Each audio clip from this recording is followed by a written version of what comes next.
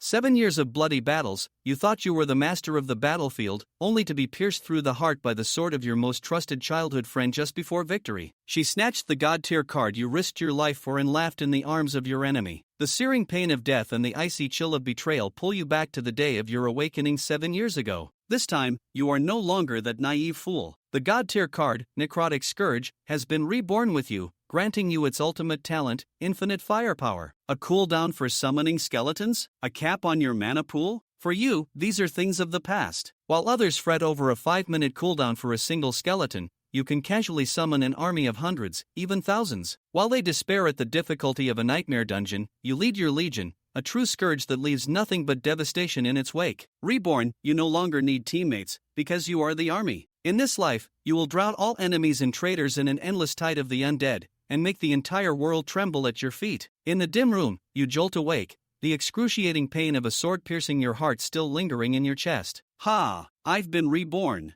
You look around. The familiar furnishings tell you that you've returned to 7 years ago, to your home in Jinling City. Everything is yet to begin. 10 years ago, otherworldly energy invaded, digitizing Blue Star and awakening various professions in humanity. You awakened as a necromancer, a class extremely weak in the early stages but capable of dominating the battlefield later on. However, in your past life, you never made it to that day of domination. You were betrayed by your most trusted childhood friend, Lin Wanqing, and her lover, Lu Haojie. They murdered you ruthlessly right after you obtained a god tier card. Lin Wanqing, Lu Haojie. You clench your fists, flames of vengeance burning in your eyes. In this life, I will never forgive you. Just then, you feel a foreign object in your chest pocket. You reach in and pull out a familiar card. It's the very same god tier card that led to your demise, Necrotic Scourge. Necrotic Scourge, the ultimate talent of a necromancer, EX rank. Talent, infinite firepower. Description: with this talent, you can cast necromancer skills infinitely. Killing enemies grants necrotic value, used to upgrade this talent. Infinite casting. You instantly grasp the weight of those words. What is a necromancer's greatest limitation? The cooldown time of their summons. One skeleton is fragile, but 100? 1,000? That would be a tide of death capable of leveling anything. No wonder it's called Necrotic Scourge. A wave of ambition surges through you. With this, I will become the king of the world. With a silent thought, you cast your first skill. Skeleton Warrior, mana cost 30, cooldown 5 minutes. Creak. A skeleton warrior holding a rusty sword materializes before you. You don't stop. Empowered by infinite firepower, you ignore the cooldown and summon again. A second, a third, a 10th. When your mana runs out, a small army of skeletons stands before you. If anyone else were to witness this, their jaws would drop. You no longer need teammates, because you are the army. Arriving at the school's training grounds, where newly awakened students team up for dungeons, you're immediately intercepted by a classmate named Sun Lei. Hey, Yiyun, sorry, our team is full today. I'll get you in next time, he says with a fake, apologetic smile. You remember him. In your past life, he used the same excuse to scam a big meal out of you. You don't bother arguing, heading straight for the dungeon teleporter. A trash necromancer trying to get into our team? Li Tao, standing behind Sun Lei, scoffs disdainfully. You pause, turn back, and look at them calmly. Your arrogance will be your biggest stumbling block. With that, you ignore their ridicule and say to the teleporter, I choose the Goblin Forest. Please select a difficulty. Nightmare. The teleporter kindly warns you of the danger, but your mind is made up. In a flash of blood-red light, your figure vanishes, leaving behind a stunned and mocking crowd. Is he insane? A solo necromancer in Nightmare? He's dead meat. What an arrogant fool. Inside the dungeon, you don't rush forward. You spend 5 minutes, using the fast out-of-combat mana regeneration, to summon 100 skeleton warriors. Advance, my legion. At your command, the massive skeleton army marches into the depths of the forest. The goblins, 3 times more numerous in Nightmare difficulty, are as fragile as paper before your tide of undead. Ding! EXP plus 10. Ding! Necrotic value plus 1. The notifications chime endlessly. By the time your legion has crushed the 3rd wave of monsters, you've leveled up to 2. You pour all your attribute points into intelligence to maximize your mana pool. You steamroll your way through. When you reach the final boss area, guarded by a level 5 chieftain and 10 level 3 elites, your skeleton army has expanded to 150 strong. Full assault. The battle is a foregone conclusion. The elite goblins fall in 2 rounds under the assault of a dozen rusty swords. The chieftain watches in despair as for every skeleton it smashes, you summon dozens more. It dies, impaled by countless blades. Ding! EXP plus 300. Ding. Necrotic value plus 10. Ding. Obtained. Fine Mage Robe, X1. In a single dungeon run, you've leveled up 4 times to level 5, and collected over 200 necrotic value. Not only have you upgraded to a full set of blue gear, but you also luckily got a rare skill book for necromancers, Death Coil. Returning to the training grounds, Li Tao, Sun Lei, and the others stare at the blue glow emanating from your equipment, their eyes nearly popping out. Brother Yun. Sun Lei immediately plasters a fawning smile on his face. How did you level up so fast? Take us with you, please? Li Tao also sheds his previous arrogance. Yeah, Yi Yun, let's team up tomorrow. We'll save a spot for you. You just glance at them calmly. Not needed. You walk straight to the skill instructor and use your free level 5 skill choice to learn Skeleton Archer. Though it's inaccurate, with your infinite firepower, sheer numbers will compensate for any lack of precision. Next, you accept a quest. By retrieving the Heart of the Undead from the Forgotten Cemetery north of the city, you can learn a second level 5 skill. You return to your classroom, where a familiar, cold figure blocks your path. It's her, Lin Wanqing. Yi Yun, do you have the money ready? She asks coldly, as if commanding a servant. You remember, on this day in your past life, to curry favor with her, you promised to buy her a blue-quality longsword worth 5,000 yuan. If you forgot, then never mind, she says, feigning anger when you don't respond. It's her usual trick to manipulate you. Right, then never mind, you reply calmly. What? Lin Wanqing is stunned. She can't believe the sycophant who used to worship her would say such a thing. I've changed my mind, you say, looking at her with no emotion left in your heart. After breaking things off with her, you quietly wait for night to fall. The cemetery north of the city is your next destination. As night shrouds the land, you arrive at the edge of the cemetery, only to find it has been cordoned off. A dozen players have formed a power leveling team and are clearing the area. Their leader, a young man named Zhao Lei, shouts loudly, "We've booked the cemetery tonight to level up young Master Ma. Clear out all outsiders." It seems a conflict is unavoidable. You look at the rabble in the distance, a cold smirk playing on your lips. Perfect. You'll test out your newly formed undead army on them. Prepare for battle. Zhao Lei shouted, charging ahead. The long sword in his hand swung, and beams of swordlight sliced through the night sky like lightning, heading straight for the vengeful spirits. Seeing this, the other team members also unleashed their skills, engaging in fierce combat with the spirits. The light mages continuously cast light magic, easily dispatching a vengeful spirit. This type of magic was particularly effective against the spirits, far easier than physical attacks. After a while, a flash of white light enveloped Ma Jun, and he leveled up. At the edge of the graveyard, a man in a blue robe appeared. Just as Yi Yun was about to step into the graveyard, someone approached him and coldly said, "This place is already reserved by us. If you want to level up, go somewhere else."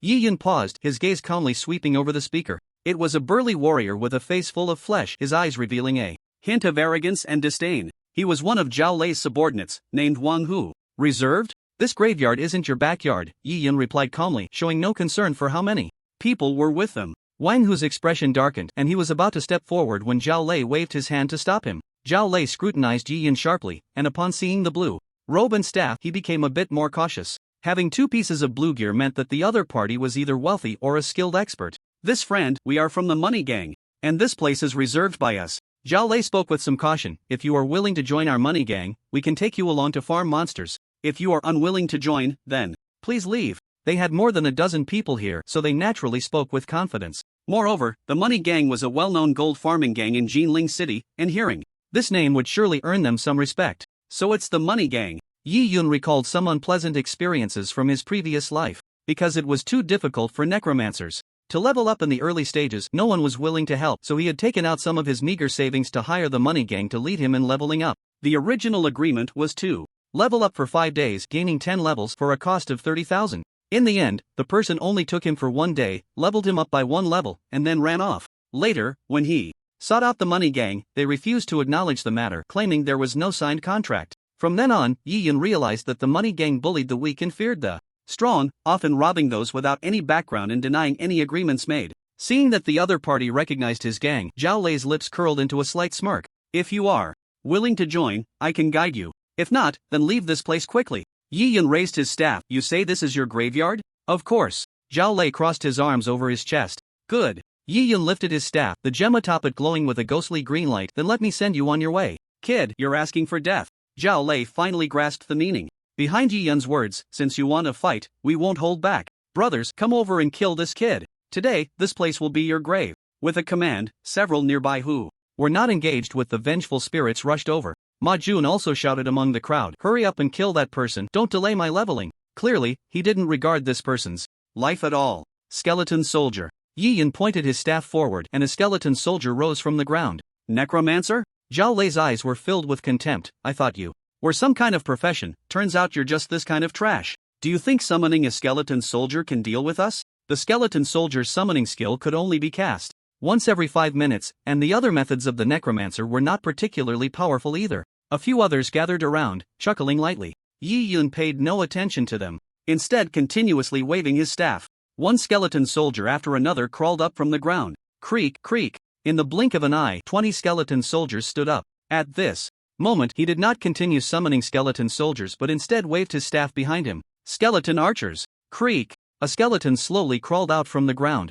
This skeleton was different from the previous skeleton soldiers. It held a longbow carved from bones, with ghostly blue light flickering in its eyes. As Yi Yun waved his staff, more skeleton archers appeared one by one, quickly dispersing to take up advantageous positions. What the hell is this? Wang Hu's face changed dramatically upon seeing this. He had never witnessed such a large-scale necromantic summoning and was momentarily at a loss. Normally, a necromancer could only summon one skeleton soldier at a time. Even if the skill level increased, it would only enhance attributes, not allow two to appear simultaneously. Yet here, Yi Yun had summoned 20 skeleton soldiers, 20 skeleton archers. In terms of numbers, they completely overwhelmed this group of people. Damn! This graveyard isn't haunted, is it? Zhao Lei also cursed loudly. Such a bizarre scene would likely only occur in a haunted situation. Haunted? Wang Hu shivered.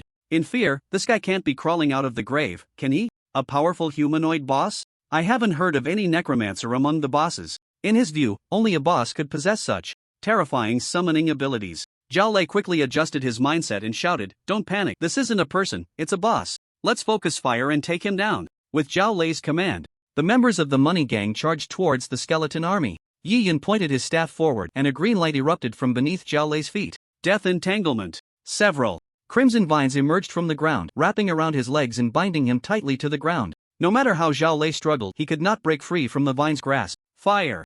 Yi Yun said softly. The 20 archers drew their white bone longbows, ghostly blue flames forming arrows that rained down like a storm. The archers' accuracy was not high, with only a 2/3 hit rate, yet even so, a single volley took away all of Zhao Lei's health. In the blink of an eye, he fell to the ground, his face filled with despair. Wang Hu's pupils constricted. Sharply, he never expected this seemingly unremarkable necromancer to possess such formidable power. The surrounding brothers also stopped in their tracks, exchanging glances, unsure of what to do. For a moment, the once noisy edge of the graveyard fell into an eerie silence, broken only by the creaking of bones as the skeleton army advanced. Brothers, charge! Avenge!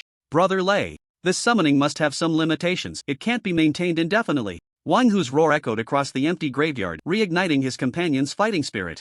Everyone unleashed their skills and rushed towards Yi Yun. However, the skeleton soldiers had already spread out, effectively shielding Yi Yun within their ranks. They could not rush in. Immediately, they had to engage the skeleton soldiers first to have a chance to attack Yi Yun at the back. Death entanglement. More red vines crawled up from the ground, this time targeting Wang Hu. How is this possible? How can you still cast it? Wang Hu's face was filled with despair upon seeing this familiar skill. Just moments ago, Zhao Lei had been controlled by the vines and killed by the skeleton archers. Logically, such a long-lasting control skill should have a long cooldown. Why can Yi Yun cast without any interval? Release. Yi Yun calmly commanded. The skeleton archers behind him picked up their bone longbows, tautened the bowstrings, and shot. Whoosh, whoosh, whoosh. The arrows darted through the night sky like phantoms, each carrying the scent of death, aimed at Wang Hu's position. Seeing this, Wang Hu quickly raised his shield, blocking most of the arrows, but even so, he lost half of his health. If another round of attacks came, he would likely die instantly. Just as the skeleton archers prepared for the next volley, Wang Hu trembled as he fished out a white stone from his backpack, inscribed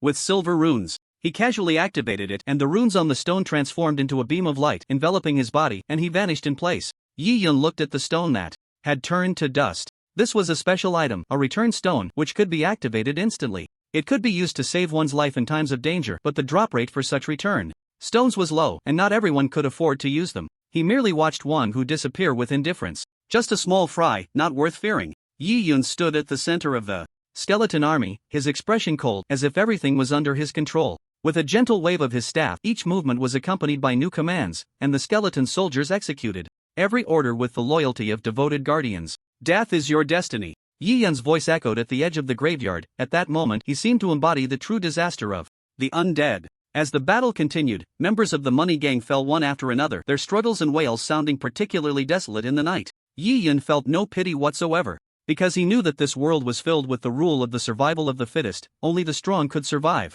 If he lacked strength, it would have been him who died just now. And these people would show no mercy. Soon, all the enemies nearby vanished. Only then did Ji Yun have the chance to check the notifications. Ding! You have killed an enemy. Undead value. Plus 30. Ding! You have killed an enemy. Undead value plus 30. Ding! Yi Yun pondered, is it because they are human that the undead value is higher? After the arrival of the Age of Gods. Although this world had become somewhat like a game, it was not a true game. Death was not reversible. Moreover, as alien forces continued to invade, human cities were constantly being destroyed, dwindling from over 1,000 to just a few hundred. Without strength, one would eventually die at the hands of monsters. Yi Yun opened his panel and looked at the talent section. Undead disaster level, 1 talent, infinite firepower. Undead value, 635 ding. Do you wish to consume 500 points to upgrade undead disaster? Confirm. With Yi Yun's confirmation, a powerful force surged from within him, as if the entire graveyard's undead energy was boiling. Ding! Undead disaster has successfully advanced to level 2.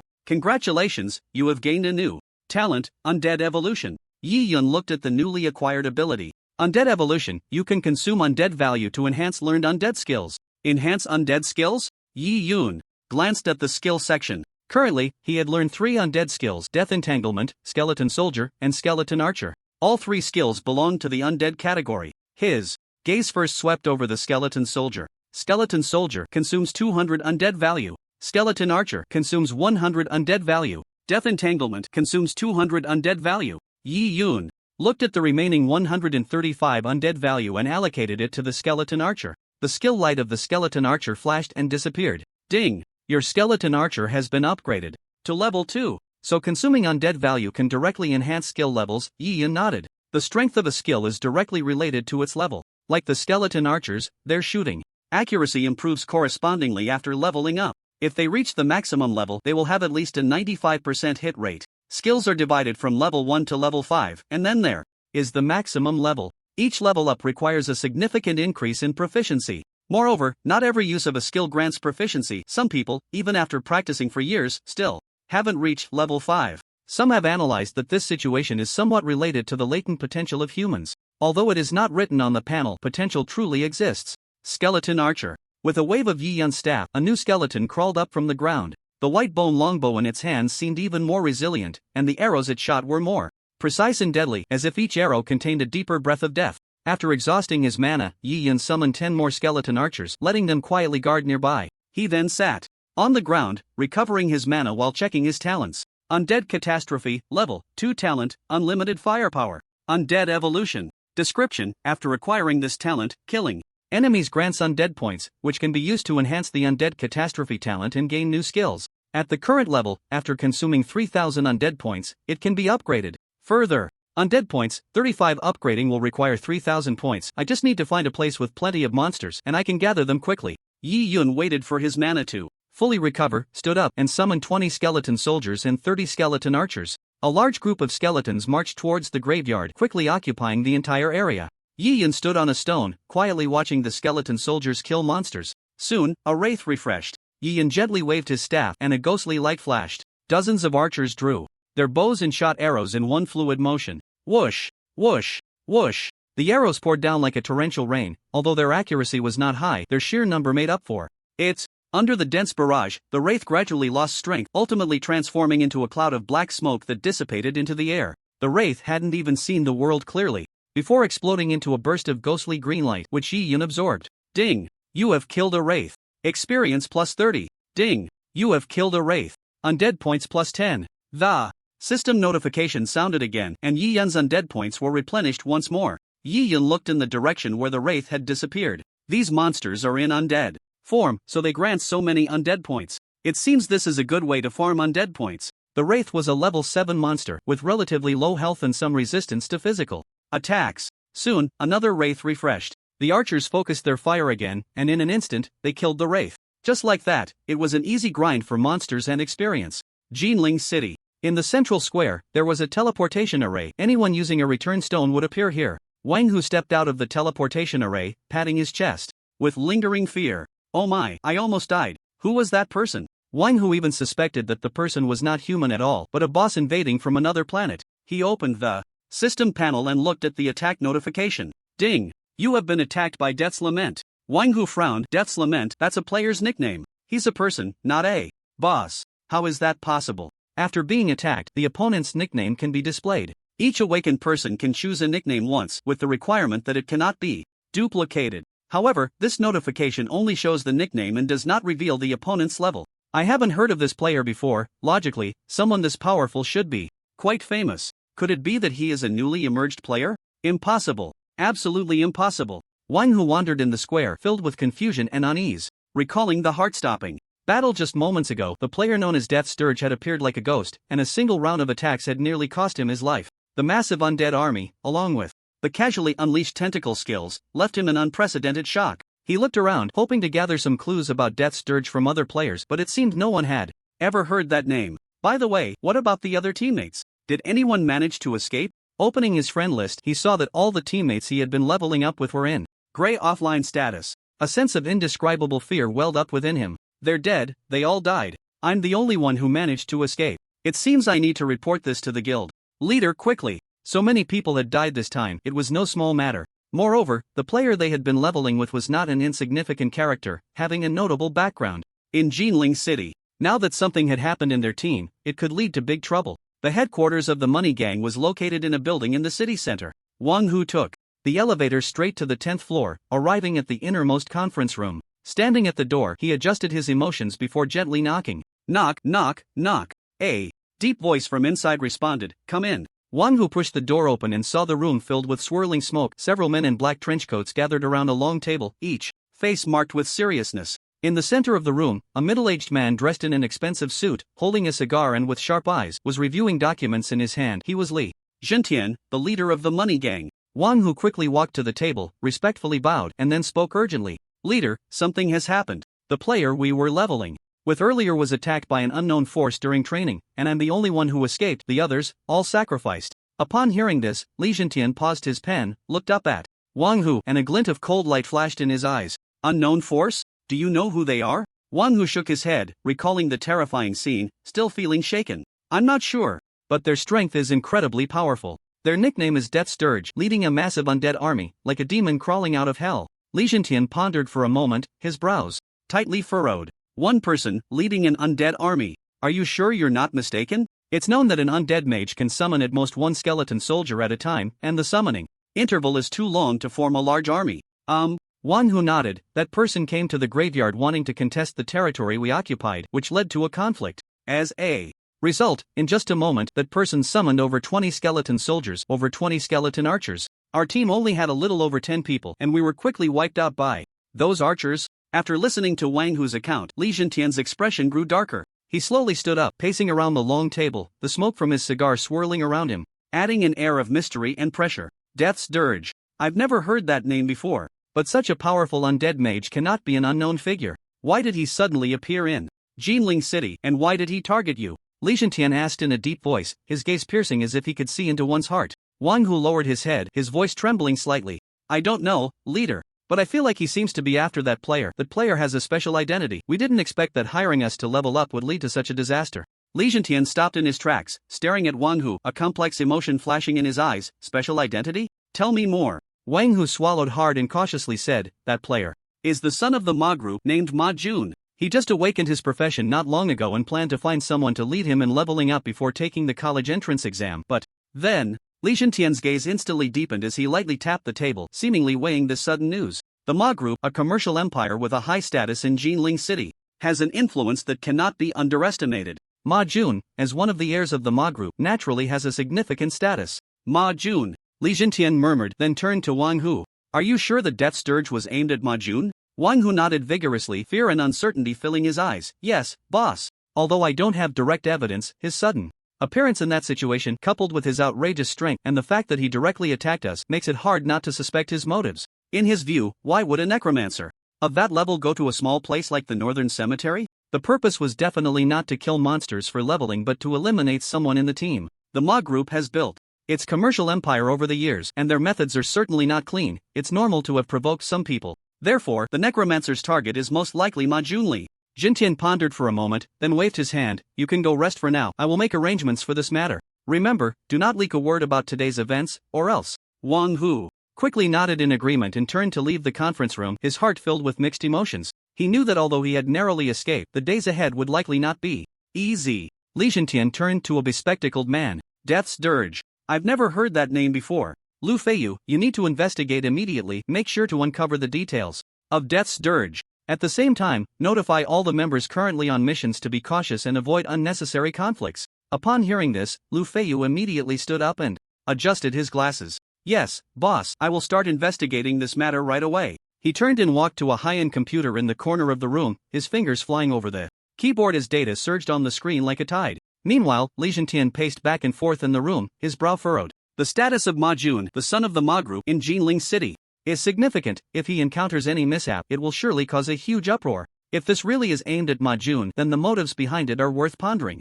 Northern Cemetery. On a nearby path, a few players in a team approached, looking like students, likely newly awakened. They walked while excitedly discussing their respective skills, their eyes sparkling with hopes and expectations for the future. In this cemetery shrouded in the aura of the undead, their presence seemed to bring a hint of vitality and energy. Leading them was a slender young man with a determined gaze, named Lin Hao. He was a newly minted swordsman, his longsword glinting coldly in the light. I heard that vengeful spirits often appear here. It's a perfect opportunity to practice and enhance our combat experience. The others in the team nodded in agreement, and one girl holding a staff, her small face filled with curiosity and excitement, said, I'm a light mage and can provide ranged support. I hope we can defeat those vengeful spirits together. As they approached the cemetery, they were surprised to find that it was occupied by numerous skeleton archers and skeleton soldiers. Lin Hao stopped alertly, his gaze fixed on the skeleton soldiers, and said in a deep voice, This should be a vengeful spirit. How could there be so many skeleton soldiers? The mage girl raised her staff and pointed towards the graveyard. Look over there, a vengeful spirit has respawned. Everyone's eyes shifted in that direction. They saw the skeleton archers in the back drawing their bows and shooting arrows, and in the blink of an eye, the vengeful spirit was dead. Those skeleton archers are amazing. The mage girl's face lit up with admiration. Lin Hao frowned, his sense of alertness heightened. Something's not right. These skeleton soldiers and archers look like they're being controlled by someone, and their attacks are so coordinated, they definitely didn't spawn naturally. We need to be cautious, there might be some danger hidden here. The mage girl pointed at a stone. Look over there, there's a shadow. That seems to be a necromancer. Could these skeleton soldiers be under his control? Lin Hao followed the direction the girl pointed, and indeed saw a figure in a blue robe standing quietly in a corner of the graveyard, seemingly blending into the surrounding undead world. The person held a blue staff, and the skeleton soldiers and archers moved even more orderly, as if everything was under his control. It seems our guess was correct. These undead creatures are indeed being controlled by someone, Lin Hao said in a low voice, a serious look flashing in his eyes. A mage capable of so easily controlling so many undead creatures should not be underestimated. The mage girl suddenly had a thought. Brother Hao, do you think this might not be a player, but a boss, trying to take over the territory of those undead in the graveyard? What you said is quite possible. A player couldn't control so many skeleton soldiers. Lin Hao nodded. It's rare to see two bosses fighting over territory. Let's record this. He took out his phone and filmed the scene before him for about 10 seconds. He didn't dare to film longer. Fearing that the mage might suddenly attack, their group was not strong enough to handle so many skeletons. Lin Hao said, Let's not enter the graveyard. We might end up getting ourselves really trapped. The others all agreed, abandoning the idea of entering the graveyard, and turned to leave. In the graveyard, Yi Yun was enveloped in a white light, and his level increased again. Ding! Congratulations, you have reached level 9. You have gained 5 attribute points. Without hesitation, he allocated them to intelligence, increasing his mana again. Nickname, Death's Dirge level, 9 health, 550 mana, 2600 magic damage, 130 skills, Death.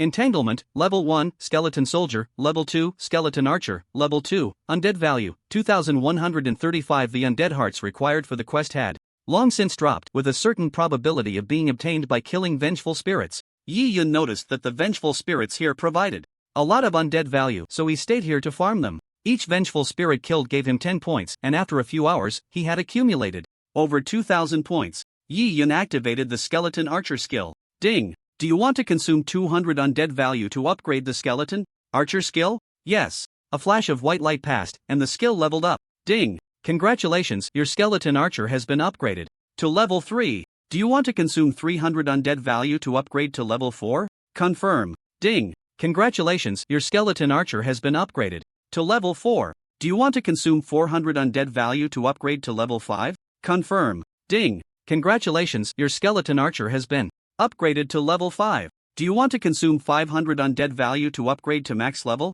A dark glow flashed across the skeleton archer skill. The skill icon changed from white to purple, and the skeleton archer depicted on it appeared even stronger. Yi Yun looked at the changes in his skill bar with satisfaction. The skeleton archer had transformed from a basic white icon into a deep purple, which not only represented an upgrade in skills but also a significant leap in power.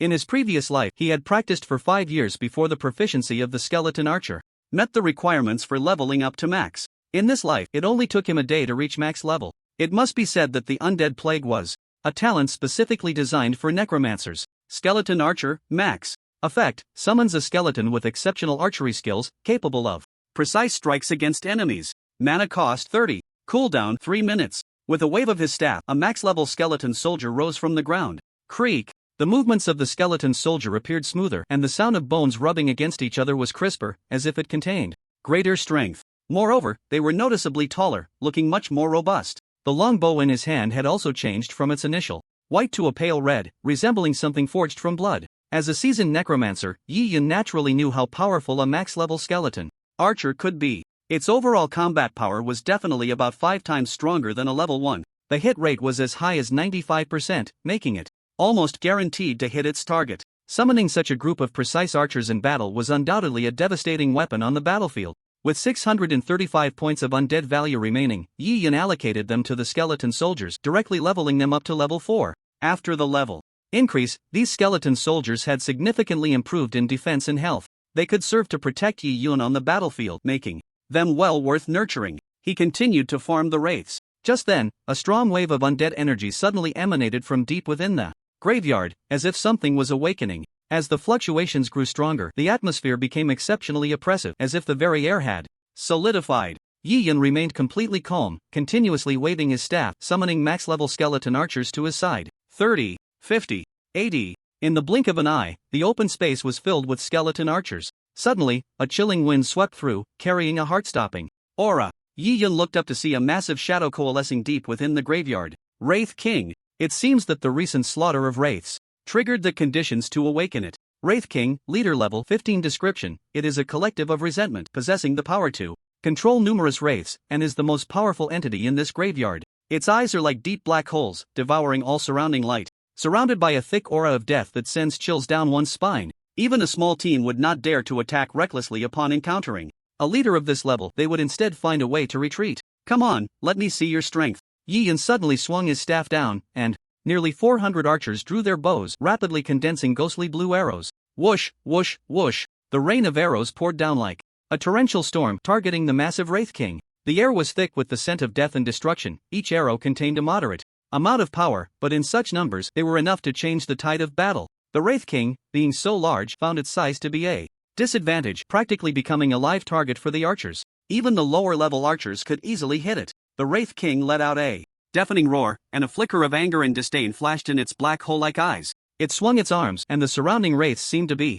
summoned, rushing toward the rain of arrows, attempting to shield their king from this deadly attack. However, the sheer number of skeleton archers was overwhelming. Even with the wraiths blocking, many arrows still pierced through the defenses, striking deep into the Wraith King's body. Each arrow carried away a wisp of death energy, causing the Wraith King's form to tremble slightly. In the blink of an eye, over 300 arrows had struck the Wraith King. That massive body began to gradually shrink and dissipate, ultimately transforming into a wisp of green smoke, vanishing into the air. A large pile of gold coins, a black robe, and a purple longsword were left behind. Ding! You have defeated the Wraith King beyond your level, gaining 10,000 experience. Congratulations, you have reached level 10. You have gained 5 attribute points. Ding! You have gained 500 undead points. Yi Yun stepped forward to pick up the gold coins on the ground, along with the black robe and the great sword. Ding! You have picked up 3,016 gold coins. Wraith robe, Gale great sword. Yi Yun began to check the attributes of the robe. Wraith robe, purple level 10,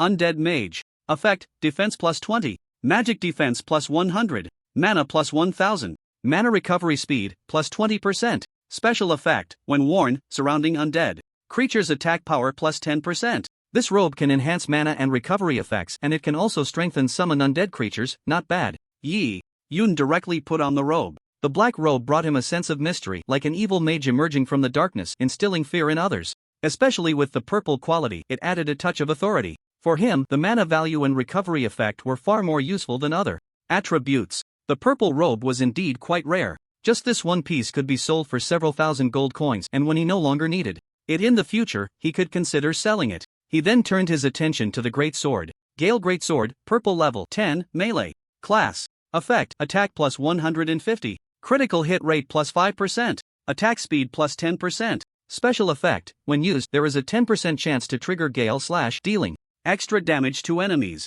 The attributes of this sword are also quite good. The increase in attack and attack speed has a significant impact for melee classes. Moreover, that 10% chance to trigger Gale/ can turn the tide in critical moments. He couldn't use the sword, but he could sell it. The value of sword-type weapons was much higher than that of robes. It should be worth at least 10,000 gold coins. Once he returned, he could list it on the school's trading platform, and it wouldn't take long to sell. After defeating the Wraith King, he gained 500 undead points, bringing his total to 635 points. He then consumed 400 points to upgrade the skeleton soldier skill to level 5. With another 500 points, the skeleton soldier could reach max level. At that time, its attributes would significantly increase, and its defense and health would grant it powerful survival capabilities. On the battlefield, it would be able to better follow Yi Yun's commands. With the fall of the Wraith King, the undead energy in the graveyard also dissipated. After waiting for a while, the wraiths still had not respawned. There won't be any wraiths tonight. Let's head back to turn in the quest. Yi Yun cast the Return to City spell. This skill would be interrupted if attacked, and there was a 1-hour cooldown, making it unusable in combat. 20 seconds later, a flash of white light appeared, and his figure vanished from the spot. The skeleton soldiers behind him scattered into a pile of bones. After casting the teleportation skill, the skeleton soldiers would disappear. Late at night. In the stillness of the night, most people would stay at home, and the internet was their way of communicating with the outside world. After Lin Hao returned home, he sat in front of the computer, recalling the scene he had just witnessed in the graveyard. He opened his computer, logged into the profession forum, the largest forum centered around various professions. Many people would post strategies and insights here, and some would even share rare videos online. Lin Hao thought for a moment and edited a post titled Undead Mage Controls Skeleton Army, excitedly describing the content. Today I encountered a mysterious necromancer who can control hundreds of skeleton soldiers and archers at once. It's simply incredible. The skeleton archers he summoned have an astonishing hit rate, almost hitting exactly where he points. I saw him easily defeat the vengeful spirits in the graveyard. With these archers, has anyone seen this mysterious necromancer? Lin Hao continued to write, his fingers flying over the keyboard as he tried to describe everything he had witnessed in as much detail as possible. Below the post, he uploaded a video lasting several seconds. Shortly after the post was published, it attracted the attention of some forum members. In a dimly lit room, a shadowy man wearing a tank top was browsing the post, searching for strategies and insights about the necromancer. He had awakened 3 years ago and was now a powerful necromancer named Sun Yu. Upon seeing the post titled Necromancer Controls Skeleton Army, his first reaction was disbelief. Skeleton Army? This is too fake, right? This post is clearly clickbait. It can't be real. Sun Yu frowned, but curiosity compelled him to click on the video. The video showed a graveyard scene with 300 to 400 skeleton soldiers and archers occupying every corner. Under the night sky, a mysterious figure in a robe stood atop a stone. A vengeful spirit respawned. Under the command of the mysterious necromancer, the skeleton archers raised their bony longbows, and a dense rain of arrows pierced through the vengeful spirit, instantly killing it. Sun Yu's eyes widened. How can he control so many skeleton soldiers? It should be known that even at maximum level, it takes 3 minutes to summon one skeleton soldier. The quantity does not change. Accumulating so many skeletons in such a short time is nearly impossible. Moreover, skeleton soldiers are very fragile. They die quickly after being injured, making it impossible for him to assemble a skeleton army. Sun Yu's heart raced as he repeatedly watched the video, trying to find flaws in it. But each viewing only convinced him more that this was not a composite image, but a real scene. Previously, he had also tried to summon a large number of skeleton soldiers in reality to form a legion to fight against enemies. However, in 1 hour, he could only summon 15 skeleton soldiers and 15 archers. When facing monsters, they were quickly overwhelmed. This method of summoning that consumes a lot of time in advance is not feasible. Furthermore, summoned skeleton soldiers do not exist permanently, they only last for 6 hours. Once the time limit is exceeded, they turn into a pile of bones. How is this possible? Sun Yu muttered to himself, his fingers unconsciously tapping on the table. Even if summoned in advance, skeleton soldiers can only exist for 6 hours, so I could gather at most 100 skeletons. It's impossible for such a large number to appear.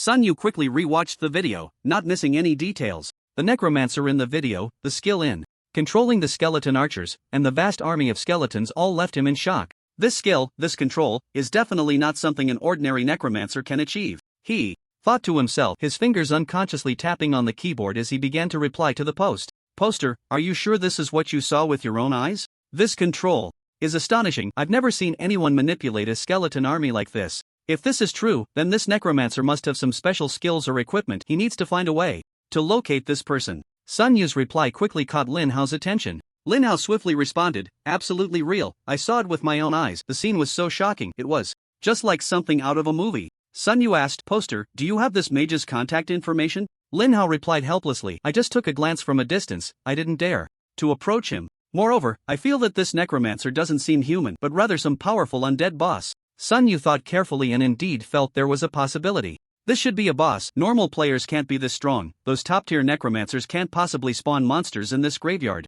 The post attracted more and more attention, and that necromancer became increasingly mysterious. Many necromancers developed a strong interest in this enigmatic figure, leaving messages to inquire, and some even suggested forming a team to search the graveyard. If there really is such a powerful necromancer, our guild must recruit him. Yeah, if such a master can join us, we will have a huge advantage against other guilds. One person alone is worth hundreds. I agree, we need to find him as soon as possible. No need to look, this necromancer must be a boss, it can't be human. You might as well give up. On the forum, discussions about the mysterious necromancer grew increasingly heated, with some even starting to ask around in the game, hoping to find this legendary necromancer. Lin Hao looked at these replies, secretly pleased. He never expected that the video he had unintentionally recorded would cause such a big reaction. The next day, Tianhai High School. Early in the morning, a purple greatsword was displayed in the school's trading center, causing quite a stir among the students, especially those melee classes who were completely frozen in place upon seeing the sword.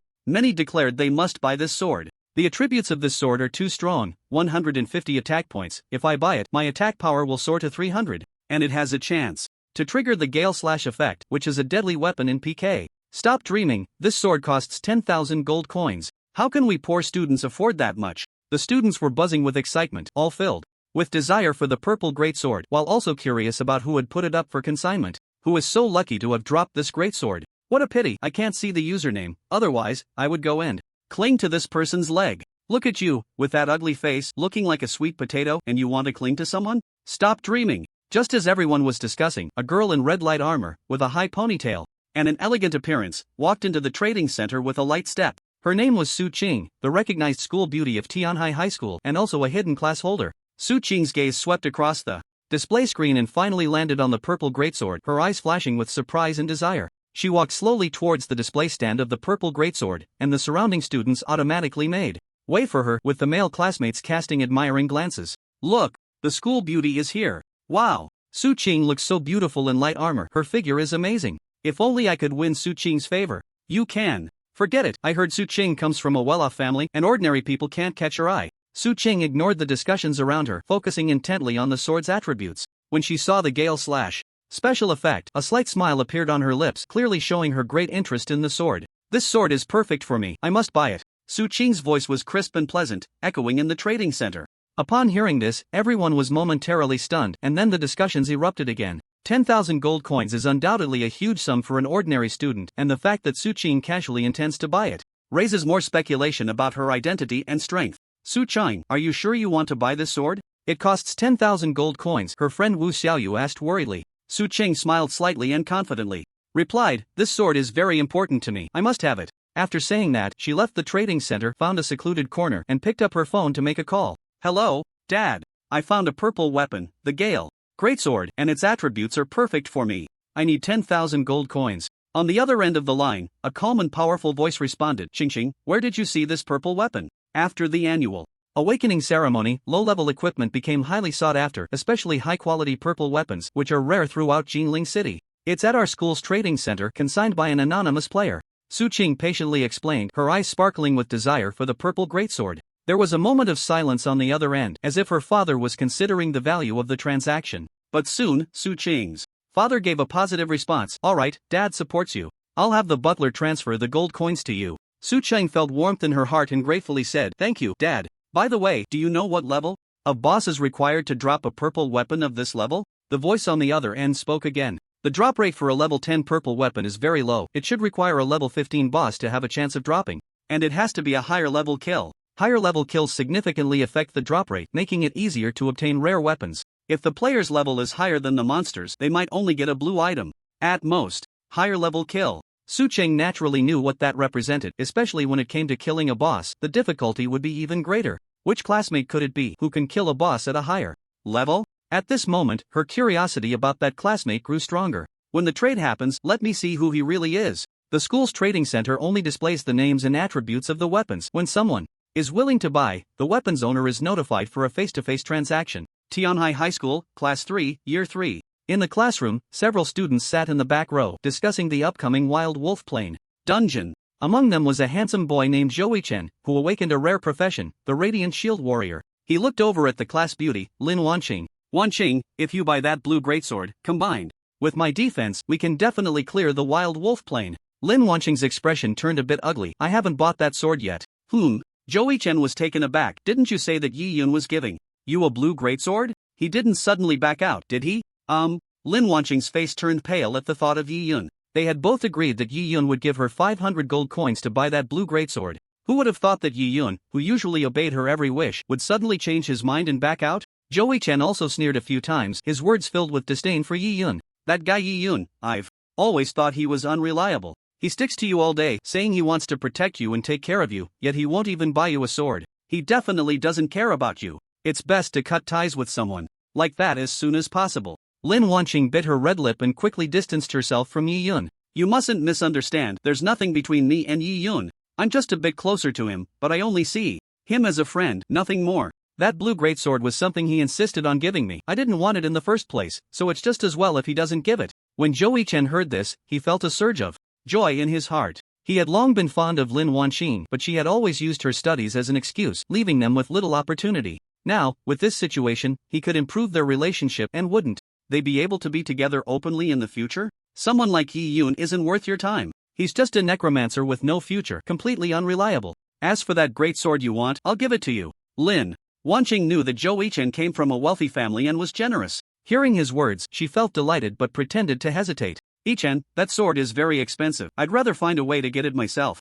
Zhou Chen waved his hand dismissively and said nonchalantly, that sword is nothing to me. As long as you like it, the price doesn't matter. Besides, with that sword, we can clear the dungeon. The college entrance exam is just a month away. We need to improve our strength quickly to get into a good school, right? Lin Wanqing felt secretly pleased but maintained her composure on the surface. Alright then, since you've said so, I'll accept your kindness. But I will definitely repay you in the future. Zhou Chen smiled, thinking about how to further close the distance with Lin Wanqing. He turned to the other classmates and said, everyone, get ready. We'll head to the Wolf Plains this afternoon and aim to clear it in one go. Lin Wanqing looked at Zhou Chen's handsome profile, feeling that he was far superior to Yi Yun in every aspect. Not only did he have a hidden profession, but he also came from a good family and was very generous. Ding! The class bell rang, and Teacher Lu walked into the classroom with a blue folder. The classroom instantly fell silent, all eyes focused on the podium. Teacher Lu opened the folder in his hand, scanning each student with his gaze. This morning, I received a report on the students' level data. Among you, some have worked hard, while others have not focused on improving their strength.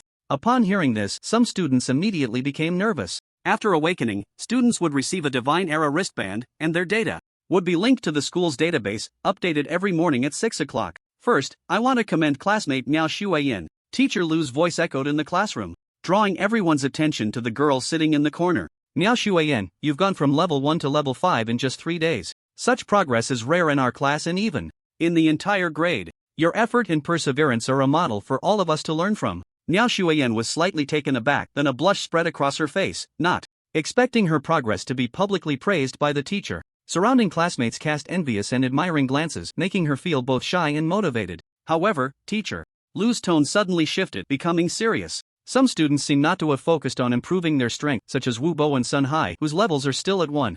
I want to remind you that awakening is just the beginning. The real challenge lies ahead. If you don't work hard to improve yourselves, you will have no place on the battlefield of the Divine Era in the future. The classroom fell into silence, and those called out lowered their heads, their faces filled with shame and unease. Teacher Lu paused slightly, his gaze landing on the handsome boy in the corner of the classroom. Today, I want to especially commend one student, and that is Yi Yun. His Profession is necromancer, which doesn't hold an advantage in the early stages, yet his level has increased significantly far beyond what you classmates can achieve. Yi Yun? A necromancer can have such a significant level increase? No way. Who would take a necromancer in their team? By all accounts, he should be at the bottom of the ranks. The classroom erupted in an uproar, all eyes turning in unison to Yi Yun, who sat in the corner. He was usually quiet and solitary, so it was unexpected for Teacher Lu to praise him so publicly today. Sun Lei raised his hand to ask Teacher Lu, what level is Yi Yun at? Just yesterday, Yi Yun had wanted to join his team but was turned down.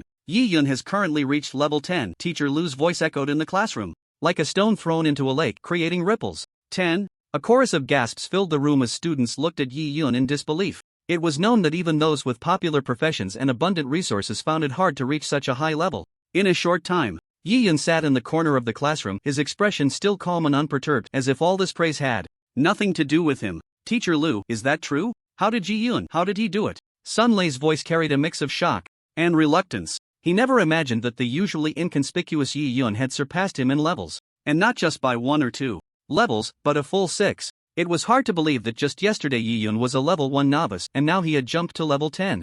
In a single day, such speed was astonishing. Or did he have some secret method for leveling up? Exploiting a bug? Cheating? Teacher Lu nodded slightly, his tone filled with affirmation. Yes, Yi Yun achieved this remarkable result through his own efforts. Although his necromancer profession was not highly regarded in the early stages, he found a path to improvement that suited him. At this point, Teacher Lu paused, scanning the entire classroom. I hope everyone can learn from Yi Yun, not to be constrained by the limitations of their professions and not to be defeated by the difficulties in front of them. As long as you are willing to work hard and think, you will surely find your own stage. The classroom fell silent again, students lost in thought. Sun Lei looked at Yi Yun, feeling a mix of emotions. He had once thought Yi Yun was just an ordinary necromancer with no future. However, now he realized he was wrong. Yi Yun's strength and resilience far exceeded his imagination. Perhaps I should have taken him into the dungeon yesterday. Maybe I would have reached level 10 by now. After class, I'll invite him to try again. Meanwhile, Yi Yun remained quietly seated in the corner of the classroom, as if all the commotion had nothing to do with him.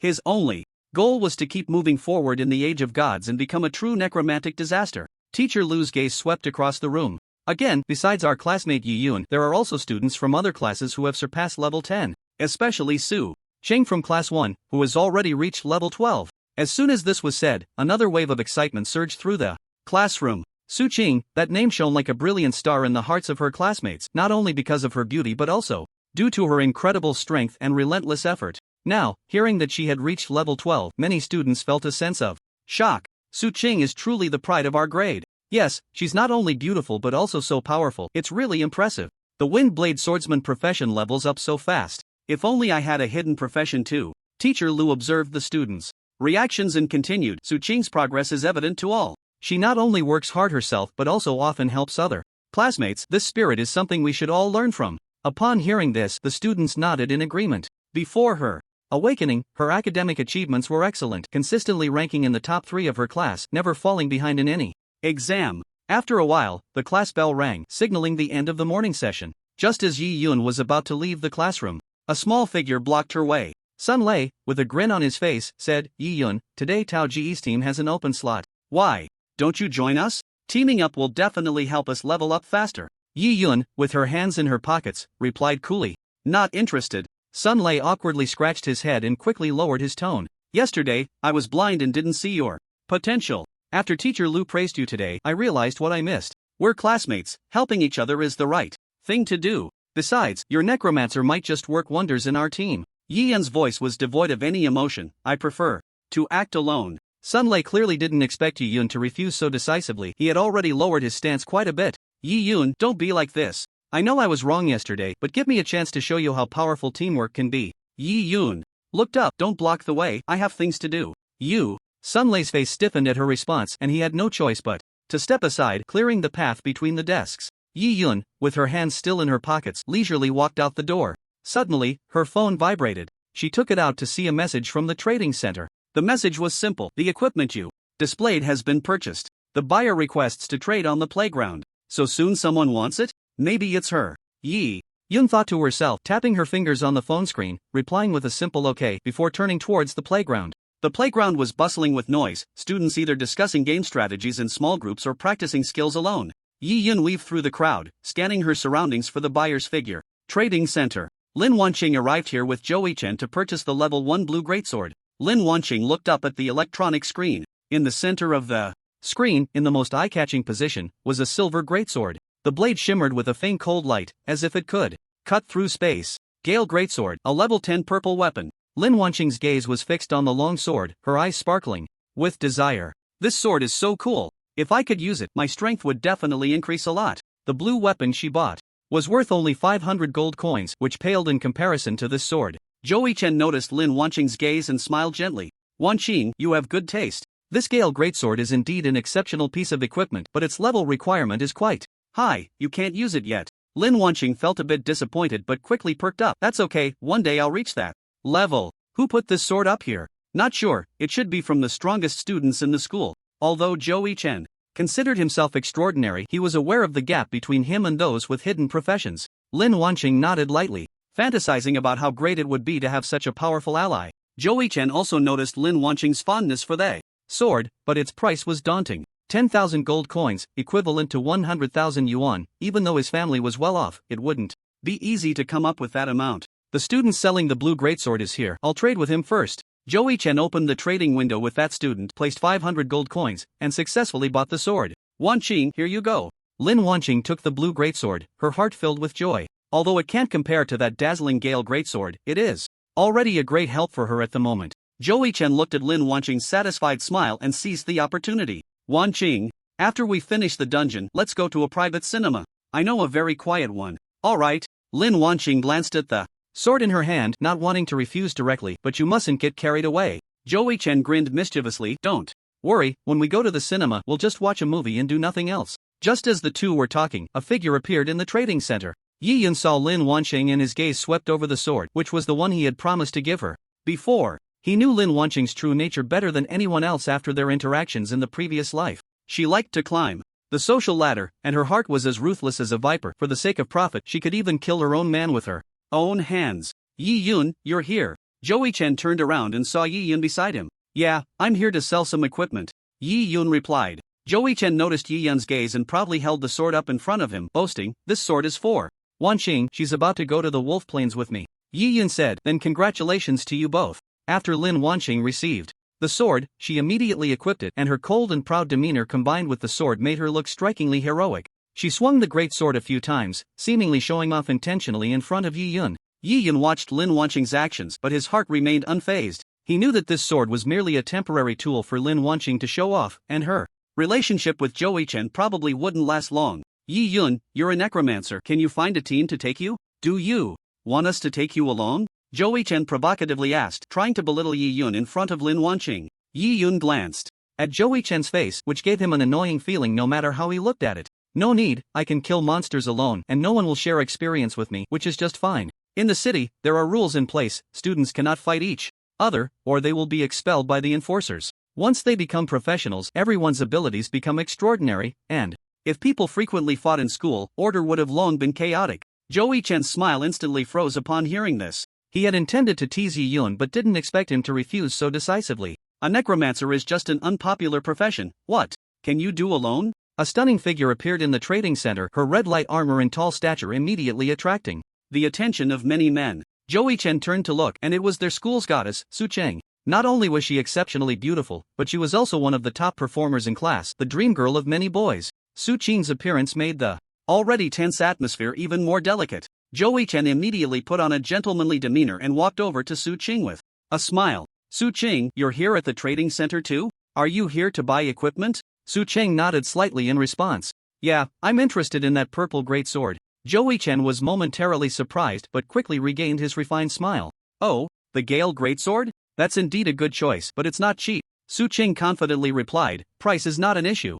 As long as it's worth it, I'm willing to pay. Lin Wanqing listened from the side, feeling a pang of bitterness in her heart. She was acutely aware of the gap between her and Su Cheng, not just in appearance and strength, but more importantly, in family background. If her family conditions were good, she could buy whatever she wanted without relying on other men. So whose Gale greatsword is it? Zhou Chen's gaze swept around, and he was very curious about the owner of that sword. Su Cheng slowly walked in front of Yi Yun, and the god's bracelet reminded her that this person was the trading partner this time. To be honest, seeing Yi Yun made her a bit startled. I'm here to buy that sword. What's the transaction code? Yi Yun asked. 520-1314, after Su Qing finished speaking, she realized something and her face turned slightly red. Yi Yun also felt that this randomly generated transaction code was a bit peculiar. The male students nearby, who were confused, cast murderous glances at Yi Yun after hearing Su Qing's words. It was as if they wanted to tear Yi Yun apart to rescue their own goddess. Zhou Yichen's movements froze. That sword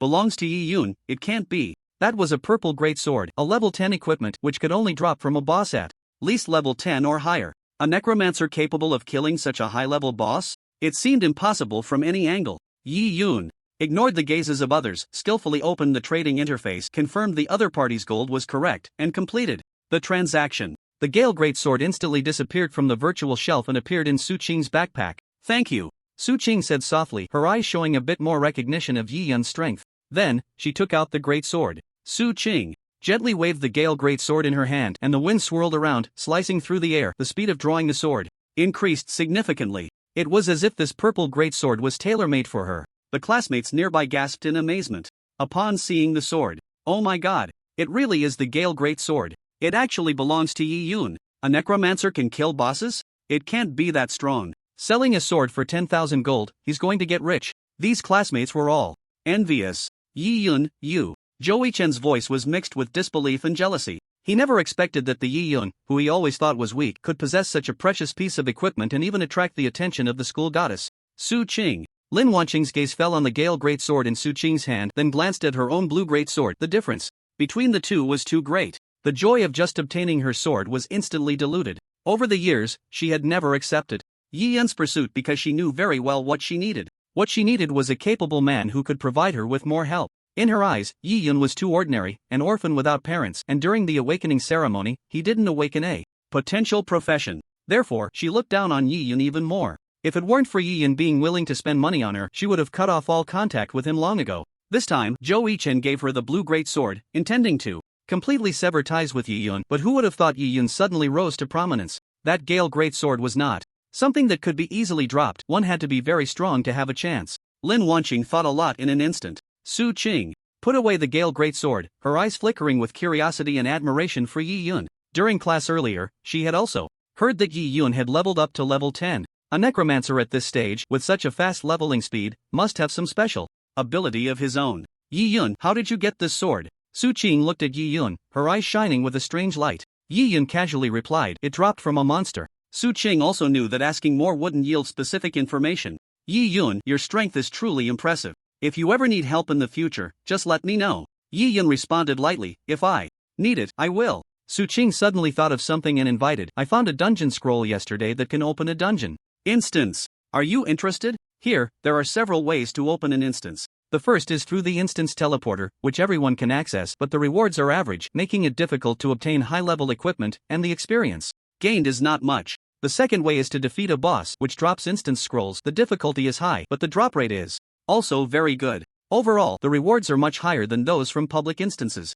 Moreover, not everyone has the luck to obtain such scrolls. Dungeon? Yi Yun recalled his previous life, where, at a low level, he had no chance to enter the dungeon instance, because no one was willing to team up with him. Later, when he leveled up, he surpassed the entry requirements for the dungeon. This dungeon instance is for level 15 and has many undead creatures, making it suitable for collecting undead points. So, he agreed. Great, when shall we go? Probably in about 4 or 5 days, Su Qing estimated while counting on her slender fingers. My team members just reached level 5, so it would be safer to wait until they all reach level 10 before we go. I have a suggestion. Yi Yun raised his head. Let's go just the two of us, without your teammates. Without them? Su Qing was slightly taken aback. This dungeon is very difficult. If the class combination isn't reasonable, it will be hard to get through. With just the two of us, we lack a tank and a healer, so it would be easy to die. Yi Yun looked calmly at her. If you trust me, let's go. Just the two of us, and I guarantee we'll clear it. If you don't trust me, then let's gather a full team and go. Su Qing looked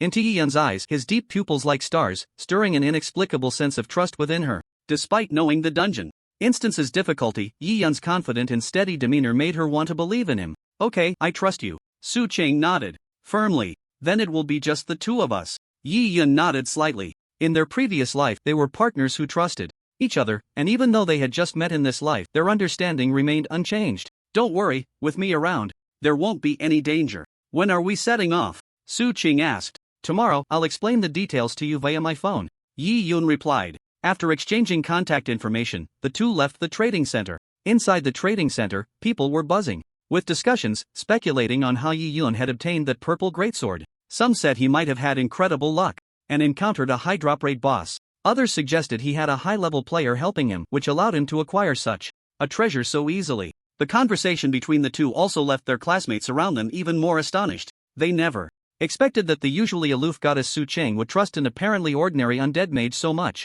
The boys who cast jealous glances at Yi Yun felt a mix of emotions, both envious and resentful. Lin Wanqing watched everything from the side, feeling even more bitter. She realized that she might have truly missed something. Yi Yun, the boy she once looked down upon, was now displaying strength that she could not ignore. Zhou Yichen watched Yi Yun's departing figure filled with unwillingness and anger. He looked at Lin Wanqing, only to find her gazing at him with a complex expression, as if she was re-evaluating their relationship. Wanqing, we. Zhou Yichen was about to say something but was interrupted by Lin Wanqing. Let's go back first, I'm a bit tired.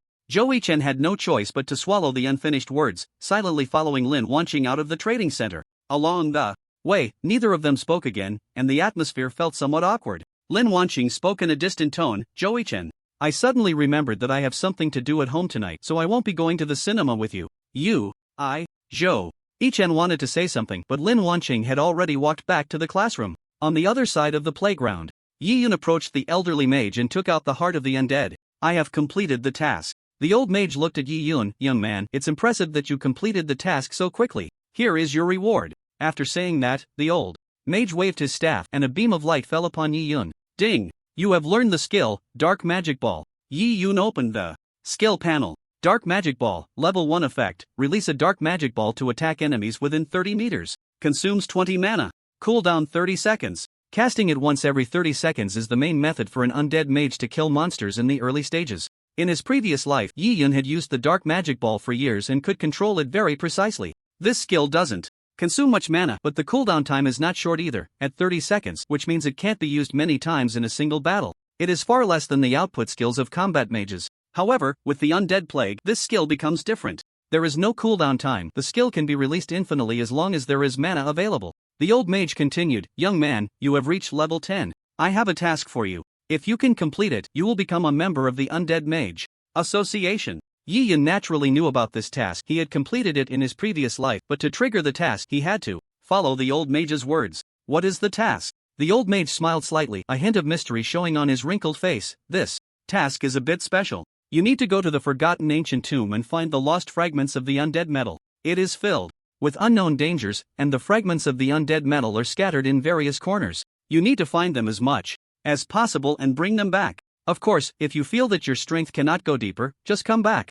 Yi Yun nodded. I am willing to accept this task. Please tell me the specific location and clues. The old mage took out an ancient scroll from his bosom and handed it to Yi Yun. Take this scroll to the dungeon guide. He will lead you to the entrance of the ancient tomb. But remember, the ancient tomb is fraught with danger, not only with powerful undead creatures but also possibly hidden traps and mechanisms. Wisdom and courage will be your greatest reliance. Yi Yun took the scroll, feeling the faint magical energy flowing on it, and a look of reminiscence appeared in his eyes. This task is not only a test of strength but also an important step in becoming a true undead mage. I will do my best. Yi Yun tucked his hands into his pockets, ready to leave. As he turned, he heard the old mage muttering to himself, the wheels of fate have begun to turn. I hope you can carve out a path of your own. Yi Yun did not stop, knowing it was just a line, but he felt an inexplicable resonance with those words in his heart. He understood that his rebirth was not merely a repetition of the past but a chance to leave his own mark in this world. Soon, he arrived at the dungeon guide's position and handed over the scroll. Young man, you are about to challenge the forgotten ancient tomb. Are you sure you are ready? Yes. Yi Yun nodded. Good. The guide took out a black stone and handed it over. This is a teleportation stone. If you encounter danger in the ancient tomb or complete the task, you can activate it to bring you back to this place. After saying that, a white light enveloped Yi Yun, transporting him into the ancient tomb. Inside the ancient tomb, the light was dim and the air was filled with the scent of decay and death. Yi Yun placed the teleportation stone into his backpack and did not immediately step into the ancient tomb. Instead, he raised his staff and recited a spell. Skeleton soldier. Creak, creak.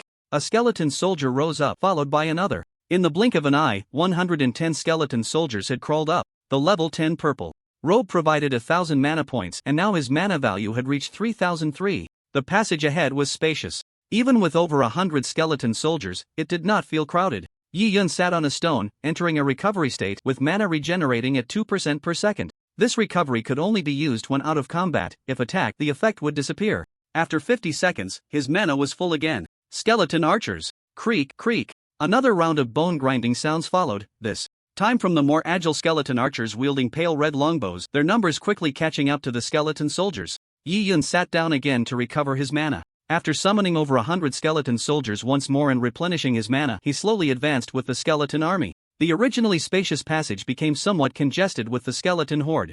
It wasn't that Yi Yun didn't want to continue summoning, rather, summoning more would make walking difficult. In his previous life, Yi Yun enjoyed browsing forums and remembered quite a few strategies for ancient tombs, such as which paths had fewer monsters, and where traps were located. However, now he couldn't be bothered with those strategies. The strategy was simple, just go for it. Yi Yun stood in the middle of the group, letting the skeletons act as vanguards to explore the path ahead while he kept a safe distance, ready to respond to any emergencies. As the skeleton army moved forward slowly, the atmosphere in the ancient tomb grew increasingly oppressive. The air was filled not only with the stench of decay and death but also with subtle dark fluctuations, as if something was watching everything from the shadows. Suddenly, the skeleton soldier at the front stepped into empty air and a pit suddenly appeared beneath him, revealing sharp spears below. Crash! The skeleton soldier fell in, impaled by the spears firmly stuck in the pit. This was a trap. If a necromancer accidentally stepped on it and fell in, they would surely be pierced by the spears and could only use the teleportation stone to return to town. If they were slow, they might even die while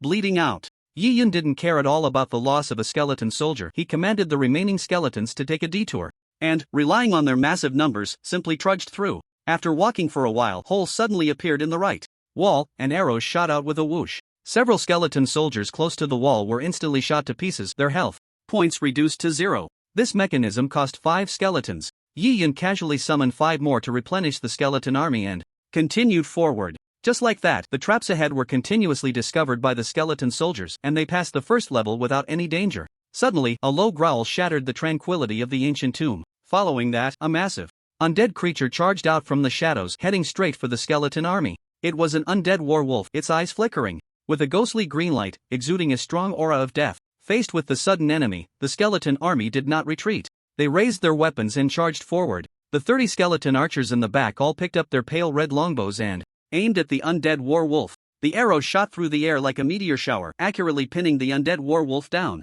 Before the werewolf could reach the skeleton soldiers, it collapsed to the ground. Yi Yun nodded slightly. With so many skeleton archers, it's a dimensional strike against the werewolf. No matter how many come, they'll be wiped out. He still remembered how much trouble he had faced with the werewolf in his previous life. With just 1 skeleton soldier and 1 skeleton archer, it was impossible to easily kill the werewolf. This dungeon also has a time limit and can only be opened for a maximum of 1 hour. After that, it will forcibly close, and even if the mission is not completed, players will be teleported out. Reborn and back, with 200 skeleton archers, I can truly experience the thrill of crushing weak enemies. Moreover, these archers are all at max level, with significantly increased damage and accuracy, making the death of the werewolves even quicker. Ding! You have killed a undead werewolf, gaining 100 experience points.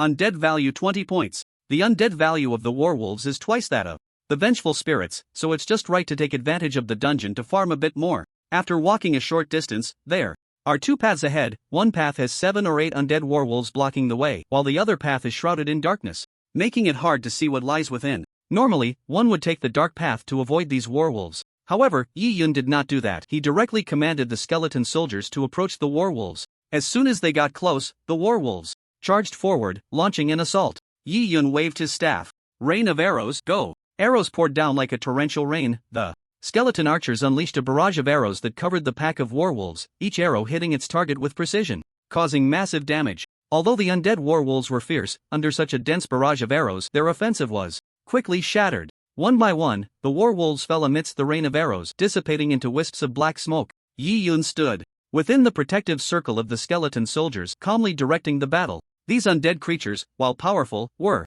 merely experience points as long as there were enough skeleton archers. With the last undead werewolf falling, a notification sound rang in his ears once more. Ding! You have successfully defeated the undead werewolf pack, gaining 800 experience points. Undead value 160 points. One of the undead werewolves dropped an item upon death, glimmering on the ground.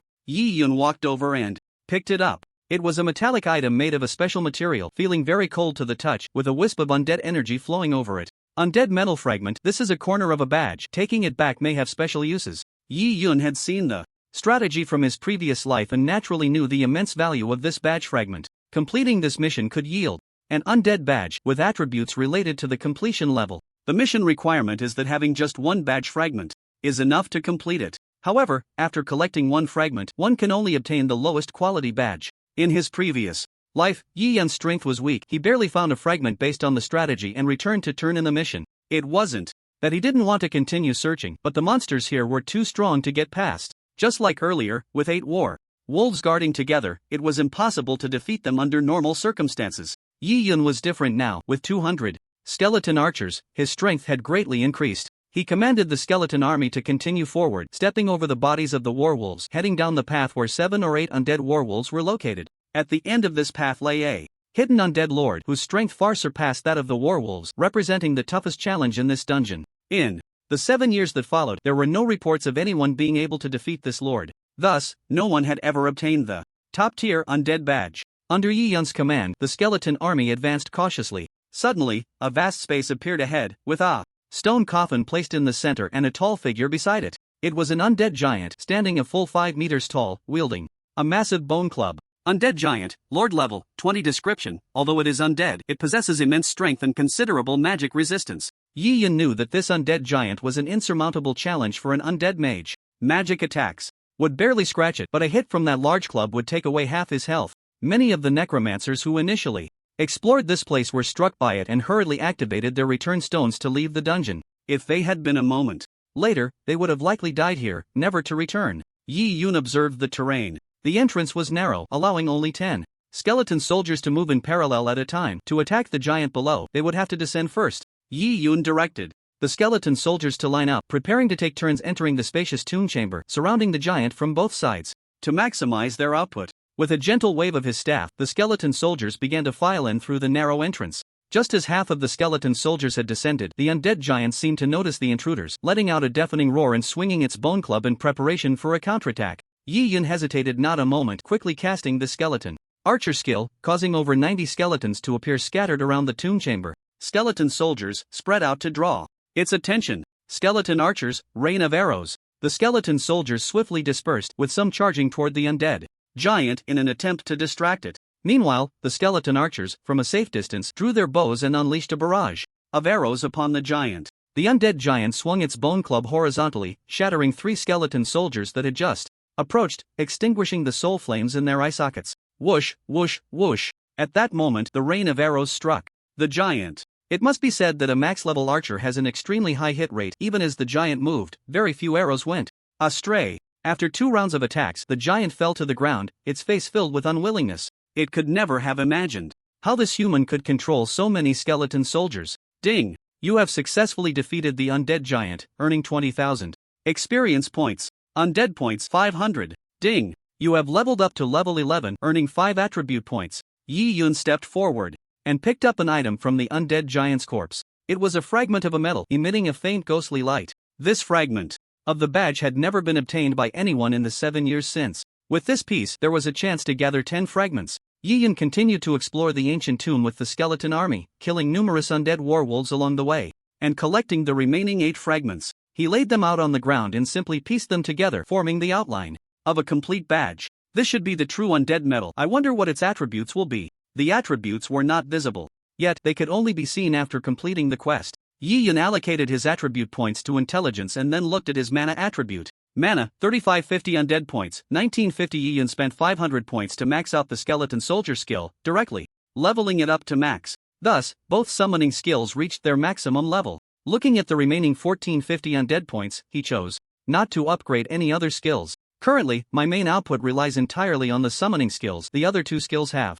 no cooldown and are quite powerful as well. I'll save up the undead points for now and see what happens when I upgrade the undead catastrophe to level 3. It only required 3,000 points to upgrade to level 3, which wasn't too much of a cost. Yi Yun stepped into the teleportation array, intending to return and complete the quest. In the center of Jinling City, inside a high-end commercial building, several people were gathered in a conference room on the top floor. One of them was Li Jintian, the leader of the money gang. Another, sporting a beer belly and a gold chain as thick as a pinky finger around his neck, was Ma Tianning, the head of the Ma group. Bang! Ma Tianning angrily slammed his fist on the table, his eyes nearly bursting with fury. Leader. Li, my son Ma Jun asked you to level up and such a huge incident occurred. You must give me an explanation for this. Li Jintian sat across from him, a hint of barely perceptible helplessness in his brow. Mr. Ma, I understand how you feel at this moment, but the developments have indeed exceeded our expectations. Young Master Ma Jun went to the northern cemetery with our brothers, and we had made meticulous arrangements to ensure everything would go smoothly. However, no one anticipated that a person would suddenly appear, not only killing my gang members but also your young master. The atmosphere in the conference room grew heavier with his explanation. Ma Tianning glared at Li Jintian. Meticulous arrangements? Meticulous arrangements led to my son's death in that cemetery? Do you know he is my favorite youngest son, the future of the Ma group? Li Jintian sighed. He understood Ma Tianning's anger and grief, but at this point, no amount of explanation could bring Ma Jun back to life.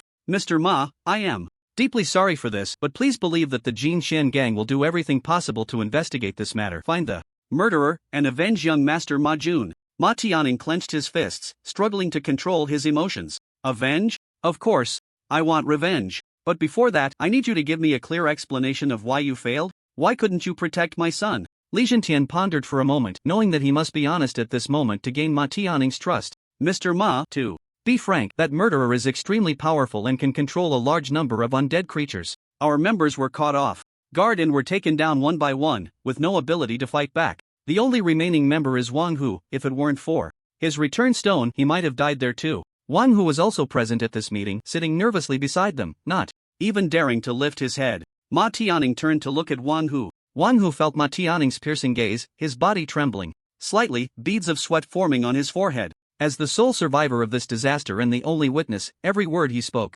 at this moment was crucial. Wang Hu, you tell us, what exactly happened? Ma Tianning's voice was filled with anger, as if every word struck heavily on Wang Hu's heart. Wang Hu swallowed hard, trying to calm the fear within him. Mr. Ma, that day we went to the northern cemetery as planned, and everything was going smoothly. But just as we were leveling up by killing monsters, a mysterious person suddenly appeared, and he summoned a large number of skeleton soldiers and skeleton archers. The sheer number of those undead creatures was beyond imagination. As he spoke, Wang Hu's voice trembled slightly, as if that terrifying scene was replaying in his mind. Our team didn't have time to react and was scattered by those skeleton soldiers. I fought desperately, but ultimately I was forced into a corner. Just when I thought I would also perish there, I activated the return stone and managed to escape. Upon hearing this, Ma Tianning fixed his gaze on Wang Hu, as if trying to discern any trace of a lie in his eyes. Are you saying that this mysterious person single-handedly defeated your entire team? How is that possible? He knew that the necromancer profession had a long summoning interval, one skeleton soldier every 5 minutes. How could a skeleton army appear in such a short time?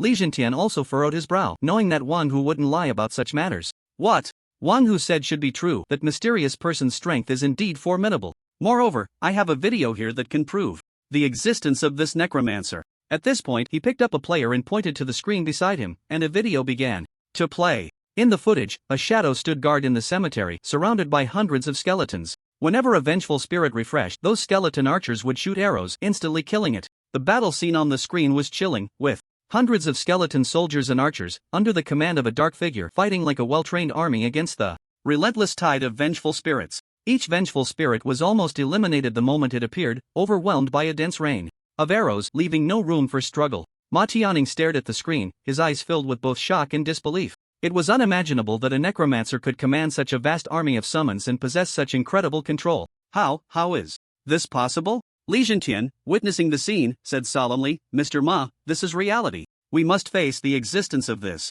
mysterious person and the threat he brings. If we don't eliminate him, not only will your son be unable to rest, but the entire money gang will be shrouded in his shadow. This video was posted online last night, with the location being the northern cemetery.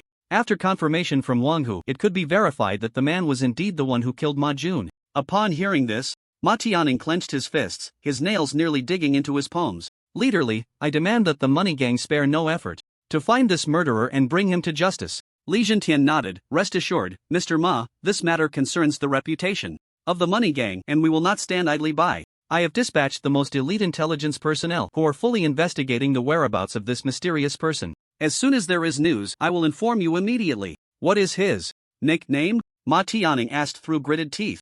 Death's Dirge. Li Jintian replied. Death's Dirge. Ma Tianning repeated.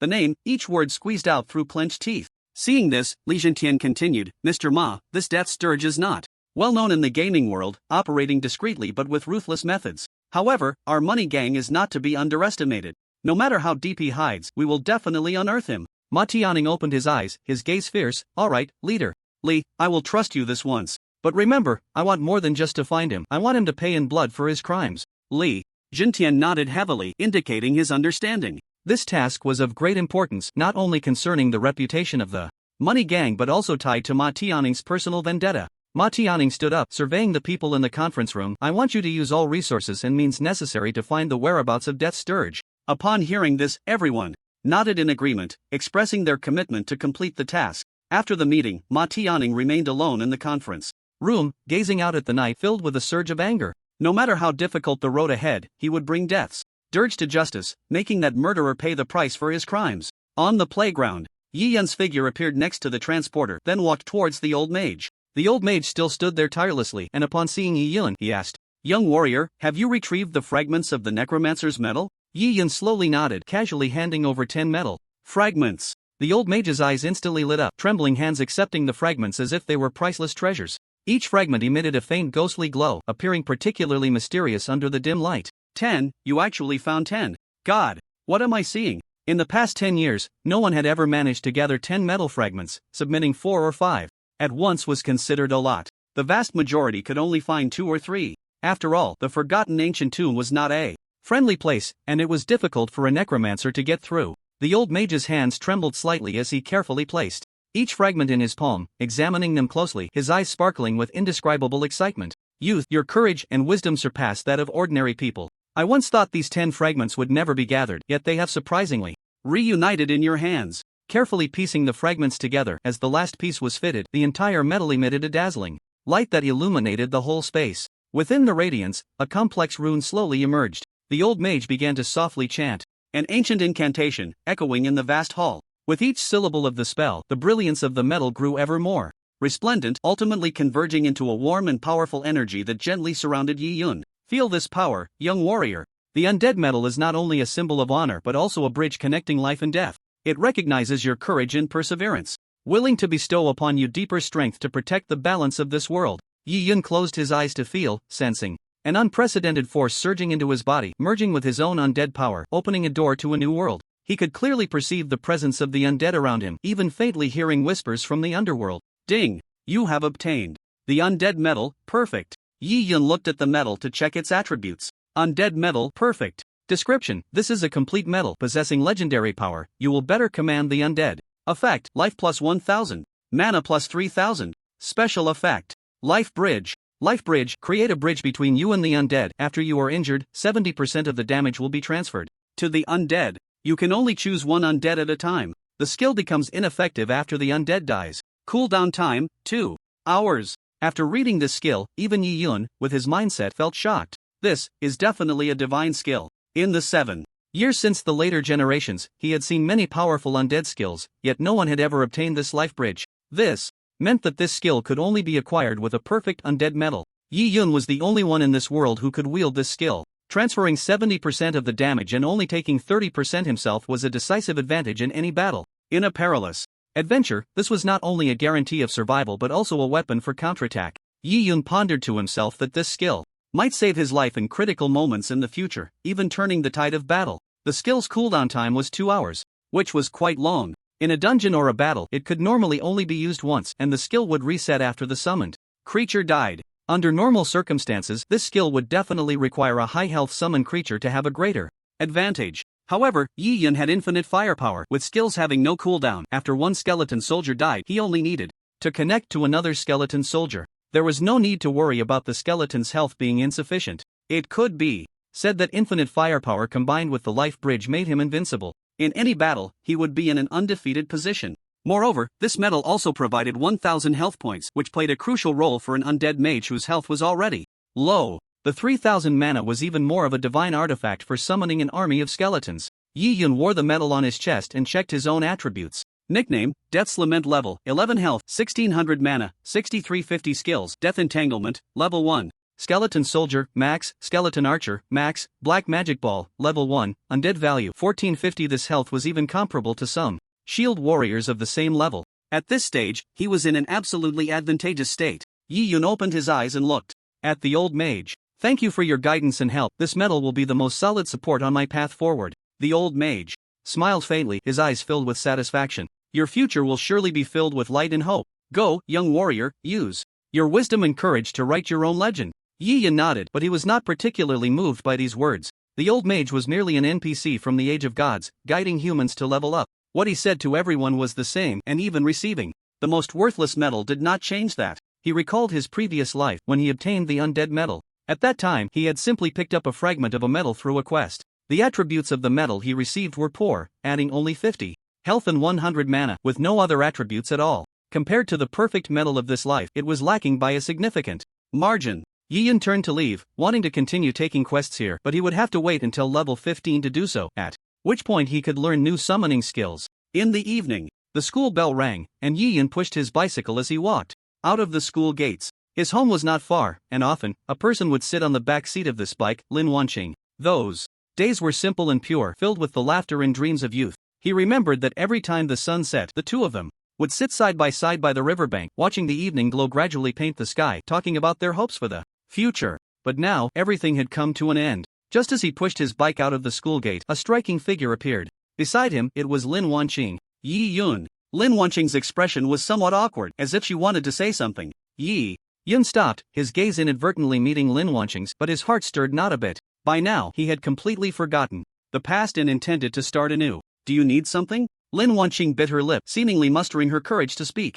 Yi Yun, I want to talk to you about what happened before. There were many misunderstandings. That blue greatsword was something Zhou Yichen insisted on giving me, and I have already returned it. I have no relationship with him at all. Yi Yun said lightly, let the past be the past. We all have our own paths to walk, and there's no need to get entangled in those misunderstandings and regrets. Upon hearing this, Lin Wanqing's eyes reddened slightly. She hadn't expected Yi Yun to be so resolute. She had thought that as long as she explained clearly, they could return to how things were before. Yi Yun, I really know I was wrong. I was too foolish back then, not seeing my own feelings clearly, and I hurt you. Actually, in my heart, I have you. Yi Yun had long seen through Lin Wanqing's true nature. If it weren't for the fact that he had sold a greatsword worth 10,000 gold coins that morning and leveled up to 10 in a short time, Lin Wanqing would never have changed her tune so easily or been so proactive.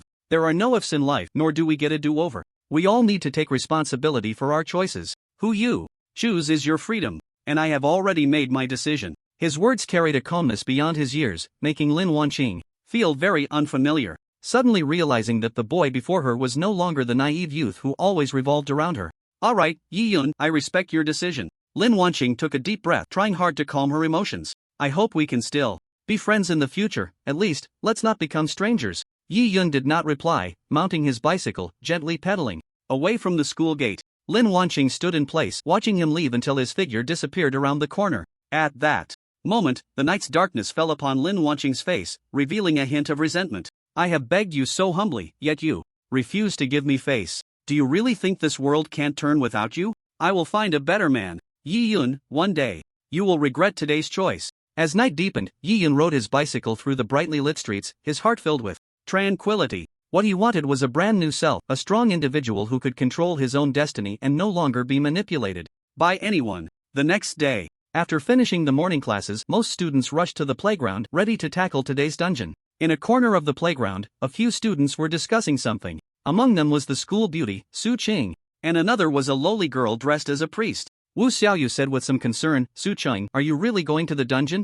With just Yi Yun? Yesterday, Su Qing's acquisition of the dungeon scroll had become known to several people. They were supposed to go into the dungeon together as a team. Who would have thought that Yi Yun would intervene, and Su Qing decided to go with him alone, leaving everyone else behind? Su Qing nodded, yes, I've already promised Yi Yun. But Yi Yun is just a necromancer. The dungeon is fraught with danger. What if? Wu Xiaoyu's words were filled with unease. She knew well the dangers of the dungeon. Even experienced players often met their demise there. Su Qing smiled slightly, her eyes sparkling with trust. Xiaoyu, don't worry. Yi Yun was able to obtain that level 10 purple greatsword. He is definitely not an ordinary person. Wu Xiaoyu looked at Su Qing's serious expression, and although she had doubts, she could only nod in agreement, especially since the scroll was obtained by her. Alright, since you've made this decision, I will support you. But you both must be careful. At that moment, another boy, dressed as a rogue, spoke up. Su Cheng, I still think the combination of a necromancer and a swordsman is too dangerous. Maybe you shouldn't go. The speaker was Li Minghui, a rogue in the team. He had always had feelings for Su Cheng, but this affection remained hidden in his heart, unexpressed. The complexity and danger of the dungeon meant that even the most elite teams could suffer total annihilation with just a small mistake. Moreover, with Yi Yun as a necromancer, his class was already at a disadvantage. In the dungeon, and paired with a swordsman like Su Cheng, lacking a tank and healer, it made one sweat with worry. Su Cheng gently shook her head. Li Minghui, thank you for your concern. But I trust Yi Yun, he wouldn't want to enter the dungeon with just the two of us for no reason. Her words were filled with trust in Yi Yun, which left Li Minghui with mixed feelings. Perhaps he and Su Cheng would always have to maintain this distance. That deep affection might only remain buried in his heart. Alright, since you've decided, I wish you both good luck. Just then, a man in a black robe appeared in the square. It was Yi Yun. A deep black badge hung on his chest, exuding a strong necromantic power. Yi Yun slowly walked towards Su Cheng, and although it was daytime, he seemed to be enveloped in darkness, shrouded in shadow. Su Cheng, let's go. Su Cheng smiled slightly, her eyes sparkling with anticipation. Okay, I'm ready. The two walked side by side, crossing the bustling playground towards the entrance of the dungeon. Curious, doubtful, and worried gazes surrounded them, but Yi Yun seemed to be in another world, completely ignoring all of it. Arriving in front of the dungeon teleporter, Yi Yun said, "Give me the team leader." "What do you want to do?" Su Cheng asked, somewhat puzzled, but still handed the team leader over to Yi Yun. "Don't worry, I won't harm you." After Yi Yun became the captain, he said to the dungeon teleporter, "Hello, I want to start the dungeon instance." To enter the dungeon instance, you need a dungeon scroll, the teleporter replied. "Here it is." Su Cheng handed over the scroll. After confirming it was correct, the teleporter asked again, "What difficulty would you like to choose?" "Normal is fine." Su Cheng didn't dare to be too bold. If the two of them could clear the normal difficulty, that would be quite impressive. However, the teleporter did not act immediately, but instead looked at Yi Yun. Currently, Yi Yun was the captain, and all action commands had to follow his lead. Yi Yun slightly raised his head, a glimmer flashing in his deep eyes. "We choose nightmare difficulty." As soon as he said this, the surroundings erupted in an uproar. The students cast incredulous glances, as if they had heard some kind of absurd tale. The normal difficulty dungeon instance was already enough to make many teams hesitate, let alone the nightmare mode that almost no one dared to challenge. Su Cheng was also taken aback, not expecting Yi Yun to make such a decision. "Yi Yun, are you sure? Nightmare mode. Just the two of us." The dungeon was a level 15 instance, and the monsters inside had high attributes. Even in a full group, she only dared to attempt normal difficulty. The hard mode was something she wouldn't even dream of trying. Even if she had some strategies for the instance, she wouldn't dare to attempt it. Who would have thought that Yi Yun would choose nightmare difficulty? Was he trying to seek death? "Su Cheng, trust me." Yi Yun's voice remained calm. "Normal difficulty is too boring. Only this nightmare difficulty has some interest." "No, absolutely not." Su Cheng became very resolute at this moment, rejecting Yi Yun's proposal. The two of them going into the dungeon was already the limit she could accept. Yi Yun ignored Su Cheng's words and said to the teleporter, "We choose nightmare difficulty." He knew Su Cheng wouldn't easily believe him, so having the captain title could save a lot of words. Such dungeon scrolls were not easily dropped, so it was best not to waste this opportunity. The teleporter nodded, waved the staff in his hand lightly, and a dazzling red light enveloped Yi Yun and Su Cheng. When the light dissipated, the two had already vanished from their spot, leaving only the shocked voices and discussions of the surrounding students. Wu Xiaoyu stared in the direction where the two had disappeared, completely dumbfounded. They really chose nightmare difficulty. It's over. Su Cheng is in danger. Li Minghui cursed angrily. "Damn Yi Yun. I said he was unreliable. A necromancer and a swordsman. And they dare to choose nightmare difficulty?" Wu Xiaoyu clenched her fists, her eyes filled with worry, quickly sending messages. In the friend channel, "Su Cheng, you must be careful. If it really doesn't work, retreat immediately, don't push yourself." Even though she knew Su Cheng might not be able to reply immediately, she couldn't help but send messages repeatedly, hoping to provide her with some comfort at a critical moment. Li Minghui had a face full of anger, kicking a stone underfoot hard, muttering, "Curses, what is Yi Yun thinking? Doesn't he know how dangerous this is? Su Cheng, how could you trust him so easily?" He felt a mix of emotions, both worried for Su Cheng and dissatisfied and angry with Yi Yun. At this moment, Yi Yun and Su Cheng had already found themselves in a completely unfamiliar environment. The entrance to the dungeon instance was a dim cave surrounded by a chilling atmosphere, and the air was filled with an indescribable stench. "Yi Yun, you really chose nightmare difficulty." Su Cheng's face was filled with despair. At first, she thought Yi Yun was just joking, but upon hearing the prompt sound from the instance, she realized that Yi Yun had truly chosen this difficulty. Don't be afraid. Why Yi Yun's voice sounded particularly steady in the dim light. Leave the battle ahead to me, you just need to stand back. Su Qing was extremely skeptical of Yi Yun's abilities. You, a necromancer, can really handle so many monsters? As the difficulty of the dungeon increased, the number of monsters would multiply. Nightmare difficulty was at least 5 times that of normal difficulty. Yi Yun did not explain but instead stepped deeper into the cave. Seeing this, Su Qing had no choice but to follow behind. As they went deeper, the light in the cave grew dimmer, relying only on the torch and the glow of spells to barely illuminate the path ahead. The passage ahead gradually widened, allowing more creatures to pass through. At the edge of the darkness, the shadows of a dozen monsters appeared, completely sealing off the passage. These monsters resembled spiders, with 8 legs supporting their massive bodies, their abdomens flickering with a disturbing glow. Su Qing's heart raced, gripping the hilt of her sword tightly, her fingers trembling slightly from nervousness. She casually cast a detection spell. Cave Spider, level 15 type cave creature traits, venomous, agile, group action. Weakness, fire, light attacks. This is a cave spider. There are actually 15 of them. Before entering the dungeon, Su Qing had specifically studied the strategy. At normal difficulty, there were only 3 cave spiders at this initial entrance. At nightmare difficulty, it had increased 5-fold. They acted in groups, and the 2 of them could not possibly kill them. Retreat was the only viable option. Yi Yun stopped and turned to Su Qing. Leave these spiders to me, you just wait back here. What are you going to do? Su Qing still couldn't figure out how Yi Yun planned to kill so many spiders. Yi Yun did not respond but instead raised his staff and pointed to the open space ahead. Skeleton soldier. Creak, creak. One by one, skeleton soldiers crawled up from the ground, their numbers increasing. 10, 30, 50.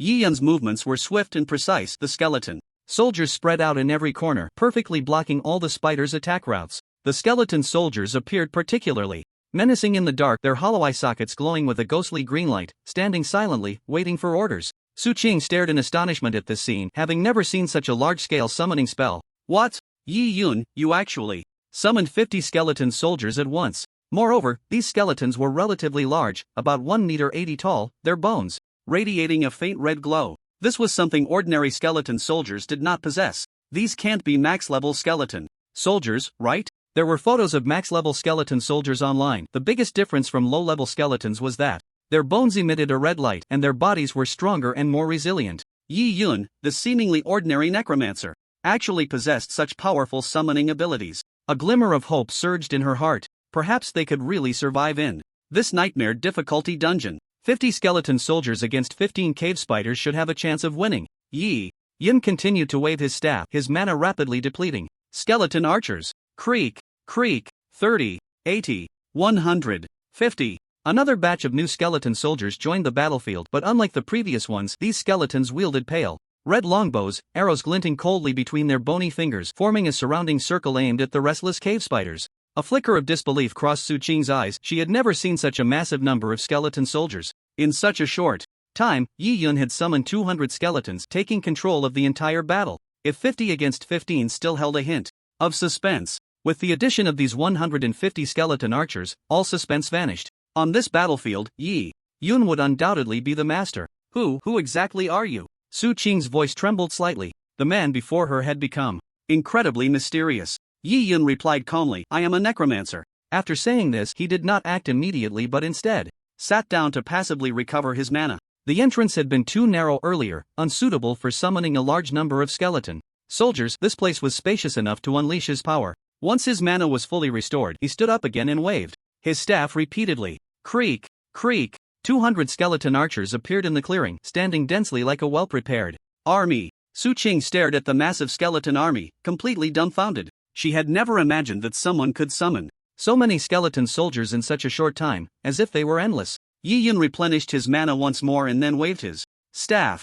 Rain of arrows, release. The skeleton soldiers and archers received the command and sprang into action. The skeleton soldiers raised their bone blades, ready to confront the approaching enemies. Meanwhile, the skeleton archers drew their longbows, each aiming at a cave spider. The arrows fell like rain, instantly illuminating the dimness of the cave, each twang of the bowstring accompanied by the spider's desperate screams. The skeleton archers' shots were incredibly precise, as if they were trained warriors, each shot finding the spider's weak points. Those originally fierce cave spiders became utterly vulnerable under such a dense rain of arrows. Yi Yun stood quietly to the side, expressionless as he observed everything. His gaze was calm and profound, as if he could perceive every subtle change on the battlefield. The skeleton soldiers, whether melee or ranged, seemed like extensions of him, faithfully executing every command. Su Cheng stood beside him, too shocked to speak. She had never witnessed such a breathtaking scene and had never thought a necromancer could possess such immense power. The cave spiders did not have high health, each one was hit by over 20 arrows, their health instantly depleted. As the last cave spider fell amidst the rain of arrows, the battlefield returned to silence. A notification sound echoed in Yi Yun's mind. Ding! You have killed cave spider times 15. Gaining 3,000 experience points, 300 gold, cave spider venom sacs times 15. Ding! You have gained 150 necromancy points. The experience distribution in the team was 60% for the captain and 40% for the members. A wave of monsters could yield 3,000 points, which was quite substantial. Besides experience, Yi Yun also gained necromancy points, all of which he collected, while Su Qing received none. Each one gives 10 necromancy points. Cave creatures provide a decent amount. He had estimated that these necromancy points were related not only to the type of creature but also to their level. Higher level creatures yielded more points. The substantial experience points caused Su Qing to level up significantly. She looked at Yi Yun, her eyes flickering with complex emotions. A mix of admiration and curiosity. How did you do it? Summoning so many skeleton soldiers, and they all seem so powerful, each one must be at max level, right? The skeleton archer's hit rate was originally low, but Yi Yun's archers had at least a 90% hit rate, nearly all striking vital points. Such a level was not something low-level skeleton soldiers could compare to. My profession is special. Yi Yun did not elaborate much, simply giving a vague response. Could it be that you have a hidden class? Su Qing's eyes flashed with realization upon hearing this. Only a hidden class could summon so many skeleton soldiers at once. No wonder Yi Yun chose to activate nightmare difficulty. With so many skeleton soldiers, any additional monsters could be instantly eliminated. Moreover, it made no difference whether there were many or few people in the team. Too many people will only divide the experience, reducing the rewards for each individual. At this point, all the mystery that Yi Yun initially displayed was unraveled. Let's keep going. Yi Yun commanded the skeleton army to move forward. Su Qing followed closely behind Yi Yun, never imagining that being next to a necromancer could feel so safe and secure. As they delved deeper into the cave, the surroundings grew increasingly dark and damp, with a suffocating moldy smell permeating the air. Small spiders and insects occasionally scurried across the cave walls, making rustling sounds. Yi Yun walked in the middle of the group, directing the entire battlefield. The skeleton soldiers and archers advanced in an orderly fashion, resembling a well-trained army. Whenever a monster charged out from the shadows to attack them, the skeleton army always reacted swiftly, eliminating the enemy before it could even manifest. Not a single monster managed to approach the skeleton soldiers' alert range, as they were instantly shot down by arrows. As they went deeper, the monsters in the cave became increasingly powerful. However, in front of Yi Yun's skeleton army, these monsters appeared utterly weak. They easily reached the deepest part of the cave. It was very spacious, with a huge nest in the center, glowing with a faint red light. Surrounding it were green spider eggs, some of which were transparent, revealing the cave spiders developing inside. Yi Yun raised his hand, halting the skeleton soldiers' advance. This space was filled with spider eggs. If they got within 10 meters, they would hatch immediately. At the same time, it would alert the spider queen in the center. Su Qing recalled a strategy she had seen online and said, "It is said that the end of this cave is the spider queen's nest. She is the leader of all the cave spiders here and is extremely powerful. The surrounding spider eggs must not be touched, otherwise, it will disturb the spider queen. The normal strategy is to go straight for the queen and avoid the nearby eggs, otherwise, those small monsters joining the battle will only make the situation more chaotic." Yi Yun turned his head and said, "You've studied the strategy thoroughly. The normal approach is indeed as you said. However, I don't plan to use it." Su Qing couldn't help but turn her head to look at the man. She was unsure what method Yi Yun intended to use against the spider queen. Yi Yun waved his staff, and the skeleton soldiers entered the area in an orderly manner, moving exceptionally carefully just over 10 meters away from the spider eggs without disturbing them. They formed a semicircle around the entrance, creating a shield wall. The skeleton archers entered from both sides, standing behind the skeleton soldiers. However, there were too many skeletons to fit into the area. Yi Yun pointed his staff to the left. Dozens of archers drew their bows and shot. A green spider egg was instantly shattered, and the spider inside died before it could see the light of day. Ding! You have killed a cave spider. Bonus gained. Experience plus 200. Undead value plus 20. In this state, killing the spiders yielded rich experience and a significant amount of undead value. Yi Yun planned to kill these spiders one by one, and only after that would he deal with the spider queen. If he killed the spider queen first, the spider eggs would self-destruct, leaving no chance to kill them. Su Chang was startled and quickly looked towards the queen's nest. But after waiting for a while, there was still no sign of the queen, as if she were still asleep. Didn't disturb the queen? Yi Yun explained, if we can instantly take out a spider egg, the spider inside won't be able to crawl out, and it won't send a signal to the queen. This strategy was discovered by a player from later generations. However, instantly taking out a spider egg was not an easy task. The vast majority of teams lacked the output to do so. If we fail, let the spiders inside come out, and the nearby spiders will hatch as well, inadvertently alerting the queen, making the battle even more chaotic. I didn't expect it could be done this way. Su Chang never thought of such a strategy. However, it was only possible for Yi Yun to do this easily with a large number of skeleton archers. Other teams would never be able to accomplish it. Yi Yun continued to command the remaining skeleton archers, methodically attacking the surrounding spider eggs. Each arrow shot was incredibly precise, ensuring that the spider eggs were destroyed in an instant, leaving no chance for a reaction. Soon, the spider eggs on the left were completely cleared. Yi Yun controlled the archers, slowly gathering towards the right side, employing the same tactic again. With his command, the skeleton archers swiftly and accurately eliminated the spider eggs on the right, and the tense atmosphere in the air gradually dissipated. Su Qing's mood also relaxed, and she began to focus intently on Yi Yun's maneuvers, trying to learn some combat techniques from him. Your skills are truly remarkable. I've never seen such an efficient way of fighting. It wasn't just the large number of Yi Yun's skeleton soldiers, his control over them was also extraordinary, always managing to mobilize the minimum number of archers to precisely kill a spider egg. Yi Yun said little, continuing to focus on the battle at hand. This combat technique did not seem like that of a novice, but rather the work of a seasoned veteran who had controlled skeleton soldiers for many years. As the last spider egg shattered, the entire nest area fell into a brief silence. Yi Yun looked up at the massive figure in the center of the nest. Prepare. Yi Yun's gaze swept over the skeleton army beside him. Although the skeleton soldiers had no life, their movements were exceptionally coordinated, all advancing forward to surround the nest. The skeleton archers stood at the back, all fully drawn, their arrows glinting coldly in the dim cave. Rain of arrows. With a wave of his staff, Yi Yun issued the attack command. The skeleton army instantly erupted with astonishing combat power, surging like a tide towards the spider queen's nest. The skeleton archers stood at a distance, continuously firing precise arrows to provide fire support for the melee troops. The spider queen was clearly startled by this sudden assault. She let out a deafening roar, and the entire nest began to tremble. The first wave of attacks landed on the nest, instantly reducing its health to a critical level. The spider queen, hiding in the nest, was not immediately harmed but crawled out instead. Her massive body was covered in a hard shell, with 8 sharp claws glinting coldly, and the head of the spider was a woman's face, albeit with deep black skin. Damn humans! You have killed all my kin, I will devour you. The spider queen roared to the sky, a terrifying suction force erupting from her mouth. Around her, the shattered spider eggs had many dark green liquids dripping to the ground. At this moment, those liquids converged towards the queen's body, forming a brilliant black light. The light swirled around the spider queen's body, enveloping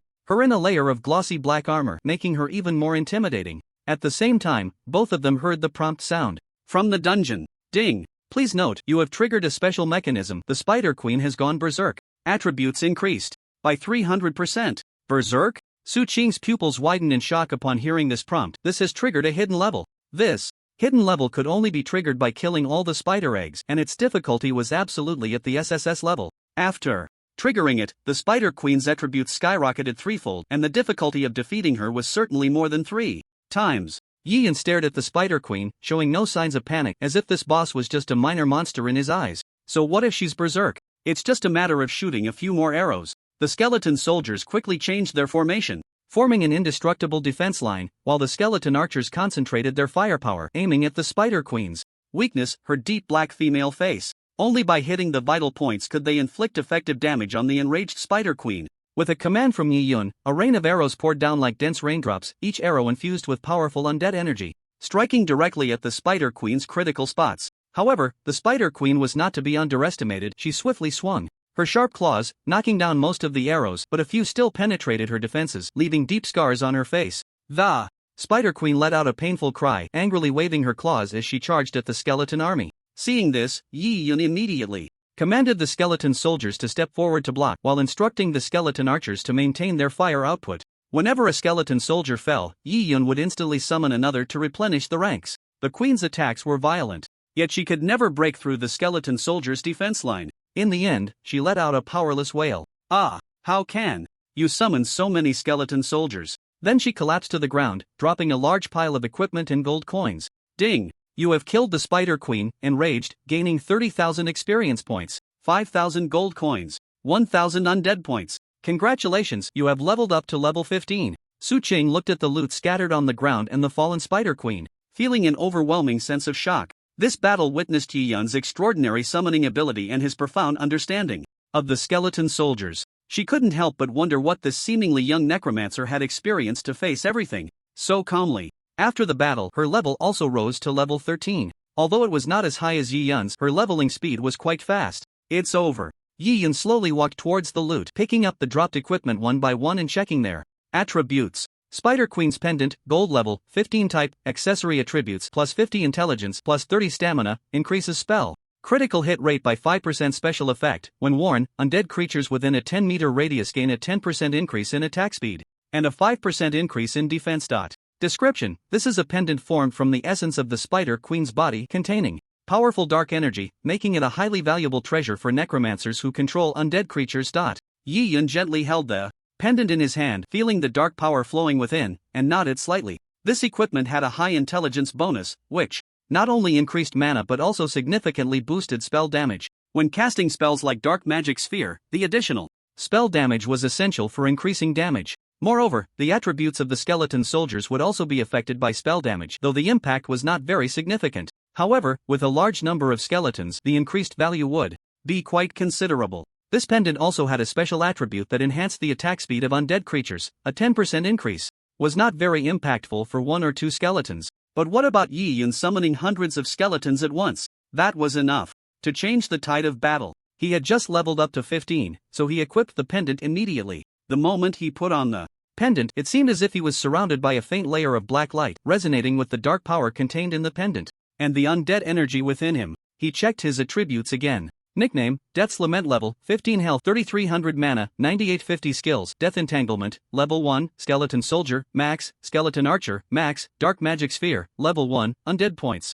4550. This pendant added 50 intelligence, which could increase mana by 50 for each point added to the mage. The endurance value affects the mage, with each point increasing health. It's not as high as that of warrior-type professions, but it still adds 50 health. So, the health increased by 1500 points. At this level, having over 3000 health is significantly higher than that of a warrior. A practitioner of the same level would definitely find it hard to kill him easily. Yi Yun glanced at Su Qing beside him and found her staring intently at the pendant in his hand, her eyes sparkling with envy and curiosity. Do you want one, too? Yi Yun suddenly asked. Su Qing was taken aback for a moment, then shook her head. I'm a swordsman, so I can't take this pendant. But can I see its attributes? Yi Yun didn't hesitate. After all, they were teammates, and he had the right to check the equipment's attributes. He then shared the attribute interface in the team channel. Su Qing read the pendant's attributes carefully, her pupils suddenly constricting. Golden pendant. This is truly a piece of equipment that suits you very well. Your summoning ability is already powerful, and with the bonus from this pendant, your undead army will be even stronger.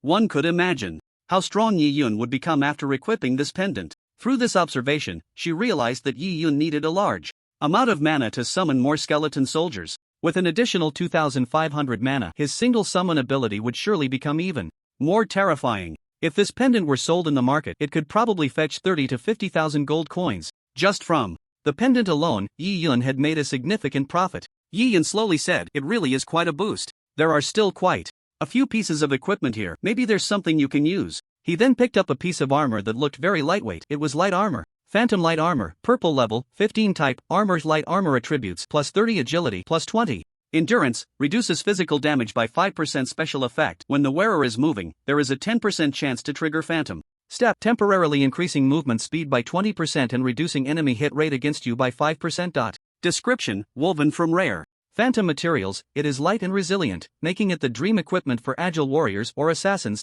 Yi Yun handed the light armor to Su Qing. This light armor looks very suitable for you. The increases in agility and endurance are good, plus the extra speed and evasion effects should enhance your combat ability. He knew Su Qing's profession was the hidden class Gale swordsman, which needed this kind of agility boosting light armor. Su Qing took the light armor, a hint of surprise flashing in her eyes as she quickly checked its attributes, a smile gradually blooming on her face. Thank you, this is indeed one of the pieces of equipment I need the most right now. But I can't take it. She opened the output statistics panel, looking at her output value of 0, and shook her head bitterly. In this dungeon, she hadn't even lifted a finger, so how could she feel right taking the Equipment? She might as well consider it a leveling opportunity. Yi Yin interrupted Su Qing's refusal. Don't say that, we're teammates, and it's only right to help each other. If it weren't for your dungeon scroll, we wouldn't have been able to come in this time. So, since the equipment is yours, you should take it. With that, he stuffed the light armor into Su Qing's arms. Hearing this, a warm current surged in Su Qing's heart.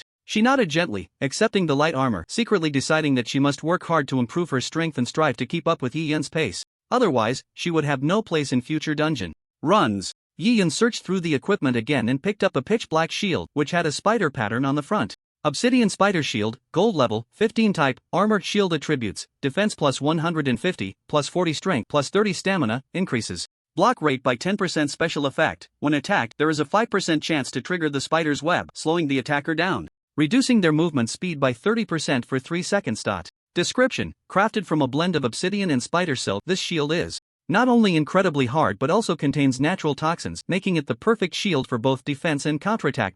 Yi Yin gazed at the obsidian spider shield in his hands, deep in thought. This golden shield had impressive attributes, adding both strength and stamina, and would still be useful even at level 25. Moreover, the special effect, Spider's Web, provided an additional means to handle unexpected situations in battle. Whether facing fast-moving enemies or assassins attempting close-range attacks, this shield could serve as a solid line of defense. If he couldn't use it, he could sell it for a good price. Su Qing also noticed the shield, curious about its attributes. Yi Yin then shared the attributes in the team channel. Su Qing looked at the attribute description on the screen, a hint of surprise flashing in her eyes. This shield is so strong. It's definitely a godly item for shield warriors. I'm a light armor class and can't use shields. You should take it to the market to sell. You could probably get 50,000 gold for it. She had already taken light armor, so she felt embarrassed to ask for the shield as well. Yi Yin nodded and put away the obsidian spider shield. He understood that only the enraged Spider Queen could have such a high drop rate, yielding 2 pieces of golden equipment at once. Among the remaining items, he found a blue potion. Mana Recovery Potion, level 3 effect. Restores 5,000 mana. Description: a precious potion that can quickly restore the user's mana in a short time, an essential supply for adventurers who rely on mana skills. Yi Yin nodded slightly. This Mana Recovery Potion was a powerful weapon on the battlefield for him. Summoning skeleton soldiers required a large amount of mana, and once depleted, his combat power would drop sharply. Relying on passive recovery effects made it difficult to regain a significant amount of mana in a short time. At this moment, the Mana Recovery Potion became crucial. Drinking one would restore 5,000 mana, allowing him to continue summoning or casting skills. Such recovery potions had a very low drop rate and were inherently valuable. Currently, human technology could not produce them, they could only be obtained from boss drops. After putting away the mana potion, Yi Yin picked up a special item from the ground, resembling a mask with the face of the Spider Queen. It was both eerie and somewhat sinister. Mask of the Spider Queen. Special description: this is the mask of the Spider Queen from her lifetime, containing part of her power and curse. Taking it to the spider cave may trigger a special event. Yi Yin gently rotated the mask in his hand, the spider patterns on it seeming to come alive, exuding a faintly eerie aura. He thought, this mask might hide some unknown secret or quest. I should check the spider cave to see what this mask can reveal. In the forums of his previous life, no information about this mask was ever disclosed. It was very likely that those people never had the chance to trigger hidden levels or lacked the strength to defeat the Queen. Such high-level dungeons had entry restrictions based on level. Once you surpassed level 10, you could no longer enter. The Spider Cave was not located within the city and was not a dungeon, but rather a place that existed in the real world. Since the alien invasion, the wilderness had become a gathering place for monsters, and not only had the surface of Blue Star expanded tenfold, but many terrains had also changed. The Spider Cave was located just outside Jiling City, about a few kilometers away. Not too far at all. That area is for level 20 wild monsters. It's best to wait until reaching level 20. But Yi Yin had no intention of waiting and planned to go after learning the new skill at level 15. After organizing everything, he stepped onto the teleportation array and left the dungeon. On the playground, after completing a dungeon together, Li Minghui and Wu Xiaoyu did not leave immediately but lingered on the playground. Li Minghui looked towards the dungeon teleporter. It's been so long, why hasn't Su Qing come out yet? What if something happened to her in the dungeon? That was a nightmare difficulty dungeon, and they were just 2 people going in. It would be strange if they managed to clear it. Wu Xiaoyu frowned, staring at the entrance of the dungeon teleportation array, her heart filled with worry. Yeah, a nightmare difficulty dungeon is extremely difficult, even with teamwork, let alone just the 2 of them. Li Minghui opened his friend list and found that Su Qing was still in a busy state, making him even more anxious. She still hasn't come out of the dungeon. Could something really have happened? That Yi Yun is really infuriating. If anything happens to Su Qing, I will make him pay. On the playground, the conversation between Li Minghui and Wu Xiaoyu gradually attracted the attention of their classmates nearby. A few people who were usually close to Su Qing also gathered around, all wearing concerned expressions. How long have Su Qing and Yi Yun been in there? A girl asked, her tone tinged with anxiety. Li Minghui glanced at the time. It's been over an hour and a half. Upon hearing this, everyone fell silent. A nightmare difficulty dungeon is undoubtedly extremely dangerous for novice players like them. Even in a team, it requires a tacit understanding and sufficient strength to barely get through. Just as the atmosphere grew increasingly tense, a burst of light suddenly shone at the entrance of the dungeon teleportation array. Everyone's gaze instantly focused there, and they saw a figure slowly walking out of the light. It was Su Qing, the one they were worried about. Su Qing! Li Minghui and Wu Xiaoyu almost shouted in unison, rushing to greet her. We cleared it, Su Qing said with a smile, her voice carrying an unmistakable excitement. What? You two cleared a nightmare difficulty dungeon? Li Minghui exclaimed, nearly dropping his jaw to the ground. That was nightmare difficulty, and at level 15, the monsters inside would be terrifyingly numerous. Yet they managed to clear it with just the two of them. Their strength was simply too impressive. The surrounding people showed expressions of shock, looking at Su Qing as if she were a monster. How did you do it? Li Minghui asked incredulously, his eyes filled with both surprise and admiration. The classmates around them also gathered, chattering excitedly about the details of the clear. Su Qing smiled mysteriously, having promised Yi Yun not to reveal the details of the battle. This time we cleared the dungeon. It was all thanks to Yi Yun. I was just along for the ride. Everyone gasped in disbelief. It was hard to imagine how a necromancer could influence the battle. Some classmates even began to suspect whether Yi Yun was the legendary hidden class or possessed some unknown extraordinary skill. Before long, Yi Yun's figure also appeared in the square. Everyone cast him admiring glances. Even several classmates who weren't very familiar with him directly sent friend requests. Yi Yun ignored the adoring looks and calmly walked towards the trading center, putting up the few pieces of equipment he obtained from this dungeon. As soon as the golden shield appeared, the trading center erupted in excitement. The golden shield shone brightly on the trading center screen, dazzling like the rising sun, instantly attracting everyone's attention. It was not just a piece of equipment, it was a symbol of strength, a testament to a hero's glory. Look, that's golden equipment. Obsidian spider shield. My god, someone actually dropped a golden piece of equipment. Which god's handiwork is this? Quickly tell me his name. The crowd buzzed with excitement, gasping in awe. Golden equipment has an extremely low drop rate, and the appearance of each piece can cause a huge stir. At this moment, the golden shield lay quietly there, waiting for its destined owner. After Yi Yun equipped it, he left the trading center directly. I want this equipment. A rough voice suddenly broke through the surrounding noise. The crowd turned to see a burly warrior striding over. Clad in heavy armor and wielding a giant sword, he exuded an imposing aura that could not be underestimated. Li Lei? He actually came too. Someone recognized the identity of the warrior and exclaimed in surprise. Li Lei is one of the top professions in the school. Possessing a hidden class, the golden armor shield warrior, known for his powerful defense and exceptional strength.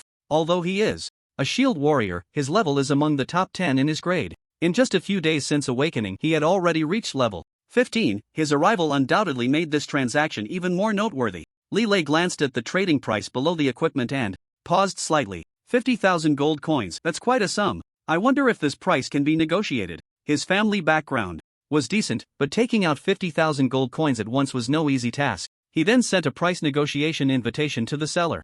This invitation was one level lower than a purchase invitation. If someone bought it directly in the meantime, the invitation would be cancelled. In a corner of the playground, a row of chairs was set up here, and Yi Yun sat on one of them, opening the panel. Ding! Do you want to spend 3,000 undead points to upgrade Undead Catastrophe? Confirm. Ding! Congratulations, your talent has been upgraded to level 3. You have gained a new ability, Undead Space. Yi Yun seemed to realize something and looked at the skill description. Undead Space, level 1. Upgrade requires 5,000 undead points. Description: a world of the undead that belongs solely to you, allowing you to store undead within the space and summon them directly when needed. Undead creatures stored in Undead Space will not die or disappear. After being resummoned, the duration will reset. This ability is really impressive.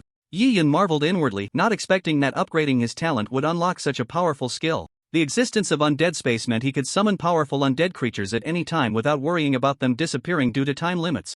This undoubtedly provided him with more tactical options and combat flexibility. Normally, undead creatures have a summoning time and will dissipate after 6 hours. However, this space allows undead to be placed inside without dying or disappearing. Yi Yun decided to test the effects of Undead Space first. He walked towards the back of the school, where there was a small grove, a popular dating spot for couples. Ignoring the whispers of couples around him, he found a relatively secluded spot. After confirming that no one was paying attention, he began to attempt to summon an undead creature. First, he summoned a skeleton warrior and looked at its status below. Duration, 5 hours 59 minutes. After waiting for about 5 minutes, Yi Yun silently chanted undead space, and an invisible force enveloped the skeleton soldier, its figure gradually becoming blurry before finally disappearing into the air. Yi Yun closed his eyes, focused his mind, and entered undead space. It was a dim world, shrouded in a faint mist, as if it were an entrance to another dimension. Yi Yun's consciousness wandered in the space, searching for the skeleton warrior he had just summoned.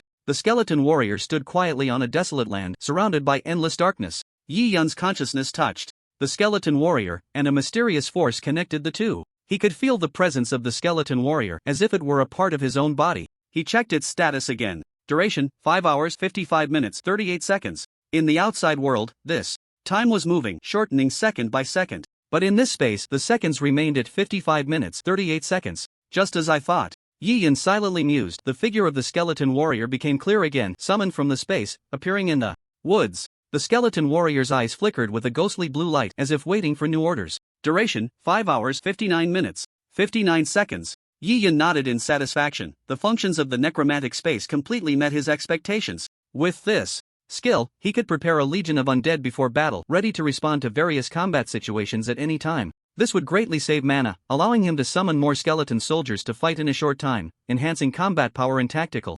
flexibility. Yi Yun decided to continue testing the other functions of the necromantic space. He summoned 9 more skeleton soldiers, a beam of light enveloping them before they disappeared from their original spot. This time, he wanted to see if he could control multiple undead creatures simultaneously. With a thought, 10 skeleton soldiers appeared in the woods instantly, without any delay.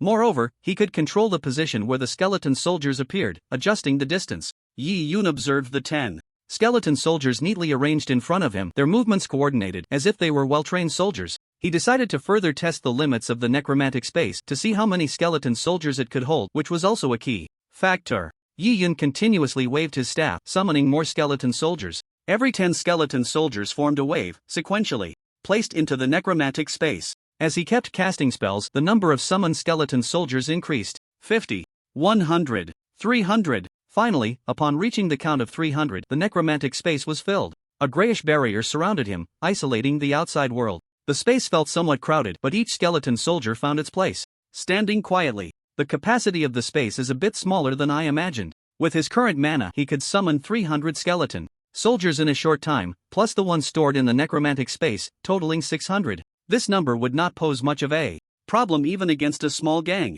Moreover, this was not the main point. The necromantic space could continue to upgrade as long as there were enough necromantic points. Yi Yun calculated in his mind that the potential of the necromantic space was enormous. As the level increased, it could store more undead creatures, possibly even reaching the scale of a legion. The mana consumed by that skeleton soldiers was not too much, but in the later stages, a single summon could require hundreds or even thousands of mana. Summoning a large number of creatures at once would still be a significant pressure. However, with the necromantic space, these issues could be resolved. Yi Yun opened the talent panel. Necromantic Catastrophe, Level 3 Talents, Unlimited Firepower, Undead, Evolution, Necromantic Space. Description: consume 10,000 necromantic points to upgrade. Necromantic points 1450. I'll save these necromantic points to upgrade new skills. Yi Yun closed the panel and walked towards the old mage on the playground. The old mage, upon seeing Yi Yun, had a glimmer of surprise in his eyes. Young warrior, I didn't expect you to reach level 15 so quickly.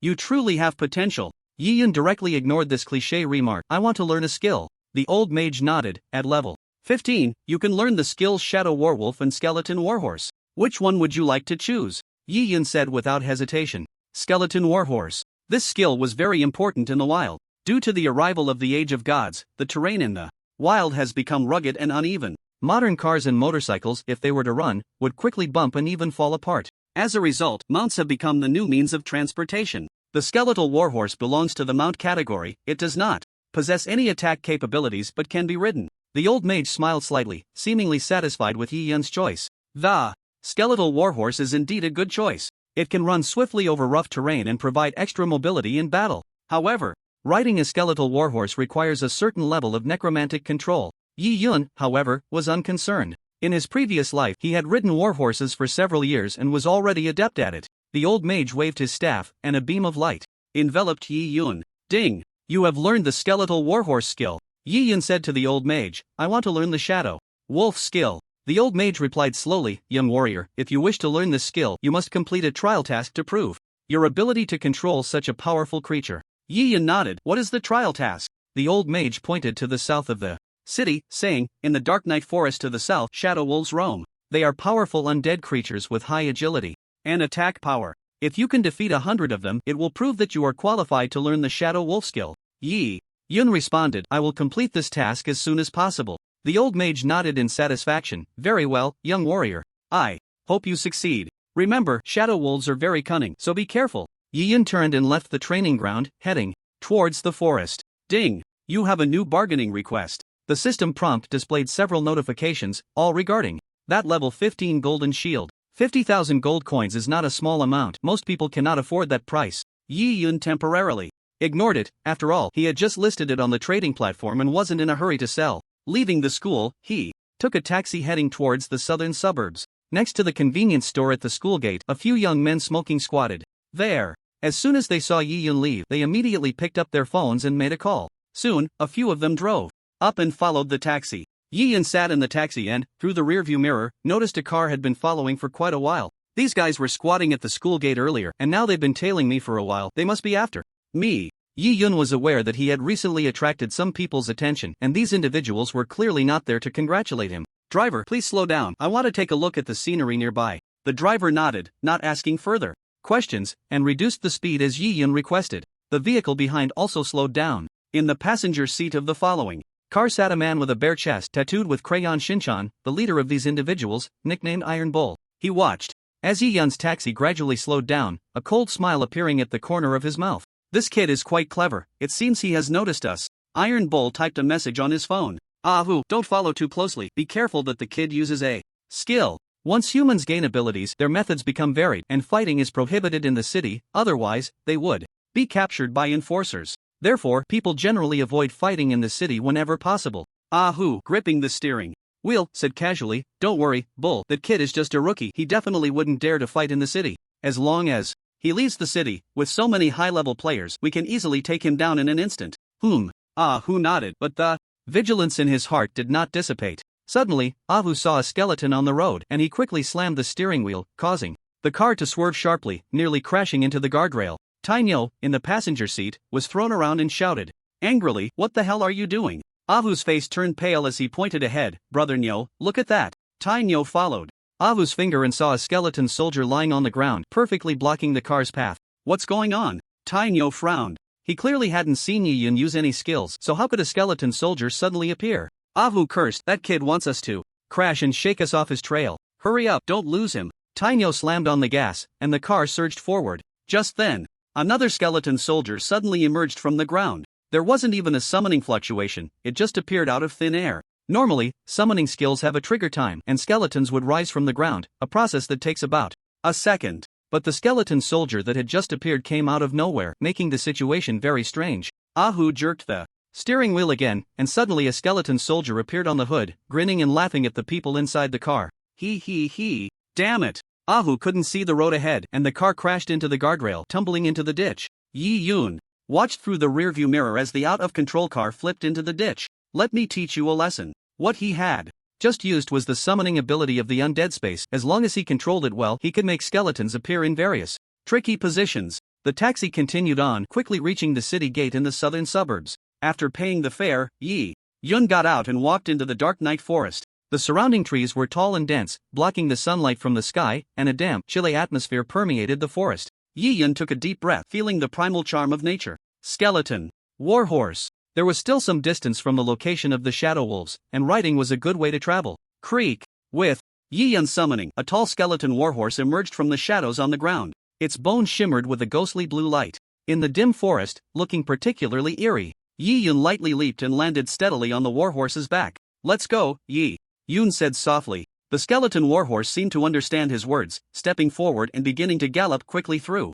the forest. Its hooves echoed in the silent woods, startling flocks of birds into flight. As Yi Yun rode the skeleton warhorse, he observed his surroundings. The Dark Night Forest was a level 15 monster area with many players leveling up and hunting monsters. Here. Soon, someone noticed the tall and handsome warhorse and couldn't help but exclaim, "Wow, what kind of mount is that? It looks so cool." That's a skeleton warhorse, exclusive to necromancers. This necromancer isn't very strong, but the warhorse looks great. I wish I had a mount too. Yi Yun ignored the gazes of those people, riding the skeleton warhorse swiftly through the forest. As he approached the area of the shadow wolves, a group of players appeared in the forest, about 50 of them, with a balanced distribution of classes, efficiently hunting the shadow wolves. "Hey, buddy, are you here to hunt shadow wolves too?" A heavily armored warrior stepped forward and asked friendly. Yi Yun nodded while remaining vigilant. "Yes, I'm looking for them. You'd better be careful, shadow wolves are very cunning and they usually appear in packs." The warrior player was named Zhao Song. "My team has 50 people specifically hunting shadow wolves. Why don't you join us?" An assassin player named Sun Tao approached, puzzled, and said, "Songgu, why are you adding a necromancer? He doesn't have any damage output." Zhao Song shook his head. "He has skeletal warhorses which are highly mobile and can draw aggro. Our efficiency will be much higher." Sun Tao suddenly understood and couldn't help but give a thumbs up. Still, Songgu is strategic. However, Yi Yun declined the two's kindness. "I'll pass on joining the team. I'm used to being alone." A hint of disappointment flashed in Zhao Song's eyes, but he quickly regained his friendly demeanor. "Alright, since you're used to being alone, we won't force you. But if you need help, feel free to find us." Yi Yun nodded slightly and continued forward, riding the skeletal warhorse. Soon, they arrived at the territory of the shadow wolves. The trees here were denser, the light dimmer, and a faint smell of blood lingered in the air. Yi Yun jumped off the warhorse, recalled it into the necromantic space, and began summoning his undead army. Creak, creak. One by one, skeletal soldiers, skeletal archers, and skeletal warhorses crawled up from the ground, and in no time, over 300 had been summoned. A few skeletal soldiers jumped onto the warhorses, combining to form a new unit, the skeletal cavalry. Their offensive capabilities were not strong, but their mobility was quite good, making them suitable for drawing aggro and bringing it back for the archers to kill. The remaining skeletal soldiers would protect the archers, creating a safe output environment. Suddenly, a low growl echoed from ahead. A pack of shadow wolves was attacking an injured deer. These shadow wolves were massive, covered in gray fur, with eerie green glimmers in their eyes. "Cavalry, draw aggro," Yi Yun commanded, waving his staff, and the 10 skeletal cavalry charged into the wolf pack. The shadow wolves were startled by this sudden attack and turned to confront them. But the skeletal cavalry did not linger. Their task was merely to lead the wolves into Yi Yun's ambush. Yi Yun stood in place, lightly waving his staff, while the skeletal archers were already prepared, their arrows glinting coldly in the darkness. With the attack command, the skeletal archers simultaneously released their arrows, and the shadow wolves were engulfed in a rain of arrows, howling in pain. The pack of shadow wolves was led into Yi Yun's encirclement, and they attempted to break free, but the skeletal soldiers quickly closed in, forming a solid defensive line. The undead army relentlessly consumed the lives of the shadow wolves in the darkness, and the battle gradually intensified. Yi Yun calmly commanded the fight, showcasing his necromantic summoning abilities to the fullest in this battle. Although the shadow wolves were fierce, their resistance seemed insignificant in front of Yi Yun's undead army. Soon, over a dozen shadow wolves were slain. The system notification chimed. "Ding! Congratulations, you have successfully defeated 15 shadow wolves, earning 1,500 experience points, 150 necromantic points, 10 necromantic points per shadow wolf." Not bad, Yi Yun thought, satisfied. It wouldn't be long before he could upgrade his skills. Continuing to command the undead army, the skeletal soldiers darted across the battlefield, the skeletal archers continuously firing precise arrows, while the skeletal cavalry skillfully maneuvered among the wolves, leading one shadow wolf after another into Yi Yun's encirclement. The battle continued, and the number of shadow wolves gradually decreased. Yet the undead army seemed tireless, operating under Yi Yun's command like a precise war machine, efficiently eliminating the enemy. In just 20 minutes, they had hunted down 100 shadow wolves. Yi Yun looked at the empty woods nearby, feeling a bit sentimental. In his previous life, when he came here to hunt monsters, he thought there were too many shadow wolves spawning at once, making it impossible to kill several that gathered together. In this life, however, he felt that the shadow wolves spawned too infrequently. It would take 100 at a time to truly enjoy the hunt. In the shadows of the forest, several indistinct figures suddenly appeared, quietly gazing in the direction of Yi Yun. A man named Sun Julie spoke in the team channel. "He must be the Death Song. Kill him, and Boss Lee will reward us with 2 million. Another team member, named Hule, hesitated and said, "Boss, the Death Song has so many skeleton soldiers. Can we really take him down? What are you afraid of?" Sun Julie twirled the dagger in his hand. "With 5 of us, all over level 20, we can sneak up on him without him noticing." Li Zhentian, through a powerful intelligence network, finally located the player known as Death Song, right at Tianhai High School. The few people guarding the school gate were one of his informants. Upon hearing Sun Juanli's words, Hu Lei's mood eased slightly. Sun Juanli and Hu Lei were elite assassins under Li Jintian, skilled in stealth and assassination, but Hu Lei still felt a twinge of unease facing Death Song. This unease mainly stemmed from the sheer number of skeleton soldiers. Sun Juanli, however, appeared confident, believing that their combined strength was enough to complete the task without Death Song noticing. The bounty for Death Song's head is 2 million, if we 5 take him down, each of us will get 400,000. Sun Juanli looked at Hu Lei beside him. If you're scared, you can back out now, and that money won't be yours. Hu Lei gritted his teeth and ultimately decided to follow Sun Juanli into action. All 5 of them were elite members under Li Jintian, each over level 20, and their strength was not to be underestimated, especially with such an enticing reward. For this mission, after the arrival of the Age of Gods, the advantage of levels was immense. Each level's attribute bonuses and high-level equipment could completely crush lower-level players. Sun Juanli led the team, silently moving through the woods, using the cover of trees to inch closer to Yi Yun's position. The 5 assassins activated their invisibility skills, leaving no trace as they moved. Yi Yun was still commanding the undead army, with skeleton soldiers darting across the battlefield, skeleton archers continuously firing precise arrows, and skeleton cavalry weaving skillfully among the wolf pack. Sun Juanli and Hu Lei had already sneaked up behind Yi Yun, exchanging glances to prepare for the ambush. Yi Yun hasn't noticed us, get ready to act. Wait for me to count to 3 and then unleash our control skills together. We must kill him in an instant. 3, 2, Just as Sun Juanli was about to trigger his skill, a barrage of arrows shot in from a distance, enveloping the position of the 5.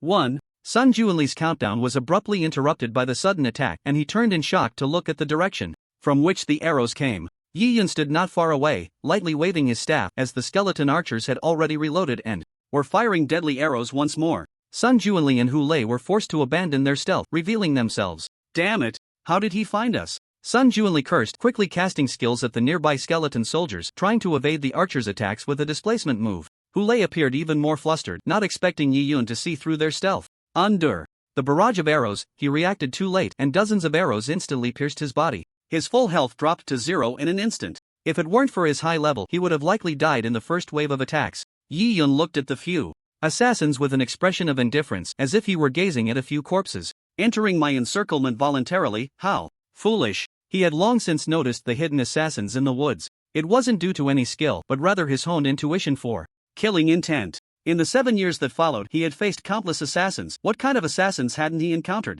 If you can live for 7 years, you must be quite the old hand. We're surrounded, Hu Lei shouted in panic as he saw the skeletal cavalry charging towards them, while the skeleton soldiers closed in from all sides. Sun Juanli gritted his teeth. He had to give it his all now. He and Hu Lei quickly formed a defensive formation, trying to withstand the skeleton soldiers' attacks. However, the second wave of arrows had already fallen, and Hu Lei's health was depleted, as if the positions of the other 3 teammates had been predicted. Just as he used his displacement skill, the arrows landed where he had just moved from. Sun Juanli faced the same fate. When he looked up and saw the arrows following him, he hurriedly activated another skill. Backstab. Whoosh! His figure vanished from the spot and reappeared behind a nearby skeleton soldier. Sun Juanli's backstab skill successfully hit the target, and the skeleton soldier's armor crumbled under the blow. Do you think you can escape like this? Yi Yun's voice echoed across the battlefield. Sun Juanli was startled, realizing he might have underestimated Yi Yun's strength. At that moment, the arrows were already flying overhead, their glinting tips like death warrants, instantly depleting his health.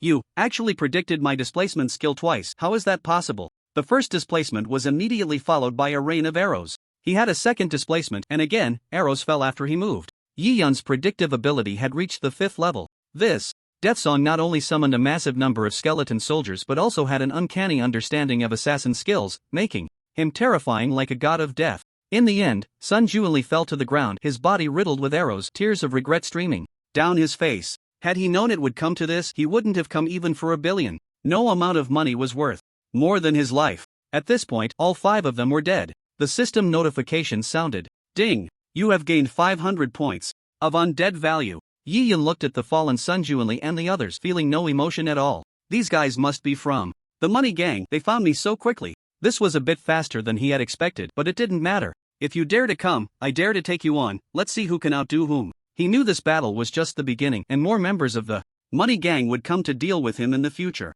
Since they dared to go for the kill, they shouldn't blame him for being ruthless. Not far away, a group of players was focusing their fire on killing the shadow wolves, but for some reason, the number of monsters was dwindling. Sun Tao approached, looking puzzled. Boss, have you noticed that there are a lot fewer shadow wolves in this forest? Just a moment ago, they could kill 5 in a minute. Now, they could only kill 1 in a minute. Those responsible for drawing the monsters had to run further away each time to attract the shadow wolves. Zhao Song frowned, having noticed the issue as well. Yeah, I noticed it too, Zhao Song replied, scanning the surroundings to find the cause. Could it be that someone is messing with us from behind? Sun Tao suggested a possibility. Zhao Song shook his head. Not likely. We are the only player team in this area, unless. Before he could finish, he was interrupted by the sound of hurried footsteps. A player rushed over, panic written all over his face. Boss, bad news. We've discovered a problem. The shadow wolves are spawning less and less. What's going on? Zhao Song asked. When we were drawing the monsters earlier, the places where the shadow wolves should have spawned were empty, and we also found some strange footprints, like those left by skeletal warhorses. Zhao Song's brow furrowed even tighter. Skeletal warhorses? Is it that necromancer? But why would he draw so many shadow wolves? Could there be a team as well? He knew that the necromancer class had weak summoning abilities in the early stages, capable of killing at most one shadow wolf at a time. Boss, what should we do? Sun Tao asked anxiously, just like the other players, all hoping to gain experience and equipment by killing shadow wolves. Zhao Song looked at the footprints on the ground. If we follow the direction of these footprints, we should be able to find the location of the skeletal warhorses. Let's go take a look. The two of them cautiously moved along the footprints, weaving through the dense forest. As they ventured deeper into the woods, the footprints became more distinct, and their numbers increased, suggesting that more than one skeletal warhorse had passed through here. Zhao Song's brow furrowed, realizing that this might not be a simple coincidence. Be careful, this team likely has dozens of necromancers. Zhao Song whispered, tightening his grip on his weapon. Continuing forward, they soon spotted their target. In a clearing, a large number of skeleton soldiers, skeletal archers, and warhorses were gathered. The sheer number was staggering, with an initial estimate of around 500 to 600. The two hid behind a large tree, holding their breath as they observed the scene before them. How is this possible? Sun Tao gasped in disbelief. Zhao Song's face was also filled with shock. He had never seen such a large-scale undead army. The skeleton soldiers were lined up neatly, while the skeletal archers stood behind, drawing their bows and preparing to shoot at any moment. The skeletal warhorses surrounded the group, luring shadow wolves into the ambush. As soon as they got close, they were pierced by a hail of arrows. This is definitely not something an ordinary necromancer could achieve, Zhao Song said quietly, scanning the battlefield in search of the necromancer commanding it all. Even if there were 100 necromancers here, he would believe it without hesitation. Suddenly, a figure appeared in their line of sight. It was a necromancer dressed in a black robe, holding a staff. He stood quietly in the center of the skeleton soldiers, issuing commands. Like the Grim Reaper. It's that person. Sun Tao looked closely and realized it was indeed the mage they had encountered in the woods earlier. How could it be him? Zhao Song would rather believe this person was a boss than a player. If he were truly a player, his strength would be terrifying, far surpassing that of those lord-level bosses. We should retreat quickly, Sun Tao said, a bit frightened. If we are mistaken for enemies when the arrows rain down, we probably won't even have a chance to explain before we die. You're right, let's retreat. Zhao Song nodded. When we get back, tell the others not to approach this area, and not to attack the warhorses that draw aggro. Enemies like this will lead to a quick death. Although their team had more than 50 members, under the relentless undead army, they likely wouldn't last long before being completely wiped out. In terms of numbers, the skeleton army outnumbered them 10 to 1. The two had barely retreated a short distance when a terrifying wolf howl echoed from the nearby woods. A whoa! Zhao Song and Sun Tao exchanged glances, both seeing a hint of fear in each other's eyes. What was that sound? Sun Tao's voice trembled slightly. It sounds like the howl of a wolf king, Zhao Song replied, his voice tinged with uncertainty. The Wolf King was the most powerful being in this forest, said to be above level 25, a lord-level monster. Even if their entire team joined forces, they might not be a match for the Wolf King. Bosses were divided into several tiers, leaders were relatively weaker, while lords were the overlords of a region, often having several leader-level minions under them. We need to get out of here quickly. Zhao Song made a quick decision. This was not the time to be a hero. The two of them quickened their pace, eager to distance themselves from this dangerous area. However, just as they were about to leave the open ground, a pack of shadow wolves suddenly emerged from the right, surrounding them completely.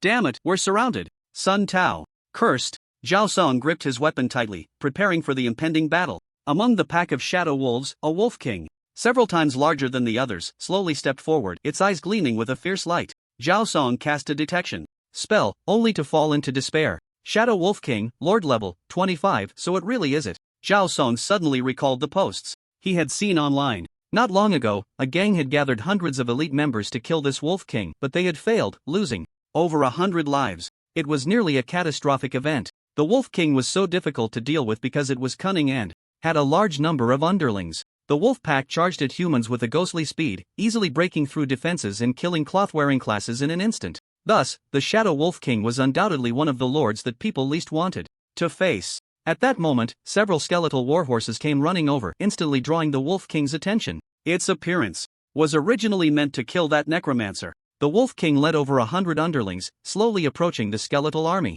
Zhao Song felt his breath nearly stop, gazing into the distance as the two armies were about to collide. Who would ultimately claim victory? The howl of the Shadow Wolf King pierced the night sky as it led the pack like a black tide rushing toward the skeletal legion. Zhao Song and Sun Tao pressed tightly against the tree, holding their breath, fearing they would be caught up in this terrifying battle. What does that necromancer plan to do? Zhao Song wondered. The skeleton soldiers are slow and can easily be breached by the shadow wolves. Once they charge in, it'll be too close for the archers to shoot. And with a Wolf King, it could instantly ruin the formation and head straight for the vulnerable necromancer. At that point, this battle will be hard to win. Just as he was speculating, the necromancer made a move. He waved his staff continuously, and one by one, skeletal archers appeared in the gaps, quickly adding over 300 more. The total number of the skeletal army reached over 1,000. He can still summon? Zhao Song was dumbfounded. This is just too damn overpowered. Where's the GM? I want to report him for cheating. However, it was frustrating that this was not a real game. There was no such thing as cheating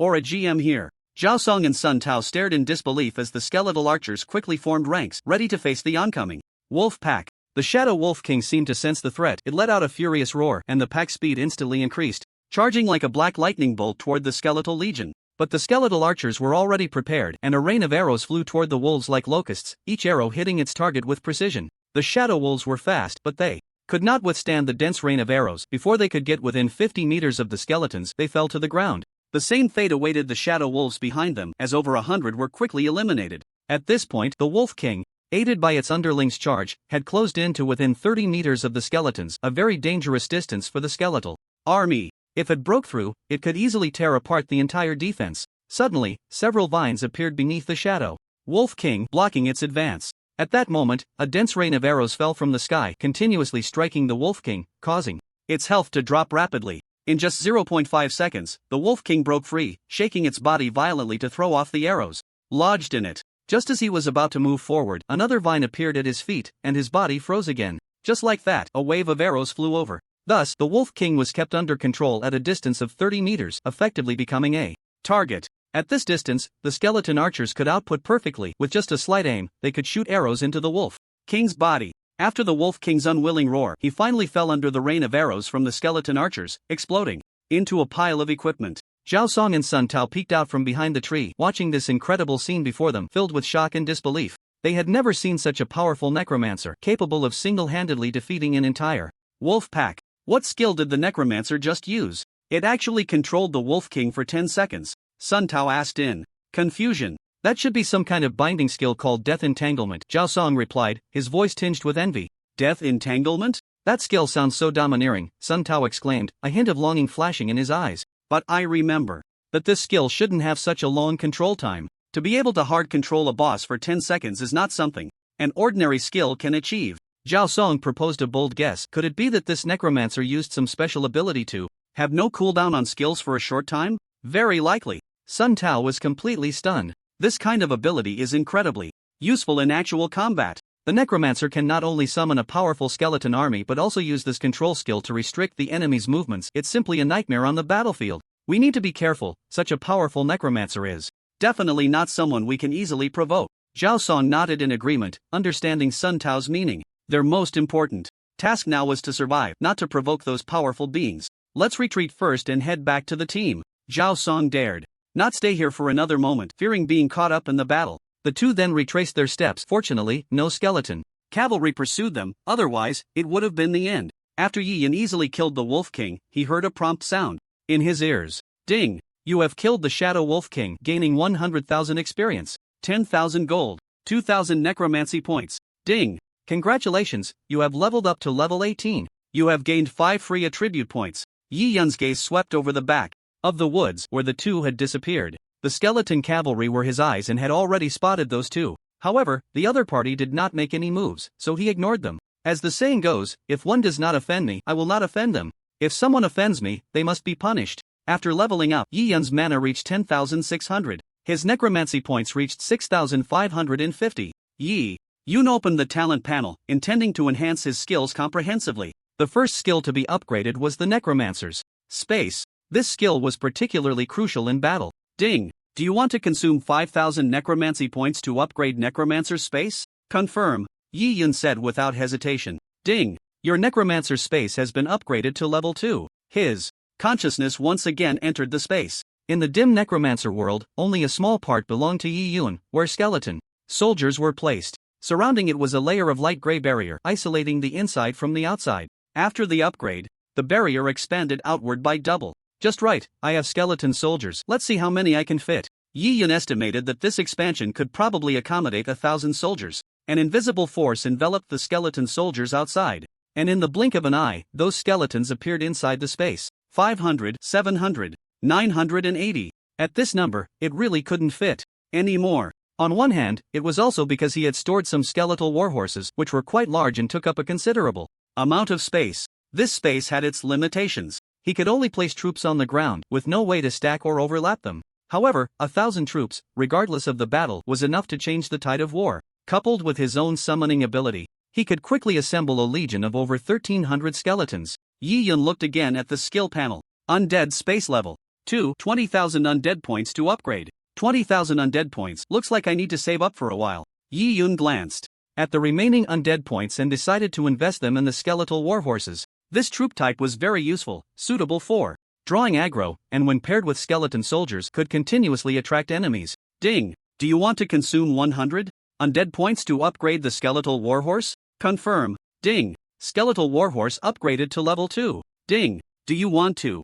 consume 200 undead points? Ding! You have consumed 500 undead points. Skeletal warhorse upgraded to max level. After consuming 1,500 undead points, the warhorse reached its peak state. Yi Yun waved his staff and silently recited the incantation. Skeletal warhorse. As the incantation fell, the dust on the ground was stirred up, forming small whirlwinds. The whirlwinds gradually dissipated, revealing a tall and mighty skeletal warhorse. Its bones shimmered with a faint red glow under the moonlight, and blue flames burned in its hollow eye sockets. Yi Yun nodded in satisfaction. After reaching max level, the skeletal warhorse had significantly improved in movement speed, health, and defense. It could play a huge role on the battlefield. The undead points he had just acquired were down to 50. Yi Yun walked over to the corpse of the Wolf King and picked up the dropped equipment one by one. Upon carefully examining the Wolf King's gear, he found one particularly eye-catching item. It was a staff that emitted a dark luster. Wrath of the Shadow, gold level, 20 type, staff attributes, plus 100 intelligence, plus 50 stamina,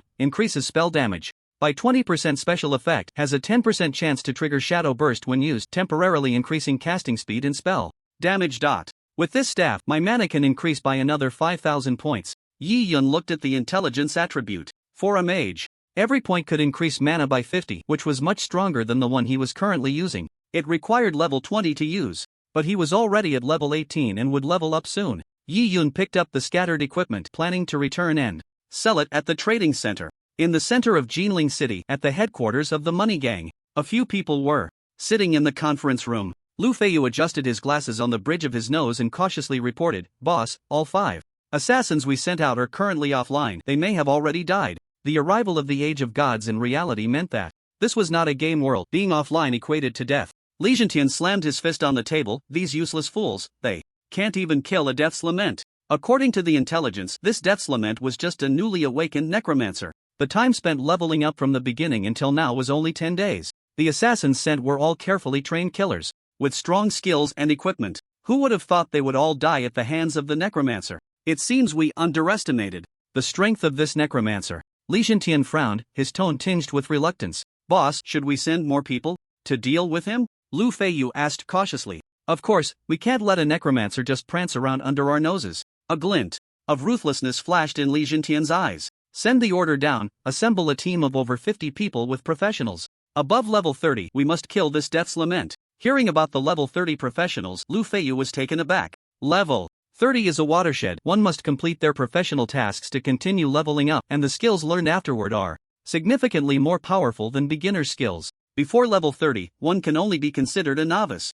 A team of more than 50 people, all above level 30. The guild leader is definitely serious about this. No matter how strong a necromancer is, they can't possibly contend with so many people, right? Guild leader, I'll arrange the personnel right away. Lu Feiyu responded. When do we strike? Li Zhentian rubbed his aching temples. There are enforcers in the city, we can't act yet. Keep a close watch on that Death's Lament. As soon as he leaves the city, we strike immediately. Killing Death's Lament is not only to give the guild members an explanation but also to appease the emotions of the Ma family group. Xingshan Villa District. In this apocalypse, those who can live in the Villa District are all people of high status, either wealthy or very powerful. In the living room of one of the villas, Su Qing was watching TV when she heard the sound of the front door and quickly got up to look. Dad, you're back. The person who entered was dressed in a black suit and had an extremely robust build. He was Su Qing's father, Su Tianming. Su Tianming nodded, his eyes showing a hint of fatigue. He walked over to the sofa and sat down, gently patting his daughter's shoulder, signaling her to sit as well.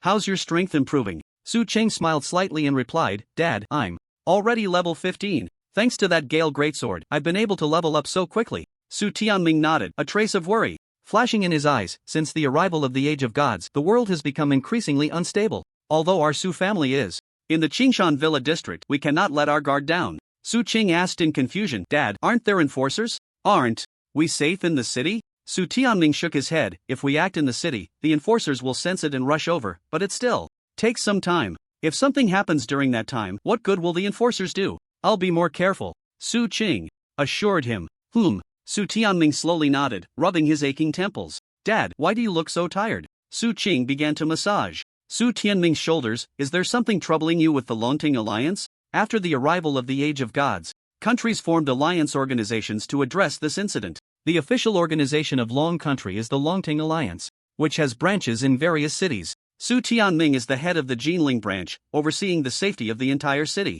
Yes. Su Tianming leaned back on the sofa, his gaze drifting through the window to the dim world outside. Recently, a new dungeon has appeared, called the Gate of Death, filled with unknown dangers. The Longting Alliance has dispatched hundreds of teams to explore it, but so far, not a single team has been able to return intact. Each branch is working hard to conquer this dungeon, striving to obtain the rewards for the first completion. The rewards for the first completion of a dungeon are very generous, especially for a dungeon that appears independently. After hearing this, Su Qing furrowed her brows. She knew her father's burden was growing heavier, and she also wanted to contribute to the family and the alliance. Dad, can I also go explore that dungeon? Su Qing suddenly made the request. Su Tianming turned his head, a hint of surprise in his eyes. You're only level 15. The dungeon requires at least level 25 professionals to handle. The best case scenario is to level up to 30, switch to new equipment, and enter before completing the class quest. This death gate has certain requirements for entry. The level cannot exceed 30, and the class quest must not be completed. It is essentially a beginner-level dungeon, but the difficulty is that of a post-transformation. Therefore, it is very difficult for any team to get through. Are the requirements really that strict? As soon as Su Qing heard it was above level 25, she knew this was a dungeon she currently couldn't handle. Is there no one in Jinling City who can deal with this dungeon? Su Tianming sighed and shook his head. Not at the moment. Although there are many experts in Jinling City, most have completed their first transformation and are not qualified to enter this dungeon. Moreover, the difficulty of the dungeon is simply too high. Even a level 30 professional might not be able to come out unscathed. If we can be the first to complete it, Jinling City's status in the alliance will definitely rise, and the headquarters will issue some pretty good rewards. Even among the branches, there is competition. Everyone wants to stand out and gain more advantages. Su Qing suddenly thought of someone, her eyes lighting up. Dad, I have a classmate who is really amazing. He might be able to help. You? Oh, your classmate? Su Tianming raised an eyebrow, looking somewhat curious. What is his profession, and how strong is he? A glimmer of confidence flashed in Su Qing's eyes. His name is Yi Yun, and he is a necromancer with very strong abilities. Although he is only level 15 right now, his combat skills and experience are very rich, and he can even rival level 30 professionals. A necromancer? Su Tianming was slightly taken aback, then his brow furrowed tightly. That profession is very weak in the early stages and comes with quite a bit of controversy. He can't be as strong as you say. He had a few friends who were necromancers, and they needed to reach their second transformation to master more summoning skills before their strength could gradually increase. Before the first transformation, this profession was simply too weak. The few summoned creatures were hardly a drop in the bucket against the monsters in the Deathgate. Su Cheng nodded. Dad, Yi Yun is not an ordinary necromancer. The day before yesterday, I went into a dungeon with him. Guess what difficulty we cleared? Su Tianming was aware of the dungeon scrolls. You went into a dungeon with that classmate named Yi Yun? What difficulty did you fight? Nightmare. What? You cleared it? Of course, and it was just the two of us. Hiss. Quickly tell me what special abilities he has. Su Tianming suddenly stood up. Su Qing smiled slightly, a hint of pride in her eyes. Yi Yun has mastered a special skill that allows him to summon hundreds of skeleton soldiers, forming an undead army in a short time. In the dungeon, the undead army swept through everything. Those monsters didn't even have the ability to resist and all fell. At this point, she proudly lifted her head. Dad, do you know? My damage output was recorded as 0 when we cleared the dungeon. Su Tianming's face showed an expression of disbelief upon hearing this. He knew the dangers of the nightmare difficulty dungeon. Even experts above level 20 might not be able to handle it easily. The fact that Su Qing and Yi Yun could achieve such a feat with their low levels piqued his strong interest in Yi Yun's abilities. Summoning an undead army in a short time, hundreds of skeleton soldiers, such an ability is indeed very rare. Su Tianming pondered for a moment, unable to think of any necromancers who possessed such abilities. However, the Deathgate dungeon is different from the cave dungeon. The monsters and environment inside are much more complex and dangerous. Even if he can summon an undead army, it doesn't necessarily mean he can handle all the challenges in the Deathgate. Su Cheng nodded, understanding her father's concerns but at the same time believing in Yi Yun's abilities. Dad, I know how difficult the Gate of Death is. But Yi Yun has more than just the ability to summon skeleton soldiers. His combat skills and mastery of necromancy far exceed that of ordinary people. I believe he can help us explore the Gate of Death. Su Tianming fell silent for a moment, then slowly said, alright, since you trust him so much, let him give it a try. However, I need to meet him first to personally assess his strength. No problem, Dad, I'll arrange for you two to meet. Su Qing replied happily. Su Tianming stood up and walked to the window. His gaze once again cast out into the dim world outside. He understood in his heart that if Yi Yun could really help them in Jinling City achieve the first clear of the Gate of Death, it would be a tremendous breakthrough for the entire city and even the Longteng Alliance. He looked forward to meeting this mysterious necromancer to see if he truly possessed the power to change the situation. Tianhai High School Trading Center. After finishing his morning classes, Yi Yun came here to complete the transaction for the equipment he had previously listed. The level 15 golden shield, although of exceptional quality, had not been bought immediately. Instead, it was in the bargaining stage. Yi Yun looked at the bargaining invitations sent by several classmates and chose the one with the highest offer. He stood quietly in a corner of the trading center, waiting. Soon, a burly student dressed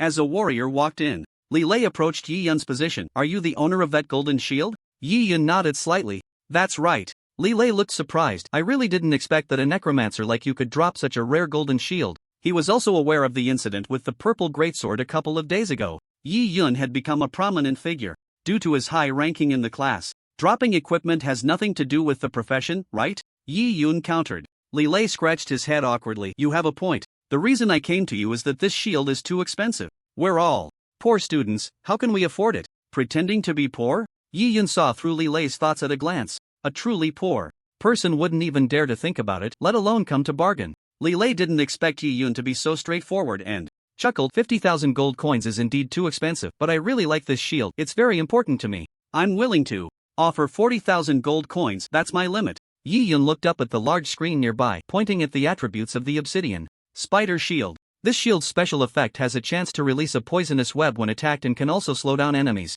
Just for this attribute, the shield is worth 50,000 gold coins. The listed price isn't high. After hearing this, Li Lei frowned, looking somewhat troubled. But 40,000 gold coins is already a lot of money for me. I really can't come up with more. I'm a hidden class golden armor shield warrior. If you sell me the shield at this price, I can team up with you in the future and become great partners. Invest in me and you won't regret it. The golden armor shield warrior is rated as an S-class potential, one of the rarest professions. On the day of awakening, several factions had already come forward, extending friendly olive branches. No need. Yi Yun, however, was not interested in this proposal. With his army of skeletons, he didn't need any teammates at all. Li Lei didn't expect to be directly rejected even after he had proactively offered to be the other party's teammate. Yi Yun said, if you don't have money, you can use rare materials or valuable skills and equipment. I understand. Li Lei opened his backpack and rummaged through it. Most of the items were ordinary goods with little value. In the corner of the backpack, there was a stone that had dropped from a dungeon yesterday, embedded with fragments that resembled crystal. Li Lei handed the stone to Yi Yun and said, I got this in the dungeon yesterday. Although I don't know its exact use, it feels quite special. Yi Yun took the stone, examined it carefully, and discovered it contained some mysterious energy. He nodded and said, this thing does have some value, I can accept this trade. Upon hearing this, a hint of joy appeared on Li Lei's face, not expecting Yi Yun to accept such an apparently ordinary stone. Great. Then it's a deal. Yi Yun handed the golden shield to Li Lei while he received 40,000 gold coins and a stone containing crystal. Li Lei took the golden shield, his eyes sparkling with excitement. After the transaction was completed, Li Lei left the trading center. Yi Yun placed the stone into his backpack. This was a magic crystal ore from which the crystal inside could be refined to produce a magic crystal that could provide a certain amount of mana to the user. Such ores were rare in the Age of Gods, each one being quite precious. From the crystal visible on the surface of the ore, Yi Yun could deduce that the value of this stone should be around 10,000 gold coins. As for how many crystals were inside, it was uncertain, but it should not result in a loss. Adding the money from selling the other equipment, he now had 150,000 gold coins. A beautiful woman with a ponytail appeared in the trading hall, her light armor perfectly showcasing her figure. The classmates around, upon seeing Su Qing, cast admiring glances her way. Su Qing ignored them and walked straight towards Yi Yun, revealing a sweet smile. Yi Yun, how's your strength improvement lately? Yi Yun looked up at Su Qing. Not bad, and you? Thanks to you, I'm already level 15. Su Qing replied, by the way, my father wants to meet you. Your father? Yi Yun recalled a tall figure. In the following years, Su Tianming, with his rare profession, quickly improved his strength and became a pillar on the battlefield of the Dragon Kingdom. He could often be seen leading Dragon Kingdom professionals into battle. There was even a time when Yi Yun became a member of Su Tianming's team, charging into the battlefield together. However, during a beast tide, Su Tianming died there while trying to kill a powerful lord. The ending was quite tragic, but reality is this cruel. Many sacrificed themselves to protect the homes they relied on. Yi Yun nodded, no problem. When? Tomorrow night. I'll take you to meet him. After saying this, Su Qing felt a bit nervous, almost like she was taking someone to meet her parents. Alright, then tomorrow night. Yi Yun replied. Su Qing was somewhat surprised by Yi Yun's straightforwardness. Aren't you going to ask why? You're just going to go with me like this? Yi Yun casually said, it can't be to meet the parents, right? You really are something. Su Qing glared at Yi Yun playfully, but there was a hint of a smile in her eyes. Yi Yun shrugged, unconcerned. But what does your father want with me? Su Qing put away her smile and answered seriously, there's a new dungeon that has recently appeared, called the Gate of Death. It requires some strong individuals to step forward to secure the first clear. Yi Yun nodded thoughtfully, I see, then I'll meet him tomorrow night. Okay, I'll come to pick you up tomorrow night. After saying this, Su Qing turned to leave. Yi Yun watched her back, feeling a bit emotional. In his previous life, the first clear of the Gate of Death was secured by Long City. In Longdu, a place bustling with people, it could be said to be a gathering of dragons. In this life, if he were to go, there would be no suspense. The wheel of fate was about to change at this moment. Yi Yun left the trading center and headed to the location of the instance transporter, casually selecting a level 15 instance on nightmare difficulty. After breezing through it, his level smoothly rose to 20, and then he took a ride straight to the spider cave. Outskirts. Not far from the spider cave, a team composed of hundreds of people was gathering here. Each professional had a medal resembling a gold coin hanging from their chest. This was the badge of the money gang, which could provide some attributes based on the member's level. One of the leaders, named Zhao Taizhu, was a key member of the money gang. Zhao Taizhu stood at the front of the team, his gaze sweeping over every member. Brothers, today we are heading to the spider cave where there is a powerful boss. Our goal this time is to kill it and obtain the rare equipment it drops. Zhao Taizhu's voice was loud and full of passion, igniting the blood of everyone present. We, the money gang, have been preparing for this operation for a long time, and everyone must give their all. Successfully killing the boss will not only yield generous rewards but also bring glory to our gang. A wave of enthusiastic cheers erupted from the team, with each person's eyes sparkling with the desire for victory. Let's go! With Zhao Taizhu's command, the team marched towards the spider cave. Just a few steps in, he suddenly received a voice request from the gang leader, Li Zhentian. Hello? Gang leader, what did you say? Yi Yun is coming towards our position? Alright, I'll lead the team to retreat and rendezvous with Sun Hong. We must take down Yi Yun. Zhao Taizhu hung up the phone, a sly glint flashing in his eyes. He knew Yi Yun's strength was not to be underestimated, but the money gang was no pushover either. This time, Sun Hong was blocking Yi Yun's path with a group of level 31st transformation players from behind, with them blocking in front and coordinating. From the back, they would surely capture Yi Yun and deal with him on the spot. He quickly adjusted the formation of the team, preparing for the upcoming battle. Brothers, Yi Yun is coming our way. We need to change our plan and take him out first. The members of the team echoed in agreement, determined to take down Yi Yun. Everyone, listen to my orders. We'll set an ambush and feign an attack on the spider cave. As soon as Yi Yun arrives, we'll launch our attack. Zhao Taizhu swiftly issued the command. The team quickly sprang into action, setting traps and ambushes according to Zhao Taizhu's plan. They utilized the terrain to their Advantage, dispersing the team, some hid in the bushes while others pretended to attack the spider cave, creating the illusion of battle. Suddenly, towering shadow wolves emerged from behind the trees, glowing with a blood-red light. Zhao Taiju turned around and was momentarily stunned. How could there be shadow wolves here? That shouldn't be. This was not the activity range of shadow wolves, and these wolves were twice the size, glowing red, far beyond what those shadow wolves could compare to. A deputy named Liala stared at the wolf pack. Boss, these don't seem to be shadow wolves, but rather the summoned beasts of a necromancer, shadow war wolves. The shadow war wolves summoned by a necromancer were significantly stronger than shadow wolves. They look somewhat similar, but aren't shadow war wolves blue? Why are these guys red? Zhao Taiju had necromancers in his team who often summoned shadow war wolves for battle, so he was quite familiar with them. The war wolves summoned by necromancers were only about a third the size of these. Shadow war wolves were a relatively strong summoning skill for necromancers in the early stages, and as the skill level increased, the number summoned at once would also increase. Level 1 summons 1. Level 3 summons 2. The maximum level is 3. However, most necromancers only manage to level up to around level 3 or 4, and even in the later stages, it's quite difficult to reach level 5. Liaolu glanced at the shadow wolf and suddenly remembered something. Boss, this seems to be the color of a max-level shadow wolf. He had seen a set of images online, and indeed, the max-level shadow wolf was red. Its attributes had also increased significantly from the initial levels. However, the necromancer who posted the images had only reached max level after the third job change. How could such a terrifying creature appear in the novice area? Zhao Taiju furrowed his brows, a sense of foreboding rising in his heart. He quickly scanned the surroundings to confirm whether the team's defensive formation was secure. Despite facing an unknown threat, the members of the money gang showed no signs of panic. Liaolu, go notify Sun Hong and have him prepare for support at any moment, Zhao Taiju commanded calmly. Liaolu nodded, quickly pulling out his phone to contact Sun Hong. Zhao Taiju continued to observe the movements of the shadow wolves while contemplating a countermeasure.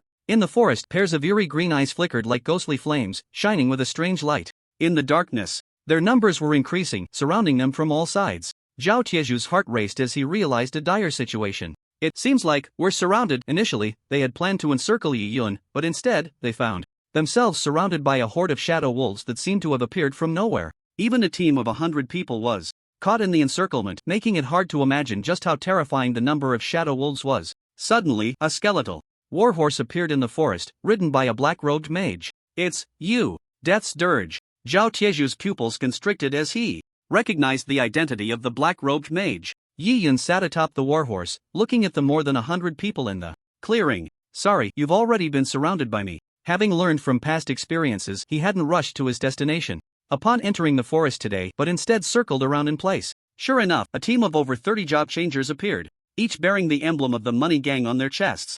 Zhao Taiju looked at the more than 100 brothers behind him, feeling a sense of helplessness. It was probably the first time that more than 100 people had been surrounded by a single individual. However, he didn't panic. Instead, he planned to bring Sun Hong in as a backup. Death's Dirge, aside from these 100 people, we have over 50 job changers behind you, ready to attack at any moment. If you're sensible, let us go immediately, and you might still have a chance to survive. If those specialists come over, the money gang will be caught in a pincer attack, and you will undoubtedly die. Yi Yun showed no change in expression upon hearing this, remaining steady atop his warhorse. You're talking about those nicknamed Old Snowman, right? How do you know that nickname? Because they're already dead. What? This is absolutely impossible. Sun Hong's nickname was indeed Old Snowman. Zhao Taiju had just been on the phone with Sun Hong, who said he had found Yi Yun's trail and was heading towards the spider cave to flank them. Zhao Tieju's face turned pale in an instant, staring at Yi Yun in disbelief, a wave of unprecedented fear surging in his heart.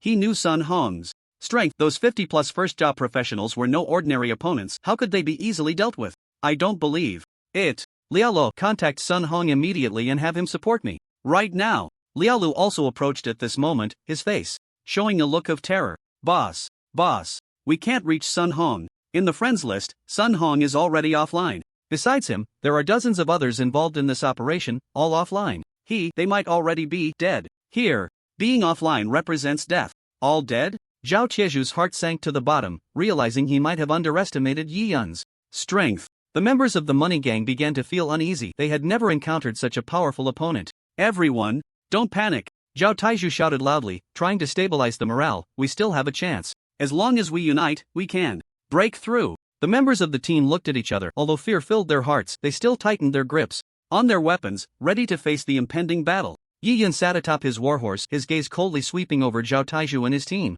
Upon entering the forest earlier, he had discovered the whereabouts of Sun Hong and his group, deliberately using the high terrain to set an ambush, leading them into a relatively low-lying valley. He instantly summoned 800 archers from the undead realm above the valley, and a dense rain of arrows ensnared the group. They didn't even have a chance to break through the encirclement. Even though they were first-tier professions with significantly enhanced attributes, Yi Yun's max level archers were no joke, enough to compensate for the level disadvantage. Moreover, as Yi Yun's attributes grew, the attributes of the summoned archers would also slightly increase. With a level 20 staff adding 100 points of intelligence, the magic damage greatly increased, enhancing the damage of the skeleton soldiers as well. After taking down that group, he consumed his undead points to upgrade the Shadow Werewolf skill to max level. The characteristic of this max level skill is that it can summon 3 Shadow Werewolves at once. With all his mana consumed, he could summon 900, then after recovering, summon another 900. A total of 1,800 werewolves surrounded the more than 100 people. Do you think you rabble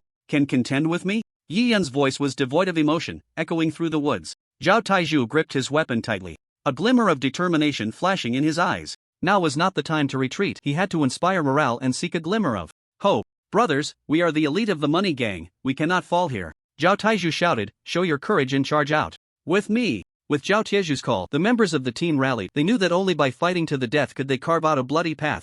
Alright, then let me see your skills. Yi Yun lightly waved his hand, and the Shadow Werewolves began to close in on Zhao Taizhu's team. Zhao Taizhu took a deep breath and charged first at the nearest Shadow Werewolf. His movements were swift and decisive, his weapon slicing through the darkness with glimmers of cold light. However, the number of werewolves was simply too great, and they were fearless. The formation of the crowd was instantly shattered. Yi Yun, you bastard. Do you think you can defeat the money gang like this? Zhao Taizhu roared, trying to provoke Yi Yun into making a mistake. Yi Yun's expression showed no change. You are still too naive. The money gang? Just a bunch of rabble. Zhao Taizhu's heart sank, understanding that Yi Yun was not bluffing, but he also knew he couldn't give up. He had to fight for a glimmer of hope for his brothers. Brothers, charge with me. Zhao Taizhu shouted, leading the team into a final charge against Yi Yun. The battle grew increasingly intense. The bodies of the Shadow Werewolves piling up like mountains, but Zhao Taizhu's team also suffered heavy losses. Yi Yun remained firmly seated on his warhorse, as if enjoying this bloody feast.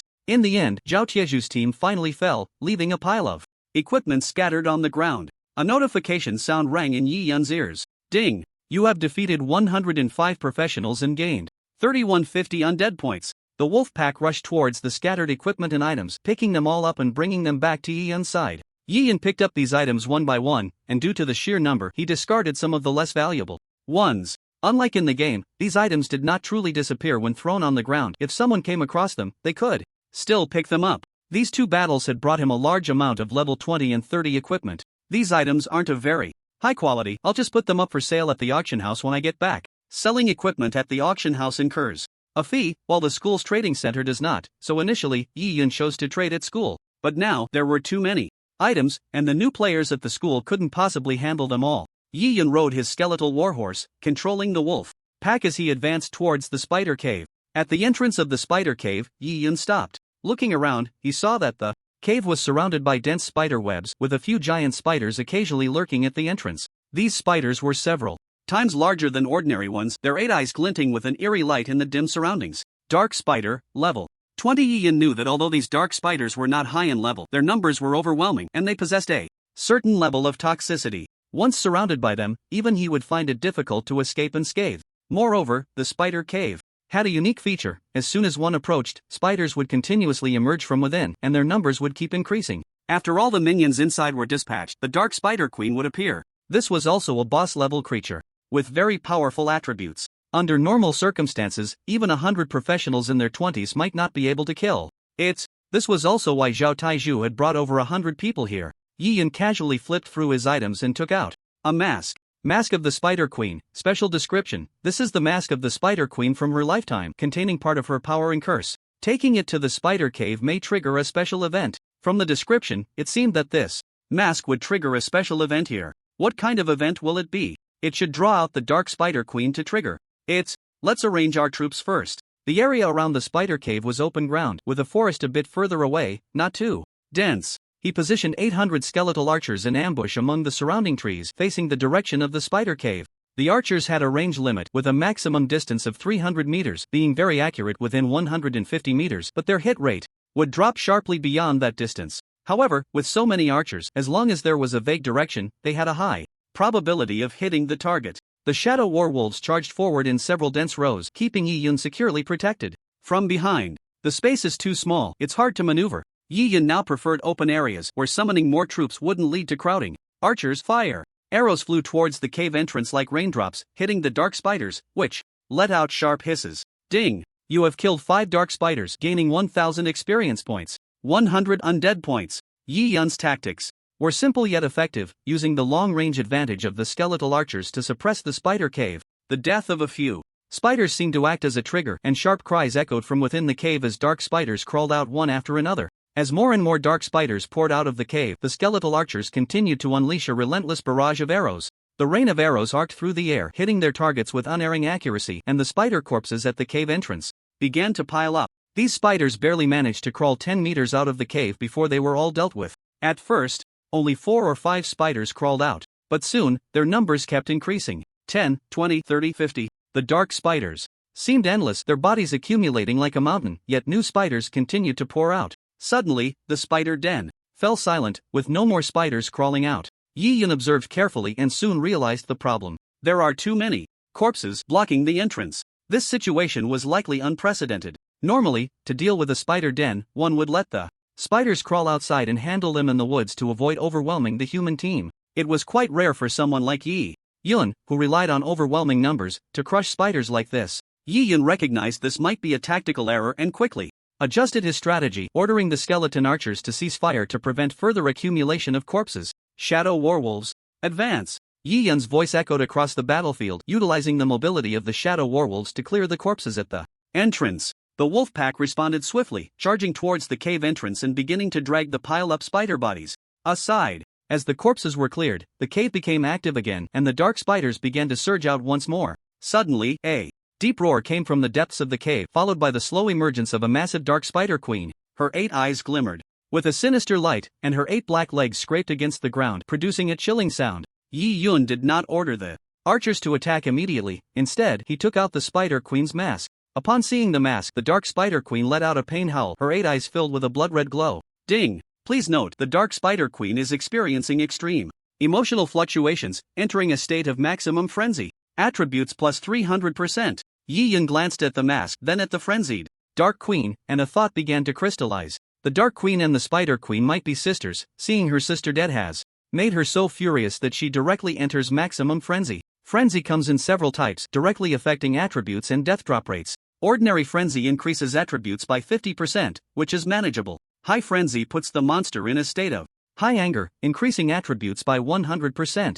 Extreme frenzy detonates the monster's emotions, boosting attributes by 300%. This extreme frenzy state has very stringent triggering conditions, usually only possible through hidden events. The rewards are also quite substantial. In the cave dungeon, Yi-Yun chose the nightmare difficulty, and in the final stage, after killing all the spider eggs, the queen fell into an extreme frenzy state. Yi-Yun obtained the queen's mask in that battle. Only in this extreme frenzy state can the queen's mask drop, triggering another special event. Roar! After entering frenzy, the dark spider queen's body was filled with immense power. Her already massive form became even more terrifying, nearly filling the entire cave entrance. Her 8 legs moved like sharp blades, leaving deep marks on the ground, each movement accompanied by tremors. Yi-Yun was not startled by this sudden change, his expression remained unchanged. He issued commands for the shadow warwolves to spread out, forming a surrounding circle to prepare for the dark spider queen's frenzied attacks. Rain of arrows. Yi-Yun commanded the skeleton archers. They quickly adjusted their positions, aiming their arrows at the vital points of the dark spider queen. With Yi-Yun's command, the rain of arrows poured down once more, each arrow whistling through the air, accurately hitting its target. However, the frenzied state of the dark spider queen greatly enhanced her defenses, causing many arrows to leave only shallow marks on her carapace.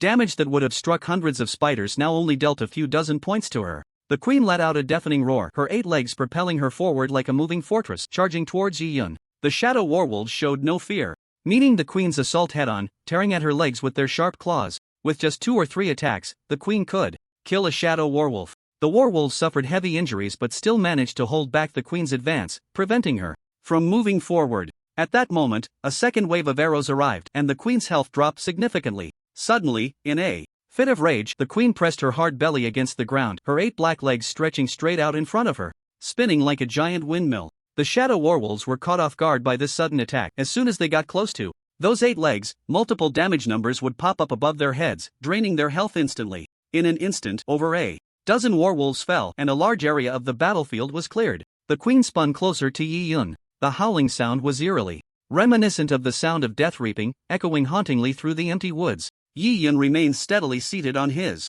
mount, expressionless as he watched the queen. Shadow werewolves. One by one, the werewolves rose from the ground, charging towards the Spider Queen like fearless mercenaries, reckless in their assault. Though they were fragile and would die from the queen's attacks, their sheer numbers successfully blocked her path. Arrow rain. The skeleton archers once again drew their bows, unleashing a torrent of arrows that fell like a downpour, each one whistling through the air as it struck the dark Spider Queen. Under this whirlwind of attacks, the queen's defenses were greatly reduced, and each arrow dealt over 200 points of damage. As expected, her defenses drop when she uses skills. This was exactly as Yi Yun had anticipated. Typically, such high-level attack skills come at the cost of reduced defenses or increased vulnerability. With this round of arrow rain, the queen's health was depleted, and the spinning windmill came to a halt, leaving her 8 black legs twitching. Finally, after a violent tremor, the Dark Spider Queen let out a desperate wail, her massive body crashing to the ground. She had never imagined that a human could summon so many undead troops, outnumbering her spider minions by dozens of times.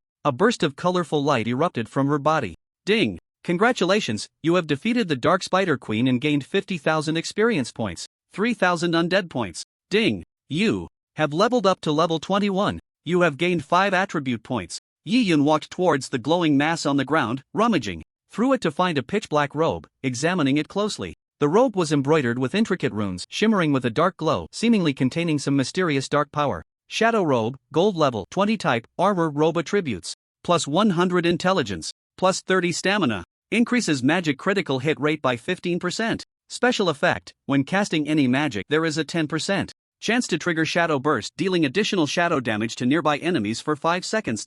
Description: this robe is woven from shadow energy, enhancing the caster's magical abilities and unleashing a powerful shadow burst at critical moments, delivering devastating blows to enemies.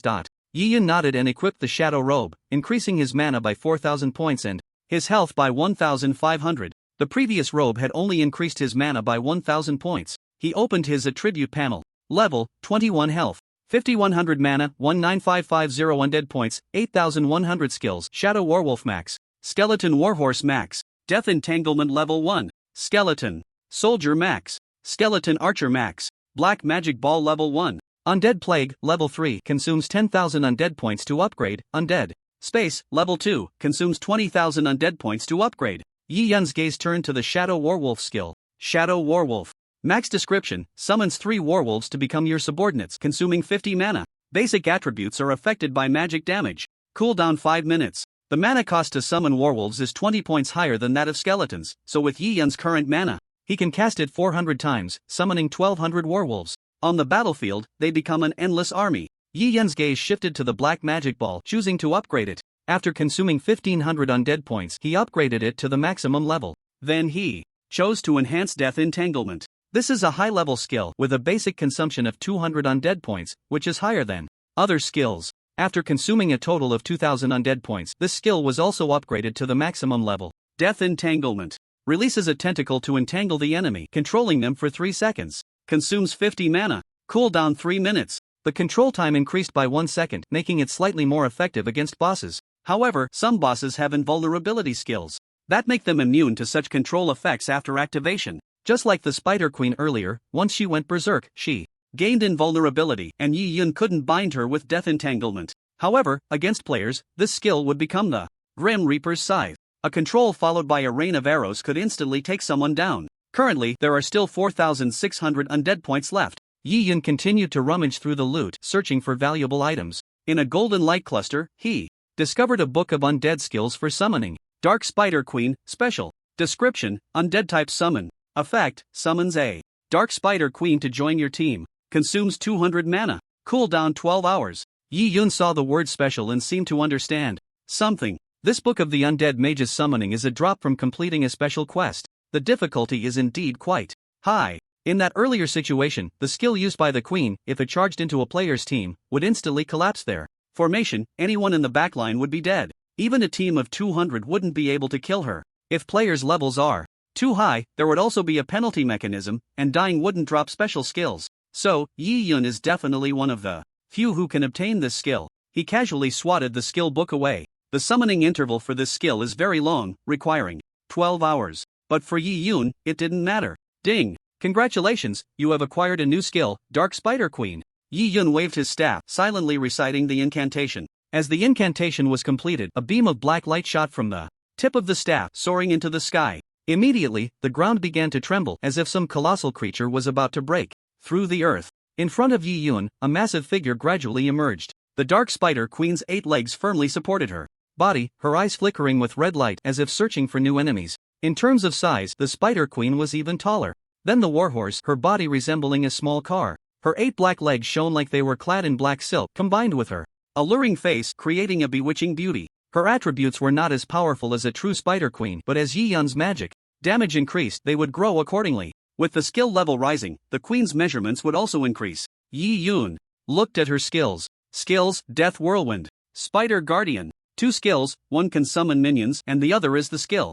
encountered just now. Yi Yun chanted softly, Spider Guardian. With the command, the body of the Dark Spider Queen trembled slightly, her 8 legs moving swiftly, instantly summoning a group of small spider guardians around her. Although these guardians were smaller than the Queen, each exuded a dangerous aura, their eyes glinting with a bloodthirsty light, as if ready to sacrifice their lives for the Queen at any moment. The number was 10. Yi Yun nodded. These spider guardians could not only provide additional combat power but also create chaos on the battlefield, distracting the enemy's attention. More importantly, as the Dark Spider Queen's level increased, the attributes of these guardians would also be enhanced accordingly. He continued to study the other skill, Death Whirlwind. As Yi Yun whispered, the Dark Spider Queen's body trembled again, her 8 strong legs began to spin rapidly, transforming into a black whirlwind. The 8 legs sliced through the surrounding air like sharp blades, producing a piercing whistling sound. Yi Yun observed the effect of this skill closely. Wherever the whirlwind passed, whether it was rocks or trees, they were ruthlessly torn apart. This power, if unleashed on the battlefield, would undoubtedly inflict tremendous damage on the enemy. Just a single Spider Queen casting Death Whirlwind had such power. What if there were 10, 100, 1,000? Throwing a large number of Spider Queens into the battlefield would undoubtedly create a storm of death, making it impossible for any enemy to approach. From the spider den, another spider crawled out, and Yi Yun immediately commanded the Queen to charge forward. As the Queen approached the small spider, she raised her 2 front legs and thrust down violently. The small spider's body was easily pierced, black blood gushing out and staining the ground around it. The Dark Spider Queen's attack was not only swift but also deadly, her power perfectly showcased under Yi Yun's command. With just one strike, she killed a small spider. The damage was quite considerable. It should be noted that even a max-level Shadow Werewolf would need about 10 hits to kill a spider. The Queen's damage was like a glimpse through a tube, revealing a fraction of her might. From the spider den, 4 or 5 more small spiders crawled up, and Yi Yun commanded again. Death Whirlwind. The Queen's 8 legs began to spin once more, this time locking onto the group of small spiders. With the movement, a black whirlwind quickly formed, sucking those small spiders into it. The sharp black legs in the whirlwind acted like countless blades, mercilessly slicing through their fragile bodies. The small spiders emitted sharp screeches but were soon devoured by the whirlwind, leaving behind a pile of debris. Yi Yun nodded lightly. The Dark Spider Queen's power exceeded expectations. Her presence not only provided formidable combat strength but also diversified his tactical options. He began to think about how to combine the Dark Spider Queen with other undead creatures to form a more lethal combination. Yi Yun attempted to upgrade her. Ding! Do you want to consume 500 points of undead value to increase the level? Confirm. Yi Yun noticed that the undead value consumed by the Queen's skills was much higher than that of Death Entanglement. This was certainly related to it being a high-level skill. Ding! Congratulations, the Dark Spider Queen has been upgraded to level 2. Ding! Do you want to consume 700 undead value to increase the level? Confirm. A total of 4,500 undead value was consumed to upgrade the skill to level 5. Under normal circumstances, proficiency could only be gained by using skills with a cooldown time of 12 hours, allowing a maximum of 2 uses per day. In his previous life, Yi Yun's 7 years of experience as an undead mage meant that high-level summoning skills were at most level 2 or 3, with not even a single level 4. Not just him, but the other necromancers as well. Very few could elevate it to level 4. Level 5 was even more impossible. Dark Spider Queen, level 5 effect. Summon a Dark Spider Queen to join your team. Base attributes are related to magic damage. Consumes 200 mana points. Cooldown, 8 hours. Skills, Death Whirlwind. Spider Guards. The cooldown has been shortened and the increase in base attributes has also grown significantly. Yi Yun had experience with high-level summoning. With each level increase, attributes would grow by at least 50%, a massive enhancement. Yi Yun cast the summoning skill again. Dark Spider Queen. As Yi Yun's mana surged, a new Dark Spider Queen slowly rose from the cracks in the ground. Her size was even larger than before, with 8 legs resembling black steel pillars supporting her formidable body. Her eyes glowed like 2 burning rubies, emitting a chilling light. Yi Yun observed the newly upgraded Dark Spider Queen. Her strength and speed had significantly improved. Her size had increased from that of a small car to that of an SUV. Spider Guards. At Yi Yun's command, the newly upgraded Dark Spider Queen responded swiftly. This time, the summoned Spider Guards not only numbered more but each appeared fiercer and more agile. Their size had also grown, as if they had undergone some kind of enhancement, exuding a more intense aura of danger. The number had increased from the initial 10 to 25. If he summoned 100 Spider Queens on the battlefield and simultaneously triggered the guard skill, he could instantly summon 2,500 minions, a catastrophic blow to various enemies. Death Whirlwind. Yi Yun issued the command again, and the Dark Spider Queen's 8 legs began to spin once more. This time, the black whirlwind she unleashed was even more ferocious, spinning like a wheel of fire as if the very air was being torn apart. When struck by her steel-like legs, the stones on the ground sparked, and a tree as thick as a man's embrace was reduced to splinters. Yi Yun noticed that with the increase in level, both the range and destructive power of the Death Whirlwind had significantly improved. The Queen's attributes had grown not only in strength and speed but also in intelligence and endurance. Ding! Would you like to consume 1,500 necromancer points to increase the level? Yi Yun did not respond. Currently, he had only 100 mana points left, which was not enough to continue upgrading. He decided to wait until he had more. Next, he summoned 50 Dark Spider Queens and placed them into the necromancer space. Due to their large size, each one occupied 10 slots, so putting in 50 took up half the space. The remaining space would continue to store archers and werewolves. The Queen's mana consumption was too high. Storing some in advance would save a lot and also be effective on the battlefield. The necromancer space is still too small. I need to gather more necromancer points and see about upgrading it to level 3. Upgrading the necromancer space required 20,000 necromancer points. Yi Yun dismissed the useless skeleton soldiers and directly activated the return to town skill. Summoned creatures could not be teleported together. When the skill was triggered, they would simply disappear. Only the skeletons stored in the necromancer space could be retained. Tianhai High School Trading Center. A tall student had his arm around Lin Wanqing's waist, looking very intimate. Lin Wanqing shifted slightly in resistance, but the student tightened his grip even more. Lin Wanqing felt a wave of disgust, but she knew she couldn't easily lose her temper in such a situation. Let's go over there and take a look. The student seemed satisfied with Lin Wanqing's reaction, loosening his grip and following her to the other side of the trading center. This student was named Zhao Tianyu, a prominent figure at Tianhai High School, from a wealthy family, and held an important position in the student council. Zhao Tianyu had always been interested in Lin Wanqing, but there was always a Yi Yun by her side, and he had never found a good opportunity. This time, for some reason, Lin Wanqing took the initiative to approach him, which facilitated their good fortune. Wanqing, you're already my girlfriend, isn't it okay to put an arm around your waist? Zhao Tianyu, I don't want to develop things so quickly. And this is school, it's not good if others see us. Lin Wanqing tried to remain calm. She approached Zhao Tianyu, not only because she was attracted to his family background and potential, but also because she didn't want to be too open about their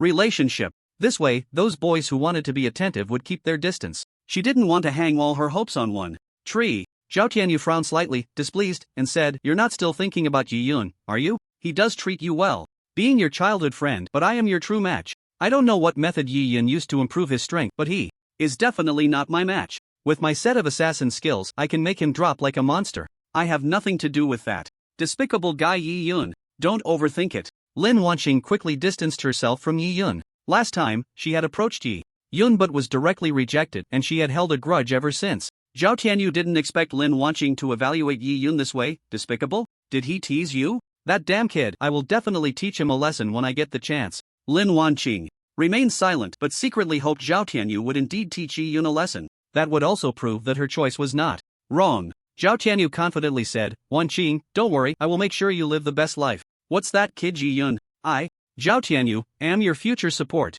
Let's first see what good things there are." Lin Wanqing changed the subject and looked towards the trading platform. Zhao Tianyu leaned on the counter. "Wanqing, just say what you like, I'll buy it for you." Lin Wanqing loved this kind of wealthy ATM. This piece of light armor has good attributes, but its price Zhao Tianyu stared at the light armor. It was red and could perfectly outline the figure. He imagined Lin Wanqing wearing it, showcasing her charming curves, and couldn't help but smile with satisfaction. Price is not an issue, I'll pay. Isn't it just 10,000 gold coins? Zhao Tianyu said generously, as if this light armor was just a small dish for him. Lin Wanqing felt secretly pleased, knowing that Zhao Tianyu was generous, which was exactly what she hoped for. She pretended to be reserved and said, that might not be good, making you spend so much, maybe we should just forget it. What's 10,000 gold coins? Zhao Tianyu leaned on the counter and casually said to the staff, just this one, help me contact the seller. The staff immediately nodded and clicked the trading command. Soon, Zhao Tianyu received a transaction code. Wanqing, that person will be here soon, we can get this light armor in a bit. Let's wait here. Zhao Tianyu, you're really too good, Lin Wanqing said softly, her voice carrying a hint of coquetry. Hearing Lin Wanqing's praise, Zhao Tianyu felt even more proud.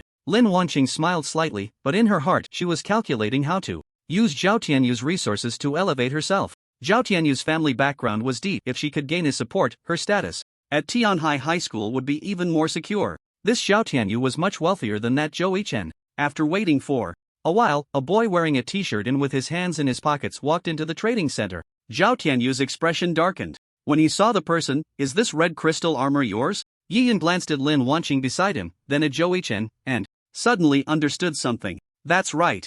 Zhao Tianyu had just been belittling Yi Yun, saying that the other was inferior to him in every way, but now he discovered that the level 10 purple equipment he wanted to buy actually came from Yi Yun's hands. He felt a surge of anger inside, but on the surface he pretended to be nonchalant and said, so it's you, Yi Yun. I didn't expect you to have this ability to drop such high-level equipment. Yi Yun looked at him expressionlessly. Do you want to buy it? Zhao Tianyu nodded, concealing his jealousy. Yes, my girlfriend wants this equipment, so I'm buying it for her. As he said this, he deliberately wrapped his arm around Lin Wanqing's waist, showcasing their intimacy. Lin Wanqing felt a mix of emotions. Not long ago, she had seen Yi Yun sell a level 10 gold and purple equipment here for 10,000 gold coins. Later, she heard that Lei also bought a golden equipment from Yi Yun, worth 50,000 gold coins. In just a few days, Yi Yun's income had probably reached 70 or 80,000 gold coins. Converted to money, that would be 7 or 800,000, definitely not a small sum. The dog she once looked down upon had suddenly become a hot commodity. The change was too drastic. At this moment, she felt a bit regretful. If she had known Yi Yun had such potential, she should have accepted his pursuit back then. Now, wouldn't he be able to get any equipment he wanted? Zhou Yichen, don't do that. Lin Wanqing gently pushed Zhou Yichen's hand away, her tone carrying a hint of displeasure. She knew Zhao Tianyu's vanity but didn't want to appear too excessive in front of Yi Yun. What if they had a chance to be together in the future? Yi Yun looked at Lin Wanqing, but his heart was calm. He had long seen through Lin Wanqing's vanity and Zhao Tianyu's show-off, and he was not surprised by their interaction. Yi Yun, I want to buy that red crystal armor. Zhao Tianyu immediately changed the subject, trying to mask his jealousy. Yi Yun replied indifferently, not for sale. Zhou Yichen's expression immediately darkened. He didn't expect Yi Yun to refuse him, especially in front of Lin Wanqing. Why? Is it because of Wanqing? Yi Yun answered, whether I sell my equipment or not is none of your business, right? Yi Yun, what do you mean? Zhao Tianyu was enraged by being toyed with. Do you think just because you have some skills you can do whatever you want? Do you dare to duel me? Let's see if I don't crush you. His profession was Shadow Assassin, one of the hidden classes with strong dueling capabilities. Especially against fragile mage classes like Yi Yun, he could easily take them down in one combo. After saying this, he sent Yi Yun a duel invitation. Duels were allowed at school, and under the rules, neither party would die. When receiving fatal damage, they would be forced to remain with a sliver of health. Yi Yun expressionlessly accepted Zhao Tianyu's duel invitation, unafraid of his provocation. Seeing Yi Yun accept the challenge, Zhao Tianyu felt secretly pleased. He thought Yi Yun wouldn't dare to duel him. This was a perfect opportunity to showcase his strength in front of his girlfriend and let their classmates see that he was not to be trifled with. With his high burst damage as a shadow assassin, he was sure he could easily defeat Yi Yun. With the signal to start, the two quickly entered battle mode. The fight unfolded in the trading center, attracting the attention of many onlookers who quickly cleared a space in the middle for the two to face off. Look, the one in the duel is Zhao Tianyu. He's a shadow assassin. I heard that Zhao Tianyu is level 18 and is using a level 15 golden dagger. His damage output is off the charts. His dad is quite wealthy, so he can afford to spend money on him. What? He's going to spar with a necromancer? No way, isn't that just asking for trouble? Everyone knows that mages are fragile classes and have no advantage when dueling assassins. Especially necromancers, with only a few summoning skills. It would be strange if they could win. Lin Wanqing watched the scene and also felt that Zhao Tianyu would definitely win. She was looking forward to Zhao Tianyu teaching Yi Yun a good lesson, to temper his arrogant demeanor, otherwise he would really be insufferable at school. Yi Yun waved his staff and a pale red skeleton archer appeared beside him. Zhao Tianyu sneered, a hint of disdain flashing in his eyes. A summoned creature? You think this archer can hit me? Before he finished speaking, Zhao Tianyu's figure suddenly became blurry, entering stealth mode, and he charged towards Yi Yun at high speed. After an assassin goes into stealth, their movement speed is extremely fast, and if paired with a displacement skill, they can appear next to the enemy in just a few seconds. Yi Yun showed no signs of panic at his opponent's disappearance, not even raising his staff. The skeleton archer drew its bowstring and shot at an empty direction. Put! An extremely high critical damage suddenly floated out from that position. Zhao Tianyu's figure suddenly appeared, clutching his chest, looking at Yi Yun in disbelief. A sharp pain surged through him. Although this attack wasn't fatal, the pain was very real. Even in stealth, the skeleton archer's arrows still accurately hit him. How is that possible? Just as he was stunned, the archer drew the bow again and shot, the movements flowing seamlessly. Put! Another arrow, the critical damage instantly emptied Zhao Tianyu's health, leaving him with just a sliver of life. The battle was over. From start to finish, Zhao Tianyu didn't use a single skill and was defeated by 2 arrows. Yi Yun said lightly, with that kind of mental fortitude, you dare to spar with me? A powerful assassin, even when attacked, wouldn't be surprised but would continue to launch an assault. Only by controlling the enemy can an assassin unleash their damage. Yet just now, after Zhao Tianyu was hit, he stood there dazed, clutching his chest in pain, forgetting to continue attacking. The archer's second attack, a perfectly timed critical hit, took away all of his health. You cheated. Zhao Tianyu couldn't believe he had lost so miserably. Let's do it again, I can definitely win. Saying this, he sent another sparring invitation. Yi Yun, however, did not accept. If you're bad, practice more. If you can't take a loss, don't play. Zhao Tianyu's face turned dark, unsure how to respond. As an assassin, losing to a necromancer like this was truly embarrassing. The crowd around them was in an uproar. Zhao Tianyu's defeat was unexpected for everyone. They thought it would be a no-contest duel, but they didn't expect Yi Yun's necromancer to be so powerful. Yi Yun is amazing. He actually predicted the assassin's stealth movement, otherwise, the archer couldn't have hit. No wonder Yi Yun levels up so fast, he's definitely a master. That skeleton archer's damage is so high, 2 arrows can take out an assassin. That was an 18-level assassin, fully equipped with level 15 gear, at least purple quality, with health that could rival a shield warrior of the same level. Yet this top-tier hidden class still lost to the skeleton archer, which shows just how strong Yi Yun's abilities are. Lin Wanqing's face turned pale. She didn't expect Yi Yun to defeat Zhao Tianyu so easily. A complex emotion surged within her, a mix of disappointment in Zhao Tianyu, surprise at Yi Yun, and a hint of regret. The dark path. If I had known Yi Yun was this strong, I should have accepted him back then. Now, is there still a chance? Zhao Tianyu stood there, his face gloomy, unable to accept that he had actually lost to Yi Yun. In the end, he left the trading center with his dignity shattered. Lin Wanqing followed him out as well. The surrounding classmates continued to discuss fervently. In this battle, Yi Yun's strength was thoroughly established in the school. After returning to the dormitory, Zhao Tianyu's mood remained unsettled for a long time. He couldn't accept the fact that he lost to a necromancer, nor could he bear the shame in front of Lin Wanqing. He decided to double down on spending, investing more money to upgrade his equipment and buy skills. One day, he would reclaim his honor. At the headquarters of the Money Gang, in the conference room, the atmosphere was particularly serious. Lu Feiyu reported nervously, "Boss, Sun Hong has failed. Over 50 first-turn professionals have all gone offline. Besides him, there was also Zhao Taizhu who participated in the operation. More than 100 people have gone offline as well." Bang! Li Zhentian slammed his fist on the coffee table, even the cigar broke in half. Bastards! The air in the conference room seemed to freeze. His eyes were filled with anger and disappointment, making everyone present dare not make a sound. 150 people encircling a Yi Yun, and yet we failed. These useless fools. Lu Feiyu's voice trembled. That kid Yi Yun is too sinister. How can a necromancer be so terrifying? Recalling the video posted online where Yi Yun controlled a skeleton army sent chills down his spine. Boss, we've lost too much trying to deal with Yi Yun. I feel that Yi Yun is not simple. Perhaps we should stop and not continue targeting him. Shut up. Li Zhentian interrupted him, his gaze sharp as a knife. When has our Money Gang ever feared anyone? No matter how powerful Yi Yun is, he is just a student. How much power can he really have? Send out more high-level professionals. We will definitely kill him. This was not only for revenge for the fallen members but also due to the pressure from the Ma group. Ma Jun died because of their Money Gang, and if they couldn't take down Yi Yun, the Ma group would not let them off the hook. Boss, Yi Yun's strength far exceeds our imagination. He not only controls a powerful undead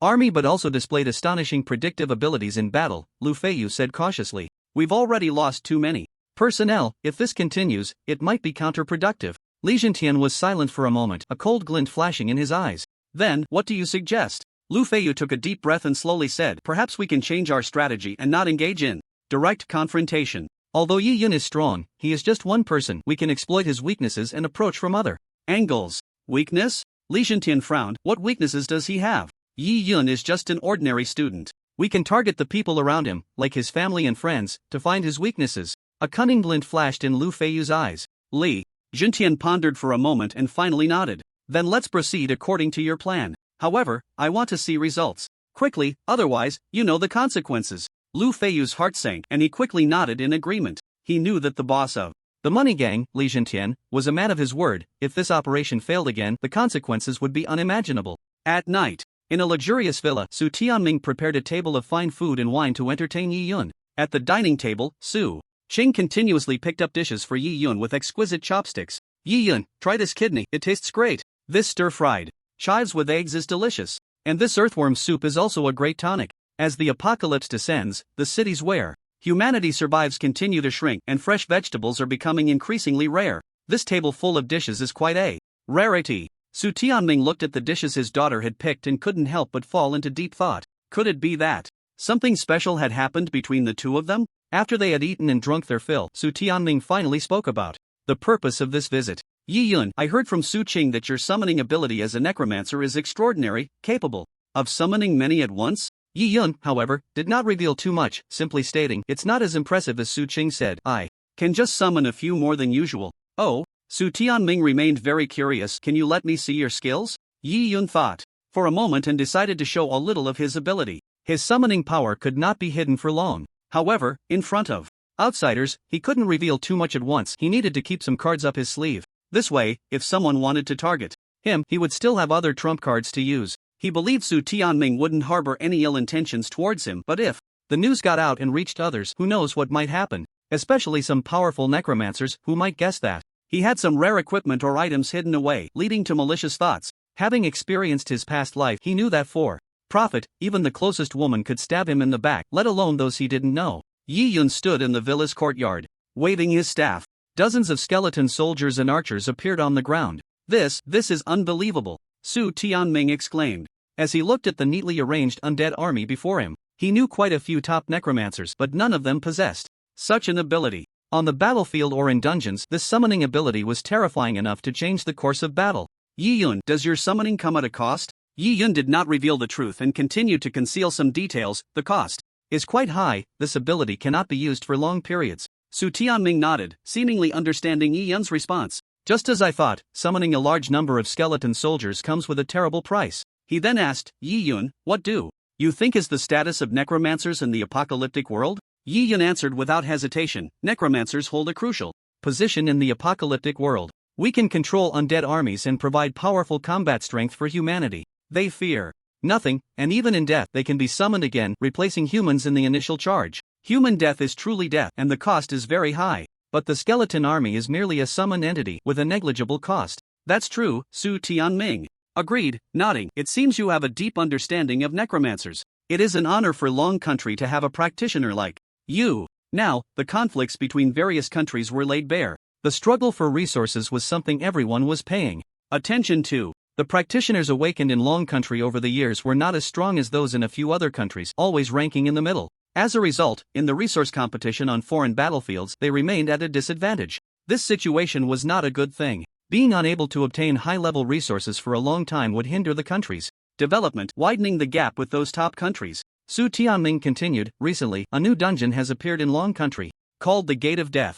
Various cities have dispatched top practitioners to try to conquer this dungeon. But the difficulty of this dungeon is exceptionally high. Not only did we fail to achieve the first clear, but we also lost a lot of potential players. I hope you can represent Jinling City, enter this dungeon, and conquer it. Yi Yun couldn't find a reason to refuse, so he nodded. Alright. This Death Gate, belonging to the undead category, offers very generous rewards for the first clear. There are many monsters inside, and it's suitable for him to farm undead points. Su Tianming didn't expect Yi Yun to agree so readily, and a look of relief appeared on his face. I knew I didn't misjudge you. He was well aware of Yi Yun's strength and understood the dangers of this mission. Yi Yun, this task is a challenge for you, but it's also an opportunity. The Death Gate dungeon is Not only difficult but also full of unknowns. I hope you can lead our team, break the myth of this dungeon, and bring glory to Jinling City. Yi Yun felt Su Tianming's expectations and nodded. I will do my best. Su Tianming nodded in satisfaction. Whatever class combinations you need, just let me know, and I can arrange them for you.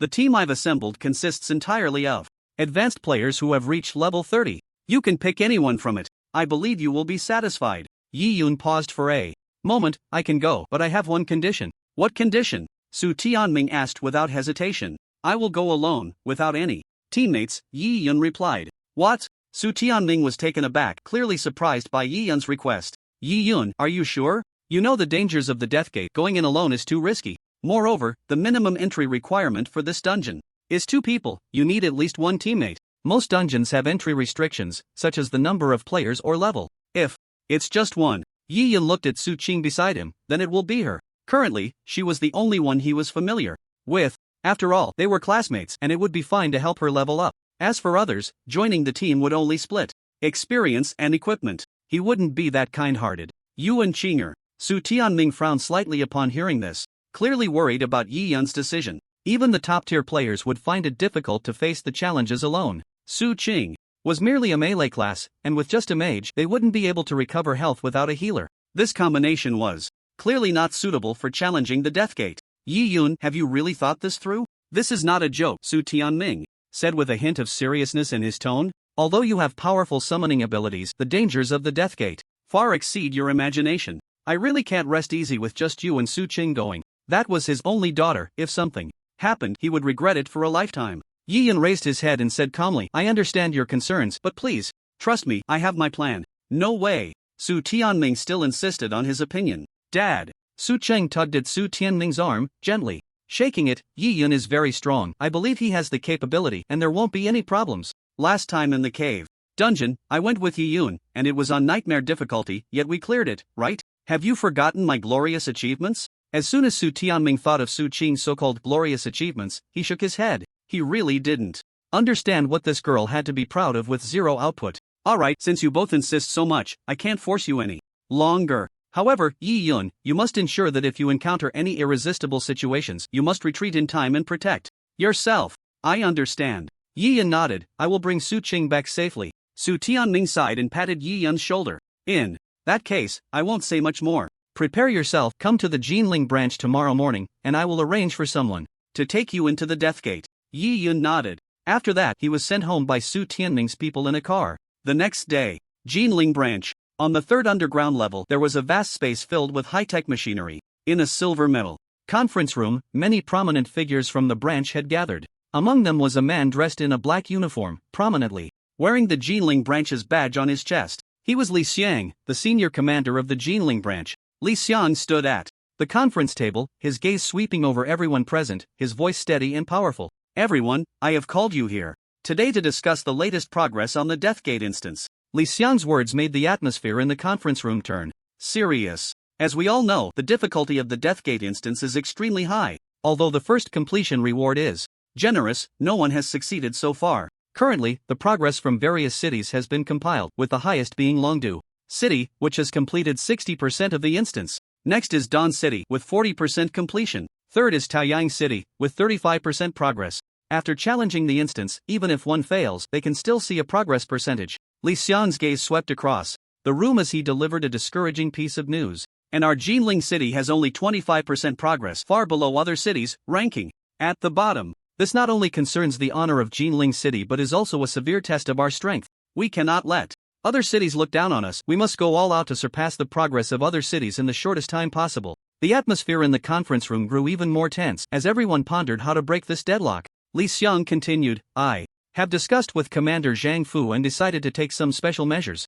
We will assemble an elite team funded by the Jinling branch, providing each member with level 30 golden equipment to enhance their strength to the maximum and catch up with the instance's progress. As soon as these words were spoken, many people gasped in shock. Level 30 golden equipment, each worth around 200,000 gold coins, and a full set for one person requires at least 5 pieces, meaning 10 people would need 50 pieces.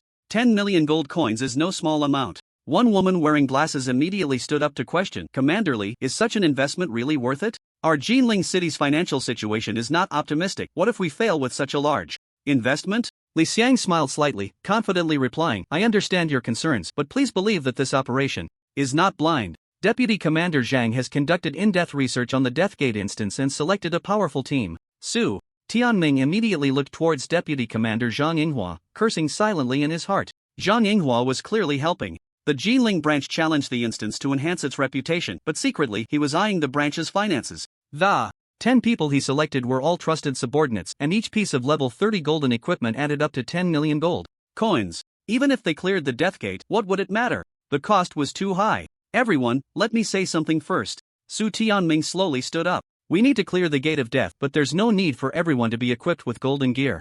The best scenario is to rely on the strength of the professionals themselves to pass the level. Zhang Yinghua, who already had a conflict with Su Tianming, looked somewhat displeased upon hearing this. Su Alliance Leader, what do you mean by that? Do you think my decision-making is flawed? Su Tianming replied, I'm not questioning your decision, I just think we should focus more on team coordination and the individual abilities of the professionals. Equipment is certainly important, but over-reliance on gear can lead to neglecting the importance of teamwork and tactical application. The atmosphere in the conference room grew tenser, and other members turned their gazes toward the two high-ranking officials, anticipating further confrontation. Seeing this, Li Xiang quickly intervened. Both of you, this is not the time for disputes. Our progress in Jinling City is lagging. What we need is unity to face the challenges together. Su Alliance Leader, do you have any good suggestions? Su Tianming nodded and said, solemnly, I found someone for this, let him give it a try. I believe he can lead our team in Jinling City to break through the challenges of the Gate of Death. Oh, who is so capable? Zhang Yinghua raised an eyebrow, clearly skeptical of Su Tianming's confidence. Su Tianming smiled slightly but did not answer directly. Instead, he turned to the other end of the conference room. There sat a young man in a simple white t-shirt, expressionless, seemingly indifferent to the discussion's intense atmosphere. Around him, he is Yi Yun, a student from Tianhai High School. Yi Yun? A murmur arose in the conference room, as this name was unfamiliar to most present. Su Alliance Leader, are you sure he can do it? Zhang Yinghua's tone carried obvious doubt. However, Su Tianming appeared very confident and continued, Yi Yun not only has outstanding personal abilities but also possesses extraordinary talent in teamwork. He once led a temporarily formed team to successfully clear a nightmare difficulty dungeon. More importantly, he has unique insights and strategies regarding the Gate of Death dungeon. I believe he can lead our team to breakthroughs. Li Xiang frowned slightly, clearly weighing Su Tianming's words. He turned to Yi Yun, his gaze scrutinizing. Yi Yun, do you have anything to say? Yi Yun stood up, calmly surveying everyone in the conference room before speaking. I have nothing to say, but I am willing to accept this challenge. The atmosphere in the conference room instantly became complex. Some were doubtful, some were hopeful, and others were whispering. Clearly, Yi Yun's youth was the key factor that made these people skeptical. Li Xiang and Zhang Yinghua exchanged glances, both seeing a hint of complex emotions in each other's eyes. Su Tianming stood up. I believe in Yi Yun, he has the strength. Moreover, we no longer have time to waste, we must act quickly. Li Xiang nodded, seemingly having made a decision. Alright, Yi Yun, we give you this opportunity. But you must understand, this is not just a challenge, it is also a defense of our honor in Jinling City. The Gate of Death dungeon can only be opened once a day for each city. With each passing day, other cities may advance, and if a person of insufficient strength goes, resulting in a low completion rate, it would be a loss. Yi Yun, who are your teammates? Tell me their professions and information, it needs to be reported. Li Xiang's voice carried a hint of seriousness. Yi Yun raised his head. I have only one teammate, Su Chine, level 18. Profession, Gale Swordsman. The atmosphere in the conference room instantly became tense, as everyone was surprised by Yi Yun's response. An 18-level Wind Swordmaster poses almost no threat in the Deathgate dungeon, let alone challenge the progress of other cities. Moreover, this dungeon can accommodate up to 10 people, and every city tries to maximize their numbers, eager to send in 10 or 8 more. After all, having more people provides a greater advantage. Yet, unexpectedly, they only had 2. One was a level 21 necromancer, and the other an 18-level Wind Swordmaster. What a bizarre combination. A duo destined for death? Li Xiang frowned, clearly dissatisfied with Yi Yun's decision, and said sternly, Yi Yun, are you sure this is your final decision? The honor and resources of Jinling City cannot be wasted on uncertain matters. Yi Yun nodded. The two of us are enough to face the challenges of Deathgate. The discussions in the conference room rose and fell, and it was evident that most people found Yi Yun's decision unbelievable. Zhang Yinghua couldn't help but sneer. Lord Su, are you joking with the honor of Jinling City? How could an 18-level Wind Swordmaster possibly make an impact in Deathgate?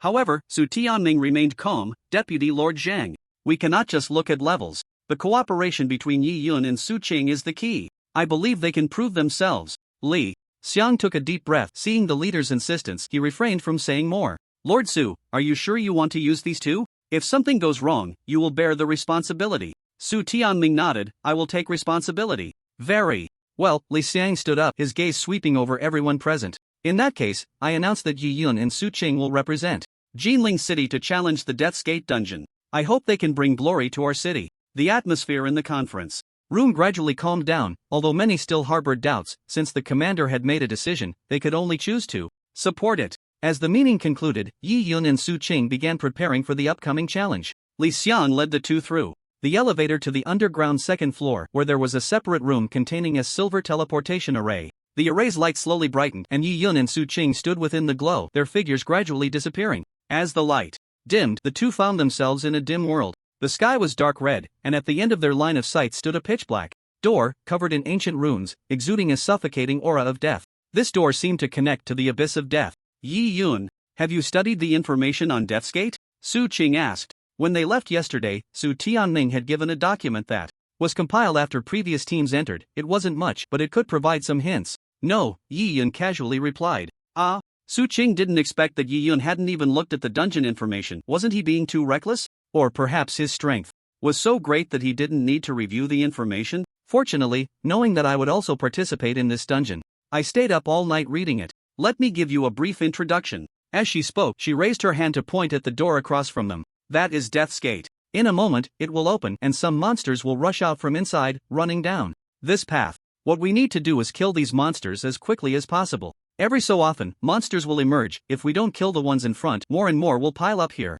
At that point, this dungeon is destined to fail. If we can't hold on, we can run to the light circle behind us, which can teleport us back. But if there are too many monsters, it's possible we won't be able to escape and will die here. This is also why the death rate in this Death Gate instance is so high. After Su Qing finished speaking, Yi Yun simply nodded lightly. Having been reborn, his understanding of this instance was far greater than Su Qing's. The Alliance in the later years had long since mastered this instance. Seeing that Yi Yun didn't respond, Su Qing thought he was contemplating a strategy and pointed at the large door. When the door opens, a red light curtain will appear.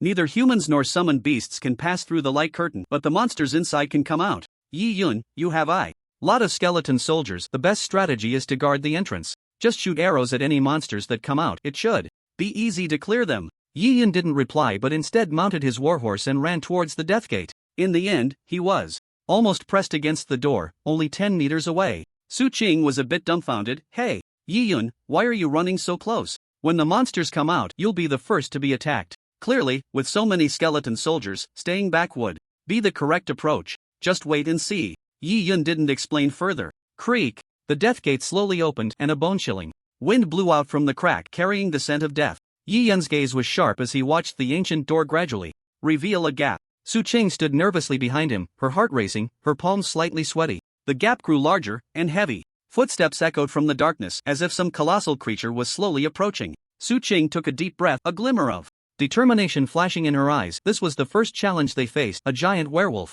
There were 30 of them, and they had to be tanked by top-tier shield warriors, and a few had to be killed in a short time to clear them out. There was a layer of red light curtain on the Death Gate, preventing players from passing through, only allowing monsters to come out. Yi Yun raised his staff and waved it towards the Death Gate. Shadow War Wolves. 3 war wolves leaped out from the Death Gate, their forms agile, their eyes gleaming with a bloodthirsty light. Yi Yun, what are you doing? Su Qing asked, puzzled. We need to hold this position. You should cast your skills over here. Yi Yun didn't turn back, merely responding lightly. Invasion of the Death Gate. After players in later years studied this instance, they discovered something. Both summoned beasts and humans could not pass through the red light curtain to enter the gate. However, one player accidentally found that if they got close to the light curtain and released a summoning skill, the summoned creature would appear inside. At that moment, they could actively attack the monsters inside. Some also said this might be a hidden level, but those summoners summoned beasts weren't very strong and would soon be killed by the monsters inside, unable to venture deeper.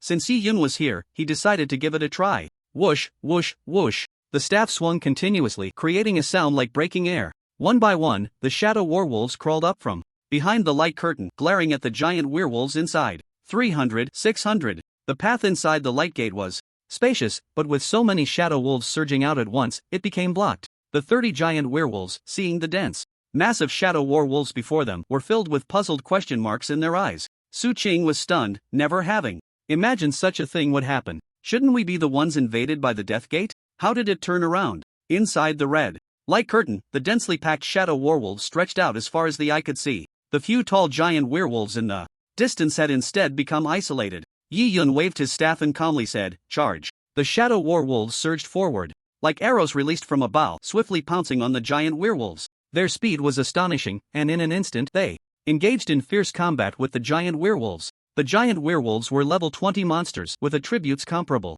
to fully leveled battle wolves. In overwhelming numbers, they were quickly devoured, not even leaving a scrap behind. Ding! You have killed 30 giant werewolves, earning 6,000 experience points, 600 undead points. Yi Yun calmly said, "The Gate of Death, is this all the monsters? Bring it on." Through the gate, a long path could be seen, at the end of which stood a very tall monster, the final boss. They approached the gate at a specific speed, with portions emerging at intervals. Upon noticing this, Yi Yun commanded, "Battle wolves, attack." The shadow battle wolves surged towards the long path like a tide, tearing apart any monsters they encountered with ease. The further they went, the higher the level of the monsters and the greater their numbers. It started with level 20, but deeper inside, there were monsters of level 25 and even 30. As for the numbers, they increased from 30 to 40, and even up to 50. The number of shadow battle wolves that fell began to rise, but Yi Yun was not idle. He continuously summoned more from behind, quickly reaching a total of 1,200. He paused to wait for his mana to recover, or to level up, which would restore his mana to full. Soon after, ding! You have reached level 22. You have gained 5 attribute points. Yi Yun began summoning again. One by one, the shadow battle wolves appeared within the light screen, charging at the enemy forces. The shadow battle wolves rampaged within the Gate of Death, their speed and numbers overwhelming the monsters. Su Chang stood behind Yi Yun, witnessing all of this, her heart filled with shock and confusion. She had never imagined that the Gate of Death dungeon could be played this way. Others were guarding from the back, fearing the appearance of monsters, killing them in a race against time. But Yi Yun? He directly invaded the monster's lair, pushing through effortlessly. His shadow battle wolves, glowing with a faint red light, could summon 3 at a time. This was a display only possible with a max-level skill. Su Ching looked at the figure standing before the gate, and at that moment he seemed like a reaper from the abyss. A word involuntarily popped into her mind. Undead catastrophe. The supreme ruler of the undead world. Indeed, only this word could describe the figure of this man. If there were such a man standing on the battlefield of another realm, guarding the gates of the Dragon Kingdom, would it not resemble the scene before her? Jinling Branch. In a conference room, several figures were present, led by the vice leader, Zhang Yinghua. He looked at a well-dressed woman with a good figure and asked, "Xiaoying, have you investigated Yi Yun's identity background?" Xiaoying shifted her gaze from the computer screen and nodded slightly. "It's been clarified. Yi Yun, male, 18 years old, a student at Tianhai High School, has just awakened his profession for a little over 10 days. He doesn't have any special background, he's an orphan, and his previous academic performance was quite average." As Xiaoying spoke, she handed a detailed report to Zhang Yinghua. "I see, it seems we were a bit too concerned about him earlier," Zhang Yinghua said, flipping through the documents, his tone revealing a hint of relaxation. "However, his growth rate is indeed astonishing," Xiaoying added. "In just over 10 days since awakening his profession, his strength has increased rapidly, which is rare in history." Indeed, Zhang Yinghua nodded in agreement, but no matter how fast his growth is, it can't compare to the resources and training system of our Jinling branch. He is just a student now, without sufficient resources and experience to reach a higher level. He will need time. "Do you mean he is destined to fail in the Death's Gate dungeon?" Xiaoying asked. "Of course," Zhang Yinghua replied with a cold smirk. "A blindly arrogant necromancer can never clear the Death's Gate. What we need to do next is to suppress Su Tianming and gain more benefits from this matter. It would be best to follow what I said before. Those 10 trusted aides, each one should have a set of level 30 golden equipment." Although he was the vice leader, the title of vice always sounded unpleasant to someone as ambitious as him. Therefore, he wanted to eliminate Su Tianming and become the main leader. If his team achieved good results in the Death's Gate dungeon and successfully cleared it for the first time, it would definitely be a significant achievement. At that time, he would be hopeful of becoming the leader. "Understood, I will continue to push this matter forward," Xiaoying responded. "Very good," Zhang Yinghua nodded in satisfaction. "Also, we cannot overlook Su Tianming. He is currently the leader of our Jinling branch, with influence and resources above us. We need to find a suitable opportunity to weaken his power. Do you have any plans?" Xiaoying asked curiously. "Plans are in the works, and I will inform you when the time is right," Zhang Yinghua said with a mysterious smile. "All right, I will be prepared and ready at any time." Xiaoying nodded in understanding. "Great, now let's focus on the upcoming Death's Gate dungeon. We need to ensure our team can achieve good results to secure my position as leader." Zhang Yinghua tapped his fingers on the desk. He needed his team to achieve unprecedented success. To prove his leadership and strategic vision, Xiaoying, how much latest information do we have on the Deathscape dungeon? Zhang. Ingyoa's voice revealed a hint of urgency. Xiaoying quickly replied, we have gathered a lot of information about the Death's Gate dungeon, including monster distribution, boss characteristics, and possible weaknesses. Our team has also conducted multiple simulation trainings to prepare for various emergencies. Very good, Zhang Yinghua nodded in approval, but it's not enough. We need more details to ensure a successful run. I understand, Xiaoying said seriously. I will send more personnel to collect additional intelligence from other branches, to ensure our team has a more detailed strategy. Good.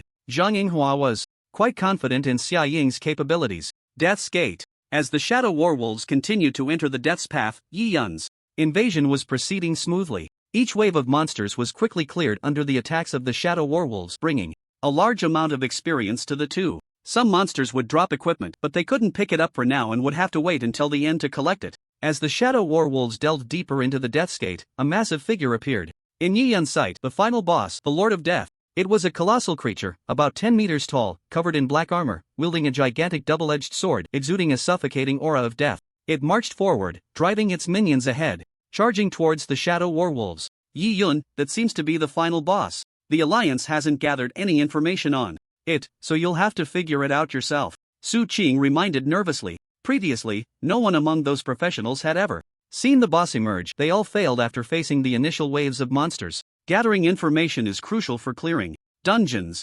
Sometimes, a single skill from a boss can wipe out a group of people, so figuring out how to avoid it is essential. Yi Yun naturally knew how strong that monster was, and then he waved his staff again, silently reciting a spell. Dark Spider Queen. 1. By one, huge black spiders slowly rose from the shadows on the ground, their 8 eyes flickering with a cold light. What is this? Su Qing was stunned, unable to close her mouth upon seeing the massive body of the Spider Queen. A high-level summoned beast? She recalled the final boss they had encountered in the cave, that Spider Queen. Although it looked somewhat different, it was only slightly smaller. Its attributes must be terrifying. A high-level summoned beast comparable to a boss could change the tide of battle on the battlefield. Moreover, she discovered something astonishing. A high-level summoned beast he can summon so many at once? This is too impressive. Other necromancers could only summon one at a time, which was enough to change the battle. Yet Yi Yun managed to summon 40 or 50 at once. What kind of storm would this create on the path of death? Just thinking about it made her feel its terror. Once the Spider Queen entered the path of death, her 8 long legs alternated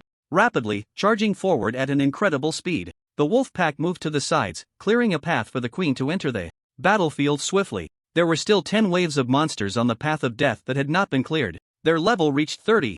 Named Dark Armored Rhino, with extremely strong defense and attributes significantly higher than the Shadow Warwolves, easily capable of suppressing them. The number of Shadow Warwolves dying increased rapidly. At that moment, the queen joined the battlefield. Her 2 front legs lifted, easily piercing through the Dark Armored Rhino's tough armor. With each swing, the rhino's wails and splashes of blood accompanied her attacks. A few strikes were enough to kill a Dark Armored Rhino. Su Qing's eyes widened at this scene. These Spider Queens are so strong. Their attributes are definitely comparable to a boss. Yi Yun's summoned beasts are too powerful. Yi Yun stood quietly behind the light, observing everything as if he had foreseen this outcome. Gradually, the monsters behind the path of death began to gather quickly. Yi Yun also began to recite another spell. Death Whirlwind. The 5 Spider Queens in the front row extended their 8 long black legs straight, spinning like wheels of fire. Whoosh, whoosh, whoosh. The spinning black legs sliced through the air, forming a powerful whirlwind that sucked the Dark Armored Rhinos into it. Although the rhinos had tough skin and thick flesh, under the cutting of the death whirlwind, their defenses were as fragile as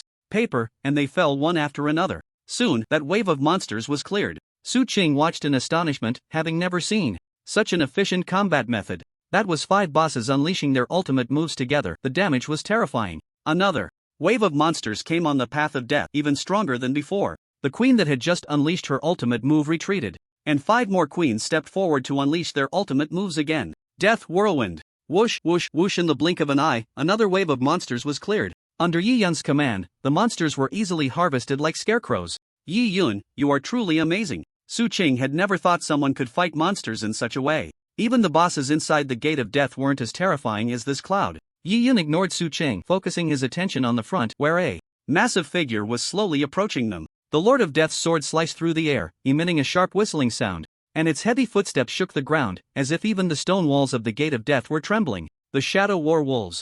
like bolts of black lightning, quickly approached the Lord of Death, leaping and biting, trying to distract its attention. However, the damage from the Lord of Death was too high. Just a sweep from that great sword would result in instant death. Yi Yun had anticipated this situation. The werewolf was merely a delaying pawn, and his ultimate move was yet to come. After the 50 spider queens cleared all the monsters, they charged towards the Lord of Death, surrounding it from all sides. The shadow werewolves seemed to have heard some command and began to retreat. The spider queens moved forward, completely encircling the Lord of Death. Death whirlwind. The cooldown for the queen's skill had ended, and they extended their long black legs, spinning like wheels of fire. The long legs sliced through the air, creating a powerful whirlwind that slowly approached the Lord of Death. The Lord of Death was puzzled, unable to comprehend why so many spider queens had appeared. It swung its dual blades in an attempt to resist, but the attacks from the spider queens were like a torrential storm, ruthlessly tearing through its armor. Numbers indicating health loss popped up above its head like a frenzy. As the death whirlwind continued, the Lord of Death's health began to plummet. Sharply, it let out a furious roar, and suddenly, a wave of black energy erupted from its body, sending the surrounding spider queens flying. Watch out! The Lord of Death has unleashed a skill, Su Qing warned nervously. Yi Yun had already anticipated this, and showed no signs of worry. This was a skill of the Lord of Death. It would trigger when health dropped to 10%, entering an invincible state for 5 seconds, with attacks doubling. If a professional encountered this move, they would die instantly. It was undoubtedly the hardest challenge in the Deathgate. Yi Yun quickly reacted, commanding the spider queens to temporarily retreat to avoid directly confronting the Lord of Death's invincible state. The Lord of Death attempted to seize the opportunity to attack its enemies, but the spider queens, with their 8 legs, were too fast to be caught. Roar! After a furious roar, the black light surrounding it gradually dissipated, and the invincible state vanished. The spider queens rushed forward, attacking with their 2 front claws. Those spider queens at the back even climbed onto the Lord of Death's body with their claws. Each time a long leg struck down, a damage number would pop up. Under the continuous assault from the spider queens, cracks began to appear in the Lord of Death's armor, and its health plummeted like a kite with a severed string. Eventually, its health reached 0, and it fell to the ground, its face filled with unwillingness. Throughout it all, it never understood why it, in the realm of death, was invaded. It hadn't even stepped out the door before dying on its own land. Clearly, they were the invaders, yet they had been invaded. Su Qing watched the Lord of Death fall, her heart filled with shock and disbelief. How is this possible? The Lord of Death was actually defeated? She had considered many ways to fight but never imagined it would be so easy to defeat the opponent. These monsters hadn't even crossed the threshold before dying in their own home. A notification sound rang in Yi Yun's ear. Ding! You have defeated the Lord of Death. Experience plus 100,000. Undead value plus 3,000. Ding! Congratulations, you have leveled up to level 24. You have gained 5 free attribute points. Yi Yun stood there, looking at the corpse of the Lord of Death, but his heart was not stirred much. Yi Yun, you are amazing. Su Qing excitedly ran to Yi Yun's side, her eyes filled with admiration. Yi Yun waved his hand dismissively. It's nothing, just a minor Lord of Death. He turned to look into the distance, deep within the Deathgate, where there was a circular plaza with a throne made of bones in the center. Just moments ago, the Lord of Death had been sitting on that throne, waiting for its minions to clear out before stepping onto the battlefield. That throne looks a bit unusual. Let's go explore it. He checked, but the light screen still hadn't disappeared, and his body couldn't enter. Only by controlling the little brothers to continue moving forward. The spider queen headed towards the throne in the center, quickly arriving at the square's location. At that moment, an extremely dangerous aura emanated from the skeletal throne. Yi Yun immediately sensed that something was wrong, quickly commanding the spider queens to halt while instructing the shadow werewolves to remain on alert. Under Yi Yun's command, the spider queens began to move slowly around the skeletal throne, trying to identify any potential traps. However, the skeletal throne seemed to show no abnormalities. It stood quietly in the center of the square, as if waiting for something. Suddenly, a deep chanting sound came from beneath the throne, filled with the essence of death and despair. Yi Yun and Su Qing exchanged glances, both realizing that this might be some kind of powerful summoning ritual. Yi Yun, could it be that a powerful monster is about to appear? Su Qing asked nervously. Or perhaps this summoning is the real boss? No one had cleared the Deathgate. At most, they had completed about half, and it was unclear what the final level would be like. Yi Yun's gaze was fixed on the throne. As a reborn individual, he naturally knew what monsters existed in the Deathgate instance. Normally, defeating the Lord of Death would end the instance, and no other boss would appear. This meant that the current situation was triggered after invading the Deathgate, belonging to a special event. The incantation gradually completed. Immediately, the entire square began to tremble, a powerful force surging from beneath the throne, scattering the spider queens and shadow werewolves. What is happening? Su Qing exclaimed. Yi Yun could feel a powerful presence about to awaken from beneath the throne. He quickly made a decision, ordering all the spider queens and shadow werewolves to retreat away from this dangerous area. Just as they were retreating, the skeletal throne suddenly cracked open and a massive figure slowly rose from within. The figure gradually became clear, revealing a gigantic skeletal dragon, its skeleton shimmering with a ghostly blue light and unquenchable ghostly flames burning in its eyes. How is this possible? Su Qing's voice was filled with shock. Yi Yun also felt a hint of surprise. He knew that only by defeating the dragon before them could they uncover the deepest secrets of the Deathgate. Shadow Werewolves. Attack! The werewolves were minions, more suited for this kind of probing. Under Yi Yun's command, the shadow werewolves charged at the skeletal dragon like black lightning. Their claws glimmered with a cold light, each swing accompanied by a tearing rush of air. The skeletal dragon let out a low roar, its massive skeleton vibrating as it opened its bloodless maw, spewing out balls of ghostly blue flames. The flames, like hellfire, instantly engulfed the few shadow werewolves at the forefront. Just moments ago, after leveling up, Yi Yun's mana was fully restored and he summoned 100 spider queens to join the battlefield. With 8 legs, they moved swiftly, already nearing the central square. Yi Yun kept a close eye on the battlefield, quickly adjusting tactics, commanding the spider queens to use their speed advantage to launch attacks from the flanks and rear, distracting the skeletal dragon's attention. The spider queens nimbly darted across the battlefield, their long legs like sharp blades, leaving deep marks on the skeletal dragon's frame with each strike. Although the skeletal dragon's skeleton was hard, cracks began to appear under the continuous assault of the spider queens. Yi Yun spoke, "Death Whirlwind." The 100 newly summoned queens, 50 in each group, surrounded the dragon from all directions, extending their black silk legs and spinning like wheels of fire. Whoosh, whoosh, whoosh. From a distance, it looked like a large fire circle encircling the skeletal dragon. The skeletal dragon was caught off guard by this sudden attack. It tried to flap its massive bony wings to sweep away the annoying spider queens. As the queen unleashed her death whirlwind, her movement speed decreased significantly and her defense dropped sharply. The queen, struck by the bone dragon, was instantly reduced to 0 health and died on the spot. However, the spider queens did not retreat. They surged forward one after another, seemingly unaware of fear. Although the skeletal dragon's bony wings were powerful, its attack speed was slow, and against so many spider queens, its attacks felt somewhat inadequate. As time passed, more and more cracks appeared in the skeletal dragon's frame, its health rapidly declining, and its movements becoming increasingly sluggish. Finally, under a collective assault from the spider queens, the skeletal dragon's frame completely collapsed, turning into a pile of scattered bones. Ding! Congratulations, you have defeated the skeletal dragon. Experience plus 200,000. Undead value plus 5,000. Ding! Congratulations, you have reached level 25. You have gained 5 free attribute points. Yi Yun, you are amazing. Su Qing ran over.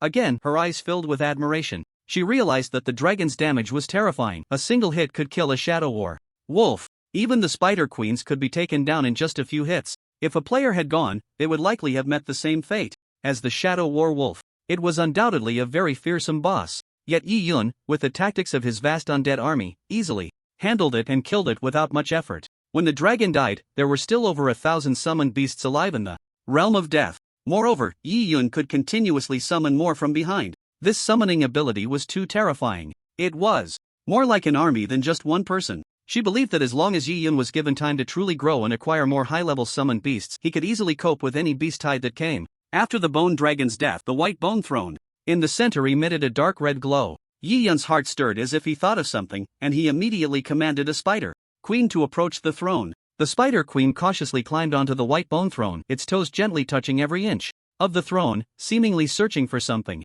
Yi Yun watched this scene intently. This throne might be hiding some kind of secret. Suddenly, the spider queen stopped, its forelimbs gently tapping on a certain part of the throne, producing a crisp sound. Then, the throne released a brilliant red light, which pierced through the light barrier and shone upon Yi Yun. At that moment, Yi Yun was controlled by some force, involuntarily flying towards the throne. The red light barrier that had previously isolated the entrance lost its blocking effect. Yi Yun's body, drawn by the red light, slowly floated towards the throne. His consciousness remained clear, but his body could not resist that mysterious power. Su Cheng watched the scene nervously, unsure of what would happen next. Who knew if there would be any danger once Yi Yun entered? Just as Yi Yun was about to touch the throne, the red light suddenly became even more dazzling, and a powerful energy wave erupted from the center of the throne, completely surrounding Yi Yun.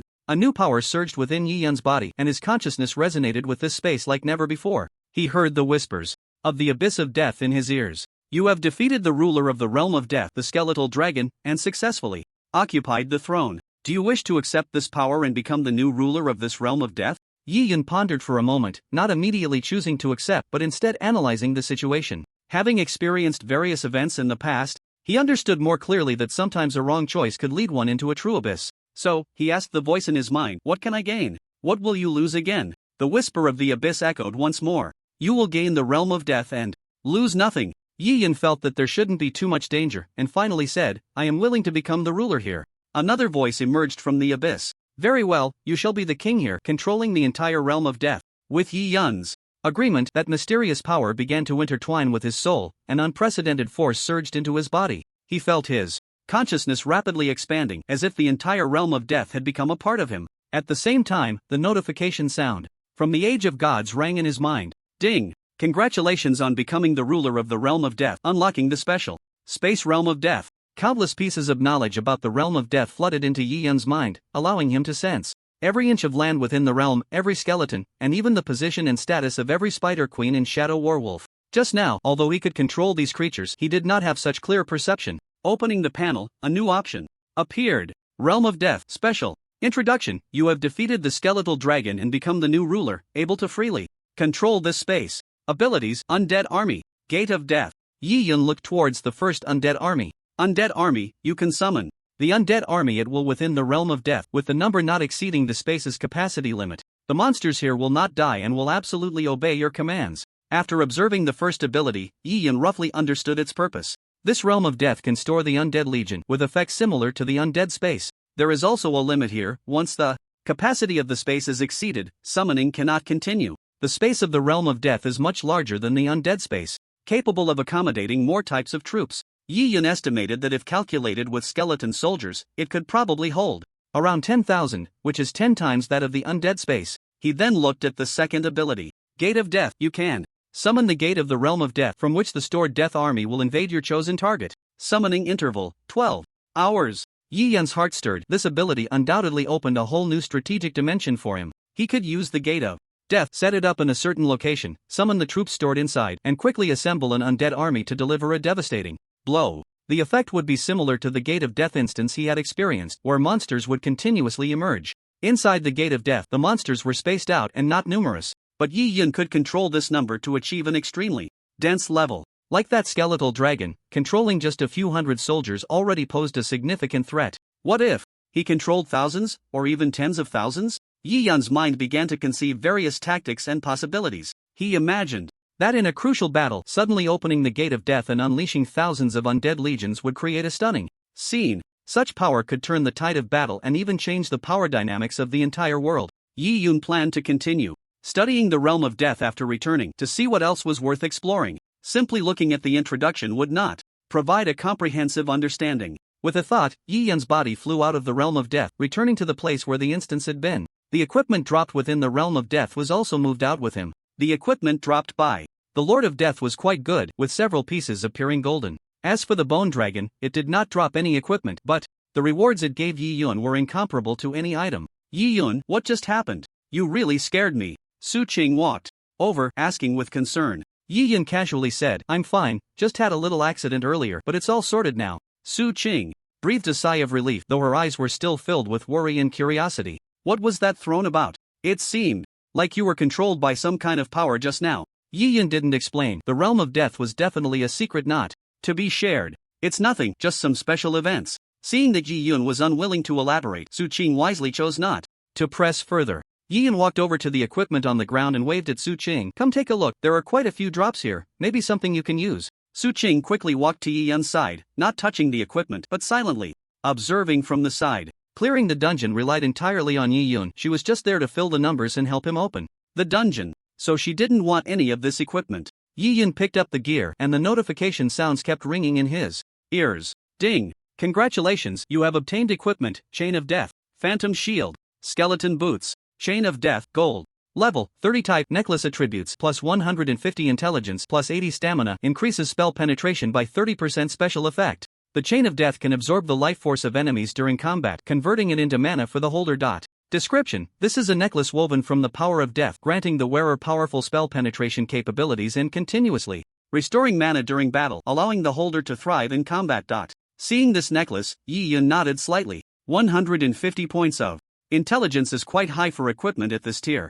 It also adds 80 stamina, providing considerable defense, along with 4,000 health points. For a cloth-wearing class, this health is quite substantial. It also has a very special ability to drain the life of enemies and convert it into mana. For Yi Yun, who desperately needed mana, this ability was quite good. If used well, it could continuously summon undead creatures. Phantom Shield, gold level, 30 type, shield attributes, plus 200 defense, plus 70 stamina. Increases block rate by 20% special effect. The Phantom Shield releases phantom power to form a shield when receiving a fatal attack, protecting the holder from one instance of lethal damage. This shield's attributes are also quite good and could be sold later. Skeleton Boots, gold level, 30 type, shoes attributes, plus 150 agility, plus 60 stamina, increases movement speed by 25%. Special effect, the skeleton boots allow the wearer to move quickly on the battlefield, leaving behind ghostly afterimages that confuse enemies. Yi Yun handed the boots to Su Qing. These boots are for warrior classes. They're yours now. Su Qing's eyes lit up with surprise upon seeing the skeleton boots, knowing what they meant for her. As a wind blade swordsman focused on speed, movement speed and agility on the battlefield were crucial. However, she hesitated to take the boots. Yi Yun, these boots are too precious. I can't accept them. She hadn't contributed anything today, so how could she accept the spoils? Yi Yun interrupted Su Qing. If it weren't for you in this dungeon, I might not have even made it through the door. Moreover, while these skeleton boots are valuable, they aren't very useful to me. You can take them and make better use of their value. Su Qing looked into Yi Yun's eyes, knowing he wasn't just being polite, and a warm feeling surged in her heart. Accepting the skeleton boots, she gratefully said, "Then I'll take them, Yi Yun, thank you. I don't want the rest of the equipment, so there's no need to divide it with me. This piece of equipment is already precious enough. Asking for more would truly be inappropriate." "All right." Yi Yun nodded, then turned his gaze to the other equipment. He picked up the remaining gear and placed it in his backpack, which was quickly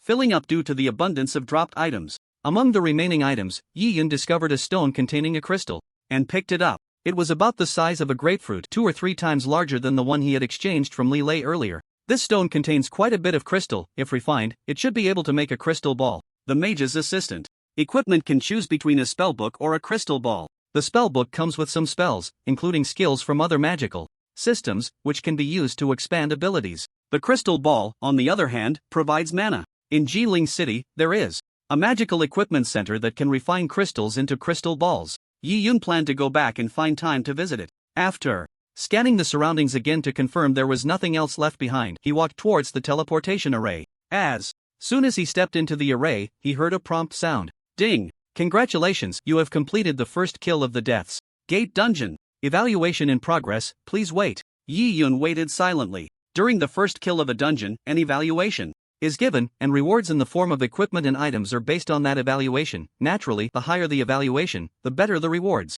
Su Qing was also curious about how high their evaluation would be. Evaluations range from F to S grade. Normally, for a first kill of this level, the evaluation would be D or C grade, with a grade being rare. As for S grade, it is almost impossible to achieve, because it is difficult for anyone to clear a dungeon perfectly. Ding! Congratulations, you have received an SSS grade evaluation. Upon hearing this news, Su Qing was taken aback, while Yi Yun appeared nonchalant. SSS grade evaluation? How is that possible? Su Qing couldn't help but exclaim. Isn't the highest evaluation S grade? How could it surpass that and reach SSS? Reflecting on the situation of the dungeon clear today, she began to understand. If they had only killed the Lord of Death, the evaluation should have been S grade. But Yi Yun had summoned another terrifying boss beneath that throne and defeated it. In the end, Yi Yun even sat on that throne, as if something had happened. Thus, the evaluation exceeded the original S grade, and reached the terrifying SSS. After a moment, Yi Yun heard a new prompt in his mind. Ding! Now issuing the first completion reward. Congratulations, you have received the skill book Death's Decay. Death is Decay, Necromancer description, release. Powerful death energy, dealing continuous magical damage to all enemies in a designated area. Consumes 500 mana. Cooldown time, 12 hours. Yi Yun looked at the skill book and nodded slightly. This is one of the very powerful skills of the necromancer. In his previous life, he had wanted to obtain it but could never find the skill book. To acquire a skill book of this level, one usually has to complete a first kill, and the probability is very low. A dungeon like Death's Gate is considered a beginner dungeon, so it shouldn't normally appear. It must be that he had exceeded the task, occupying the realm of death, which led to this reward. Yi Yun looked at the book in his hand. The cover depicted a desolate land, with a withered tree in the center, surrounded by a spreading aura of death, exuding a suffocating sense of despair. Upon opening it, a black light enveloped his body, granting him control over a more powerful force. Ding! Congratulations, you have learned the skill, Death's Decay. Yi Yun felt the newly acquired skill and was slightly moved. With this skill, his effectiveness in battle would greatly increase, especially when facing a large number of enemies. Death's Decay would become a deadly weapon. Su Qing received another precious reward, a long sword shining with golden light. She excitedly posted the equipment attributes in the team channel, sharing her joy with Yi Yun. Yi Yun, look at my reward. Sword of the Wind, golden level, 30 type, weapon attributes, plus 300 attack power, plus 100 agility, plus 50 intelligence, increases attack speed by 30%. Special effect, the Sword of the Wind can unleash powerful wind magic, dealing additional magical damage to enemies, and has a chance to trigger a whirlwind slash, causing area damage to surrounding enemies when attacking. Yi Yun looked at the Sword of the Wind in Su Qing's hand and said, "This sword suits your class perfectly, allowing the Gale Swordsman to unleash even greater advantages. Yi Yun, it's all thanks to you that I could obtain this golden great sword. I really don't know how to thank you." Su Qing's voice trembled slightly, aware of the sword's value. If it weren't for Yi Yun giving her the qualification this time, she wouldn't have been able to obtain such a high-level piece of equipment. No need to thank me, just focus on improving your strength. The future of Long Country needs people like you with potential, Yi Yun said.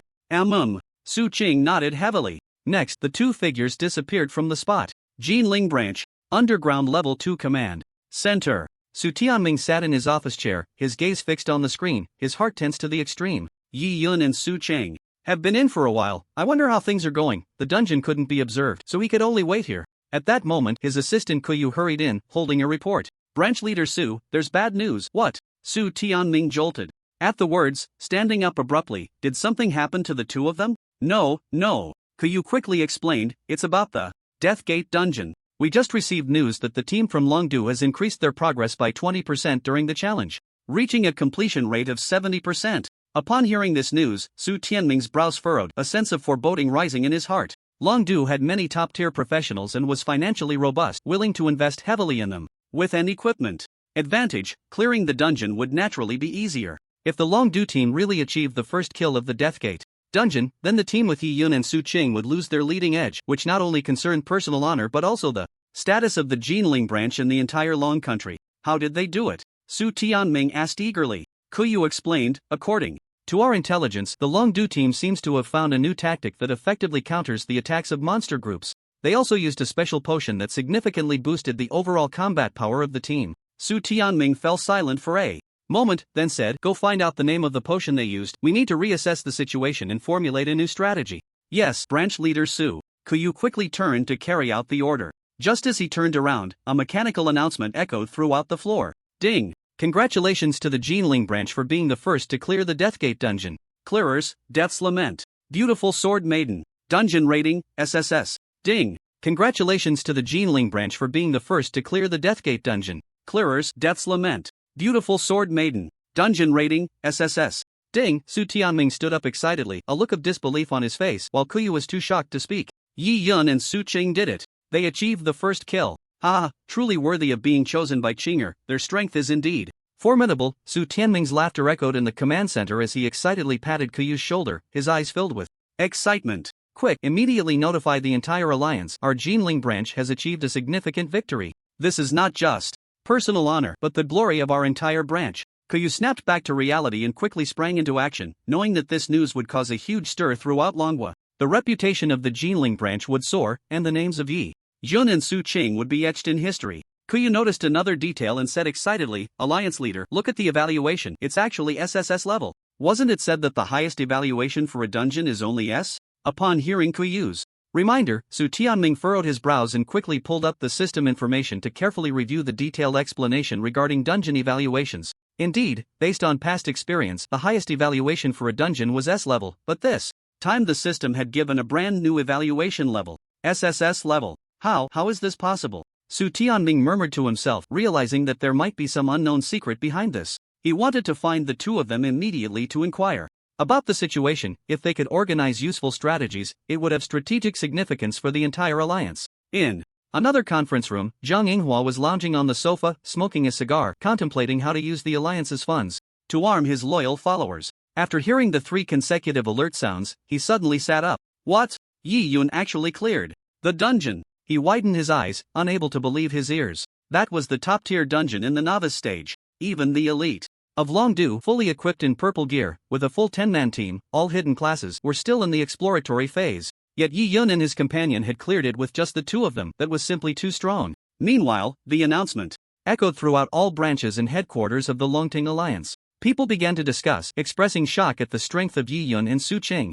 Death's Dirge? The beautiful swordmaster? Who are these two? The announcement only mentioned two names. Could it be that they cleared it together? SSS level evaluation? Wasn't the highest only S level? How is this possible? The Jinling branch has produced two remarkable figures. The names of Yi Yun and Su Qing began to spread among the various branches, becoming the focus of everyone's attention. At the Longting headquarters, in the underground conference room, Commander Qin Feng was analyzing strategies with a few people when suddenly, the conference room's communicator sounded an urgent report. Report! The Jinling branch has just completed the first kill of the Death's Gate dungeon, and it has been rated SSS level. This is impossible, Qin Feng said in disbelief. He knew the difficulty of the Death's Gate dungeon. Even the elite teams of Longdu were still in the exploratory phase, yet Yi Yun and Su Qing from the Jinling branch had completed the first kill and received an unprecedented SSS level evaluation. What? SSS level evaluation? How is this possible? Immediately contact the Jinling branch. I want to understand the situation personally,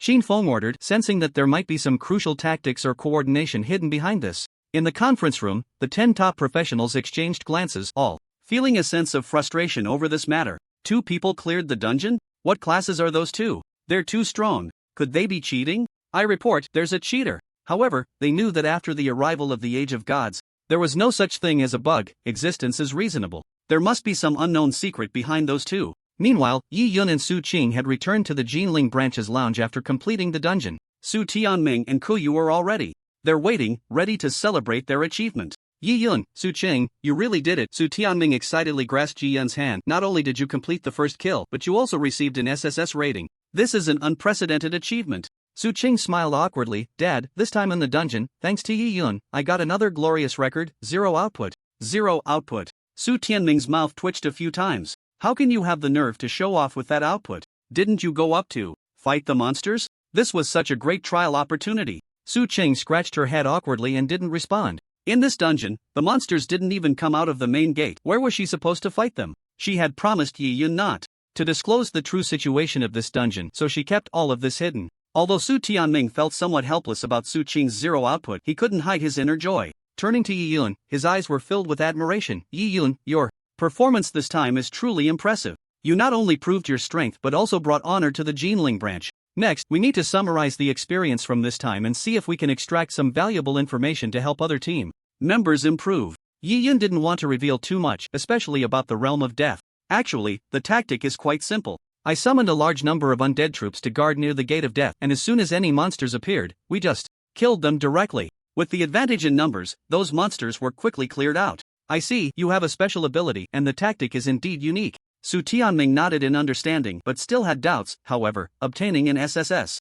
rating probably isn't that simple, right? Yi Yun took a sip of tea and avoided the topic. As for the rating, it might be because we had a thorough understanding of the dungeon mechanics, along with a bit of luck. Seeing that Yi Yun was unwilling to elaborate, Su Tianming stopped pressing. He guessed that perhaps it was due to the small number of participants and the low damage taken that led to such a high rating. Very well, you all take a break. I will arrange the celebration. Tonight, the Jinling branch will hold a grand celebration banquet for you. However, Yi Yun refused. Let's skip the celebration banquet. I have things to do tonight, so I won't stay long. He was used to being alone and didn't like crowded occasions. Su Tianming was a bit surprised but still respected Yi Yun's decision. Su Qing, since Yi Yun has things to do, you will represent our Jinling branch at tonight's celebration banquet. You are also an important part of this success. Hearing this, Su Qing smiled. Don't worry, Dad, I will perform well. Su Tianming nodded in satisfaction and then said to Yi Yun, since you have things to do tonight, we won't force you. However, I hope you can take some time to record the detailed situation of this dungeon, even if it's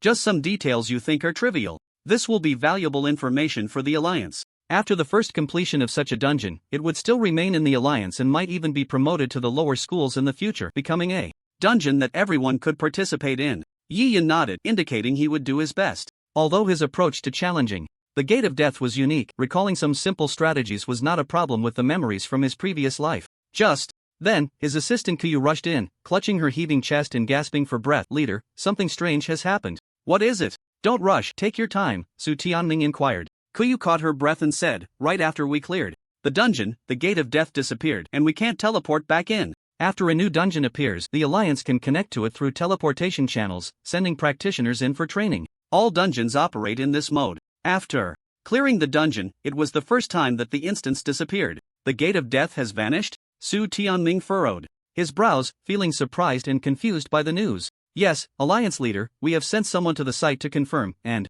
it is indeed impossible to re-enter the gate of death, Kuyu added. After pondering for a moment, Su Tianming said, perhaps this dungeon is special. It automatically closes after the first kill is completed. Although there was no precedent for this situation, it was not impossible. However, we cannot draw conclusions based solely on speculation, Su Tianming continued. We need more information to verify this hypothesis. At the same time, notify all members of the Alliance, especially those experts studying dungeon mechanics, and involve them as well. Understood, Alliance leader. Kuyu quickly responded and turned to execute the order. Yi Yun had a bold guess regarding the emergence of this situation. The reason the dungeon disappeared was that he had occupied the Death Realm and become its master. This might not be a virtual illusion but a space that truly existed. If other players were to challenge it again, wouldn't that be a challenge against himself? Therefore, the Gate of Death vanished, and only Yi Yun could summon it again. Meanwhile, Qin Feng at the Longting headquarters, upon learning that Yi Yun and Su Qing from the Jinling branch had completed the first kill of the Gate of Death dungeon and received an SSS rating, immediately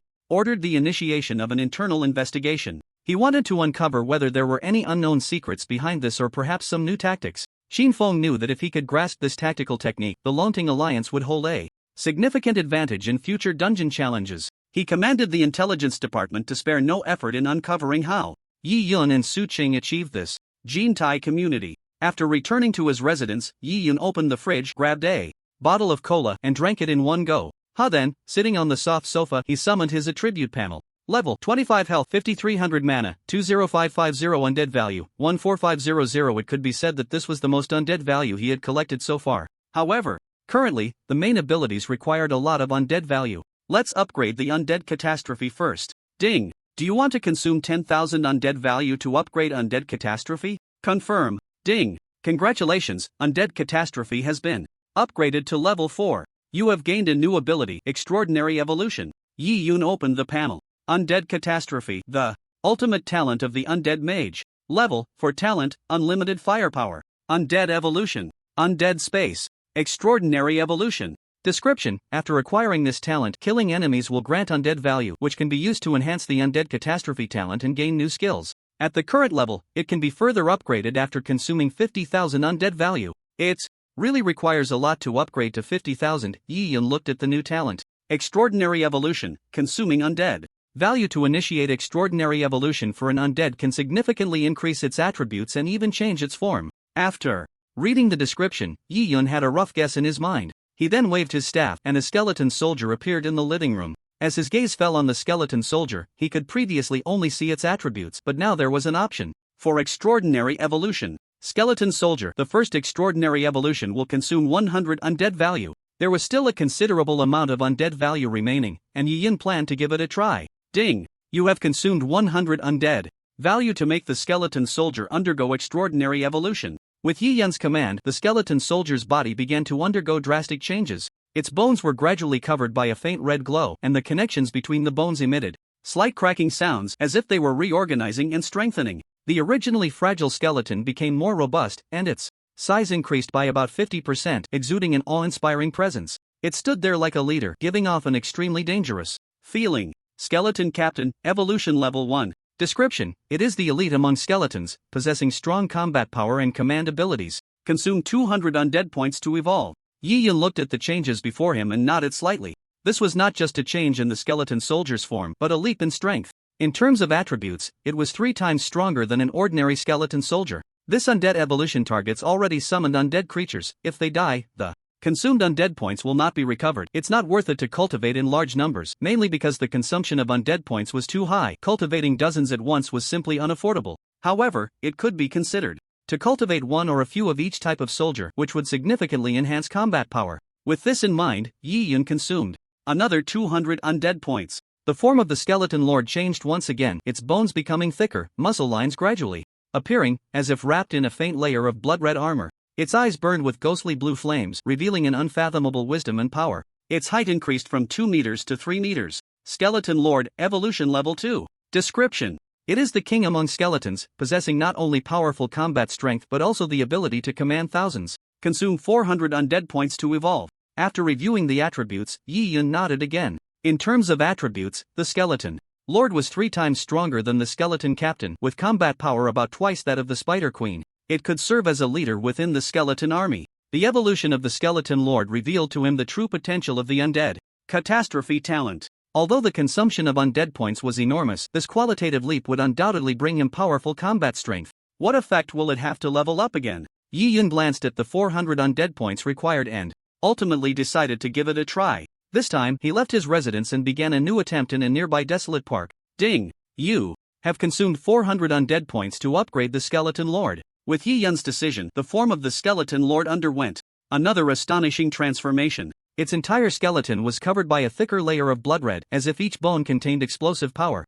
The ghostly blue flames in its eyes became even more intense, exuding an irresistible majesty and commanding presence. Its height shot up to 5 meters, and the bone sword in its hand was about 4 meters tall, glinting coldly under the moonlight. Skeleton General, Evolution Level 3. Description: it is the supreme ruler of the skeleton army, possessing unparalleled combat power and commanding ability. Consume 800 undead points to evolve. Yi Yun examined the attributes of the skeleton general, and a wave of excitement surged within him. The combat power of the skeleton general had increased several times, compared to the skeleton commander, almost comparable to some high-level boss monsters. Its existence would greatly enhance combat strength and command capabilities on the battlefield, even without Yi Yun's command. As long as there was a skeleton general in the skeleton army, it could easily manage those skeleton soldiers. The changes on the battlefield were immense. Currently, Yi Yun was just running dungeons and could control many at once, but if faced with a beast tide, the coverage area would be vast, and Yi Yun couldn't possibly attend to every place. In such situations, he could only give the skeleton soldiers some simple commands, unable to apply those complex tactics. But with the skeleton general, it could take over Yi Yun's role. Moreover, it also has some skills to enhance the skeleton soldiers or perform combination attacks, which are much stronger than Yi Yun's control. At that time, as long as he issues commands to the skeleton general, he can go about his other tasks. Yi Yun looked at the continuously increasing 800 points of undead value, which had not yet been triggered. To upgrade to level 3, the cost is 800 points of undead value. Let's not upgrade the skeleton soldiers for now. There are several other troop types. The skeleton soldiers were somewhat lacking in mobility for him, not as fast as the shadow warwolves, which were more suitable for standing back as a meat wall. Yi Yun summoned a skeleton archer. These archers are essential troops for ambushing enemies, capable of long-range attacks with extremely strong output. Ding! Do you want to consume 100 undead value to allow the skeleton archer to undergo extraordinary evolution? Confirm. With Yi Yun's command, the skeleton archer's body was enveloped in a faint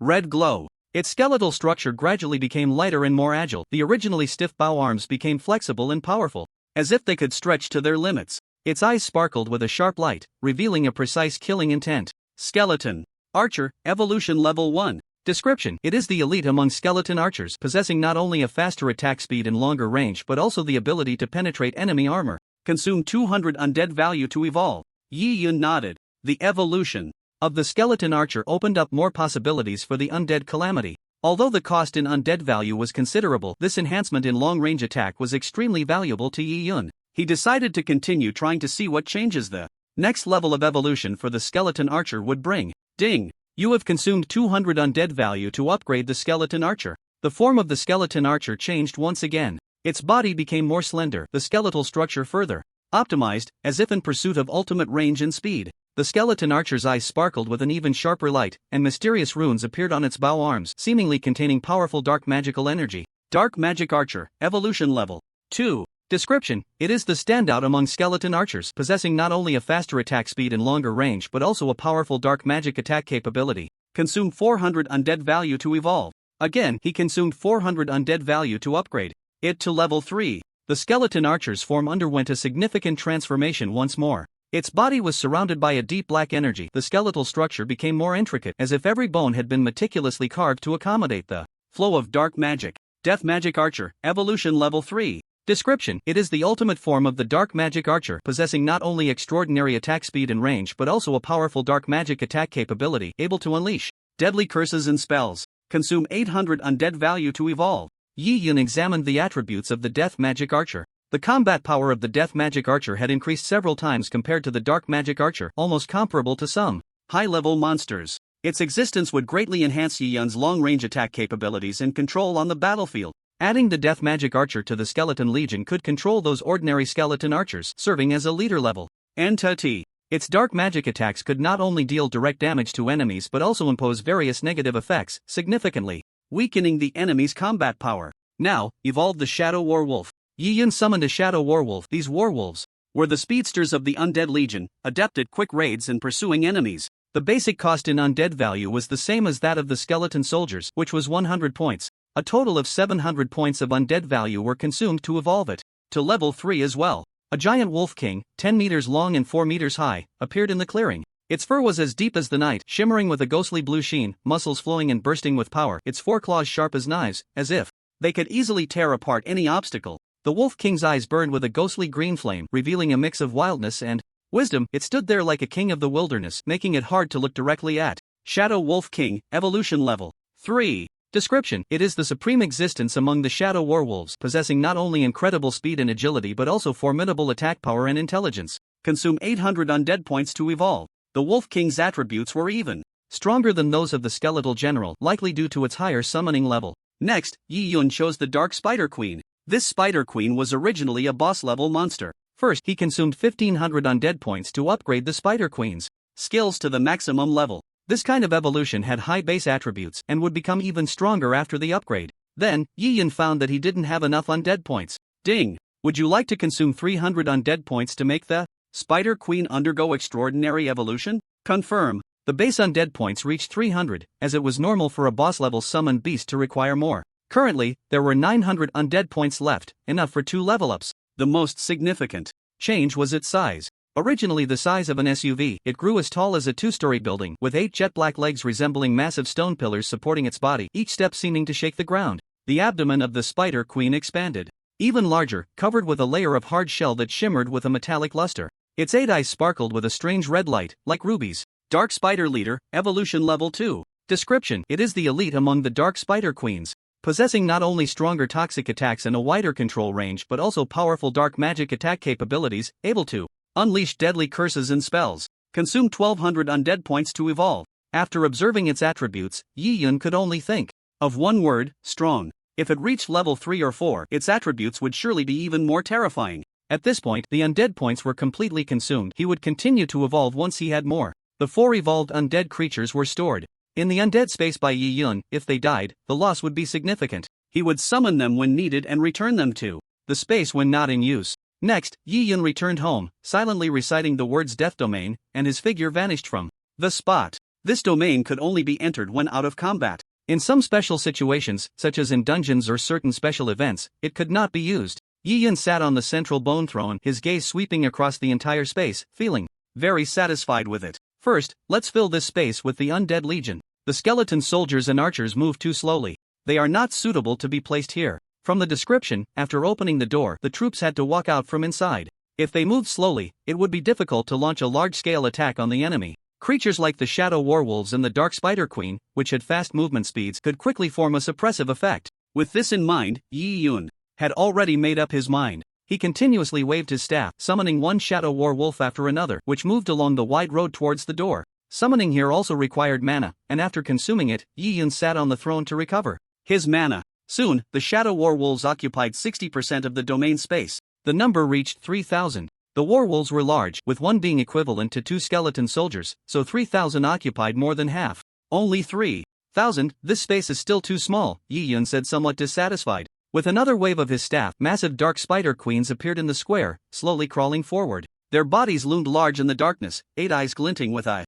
red light, as if waiting for orders. Each was the size of 10 skeleton soldiers, and with the remaining space, only 400 could be summoned. There was still the last square, which could hold a few more, but Yi Yun chose not to summon any further. Next, he summoned the Shadow Wolf King and the Spider Leader, placing them towards the front of their respective teams, allowing for a quick entry to control the smaller minions nearby and gain a greater advantage. What kind of combat power will these 3,400 undead troops display? Yi Yun planned to find a dungeon to test the effects tomorrow. The next day, after finishing the morning classes, the playground became lively again. In a corner of the playground, 7 or 8 people were squatting there. Among them was Zhao Tianyu, the school's wealthy second-generation heir. He glanced over at a boy smoking a cigarette. Kai, you're so strong, you have to help me get my revenge this time. Liang Kai pointed to his cigarette and Zhao Tianyu immediately understood, taking out a lighter to help him light it. You, an 18-level assassin, and a hidden class at that, actually lost to an undead mage. Zhao Tianyu's face flushed. Actually, that Yi Yun isn't that strong. I just let my guard down, that's why I lost. His skeleton archer just happened to hit my position, my invisibility was broken, and I got distracted, otherwise, how could I have lost?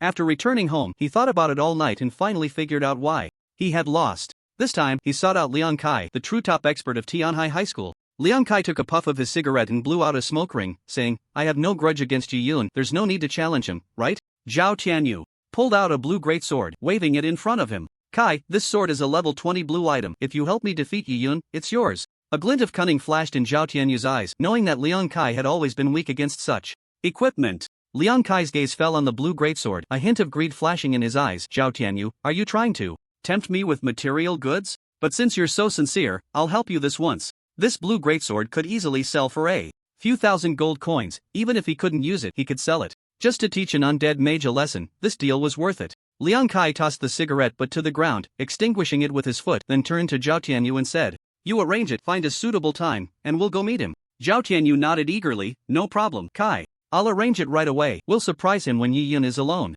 After their discussion, Zhao Tianyu planned to find Yi Yun, and just as he turned around, he spotted Yi Yun walking in through the main gate. He immediately approached and blocked his path. Yi Yun, don't go yet. Yi Yun stopped, turning his head. What do you want? A smug smile appeared on Zhao Tianyu's face. Although you won against me the other day, I lost because I was careless. Today, I found a master. Do you dare to spar with him? Yi Yun replied indifferently, not interested. Seeing Yi Yun unmoved, Zhao Tianyu felt secretly pleased, thinking Yi Yun was afraid. What, are you scared? Don't dare to accept the challenge? Yi Yun turned away. I have other things to do. I don't have time to play these childish games with you. Zhao Tianyu's expression changed. He didn't expect Yi Yun to be so dismissive. Gritting his teeth, he decided to pull out his trump card. If you win, I can give you gold. How about that? Yi Yun asked, how much? He realized that if he didn't let Zhao Tianyu know his true strength, he would keep pestering him. Why not show him some color? Now, so he completely gives up the idea of sparring in the future? Zhao Tianyu saw an opportunity and immediately said, 5,000 gold coins. If you can win, this money is yours. 5,000? Too little, I'm not interested. Yi Yun turned to walk inside. Seeing Yi Yun about to leave, Zhao Tianyu hurriedly raised his voice. 10,000 gold coins. Is that enough? Yi Yun stopped, turned around, and looked at Zhao Tianyu calmly. You guys can come at me together. Together? Zhao Tianyu initially wanted Liang Kai to take action alone, but since the other party suggested coming together, wouldn't that mean a group fight? Yi Yun would have even less chance of winning then. Are you sure you want to take us all on by yourself? Yi Yun adjusted the buttons on his sleeve. Hurry up, I'm in a rush. Zhao Tianyu was taken aback for a moment, then a cold smile crept onto his lips as he thought, this Yi Yun really overestimates himself, daring to challenge so many of us. But this is good too. We can settle this once and for all and let him know our true strength. Alright, since you're so confident, we won't hold back. Zhao Tianyu said loudly, signaling Liang Kai with a glance. Liang Kai nodded and stepped forward, his gaze icy as he stared at Yi Yun. Yi Yun, don't regret your choice today. Yi Yun met Liang Kai's gaze fearlessly. Regret? I never do things I would regret. Seeing this, Zhao Tianyu quickly formed a temporary team with a few followers, pulling Zhao Tianyu into the mix, and then sent Yi Yun a sparring invitation. Brothers, let's go together and show him our strength. 7 or 8 students immediately surrounded them, each wielding weapons, looking fierce. Many students nearby stopped in their tracks, forming a circle, curiously watching the impending battle. Look, isn't that Zhao Tianyu? He lost to Yi Yun a few days ago, why is he fighting again? Of course, he's not satisfied. This time he even brought Liang Kai along. I heard he's leveled up to over 20. Yi Yun is done for. Taking on so many by himself, it would be strange if he didn't lose. No one expected Yi Yun would dare to challenge 7 or 8 people alone. Zhao Tianyu waved his dagger, his eyes gleaming with pride, believing that with the addition of top expert Liang Kai, they would definitely defeat Yi Yun this time and restore his reputation. Liang Kai appeared even calmer, scrutinizing Yi Yun, trying to find a flaw in his demeanor. Are you ready? Zhao Tianyu provocatively asked, signaling those around him to prepare to strike. Let's begin. Yi Yun said calmly. At Zhao Tianyu's command, the 7 or 8 students immediately charged at Yi Yun, weapons raised. Yi Yun remained unhurried, lightly waving his staff, and a black light shot out from the tip of the staff, quickly spreading out and enveloping the entire playground in a deathly silence. Death decay. The black light spread like a plague, withering everything in its path, and a suffocating aura of death filled the air. Before Zhao Tianyu and Liang Kai could react, they felt a powerful force binding them tightly, rendering them immobile. They were horrified to discover that their health points were plummeting at an astonishing rate, while Yi Yun stood there quietly, like the Grim Reaper, exuding a terrifying aura. What kind of skill is this? Zhao Tianyu's voice was filled with fear and confusion. Although Liang Kai was strong, he felt unprecedented pressure in the face of such a bizarre skill. He attempted to use his own skills to resist, but found that his attacks sank like stones into the sea, unable to touch Yi Yun at all. In the blink of an eye, several people's health points were depleted, leaving only a sliver of health hanging by a thread. If it weren't for the guardians of the rules, these few people would probably have died. After the battle ended, Yi Yun dissipated the power of death and decay, and those people knelt on the ground, gasping for breath. At that moment, they looked up at Yi Yun, as if he was no longer human, but a reaper ready to harvest lives at any moment. Yi Yun walked over slowly, hands in his pockets. Zhao Tianyu, terrified, kept retreating, leaving a puddle of yellow liquid on the ground, the foul smell spreading immediately. Why you? Don't come over. I don't want to die. He seemed to see the Grim Reaper approaching him, his heart completely panicked. He and Liang Kai were no match for Yi Yun. This so-called sparring was nothing but a one-sided massacre. Under that terrifying skill, no matter how many people there were, they were merely fodder. Yi Yun, we admit defeat. They were afraid that Yi Yun would really make a move, and they would truly be on their knees. Yi Yun stopped, his gaze coldly sweeping over them, as if examining a group of insignificant ants. Zhao Tianyu panicked, unsure of what Yi Yun wanted. What do you want? Yi Yun said lightly, you lost the agreed 1,000 gold coins. Zhao Tianyu's expression changed. He didn't expect Yi Yun to still be thinking about the wager. Not only had they lost the fight, but they had also lost money. What a huge loss. Trembling, he pulled out a money pouch from his pocket filled to the brim with gold coins and handed it to Yi Yun. Here for you. Yi Yun took the pouch, weighed it in his hand, and then said, remember, don't come looking for trouble with me again. Otherwise, next time it won't just be a spar. Okay, I remember. Zhao Tianyu nodded repeatedly, wanting nothing more than to leave this terrifying place as soon as possible. He and Liang Kai helped each other, leaving the playground in a disheveled state. The surrounding students gasped at the scene. They didn't expect Yi Yun to be not only powerful but also so calm when facing an opponent like Zhao Tianyu. Yi Yun, that's amazing. What skill was that just now? It looked terrifying. I almost died of fright watching from the sidelines. It seems to be a high-level skill of a necromancer. I didn't expect Yi Yun to master it already. No wonder he's so strong. At this point, they had a new understanding of Yi Yun's strength. In a corner of the playground, a striking figure was Lin Wanqing. She watched Yi Yun's back, biting her red lips, her heart filled with mixed emotions. I can't believe Yi Yun is this strong. If I had known earlier, I would have agreed to him back. Then, Yi Yun ignored the gazes of the crowd and headed straight for the dungeon teleporter. The teleporter glanced at Yi Yun and nodded slightly. Young warrior, you have reached level 25 and can choose from 2 dungeons. One is Windstorm Plains, where powerful creatures are hidden, suitable for adventurers who enjoy challenges and exploration. The other is Lava Valley, a place filled with flames and lava beasts, suitable for those who wish to hone their combat skills. The teleporter detailed the characteristics of the 2 dungeons. Lava Valley must be entered in a team, while Windstorm Plains can be solo or in a group. Since some people are not good at teaming up or can't find teammates, there are both multiplayer and single-player dungeons at each stage. I choose Windstorm Plains. Yi Yun still chose the path of solitude. What difficulty do you choose? The teleporter asked. Nightmare. Are you sure? The nightmare difficulty of Windstorm Plains is extremely dangerous. I suggest you gather a full team of 10 before attempting. Sure. Respecting your choice. The transporter nodded and activated the teleportation array, a dazzling light enveloping Yi Yun. When the light dissipated, Yi Yun found himself in a brand new world. There were no dense forests or winding paths. Instead, a desolate land stretched out before him, with fierce winds howling, stirring up dust that obscured his vision. The sky was overcast with dark clouds, and occasionally, lightning would streak across the horizon, illuminating the bleak landscape. Yi Yun took a deep breath, feeling the oppressive atmosphere around him, yet he harbored no worries in his heart. After walking a short distance, he encountered his first challenge. A group of black wind cattle charged out from the dust, their eyes glinting with a fierce light. In his previous life, he had soloed this dungeon many times, suffering greatly at the hands of these black wind cattle. Yi Yun did not attack immediately. Instead, he raised his staff and silently recited an incantation.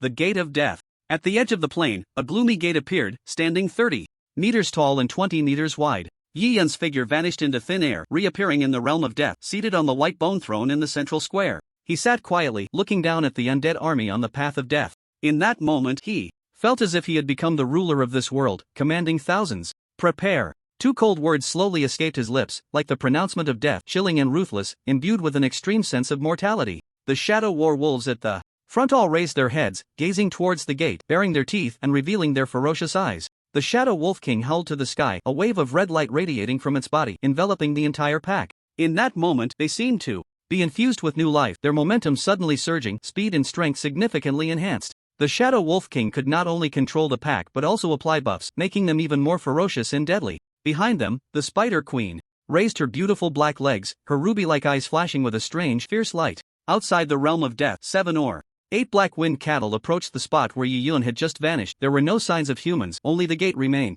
They could sense that this gate was an unwelcome guest, and they began to charge at it with their massive bodies. The gate stood unmoving, as if forged from the hardest rock, leaving no trace despite the relentless assaults of the black-winged cattle. The herd began to grow restless, their leader emitting a low growl, seemingly directing something. Inside the realm of death, Yi Yun paid no mind to the sounds of the gate, calmly uttering 2 words. Attack! With the command, the gate of death slowly opened, a bone-chilling aura pouring forth, as if it came from the depths of hell. The shadow warwolves surged out like a tide, their speed as swift as lightning, sharp claws slicing through the air, leaving trails of cold light. The black-winged cattle, caught off guard by the sudden attack, quickly regained their composure, their leader roaring in anger, directing the herd to engage. The battle erupted instantly, the howls of beasts and the clash of metal echoing across the windy plain. The shadow war wolves, leveraging their speed advantage, swiftly darted among the black-winged cattle, each attack precise, inflicting massive damage. In the blink of an eye, 8 black-winged cattle were slain. Yi Yun sat on the white bone throne, calmly observing the battlefield. This battle was primarily to test the effects of the realm of death, seeking a new way to fight.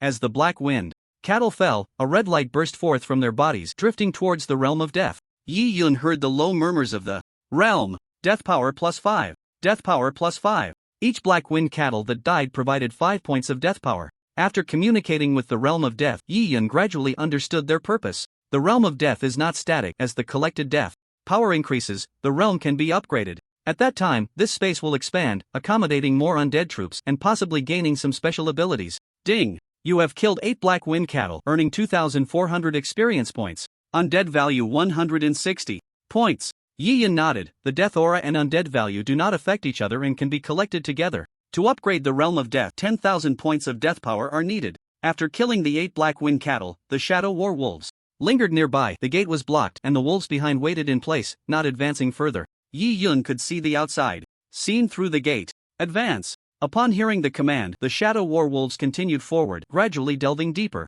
into the plain. Due to the varying terrain, Yi Yun, sitting on the throne, could no longer see the outside view. At this moment, he waved his staff, and the death power formed a massive mirror in the sky, reflecting the landscape of the plain. It was clear to see the wolf pack like a black torrent slowly entering the plain. The locations of the black-winged cattle were also easily identifiable. Although Yi Yun did not go outside, he could effortlessly direct the movement of the wolf pack. Soon, the wolf pack split into 5 routes, rushing towards the 5 locations with black-winged cattle. Each gathering point of the black-winged cattle had over 20 heads, but under the hundreds of wolves, they were easily slaughtered. Within the realm of death, Yi Yun's control grew stronger, allowing him to sense the existence of every undead troop, even perceiving their emotions and states. This ability made him feel at ease in battle. Each attack was perfectly timed, and every retreat was orderly. Compared to personally participating in battles outside, this method was far more efficient, and most importantly, it was very safe. The red barrier outside the realm of death was indestructible, and the monsters outside could not enter at all. Yi Yun only needed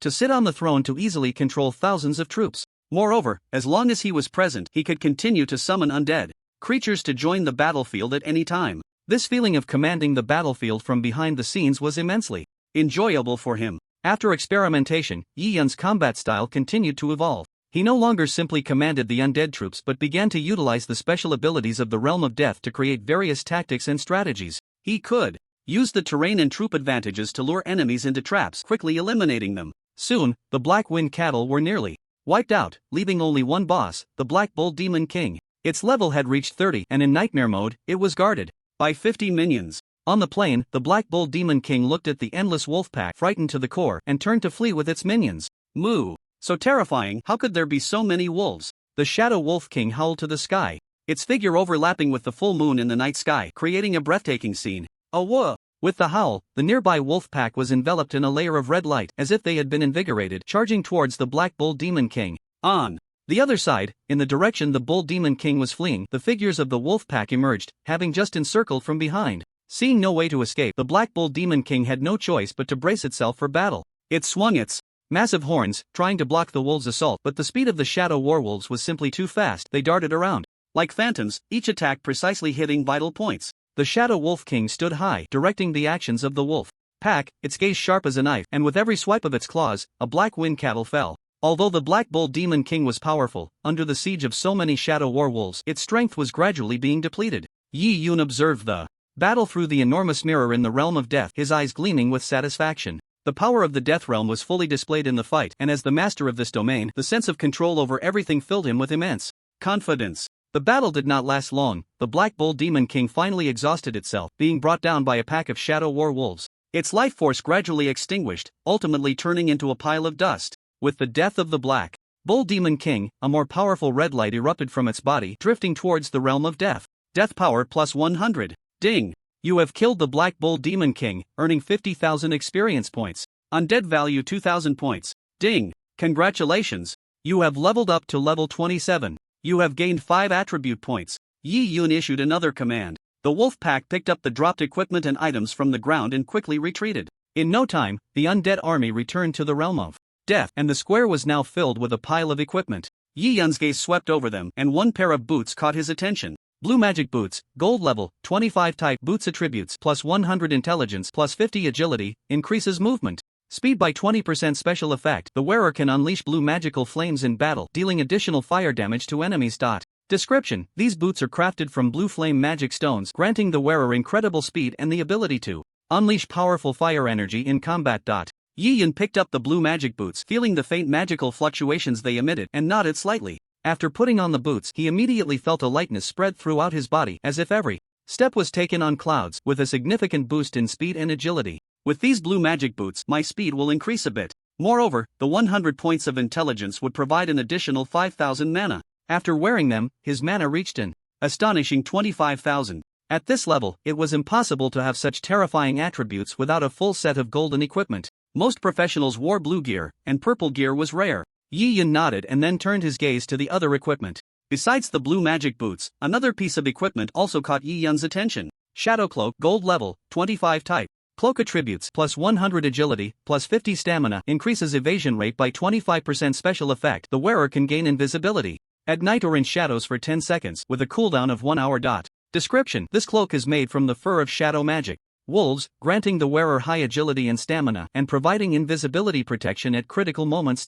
Yi Yun draped the shadow cloak over himself and immediately felt a sense of merging with the surrounding environment. With a gentle leap, his body gracefully arced through the air, landing almost silently. This invisibility ability was undoubtedly a huge advantage in battle, especially against those with keen senses. With the shadow cloak, I have another means in special situations, Yi Yun murmured to himself. The undead calamity only targeted undead skills, and the skills on the equipment had no effect. The Gate of Death also belonged to special skills, and the undead calamity remained ineffective. He would have to wait 12 hours to summon it again. However, for Yi Yun, that time was sufficient. Yi Yun summoned the shadow war wolves again, replenishing his troops before leaving the realm of death. At the Longtang headquarters, in the spacious conference room, many prominent figures were seated. The person in charge of this meeting was still Qin Feng. Qin Feng scanned the room and said, "This time, we are holding a video conference regarding the first kill of the Gate of Death dungeon. Su Tianming, please share what you know." On one side of the conference room, a large screen displayed a face, Su Tianming.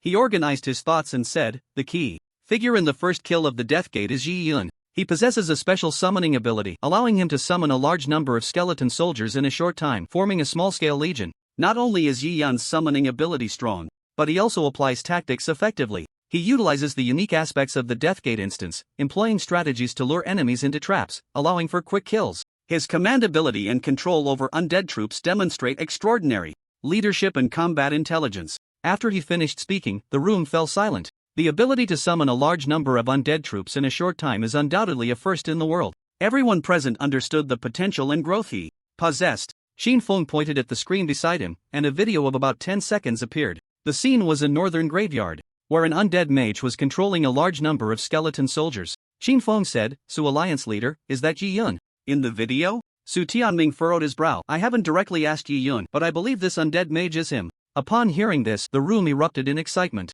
"What? The person in the video is Yi Yun, controlling so many skeleton soldiers at once? No wonder he could be the first to clear the Death Gate. Hundreds of archers surrounding the Death Gate, they can kill monsters in an instant. It's too easy." Currently, this video had gone viral online, and everyone knew about this powerful undead mage. Qin Feng nodded and continued, "In that case, we have reason to believe that Yi Yun will become an important combat force for our Longting future. His abilities are not limited to summoning, he also has tactical application and leadership. all of which are valued by our Longting Alliance. In the conference room, a middle-aged man in military uniform raised his head. He was one of the senior generals present, named Zhao Bangua. Su Tianming, how do you think we should approach Yi Yun? What is his current stance? Su Tianming in the video pondered for a moment and replied, Yi Yun doesn't seem to have clearly expressed a desire to join any organization. He appears more like a lone wolf. However, we can attract him by providing resources and information, allowing him to feel the sincerity and strength of the Longting Alliance. Xinfeng nodded in agreement. That's right, Su Alliance leader, you can first test the waters with Yi Yun to see if he has any thoughts of serving the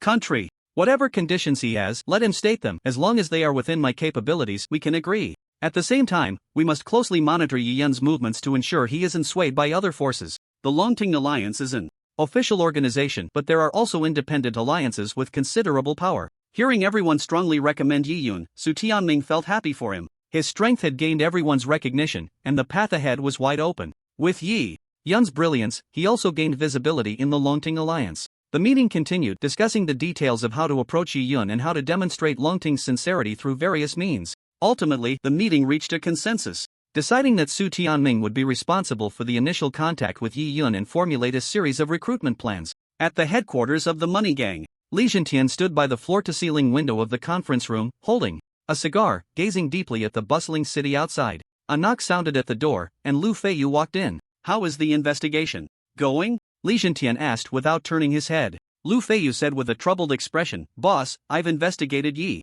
Yun's background thoroughly. He is an orphan who was later taken in by an adoptive father, who has now passed away. Because he is not good at socializing, he doesn't have many close connections. Even those in the same building barely know him. The only person he was somewhat close to was a girl named Lin Wanqing, but for some reason, the two have fallen out recently and no longer keep in touch. It's difficult for us to make a move through the people around him. Li Zhentian frowned upon hearing this, clearly dissatisfied with the outcome. He turned around, took a deep puff of his cigar, and said slowly, This Yi Yun guy is really a tough nut to crack. He had thought that the people around Yi Yun would become a weakness, and capturing them might force him to comply. Who would have thought that Yi Yun didn't even have a friend and was so reclusive? Lu Feiyu pushed up his glasses on the bridge of his nose and said, Boss, how about we invite an expert in assassination to take action? If we can get those powerful assassins involved, Yi Yun definitely won't be able to escape alive. The last few assassins they sent were not very high level and hadn't even completed their job change. Li Zhentian's eyes lit up at this suggestion. Good. Go help me contact a few top assassins. Lu Feiyu nodded. I happen to know an assassin nicknamed Night Hunter. He was once renowned in the dark world and has never missed a shot. No one knows his real name, all we know is that he excels in using various hidden weapons and poisons and is skilled in stealth and assassination techniques. If we can get him to take action, Yi Yun's life will definitely be in danger. However, his price is not low. What do you think? Li Zhentian took a deep puff of his cigar and blew out a smoke ring. No matter the cost, I am willing to pay. All right. Lu Feiyu felt relieved. Upon hearing this, I'll go talk to Night Hunter right away and try to negotiate a lower price. I trust you to handle this. Li Zhentian replied. Just as Lu Feiyu was about to leave, he thought of something else. By the way, we discovered rare titanium crystals in our red copper mine. Titanium crystals? This is an excellent material for making high-level magical equipment. A glint of greed flashed in Li Zhentian's eyes. Yes, boss. Titanium crystals are not only rare but also contain powerful magical energy. If we can utilize them, our money gang's strength will be greatly enhanced, Lu Feiyu said, his tone filled with excitement. Li Zhentian pondered for a moment and then decisively said, Immediately arrange for personnel to strengthen the protection of the red copper mine. We must not let outsiders learn of this news. At the same time, arrange for more people to go down in mine. Understood, boss. I will personally supervise the mine's security and arrange for more manpower. Lu Feiyu nodded and then turned to leave. Wait, Lu Feiyu. Li Zhentian suddenly called him back. Is there anything else, boss? Lu Feiyu stopped and turned back, puzzled. Li Zhentian took a deep puff of his cigar and said slowly, You also need to continue following up on Yi Yun's situation. Although we plan to invite Night Hunter to take action, we can't place all our hopes on him alone. We need a more reliable plan, just in case. I understand, boss.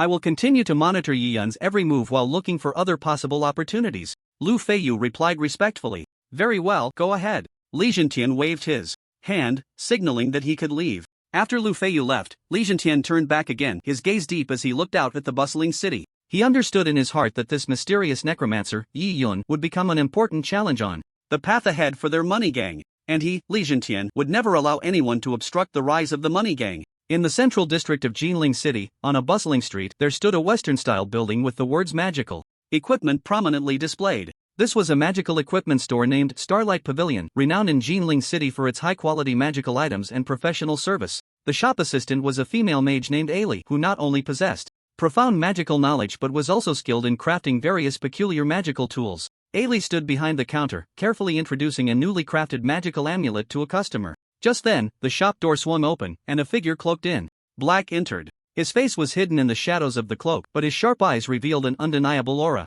"Welcome to Starlight Pavilion, I am Ailey, the shop assistant here. How may I assist you?" Ailey asked politely. Yi Yun took off his hat and casually placed 2 stones, one large and one small, on the table. "I have 2 crystal ores here, please help me refine them into a magical crystal ball." Ailey's gaze fell on the crystal ores in Yi Yun's hands, and a hint of surprise flashed in her eyes. As an experienced mage, she could sense the unusual energy contained within these 2 crystal ores, especially the larger one, which emanated a strong magical fluctuation, clearly dropped by some powerful creature. These 2 crystal ores are quite extraordinary. The process of refining and crafting them into a magical crystal ball will be quite complex, Ailey said seriously. "However, our Starlight Pavilion has the professional equipment and skills to attempt this commission for you. Do you have any special uses in mind for the magical crystal ball?" There are different types of crystal balls, and through customization, they can meet the employer's requirements. However, the difficulty of customization is often quite high. Yi Yun replied, "I want a crystal ball that can hold a large amount of magical power. The more magical power, the better." What he needed most right now was mana, other attributes were less important. Ailey nodded, indicating her understanding. "Understood, a crystal ball that can hold a large amount of magical power. I will prepare the best materials and the finest craftsmanship for you. Before that, we need to test the crystal content of the ore. Let's see how large a crystal ball it can make. Please follow me." This procedure is usually done in front of the employer to avoid any disputes later. Ailey led Yi Yun through the shop to a backroom filled with a magical atmosphere. It was filled with various magical instruments and tools, and in the center was a huge workbench with various precise magical testing devices. "Please place your crystal ore on this testing device," Ailey said, pointing to a groove in the center of the workbench. Yi Yun complied and placed the smaller crystal ore into the groove. This ore was obtained from Li Lei, worth 10,000 gold coins. It would soon be clear whether this transaction was a profit or a loss. He had estimated that the composition of this crystal ore should be around 30%. In other words, within the fist-sized ore, 30% was crystal and the rest was stone. In this case, its value was around 10,000 gold coins. Ailey activated the testing device. With a slight magical fluctuation, the crystal ore began to emit a faint glow, and the crystal composition analysis chart on the device started to rotate slowly. Beep beep beep. After a while, the composition analysis was complete. The instrument displayed a line of small text. Crystal purity 55%. Yi Yun raised his eyebrows slightly. Clearly this result exceeded expectations. Originally, it was thought that the purity of the crystal was around 30%, but the actual test results showed over 50% purity, which undoubtedly meant that this piece of raw crystal was worth far more than 10,000 gold coins. Ailey also appeared somewhat surprised. She hadn't expected that this seemingly ordinary piece of raw crystal contained such a high proportion of crystal components. She turned to Yi Yun and said, "The quality of your raw crystal is very good, with a purity of 55%. This is quite rare even in our star pavilion." The size of the crystal ball produced is directly related to the amount of crystal provided by the employer. The larger the piece, the stronger the magical power it contains. "Next, let's test the other piece of raw stone," Ailey said as she looked at the stone beside them. This one was the size of a grapefruit, 3 times larger than the previous one, and it displayed a lot of crystal on its surface. Based on her years of testing experience, she estimated that the purity of this raw stone should be even higher, possibly approaching or exceeding 60%. She secretly hoped that if this were true, the magical crystal ball produced would be an extremely rare treasure. Yi Yun carefully placed the larger raw crystal into the groove of the testing device. Ailey activated the device, and with a more pronounced magical fluctuation, the raw stone began to emit an even more dazzling light. The crystal component analysis chart on the device spun rapidly, emitting a beeping sound. Soon, the test results came out. The number displayed on the instrument made Ailey gasp in shock. Crystal purity 78%. Ailey could hardly believe her eyes. She turned to look at Yi Yun, her eyes filled with surprise and admiration. "Sir, you are incredibly lucky. The purity of this raw stone is as high as 78%, which is extremely rare in the history of our star pavilion. You will receive a very powerful magical crystal ball. Just think about it, a massive stone containing almost entirely crystal, how rare that must be." Yi Yun's expression remained unchanged, as if all of this were perfectly natural. After all, this was a raw crystal obtained from challenging the skeletal dragon, so the purity should indeed be high. If estimated in gold coins, this piece should be worth around 150,000. Ailey smiled and said, "Sir, these 2 pieces of Raw crystal can easily be made into a 2-star crystal ball, but there is also a chance to upgrade to a 3-star, although it will be a bit more difficult and will require some special materials. Crystal balls are classified by star levels, with 1 star being the lowest and requiring the least amount of raw crystal. The magical power contained in 2-star balls is significantly enhanced, while 3-star balls represent an even greater leap. What materials are needed? Yi Yun inquired. Ailey replied, the special materials required for a 3-star crystal ball include rare magical stones, pure moonlight dew, and a type of ore called titanium crystal. These materials are not only rare, but the collection and processing are extremely difficult. Our Star Pavilion has specialized channels to help you find magical stones and moonlight dew, but as for titanium crystal, due to its high demand, we currently have none in stock, so you will need to find it yourself. Yi Yun nodded. So, how should I look for this or called titanium crystal? In his previous life, when he was making crystal balls, he was no longer in this city, so he wasn't very familiar with the distribution of ores in the area. Ailey smiled slightly and replied, although titanium crystal ore is rare, there are still traces to be found in certain specific areas. As far as I know, to the east of Jinling City, there is a place known as the Greystone Mountains, which is a source of many rare ores, including titanium crystal.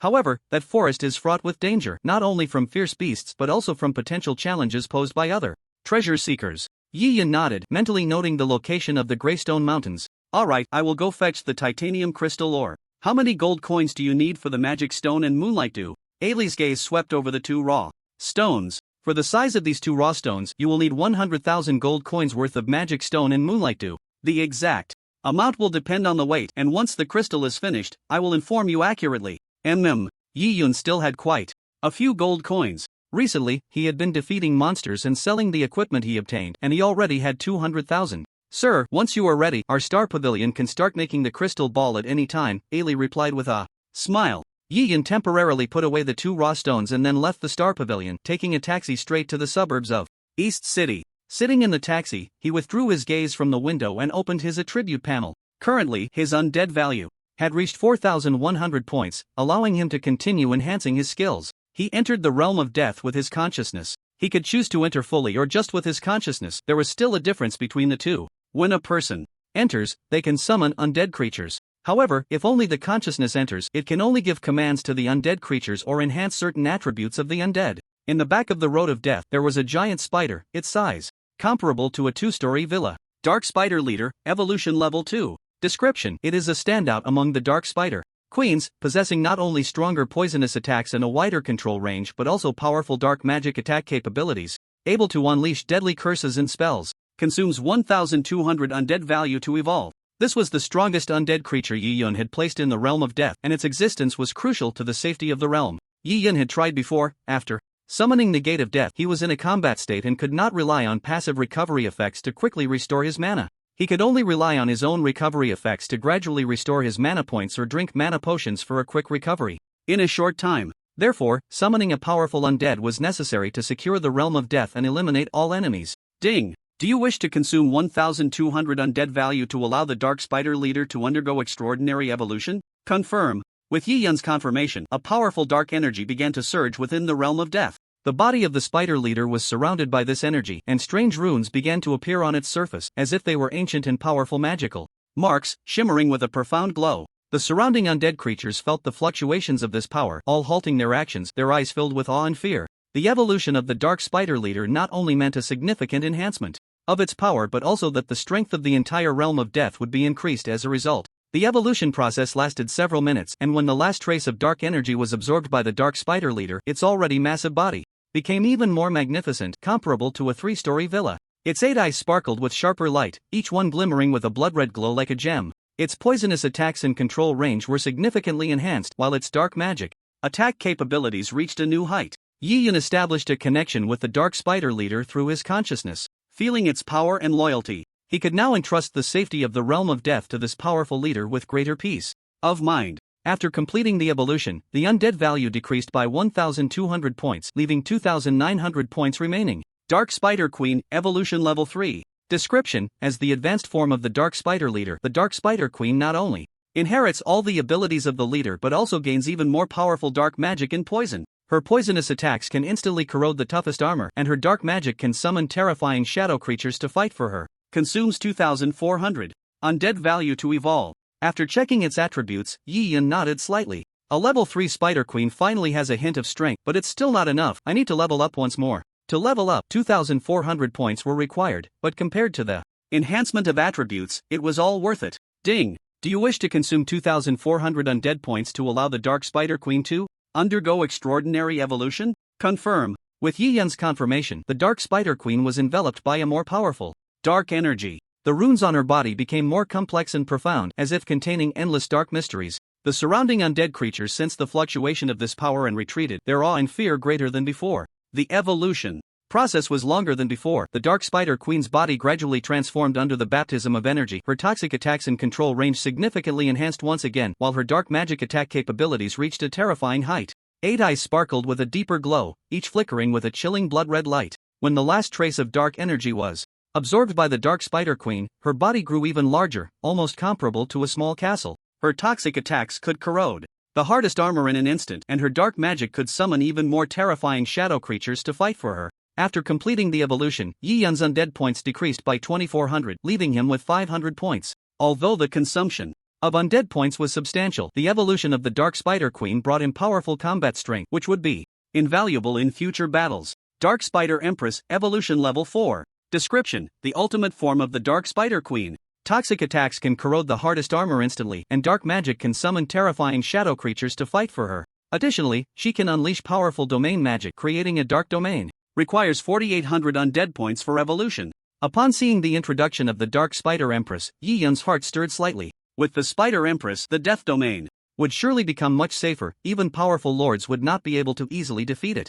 The next evolution required nearly 5,000 undead points, which was no small amount. However, Yi Yun planned to wait until he had enough undead points to give it a try. After the Spider Empress appeared, it seemed her power affected the death domain, making this space more stable and powerful. Creak, creak. Suddenly, the central skeletal throne slowly rose, standing like a small mountain in the square. Even with the Spider Empress blocking the view, one could easily see the throne behind her. Terrifying power extended from the throne to the surroundings, affecting the entire death domain, with the central square expanding by 1/3. The road of death continued to extend, its end seemingly connected to an unknown abyss, with each newly appeared stone slab exuding an ancient and mysterious aura. Each slab that fell made the power of the death domain even stronger and more unfathomable. It extended from an initial 1 kilometer to about 300 meters. Yi Yun noticed this scene and had a realization. Powerful lords will influence the death territory, causing it to continue expanding. Not only will the power of death have an effect, but enhancing the lord is also a good method. However, only beings of the Spider Empress's level could cause the territory to expand. A level 3 queen was still lacking. Yi Yun stood before the skeletal throne, his gaze piercing through the mist of the death domain, as if he could see the brilliance of the future. This domain was not just a simple territory, it was a symbol of power, a place of his covenant with the power of death. The death domain will ultimately become a nightmare for all the living, and a sanctuary for all the dead. As the domain grew, he would be able to control more undead and wield greater power. The realm of death would become the cornerstone of his conquest of the world, and he would be the sovereign of this domain. Yi Yun turned around and looked at the Spider Empress, who stood quietly as if she were the guardian of the realm of death and Yi Yun's most loyal servant. With her power, the realm of death would become incredibly strong. Spider Empress, let us together open a new chapter in the realm of death. Yi Yun's voice echoed in the vast domain. As his words fell, the undead army seemed to sense their master's will, letting out deep roars in response to Yi Yun's call. The atmosphere of the realm of death grew more oppressive, filled with the scent of death, yet simultaneously brimming with power and hope. Yi Yun stepped toward the skeletal throne,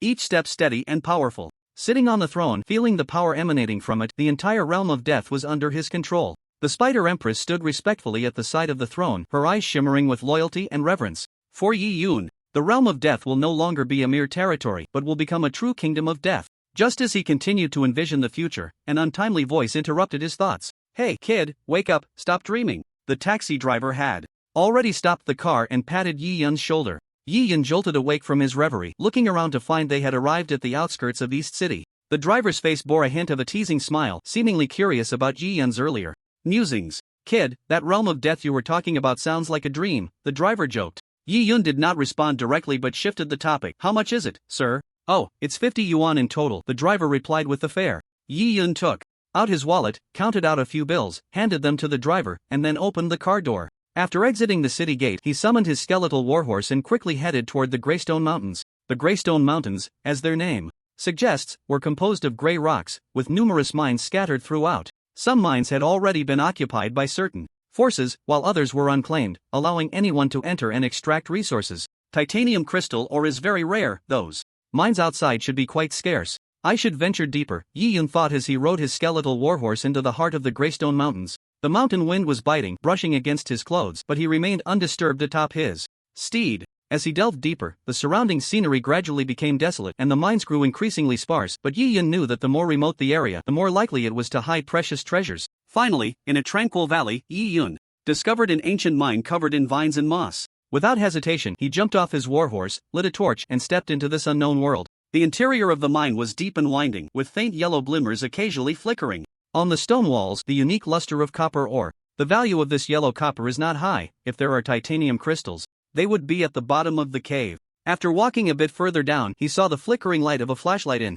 the dim cave ahead, accompanied by several voices. Damn! More copper here, not a trace of rare ore in sight. Looks like this old mine isn't worth much. No wonder those big forces aren't interested. If we could find some rare ore, we'd be set. Sigh. I heard my brother mined some titanium crystal a few days ago and made a fortune. Ha! Titanium crystal? Your brother is so lucky. Which mine was it? I want to get in on that. That mine has already been claimed by a force. Don't get your hopes up. Hearing the miners' conversation, Yi Yun couldn't help but feel a stir in his heart. The titanium crystal ore they mentioned was precisely the target of his journey. Silently, he walked down, traversing the winding mine tunnels, and finally arrived at a spacious cave. In the center of the cave, several miners were busy around a pit. He approached a few miners and asked, "You just said someone found titanium crystals. Which mine is it in?" Upon hearing Yi Yun's inquiry, the miners stopped their work and one of them looked up, regarding Yi Yun with a puzzled expression. "Who are you? Why are you suddenly asking about this?" the miner asked warily. Yi Yun replied, "I am an adventurer, very interested in titanium crystal ore.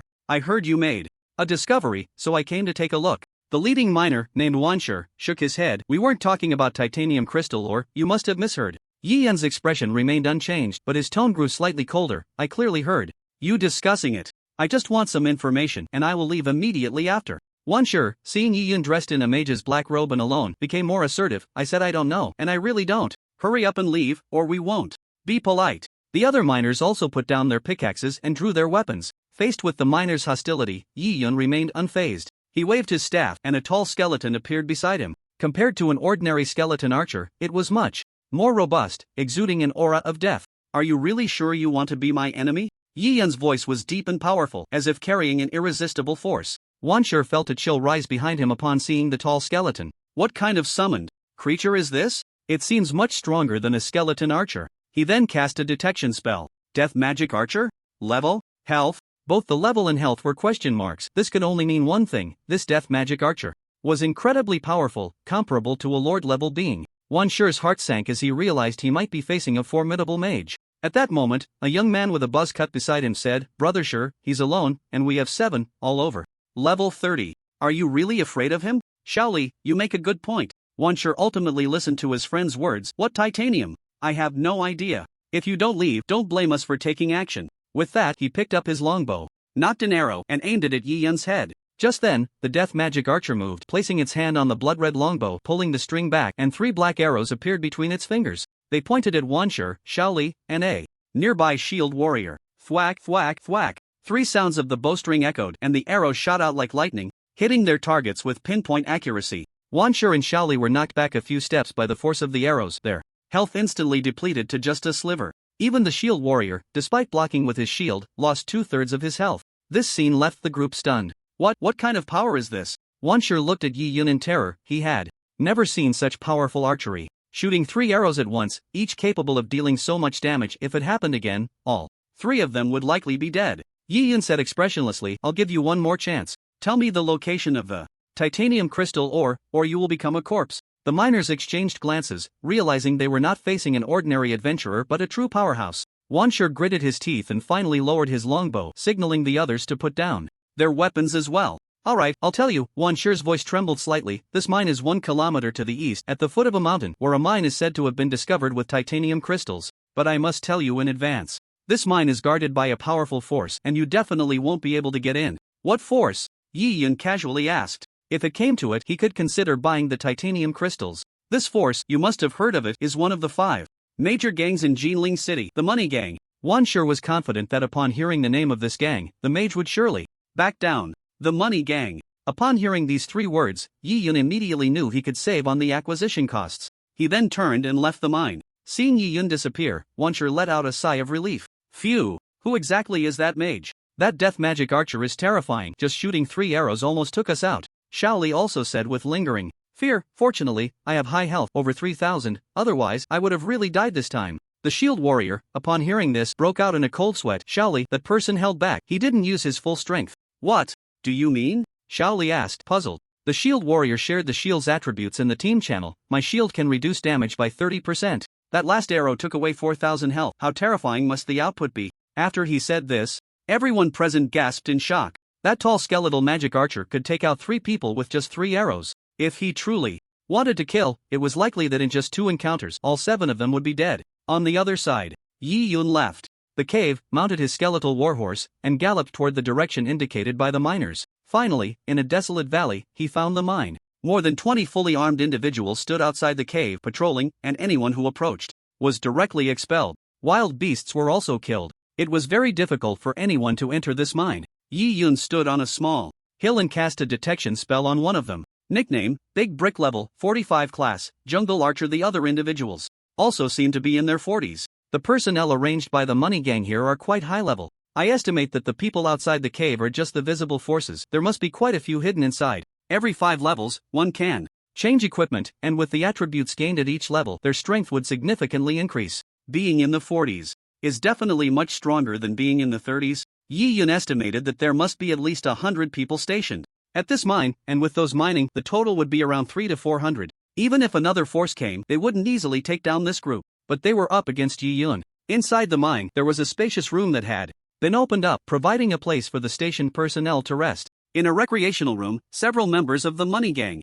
were gathered around a table playing do di ju. In the corner of the room, a middle-aged man in exquisite armor was leisurely sipping tea. He was the person in charge of this mine, Song Hongba. At that moment, a shifty-eyed man approached and handed him a cigar. Songgo, why don't you play a few rounds too? If you lose, it's on me. Song Hongba took the cigar and shook his head. No, I still need to keep an eye on the situation outside to prevent anyone from breaking in. The shifty-eyed man was named Feng Lei Songgo, who would dare to cause trouble in our money gang's territory. Don't forget, not long ago, that death's dirge wiped out over 100 of us single-handedly. When Song Hongba mentioned death's dirge, a chill ran through him. His words caused Feng Lei's expression to change. He had clearly heard of that terrifying incident. However, he still tried to ease the atmosphere, saying, Brother Song, no matter how powerful the death's dirge is, it can't possibly take on so many of us alone. Besides, we have so many experts here. If he dares to come, he will definitely have no way back. Song Hongba nodded slightly, but his expression remained serious. Feng Lei, you are still too young.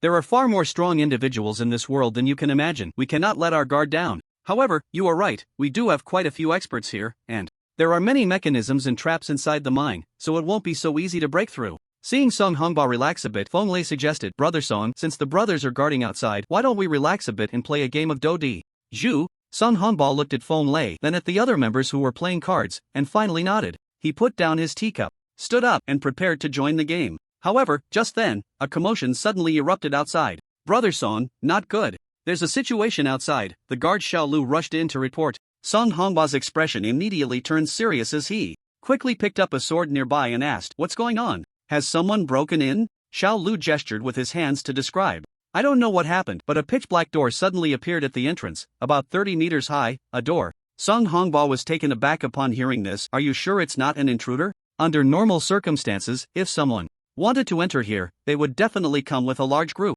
The sudden appearance of a door was indeed quite strange. Yes, Brother Song, that door just appeared out of nowhere, and it looks very unusual. There are some blood-red runes carved on it, Xiao Lu replied nervously. Song Hongba furrowed his brow, realizing that this might not be an ordinary intruder, but rather some powerful force at work. Feng Lei, take a few people with me to check outside. The rest of you stop playing cards. We might have to face a battle. Song Hongba quickly organized his gear and led Feng Lei and several elite members of the money gang to swiftly head outside the mine. They passed through the winding passage and finally arrived at the entrance, where the pitch-black door loomed before them, emanating an unsettling aura. What on earth is this? Feng Lei whispered, a hint of fear flashing in his eyes. Song Hongba did not answer, carefully observing the blood-red runes on the door, a sense of foreboding rising in his heart. He had heard some legends about mysterious powers but had never seen them with his own eyes. Now, this door seemed to be a product of those legends. No matter what this is, we cannot sit idly by, Song Hongba said firmly. Feng Lei, Go gather all the brothers, we need to prepare for battle. Feng Lei nodded and quickly turned to carry out the order.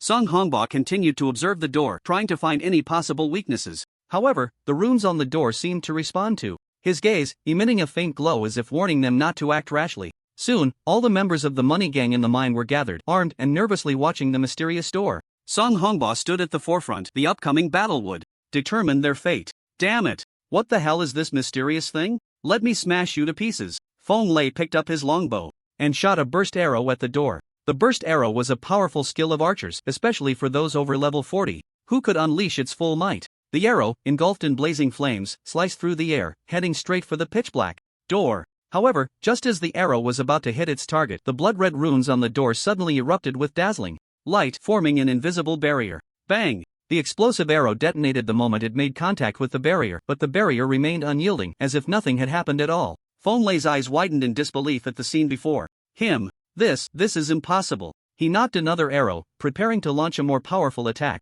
However, Song Hongba reached out to stop him. Don't be impulsive, Feng Lei. This door is clearly not an ordinary object. Attacking recklessly will only waste our strength. He turned to the other members and commanded, everyone, stay alert and do not act rashly. Just then, the door suddenly emitted a low rumbling sound, as if something was stirring behind it. Song Hongba and Feng Lei exchanged glances, both sensing a hint of unease in each other's eyes. Prepare for battle, Song Hongba ordered loudly, and all the members of the money gang gripped their weapons tightly, ready to face the impending challenge. The door slowly opened, and a chilling aura of death surged forth, causing everyone present to shiver involuntarily. A pale red light curtain appeared above, forming something akin to a barrier. Seeing this, Feng Lei picked up his silver longbow again and shot another explosive arrow. This time, upon contact with the pale red light curtain, the explosive arrow seemed to be devoured, vanishing silently without a trace. Feng Lei stared in shock at the spot where the arrow had disappeared, a wave of unprecedented fear rising within him. What the hell is this? Song Hongba gripped the hilt of his sword, his gaze fixed intently on the door.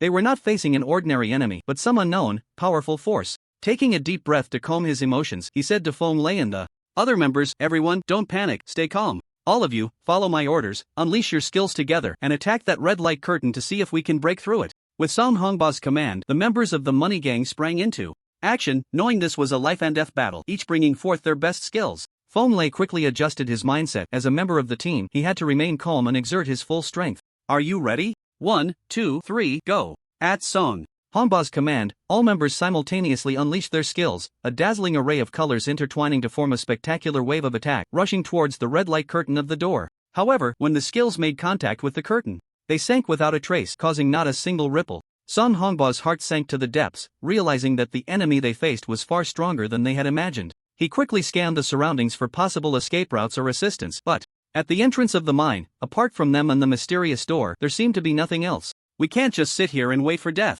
Feng Lei said anxiously, his voice trembling slightly. Song Hongba nodded. Action was necessary, but they also needed to avoid unnecessary sacrifices. Everyone, maintain formation. Feng Lei, take a few people to circle around this door and see what the situation is behind it. Although the members of the money gang were tense, they quickly responded to Song Hongba's orders. Feng Lei accepted the command, swiftly selecting a few agile members, carefully circling around the mysterious door to try and scout the situation from the side. Meanwhile, Song Hongba continued to direct the remaining members, staying vigilant and ready to respond to any potential threats. Those who circled around the door found that behind it was pitch black and nothing could be seen. Even when attacks landed on it, they vanished as if they had sunk into the sea. Meanwhile, the front gate swung wide open, revealing the scene within. Inside the gate was a dim world, the sky a pale red, thick with the aura of death. A path extended from the entrance, stretching back for thousands of meters, where a small white hill emerged. Along the road were countless shadow warwolves, each with red eyes, glaring hungrily at the world beyond the gate. Behind the warwolves stood a towering wolf king, commanding a pack of thousands. Wow, so many shadow warwolves, there must be 3 or 4,000, right? Feng Lei's scalp tingled at the sight of the massive number of monsters. Song Hongba gripped the hilt of his sword tightly, his gaze fixed like a hawk on the wolf pack inside the gate. Clearly, this scene exceeded his expectations. Thousands of wolves charging out from that gate, he could hardly imagine the consequences. He took a deep breath, trying to calm his emotions, then said to Feng Lei and the other members, everyone, don't panic, stay calm. Feng Lei, you're the archer with the eagle eye skill. Find a high point and take a close look down that path to see if there are any other monsters. Feng Lei nodded, quickly locating a higher rock, climbing up to use his eagle eye skill to peer deeper down the road. His gaze pierced through the gloom, trying to discern if there were any other unknown threats on that path. Meanwhile, Sun Hongba and the other members of the money gang anxiously watched the pack of shadow werewolves inside the gate. The wolves seemed to sense their presence, beginning to growl, their voices echoing ominously in the mine. Feng Lei, what do you see? Sun Hongba asked anxiously. They needed more information to formulate their next plan. Feng Lei observed carefully for a while, and when he finally saw the monsters behind the wolves, his legs went weak and he nearly lost his balance. Behind the wolf pack is the Spider Queen. The Spider Queen? Sun Hongba's brow furrowed, a sense of foreboding rising within him. Feng Lei swallowed hard, his voice trembling as he continued, yes, the Spider Queen. How many are there? Sun Hongba pressed, sensing Feng Lei's fear. There are, a lot, so many. Feng Lei's voice was almost shaking, about 300 or 400. Sun Hongba took a deep breath. They were facing not just the shadow werewolves, but an even more terrifying Spider Queen, a boss-level monster. 300 or 400 was undoubtedly a horrifying number. With so many of them, dealing with dozens of bosses would already be a significant challenge. Facing hundreds at once would lead to certain death. Feng Lei continued to look deeper inside, and beyond the Spider Queen, he saw a small hill with 8 blood-red eyes, also staring back at him. This is the Spider Empress. Feng Lei finally couldn't hold on any longer, collapsing onto the stone. The Spider Empress loomed like a castle, exuding a sense of oppressive death. Just one glance nearly terrified him to death. Sun Hongba's heart sank, realizing they had stepped into a massive trap. Faced with such a powerful enemy, their chances of survival were almost non-existent. He quickly scanned the surroundings, searching for a possible escape route, but an invisible barrier sealed them completely inside the mine. Feng Lei, can you still stand? Sun Hongba asked anxiously. Feng Lei struggled to support himself, climbing up from the stone. Though his legs were still trembling, he knew this was not the time to show weakness. I can still manage. Sun Hongba said again, look further inside. Maybe this is just a special event. We triggered a hidden quest, and it's not aimed at us. Such high-level undead creatures had no reason to target them specifically. Feng Lei felt a bit relieved upon hearing this, no longer as tense as before. Songgu is right, it really could be a special event. Wait a moment, I'll check what's going on inside. Feng Lei focused again, activating his eagle eye skill, his gaze piercing through the dim fog, trying to capture the scene deeper within. Behind the Spider Empress is a small white mountain. Wait, that mountain isn't made of stone, but bones. It was a mountain piled high with bones, and at the summit sat a throne. On the throne sat a figure. And although it was far away, Feng Lei's eagle eye skill allowed him to see the outline of that figure clearly. The person wore a black robe, holding a staff topped with a gem that shimmered with a ghostly light. Songgu, there's someone on the throne. Looks like a mage. Feng Lei's voice carried a hint of terror. Sun Hongba said again, take a closer look. Can you identify the mage's profession? This might be the key point of this special event. Feng Lei concentrated, trying to discern more details from that blurry figure. Songgu, the mage's robe is embroidered with strange runes. I can't determine his exact profession, but he looks like some kind of high-level necromancer. Sun Hongba furrowed his brow, deep in thought. A high-level necromancer, along with the Spider Empress and the Spider Queen, was clearly not an opponent they could easily handle. They had to proceed with caution, or they might face total annihilation. Feng Lei activated his eagle eye skill again, carefully observing the bone throne. Songgu, I saw that person's face. He's very young. I feel like I've seen this face somewhere. Feng Lei's voice suddenly paused. A flash of insight crossed his mind, as if he had seen that face before, but he couldn't pinpoint it. Immediately, Sun Hongba waited anxiously, knowing that Feng Lei's discovery could be crucial. Wait, I remember now. Feng Lei suddenly exclaimed, startling himself and falling onto the stone again. He is the Death Scourge. He's smiling at me in a creepy way. Sun Hongba's heart skipped a beat, and the sword in his hand clattered to the ground. Death Scourge, that name had been unclear before, but recently it felt very familiar. This was the necromancer who had killed many of their members. Feng Lei, are you sure? How could Death Scourge be here?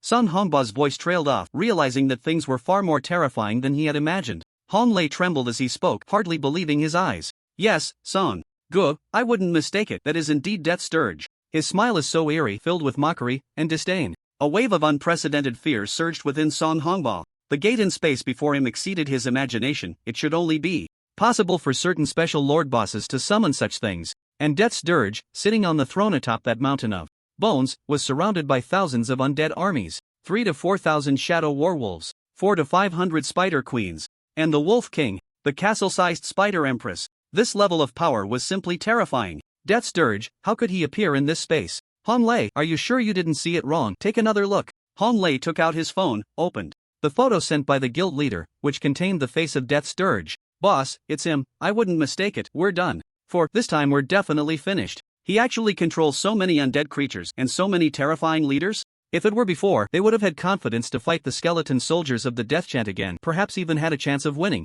But seeing the horrifying number of those spatial monsters, they had already lost hope. Song Hongba also fell to the ground with a thud. The gang members around, having never seen such a grand spectacle, were all in a panic. It's over. The death chant is not players, they are gods. Controlling thousands of monsters at once, what are we even playing for? That spider empress probably just needs to touch me and I'd be dead, right? Hell, I want to leave the money gang. These people could clearly see the situation and knew that once those monsters charged out, there would be no way to survive. Just as everyone was in a frenzy, a deathly magical sound echoed from the realm of death. Attack! At that moment, the Wolf King let out a furious roar from the back, and the wolf pack's bodies glowed red, enhanced with attack and speed. The wolves, with their predatory gaze, charged out at high speed from the gate. It was unclear who shouted "Let's fight them," and the battle erupted. Song Hongba quickly regained his composure. This was not the time to panic, they needed a plan to survive this desperate battle. Fong Lei immediately informed the gang leader, "Tell him our findings, we need support." Song Hongba's voice was firm and powerful, directing the remaining gang members to prepare for battle. "Boss," the leader said, "they are on their way." But Fong Lei's voice carried a hint of despair. "They will need at least an hour to get here." Song Hongba tightened his grip on the sword hilt, his gaze resolutely sweeping over each gang member's face. "An hour, we have to hold out for an hour. Everyone, listen to my orders, we cannot sit and wait for death, we must take the initiative and distract those wolves." "Song Ge, can we really do it?" a young gang member asked, trembling. "We have no choice." Song Hongba replied loudly, "We are warriors of the money gang, not lambs to be slaughtered. Now, follow my orders, spread out, use the terrain, and try to buy time." Under Song Hongba's command, the remaining gang members began to disperse, using the mine's terrain to create as much trouble for the wolf pack as possible. Fong Lei continued to observe the movements of the death chant, searching for any possible flaws. "Fong Lei, keep a close watch, and as soon as you see any movement from the death chant, tell me immediately." Song Hongba's voice echoed across the battlefield. The battle began, the wolf pack surged out like a tide, while the warriors of the money gang held their ground. Every wolf howl sent chills down their spines, and every clash of blades ignited their blood. Each member of the money gang was over level 40, making it relatively easy to deal with the shadow warwolves. Before long, the Wolf King charged out from the gate, letting out a high-pitched wolf howl, intensifying the charge of the wolf pack. Under the reckless assault of the wolves, the members of the money gang were forced to retreat continuously, slowly backing into the mine. Song Hongba gripped the sword hilt tightly. If they retreated into the mine, it would be a disaster. The interior of the mine was narrow, unfavorable for their tactics, and once surrounded by the wolf pack, there would be no escape. "Everyone, listen to my orders." Song Hongba's voice rang out loudly on the battlefield. "We cannot retreat into the mine, that will only trap us inside. With the wolves, we must stay here, use the advantage of the terrain, and fight the wolves to the death." He quickly adjusted the tactics, ordering part of the members to set traps at the mine entrance, while the others engaged the wolf pack in the open area, trying to wear down the wolves' strength. Fong Lei, continue to monitor the death zone. As soon as he makes any move, notify me immediately. Song Hongba emphasized again. The death zone was the real threat. If they couldn't find a way to deal with him, their entire army would eventually be wiped out. Fong Lei nodded, his gaze once again fixed on the large door, his heart filled with tension and unease. He knew that every move the death zone made could determine the outcome of this battle. The fighting grew increasingly fierce. Although the members of the money gang were brave, they gradually felt overwhelmed in the face of the massive wolf pack. More and more people were dying at the hands of the wolves. Moreover, the strength of the Wolf King was far greater than they had imagined. Even a level 40+ Lord Boss wouldn't possess such power. As soon as the Wolf King charged into the crowd, a large number of deaths would follow. On the path of death, the wolves that had yet to charge out leaned against the sides, clearing a way for the Spider Queen. The powerful queen finally made her appearance. A death whirlwind swept through, and a large number of money gang members who were still resisting were instantly killed. The queen continued to join the battlefield, and the members of the money gang quickly perished. Song Hongba watched as people around him kept dying and roared at the door, "Death Song, our money gang will never let you go." A voice of death echoed from the door. "Money gang, you have sent people to kill me time and again, this is your fate." If it weren't for his strength, he would have long since died at the hands of the money gang. There was no need to have the slightest bit of pity for such an enemy. Otherwise, it would be him who would die. In the end, under the powerful undead army, all members of the money gang were exterminated. On the throne of bones, Yi Yun quietly watched this scene. During this battle, he remained in the realm of death, not even stepping out the door. And those enemies, unless they wiped out his undead army, would never have the qualification to deal with him. When the undead army was completely killed, the light curtain at the entrance would disappear, and the enemies would be qualified to enter here. Yi Yun waved his hand, and the scene in the mine clearly appeared in the water mirror. After summoning the Gate of Death, the realm could cover a certain area, and this area would continue to grow as his spatial abilities increased. He pointed his staff at the water mirror, and the realm of death gradually extended downwards into the mine. At the deepest point, there were some titanium crystals just mined, placed on a cart. The battle wolves entered the mine, pushing the mine cart out, quickly bringing all the titanium crystals outside, and after passing through the door, they brought them into the realm.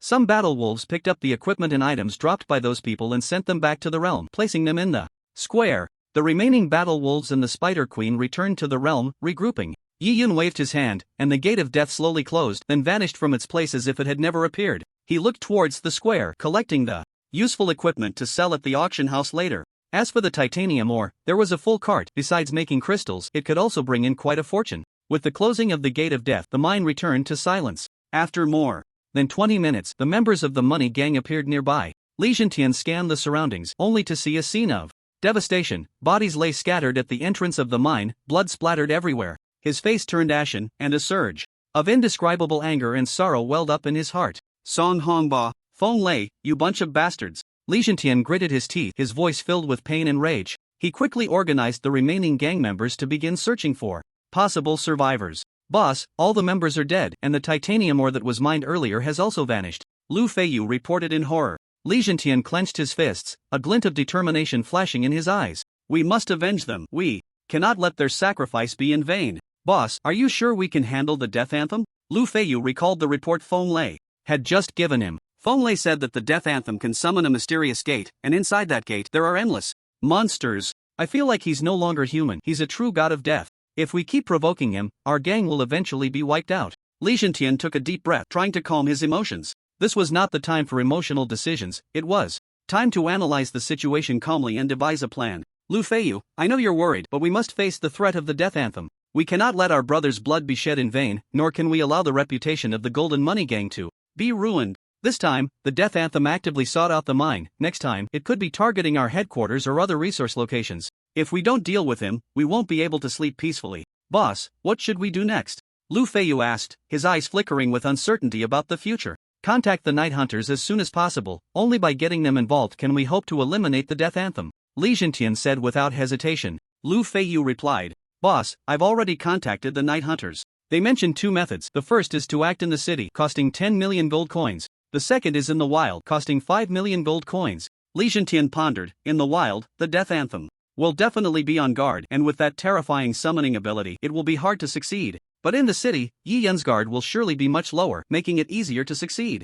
Generally, no one dares to act in the city, as they would be hunted down by enforcers, and in severe cases, killed on the spot. Only assassins of the Night Hunter's caliber have the strength to act in the city without being pursued by enforcers. Jiling City is just a small town, and the enforcer's strength won't be too strong. If it were a larger city, the Night Hunters would probably not dare to assassinate in such a manner. After pondering for a moment and weighing the pros and cons, Li Zhentian made a decision. We choose to act in the city. Although the price is higher, the chances of success are much greater. We cannot let the Golden Money Gang suffer more losses. Lu Feiyu nodded in understanding. He quickly took out his communicator to contact the Night Hunters and began arranging the transfer of funds. As long as the money is in place, how to act will be the Night Hunters' responsibility.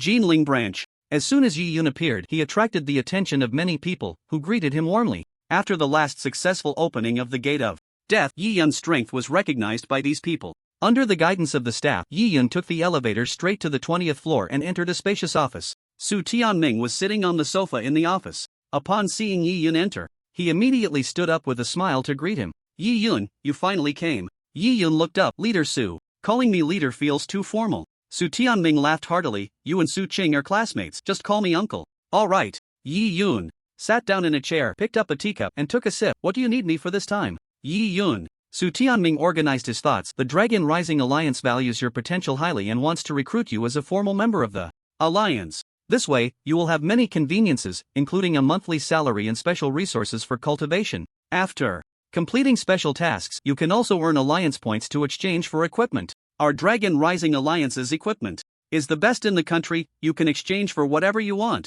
And we also have the most detailed strategies and information here. You can find anything you want to inquire about. For your development, this is definitely of great benefit. Yi Yun directly refused. I'm used to being alone. I haven't thought about joining any organization. As a reborn individual, the information and strategies he controlled were far more than those of these alliances. In the 7 years since his past life, alien forces had continuously invaded, making Blue Star increasingly difficult to survive. Under the onslaught of alien beasts, even the strongest cities could be easily destroyed. Therefore, it was crucial to enhance his strength as much as possible so that he would have enough self-defense when the real apocalypse arrived. Su Tianming had checked Yi Yun's information and knew he was a very reclusive person, so he was mentally prepared for rejection. However, he didn't lose heart. After all, good things take time. Yi Yun, considering your excellent performance last time, I specifically fought for some privileges for you. For example, the honorary membership of the Dragon Rising Alliance. You only need to have your name listed to enjoy the benefits of a formal member, receive a salary every month, and have the right to access information and strategies.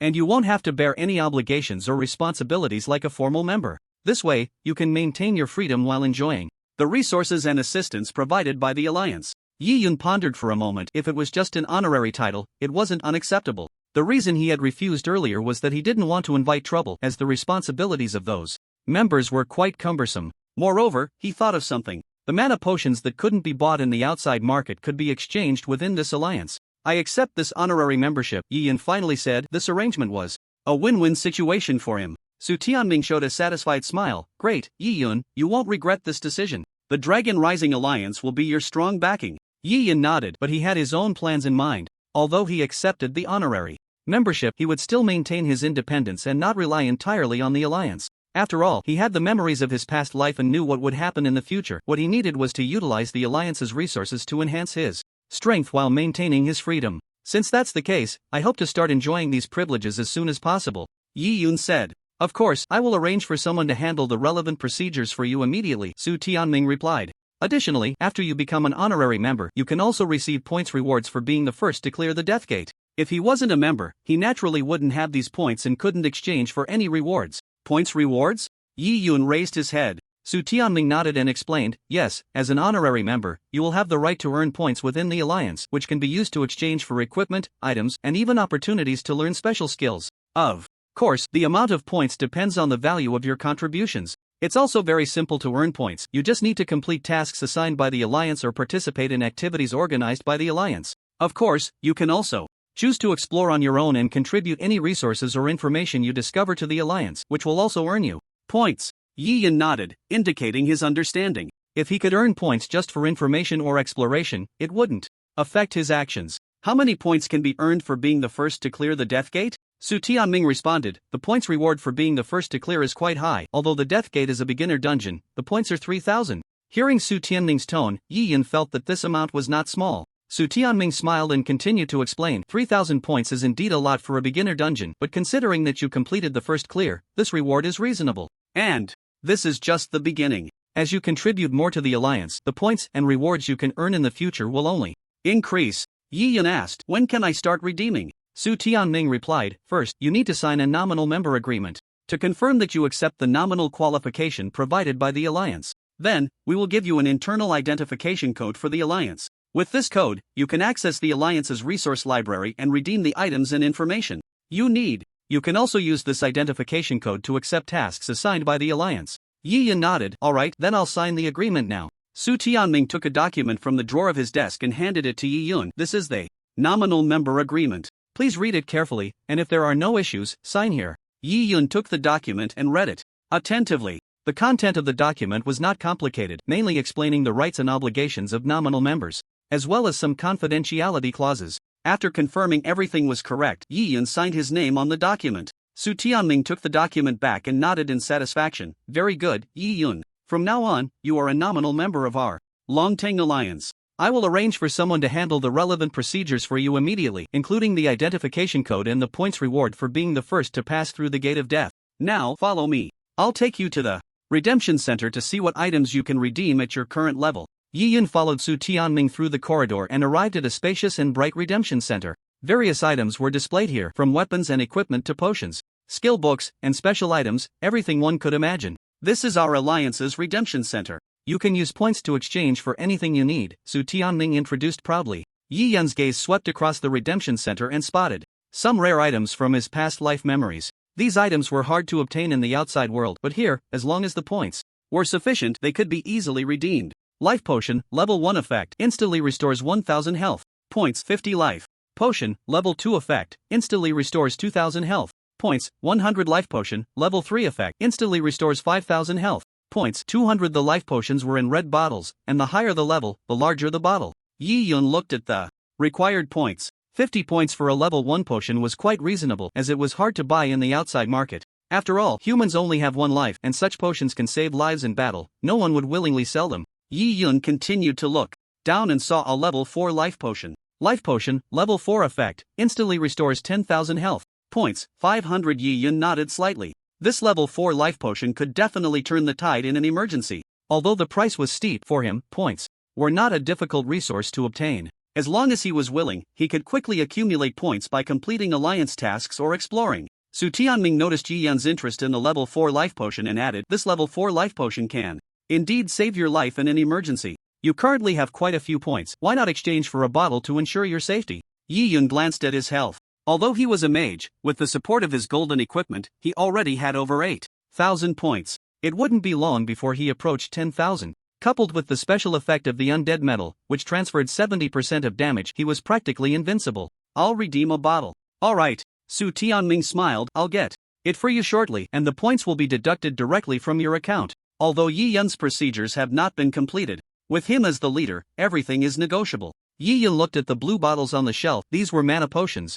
Mana potion, level 1 effect, instantly restores 500 mana points. Points 50. Mana potion, level 2 effect, instantly restores 2000 mana points. Points 100. Mana potion, level 3 effect, instantly restores 5000 mana points. Points 200. Yi Yun's main goal this time was to exchange for mana potions. The recovery effect of the level 3 potion was still somewhat lacking, so he continued to look further.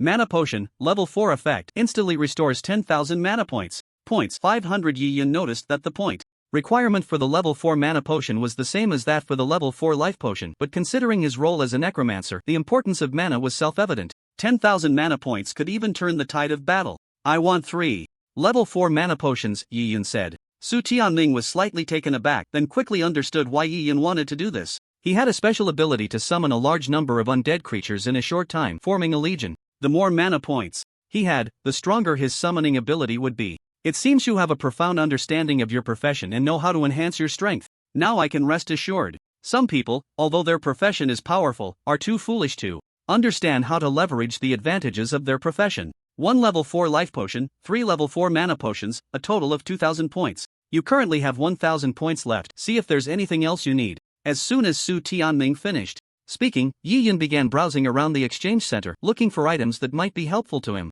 Soon, he found several shelves with skill books. "You want to exchange for skill books?" Su Tianming introduced on his own. "The mages are on this shelf, and the last slot contains all the skills for necromancers." Yi Yun's gaze lingered on the skill bookshelf. He saw some skills unique to necromancers. These skills had a very low drop rate and were rarely available even at the auction house, only accessible in organizations like the Dragon Rising Alliance. Su Tianming pointed to a book and introduced, "This book is a mid-level skill for necromancers, called Dark Shield. It might be helpful to you." Yi Yun looked at that book. The cover of the skill book depicted a mysterious rune, emitting a faint ghostly light, seemingly containing some powerful force. Dark Shield, Necromancer. Effect, summons a shield formed of dark energy that can absorb and rebound part of the damage. Shield duration, 10 seconds. Cooldown, 5 minutes. Points, 5000. Once learned, the skill book can be used permanently, so the price is a bit higher. Su Tianming smiled and said, "You excel at summoning, but mages are still too fragile. Having a shield can protect you from attacks by assassins and other melee professions, making it a good means of survival for you. It's rare to have such a good seedling," so he naturally hoped Yi Yun could protect himself well to avoid falling on the path of growth. Yi Yun indeed put down the book and said lightly, "No need." He had a perfect undead metal, which transferred 70% of the damage, making it much more useful than this shield. With insufficient points, he would not consider such a mediocre skill for now. Moreover, with the death domain in place, with the Deathgate move, if he didn't kill the Spider Empress, she wouldn't even be able to enter. He only needed to sit on the throne and command the battle. No need? Su Tianming was somewhat surprised but quickly guessed that Yi Yun might have other means of self-protection. "Then what type of skill are you looking for?" Yi Yun said, "Where are the summoning skills?" Su Tianming pointed to the top shelf where there was a book with a black cover emanating a powerful aura of darkness. "This is the only one in the Jinling Alliance, a high-level summoning skill, the Dark Sword Saint." Yi Yun's heart stirred. This skill was indeed rare. Even in the 7 years to come, those who had learned it could be counted on one hand. Dark Sword Saint. Effect, summons a powerful Sword Saint to deliver a fatal blow to enemies. The Sword Saint possesses extremely high attack power and combat skills capable of destroying all foes. Basic attributes are influenced by mana. Mana cost, 1000. Cooldown time, 24 hours. Points, 20,000. Yi Yun looked at this skill book, secretly calculating in his mind. The Sword Saint's individual combat capability was exceptionally strong, a pillar among melee units. Summoning hundreds or even thousands to charge into battle would cause devastating damage. Moreover, the Sword Saint stands and walks, not taking up much space compared to the Spider Queen. The Death Realm could also store a large number at once. When the time comes, the Dark Sword Saint would lead the charge, and the skeleton soldiers and shadow warwolves could be eliminated. Although the point cost was enormous, considering the long-term combat benefits, this was a worthwhile investment. Su Tianming noticed Yi Yun's gaze and knew he was interested in the book. The Dark Sword Saint is a powerful skill, and the points required are not insignificant, but with your strength, if you take on more tasks, it won't be long before you can gather enough. Yi Yun nodded slightly, exchanging 20,000 points for such a high-level skill was quite worthwhile. What tasks are available? Su Tianming opened the computer on the counter and flipped through a few pages. Our Longting Alliance's tasks are divided into several levels from D to S rank, with corresponding point rewards. Simple tasks mainly involve collecting materials and scouting intelligence, while difficult tasks may involve confronting powerful enemies or even executing special missions deep behind enemy lines. Yi Yun's gaze quickly scanned the screen, seeing various task descriptions. Some required hunting specific magical beasts, others needed exploring unknown areas, and some involved assisting other towns in resolving emergencies. What are the point rewards for these tasks? Yi Yun continued to inquire. Simple tasks generally range from dozens to hundreds of points, while difficult tasks can reach thousands of points. Of course, the risks are relatively high, Su Tianming explained.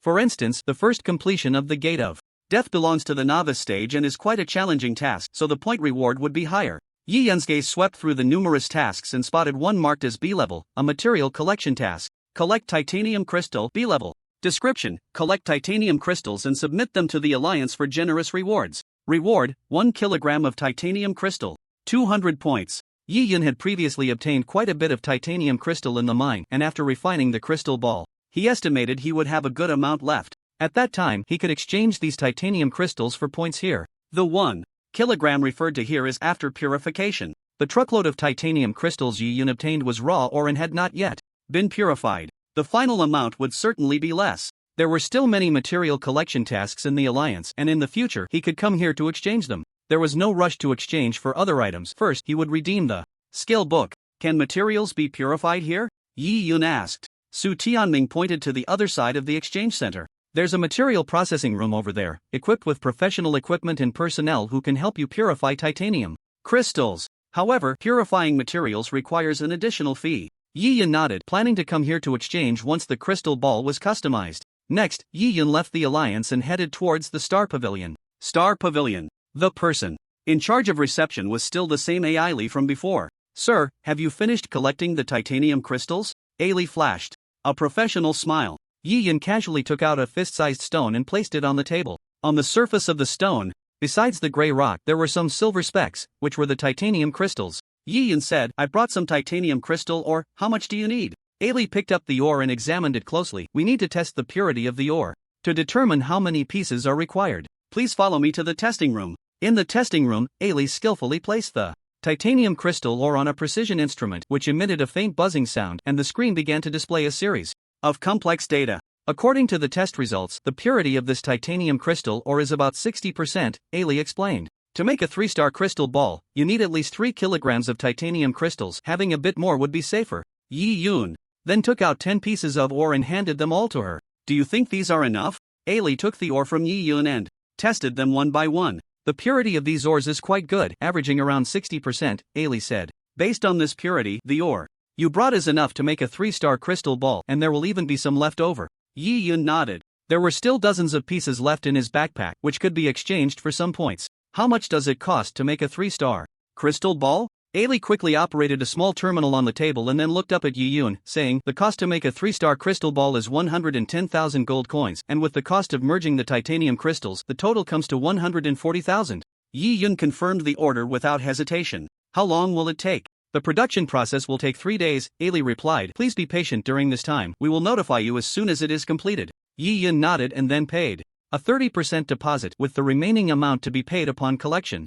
In the blink of an eye, it was time for the school trial. On the playground, all the senior students were gathered here, lined up neatly by class. Many students were discussing matters related to the trial island. Time flies so fast. I just reached level 10, and the trial island is already open. I'm afraid I won't do well in this test. I heard that Zhang Chang from Class 1 has already reached level 30 and is about to undergo his first promotion. Level 30? That's incredible. I heard Zhang Chang's father is a second promotion powerhouse and he has a faction under him, so his leveling speed must be fast. In the Age of Gods, level represented everything. During the college entrance examination, one must complete their first promotion to have enough strength to get into a top academy and become a prominent figure nationwide. Yi Yun stood in the line, ignoring the discussions of his classmates around him. Yi Yun, how? Are you preparing? A familiar voice came. Yi Yun turned to see it was his deskmate Li Hao. The two had a decent relationship in class and often went to the restroom together during breaks. Not bad, Yi Yun replied casually. Yi Yun, you're so strong. You'll definitely do well on the trial island this time. Li Hao had also heard about Yi Yun's achievements.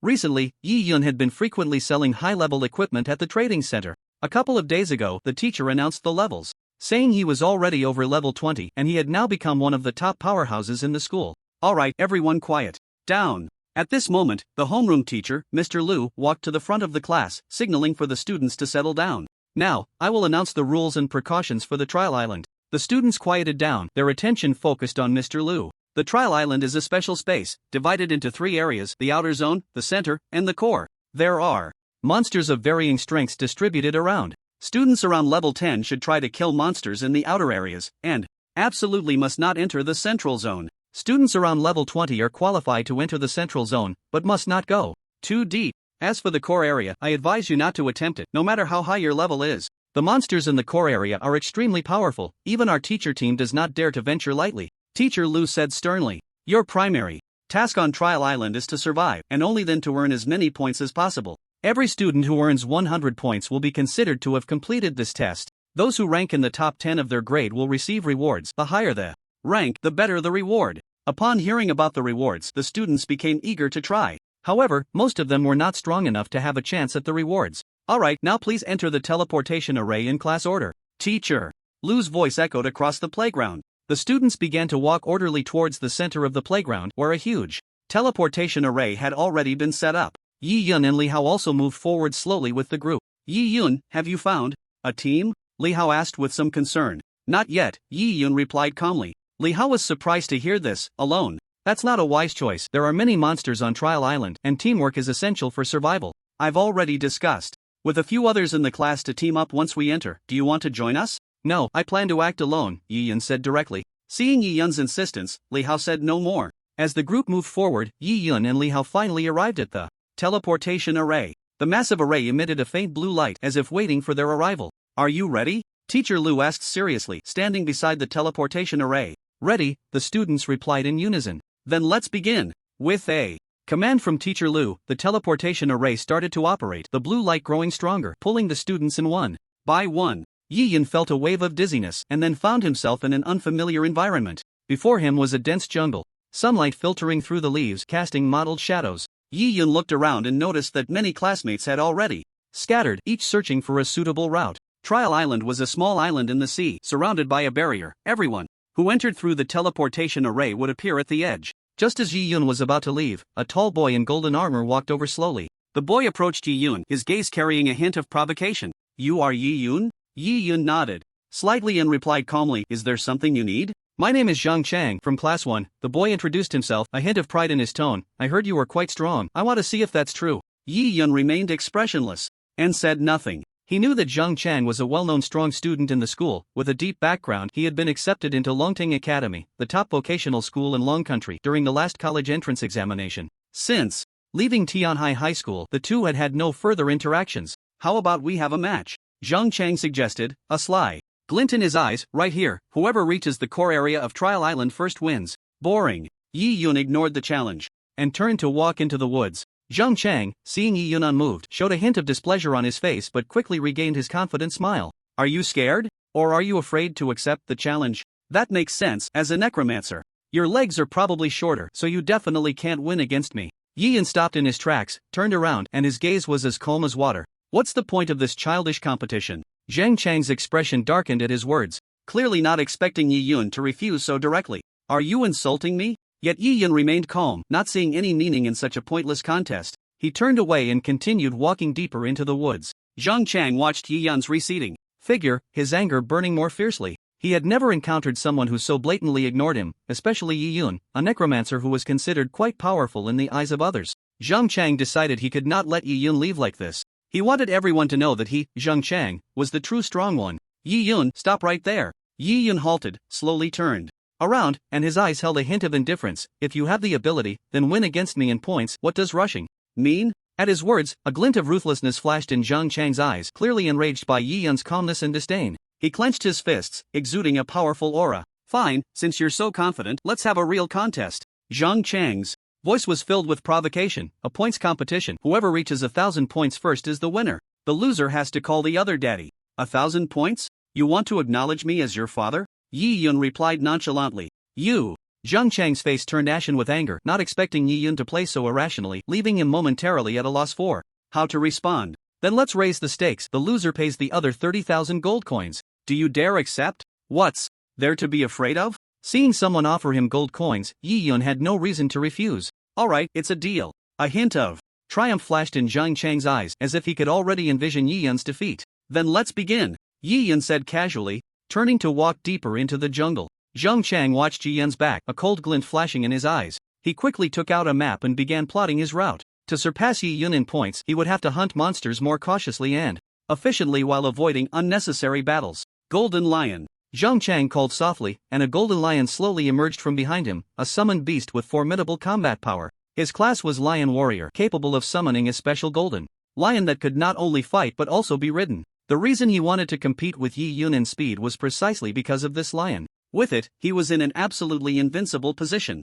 The lion stood about 1.5 meters tall, 2 meters long, its body covered in golden mane, exuding an imposing presence. Zhang Chang sat in the saddle on the lion's back, gently patting its head, a smug look in his eyes as if he could already see Yi Yun's defeat. Golden Lion, let's go! The Golden Lion let out a deep roar and began to stride forward, carrying Zhang Chang swiftly into the depths of the jungle. The classmates nearby, seeing the Golden Lion, all had their eyes lit up with envy. Wow! This Golden Lion is so cool! Zhang Chang is really impressive. I wish I could have such a fierce mount. The praises rose and fell, and Zhang Chang felt secretly pleased, though he pretended to be nonchalant. Soon, he caught up with Yi Yun, turning his head to reveal a triumphant smile, as if flaunting his Golden Lion. Yi Yun watched as Zhang Chang rode past him on the Golden Lion but felt no stir in his heart. He stopped, waved his staff, and summoned a skeletal warhorse from the realm of the undead, standing 3 meters tall and 5 meters long. Its body was twice the height of an ordinary warhorse, with pale red bones, sturdier and tougher, its legs covered in sharp bone spikes that could easily pierce an enemy's body. Pale red flames flickered from its hooves. Demonic Flame Warhorse, Evolution. Level 3. Description: it possesses not only extreme speed but also terrifying power, capable of easily tearing apart enemies while running, leaving a layer of demonic flames on the ground that burns any enemies that pass by. Consumes 800 undead points for evolution. The skeleton warhorse after 3 evolutions has significantly enhanced attributes and speed, far surpassing the ordinary warhorse it once was. Due to its towering stature, many classmates nearby noticed its presence and were left dumbfounded. Whose warhorse is this? So fierce. It's twice the height of that Golden Lion from earlier. If it collides with the Golden Lion, the lion will probably be sent flying in an instant. Yi Yun mounted the Demonic Flame Warhorse, gently squeezing its belly, and the warhorse let out a low whinny, its hooves leaving the ground as it charged out like a streak of red lightning. The speed was so fast that the surrounding crowd could only see a red blur. Where the warhorse passed, a line of red flames was left on the ground, continuously burning. The trees ahead became increasingly dense, making it difficult for the massive warhorse to pass directly, yet it did not detour but charged straight through. The trees snapped under the impact of the Demonic Flame Warhorse as if they were fragile straw. Zhang Chang rode the Golden Lion, weaving through the jungle, when he heard unusual sounds from behind and quickly turned to look. He saw a tall Demonic Flame Warhorse racing towards him like a red lightning bolt, and he couldn't help but be startled. What the hell? What is that thing? So tall, so big. Whose mount is this? Compared to the warhorse, his Golden Lion looked like a little brother. Although the Golden Lion was also a powerful summoned beast, it seemed somewhat inadequate in front of the Demonic Flame Warhorse. Upon closer inspection, he finally recognized the person sitting atop it. Yi Yun. Zhang Chang couldn't help but exclaim, a wave of unprecedented pressure washing over him. Just moments ago, he had been mocking Yi Yun for not daring to compete, thinking the other was afraid. Who would have thought that Yi Yun's mount would be so formidable, able to easily knock down trees? Yi Yun sat calmly on the Demonic Flame Warhorse, seemingly oblivious to Zhang Chang's panic. With a gentle wave of his staff, the warhorse's speed increased again, like a red meteor streaking through the jungle. Zhang Chang gritted his teeth, urging the Golden Lion to speed up, trying not to be left too far behind by Yi Yun. However, although the golden lion was not slow, it felt somewhat powerless under the onslaught of the demonic flame warhorse. In the blink of an eye, the warhorse had pulled ahead by several meters. Yi Yun, where did you get this mount? Zhang Chang couldn't help but ask, his voice tinged with reluctance. Yi Yun did not answer, continuing to urge the warhorse forward at a rapid pace. The trees in the jungle grew denser, but Yi Yun's demonic flame warhorse moved through them as if on flat ground, easily traversing the obstacles. Zhang Chang's golden lion, while also a powerful summoned beast, felt somewhat clumsy in this terrain. Yi Yun, just you wait. Zhang Chang gritted his teeth, silently vowing to win this competition. The two chased each other through the jungle, their speed increasing. The surrounding classmates had long been left far behind, only able to hear the distant sounds of hooves and snapping trees. After a short while, Zhang Chang completely lost sight of him. Yi Yun rode the skeleton warhorse straight towards the central area. The monsters on the outskirts were of a lower level, around level 10, while the central area was level 20, and they came in packs.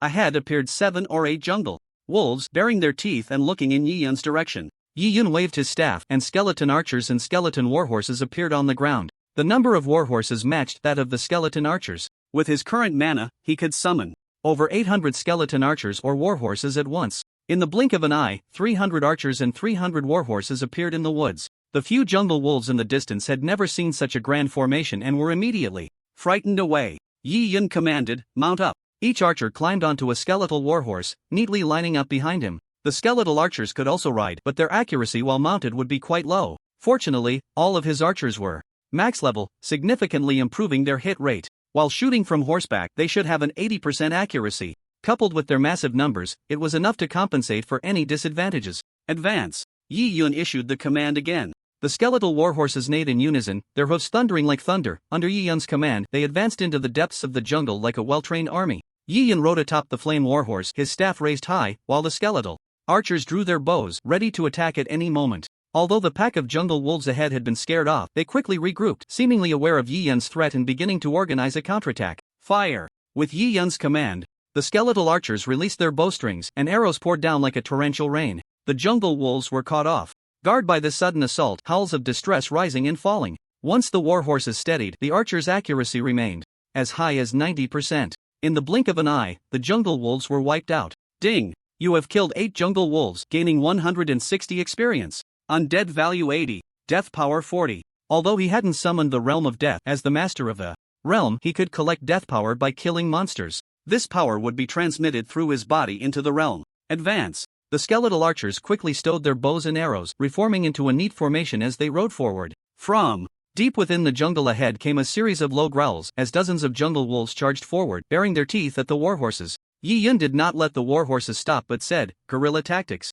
The skeletal mounted archers charged directly into the wolf pack, drawing their bows and shooting as they moved, a dense rain of arrows covering the wolves. Although their accuracy was only 80%, the sheer number of arrows still blanketed a large area of the wolf pack. After the mounted archers charged through, there were no living bodies left among the jungle wolves on either side. Some cavalry joined the battlefield, picking up the equipment and items that had fallen to the ground, which they would later hand over to Yi Yun. Thus, an efficient combat unit was formed, leaving nothing alive in their wake. Zhang Chang rode up on a lion and was taken aback when he saw the ground littered with jungle wolf corpses. What happened here? These were dozens of jungle wolves. A single person would have no way to deal with them. At this moment, all the wolves were pierced with arrows, their deaths extremely tragic. Zhang Chang observed the ground and noticed the tracks of the warhorses. Could it be Yi Yun? Did he summon a large number of warhorses at once? That's just too fierce. In the core area of the trial island, there was a pitch-black cave. In the endless darkness, a pair of blood-red eyes suddenly appeared, gazing ahead as if piercing through layers of space to see the scene on the island. "Humans, you have killed so many of my kin. This time, I will not let you go. Prepare to face the judgment of death. My children, are you ready?" As this voice echoed, pairs of blood-red eyes lit up in the surrounding darkness, their numbers growing increasingly as if they were endless. A terrifying aura of death was spreading outward. On the playground, a tall viewing platform stood nearby, where the school's teachers, directors, and principal all sat in chairs, watching the trial unfold. This time, the principal had also invited prominent figures from the Education Alliance to watch together. The principal, Ding Jianya, took out a crystal ball and pointed at it. A beam of light shot from the crystal ball, forming a vivid image in the air. The scene depicted was that of the trial island. Ding Jianye turned his head to look at the representative of the Education Alliance, Zhou Guobin, and said with a smile, "This year, our Tianhai High School has quite a few promising students." Deputy Alliance leader Zhou, take a good look. If there are any good candidates, you can give them a special admission quota. Jogwabin's face was cold and he did not respond immediately, instead directing his gaze towards the image.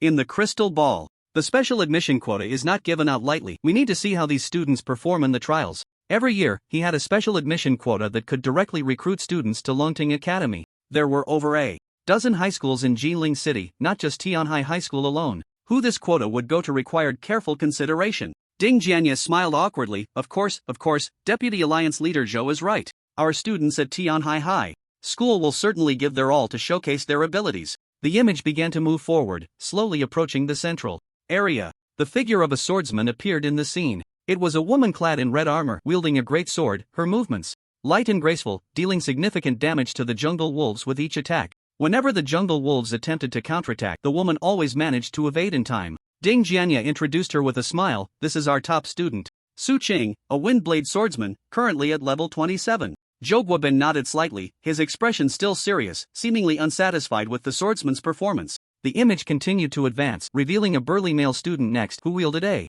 massive battle axe, cleaving the jungle wolves in half with each swing. His fighting style was rough and direct, yet highly efficient, with almost no unnecessary movements. Ding Jianya continued, this is our strength-type contestant, named Mulin, a berserker. Don't be fooled by his simple and brutal movements, his combat skills and timing are exceptional. Jogwabin nodded slightly again, still not speaking. However, there was still a significant gap to the special admission. Ding Jianya couldn't help but feel a bit emotional. Jogwabin's standards were too high, dismissing even such talented students. It seemed that this year, the special admission quota was unlikely to be awarded. The image moved forward again, and suddenly, a pile of corpses appeared on the ground, all pierced with arrows. What's going on here? Ding Jianya frowned. Judging by the number of arrows on the ground, it seemed to be the work of many archers, numbering at least 100. Could it be that a large number of archers have formed a massive team? While this is safe, it makes point distribution very difficult. Level 20 monsters only yield 10 points. In a team of 10, each person would only receive 1 point. If the number increased, some would not be able to earn points at all. No, this cannot be an ordinary team. Jogwabin finally spoke, his tone laced with doubt. The distribution of these arrows is too dense, and almost every shot hit its target. Such accuracy is not something ordinary archers can achieve. Ding Jianye nodded, feeling a hint of surprise as well. Suddenly, he noticed a deathly aura emanating from the corpses, as if they had been eroded, not the work of ordinary archers. This deathly aura, could it be skeletal archers? Ding Jianye muttered to himself. Skeletal archers? How could there be so many at once? Jogwabin frowned tightly, appearing somewhat incredulous. Move the image forward and see what's going on. The image continued to advance, and suddenly, a low, rumbling roar echoed from the scene. Following that, a pack of jungle wolves charged out from the depths of the forest, their target a team ahead. Look, what is that? Ding Jianye exclaimed, pointing at a team on the screen. In the image, a squad of skeleton archers rode on warhorses, arranged in neat formation. As the pack of wolves from the jungle charged, they quickly dispersed, forming a surrounding circle. The skeleton cavalry adjusted their bodies while moving, continuously shooting arrows that took down the wolves one by one. Is this the undead legion? Jogwabin's voice carried a hint of shock. How can there be so many? From the scene on the screen, there were at least hundreds of skeleton archers. Ding Jianye also found it hard to believe. The summoning interval for necromancers was very long, and they could only summon one at a time. It was absolutely impossible for there to be hundreds at once. Quick, find out who that necromancer is, Jogwabin said somewhat anxiously. Ding Jianye quickly zoomed in on the screen, trying to locate the mysterious necromancer among the skeleton archers. Just as the image focused, a figure in a black robe suddenly appeared on the screen, riding a tall warhorse, standing behind the skeleton archers, wielding a staff that glowed with a ghostly light. It's him! Ding Jianye exclaimed. That necromancer is actually Yi Yun. Jogwabin's brow furrowed, a complex emotion flashing in his eyes. This student, who had once been inconspicuous at Tianhai High School, had displayed such astonishing power in the trial. How can he summon so many undead creatures at once? Jogwabin asked in confusion. Ding Jianye shook his head, indicating he didn't know. He too found it hard to believe. On the screen, Yi Yun's undead legion continued to battle fiercely against the pack of wolves. Under Yi Yun's command, the skeleton archers acted like a well-trained army, continuously firing deadly arrows. Meanwhile, Yi Yun stood calmly in the back, wielding his staff as if everything was under his control. It seems we all underestimated this student. Jogwabin finally spoke, his tone filled with deep admiration. To summon over 200 skeleton archers and skeleton warhorses at once, this ability is like a miracle. If such an undead army were to charge during a beast tide, they would easily break through. With him, the future of Longwei is promising. At that moment, he connected many thoughts. In large-scale battles, Yi Yun's ability was terrifying. Ding Jianye nodded, genuinely pleased with Yi Yun's performance. It seemed that the first place in this trial was without a doubt. On the nearby stands were some first and second year students. When they saw Yi Yun's performance on Trial Island, they were all stunned. Oh my god. One person commanding 300 skeleton archers. That's so cool. Yi Yun, you are my idol. I want to marry you. I also want to become a necromancer. To be as powerful as you. Kneeling for an autograph. At that moment, the necromancer was no longer a symbol of weakness but had become a powerful presence. Suddenly, an assistant rushed up to the high platform, panting heavily. Principal, we just detected abnormal fluctuations in the central area of Trial Island. It seems some terrifying monsters have appeared. Should we terminate the trial early? During the trial, teachers did not participate directly, only students were on that island. If a problem arose, entering for rescue would require using the teleportation array from outside, slowly making their way inside, which would take a considerable amount of time. Don't panic, let me check the situation over there. Ding Jianye controlled the screen, shifting the view to the central area of Trial Island. There, on a desolate piece of land, swirling black streams of air hovered in the sky, as if they were alive. On the ground, some strange symbols flickered in and out of view, emitting an eerie glow. This is the mark of dark magic. Ding Jianye's voice carried a hint of shock. Could it be that some monsters have been corrupted by darkness? Zhou Guobin's expression also grew serious. The existence of dark creatures meant that the students on the trial island could be facing immense danger. Immediately notify all students, the trial is over, and instruct them to stay away from the central area and return to school via the teleportation array. Zhou Guobin commanded decisively. At the same time, send the school's strong fighters into the island to rescue as many as possible. Ding Jianye nodded and quickly used the trial island's communication system to issue a warning to all students. Meanwhile, he silently prayed in his heart, hoping the students would be safe. The scene switched again, this time focusing on the core area. Outside a massive cave entrance, black werewolves surged forth, each over 2 meters tall and extremely robust. This is Ding Jianye's pupils constricted, corrupted werewolves. Damn it, how could such monsters be hidden on the island without us noticing? Every time the trial island opened, he would send people in to explore, ensuring there was no danger before allowing entry. The cave they had just seen had actually been explored, yet an accident still occurred. After over 300 corrupted werewolves charged out, a 10-meter-tall figure, resembling a giant, appeared behind them. What is that? Zhou Guobin's voice was filled with astonishment. Ding Jianye quickly adjusted the view, trying to capture the full appearance of the colossal creature. In the image, the massive figure gradually came into focus, covered in black scales, with blood-red eyes that seemed to pierce through everything. It wielded a gigantic bone club, each swing causing the ground to tremble. Ding! Jianye's voice trembled. This is a corrupted wolf king. Zhou Guobin's face turned pale. He knew what the appearance of a werewolf lord meant. For monsters of this level, any student who encountered them would only have one fate, death. Quick! Notify all students to evacuate immediately. Zhou Guobin's voice was grave. We must stop it as soon as possible, or the consequences will be unimaginable. Ding Jianye swiftly issued an emergency evacuation order to all students through the communication system. Suddenly, the screen flickered and went black. The crystal ball lost power and fell to the ground. Oh no! Dark forces have enveloped the trial island and we can no longer view it through the crystal ball. This situation would greatly impact the rescue mission. Trial Island. Yi Yun rode his warhorse, slowly delving into the central area. Suddenly, an urgent alarm sounded from the god's wristband. Yi Yun immediately halted his horse and checked the information on the wristband. Beep, beep, beep. Abnormal fluctuations detected in the core area of the trial island. All students evacuate immediately. Abnormal fluctuations? It must be that corrupted Wolf King. Yi Yun suddenly recalled that in his previous life, when he entered the trial island, there had indeed been an accident. A Wolf King had been corrupted, loyal to the dark forces, lurking in a cave, waiting for the trial to begin before launching an attack on the surrounding students. Its strength was formidable, even when teachers entered the battlefield. It took considerable effort to kill it. Many students who were closer to the core area were killed by the Wolf King's minions. In his previous life, Yi Yun was not strong and only dared to stay on the outskirts of the trial island, so when he heard the alarm, he immediately evacuated and did not encounter any danger. Yi Yun looked deep into the island. In his previous life, he could only flee in disgrace. In this life, however, he did not regard the corrupted Wolf King as a threat at all. Since you dare to come, let me have a word with you. With that, he waved his staff, and dark power gathered on the ground, forming shadowy battle wolves. In the blink of an eye, he summoned 500 of them. Yi Yun sat on his warhorse, recovering his mana, and within less than a minute, it was fully restored. As long as he was not in combat, his mana could recover at a rate of 2% per second. Death Magic Archer. He summoned a level 3 evolved magic archer from the undead realm. The Empress and the Wolf King were placed in the death domain, only summonable through the Gate of Death. On the trial island, many outsiders could see, and he did not want to reveal too many of his trump cards. Death Magic Archer, Evolution Level 3. Description: it is the ultimate form of the dark magic archer, possessing not only extraordinary attack speed and range but also powerful dark magic attacks. Consumes 800 undead points for evolution. Yi Yun thought for a moment and decided to consume 800 undead points to evolve the Death Magic Archer.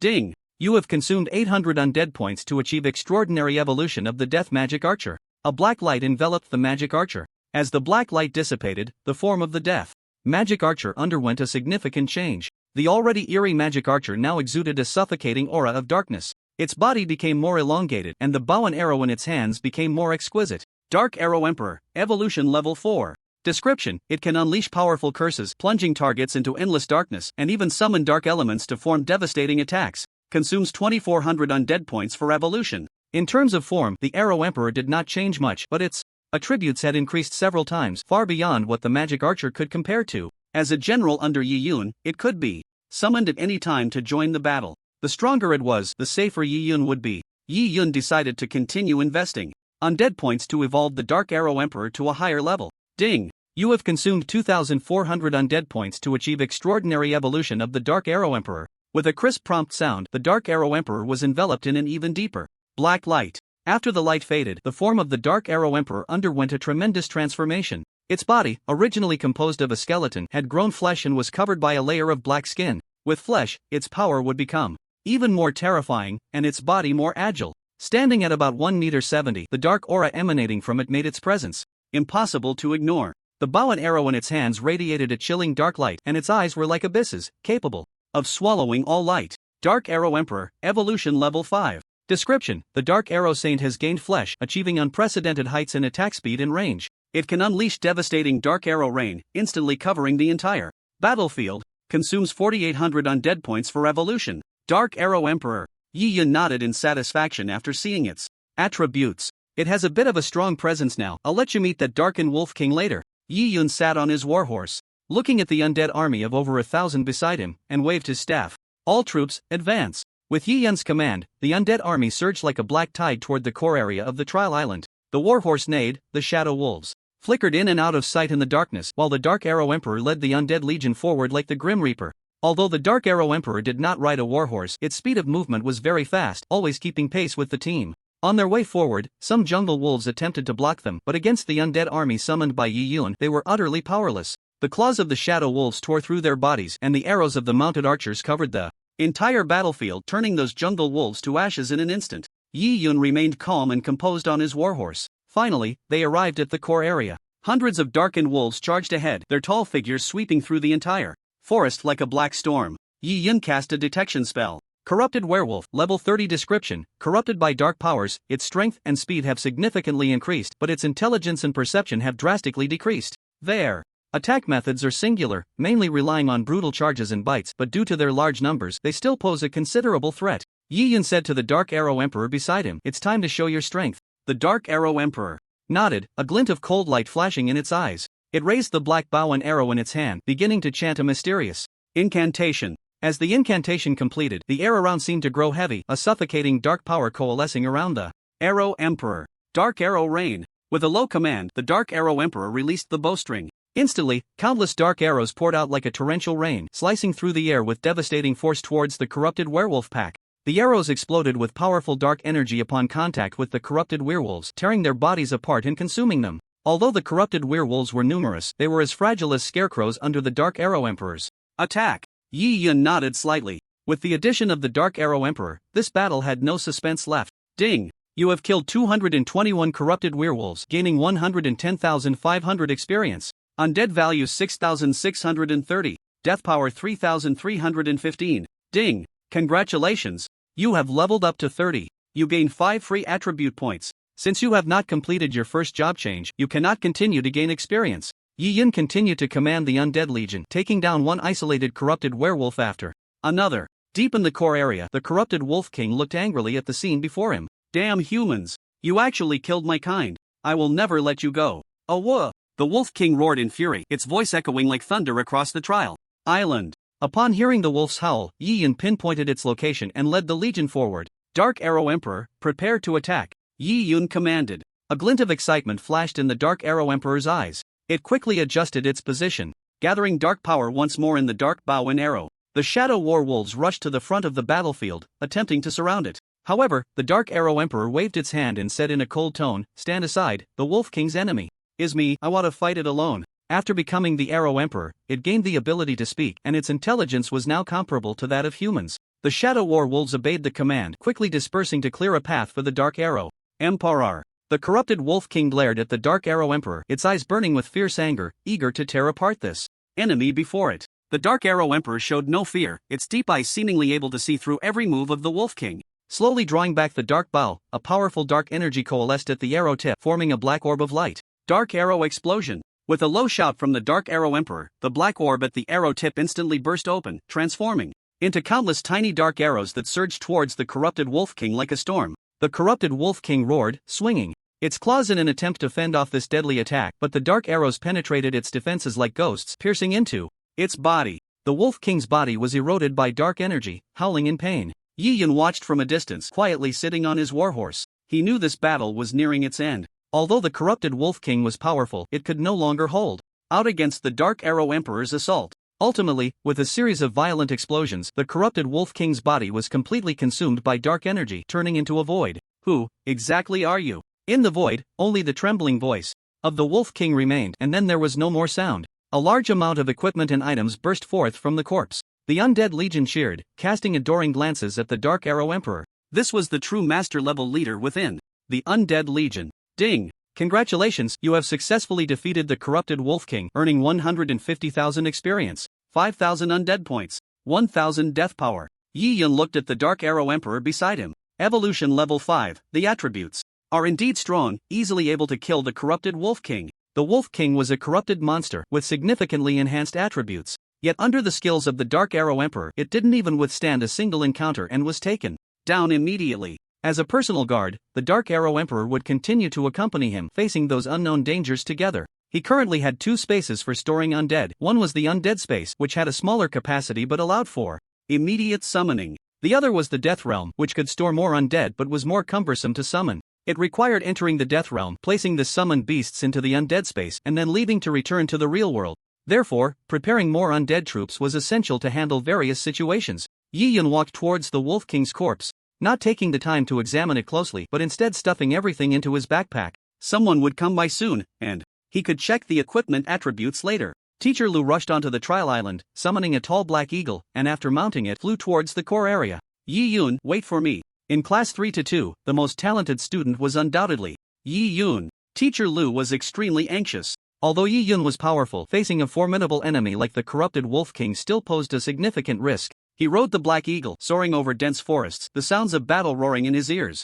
Finally, Teacher Lu reached the edge of the core area, and the sight before him made him gasp in shock. Numerous werewolves lay on the ground, pierced by black arrows, their deaths gruesome. There were many, probably over 300. The corrupted Wolf King was nowhere to be found. And there stood Yi Yun, surrounded by a massive undead legion. Yi Yun! Teacher Lu shouted, leaping off the black eagle when it was still 10 meters above the ground. Yi Yun heard Teacher Lu's call and turned around. Teacher Lu, what brings you here? After landing, Teacher Lu quickly walked to Yi Yun's side, his gaze sweeping over the werewolf corpses, a hint of surprise flashing in his eyes. There was a corrupted Wolf King here, and I was worried about your safety, so I came to check. Teacher Lu explained, his tone revealing concern. We should retreat quickly. The corrupted Wolf King is too powerful to deal with easily. He rode the black eagle, which was relatively fast, while the other teachers were still behind. The corrupted Wolf King has already been defeated by me, Yi Yun replied calmly. What? Teacher Lu's face was filled with disbelief. That can't be possible. The corrupted Wolf King was a tough opponent even for the teachers, requiring at least a dozen people to handle. But Yi Yun claimed he had defeated it? This news was simply hard to believe. Yi Yun stepped aside, pointing at a pile of black ash on the ground, still exuding a strong aura of death. This is the Wolf King's corpse. Teacher Lu crouched down, carefully examining the pile of black ash, feeling the immense power contained within and the chilling aura of death. He slowly stood up, looking at Yi Yun with a complex expression. You really did it, Yi Yun. This is something that has never happened in our school's history. You not only defeated hundreds of corrupted werewolves but also killed the powerful corrupted Wolf King. Yi Yun still wore a calm expression, as if these achievements were nothing out of the ordinary. Teacher Lu, witnessing this scene, couldn't help but feel a deep sense of emotion. Many people would boast about such feats, afraid that others might not know. yet Yi Yun displayed a composure and steadiness far beyond his peers. Teacher Lu looked around at the bodies of the werewolves and couldn't help but be astonished by Yi Yun's strength. From the moment he learned about the corrupted Wolf King until now, it had only been about 20 minutes, yet Yi Yun had killed so many monsters in one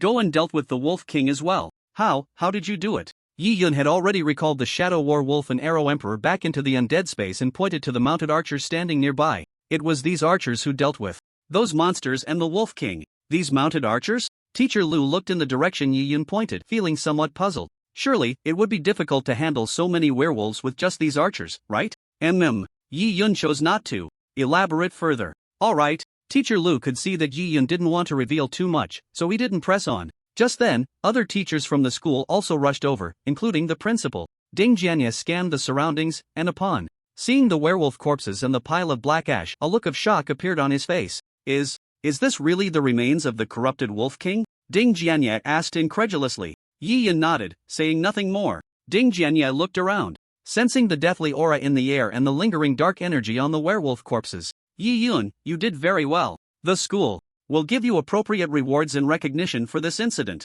The other teachers also cast unusual glances at Yi Yun.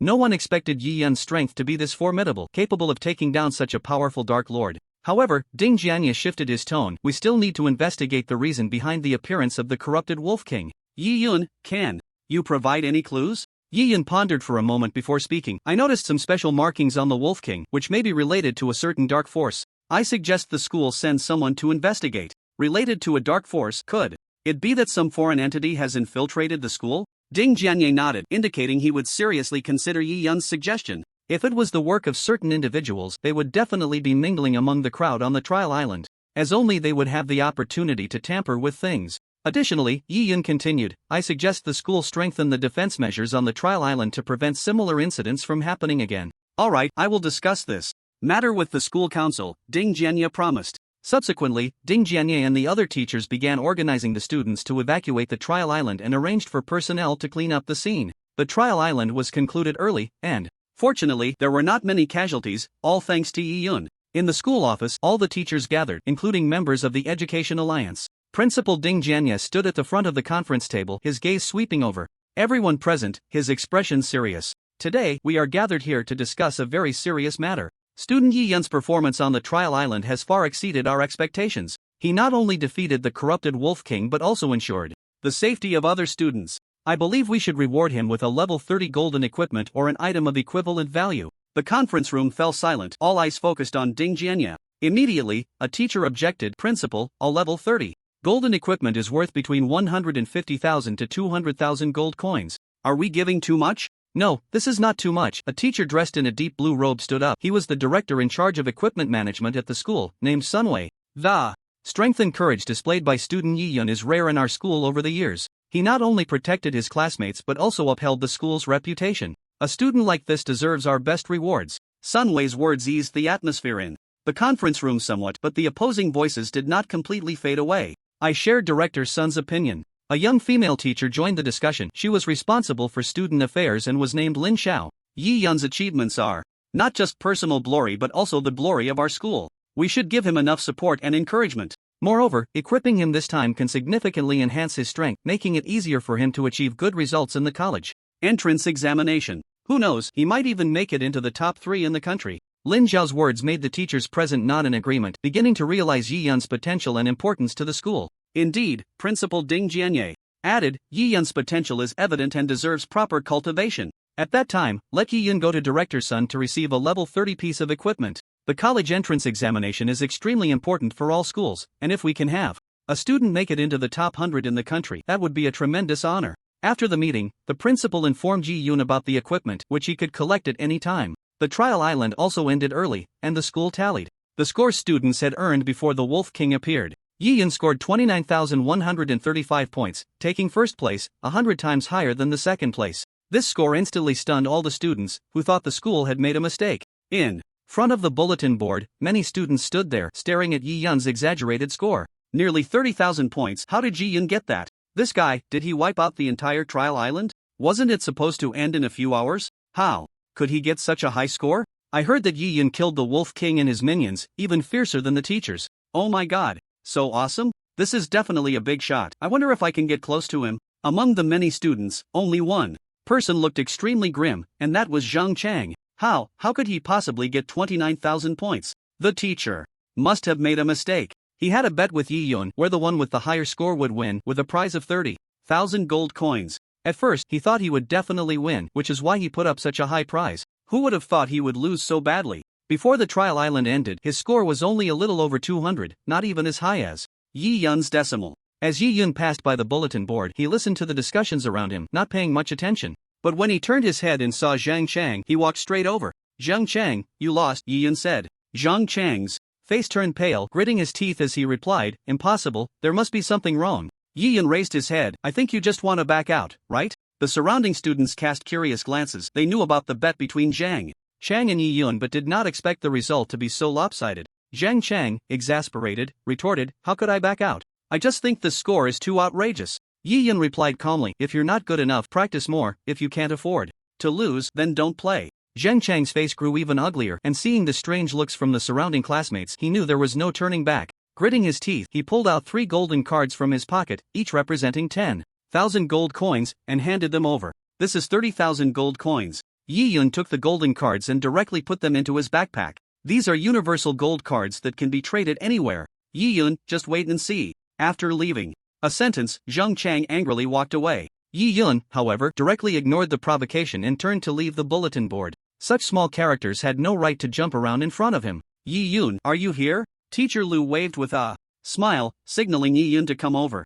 "Teacher Lu, what's the matter?" Yi Yun asked. Teacher Lu said, "In light of your astonishing performance this time, the school has decided to give you a special reward, a level 30 golden equipment. You can go to Director Sun at the Academic Affairs office to collect it." Upon hearing this news, Yi Yun nodded slightly. "Okay, I'll go pick it up later." He had just received a message that the level 30 golden equipment listed in the auction house had already been sold, and the rest of the equipment was also sold out. He had earned another 800,000 gold coins, and with the remaining amount, he currently had 950,000. He planned to check the equipment obtained from the trial island before going to Director Sun to choose, to avoid picking duplicates and causing unnecessary waste. After bidding farewell to Teacher Lu, Yi Yun found a long bench in the park to sit down and opened his backpack. The initial slots in the backpack were 100, which could be expanded by consuming gold coins in the early stages, while in the later stages, some special materials were needed to continue expanding. Currently, the backpack slots had reached 300. Even so, it was nearly full, mainly because his monster-killing ability was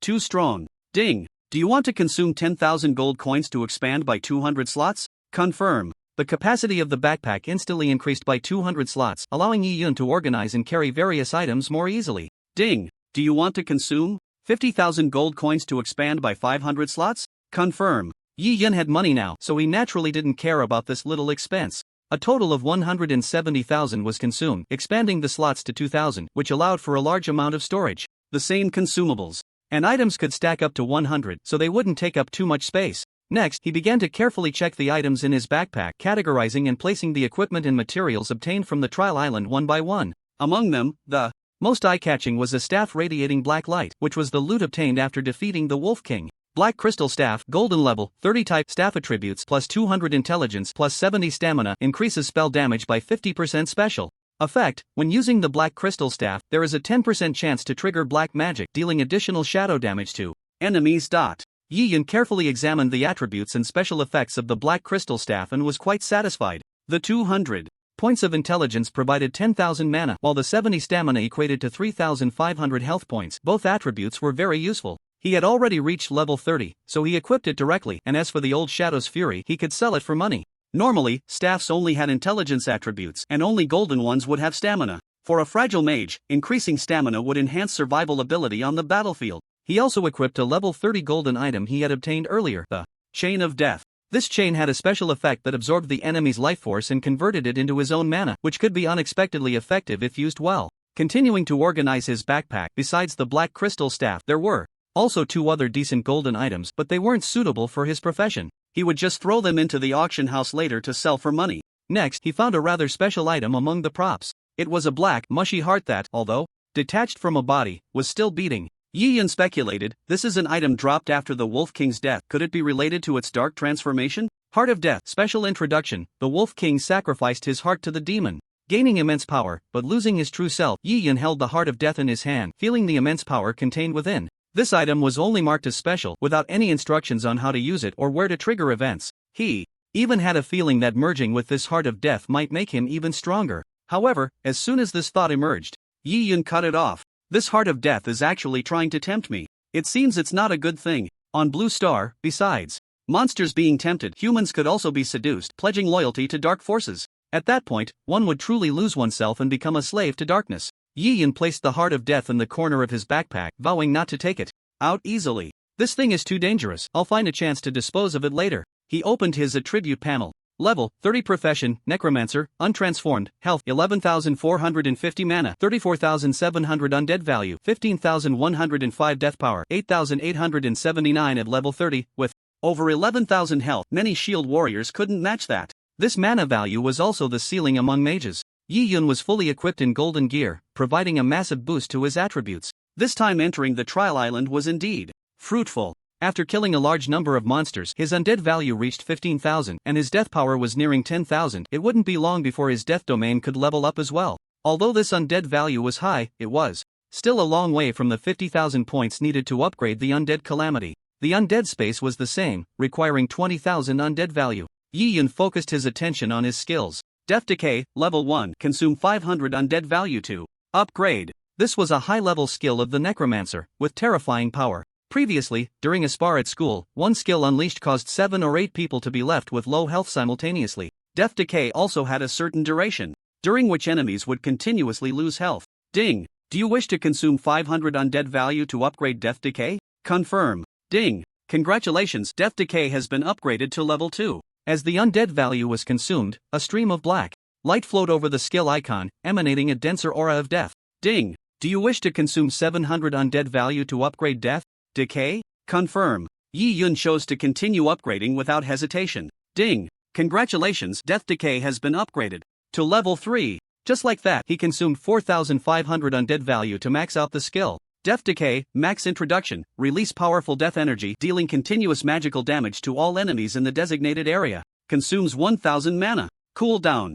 Time 4 hours. The black light on the skill icon became even more dazzling, the aura of death almost solidifying. After maxing out the skill, its overall effect increased several dozen times. The mana consumption also rose to 1,000 points, but compared to its power, it was all worth it. With just over 10,000 undead value remaining, Yi Yun planned to once again give his troops a transcendent evolution. His consciousness entered the death domain, looking towards the Wolf King ahead. The troops within the death domain would affect the size of the domain. The emergence of a powerful leader would expand it. Shadow Wolf King, Evolution Level 3. Introduction. It is the supreme existence among the shadow werewolves, possessing not only incredible speed and agility but also powerful attack power and intelligence. Consume 800 undead value to evolve. The strength of the Dark Arrow Emperor made Yi Yun consider reinforcing more leaders of this level to enhance his own power. Ding! Do you wish to consume 800 undead value for extreme evolution? Confirm. With Yi Yun's confirmation, a powerful dark energy surged from the depths of the realm of death, completely enveloping the Shadow Wolf King. Under the baptism of that energy, the Wolf King's body began to undergo drastic changes. Its size became even larger, its muscle lines more fluid, and its sharp fangs and claws glimmered with a cold light. After the evolution was complete, the attributes of the Shadow Wolf King were significantly enhanced. Shadow Wolf Emperor, Evolution Level 4. Description: nourished by dark energy, the Shadow Wolf King has become even more powerful, with further enhancements to its speed and agility, and a qualitative leap in attack power and intelligence. Consumes 2,400 undead points for evolution. After evolving to this level, the consumption of undead points increased significantly, likely related to the intensity of its evolution. However, as long as the strength is sufficient, spending a bit more is worth it. Continue. B. Do you wish to consume 2,400 undead points for extraordinary evolution? Confirm. After the deduction of undead points, a surge of power flowed from Yi Yun's body into the Wolf Emperor. The evolution process of the Shadow Wolf Emperor began again, and this time, its changes were even more astonishing. Its fur became pitch black, almost merging with the night, while its eyes sparkled with a ghostly blue light, resembling stars in the night sky. Shadow Wolf Emperor, Evolution Level 5. Description: under the continuous nourishment of dark energy, the Shadow Wolf Emperor has reached new heights. Consumes 4,800 undead points for evolution. Yi Yun looked at the imposing Shadow Wolf Emperor before him and nodded slightly. Just by its size, one could tell how strong it was. The current Wolf Emperor was 50 meters long and about 20 meters tall, standing there like a moving fortress. Each breath it took caused the surrounding air to tremble, and those ghostly blue eyes exuded an Awe-inspiring majesty. Yi Yun knew that the evolution of the Shadow Wolf Emperor was not yet complete. It still had infinite potential waiting to be tapped. However, at the moment, there were not many undead points left, and there were other uses for them. When the Wolf Emperor appeared, a terrifying power was released from its body, surging into the realm of death. At that moment, the realm trembled once more. Under the power of the Shadow Wolf Emperor, it seemed to be reborn. The central square expanded a bit more, and the road ahead became longer, extending about 300 meters further. If calculated with skeleton soldiers, the current realm of death could accommodate 16,000 undead troops. In terms of shadow wolves, it could only hold 8,000. However, that was still a significant improvement from before. Soon, the troop types could be fully replenished. Yi Yun's consciousness left the realm of death and entered the undead space. Here stood a 10-meter-tall giant skeleton soldier, holding a massive sword, quietly standing there. Skeleton General, Evolution Level 3. Description: it is the supreme ruler of the Skeleton Legion, possessing unparalleled combat power and commanding ability. Consumes 800 undead points for evolution. This was a troop type that could be summoned at any time, equally important as the Arrow Emperor, serving to protect oneself. B. Do you wish to consume 800 undead points for extraordinary evolution? Confirm. Directly upgraded twice, evolving to level 5. A giant standing 50 meters tall rose from the ground, dark power granting it new life, no longer just a skeleton frame, but now with dark skin and hard armor. The bone sword in its hand was directly enhanced to about 40 meters. It seemed that with a casual swing, it could split a mountain in half. Skeleton Emperor, Evolution Level 5. Description: under the continuous nourishment of dark energy, the Skeleton General has reached new heights with its combat power and commanding ability. At their peak, becoming a true emperor. Consumes 4,800 undead points for evolution. The Skeleton Emperor finally has that kind of presence. The Emperor's stature is too large, occupying the space of 30 skeleton soldiers. However, its strength is beyond doubt. The Dark Arrow Emperor excels in long-range attacks, delivering explosive damage. The Skeleton King specializes in close combat, with formidable physical strength and defense. Currently, there are still 4,002 in the undead. Value. Yi Yun did not continue to operate but instead got up from the bench and walked towards the teaching office. Principal's office. After the trial island ended early, Zhou Guobin from the Education Alliance did not leave but went directly to the principal. Jianye, your Tianhai High School has truly produced a remarkable talent. Zhou Guobin's demeanor changed from cold to much more enthusiastic. Ding Jianye smiled slightly, feeling secretly pleased. Deputy Alliance Leader Zhou, you flatter me. Yi Yun indeed has some talent, but he still needs more training. Zhou Guobin nodded. I came here this time to discuss something important with you. I want to give the guaranteed spot to Longting Academy to Yi Yun. Longting Academy, as one of the top institutions in the entire Education Alliance, has guaranteed spots that many students dream of. Zhou Guobin's words shook Ding Jianye's heart. He knew this was not just a spot but a significant recognition of Yi Yun's abilities. Deputy Alliance Leader. Zhou, are you sure you want to give this precious spot to Yi Yun? Of course, Zhou Guobin replied seriously. Yi Yun's performance on the trial island was outstanding, and his strength and potential far exceeded our expectations. Longting Academy needs students like him, and Yi Yun also needs a broader stage to showcase himself. I will inform Yi Yun of this news, Ding Jianye said. I believe he will be very happy and will cherish this opportunity. As for how he chooses, that is beyond my control. The college entrance examination is just over 10 days away, and with Yi Yun's strength, getting into Longting Academy is a sure thing. Good. Zhou Guobin nodded in satisfaction. I look forward to Yi Yun's performance at Longting Academy and hope he can become a pride of our alliance. The two discussed some details before Zhou Guobin left the principal's office. Academic Affairs Office. Yi Yun walked into the Academic Affairs Office, and before his rebirth he always came here in fear, not daring to lift his head. This time, however, he wore a calm expression. Rebirth had changed him too much. Director's son, I heard that the school rewarded me with a level 30 equipment for this trial island, and I came to collect it. Yes, Yi Yun, you indeed received the reward from this trial island. Director's son smiled as he opened his tablet, flipping to the equipment interface. This lists several level 30 equipment from the school, all of golden quality. Take a look and see which one you want. Yi Yun took the tablet, quickly scanning the several pieces of equipment. Each item emitted a faint golden glow, clearly of extraordinary quality. Soon, he selected one. It was a deep blue robe, adorned with twinkling stars, and featured a hexagram pattern. On the back, below the image, there were several lines of description. Starry robe, golden level, 30 type, robe attributes, plus 200 intelligence, plus 100 stamina, increases magic critical hit rate by 15% special effect. The starry robe has a 15% chance to trigger the power of the stars when casting magic, dealing additional damage to enemies.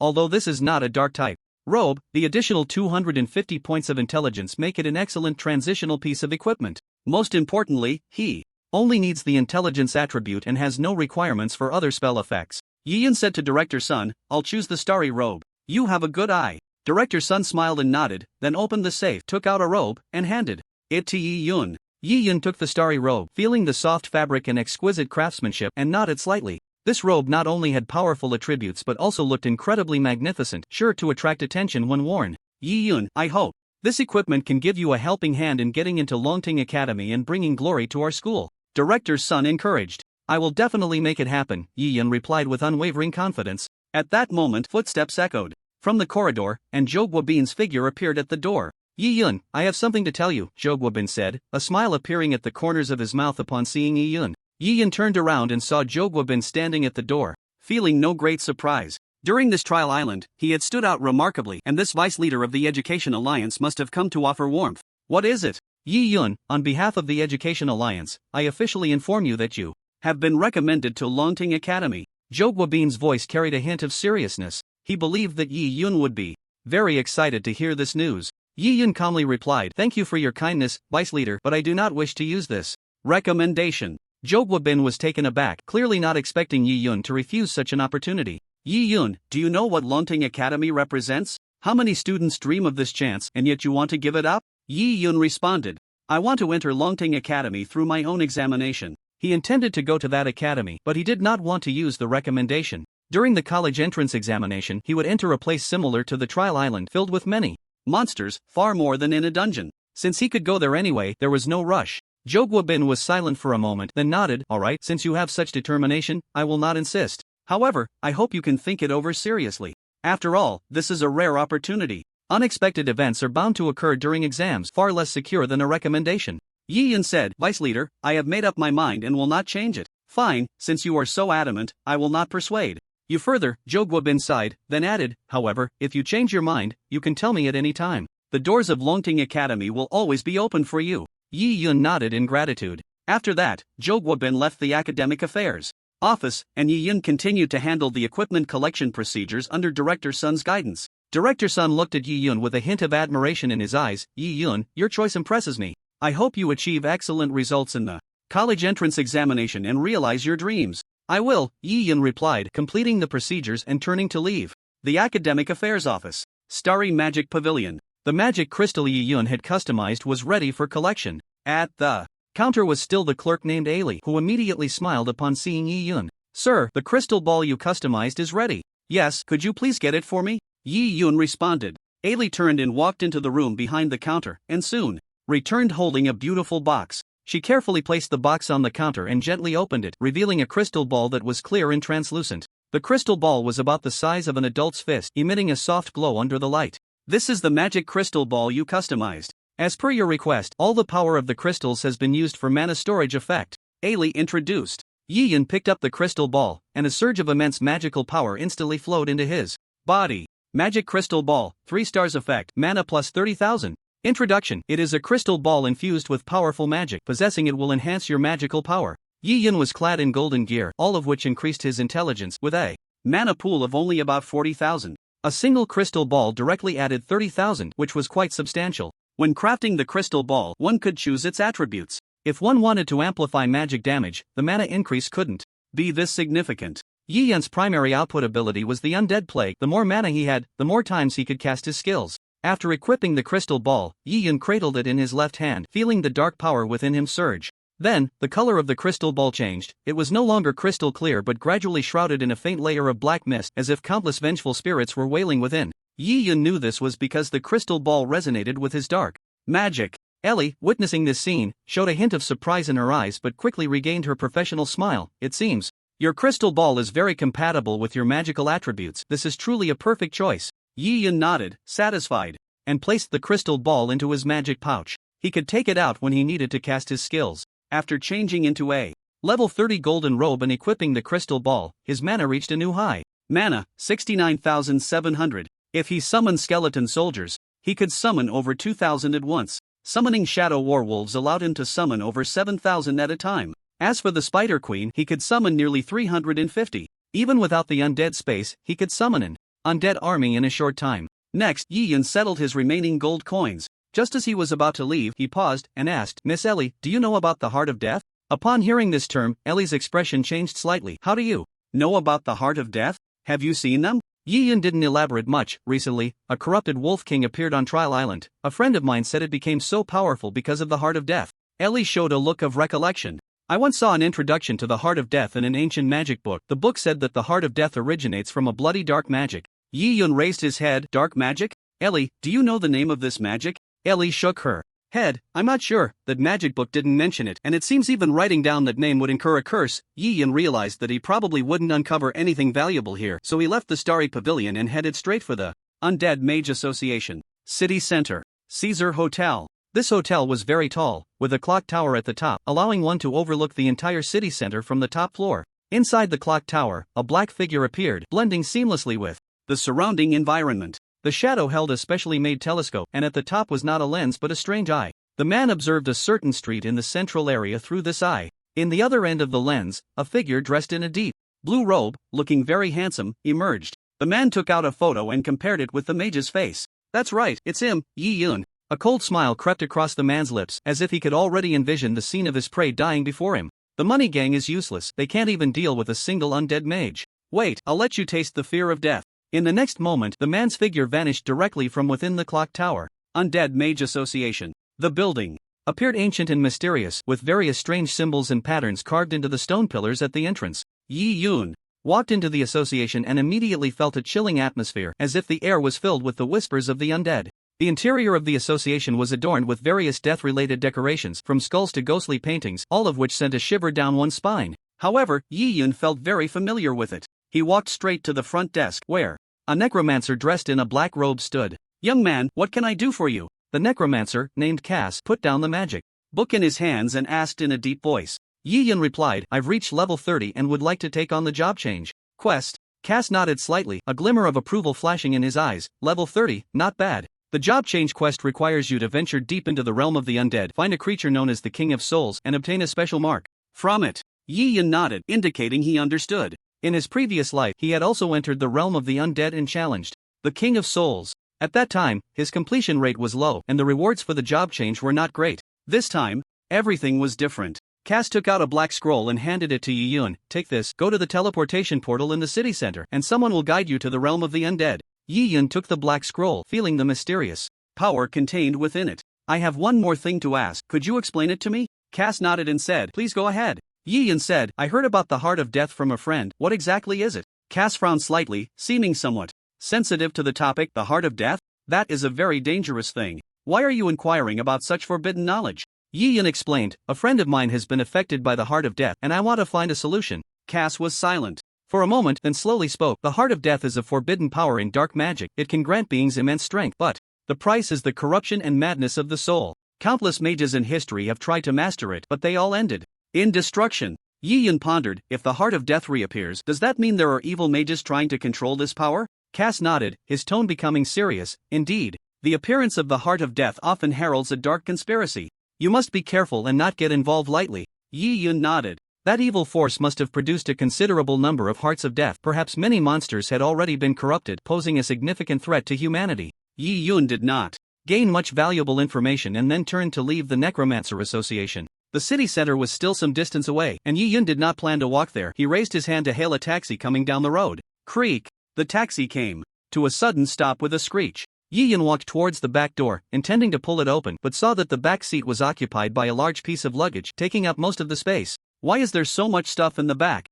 The driver turned his head, wearing a mask and a baseball cap. Oh, that's something the last passenger left behind. You're not alone, so just sit in the front. So careless, leaving behind luggage. Yi Yun thought to himself, since the distance wasn't far, he might as well sit in the front and get off soon. He opened the front passenger door but did not sit down. Instead, he took a step back. Just then, the driver suddenly pulled out a sharp dagger from under the seat and lunged at Yi Yun's chest. Yi Yun had already made a dodging move, easily avoiding the range of the dagger's attack, and slammed the car door shut. The driver stumbled back from the impact, and Yi Yun seized the opportunity to run a few steps to the side. At that moment, in the dimly lit alley, the figure of the Dark Arrow Emperor appeared. An arrow had already been shot from its bow, leaving a black line in the air, heading straight for the driver. Seeing this, the driver hurriedly sidestepped to avoid it, but was still struck in the chest by the arrow. Bang! The imagined blood loss did not occur. Instead, white mist erupted from the man, transforming into a piece of withered wood. Substitute technique. Yi Yun seemed to have anticipated this situation. As the Dark Arrow Emperor shot its arrow, he darted to the right. Just as he left, a shadow appeared in the spot he had just vacated, the dagger in hand stabbing at nothing. The Night Hunter watched Yi Yun escape, frowning slightly. You can actually see through my substitute technique. You have some skill. The taxi driver was a fake. He had long hidden on the street using invisibility, intending to kill Yi Yun amidst the chaos, but did not expect Yi Yun to see through everything. At that moment, the Night Hunter had already defined Yi Yun as a high-level prey. Shadow Assault. The man transformed into a shadow, charging towards Yi Yun with teleportation-like speed. This was a high-level skill of an assassin, known for its incredible speed, making it nearly impossible to defend against. Just then, a pitch-black arrow wrapped in thick black mist shot towards the gap between Yi Yun and the man. Creak. Death Entanglement. Several blood-red vines suddenly sprouted beneath the man's feet, wrapping around his legs. At that moment, the arrow struck, hitting the man's head perfectly. Boom! Darkness engulfed him, and a 5-digit number popped up above the assassin's head. His health bar instantly emptied. The Night Hunter looked at the Dark Arrow Emperor with a face full of terror. What kind of summoned creature is this? The damage is too terrifying. He was a high-level assassin, his health had increased significantly, and to be safe, he had just used a potion to temporarily boost his health. Who would have thought he would still be killed in one hit? Thud! The Night Hunter fell to the ground, his face filled with unwillingness. Yi Yun looked at the fallen Night Hunter, his expression showing no signs of fluctuation. From the moment he stepped out of the necromancer association, he felt something was off around him, a hidden intent to kill lurking in the shadows. The sudden break of the taxi further heightened his vigilance, leading him to suspect that an assassin was monitoring him from the dark. Therefore, he quietly summoned the Dark Arrow Emperor, letting it hide in the alley. Summoning creatures from the necromantic space could be done silently, without any magical fluctuations, and would not alert anyone. Sure enough, after Yi Yun opened the door, the driver was exposed, and the Dark Arrow Emperor moved into action. A single assassination attempt was easily neutralized by him. Yi Yun knew that this battle was not a coincidence but a deliberate ambush arranged by someone. After quickly checking his surroundings and confirming there were no other enemies, he focused his attention on the corpse of the Night Hunter. He crouched down, carefully searching through the Night Hunter's belongings. In the corpse's pocket, Yi Yun found a brown paper bag containing several of his photographs. On the back of one of the photos, a few words were written. Bounty from the Money Gang, Yi Yun, capture alive, reward of 10 million gold coins. Upon seeing the words Money Gang, Yi Yun crumpled the photo into a ball. Money Gang, it's you again. He had long wanted to eliminate the Money Gang, but their headquarters was established in the city, making it impossible to act directly. Otherwise, being expelled by the enforcers would not be a good thing. He would definitely find an opportunity to eradicate this force. After tearing the photo to shreds, he tossed it aside. The Money Gang was a powerful organization, and this assassination was just one of their many tactics. He had to be more cautious and not let the enemy find any opportunity. Fortunately, he had no family and very few friends. Otherwise, those people could also become leverage for the Money Gang to threaten him. He continued to search through the Night Hunter's belongings. After humans die, their equipment and items may drop randomly, or they might drop nothing at all. Yi Yun picked up a long tube telescope from the ground. At its top, there was a strange eyeball that occasionally rotated as if it were alive. Yi Yun looked at it, and the eyeball eerily turned to face him as well. Yi Yun cast a detection spell to check its attributes. Crimson Eye, special description, this is a special telescope. After the Crimson Eye at the top has seen a photo, it will actively help you find your prey. This is a special item for locating people. No wonder the assassin could easily find me. Yi Yun put it away, as it might have special uses in the future. While he was still examining the corpse, a squad of armored individuals carrying various weapons approached. These people were the city's enforcers, not human gifted ones, but rather those who appeared in the city when the Age of Gods descended. Nearby pedestrians saw these enforcers and quickly made way. What happened? The leading enforcer asked, his sharp gaze sweeping over Yi Yun and the corpse of the Night Hunter. Yi Yun calmly replied, this assassin attempted to attack me, but he failed and I killed him. Just moments ago, he had been attacked by the assassin, so he was in a passive defensive state. Even killing the man was not a problem. This situation would not incur punishment. The leading enforcer nodded, clearly understanding Yi Yun's explanation. He signaled for his subordinates to examine the assassin's body while sizing up Yi Yun, seemingly assessing this mysterious necromancer. Did you see any other suspicious individuals? The enforcer continued to inquire. Yi Yun shook his head, no, only this assassin. Then, can you provide any information about the identity of this assassin? The leading enforcer pressed on. Yi Yun took out the brown paper bag from his pocket and handed it to the enforcer. This is what I found on him. It contains some photos and bounty information about me. The enforcer took the bag, opened it, and examined its contents. His brow furrowed, clearly displeased with the actions of the Money Gang. The bounty from the Money Gang, this is not the first time. We will investigate this matter and take appropriate measures. Yi Yun merely responded lightly, not taking the enforcer's words seriously. These enforcers only show up when you take action. The so-called investigation is merely a warning to that faction and does not truly resolve the issue. In the end, the money gang would pay a little and continue to act with impunity. To truly eliminate the money gang, one must rely on oneself. The teleportation passage in the city center is located beneath a grand archway, surrounded by many gifted individuals. Yi Yun presented the black scroll, and the guards immediately cleared a path for him. Passing through the archway, he arrived at a teleportation hall filled with magical energy, where a massive teleportation array glimmered with blue light. A teleportation mage dressed in silver robes stood beside the array, took Yi Yun's scroll, examined it carefully, and then gestured for him to step onto the teleportation array. "This time you will enter the realm of the undead. Are you ready?" the teleportation mage asked. Yi Yun nodded and stepped into the array. The light instantly became dazzling, and Yi Yun felt a wave of dizziness. The next moment, he found himself in an unfamiliar place. This was a desolate land, the sky was gray, and the air was thick with the scent of death. In the distance, a massive castle loomed on the horizon, which was the center of the realm of the undead. On the barren land floated deep blue wraiths, larger than those he had encountered in the northern graveyard. Great Vengeful Spirit, level 25 description. These are vengeful spirits born after the death of the deceased, filled with immense resentment, and will actively attack humans, making them extremely dangerous. Yi Yun waved his staff, summoning 1,000 skeletal warhorses and 1,000 skeletal archers. They combined to form a legion of skeletal cavalry archers. After restoring his full mana, Yi Yun summoned the warhorses and led the cavalry archers into a charge. The legion of skeletal cavalry archers swept forward like a black storm towards the great vengeful spirits. Arrows rained down upon the spirits, easily killing the enemies. Ding! You have killed a great vengeful spirit, earning 30 points of undead value, 10 points of death power. He had not yet changed classes, so he could not continue to gain experience. Yi Yun stood calmly at the back of the legion, directing the battle. The cavalry archers pushed through, killing all the vengeful spirits they encountered. In his previous life, he had only advanced along the small path, killing those isolated great vengeful spirits, at most taking down 2 or 3 at a time. After a while, the last great vengeful spirit turned to ashes under the rain of arrows. The shadow wolves hung the spoils and placed them beside Yi Yun. After collecting them all, Yi Yun stepped into the undead castle. The interior of the castle was eerie and damp, with moss crawling up the walls, and the air was filled with a decaying scent. Yi Yun followed the path to the hall of the castle. In the hall, near the wall, lay 10 massive stone coffins covered in undead runes. Yi Yun was naturally familiar with the situation here. Raising his staff, he first summoned the Dark Arrow Emperor to stand beside him. Then, he summoned the Skeletal Emperor. Fortunately, the castle was tall, otherwise, the Skeletal Emperor's towering figure would not fit in here at all. Even so, the Emperor stood there, nearly half the height of the castle. Yi Yun pondered for a moment. It seems I need to train some smaller generals in the future. If the space is too cramped, they won't even be able to enter. He summoned several hundred skeletal soldiers in front of him, then raised his staff and waved at the first stone coffin. A black magic ball fell onto the coffin. The main boss of this class change quest, the King of Souls, was hidden within the coffin. With a crash, the lid of the coffin was lifted, and a cold gust of air surged out as if it were freezing the surrounding atmosphere. A massive black figure crawled out from within.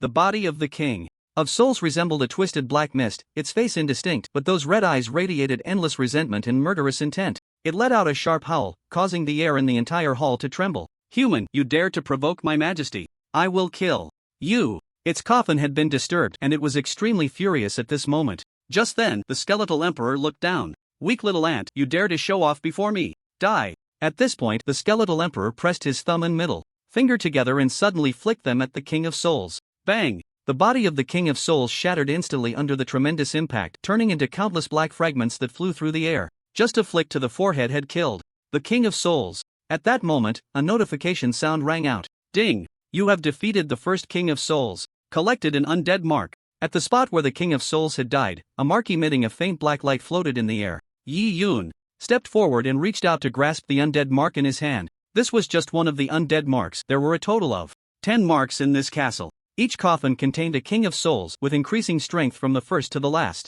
Collecting one undead mark would allow him to return to complete the quest, but the reward would be quite poor. In the previous life, Yi Yun had only defeated 2 Soul Kings, and without the strength to confront the third, he can only return to complete his task. Only by gathering these 10 undead seals could he perfectly complete the job change mission and receive the best rewards. Yi Yun raised his staff once more and attacked the second sarcophagus. As the staff swung, a black magic ball struck the sarcophagus again, producing a dull sound. The lid of the sarcophagus slowly opened and a more powerful, chilling airflow surged out, nearly suffocating him. A larger black figure crawled out from the sarcophagus, and the oppressive aura of the Soul King filled the entire hall. "Human, you dare to challenge this king again." The voice of the Soul King was like a whisper from hell, sending chills down the spine. Yi Yun stood aside, quietly watching it deliver its opening lines. The Skeleton King lowered its head again, a cold glint flashing in its eyes. It suddenly flicked its finger, and a powerful shockwave shot towards the Soul King. This time, the Soul King exploded instantly, without even a chance to resist. Ding! You have defeated the second Soul King. Collected the second undead seal. The prompt sounded again, and Yi Yun reached out to grasp the second undead seal in his hand. This was just the beginning. Next, he needed to collect all 10 seals. Yi Yun swung his staff again, and the black magic ball accurately hit the sarcophagus. With a loud bang, the lid of the sarcophagus was lifted, and an even stronger cold airflow surged out. The Skeleton King's large hand was already waiting on the sarcophagus, and as the Soul King just began to form a silhouette, before it could finish its opening lines, it was struck. Boom! Ding! You have defeated the third Soul King. Collected the third undead seal. Just like that, Yi Yun attacked the sarcophagus time and again, summoning the Soul Kings. By the time he reached the fifth sarcophagus, the Soul King could no longer be killed with a flick to the forehead. The Dark Arrow Emperor added an arrow and killed it directly. In the blink of an eye, 9 Soul Kings had been dealt with, leaving only one sarcophagus untouched. The black magic ball flew towards the last sarcophagus, producing a dull sound. The lid of the sarcophagus slowly opened.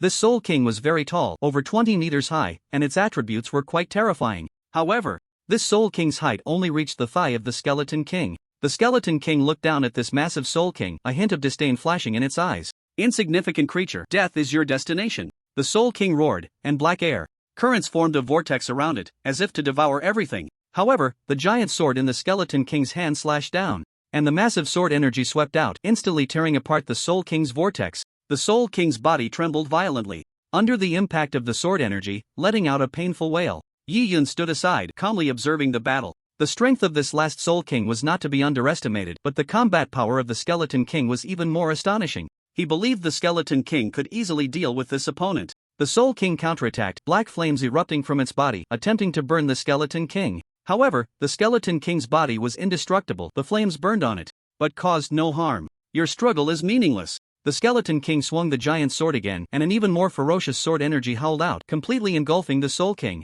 With a piercing scream, the Soul King's body turned to ashes in the sword energy, and a suffocating aura of death filled the hall.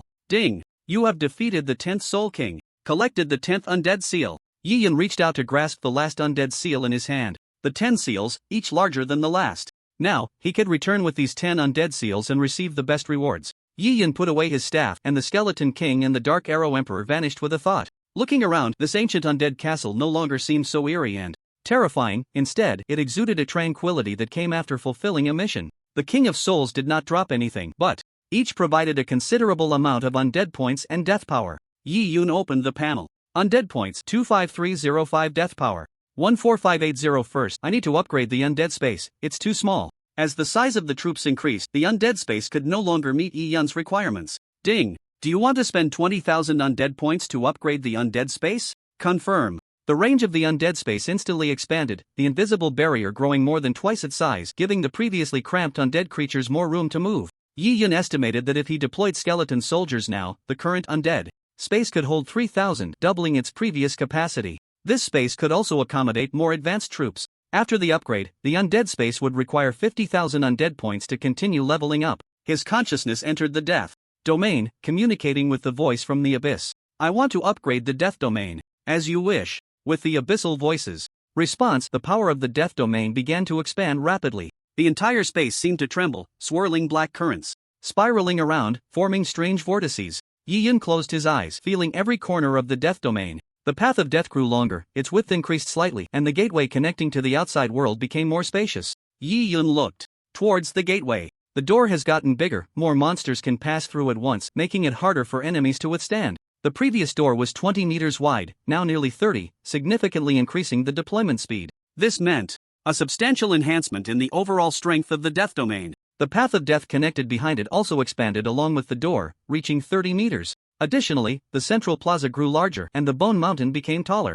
Yi Yun estimated that the current death domain could hold 21,000 skeleton soldiers. The previous 2 Emperor level lords had increased the domain's capacity by 6,000 troops, and this time it added 5,000, along with the deployment speed. After leveling up to level 2, a new ability emerged. Death Domain, Special. Level 2, requires 30,000 death power to upgrade. Description: you have defeated the skeleton dragon and become the new ruler, able to control this space at will. Abilities: Undying Army, Gate of Death, Undying Invasion. Yi Yun looked at the newly acquired ability. Undying Invasion, you can allow the death domain to invade a certain faction or town, relentless until the enemy is completely dead or your troops are entirely depleted. If you fail, the power of the death domain will decline, dropping a level. During the invasion, you cannot use the Gate of Death. Cooldown: 7 days. Yi Yun gazed at the newly acquired ability, a surge of new ideas flooding his mind. I wonder if this invasion is the same as what I imagined. If it is, Money Gang, your doom is approaching. He planned to return and study this skill in detail while also gathering intelligence on the Money Gang. If it was indeed as he thought, the revenge plan would commence immediately. Yi Yun turned and left, the castle once again falling into silence. Money Gang headquarters. Li Zhentian stood by the floor-to-ceiling window, holding a cigar, exhaling smoke. With the Night Hunter around, he will definitely be able to kill Yi Yun. He believed that soon he would hear good news about the Night Hunter. Lu Feiyu rushed. Over, boss, it's bad. What happened? Li Zhentian frowned, his gaze sharp as he stared at Lu Feiyu. The Night Hunter. He failed. Lu Feiyu's voice trembled, unable to meet Li Zhentian's gaze. Li Zhentian's expression darkened instantly, and he crushed the cigar in his hand in anger. How is that possible? The Night Hunter is one of the top assassins. According to reports, there seems to be a powerful undead creature protecting Yi Yun, and the Night Hunter couldn't get close at all. He was shot dead directly. Lu Feiyu explained, cold sweat beading on his forehead. Undead creature? Li Zhentian pondered for a moment. How could his strength be so formidable? Summoning a large number of skeleton soldiers was one thing, but there were also powerful lord monsters. Even high-level assassins couldn't kill him. Li Zhentian realized that Yi Yun was no longer the small fry that could be easily dealt with. Whether in the wild or in the city, he couldn't be easily killed. Boss, what should we do now? Lu Feiyu asked cautiously. A glint of ruthlessness flashed in Li Zhentian's eyes as he tossed the remnants of his cigar into the ashtray. Notify all members to search for Yi Yun's whereabouts with all their might. I want to meet this guy in person. Yes, boss. Lu Feiyu took his leave. The Undead Mage Association. Since Jinling City was just a third-tier small city and the nearby wild monster areas weren't strong, not many people came in and out of the association. Most of those who had advanced left Jinling City for larger cities where it was easier to develop. Cass sat in a chair, engrossed in an adult magazine. Hearing footsteps at the door, he quickly hid the magazine and picked up a magic book instead. It's you, back so soon. Have you collected the undead marks? That's right, I've collected 10 undead marks. After Yi Yun finished speaking, he placed the 10 marks on the counter one by one. 10 marks? Cass looked at the number of marks, rubbing his eyes. He had never seen anyone collect all 10 marks, the most he had seen was 3 or 4. Indeed, 10 marks. Young warrior, you will receive the highest blessing from the undead mage. Follow me. Cass led Yi Yun through a dimly lit corridor to a room decorated in an ancient style. In the center stood a massive stone platform, intricately carved with a complex undead magic circle, emitting a faint blue light. Stand on the stone platform, Cass instructed. Yi Yun complied and stood on the platform, feeling a strange energy emanating from beneath his feet, gradually spreading throughout his body. In his previous life, he had only collected 2 marks, and the blessing he received was merely a simple attribute with only a few hundred points of enhancement. Then it was gone. According to the strategy guide, if one could gather 4 or 5 marks, there was a chance to gain powerful attributes from the blessing. Cass began to chant an ancient incantation in a low voice, gently waving his magic wand. And the runes on the stone platform began to shine even more brightly. This is the secret magic of the Undead Mage Association. Only warriors who have collected 10 undead marks are qualified to receive it. It will grant you powerful strength, allowing you to advance further on the path of undead magic. As the incantation progressed, Yi Yun felt his consciousness becoming clearer, and his control over undead magic became more adept. A black power formed a special mark, landing on his chest. Yi Yun looked down and saw the mark on his chest emitting a dark glow, as if it had a life of its own, pulsing.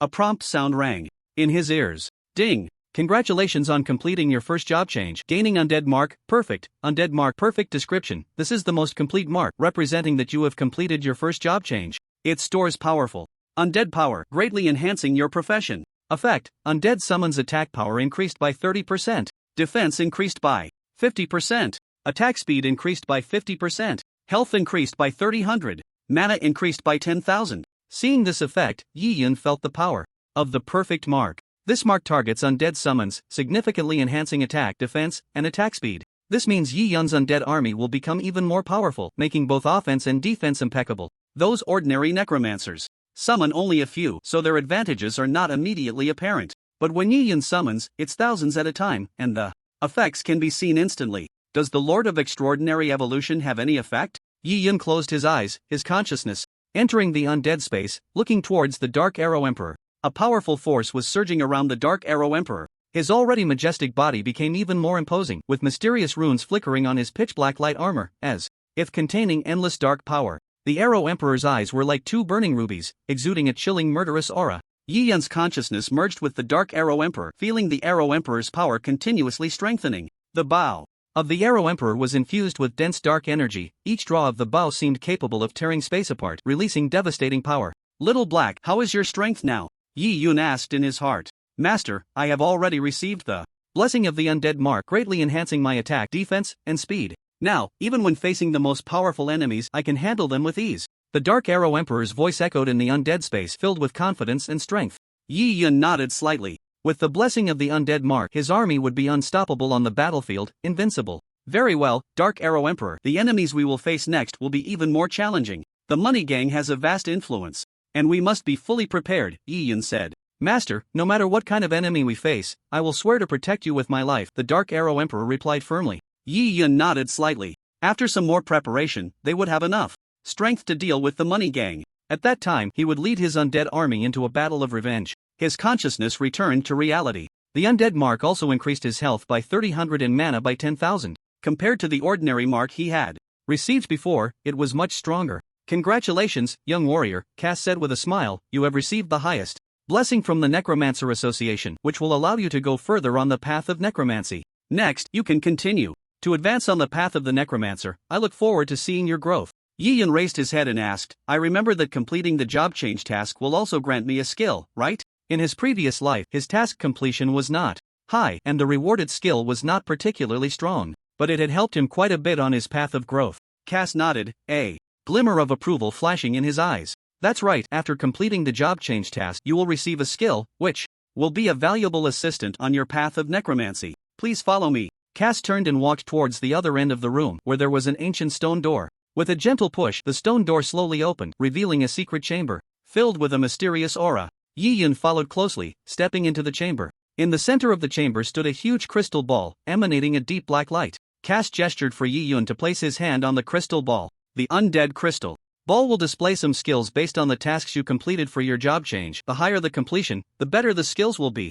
At that time, you can choose a necromancy spell that you like from it. Yi Yun slowly placed his hand on the crystal ball. As he touched it, the crystal ball began to emit an even more dazzling light, as if responding to his power. Cass stood to the side, his gaze filled with anticipation. Now, focus your mind, recall your experiences during the job change quest, and let those memories guide you to choose the skills that suit you best. Cass's voice was deep and powerful. Yi Yun closed his eyes, and images of his various experiences in the world of the undead began to surface in his mind. He recalled how he fought against undead creatures, how he cleverly employed strategies with them, and the decisions he made at critical moments. Suddenly, radiant runes appeared within the crystal ball, swirling and intertwining inside the sphere, ultimately forming several clear patterns. Yi Yun opened his eyes and saw several skill options displayed on the crystal ball. Soul Harvest, deal a fatal blow to enemies, with a chance to directly seize their souls. Phantom Shield, summon a powerful shield, providing extra defense for the user and allies. Touch of Death, curse enemies, causing them to gradually lose health. Bone Dragon, summon a powerful bone dragon to assist in battle, possessing devastating power.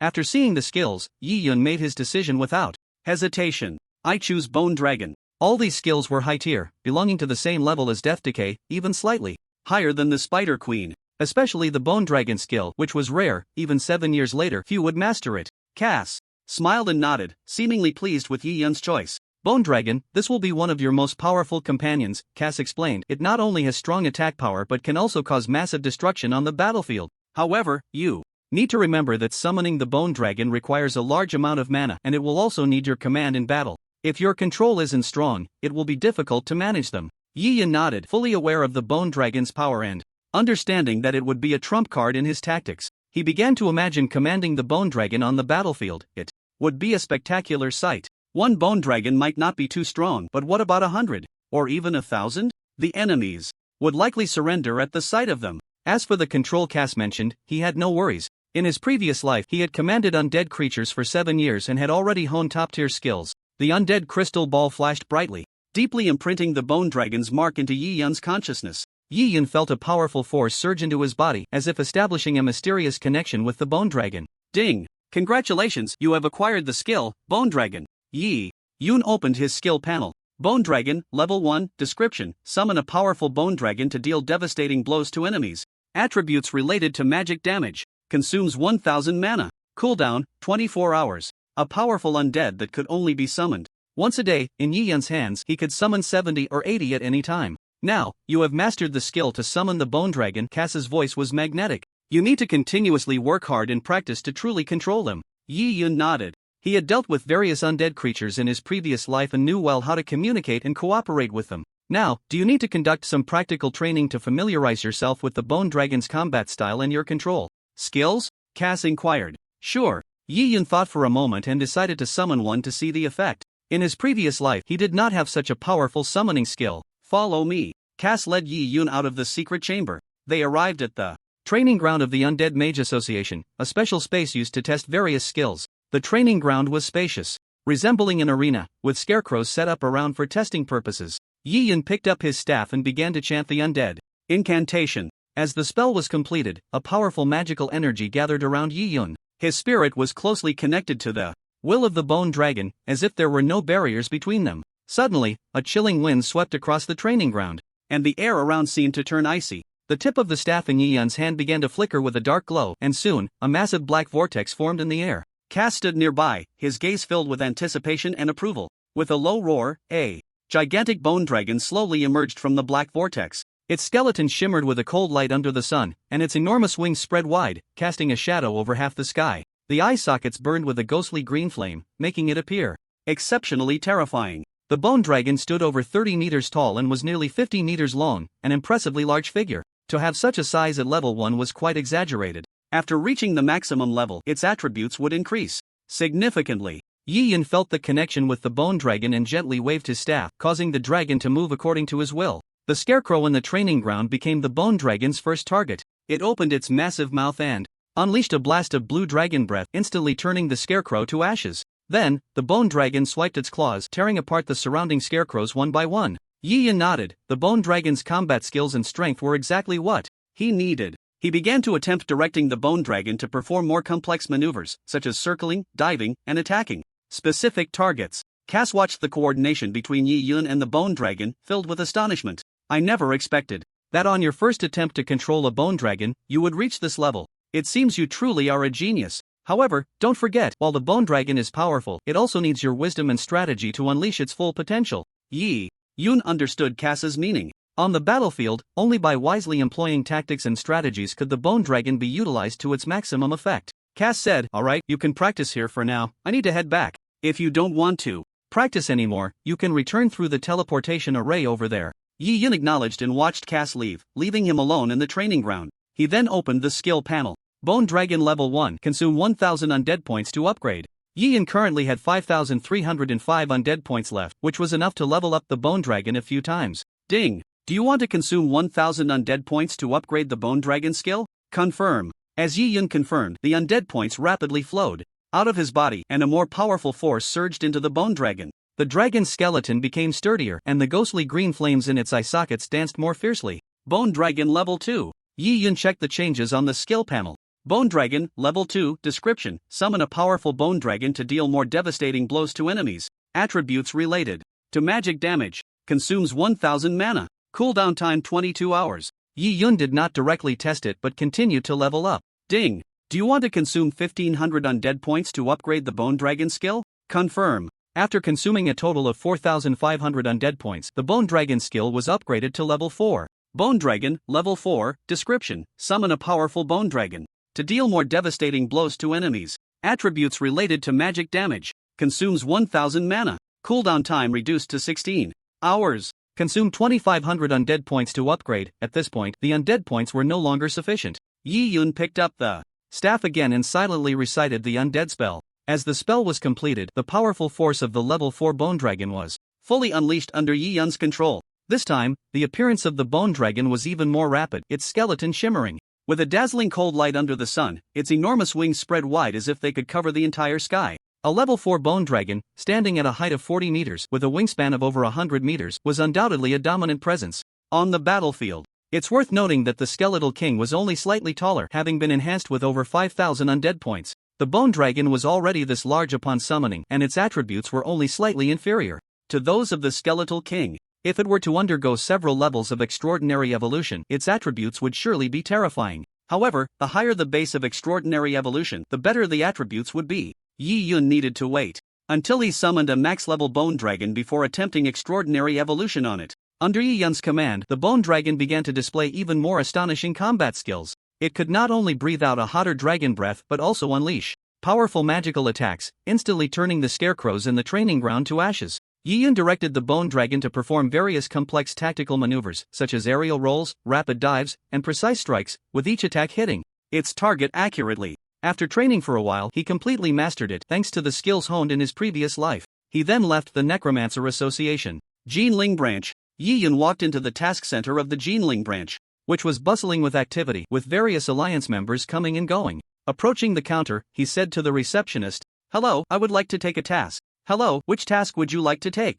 The person in charge of reception was named Wu Shui, a beautiful woman with big eyes. "The one for finding titanium crystals," Yi Yun replied. "The task for finding titanium crystals?" Wu Shui was slightly taken aback, then smiled. "That task has some difficulty. Are you sure you want to take it?" Yi Yun nodded. "Yes. All right, I will process the paperwork for you." As Wu Shui spoke, she began rummaging through the documents on the counter. Yi Yun looked around and noticed that the walls of the task center were plastered with various task notices, ranging from simple gathering tasks to dangerous exploration missions. "Alright, the paperwork is complete. Your god's wristband should receive a notification," Wu Shui said, looking up. Yi Yun raised his wristband to take a look, then took out a pile of unrefined titanium crystals. "I'm handing these over, see how many points I can exchange." Wu Shui was somewhat surprised, not expecting Yi Yun to find so many titanium ore at once, which was quite rare. "Sir, according to the task requirements, 1 kilogram of titanium crystals can be exchanged for 200 points. These are classified as ore and need to be tested for purity before we can determine how much content there is." Yi Yun nodded. "Yes, I know that." "Good, then please wait a moment. I will determine the content of these titanium crystals for you." Wu Shui placed a large pile of titanium crystals into a cart and went to the back for testing. After a while, she returned pushing the cart. "Sir, after testing, the titanium ore you brought has a very high purity, with each piece around 60%. Wu Shui said with a smile. Yi Yun had already learned the general situation at the Star Pavilion. "How many points can I exchange for all this ore?" Wu Shui picked up a calculator, quickly calculated, and then replied, "Based on the purity and weight of the ore you brought, you can exchange a total of 4,231 points." Yi Yun nodded slightly upon hearing this number. These titanium ore must weigh at least 30 to 40 kilograms, and after refining, it would be about this many points. "Alright, then please help me exchange it. I will take care of that for you," Wu Shui responded with a smile. After a few operations on the computer, the points were credited to Yi Yun's account. Yi Yun received the points and prepared to leave the task center. Before leaving, he noticed a task notice posted on the bulletin board of the task center. Exploring the Lost Ruins, A-class level requirement, level 30 and above. Introduction: find ancient magical scrolls in the Lost Ruins. Reward, 1,000 points. Yi Yun's gaze lingered on the notice for a moment. In the Alliance's missions, the higher the level requirement, the greater the point rewards. Similarly, for an A-class mission that can be completed at level 20, the reward is probably only 500 points. However, a mission requiring level 30 or above means there may be powerful enemies and substantial rewards present. Yi Yun was somewhat familiar with the Lost Ruins. It is a level 35 dungeon, accessible only to those who have undergone their first class change, and it is a solo dungeon, meaning no parties can be formed. With this in mind, he said to the person at the counter, "I would like to accept this mission." "Alright." Wu Shui paused slightly upon seeing the mission prompt. This Lost Ruins mission had been posted by the Alliance for some time, and many had taken it, but no one had been able to complete it. "Sir, the procedures have been completed for you. If you find the ancient magical scroll, you can come back to turn in the mission." Yi Yun nodded. The mission points weren't high, but with the idea of entering the dungeon to grind monsters and level up, finding the scroll along the way was also a good thing. After accepting the mission, he went straight to the top floor and found Su Tianming's office. "Yi Yun, you finally made it." Su Tianming immediately gestured for Yi Yun to sit down and then instructed his subordinates to make tea. Yi Yun took the teacup and sipped. "Uncle Su, I came to see you about something." "What a coincidence." Su Tianming smiled slightly. "I was actually waiting for you because I have something to discuss as well." "Then you go ahead." Yi Yun was not in a hurry. "Alright." Su Tianming opened the large screen beside him, displaying an image of the core area of the trial island. This time, Tianhai High School organized students to enter the trial island, and the corrupted Wolf King appeared. "If it weren't for your timely intervention, there would have been heavy casualties." He had estimated that if those corrupted werewolves had charged into the students' ranks, there would have been hundreds of deaths and injuries. As the person in charge of Jinling City, he would not escape blame for such a major incident. The headquarters would definitely impose penalties, and he might even lose his position as the leader. After finally gaining some recognition at headquarters thanks to Yi Yun, he was suddenly thrown back to square one. Fortunately, Yi Yun stepped in and took down the Wolf King along with his subordinates, resulting in negligible casualties and minimizing the losses. Yi Yun, you have made a great contribution this time. The headquarters is already aware of your performance and holds you in high regard, Su Tianming continued. They have decided to reward you with points. Yi Yun did not expect that this action would gain recognition from headquarters. I just did what I was supposed to do. Don't be modest, not everyone can take down that corrupted Wolf King. Su Tianming chuckled. The headquarters has decided to reward you with 5,000 points to commend your brave performance on the trial island. This is not only recognition of your personal abilities but also an affirmation of the Jinling branch. Yi Yun replied, then thank you. 5,000 points is no small amount. The previous first completion only earned 3,000 points. Adding the points he just exchanged, the total was nearly 10,000. He was one step closer to redeeming the Dark Sword. Saint Su Tianming operated on the computer, and after Yi Yun signed the confirmation, the 5,000 points were immediately credited to his account. We are already investigating the matter of the corrupted Wolf King. Our dispatch team has discovered unusual dark forces near Qingshi Town. Qingshi Town? Yi Yun raised his head. Isn't there still someone guarding that town? How could there be abnormalities? After the arrival of the Age of Gods, most humans migrated to large cities, with only a few towns still having human presence. Usually, these small towns have some valuable resources nearby that can be mined, otherwise, humans would abandon them. Su Tianming responded, the anomaly was discovered near Qingshi Town, but it's also possible that there's an issue with the detector. I've already sent someone to investigate thoroughly, and we should have results soon. Yi Yun knew that although Qingshi Town wasn't a large town, it was still an important stronghold for humanity in the wilderness. If dark forces emerged there, the situation could be more serious than imagined. By the way, Yi Yun, didn't you say you had something to discuss with me? Yi Yun said, I want to obtain detailed information about a faction.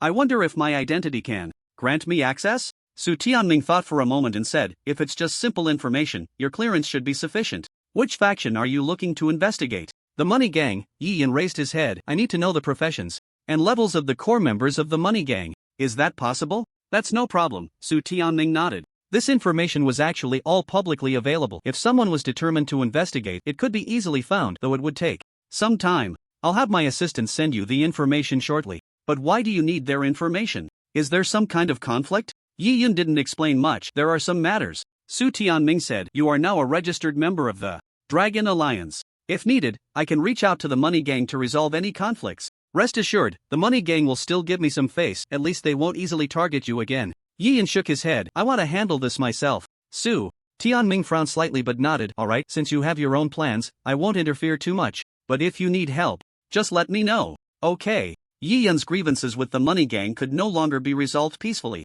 After that, Yi Yun left Su Tianming's office, not returning home but instead checking into a 5-star hotel. Nowadays, home was no longer safe. It was better to wait until the current issues were completely resolved before going back. Yi Yun stood by the floor-to-ceiling window, observing the cityscape. The Money Gang held considerable power in Jinling City. They not only controlled a large number of underground transactions but were also involved in some illegal activities. The core members were all experts, including some powerful professionals. Ding! The wristband emitted a soft sound, and Yi Yun looked down to see the information sent by Su Tianming's assistant. He placed the newly purchased laptop on the table, connected it to the wristband, and transferred the data. Once the data transfer was complete, he carefully examined the information on the core members of the Money Gang. The Money Gang currently has 781 members. The leader is named Li Tianba, a first transformation high-level warrior, level 58. The deputy is named Lu Tianyu, a mage, level 55. There is also a steward named Wang Tianrui, level 52. These three form the core strength of the Money Gang.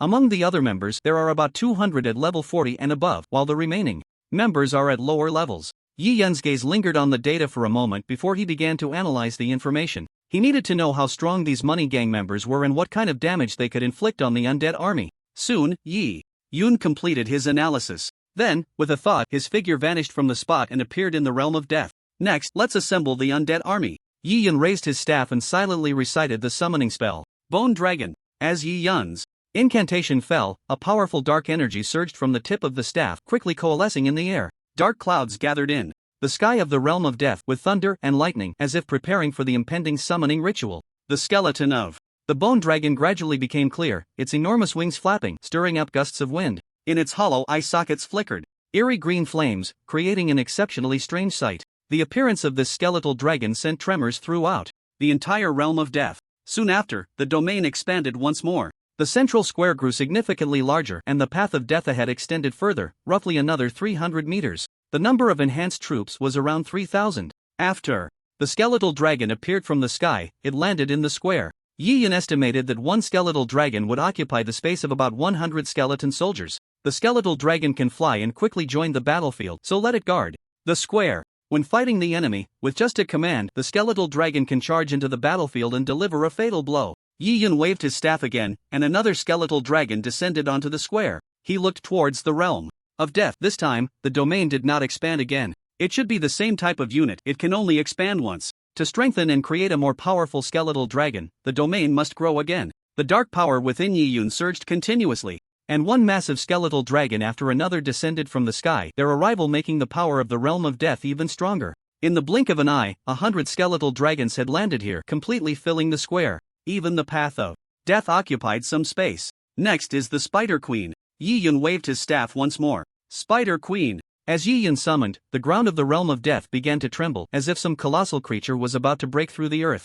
Soon, a gigantic spider slowly rose from underground, its 8 legs like pillars, each ending glimmering with a sharp cold light. The Spider Queen not only possessed powerful physical attack capabilities but could also spray paralyzing venom, rendering enemies immobile. On the battlefield, she would be a nightmare for the enemy. Spider Queen, you will be the solid backbone of my undead army. The Spider Queen let out a low hiss, seemingly responding to Yi Yun's command. Yi Yun continued to summon, one by one. Queens joined the battlefield, gradually filling the path of death. Each Spider Queen occupied the space of 10 units. Slowly, the number of Spider Queens reached 800. In the center, there was a massive Spider Empress capable of ruling over all the queens and unleashing even greater combat power on the battlefield. At the very front of the path of death were the shadow warwolves. The remaining space was enough to summon 3,000 warwolves. In the middle of the ranks stood a tall and mighty wolf emperor. Yi Yun sat on the bone throne, looking down at the undead army below, feeling an unprecedented sense of power. Each of these undead beings was a manifestation of his strength. Yi Yun opened his mouth and uttered a few words. Undead army. With this greeting, thousands of troops let out a deep roar in unison, responding to Yi Yun's call. Yi Yun nodded in satisfaction. With such an undead army, he would no longer fear any enemy. Money Gang, our grievances should come to an end. At the headquarters of the Money Gang, in the top floor conference room, a middle-aged man with a protruding belly appeared. It was Ma Tianning of the Ma Group. Li Zhentian, how exactly does your Money Gang operate? Ma Tianning's face was ashen. It's been over half a month and you can't even deal with a mere necromancer? During this time, he had been mourning Ma Jun's death, wishing he could tear Yi Yun to pieces. Li Tianba sat at the head of the conference table, appearing somewhat nervous in the face of Ma Tianning's questioning, cold sweat beading on his forehead. Mr. Ma, please calm down. Li Tianba tried to maintain his composure, but his voice still revealed a hint of tremor. This Yi Yun is indeed not simple. He cannot only summon a large number of undead creatures but also some terrifying lord monsters. It's quite sinister. We have dispatched personnel several times in an attempt to deal with Yi Yun, but each time has ended in failure, and over 400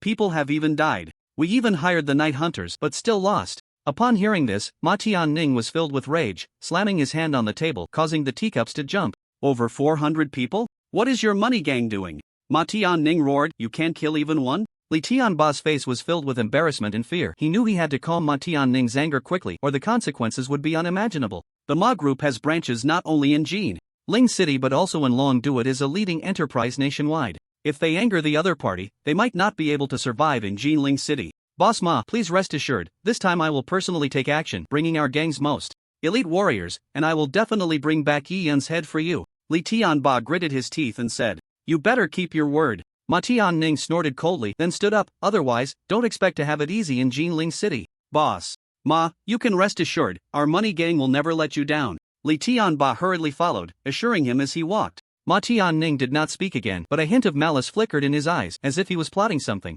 After sending off Ma Tianning, Li Tianba returned to the conference room, his face dark and terrifying, unleashing his anger directly on his subordinates. You bunch of useless fools. Li Tianba roared. The air in the conference room seemed to freeze. That brat Yi Yun is just an undead mage, and yet you all are helpless against him. The subordinates lowered their heads, not daring to meet his gaze. I don't care what methods you use, you must find a way to deal with Yi Yun within 3 days. Li Tianba's voice was almost squeezed out between his teeth. Otherwise, you can wait to be thrown into the river to feed the fish. The subordinates nodded one after another, knowing this was not a threat but a blatant order. Also, Li Tianba paused and continued, I need you to find Yi Yun's weakness, he must have one. Those monsters he summons must have some flaws. Yes, boss, his deputy Lu Feiyu quickly responded. I'll send someone to investigate carefully, we will definitely find his weakness. Get out of here, Li Tianba shouted again. Yes. Lu Feiyu hurriedly left the conference room, and just as he reached the corridor, a notification sound rang in his ears. Ding! Please note, the Money Gang is experiencing an undead invasion. All members will be teleported to the dungeon in 10 minutes. Combatants, please exit as soon as possible or you will be forcibly summoned. Undead invasion? What the hell is this? Lu Feiyu didn't take it seriously, thinking it was just a normal notification from the system. Or perhaps the system was glitching and didn't know what it was talking about. Those dungeons only appeared after selection. How could anyone be directly teleported into a dungeon? But soon, he realized things were far from simple. 10 minutes later, members of the Money Gang began to disappear one by one, including himself. Even while grinding dungeons, it was the same. When Lu Feiyu opened his eyes again, he found himself standing on a desolate battlefield, surrounded by members of the gang who looked equally confused and panicked. Where is this? Lu Feiyu shouted. Brother Lu, it seems we have been teleported into a dungeon, a subordinate named Zhang Bo trembled as he replied. Lu Feiyu looked around, the sky was dark, the ground cracked, and in the distance stood a solitary light red gate, rising alone from the ground. What does this dungeon mean? How do we get back? Although Lu Feiyu felt surprised, he did not panic. With so many people in the Money Gang, how could they be afraid of a dungeon? It was just that the way they entered the dungeon was a bit peculiar. Is there a teleportation array to leave here? Brother Lu, we checked, and there are no signs of any teleportation arrays here. Zhang Bo's voice trembled slightly, clearly not as calm as he appeared. Lu Feiyu frowned, beginning to realize the seriousness of the situation. Although the Money Gang dominated in Jinling City, they were at a loss when faced with an unknown dungeon. Everyone, don't panic. Let's gather together and see if we can find any clues. Lu Feiyu tried to stabilize the morale while also thinking of a strategy. The members began to gather. They were all elites of the Money Gang, but faced with this sudden change, each person's heart was filled with unease. Lu Feiyu found the gang leader, Li Zhentian, and quickly asked, Leader, what is going on? Li Zhentian also looked puzzled. I'm not sure either, but you don't need to panic. This is just a dungeon, it might be here to provide experience and warmth. Li Zhentian's words did not reassure Lu Feiyu, instead, they intensified his unease. Leader, we need to figure out the rules and exit of this dungeon quickly, or the consequences will be unimaginable. Li Zhentian nodded. He looked around and saw that although the members of the Money Gang were gathered together, confusion and fear were written on everyone's faces. There were over 700 members of the Money Gang present in this space. Even those who had previously gone into dungeons or mined in the wild had all been summoned by that mysterious force. Everyone, listen. Li Zhentian raised his voice. Our Money Gang has never feared any challenge. And this time is no exception. With over 700 of us, are we really going to be afraid of a dungeon? Now, we need to unite and figure out the patterns of this dungeon. Although the members were anxious, under the leader's words, their emotions gradually stabilized and they were not as afraid anymore. Just then, a prompt sound echoed again. Ding! Members of the Money Gang, please note, you have been transported to the Death Realm. The Gate of Death will open in 10 minutes. Please deal with the undead creatures within. As the prompt finished, a gust of cold wind blew from the distant Gate of Death, carrying a suffocating chill and a decaying scent. The members of the Money Gang drew their weapons, preparing for the impending battle. Everyone, don't panic, maintain formation. Li Zhentian commanded loudly, his voice echoing across the open battlefield. Lu Feiyu gripped his sword tightly, quickly thinking of a strategy. Leader, why does this Gate of Death sound so familiar? It seems like this is what we encountered before near the mine, right? Not long ago, titanium crystal ore was discovered in the Shikon mine, and the Money Gang had sent more personnel to guard that place fiercely. As a result, a large gate suddenly appeared at the entrance of the mine, and sitting on the throne inside was Yi Yun. Yes, Lu Feiyu, you're not mistaken. Li Zhentian's brow furrowed as he recalled the battle in the mine, where the undead creatures summoned by Yi Yun had led to their complete defeat. This Yi Yun is quite sinister. The place we entered this time, could it be his domain? Does he want to deal with so many of us alone? What a delusion. Last time, Li Zhentian had only obtained some simple information from the mine. When he wanted to ask in detail, all the station personnel had died. He was just thinking of finding Yi Yun to deliver a fatal blow. This Yi Yun has come at the right time. He actually summoned all of us from the Money Gang. Here, this time, it will be your demise. Since that Yi Yun dares to come, we will eliminate him. Lu Feiyu said through gritted teeth. No matter what, our Money Gang will never back down. Li Zhentian said, we need to find Yi Yun's weakness, leverage our advantages, and crush him in one fell swoop. Boss, I suggest we first send out scouts to investigate the situation at the Gate of Death, Lu Feiyu proposed. Alright, let's do that. Li Zhentian nodded in agreement. At the same time, Have our mages and archers prepare for ranged attacks. Once we spot any undead creatures, we will strike immediately. The members of the money gang sprang into action. The scouts cautiously approached the gate of death, their eyes alert, weapons tightly gripped, ready to respond to any potential threats. Lu Feiyu and Li Jintian commanded from the rear, ensuring the entire team's movements were orderly. Boss, no traces of undead creatures have been found near the gate of death, a scout reported upon returning. Ranged classes, prepare to attack that gate and see if we can destroy it, Li Jintian commanded. With the order given, the mages and archers of the money gang quickly mobilized, gathering together to unleash their respective skills. Fireballs, ice arrows, wind blades, and lightning surged towards the black gate, erupting in dazzling flashes and deafening roars. However, as the dust settled, the gate remained steadfast, as if mocking their impotence. What material is this gate made of? It's so sturdy. Lu Feiyu frowned, a sense of foreboding rising in his heart. Brother Lu, it seems the gate will only open in 10 minutes. Zheng Bo reminded. 10 minutes? Then we need to hurry. Li Jintian's tone revealed a hint of urgency. All melee classes prepare a defensive formation. Once the gate opens, engage immediately. Lu Feiyu quickly issued the command. The members of the money gang swiftly adjusted their positions, forming a tight defensive formation, ready to face the impending battle. Time ticked by, and the ominous winds from the gate of death seemed to grow stronger, heralding the approach of undead creatures. Ding! The gate of death is about to open. Prepare for battle. The system's prompt sounded again. Everyone's nerves tightened, their grips on their weapons becoming firmer. Suddenly, the gate of death let out a loud bang, slowly opening wide, a more intense aura of death rushing towards them. Here they come! Li Jintian shouted. As the gate opened a crack, a massive horde of monsters emerged from within. Li Jintian stood elevated, pulling out a telescope item to peer inside the gate, gasping in shock. In the forefront was a dense pack of wolves, seemingly endless, numbering at least 2,000 or 3,000. Among the wolves stood a towering wolf king, its two enormous eyes glimmering with a sinister red light. Looking further inside, he saw spiders the size of cars, each with 8 eyes atop their heads. Those are spider queens, lord-level monsters. Through the telescope, Li Jintian spotted hundreds of spider queens, each exuding a powerful aura. So many. With so many of them, taking down dozens of lords would be manageable, but what about hundreds? Even the shield warriors in front might struggle to withstand them. Li Jintian continued to look deeper and saw an ancient castle with black pillars rising from it. Upon closer inspection, it was not a castle at all, but a terrifying monster. This spider queen is way too big. He cast a detection spell. Spider Empress? Hiss. Li Jintian inhaled sharply. If a few hundred spider queens still had the ability to fight, then this spider empress was definitely a terrifying boss. In the age of gods, only monsters with particularly horrifying attributes could be referred to as emperor. She was level 58, and he had never faced a boss of this caliber before. Even the thought of it was unimaginable. Boss, what should we do? Lu Feiyu asked nervously, his voice trembling slightly. Li Jintian gripped the binoculars tightly, taking a deep breath to calm his emotions.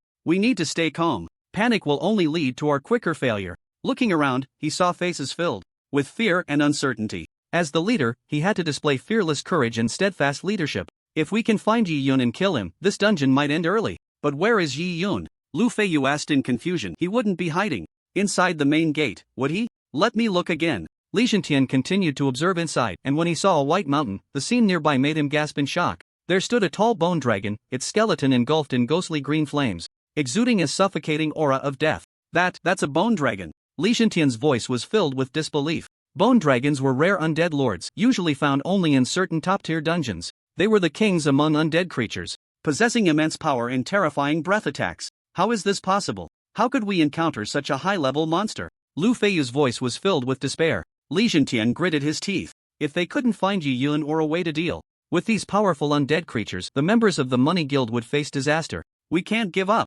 Wait, there's not just one bone dragon here. Hiss hiss hiss. How is this possible? Adjusting the binoculars slightly, another bone dragon appeared in view. One of the bone dragons exhaled its breath towards the binoculars, flames like hellfire, and Li Jintian felt as if his heart was being scorched by this fire, experiencing an unprecedented fear. Two bone dragons? Lu Feiyu's voice trembled, unable to believe what he was seeing. No, not just two. Li Jintian's voice was filled with despair. The entire square is filled with bone dragons. Their numbers far exceed our imagination. The members of the Money Guild began to whisper among themselves, fear spreading through the crowd. They were no longer facing simple undead creatures, but the elite of the undead army, a terrifying force capable of breaking any adventurer team. Boss, can we really win? A warrior asked, trembling. Li Jintian took a deep breath. Now was the time to show leadership and stabilize the morale. We are the Money Guild. We never admit defeat. We have the best equipment, the finest members, we have wisdom and courage, and we will definitely defeat them. His binoculars followed the white bone mountain upward, and at the top of the bone throne he saw a mage enveloped in an aura of death. That face turned to look at him, wearing a smirk that seemed to mock their weakness and ignorance. That's Yi Yun. Li Zhentian's heart skipped a beat. He's actually sitting on the throne. The information reported by those in the mine was unclear, with many details missing. Just think about it, a necromancer commanding such a terrifying group of undead creatures. How horrifying was that? Is it really Yi Yun? Lu Feiyu's voice carried a hint of disbelief. Just moments ago, he had held on to a glimmer of hope, wishing that the ruler of the realm of death was not Yi Yun but another powerful boss. That's right, it's him, Li Zhentian answered confidently, his gaze fixed tightly on that figure. Lu Feiyu fell to the ground with a thud, his face filled with despair. What kind of enemy have we provoked? In that realm, there were thousands of shadow werewolves, 700 or 800 spider queens, and dozens of powerful bone dragons. Especially those bone dragons, just one of them would be enough to keep them occupied for a while. But there were dozens of them. At that moment, the gate of death fully opened. Everyone heard a notification sound in their ears. Ding! Please note, the gate of death is completely open. The undead legion begins its attack. Oh whoa! The Wolf Emperor let out a high-pitched roar, a red glow of enhancement sweeping around, enveloping the entire wolf pack and greatly boosting their attributes. With the enhancement effect, the wolf pack surged toward the money gang's position like a tide, their sharp claws glinting with cold light. Shield warriors, prepare to defend, Li Zhentian commanded loudly, his voice echoing across the battlefield. The members of the money gang quickly sprang into action, the shield warriors standing shoulder to shoulder in a row, forming an unbreakable defense line. The archers and mages prepared their ranged attacks from the back. Archers, fire at will, Li Zhentian ordered again. Arrows flew toward the wolf pack like raindrops, but the Wolf Emperor's enhancement effect greatly increased the wolf's speed and attack power, allowing them to easily dodge most of the arrows and continue to close in. Mages, prepare fireball. A hint of tension was evident in Li Zhentian's voice. The explosions of fireballs echoed one after another, flames bursting among the wolf pack, causing some damage, but the sheer number of wolves was overwhelming, and the killing effect of the fireballs was limited. We need to find a way to weaken the Wolf Emperor's power. Li Zhentian realized that as long as the Wolf Emperor's enhancement effect remained, they would struggle to withstand the wolves' assault. Just then, a mage in a black robe stepped out from the crowd. He was the chief mage of the money gang, named Zhao Feidong. Boss, let me give it a try, Zhao Feidong said in a deep voice, powerful magical energy beginning to gather in his hands. A massive black magic circle unfolded beneath his feet, and then bolts of black lightning rained down from the sky, striking the Wolf Emperor. The Wolf Emperor was hit by the black lightning, letting out a painful howl, and the enhancement effect began to weaken. Well done, Zhao Feidong, Li Zhentian praised loudly, knowing this was a good opportunity for a counterattack. The morale of the money gang members soared, and they began to organize a counterattack, trying to curb the wolves' offensive. The wolf pack was numerous, but the money gang also had over 700 members, most of whom were in their 40s, with some at level 50. Dealing with the early-stage wolf pack was relatively easy, though the Wolf Emperor was a bit more troublesome. Under Zhao Feidong's dark magic, the Wolf Emperor was greatly restricted. However, at that moment, the Spider Queen finally emerged from the path of death, joining the battlefield. Nearby, the shield warriors desperately set up a defense line, buying a glimmer of hope for their teammates in the back. The appearance of the Spider Queen made the situation on the battlefield even more complicated. 8 legs moved like sharp blades, carving deadly arcs across the battlefield. Each step was accompanied by tremors in the ground, instilling fear in the money gang's warriors. Shield warriors, focus on protecting the mages and archers. Li Zhentian's voice echoed on the battlefield. He knew the threat posed by the Spider Queen had to be dealt with first. The shield warriors quickly adjusted their formation, protecting the vulnerable ranged classes in the center. At the same time, they formed a solid defensive circle, with their shields and spears to withstand the Spider Queen's attacks. Zhao Feidong cast his spell again, this time summoning frost storms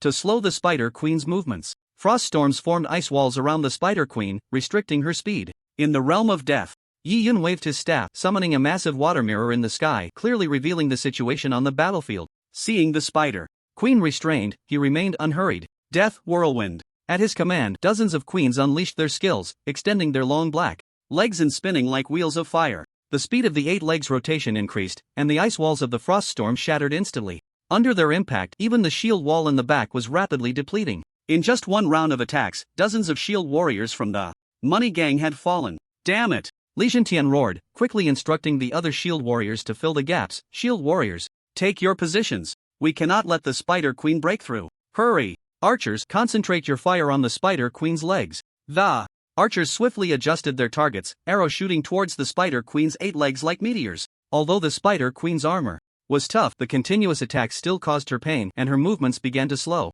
At that moment, the spider empress, the size of a castle, crawled out from the main gate. The queens in front immediately made way for her. A sense of oppressive death emanated from the spider empress. Her appearance froze the atmosphere of the entire battlefield. Her massive body nearly filled the entire field of vision, and her blood-red eyes coldly scanned the battlefield, as if selecting prey. Members of the Money Gang, despite having faced countless challenges, couldn't help but feel a twinge of fear in the presence of this behemoth. Li Jintian gripped his weapon tightly. If they couldn't quickly find a countermeasure, they would face annihilation. Zhao Fading, do you have a way to deal with this giant? Li Jintian asked urgently.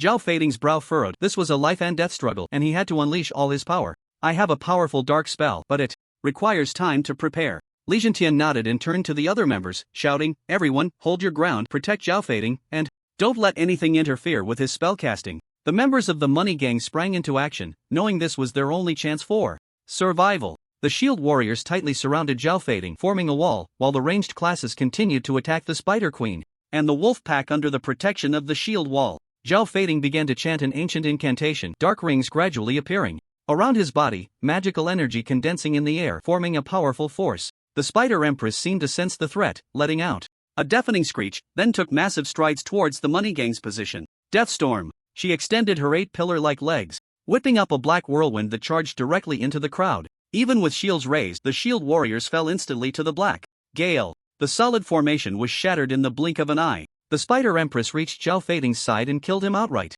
Damn it! Li Jintian cried out in anguish. This was the strongest mage in the gang, over level 50, and he was dead in an instant. Under the Empress's skill, over 100 people died in an instant, and the shield warriors suffered half their numbers, making the upcoming battle increasingly difficult. At the moment Zhao Fading fell, the morale of the entire Money Gang seemed to collapse as well. Li Jintian's face was filled with despair, no longer the calmness he had at the beginning. With over 700 members of the Money Gang present, half of them were already dead. And within the gates of death there were still hundreds of spider queens yet to emerge. Behind the queens, even more terrifying bone dragons lurked. If they joined the battlefield, how brutal would it be? Just then, a heavy sound of footsteps came from the direction of the gates of death. All eyes turned in that direction, and a group of massive figures slowly emerged. It was the enormous body of the Bone Dragon. The appearance of the Bone Dragon once again heightened the tension on the battlefield. Each breath it took seemed to freeze the air, and every flap of its wings stirred up a gale. The Bone Dragon is coming.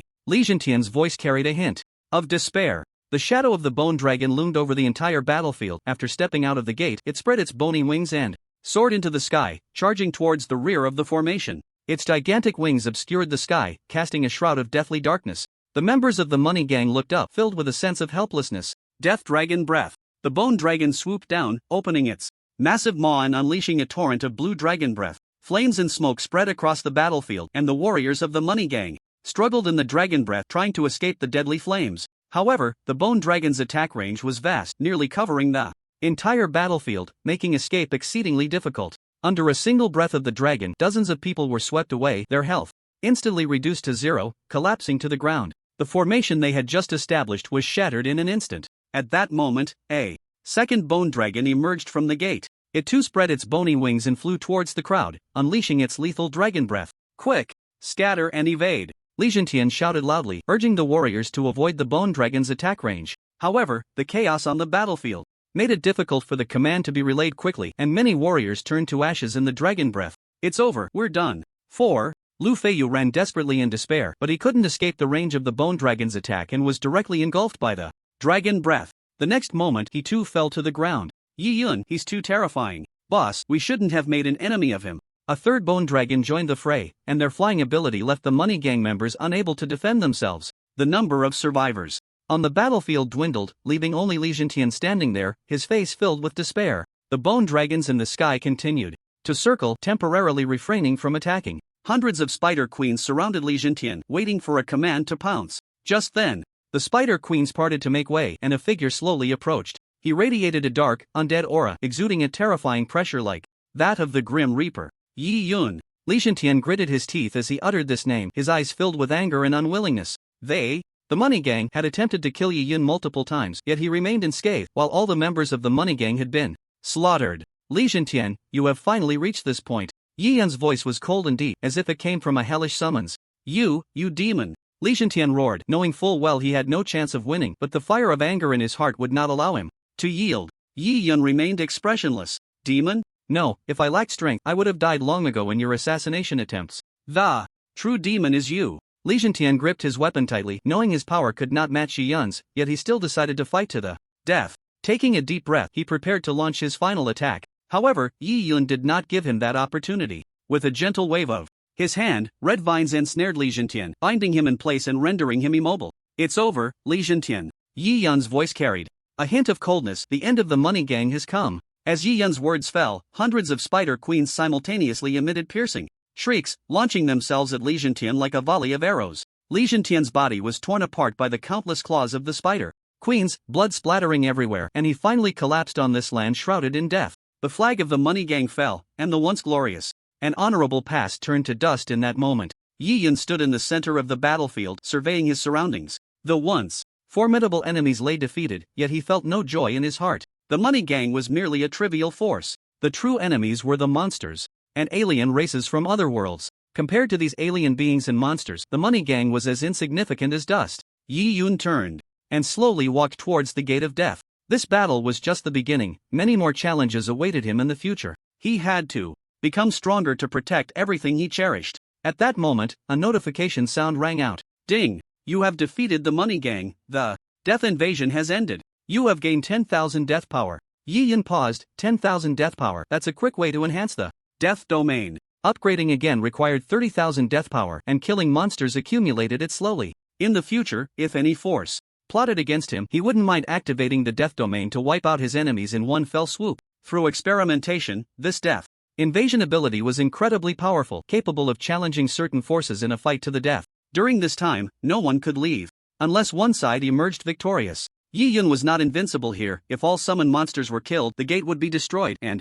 he would become the target of his enemies. However, he had the undead catastrophe, which allowed him to summon infinitely as long as he had enough mana. But there was one thing: once the death invasion was activated, even if Yi Yun did not step out of the gate, he remained in a combat state, and the passive mana recovery speed was not fast. Against particularly strong enemies, the recovery speed would definitely not keep up with the consumption rate. After dealing with the money gang, he had also gained over 23,000 undead points, bringing his total to 24,100 points, which could be used to enhance his skills. Yi Yun returned to his throne and opened the skill panel. Bone Dragon, Level 4 Description. Summon a powerful bone dragon to deal devastating blows to enemies. Attributes related to magic. Damage. Consumes 1,000 mana. Cooldown reduced to 16 hours. Consume 2,500 undead points to upgrade. The bone dragon played a crucial role in this battle and definitely needed to be upgraded. At that time, its combat power would significantly increase. Moreover, a max-level bone dragon could begin extraordinary evolution. Yi Yun believed that after strengthening, the bone dragon's power would be terrifying, becoming the supreme guardian of the death domain. Ding! Do you want to consume 2,500 undead points to upgrade the bone dragon skill? Confirm. Ding! Congratulations, the bone dragon skill has been upgraded to level 5. To upgrade again, you need to consume 3,000 undead points. Confirm. Ding! Congratulations, the bone dragon skill has been upgraded to max level. Bone dragon, max description. Summon a powerful bone dragon to deal devastating blows to enemies. Attributes related to magic damage. Consumes 1,200 mana. Cooldown reduced to 12 hours. After reaching max level, the mana consumption increased by 200 points, but its attributes had improved significantly. Yi Yun waved his staff again, silently reciting the incantation. Bone Dragon. As the incantation completed, a powerful dark energy gathered around Yi Yun. The dark energy gradually took shape, and a massive bone dragon emerged from the void. Its skeleton was larger and sturdier than before, and its wings, when spread, nearly obscured the sky. Go, my servant, show your power, Yi Yun commanded. The bone dragon let out a deafening roar, its enormous body arcing through the air as it flew towards the distant enemies. The dragon's breath was hotter than ever, turning large swaths of enemies to ash with each exhalation. At this moment, the bone dragon stood nearly 60 meters tall, with a wingspan of almost 200 meters. With its appearance, the death domain expanded by another 300 meters, increasing the population by 3,000. When the bone dragon reached level 5, it had no effect on the realm of death. Yi Yun estimated that it wasn't the case that every level increase would expand the realm, but rather that a qualitative change in strength would yield results. A max-level bone dragon compared to a level 5 bone dragon was indeed a qualitative change. Skills of this level had a long casting interval. A normal necromancer, even if they obtained the skill, could not use it frequently. Thus, in the 7 years to come, the bone dragon skills of those necromancers would only be around levels 2 or 3. A level 4 bone dragon requires 100 population, and a level 5 probably needs 130, it's just too large.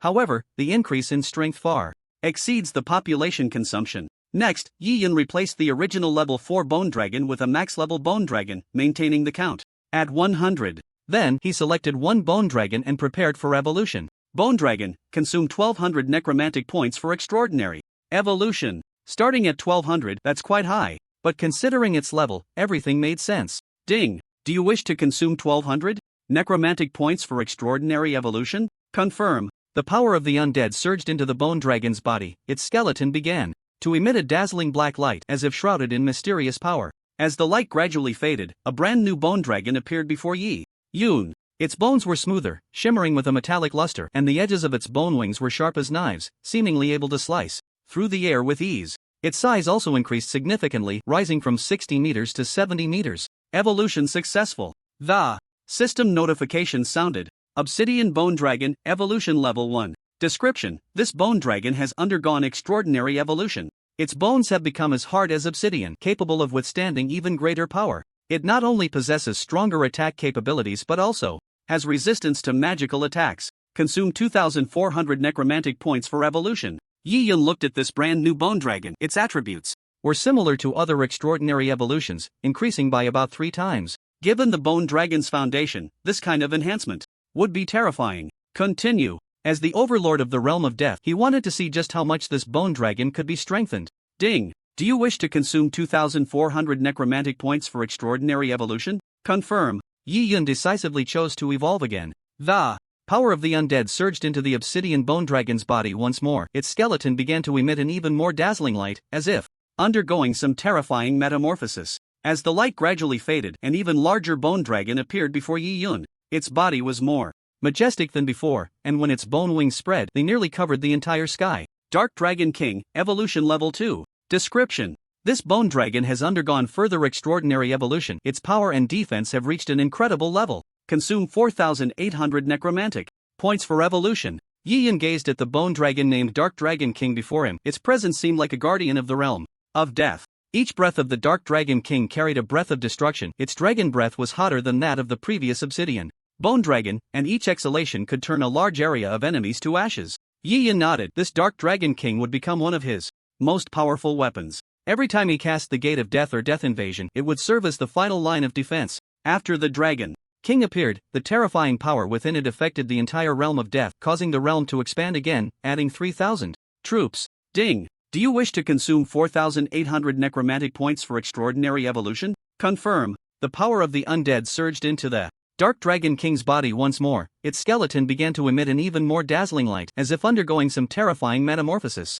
Dark Dragon Emperor, Evolution Level 3. Introduction: this bone dragon has undergone further extraordinary evolution, becoming the king among bone dragons. Not only has its attributes significantly increased, but it can also command 1,000 dragons. It requires 9,600 undead points for evolution. Ding! Do you wish to consume 9,600 undead points for extraordinary evolution? Yi Yun took a deep breath. The cost of continuing the evolution was enormous, but in order to reach a higher realm and solidify his dominance in the realm of death, he decided to move forward. Confirm. The power of the undead surged into the body of the Dark Dragon Emperor like a torrent, and as the light gradually faded, an unprecedented bone dragon appeared before Yi Yun. Its body stood 100 meters tall, with a wingspan reaching 300 meters, resembling a small mountain. The bones were forged like steel and iron, radiating a profound black glow under the sunlight. Dark Dragon Emperor, Evolution Level 4. Introduction: this bone dragon has undergone ultimate extraordinary evolution, becoming the emperor among bone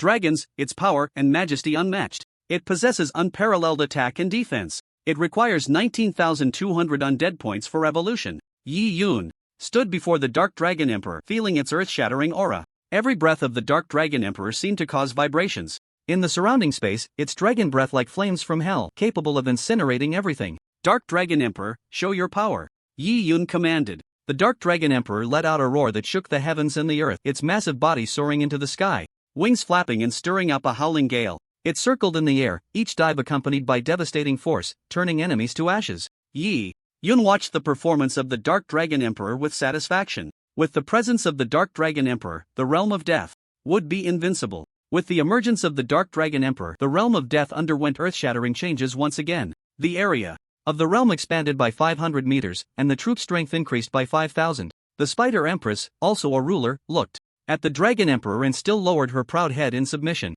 Compared to the strength of the Dragon Emperor, the Spider Empress was still far too weak. The level of life allowed these troops to evolve and possess different strengths. After evolving the Dragon Emperor, only a little over 600 undead points remained. 24,000 were consumed just like that, but the enhanced strength far exceeded the value of these undead points. With the appearance of the Dragon Emperor, the path of death became wider and the gates grew taller. Even the Dragon Emperor's size could pass through. With the power of the Dragon Emperor, the troop strength in the realm of death reached 35,000. Yi Yun supplemented some troops and then left the realm. The money gang was annihilated, vanishing overnight, causing a huge stir in Jinling City. Everyone was discussing this matter. Have you heard? The money gang was wiped out, disappearing overnight. Could it be ghosts? Did they get swallowed whole? Impossible. I guess the money gang must have offended some forces they shouldn't have, which led to their direct annihilation. In the shadow of the money gang's disappearance, other forces in Jinling City began to stir. The originally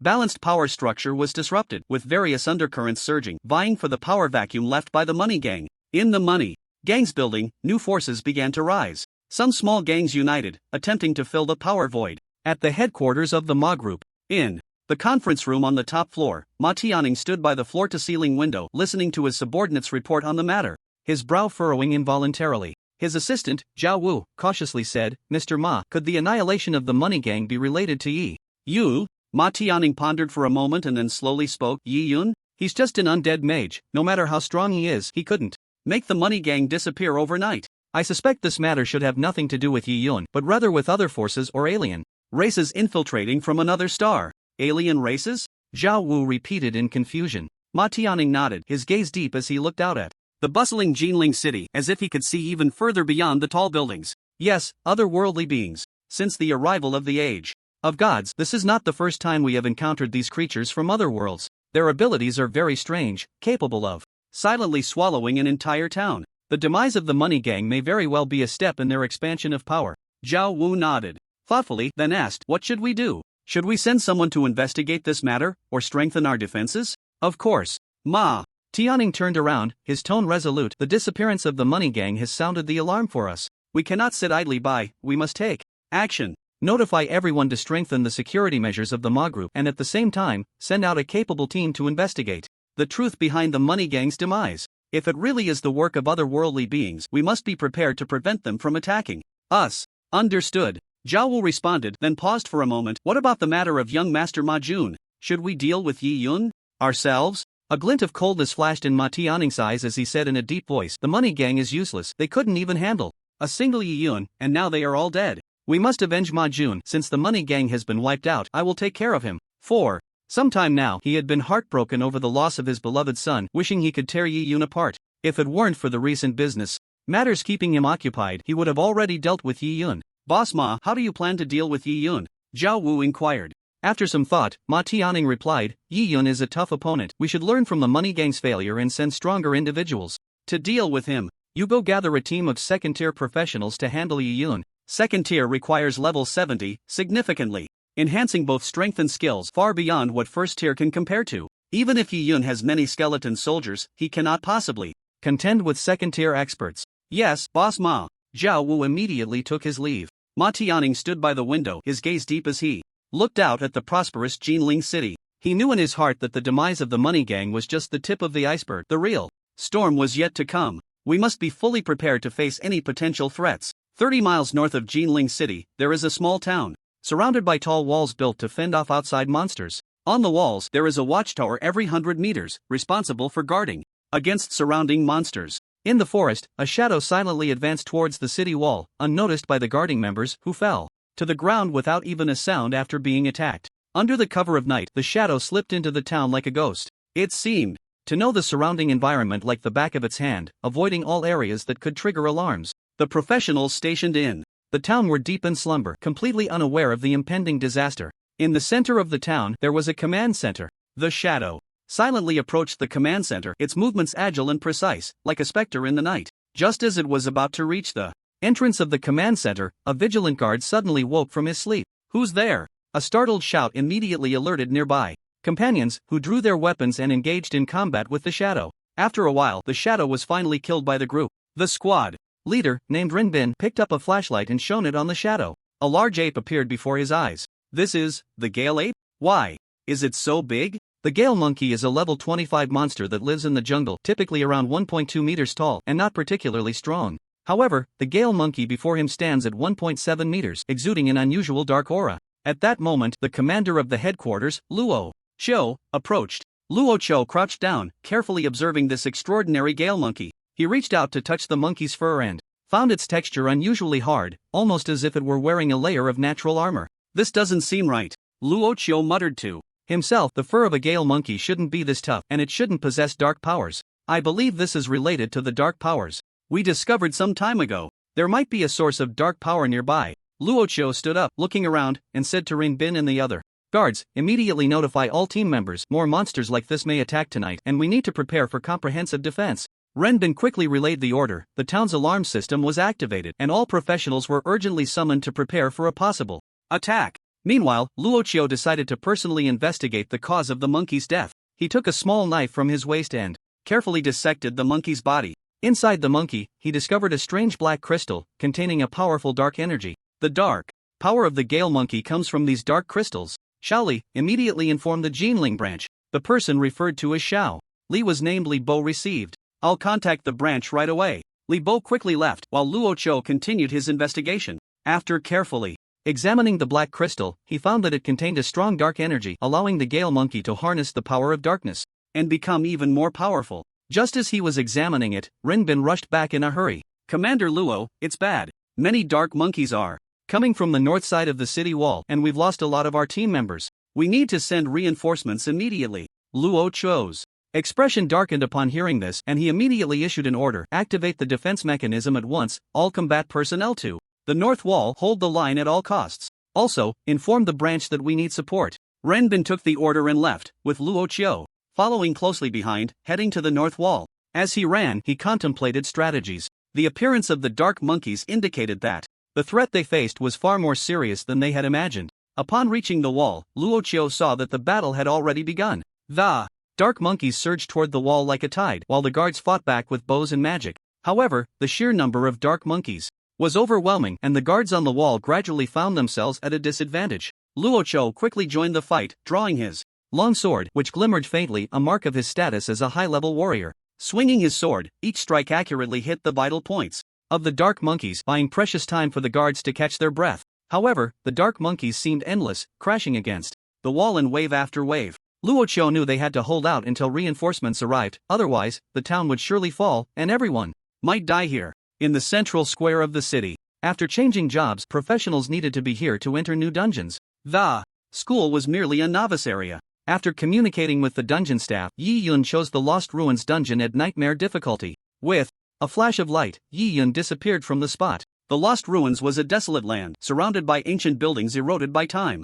Yi Yun arrived at this familiar place, revisiting old grounds, which felt uniquely different. In his previous life, he had soloed the Lost Ruins many times and was well acquainted with the monsters here. After walking a distance forward, a group of tall stone statues appeared beside a crumbling building. They varied in shape and looked like lifeless objects. Yet Yi Yun knew that these statues were extremely dangerous. Stone gargoyle, level 35 description: do not be deceived by their appearance, or you will die a terrible death. The stone gargoyles had high defense and were difficult to deal with. Only magical damage would be slightly more effective. Under nightmare difficulty, the stone gargoyles not only had astonishing defense but also diverse attack methods, with their numbers being 7 or 8 times greater, making it easy to fall into danger with a slight misstep. Yi Yun picked up his staff, murmured an incantation, and waved it at the ground. Bone Dragon. As the incantation completed, a powerful magical energy gathered at the tip of Yi Yun's staff, forming a dazzling light. Gradually, it coalesced into a massive bone dragon, its hollow eye sockets flickering with ghostly blue flames, appearing exceptionally fierce. As soon as the bone dragon emerged, it let out a deafening roar, causing the surrounding stone gargoyles to retreat. Yi Yun knew that although these stone gargoyles had high defense, their weaknesses would be magnified infinitely in the face of the bone dragon's breath attack. Yi Yun leaped into the air, landing on the back of the bone dragon. These bone dragons could be ridden, but they were hard to control, and if one wasn't stable, it could easily lead to disaster. Whoosh, whoosh, whoosh! The bone dragon flapped its wings and soared into the sky. Yi Yun sat steadily on the back of the bone dragon, looking down at the group of stone gargoyles below. He did not attack immediately but instead cast the summoning spell again. Bone Dragon. In the blink of an eye, 30 bone dragons appeared in the sky, joining the one Yi Yun was riding, forming a spectacular dragon horde. Under Yi Yun's command, the bone dragons began to line up in an orderly battle formation. Yi Yun took a deep breath and then issued the attack order. The bone dragons let out earth-shattering roars, diving down, their breath pouring down like a waterfall onto the group of stone gargoyles. Flames and dark magical energy intertwined, instantly shattering the stone gargoyles' defenses, turning them into fragments. Under the power of 30 bone dragons, they were as fragile as paper. Ding! You have killed 12 stone gargoyles, gaining 4,800 experience. Undead value 240. Death power 120. After one wave of stone gargoyles was dealt with, Yi Yun continued to fly on the bone dragon, encountering several more waves of stone gargoyles along the way. With each wave, Yi Yun commanded the horde of bone dragons to launch fierce attacks, turning the stone gargoyles into fragments. As the battle progressed, Yi Yun became increasingly skilled at riding the bone dragon, and the bone dragons grew fiercer as if they too felt the thrill of battle. Under Yi Yun's command, the horde of bone dragons swept through the stone gargoyles in the lost ruins like an invincible aerial force. Yi Yun's undead value and death power were also continuously rising. Previously, he had received a quest from the Alliance to find an ancient magical scroll. In normal mode, killing the boss would not drop this scroll. It should only drop in high difficulty. Yi Yun recalled the strategy he had seen in his previous life. The lost ruins were divided into two areas. The first area was the outskirts. The second area was the ancient city closer to the center. Some said that if all the stone gargoyles in the second area were lured out and killed together, it would trigger a special event. However, there were hundreds of stone gargoyles in that second area, and even if a full 10-person team was formed, it would be difficult to kill them all at once. A slight misstep could lead to total annihilation. Therefore, the idea proposed by that person had not been validated at all. Yi Yun decided to personally try this strategy. After clearing all the stone gargoyles in the outer area, he entered the second area. The stone gargoyles here were denser and more ferocious. However, their attacks were ineffective against the bone dragons, causing little to no substantial damage. After a round of flying and luring monsters, Yi Yun finally drew out all the gargoyles from the second area. He circled in the air on his bone dragon, commanding the swarm of bone dragons to launch a fierce attack on the gargoyles. Dragon breath and dark energy intertwined, turning the gargoyles into fragments. Soon, they were all eliminated. In the center of the ancient city stood a dilapidated altar. Once the gargoyles were cleared, a chilling aura was released from the altar. A system prompt sounded in Yi Yun's ear. Ding! You have successfully triggered a special event. Yi Yun immediately guided the bone dragon to land in front of the altar. Normally, arriving at this altar would allow one to summon the final boss directly, but this time it did not happen. Clearly, it was a change brought about by the special event. He looked around and saw that the altar was covered in mysterious runes, emitting a faint blue light. Yi Yun stepped forward to closely observe these runes. Just then, the altar suddenly began to tremble, and a powerful force surged from within. Yi Yun felt a strong pulling force, and his body was involuntarily drawn into the altar. Everything went dark, and he soon found himself in a strange space. This space was filled with various bizarre lights and shadows, as if it were another world. Yi Yun looked around and saw a massive light gate not far away, radiating dazzling brilliance. A thought crossed his mind: this should be the passage to the depths of the lost ruins. Yi Yun walked towards the light gate, and as he passed through it, a powerful wave of energy enveloped him, causing a moment of dizziness. When he opened his eyes again, he found himself in a brand new area. This was no longer a desolate land, but an ancient forest full of life. The trees were tall and straight, vines intertwined, and all kinds of exotic flowers and plants were everywhere. Yi Yun knew that the hidden boss must be here. After the teleportation, the bone dragon had disappeared, and Yi Yun summoned 30 more, slowly advancing forward. Suddenly, he heard a low, deep sound of magic, as if a powerful mage was reciting a spell. Yi Yun pushed aside the vines ahead, revealing a massive stone altar engraved with a complex magic circle. In the center of the altar stood a mysterious figure in a black robe, waving a staff that flickered with black light. The mysterious figure seemed unaware of Yi Yun's arrival, still fully focused on reciting the spell. As the incantation progressed, the magic circle on the altar began to emit a blood-red glow, and powerful death energy flowed through the air. Such strong death power, somewhat reminiscent of death decay. Could the destruction of the ancient ruins be related to this mage? He speculated that this mage's background must be extraordinary. Evil mage, Lord level. Description: a mage who wields powerful dark forces, possessing the terrifying ability to destroy all living beings. Yi Yun waved his staff, and 30 bone dragons slowly surrounded the altar from the surrounding woods. The evil mage lord seemed to sense the threat. He stopped the incantation and cast a cold glare at Yi Yun. Who are you? Why are you here? Dragon breath. Yi Yun commanded, and the 30 bone dragons opened their massive jaws, unleashing dragon breath that carved shadows in the air. However, the evil mage lord waved his staff, and black magical barriers formed in the air, blocking the dragon breath attack. Blocked it? Yi Yun did not expect the evil mage's power to be so strong that even the dragon breath could be withstood. It was important to note that this was 30 bone dragons, and their dragon breath stacked together could instantly take down even a boss. The corners of the evil mage lord's mouth curled into a cold smile, clearly dismissing Yi Yun's attack. He waved his staff, and black magical energy coalesced in the air into massive skulls, howling as they flew towards Yi Yun and the swarm of bone dragons. Yi Yun quickly reacted, commanding the bone dragons to scatter and evade the skull's attack. However, the skull suddenly turned in midair and crashed directly into one of the bone dragons. This strike did not deal the expected high damage, only causing a loss of 1/10 of its health. This necromancer is not right. From the way the mage resisted the dragon's breath, its power was extremely terrifying, yet the damage dealt was not high, far from the strength displayed earlier.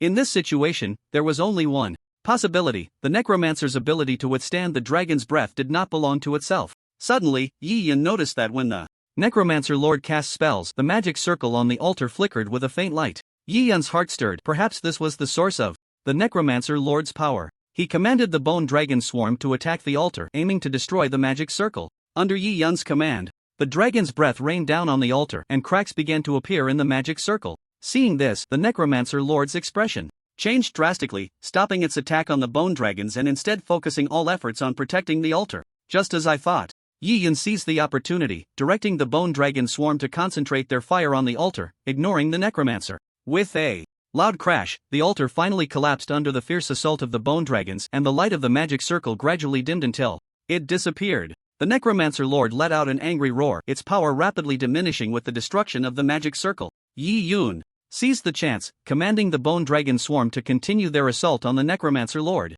The dragon's breath poured down like a torrential storm, surrounding the necromancer lord completely. Under the relentless onslaught of the bone dragons, the necromancer lord could no longer hold on, letting out a piercing scream as its body gradually turned to ashes. With the demise of the necromancer, the entire forest seemed to fall silent. Yi Yun looked around. The forest, once filled with the aura of death, began to regain its vitality. The trees grew greener, beautiful flowers bloomed on the vines, and the air was filled with a refreshing scent. The system notifications sounded again. Ding! Congratulations, you have successfully defeated the necromancer and saved this forest and the ancient ruins. Reward, 200,000 experience. Undead. Value plus 6,000. Death power plus 3,000. Ding! Congratulations, you have leveled up to level 32. You have gained 5 free attribute points. On that altar, a yellowed scroll with an ancient aura appeared. This should be the ancient magic scroll, right? Yi Yun walked over and picked it up. Ancient magic scroll, special description: this magic scroll may contain certain secrets. The description was brief, making it hard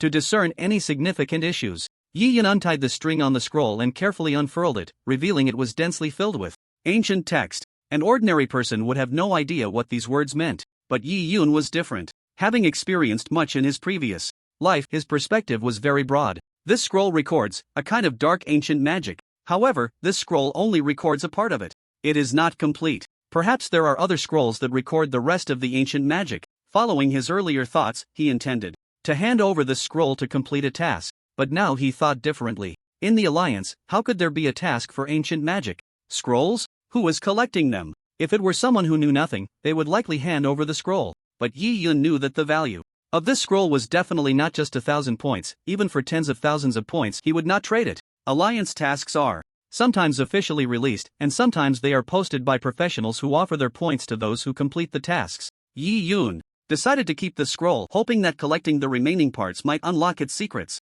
Perhaps asking around the Alliance could also yield some key information. After the Dark Mage's death, several pieces of equipment dropped along with the scroll. Yi Yun picked up one of the robes and looked at its attributes. Shadow robe, gold level, 35 type, robe attributes, plus 250 intelligence, plus 120 stamina, increases magic penetration by 20%. Special effect: when casting dark magic, the shadow robe has a 20% chance to trigger shadow touch, increasing the damage taken by the target by 10% for 10 seconds. Yi Yun carefully examined the robe, secretly assessing its value. For a mage skilled in dark magic, it was like adding wings to a tiger. While summoning skills couldn't be triggered, spells like Dark Magic Ball and Death Decay would still be effective. Once he reached level 35, he could equip it. Besides this robe, there was also a pair of boots with decent attributes. Shadow Boots, Gold level, 35 type, Boots attributes plus 150 intelligence plus 80 stamina, increases movement speed by 25% special effect. When attacked, the Shadow Boots have a 15% chance to trigger Shadow Shield, absorbing damage equal to 10% of maximum health for 5 seconds. Yi Yan nodded. These pieces of equipment would undoubtedly enhance his combat power significantly. He stored the robe and boots in his backpack, preparing to equip them once he leveled up. Confirming there was nothing else of value, he left the dungeon. Jinling Branch. Upon arriving at the branch, Yi Yan noticed that there were far fewer people coming and going than before. What's going on? Have those people all gone on missions? Jinling City was a third-tier city with a small population, and the nearby monster areas had monsters only around level 30 or 40 at most. Therefore, the people stationed in this city wouldn't be very high level, usually around level 40 at most. The stronger players had long since gone to larger cities in search of better opportunities. Taking the elevator straight to the top floor, Yi Yun found Su Tianming in the office, looking troubled as he spoke on the phone. Luo Qiu, if you can't hold off those corrupted monsters, retreat from Qingshi Town and abandon it. What? Qingshi Town is already surrounded and you can't retreat? I'll send more people to rescue you right away. Su Tianming hung up the phone and looked up to see Yi Yun, a flicker of surprise crossing his eyes before he regained his composure. Yi Yun, you came at just the right time. Our Jinling branch is facing a crisis. Yi Yun asked. What happened? Recently, some monsters have begun to exhibit signs of corruption. They have become more ferocious and highly aggressive.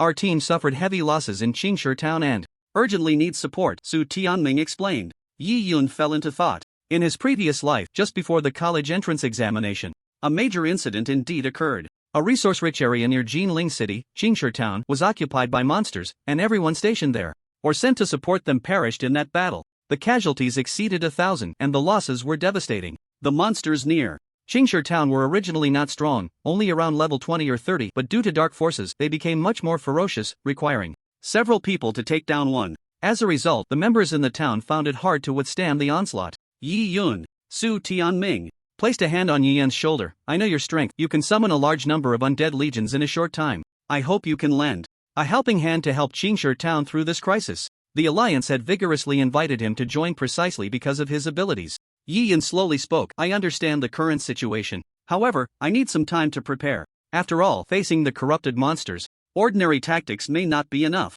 In his view, Qingshi Town was optional. If he went, he needed to secure more benefits for himself. He was still thinking about that Dark Swordmaster skill book, and he was still short by 11,000 points. Su Tianming nodded, indicating his understanding. Of course, we won't let you fight alone. The Alliance will provide necessary support, including equipment, potions, and intelligence. Whatever you need, just ask. Yi Yan said, I need a large number of mana potions, the more the better. Su Tianming thought for a moment and understood. He was also aware that Yi Yan's summoning required a significant amount of mana. If there wasn't enough mana, he couldn't summon a large number of undead creatures in a short time. No problem, I can authorize the allocation of 10 bottles of level 4 mana potions. Each of these potions could restore 10,000 mana points with a cooldown time of 1 minute. In the Alliance, it took 500 points to exchange for one, making it a strategic resource, and each bottle was very precious. Only the Alliance leader could allocate 10 bottles at once. Moreover, under normal circumstances, it wouldn't be easy to take them out.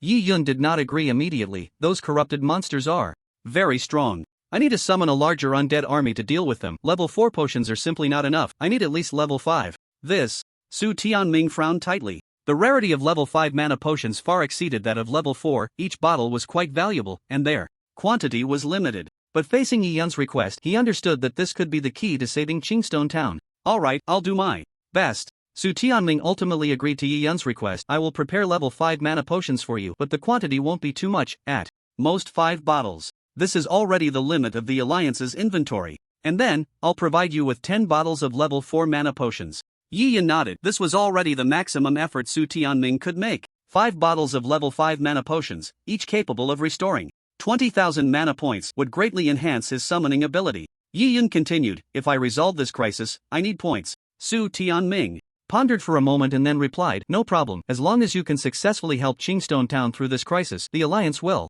reward you with points based on your contribution. I guarantee this will be enough for you to exchange for that Dark Swordmaster skill book. He also knew that Yi Yan wanted points for that summoning skill. Once a skill book was exchanged, the Alliance would have no inventory left, and it might be a long time before they encountered it again. Whoever accumulates enough points first would have the advantage. Yi Yan nodded.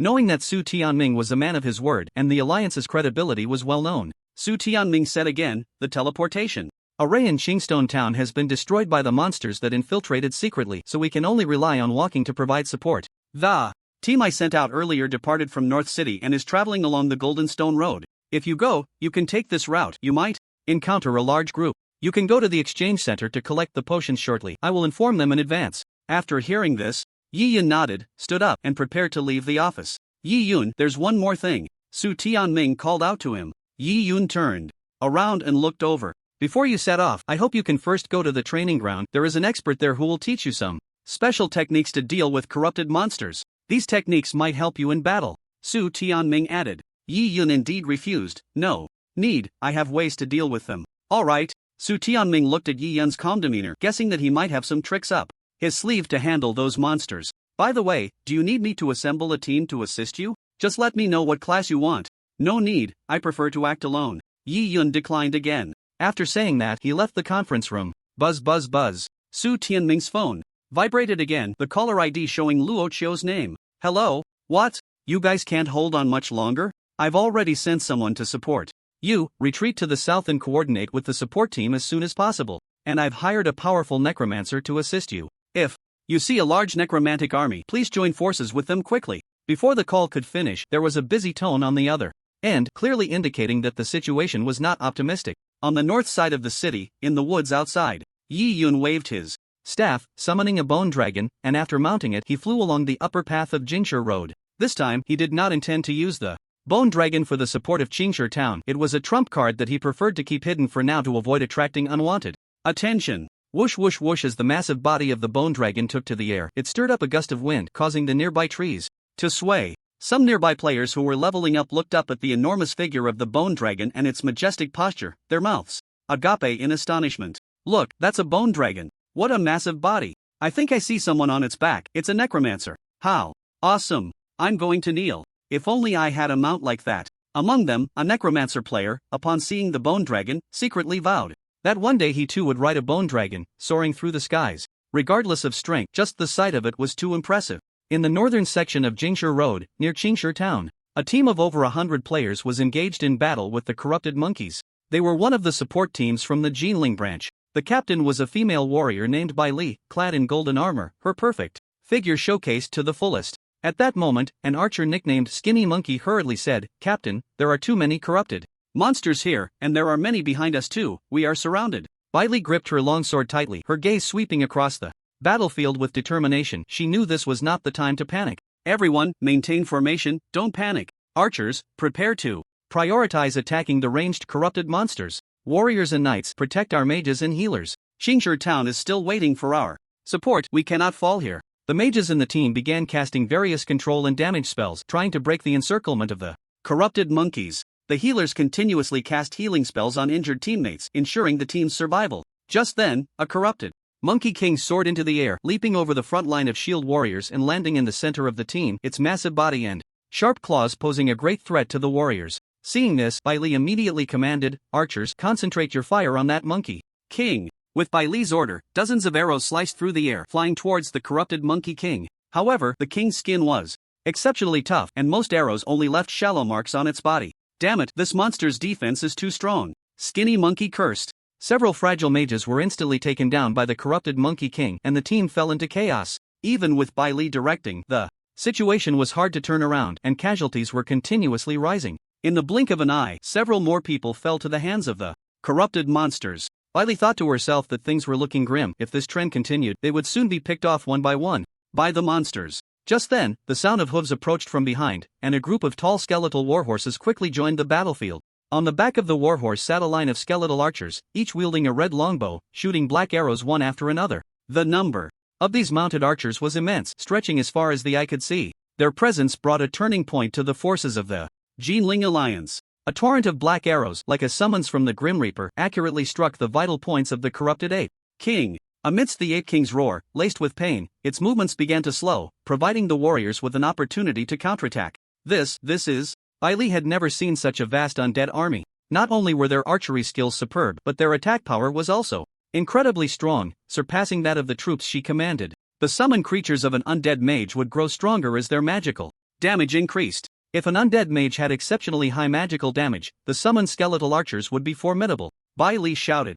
Excitedly, our reinforcements have arrived. All warriors, charge with me. The warriors shouted in unison, brandishing their weapons, forming a powerful offensive force alongside the skeletal archers. Under the double assault, the corrupted Ape King finally fell, its death causing the surrounding corrupted monkeys to lose their backbone, leading to chaos. Where is the master of the undead army? Bai Li looked around, but could not find that figure. Just then, a giant warhorse, 20 meters tall, charged in like a tank. Wherever it passed, the corrupted monkeys were sent flying, their health reduced to shreds. This giant skeletal horse was clad in black armor, every bone covered with sharp spikes that could easily pierce through a monster's body. On the back of the skeletal horse was something resembling a palanquin, looking extremely sturdy, difficult to destroy even under magical attacks. Inside the palanquin sat a young mage in a black robe, holding a staff in one hand and a black crystal ball in the other. Are you Yi Yun? Earlier, she had received a message from Alliance leader Su, stating that an undead mage was coming to provide support and if encountered they should cooperate.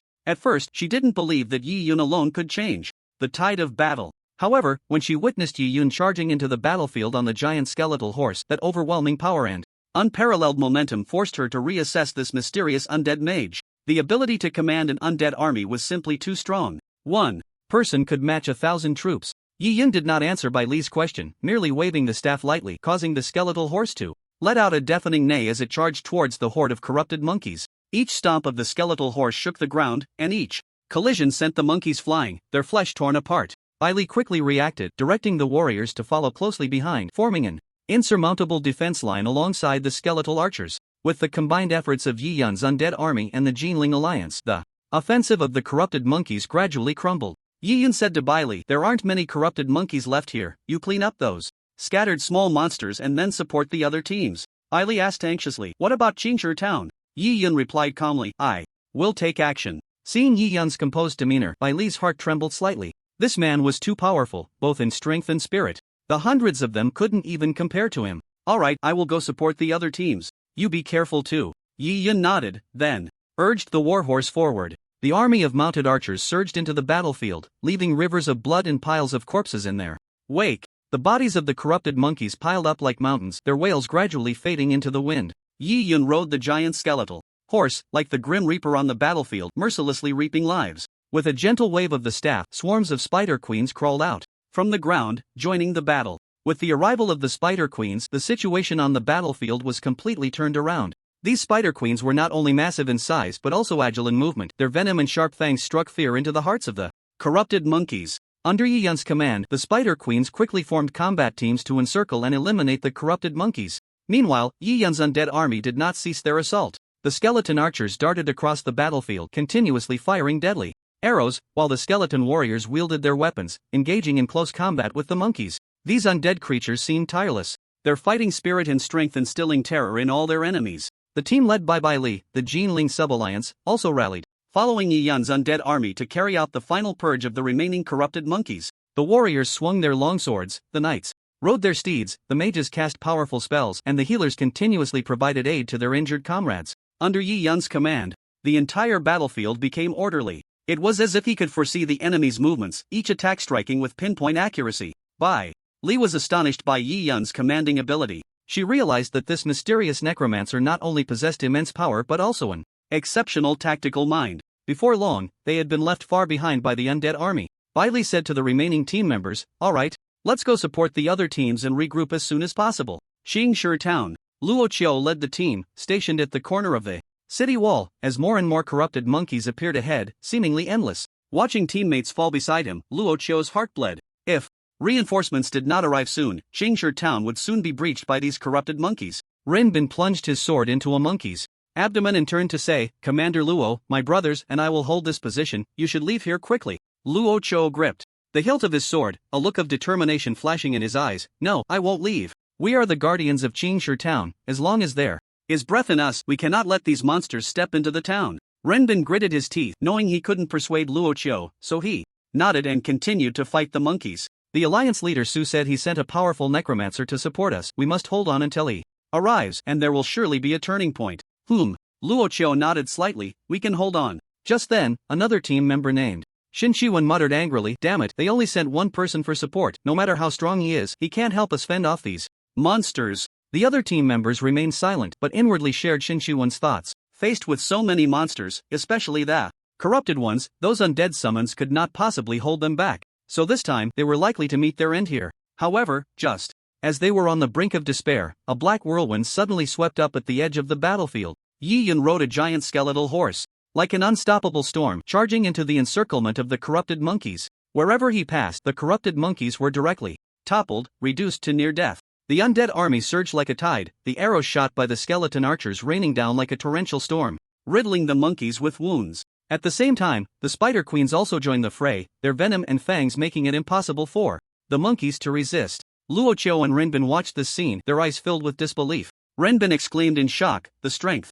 of these spider queens is incredible. They can kill a corrupted monkey in just 2 moves. This is definitely lord-level strength. And he can summon so many at once. Normally, a lord-level undead creature could only summon one at a time, with several hours in between. Yet, in their sight, dozens had already appeared. The emergence of such monsters in groups was extremely terrifying. Luo Qiu sighed, Lord Su is right, this necromancer is indeed a strong ally. With him here, we can stand against 1,000 troops. Luo Qiu raised his arm and shouted, brothers, reinforcements have arrived. We are saved. With Yi Yun's arrival, the morale of the defenders of Qingshi Town soared. They seemed to see the dawn of hope, rallying together to fight alongside the undead army. Yi Yun rode his skeletal horse through the crowd of monkeys, with archers following closely, shooting arrows that fell like raindrops, each one hitting its target with precision. The spider queens rampaged across the battlefield, their venom and fangs making it impossible for the monkeys to resist. The addition of the undead army completely changed the situation on the battlefield. The once unstoppable darkened monkeys began to retreat step by step.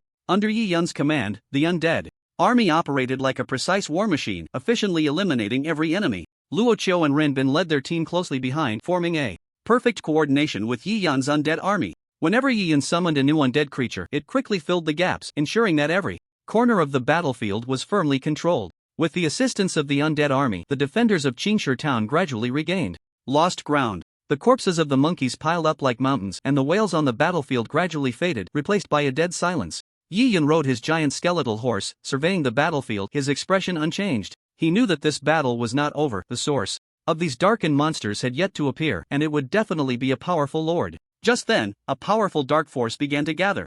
At the other end of the battlefield, a massive shadow slowly rose from the ground, its enormous body resembling a small building, holding a stick several dozen meters long, with only one eye on its head. Upon seeing the giant figure, Renbin couldn't help but take several steps back. What kind of monster is that? He quickly cast a detection spell. Cyclopes? Level? Description: a product of failed dark power brewing, but undeniably, it is a powerful monster. Luo Qiu gripped the hilt of his sword, a glint of determination flashing in his eyes. No matter what kind of monster it is, we must face it. Yi Yun's gaze also turned to the giant shadow, sensing the dangerous aura contained within that dark power. This would be the strongest enemy he had encountered so far. Luo Qiu shouted to the team member beside him, let's go, let's fight that Cyclops. We absolutely cannot let it breach Qingshi Town. But Yi Yun raised his hand, you don't need to step in. Let me handle it. But if it's just you, it's too dangerous, Luo Qiu said with some concern. Yi Yun waved his hand, the undead army is not afraid of death, losing some is nothing. Luo Qiu immediately understood Yi Yun's intention. Alright, but you must be careful, safety comes first. Yi Yun waved his staff, and the figure of the Dark Arrow Emperor appeared beside him. He was entirely dark, with a strong physique, holding a red longbow, his eyes radiating a ruby-like glow. The Dark Arrow Emperor looked at the Cyclops, his fighting spirit rising continuously. Come on, let me see just how strong this dark product really is. As soon as the Dark Arrow Emperor finished speaking, his figure shot towards the Cyclops like a bolt of lightning, pulling back the red longbow, and a barrage of dark arrows shot towards the giant like meteors. Exploding arrow barrage. The one-eyed giant let out a roar, swinging its massive club in an attempt to knock down the dark arrows raining down like raindrops. However, the speed of the Dark Arrow Emperor was simply too fast, each arrow striking the giant's body with precision, erupting in bursts of black flames. The one-eyed giant emitted a painful roar, its body swaying slightly, nearly toppling over. Seizing the opportunity, the Dark Arrow Emperor shot forward like a bolt of black lightning, targeting the giant's weak spot, drawing back the red longbow to its full extent, and unleashing a barrage of deadly dark arrows. The explosive arrows detonated once more on the giant's body, the black flames consuming its flesh and blood. Finally, the one-eyed giant could no longer hold on, letting out a final wail as its massive body crashed to the ground, kicking up a cloud of dust. After defeating the one-eyed giant, the Dark Arrow Emperor returned to stand quietly beside Yi Yun. It was as if the giant they had just vanquished was insignificant, not worthy of even a flicker of emotion from him. A notification sound rang in Yi Yun's ears. Ding! You have defeated the one-eyed giant, gaining experience plus 300,000. Undead value 6,000. Death power 2,000.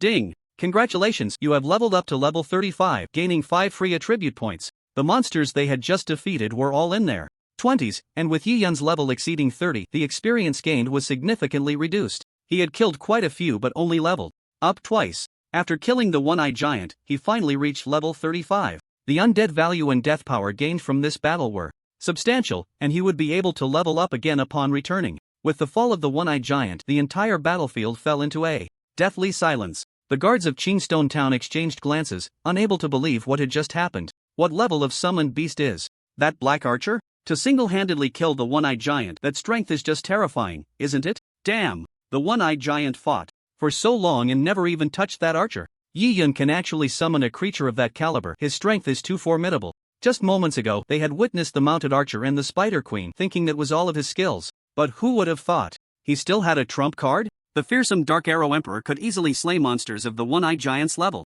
Yi Yun slowly retracted his staff, his face still devoid of any expression. Although this battle had been won, the threat of dark forces had not been completely eliminated. He needed to continue searching for the source of these corrupted monsters to eradicate this threat once and for all. Luo Chou and Ren Bin led the team cautiously closer to the fallen one-eyed giant. They gazed at the massive body filled with awe. Luo Chou took a deep breath and said to Yi Yun, you have saved us once again. Without you, we would never have been able to withstand these monsters. Your heroic deeds are worthy of being sung by the Alliance. The other team members also cast admiring glances at Yi Yun, single-handedly challenging a horde of beasts just like those legendary great heroes. Yi Yun nodded slightly, his gaze still fixed on the distant battlefield, as if searching for something. This is merely a temporary victory. The true enemy has yet to reveal itself. Ren Bin's heart jolted. Are you saying that the one-eyed giant is not the source of this corruption? Yes, Yi Yun nodded. I suspect there may be another corrupted lord hidden deep within the forest. I need to investigate. Yi Yun's words instilled a sense of tension in everyone present, but at the same time ignited their fighting spirit. Luo Chou gripped the hilt of his sword firmly and declared, then we will act together, no matter what dangers lie ahead, we will fight alongside you. Ren Bin also nodded, his eyes shining with determination. Yes, we cannot let you face the unknown threat alone. The safety of Qingstone Town is a responsibility we all share. Yi Yun's gaze swept over a few people. You don't need to go, I can handle it alone. Although most of the monsters have been dealt with, there are still some smaller ones that need your attention. Moreover, I need you to guard Qingshi Town and ensure the safety of the town. Luo Chou and Ren Bin exchanged glances, although they were eager to follow Yi Yun into the unknown dangers. They understood that Yi Yun's considerations were correct. Alright, Yi Yun, we'll listen to you. Luo Chou finally nodded in agreement, but you must be careful. If you encounter danger, remember to signal us and we will rush over to support you immediately. Yi Yun first walked towards the corpse of the Cyclops, picking up the dropped equipment. It must be said that this darkened lord had a good drop rate, yielding more than a dozen items, including 4 pieces of golden equipment. One of them was for mages. It was a staff, and instead of a gem at the top, there was a strange, crimson eye. Cyclope staff, gold level, 35 type, staff attributes, plus 250. Intelligence, plus 100 stamina, increases spell critical hit rate by 20% special effect. Spells cast using the Cyclops staff have a 10% chance to trigger Gaze of the Eye, immobilizing the target for 1 second and dealing magic damage equal to 5% of the target's maximum health. Yi Yun stored the old staff in his backpack and equipped the new one, increasing his intelligence by another 50 points, which translated to 2,500 points of mana. After equipping the 2 pieces of level 35 golden gear that had dropped earlier, his mana increased by another 7,500 points. At this point, Yi Yun had 25,000 health and 88,000 mana. Just that health pool was enough to make many shield warriors feel ashamed. Level 35. Golden equipment could sell for 250,000 gold coins in the market, and he could directly list them in the auction house. Previously, Yi Yun had listed quite a few golden items, and they sold quickly. Now, he had 3 million gold coins. The method of farming equipment and selling it was quite profitable. Among the items, there was a skill book, and when Yi Yun picked it up, he saw it was a rare necromancy summoning skill, which he learned effortlessly. Night Archer, Level 1 description, summons an archer skilled in shooting to strike enemies from a distance. Basic attributes are related to magic damage. Consumes 50 mana. Cooldown 5 minutes. The Night Archer was significantly stronger than the skeleton archer, not only having a higher hit rate but also shooting twice as fast. They also had some passive archer skills that could enhance the power of their arrows. For instance, the skeleton archer had only a 60% hit rate at level 1. The knight archer had an 80% hit rate at level 1, which could reach 95% at level 4. At max level, it could hit targets with pinpoint accuracy. They were not only skilled in archery but also had strong abilities to ride warhorses, allowing them to gain greater advantages while shooting on horseback. Yi Yun took a look to upgrade this skill. The initial cost was 200 necromancy points. He then clicked a few times, and after consuming 3000 necromancy points, it reached max level. Knight Archer, max description, summons an archer skilled in shooting to strike enemies from a distance. Basic attributes are related to magic damage, consumes 50 mana, cooldown 3 minutes. Although its mana consumption increased by 20 points, its attributes were more than double that of the skeleton archer. In the future, the skeleton warhorse could carry higher level archers. Yi Yun stored the remaining items and turned to walk deeper into the woods. Yi Yun, you must be careful, Luoqiu reminded with concern. Although you are powerful, the dark forces are full of tricks, and we cannot let our guard down. Yi Yun waved his hand and his figure disappeared into the woods, leaving the archers temporarily here to assist the people of Qingshi town in defending against monster invasions. Beep beep beep. Luoqiu's wristband suddenly rang, and after connecting, Su Tianming's voice came through. Luoqiu, I've borrowed 500 people, and they'll be there to support you soon. You must hold on. Luoqiu replied, Su Alliance leader, Yi Yun's support has already arrived, and all the monsters near Qingshi town have been dealt with. We are temporarily safe. Moreover, 300-man teams have also arrived at Qingshi town, and with Yi Yun's help, they haven't suffered significant losses. What? Su Tianming paused sharply upon hearing this. The crisis has been resolved? Although he had sent Yi Yun for support and believed in his capabilities, he didn't expect the crisis to be resolved so quickly. Yes. 4.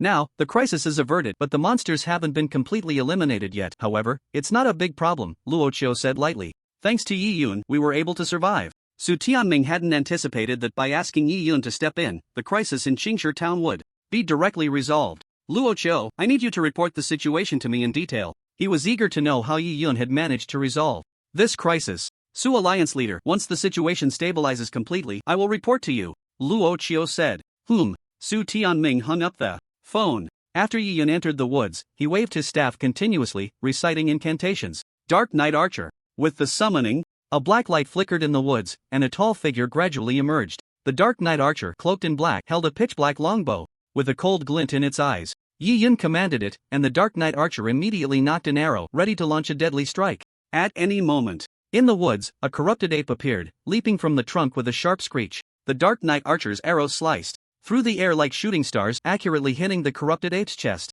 Rapid fire. Just then, a surge of wind power enveloped the Dark Knight Archer, causing its arrows to speed up dramatically, raining down like a storm upon the corrupted ape. Although the corrupted ape had tough skin and flesh, it struggled to withstand the Dark Knight Archer's relentless assault, ultimately howling in agony before collapsing to the ground. Yi Yun nodded. The combat power of the Dark Knight Archer was indeed impressive. A few simple skills could effectively strike the enemy, unleashing stronger combat power in a short time. If he had used a skeleton archer against the corrupted ape, it would have taken at least a dozen arrows to kill one. He continued to wave his staff, summoning 500 Dark Knight archers and 500 warhorses, forming a new cavalry archer unit. Controlling the undead army, they slowly advanced forward. The monsters they encountered were instantly killed. The shooting accuracy of the Dark Knight archers on horseback still maintained a 99% hit rate, slightly higher than that of the skeleton archers. Soon, they arrived at the entrance of a massive cave. The cave exuded a suffocating aura of darkness, as if countless eyes were watching them from the shadows.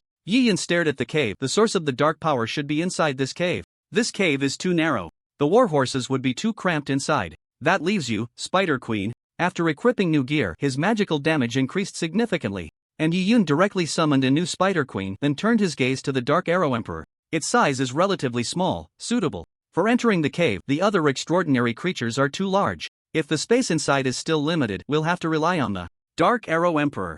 Then let's level it up again. This time, for support, he had gained 30,000 undead points, allowing for a deeper, extraordinary evolution. Ding! Do you wish to consume 4,800 undead points to evolve the Dark Arrow Emperor? Confirm. As Yi Yun confirmed, the Dark Arrow Emperor's body began to tremble violently, and a powerful wave of energy erupted from within it. Its body was gradually enveloped by a layer of black light, as if being reshaped by a mysterious force. Moments later, the light dissipated, and a brand new Dark Arrow Emperor appeared before Yi Yun. The evolution of the Dark Arrow Emperor not only granted it greater power but also bestowed new skills. Yi Yun carefully observed this newly evolved Dark Arrow Emperor. Its physique had become more elongated, its muscle lines smoother, resembling a hunter in the darkness, ready to deliver a fatal blow at any moment. Dark Arrow Emperor 2 stars, evolution level 6. Description: after evolution, the Dark Arrow Emperor has gained a new skill, Dark Arrow. This arrow can penetrate the enemy's heart, causing wounds that cannot heal, while releasing dark energy that inflicts continuous damage on surrounding enemies. Consumes 9600 undead points for evolution. Yi Yun looked at the introduction of the Arrow Emperor. Its name had not changed much, but it had been promoted to 2 stars. This meant that its previous level was 1 star. Names, after all, were not that important. What Yi Yun valued were the attributes. As long as the attributes increased significantly, this evolution would be deemed successful. Yi Yun glanced at the Arrow Emperor's panel. Its attributes had tripled again. This tripling was based on the attributes of the previous level, representing a substantial leap. With these attributes, if it evolves once more, it will be slightly weaker than the Dragon Emperor. With 20,000 undead points remaining, he chose to evolve again without hesitation. This small-sized undead creature could handle battles in various scenarios. Moreover, there was a characteristic of extraordinary evolution. Its attributes were not fixed. As the master's magic damage increased, their base attributes would also grow. Thus, even creatures evolved in the early stages would not be eliminated in the later stages. Ding! Do you wish to consume 9,600 undead points to perform extraordinary evolution on the Dark Arrow Emperor? Confirm. With Yi Yun's confirmation, the Dark Arrow Emperor was once again enveloped by a powerful energy. This time, its evolution process was even more intense, as if the entire space was trembling. Moments later, the light faded and an even more astonishing Dark Arrow Emperor appeared before Yi Yun. Dark Arrow Emperor 3 stars, evolution level 7. Description: after evolution, the Dark Arrow Emperor's attributes have skyrocketed again. It has also comprehended the Fallen Emperor's arrow. It can deal fatal blows to enemies. Arrow Emperor possession temporarily doubles attributes. Consumes 19200 undead points for evolution. Yi Yun looked at the Arrow Emperor's introduction and nodded slightly. Although its name still had not changed much, it had been promoted to 3 stars. This meant that the Dark Arrow Emperor had reached a whole new height. As for the attributes, they had again tripled. Yi Yun looked at the Arrow Emperor's panel. Its attributes had tripled once more, and its combat power had reached an incredible level. These attributes, while still not as strong as the Dragon Emperor, are definitely sufficient to deal with the current enemies. Currently, there were still 15,000 undead points left, and he decided not to use them for now. Yi Yun waved his staff, and the Spider Queen charged into the cave first. Following that, he entered with the Dark Arrow Emperor. Monsters occasionally rushed out from the cave, but under the Queen's overwhelming strength, they were easily dealt with. Soon, they arrived at the depths of the cave, where there was a spacious clearing, and an ancient altar stood in the center. The altar emitted a dim light, as if calling for something. Yi Yun looked around and could sense a powerful dark force brewing within. Master, be careful, there may be traps here, the Dark Arrow Emperor warned. Even with its strength, it felt a hint of unease in the face of this altar. Suddenly, the light on the altar surged, and a powerful dark energy erupted from within, forming a black vortex. In the vortex, a massive figure slowly emerged, its body covered in hard black scales and a pair of blood-red eyes burning like flames. Yi Yun had a suspicion that the one-eyed giant outside was summoned by this altar. Dark Dragon! Yi Yun quickly recognized this creature. The Dark Dragon roared, its enormous wings stirring up a fierce wind, its eyes fixed intently on Yi Yun and his undead army. Yi Yun stood expressionless in the back, commanding the Spider Queen and the Dark Arrow Emperor to prepare for battle. The Spider Queen's 8 legs carved deep marks into the ground like sharp blades, while the Dark Arrow Emperor drew back its longbow, ready to unleash a deadly arrow. Roar! The battle was about to erupt, and the Dark Dragon launched the first attack, opening its massive mouth to unleash a torrent of black flames directly at several Spider Queens in front. The struck queen was instantly left with only a third of her health. At that moment, the Dark Arrow Emperor opened its mouth and coldly uttered a few words. Fallen Emperor Arrow. A pitch-black arrow shot forth from its longbow, slicing through the air with devastating power, straight towards the Dark Dragon. The arrow expanded as it flew, ultimately transforming into a massive black beam of light that completely enveloped the Dark Dragon. The Dark Dragon let out a painful roar, its body trembling violently within the beam, black scales beginning to crack, and its blood-red eyes gradually losing their luster. Boom! The once invincible dragon fell directly under this arrow. Its enormous body crashed to the ground, kicking up a cloud of dust. Yi Yun looked at the fallen Dark Dragon, his heart unperturbed, as if he had anticipated all of this. With the Dark Arrow Emperor's attributes, combined with the enhancement of the fallen Emperor Arrow, killing the dragon would be very easy. The Spider Queens cast odd glances at the Arrow Emperor. The The strength of this general under their master was truly terrifying. "Master, what should we do next?" the Dark Arrow Emperor asked. Yi Yun pointed at the altar and said, "Let's check this altar first to see if there are any other secrets." They cautiously approached the altar, carefully observing every detail. The surface of the altar was covered in ancient runes, shimmering with a mysterious glow under the faint light. Yi Yun stepped forward and gently touched these runes, trying to decipher the power they contained. This is a summoning array that can summon powerful dark creatures to emerge from the altar. Why would a summoning array suddenly appear here? Initially, he thought that dark forces were stationed here, experimenting with nearby monsters, which led to the birth of those creatures. But the result was a formation that summoned powerful dark beings. There's no reason for a summoning array to suddenly pop up. It must have been set up by some dark forces. Could it be that there's something in Qingshi town that the dark forces are coveting? They must have spent a great deal to seize that item. What exactly is that item? Yi Yun remembered that in his previous life, after Qingshi town was attacked and completely fell, those monsters did not attack Jinling City. So, their goal was likely some specific item. Xiaohei, destroy this array. Yi Yun gave the Dark Arrow Emperor a nickname, calling it Xiaohei. As you command. The Dark Arrow Emperor drew its bow and shot a series of arrows that struck the foundation of the array, shattering the entire altar to pieces. With the collapse of the last piece of the foundation, the entire summoning array lost its function and the surrounding dark energy gradually dissipated. Yi Yun looked around, confirming there were no other threats before gently nodding. He began to ponder why the dark forces had set up a summoning array here and what they were coveting. Perhaps asking Su Tianming would yield the answers he sought. Next, he walked towards the bones of the dark dragon and picked up all the equipment that had fallen to the ground. This time, luck wasn't on his side. No equipment from the undead mage dropped, but there were still 3 golden items that he could sell later. In addition, he discovered a special item, a heart of death. He had previously found this heart of death on the one-eyed giant as well. So far, he had collected a total of 3. Yi Yun gathered all the valuable items and then left the cave. In a dark castle, a chilling wind swept through the corridors, and several black-robed mages stood in the center of the hall. Each of them emanated an extremely terrifying aura of darkness. These monsters varied in form. Some had fierce fangs, while others wielded sharp claws, seemingly waiting for some command. At the end of the hall, a figure sat on a high throne, draped in a black cloak, wearing a skull crown, with deep-set eyes that seemed to see through everything.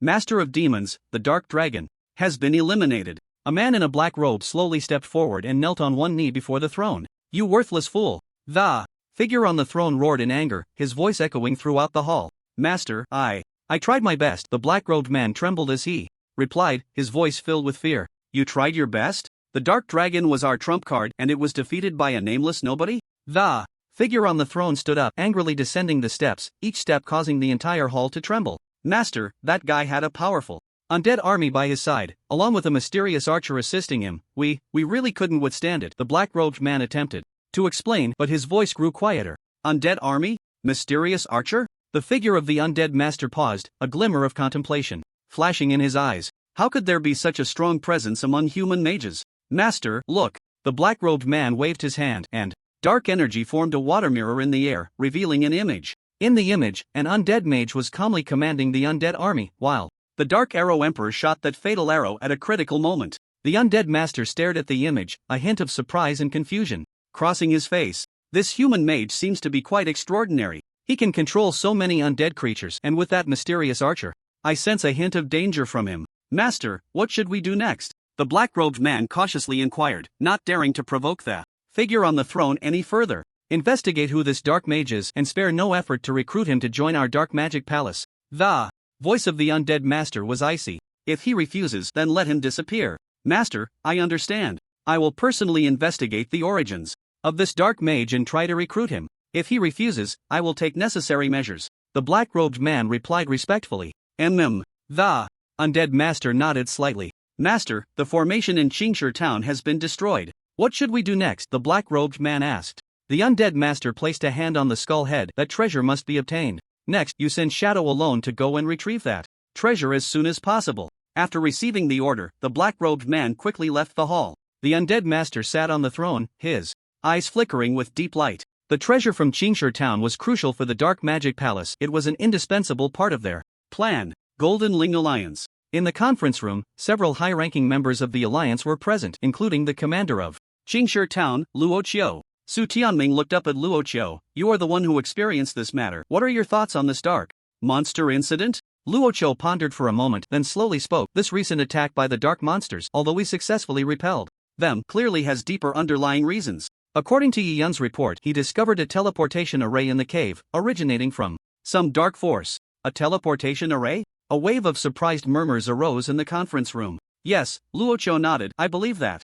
Those dark forces wouldn't attack Qingshi town without reason. There must be something here that they want. Su Tianming raised his head and looked seriously. So what do you think that thing could be? I think it might be related to the rumors surrounding Qingshi town, Luo Qiu said firmly. When I first took over this town, I heard from the older generation that beneath Qingshi town lies some terrifying magical artifacts, possessing immense power capable of altering the entire continent's landscape. Magical artifacts? Su Tianming frowned slightly, clearly surprised by this news. That's right, Luo Qiu continued. Although this is just a rumor, the emergence of dark forces and their relentless attacks seem to validate the truth of this rumor. If that's the case, we must find this magical artifact as soon as possible. Otherwise, if it falls into the hands of the dark forces, the consequences would be unimaginable, Su Tianming said seriously. Luo Qiu nodded. I have already dispatched the most elite team to conduct an in-depth investigation in Qingshi town. At the same time, we also need to strengthen the defenses of the entire Jinling city to prevent another attack from the dark forces. Good, Su Tianming nodded in satisfaction.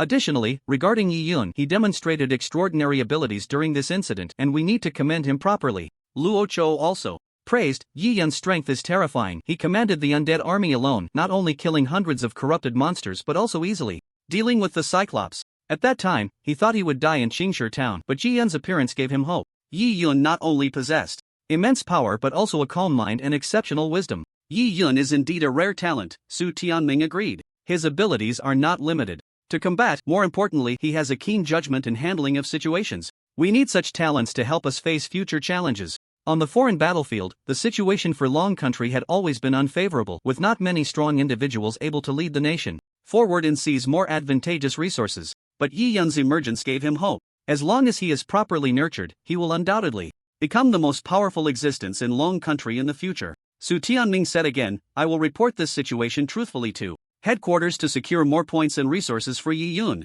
The other senior officials all agreed with this approach. After the meeting, Su Tianming immediately initiated a video conference with headquarters. When the video connected, Qin Feng appeared on the screen. Su Tianming, how is the situation in Jinling City? Has Qingshi town held its ground? Qin Feng asked anxiously. Commander Qin, the crisis in Qingshi town has been resolved. The attack by the dark monsters has been successfully repelled, Su Tianming replied. Resolved? Qin Feng was taken aback. From the reports at the time, the situation in Qingshi town was very dangerous and he had already prepared for the worst. Who would have thought that this crisis had actually been averted? How was the situation resolved? I need you to report in detail. Su Tianming took a deep breath and began to recount the entire incident to Qin Feng. He started with the sudden attack by the dark monsters, describing how Yi Yun appeared at a critical moment, commanding the undead army in a fierce battle against the dark forces. It was specifically emphasized how Yi Yun displayed bravery in battle and skillfully utilized the power of the undead army to successfully repel the enemy.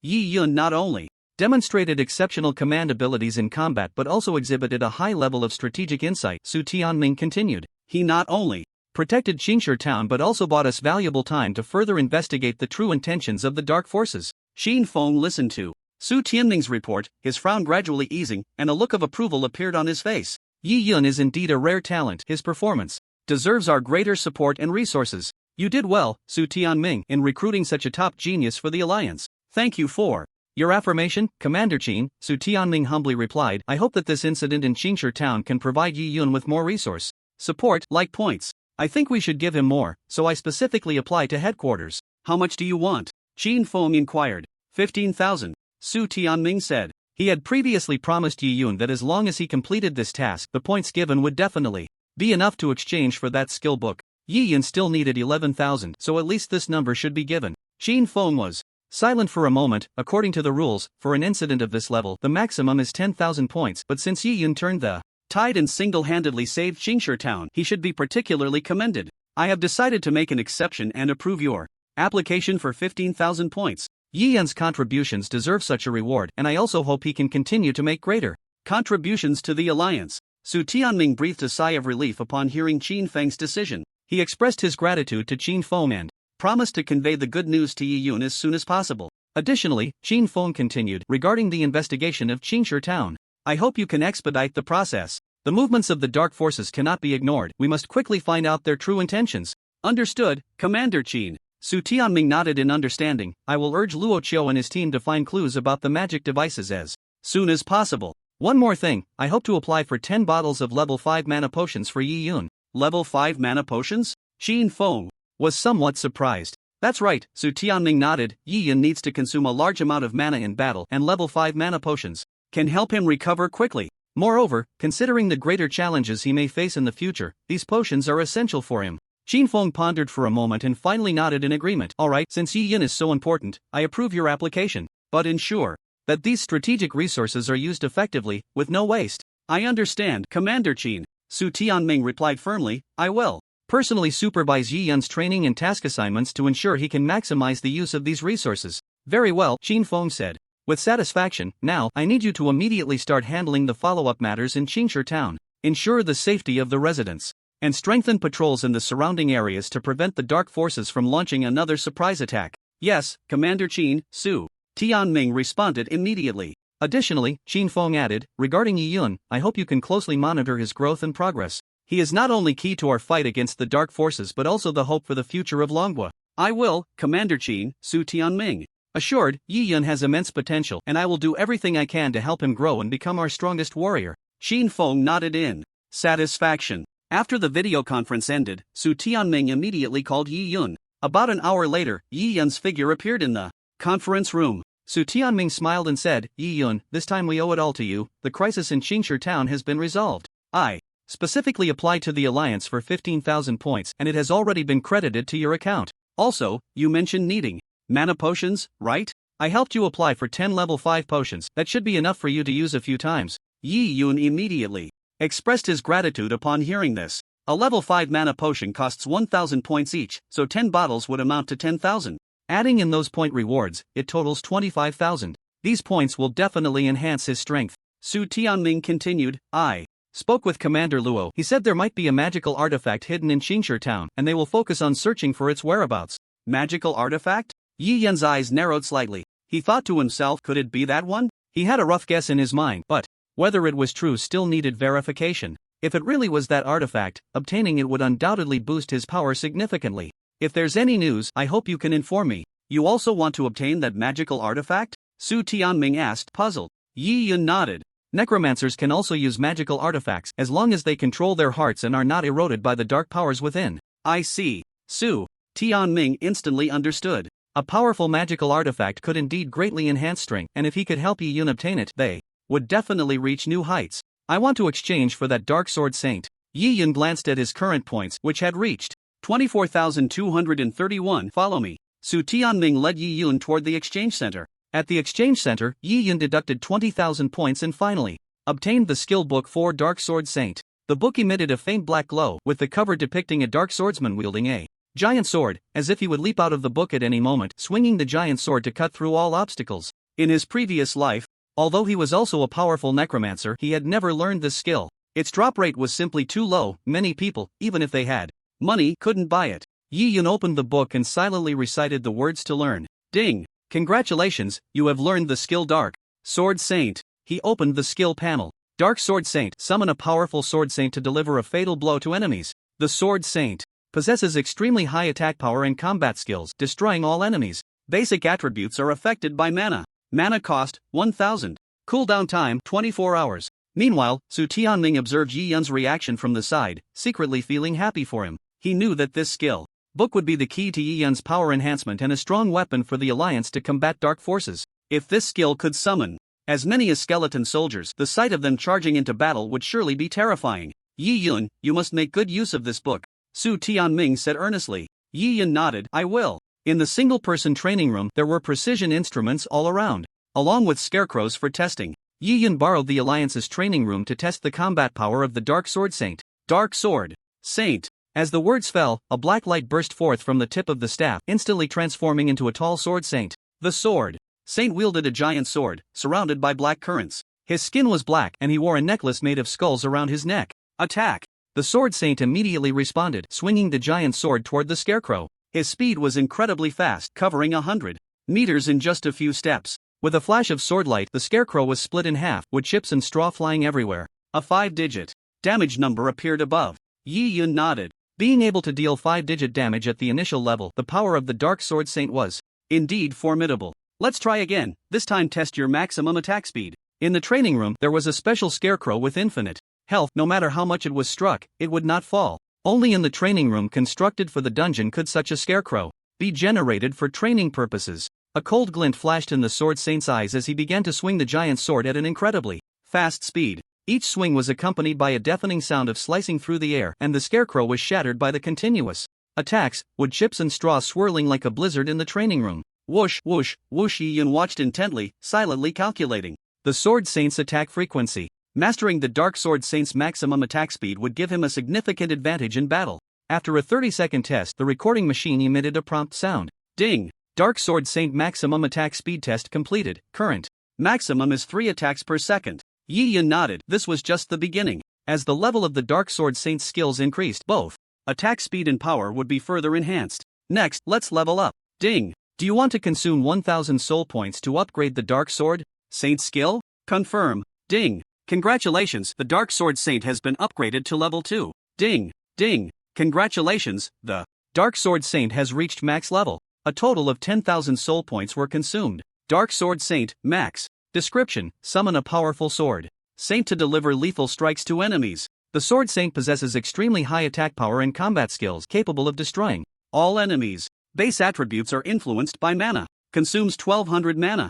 Cooldown time 12 hours. The base mana increased a bit, but the attributes grew several times, making this enhancement quite worthwhile. Yi Yun waved his staff again, silently reciting the incantation. Dark Sword Saint. As the incantation was completed, a more dazzling black light erupted from the tip of the staff, transforming into an even taller Sword Saint. This Sword Saint stood at 2.5 meters tall, exuding a more powerful aura than before, with a sharper giant sword in hand, surrounded by an extremely dense black airflow. The Sword Saint's skin displayed a deep black hue, and the skull necklace around his neck seemed to whisper ancient spells. His gaze revealed a cold and resolute light, as if he were a killer in the darkness, ready to sever all enemies for Yi Yun at any moment. Attack! The Sword Saint responded again, charging at the scarecrow with his giant sword. This time, his speed was faster, his strength greater, leaving deep marks on the ground with each step. In a flash of swordlight, the scarecrow was cleaved into countless pieces, with chips and straw bursting in the air like fireworks. A scarlet 6-digit number emerged from above the scarecrow's head. Yi Yun looked at the red damage number. The power of the Dark Sword Saint had significantly increased with the level up. Previously, he could only deal 5-digit damage. This time it had risen to 6 digits, and that was just a normal attack. The pure attack had increased by 3 to 4 times. Moreover, after leveling up, there was an additional skill, Gale Slash. Let's test the attack speed again. Yi Yun issued the command once more. In the training room, the Sword Saint moved like a bolt of black lightning, the giant sword in his hand, moving so fast it was almost invisible. The scarecrow once again became the target of the Sword Saint, but this time, it endured not only the Sword Saint's giant sword but also the relentless attacks like a storm. Ding! Dark Sword Saint maximum attack speed test completed. Current maximum is 5 attacks per second. The machine in the training room emitted another prompt sound. Yi Yun clearly felt the tremendous changes brought by the Dark Sword Saint's skill after the upgrade. Not only was there an increase in attack power, but the attack speed also experienced a qualitative leap. This meant that in actual combat, enemies could be eliminated faster, gaining more advantages in battle. Now, let's test the power of Gale Slash. Dark Sword Saint, Gale Slash. The figure of the Sword Saint almost turned into an afterimage, spinning around the scarecrow at an astonishing speed. The giant sword drew sharp arcs in the air, each swing accompanied by the howling of the air being torn apart. The scarecrow was engulfed by this violent force, almost instantly being sliced into countless fragments, scattered all over the ground. Yi Yun looked at the incredible destructive power before him and nodded slightly. After triggering Gale Slash, the Dark Sword Saint could attack 10 times per second, so fast that it was almost impossible to react. The duration was 10 seconds, and the output was absolutely doubled. Against some slower enemies, they would likely be cut down in just 1 second. This was just one Dark Sword Saint. What if he summoned 10 or 100? Even a powerful boss could be killed in a short time. Most importantly, the Dark Sword Saint had very strong mobility, suitable for charging in tight spaces. The Dragon Emperor was suited for open fields, while the Sword Saint was ideal for close-quarters combat. Each had its advantages. Currently, there were still 10,000 undead points left, enough to strengthen a general. Ding! Do you want to consume 1,200 undead points for extraordinary evolution? Confirm. A total of 8,400 undead points were consumed, and the Dark Sword Saint evolved to Level 3. As a black light faded away, the Sword Saint's figure became even more agile, and the giant sword in his hand seemed even more formidable. Dark Sword Emperor, Evolution Level 3. Description: after extraordinary evolution, its power and speed have undergone earth-shattering changes, becoming the king among Sword Saints. Consume 9,600 undead points for evolution. From its size, there was no change, it was still 2 meters and 5, but its attributes had undergone tremendous changes. This name seems a bit weaker than Sword Saint, but the attributes are solid. Yi Yun pointed at the scarecrow again. Attack! The Emperor's giant sword drew sharp arcs in the air, each swing accompanied by the howling of the air being torn apart. The scarecrow was engulfed by this violent force, almost instantly being sliced into countless fragments. During a critical hit, the damage numbers reached an astonishing 7 digits. Yi Yun looked at the incredible destructive power before him and nodded slightly. Even without triggering Gale Slash, the attack speed reached 10 times per second. If activated, the speed would soar to 15 times per second, and the output would be quite terrifying. In the future, the Sword Emperor, like the Arrow Emperor, would directly become a close bodyguard, able to be summoned at any time if needed, without even needing to recite a spell. After the evolution, there were still over 2,400 undead points left. Yi Yun opened the domain panel. Death Domain, Level 2 Death Power, 31,650 ding. Do you want to consume 30,000 death power to upgrade? Confirm. The vast death power surged toward the death domain, causing its space to tremble continuously, and both the death road and the central square expanded significantly. Ding! Congratulations, the death domain has been upgraded to level 3. New ability Undying Loyalty acquired. Yi Yun looked at the new panel. Death Domain, Level 3. Consume 100,000 for upgrade. Abilities: Undying Army, Gate of Death, Undying Invasion, Undying Loyalty. Death Power, 1,650 Undying Loyalty. After defeating dark forces, there is a chance to make enemies loyal to you, never to betray. This ability is also quite good. Yi Yun thought of the dark dragon he had defeated earlier. A leader of that level was still worth recruiting. If he encountered such beings in the future, he could recruit a few to expand the troops in his domain. When he reached level 3, the strength of the undead realm increased a bit more, now around 7,000. Combined with the previous expansion, it reached 42,000. With a thought, Yi Yun's figure appeared in the realm of death. In the realm of death, I can also deploy some Dark Sword Saints who can quickly maneuver across the battlefield and deliver lethal strikes to the enemy. He planned to summon all the newly expanded troops as Dark Sword Saints. The Sword Saints were tall, each taking up the space of 3 skeleton soldiers. He directly summoned 230 of them. The max-level Dark Sword Saints once again increased the realm's strength by 6,000 troops. Yi Yun summoned war horses and knight archers, forming a cavalry archer corps. This would allow them to swiftly navigate the battlefield, providing ranged support to melee units. Sitting on the bone throne, Yi Yun looked down at the undead army below, feeling a surge of emotions within. One day, he would lead the undead army into the foreign battlefield, slaying all those alien races and monsters. He would completely resolve the crisis brought by the otherworldly beings. The college entrance examination arrived as scheduled.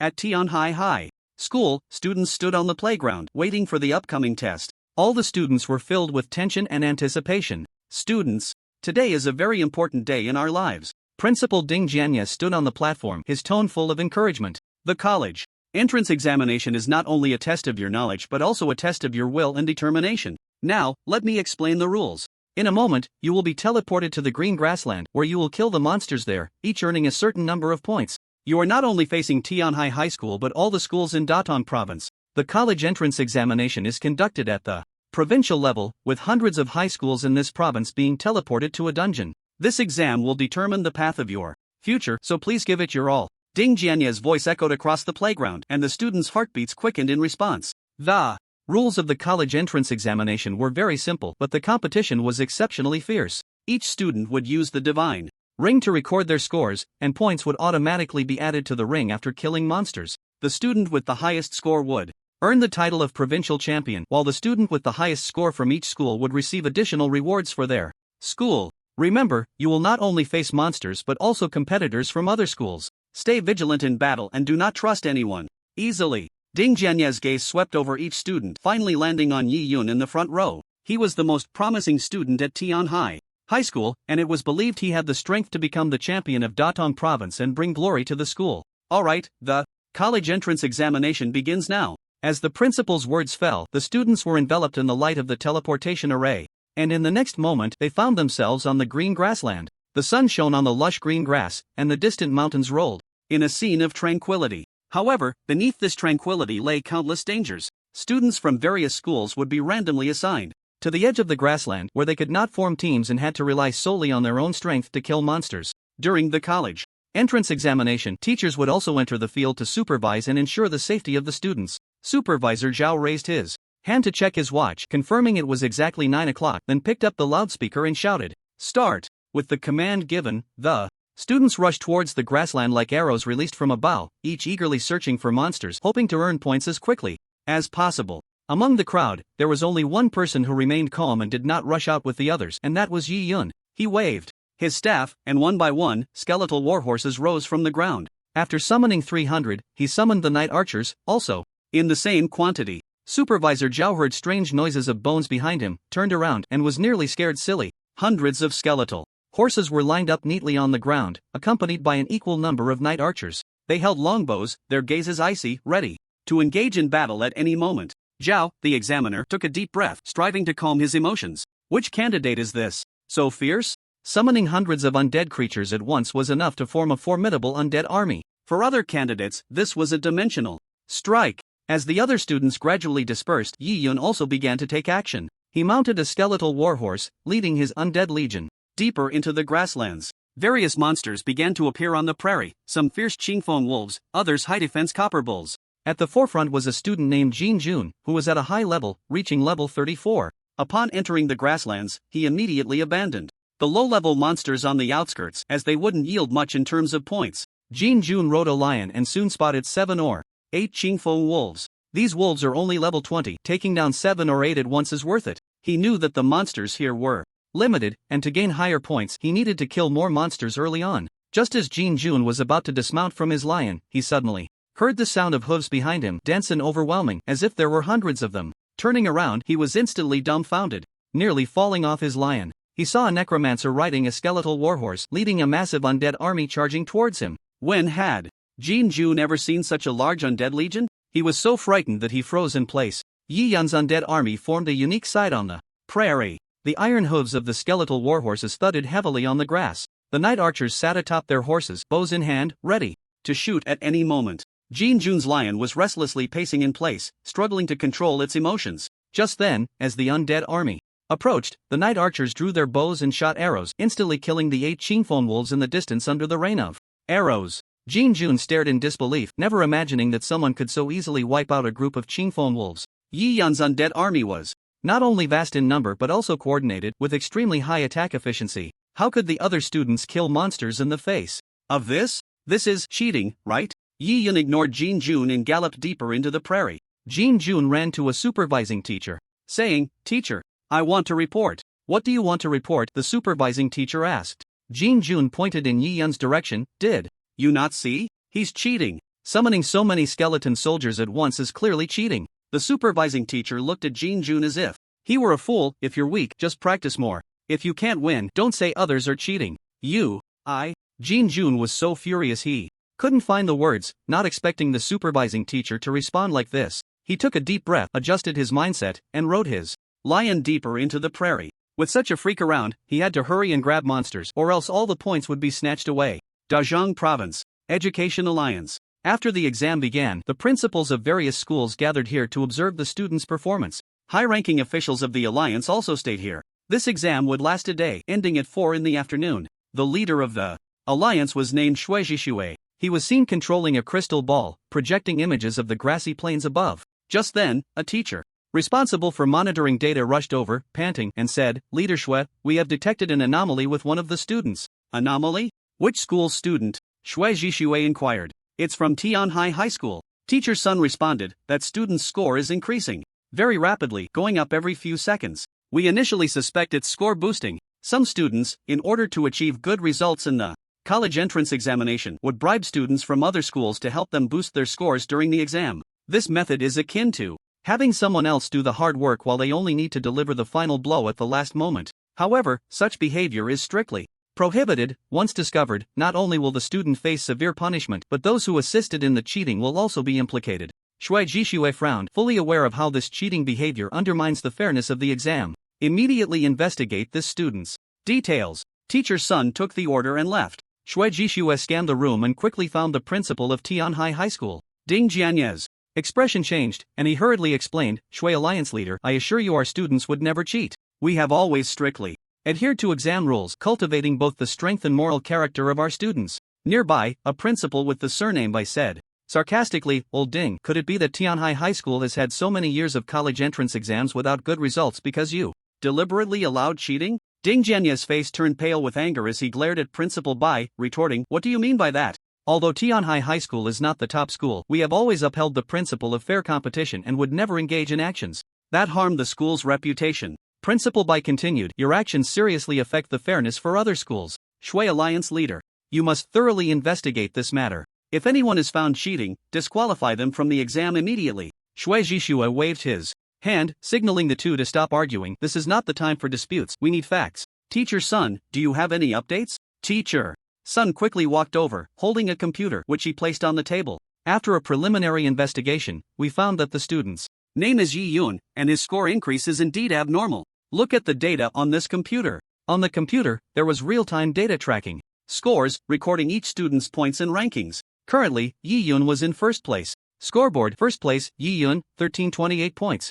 Second place, Sunwei, 58 points. Third place, Jin Jun, 42 points. Fourth place, Shui Jishue carefully examined Yi Yun's score increase curve. His brow furrowed. Indeed, Yi Yun's score was increasing at an abnormal rate, with new points being added almost every few seconds. Second place has 58 points, and Yi Yun already has over 1,000? What on earth is going on? The exam had just begun, and based on previous year's data, students' scores should be around 70 or 80 points. Sunwei, in second place, had a significantly lower score than previous years. Upon seeing who had achieved this score, Ding Jianyez's previously panicked heart calmed down, a faint smile appearing at the corner of his mouth. He knew that Yi Yun's points were earned through strength, not cheating or anything abnormal. Principal Bai said sarcastically, Sunwei is our school's top student. He should have at least 100 points by now. How come he only has 58? I believe Yi Yun must have cheated, hindering him from earning points. Shui Alliance leader, you must thoroughly investigate this matter to provide a fair exam environment for the other students. Shui Jishue pondered for a moment and said, I will lock onto Yi Yun's location. Any score-boosting behavior will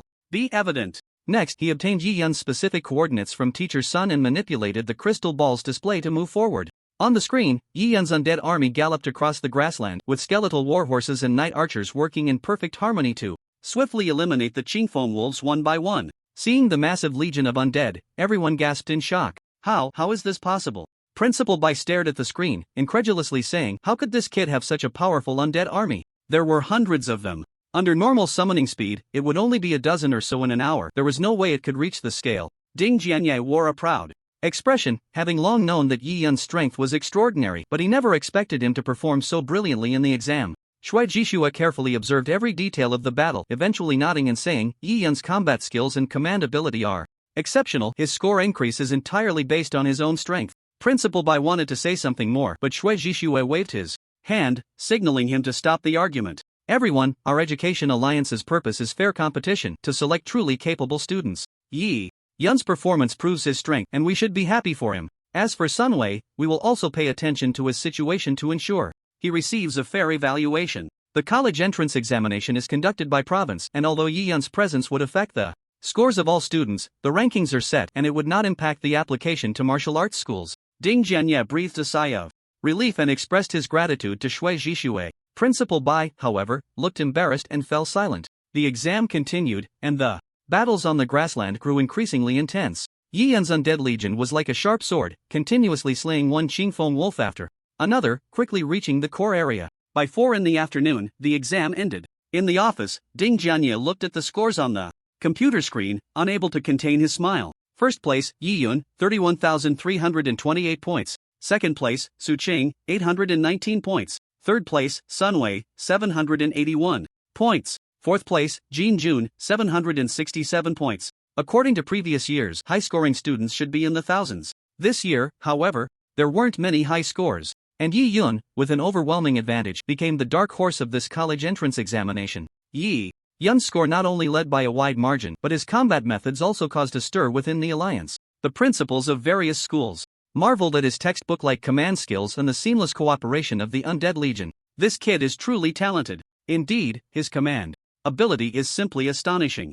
It seems we need to study his tactical coordination closely. Controlling so many undead at once, this kind of strategy is impossible to replicate. Amidst the praises, Yi Yun's name quickly spread among the schools. His strength was not only recognized but also made him an idol in the hearts of many students. After the exam, various schools began preparing celebration activities for their students. Tianhai High School was no exception. Principal Ding Jianya decided to hold a grand commendation ceremony for Yi Yun. At Tianhai High School, Yi Yun walked outside as usual. In the corridor of the teaching building, a figure appeared. Lin Wanqing looked at Yi Yun's back, her heart filled with mixed emotions. How could his strength be so strong? He can summon so many undead at once. Back then, I really misjudged him. At this moment, she felt an overwhelming sense of regret. If she had known Yi Yun had such potential, she should have accepted him instead of remaining indifferent. After leaving the school, Yi Yun headed towards the new apartment he had rented, which was not far, just near the school. As he entered a narrow alley, a cold-killing intent surged from the right side.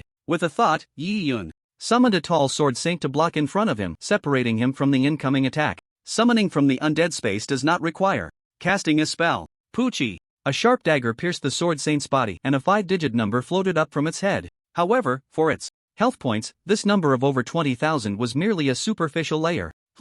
A light gasp echoed in the space, seemingly surprised by this method of summoning. Yi Yun quickly turned around, his gaze sharp as he stared at the other end of the alley. There stood a masked figure in black, holding a dagger, with a cold murderous intent gleaming in his eyes. Who are you? Why are you attacking me? The masked man looked at the Dark Sword Emperor, a serious expression in his eyes. I must say, your abilities are indeed unique. He had been waiting for this moment for a long time, and seeing that Yi Yun was not holding a staff and was not very vigilant, he dared to make his move. Who would have thought that just as he was about to succeed, the Sword Saint appeared out of nowhere between the two of them? This bizarre summoning ability disrupted his plans. The masked man did not answer Yi Yun's question, only coldly stated, "You don't need to know who I am, just know that you must die here today." Yi Yun remained expressionless, showing no signs of tension in the face of a high-level assassin. You were sent by the Ma group, weren't you? Yi Yun observed the other man's expression. After this statement, the assassin did not respond, but from the slight narrowing of his eyes, Yi Yun found the answer he sought.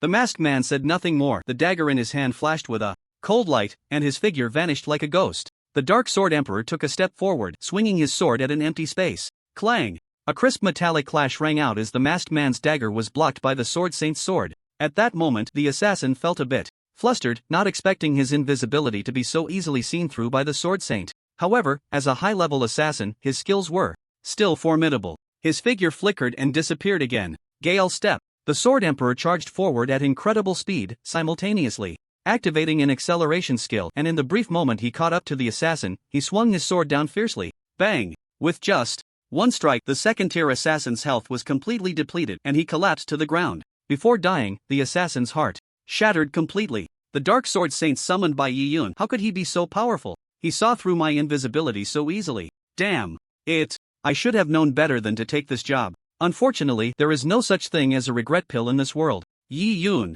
looked at the fallen masked man, feeling little emotional turmoil. This was merely a test from the Ma group, and more assassinations awaited him in the future. The Sword Saint's perception was extremely keen. At max level, he had a certain probability of seeing through the enemies. Invisibility. The Sword Emperor had undergone 3 extraordinary evolutions, making his perception even more terrifying. In front of him, invisibility was completely ineffective. With his strength, he could kill the assassin with a single sword strike. Yi Yun put away the Dark Sword Emperor and did not head to the newly rented apartment but instead checked into a 5-star hotel. The prices here were high, but the security measures were excellent. Even assassins would not dare to act here. The college entrance examination was over, and he would soon report to a higher education institution, which would surely be much safer than Jinling City. Ma Group. In the conference room on the top floor, Ma Tianyu, with his big belly, was groping the thigh of his secretary. Ding dong! The doorbell rang, and the secretary quickly got up to open the door. Zhao Wu walked in from outside, reporting, "Mr. Ma, our assassination plan has failed." Ma Tianyu's face immediately darkened, and he slammed the table, angrily shouting, "What? You bunch of useless fools can't even deal with a student?" Zhao Wu lowered his head, not daring to meet Ma Tianyu's eyes, and explained, "Mr. Ma, that kid is not an ordinary student, his strength is too terrifying. The assassins we sent were simply no match for him." Ma Tianyu was seething with rage, roaring, "I don't care how powerful he is, I only want results. You must give me an explanation."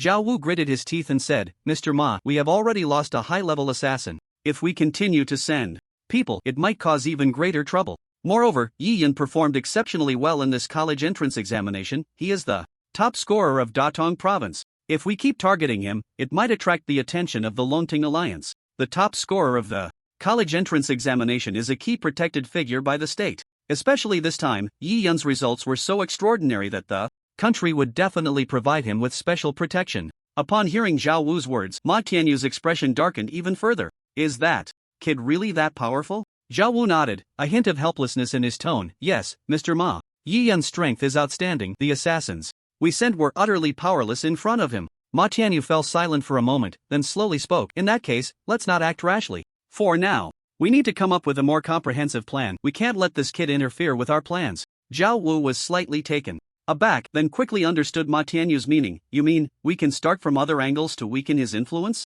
Ma Tianyu nodded. You go and keep an eye on him, see which martial arts school he has enrolled in, and then I will arrange for personnel to deal with him using other methods. A glint of cunning flashed in Zhao Wu's eyes. I understand, Mr. Ma. I will immediately arrange for people to investigate his information. Ma Tianyu nodded in satisfaction. Good, I'll leave this matter to you. Remember, be careful and cautious, and don't leave any evidence behind. Zhao Wu respectfully acknowledged and then turned to leave the conference room. If Yi Yun were to grow smoothly, he would become the biggest enemy of their Ma family group. Xingshi Town. Several team members responsible for exploration discovered a hidden cave in a mountain gorge. As a few team members descended, they found an ancient stone door at the entrance of the cave. One of them touched the stone door, and his body vanished into thin air. Ah, Wei! Where did you go? Another team member exclaimed, quickly reaching out to touch the stone door, but was grabbed by the captain. The captain, named Liang Jiang, said sternly, this stone door is strange, we shouldn't act rashly. The team members nodded in agreement, knowing that Captain Liang was experienced and wouldn't act without reason.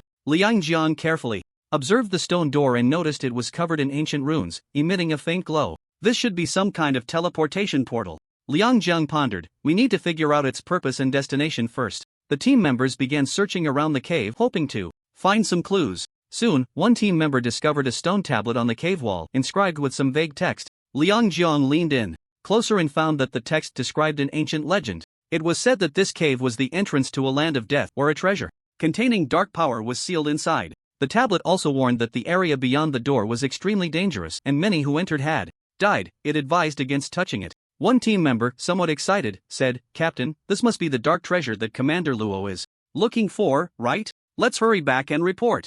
Liang Jiang nodded. I'll use the communicator to report the situation here to Commander Luo. You guys guard the entrance and don't let anyone approach. Liang Jiang quickly took out the communicator, pressed the emergency contact button, and soon, Commander Luo's voice came through. Liang Jiang, what have you found? Commander Luo's voice came through the communicator, tinged with urgency. Liang Jiang took a deep breath and succinctly reported the findings to Commander Luo. You all did well. Luo. Shou's voice sounded somewhat heavy. Immediately secure the scene, I will send people over to support you right away. Remember, do not let anyone approach that stone door, including yourselves. I need you to stay vigilant until reinforcements arrive. Understood, Commander Luo. Liang Jiang replied, then shut off the communicator and proceeded to assign tasks. Tianhai High School. The awards ceremony was held on a sunny afternoon, with colorful flags fluttering in the playground, and balloons and banners decorating the entire venue. Students were dressed in neat uniforms, their faces beaming with excitement and pride.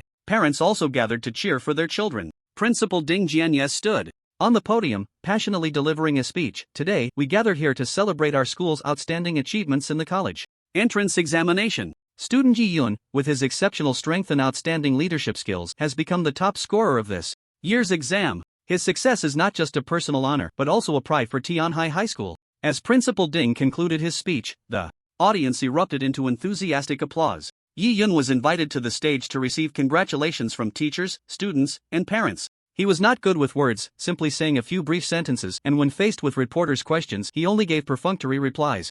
After the award ceremony, Yi Yun went to the principal's office. Yi Yun, in recognition of your excellent performance, I, on behalf of the school, reward you with a special piece of equipment. The principal took out a backpack-like item from the safe. This is a flying device, which can be equipped at level 35. Once you wear it, you will have the ability to fly. Yi Yun took the flying device and used a detection spell to check its attributes. Flying wings, purple, level 35. Class requirement, none. Description: this wing grants you the ability to fly. Although it was only purple, its value still exceeded 300,000 gold coins. The principal giving it to him was indeed a significant gesture. However, compared to a top scorer, what Tianhai High School gained was far beyond this piece of equipment. Thank you, principal. I will make good use of it. Ding Jianye smiled and nodded. Yi-yun, you are not only the pride of our school but also the pride of the entire Datong province. No matter where you go, never forget your roots. Tianhai High School will always be your home. Yi-yun nodded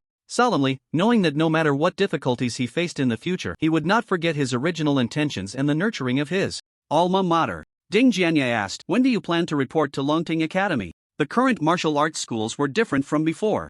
There was no winter break. As long as one received the admission notice after the exams, they could go directly to report. Generally, classes would officially start in about half a month. Yi-yun said, I plan to pack my things and set off in a few days. After all, he had no ties here, and he didn't even need to prepare luggage, he could leave directly. Ding Jianye nodded. Longting Academy has many strong individuals. When you first arrive there, it's best to keep a low profile. Once your strength improves, that will be your new stage. Yi-yun replied, Principal, don't worry, I know my limits. Ding Jianye patted Yi-yun's shoulder with satisfaction, a hint of reluctance in his eyes. Yi-yun, you are one of the most promising students I have ever seen. Go, pursue your dreams, Tianhai High School will always support you.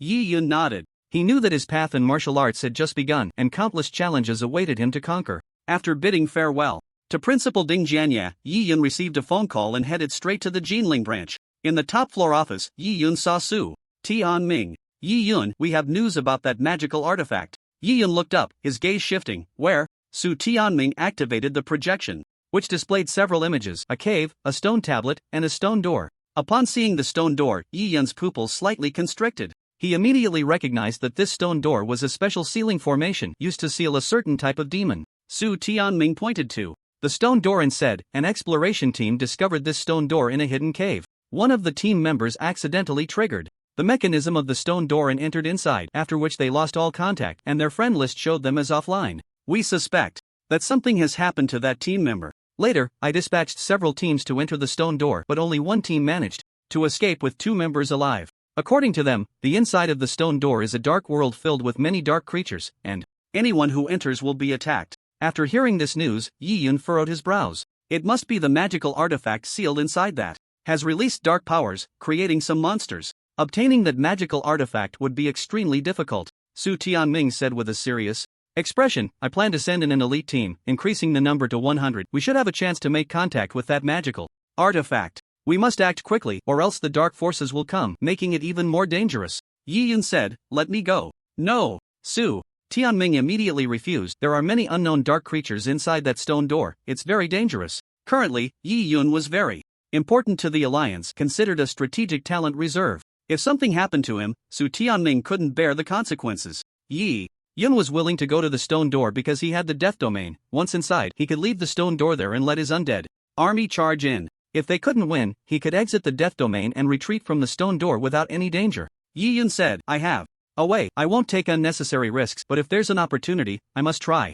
Su Tianming looked into Yi-yun's determined eyes, knowing he had made up his mind, and stopped insisting. All right, but you must bring enough support. I will personally select an elite team to ensure your safety. Yi-yun refused. No need, I can handle it alone. Having too many people will only affect my army. Fine. Su Tianming thought of Yi-yun's powerful summoning ability and felt somewhat reassured. I will inform Commander Luo. He will guide you when the time comes.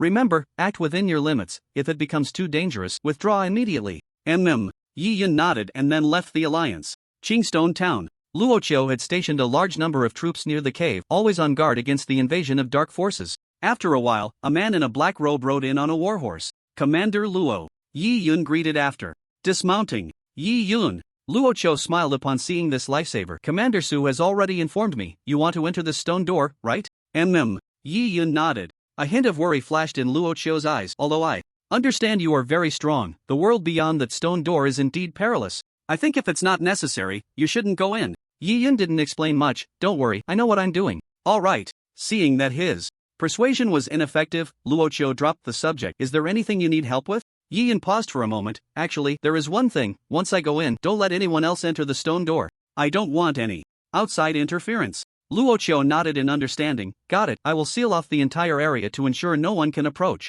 Yi-yun nodded. Okay, I'm going in now. After saying this, Yi-yun touched the stone door, and his figure transformed into a beam of light, disappearing from the spot. Behind the stone door lies a completely different space. In the darkness, countless pairs of eyes flicker, and the dark creatures seem to be waiting for new prey. Yi Yun glanced around and saw dozens of vengeful spirits, each towering at nearly 2 meters tall, far surpassing those found in northern graveyards. This was just the periphery, and there were already so many monsters. If he ventured into the core area, the numbers would surely increase. Roar! Upon seeing Yi Yun, the vengeful spirits immediately lunged at him, as if they intended to swallow him whole. Yi Yun remained unfazed. With a wave of his staff, a tall stone door rose from the ground. As the vengeful spirits charged forward, Yi Yun's figure had already vanished, leaving them to pounce at nothing. Creak! The gate of death slowly opened, and a thick aura of death flowed out from within. The vengeful spirits lunged at the red barrier of the stone door but could not pass through. When the door fully opened, a massive horde of shadow werewolves surged out, engaging in battle with the vengeful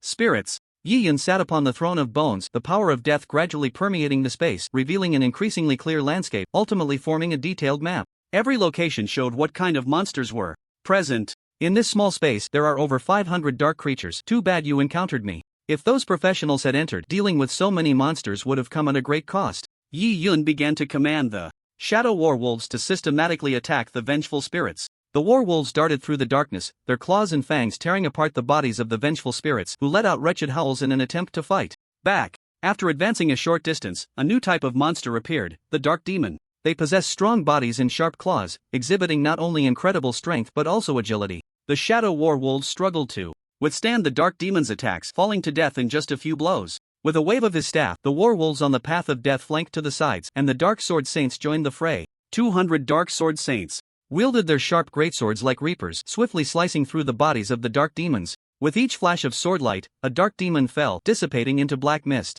Under the onslaught of over 200 sword saints, they easily pushed into the core area. Yi Yun noticed a problem. These monsters, being manifestations of magical artifacts, yielded no rewards. However, as long as he could obtain that magical artifact, it would be worth more than anything else. Here, there was a massive black altar with a red orb floating at its center. Yi Yun's gaze fell upon the red orb. This is the magical artifact. If we eliminate all the monsters here, we can claim it. This magical artifact was the source of dark power and the root of all dark creatures. As the dark sword saints approached the altar, a terrifying aura quietly rose from it. All the dark power in the space began to converge towards the altar, forming a gigantic monster. This giant creature was as large as a small mountain, its body covered in hard black scales, with 4 enormous claws waving in the air, producing a piercing sound as they cut through the air. Its eyes burned like 2 flames, exuding endless evil and greed. Yi Yun cast a detection spell. Dark Guardian, world-class level? A world-class monster has appeared here. Boss monsters are categorized into several levels: Chief, Lord, World.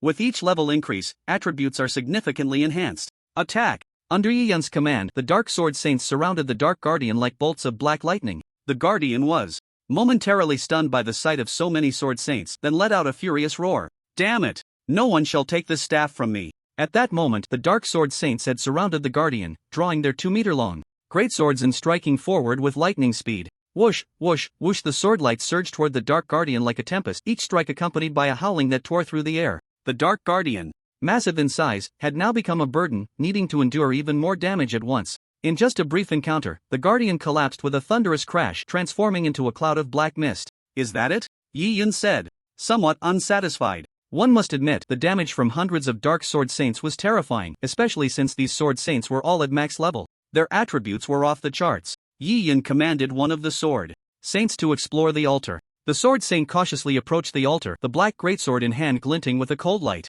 It circled around the altar, confirming there were no other dangers before slowly reaching out to touch the red light orb. However, just as it was about to make contact, a force blocked it. After several attempts, the result remained the same. Yi Yun had an idea. The Dark Sword Saints are summoned beings and cannot touch that altar. Looks like I have to step in. He then vanished from the bone throne and reappeared not far from the altar. Outside Qingstone Town, in a dimly lit forest, hundreds of shadows quietly approached. They lurked in the darkness, blending seamlessly with their surroundings, nearly undetectable. Leading them was a tall, stern-looking woman, her eyes revealing a chilling murderous intent. Up ahead is the location of the magic artifact. Seal. The people of Qingstone Town found its position first and have already set up defenses, so you must act cautiously. The woman, known as Shadow, was a member of the Dark Magic Palace, skilled in assassination. Yes, lady. Shadow. The shadows behind her responded in hushed tones. They were all elites from the Dark Magic Palace, adept at stealth and assassination. Shadow's gaze pierced through the trees, fixating on the distant ravine.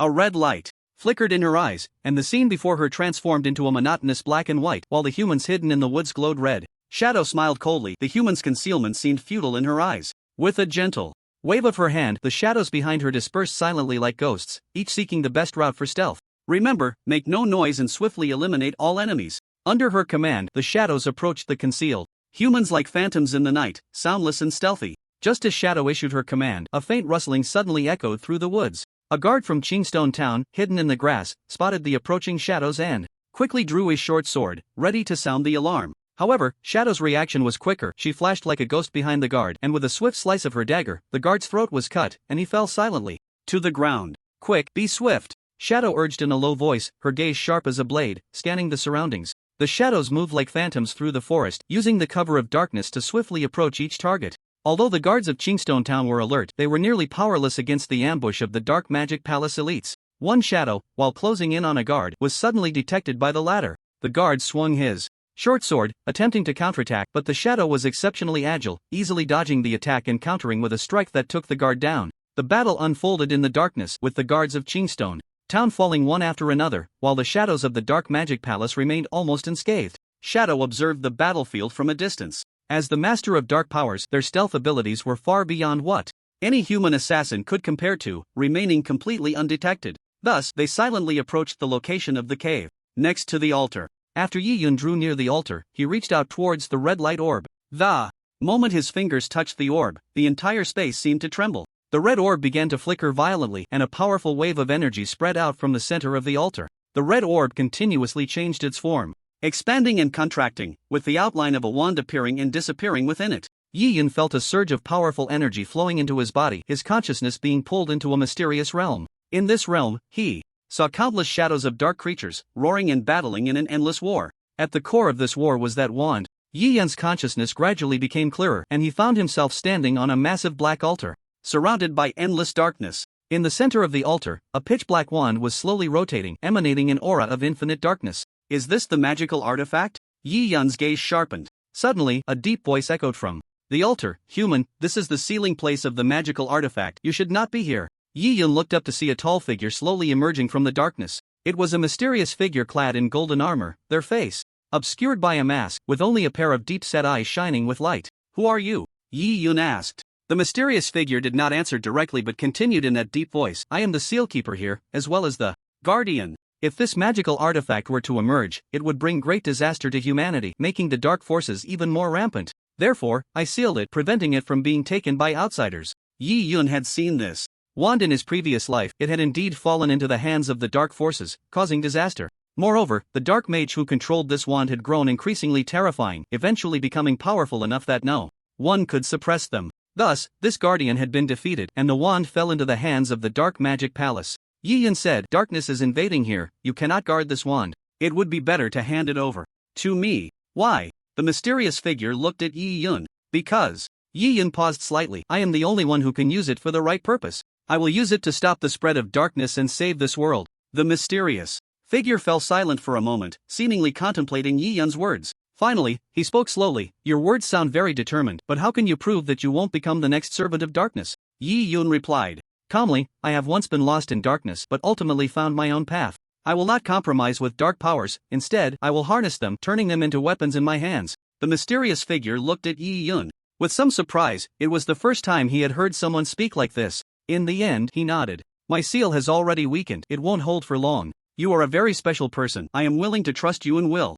hand this wand over to you. I hope you keep your promise and do not get lost in the powers of darkness. The mysterious figure then extended his hand, and the wand on the altar flew forward. Yi Yun raised his hand to catch it, feeling a heavy sensation emanating from the wand. Yi Yun gripped the wand tightly, sensing the immense power contained within it. Abyssal wand, magical artifact level, 1-star description. This is a wand from the abyss, granting you dark powers while gradually consuming your soul. Effect, intelligence plus 500, stamina plus 200. Increases the power of dark skills by 30%. Devour, 0 out of 10 can devour equipment to upgrade the wand's level. After reviewing the wand's attributes, Yi Yun felt a sense of emotion. No wonder that Dark Mage became stronger in the last life, almost unbeatable in the end. This wand is actually a growing artifact. Growth-type weapons are extremely rare. In the 7 years of the future, they appeared only a handful of times. Moreover, most magical artifacts were seized by dark forces. With a base intelligence of 1 star reaching 500, this is equivalent to the values that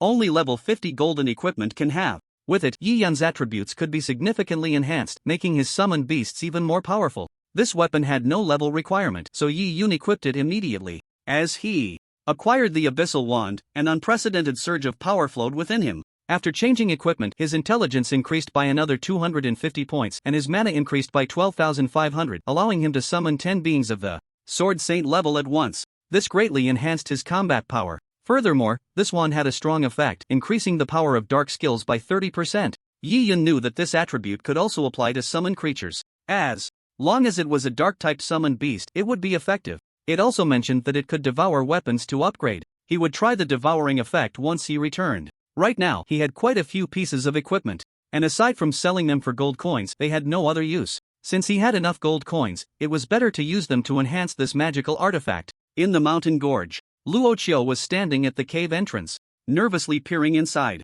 Yi Yun has been in there for a long time, why hasn't he come out yet? Although he knew Yi Yun was very strong, dealing with such magical artifacts was definitely not an easy task. Just then, Renbin ran. Over, Commander Luo, something big has happened. Many of the team members on guard duty have suddenly gone offline. It might be the dark forces coming. Upon hearing this, Luo Qiu's expression changed and he immediately realized the seriousness of the situation. Renbin immediately organized the remaining team members to guard the cave entrance and prevent a surprise attack from the dark forces. I'll go out and check the situation. The dark forces aimed to take this cave, and if they broke in, Yi Yun would be in danger. Yes, Commander Luo. Renbin complied and quickly gathered the other team members to start setting up defensive measures. Luo Qiu led a team, leaving the gorge without hesitation, heading towards the ambush position of the team members. As soon as he arrived there, he saw several guards from Qingshi town lying on the ground in disarray, having already lost their lives. Luo Qiu's heart sank, realizing that the dark forces' ambush had begun. Quick, follow me. Luo Qiu called to the team members behind him, swiftly moving along the edge of the gorge, trying to find traces of the attackers.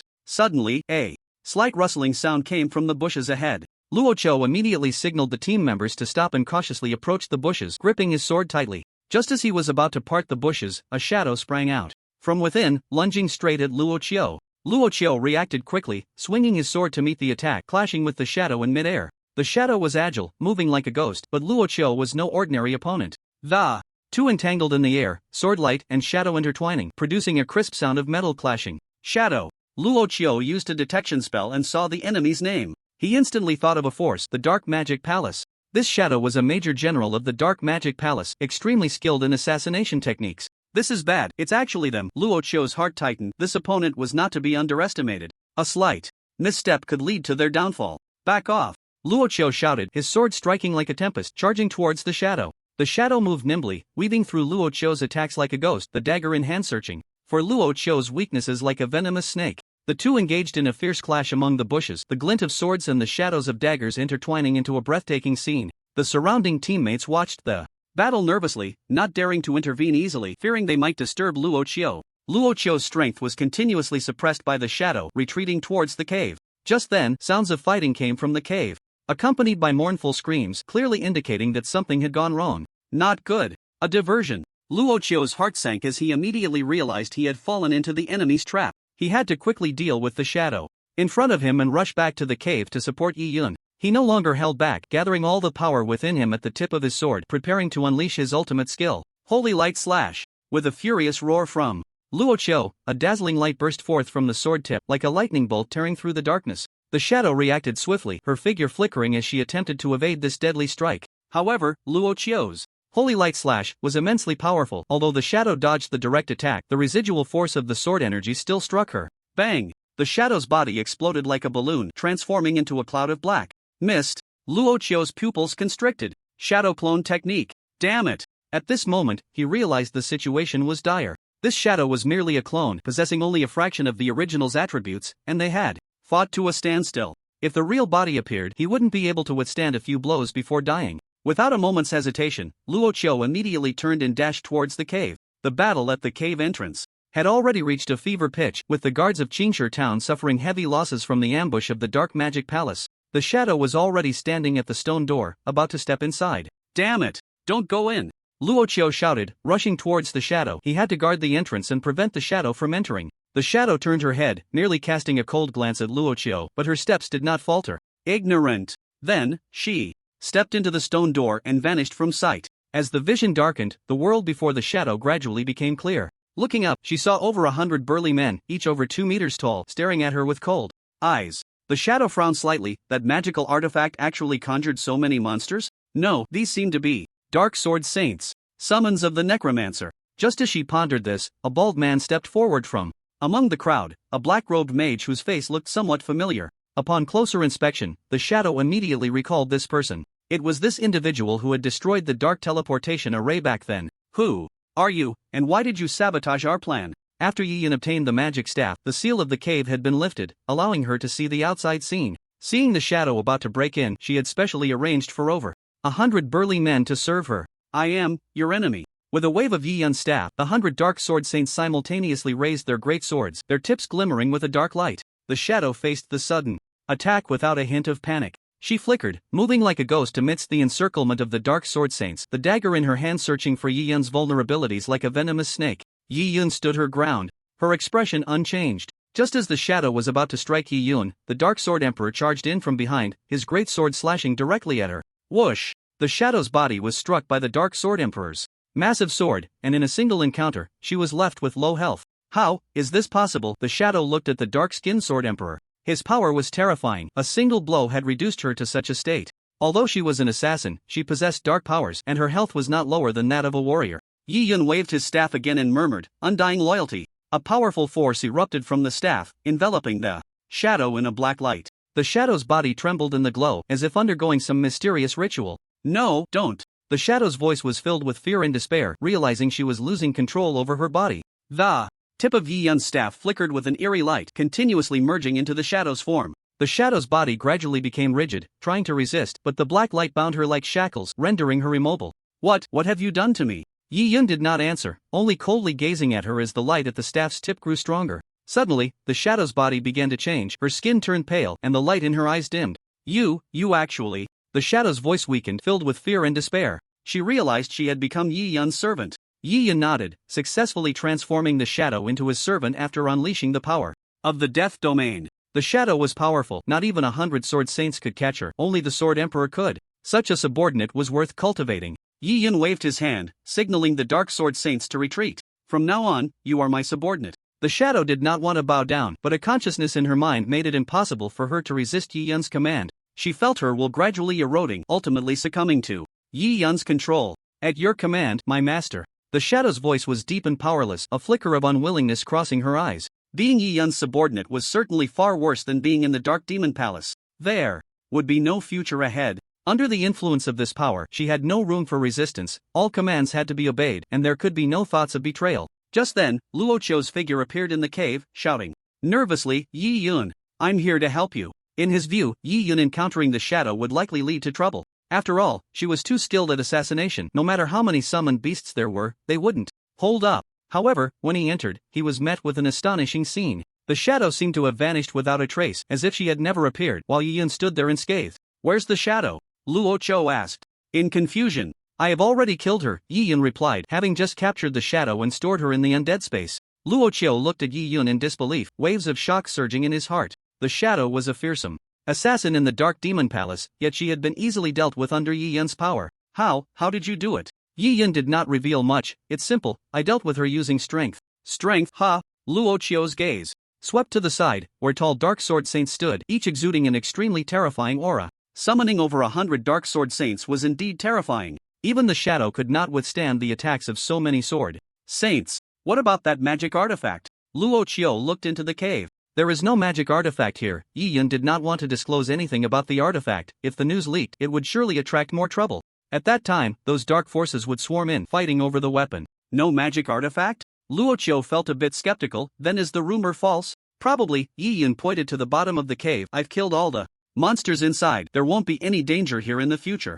"In that case, I can rest easy." Luo Chou sighed in relief, but his eyes remained vigilant, scanning the surroundings. Yi Yun stored the shadow in the undead space and then said, "Alright, it's safe here now. Let's leave." Immediately, the two of them exited the cave. The elite assassins outside had been dealt with by Luo Chou, bringing this incident to a close. After returning to the hotel, Yi Yun drew the curtains and summoned the shadow once more. "Now, tell me, what is the plan of the Dark Magic Palace?" Yi Yun's voice was filled with authority. Although he was aware of the events that had transpired, he might have missed something, and he could learn more detailed plans from the shadow. The shadow lifted its head, a flicker of struggle passing through its eyes, but in the end, it could not resist Yi Yun's command. The undying demon. Lord learned from an ancient spellbook that a powerful magical artifact is sealed near Qingstone Town, and the seal has recently weakened, providing an opportunity to break it. So, they dispatched demon soldiers, secretly set up a teleportation array, sent a powerful lord, and even assimilated some minor monsters. Later, the array was destroyed, and the demon lord sent me to seize the magical artifact, but the result was, they had planned to seize the magical artifact, but she ended up being ensnared. Yi Yun asked in confusion, is the Darkened Wolf King related to you? The Darkened Wolf King? The shadow shook its head. We did not arrange for the Darkened Wolf King. Whom? Yi Yun frowned slightly. Wasn't the crisis on Trial Island orchestrated by you? Why does the Darkened Wolf King have a heart of death? And the Cyclops as well? The shadow continued to shake its head. As long as one sacrifices power to the dark forces, they will obtain a heart of death. Not only does the Dark Magic Palace control this power, but other dark forces can as well. Yi Yun knew the shadow would not lie, so he concluded that, besides the Dark Magic Palace, there was another force that wanted to destroy Jinling City. It made sense. The students at the school were the future of a nation. Stifling those talented students in their cradle was indeed a good strategy. So, who is this force? Yi Yun pressed, a sharp glint flashing in his eyes. The shadow fell silent for a moment, seemingly weighing something, and finally spoke. I only know they call themselves the Dark Council. I don't know the specifics. They operate in secrecy, and even our Dark Magic Palace has only collaborated with them a few times.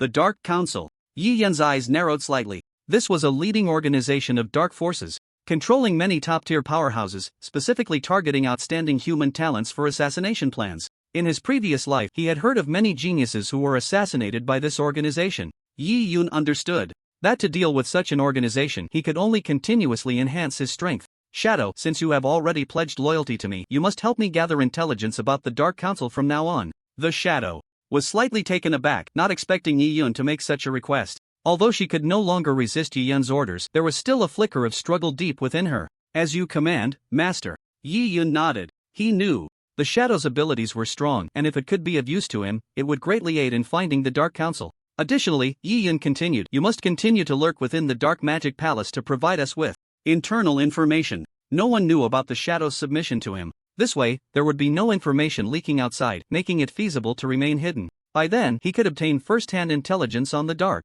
Magic Palace's actions and prepare in advance. The shadow expressed some concern. Master, if I fail this mission, how will I return? The Undying Demon Lord was a ruthless character, and subordinates who failed their missions usually faced severe punishment. It was very likely that when she returned, it would also mean death for her. Yi Yun pondered for a moment and then said, when you go back, just say the assassination failed and that you escaped. Of course, I will also prepare another plan for you, so that if the undead master tries to kill you, you won't fall into crisis. What is it? Shadow wondered what this so-called preparation was. Very simple, strength. After subduing Shadow, Yi Yun could see her attributes. Shadow, Lord level, 55 class, Shadow Assassin description, the top assassin of the Dark Magic Palace. As a lord, her strength is extremely terrifying. Consumes 1200 death power to enhance strength. This was the effect of upgrading the Death Realm to level 3, allowing the undead to recruit servants who could upgrade using death power. Last time, during the college entrance examination, he gained over 6,000 death power, plus the original amount, it was over 7,000.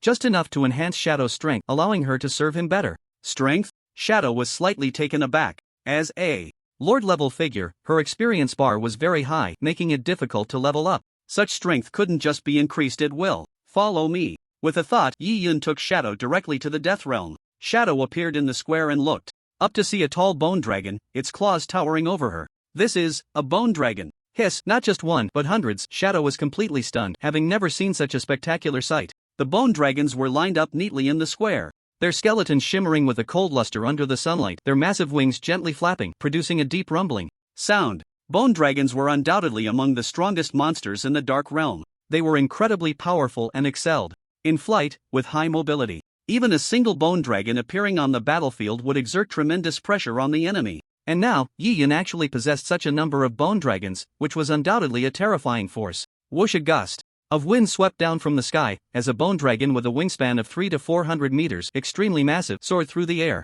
This bone dragon was several times larger than those below. Is this the Dragon Emperor? Master can even control the Dragon Emperor? The Dragon Emperor was a dominant figure among the bone dragons. In the abyss of death, it took tens of thousands of bone dragons to give birth to a single dragon emperor. Yet under Yi Yun's command, he could actually control one, which was truly shocking. A wave of indescribable shock surged in Shadow's heart. She had never imagined that Yi Yun possessed such powerful strength. Becoming Yi Yun's servant made her feel both uneasy and somewhat fortunate. Uneasy because she would have to serve Yi Yun, and fortunate because she might find her place within this power, even having the chance to become stronger.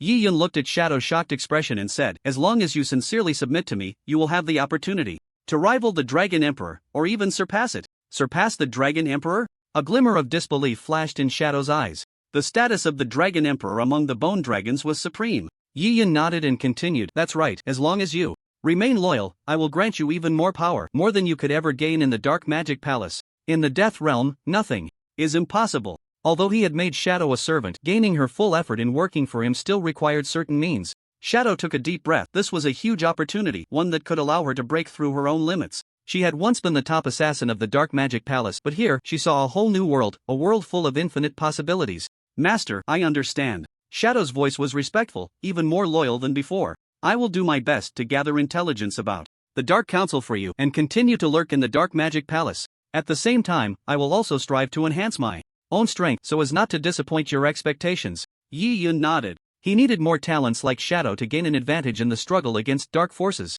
"Now, I will enhance your strength. Are you ready to accept this power?" Shadow took a deep breath and nodded. Yi Yun extended his hand, and a powerful force of death surged from his palm, merging into Shadow's body. She felt a cold energy flowing within her, as if every cell was being reshaped. With the infusion of death power, Shadow's strength began to rise rapidly. "Master, I can feel it, my power is increasing." Although her level did not rise, the tier of her strength had significantly improved. Soon, the death power completely integrated into Shadow's body. The attribute panel updated. Accordingly, Shadow, Lord 2 stars level, 55 class, Shadow Assassin description, enhanced by the power of death. Her strength has undergone a tremendous change. Consumed 2400 death power to enhance strength. Shadow's eyes sparkled with a new light, feeling her body filled with unprecedented power.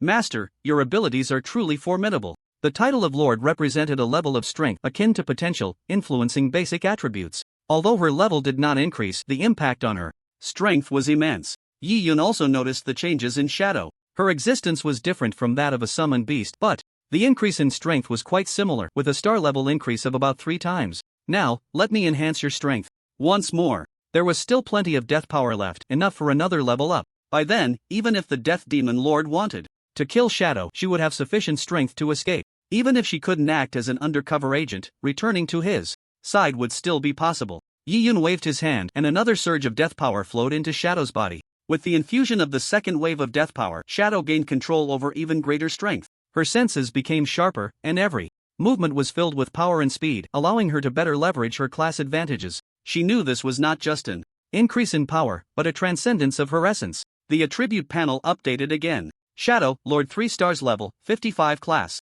Shadow Assassin description. With further enhancement from the power of death, her strength has leaped again. Consumed 4800 death power to enhance strength. "Master, I feel an unprecedented strength." Shadow's voice was filled with awe and gratitude. Nowadays, she was increasingly glad to have become Yi Yun's subordinate. Compared to the Dark Magic Palace, this new master was far stronger. "Shadow, your strength is already sufficient, but do not forget, your task is to gather intelligence and lurk. Do not expose yourself easily," Yi Yun reminded her. "Yes, Master." Shadow replied respectfully, "I will act cautiously and will not disappoint you." Yi Yun nodded. "Go and complete your task. Whenever you return, I will help you enhance your strength." Shadow nodded. "Master, how should I contact you in the Dark Magic Palace?" "That's simple," Yi Yun said. "I can give you a death mark, which you can use to contact me, but it can only be activated once a day. Do not use it lightly unless there is a special situation." This was also a special ability that came with the death domain reaching level 3. Shadow took the death mark that Yi Yun handed her, feeling the mysterious power contained within.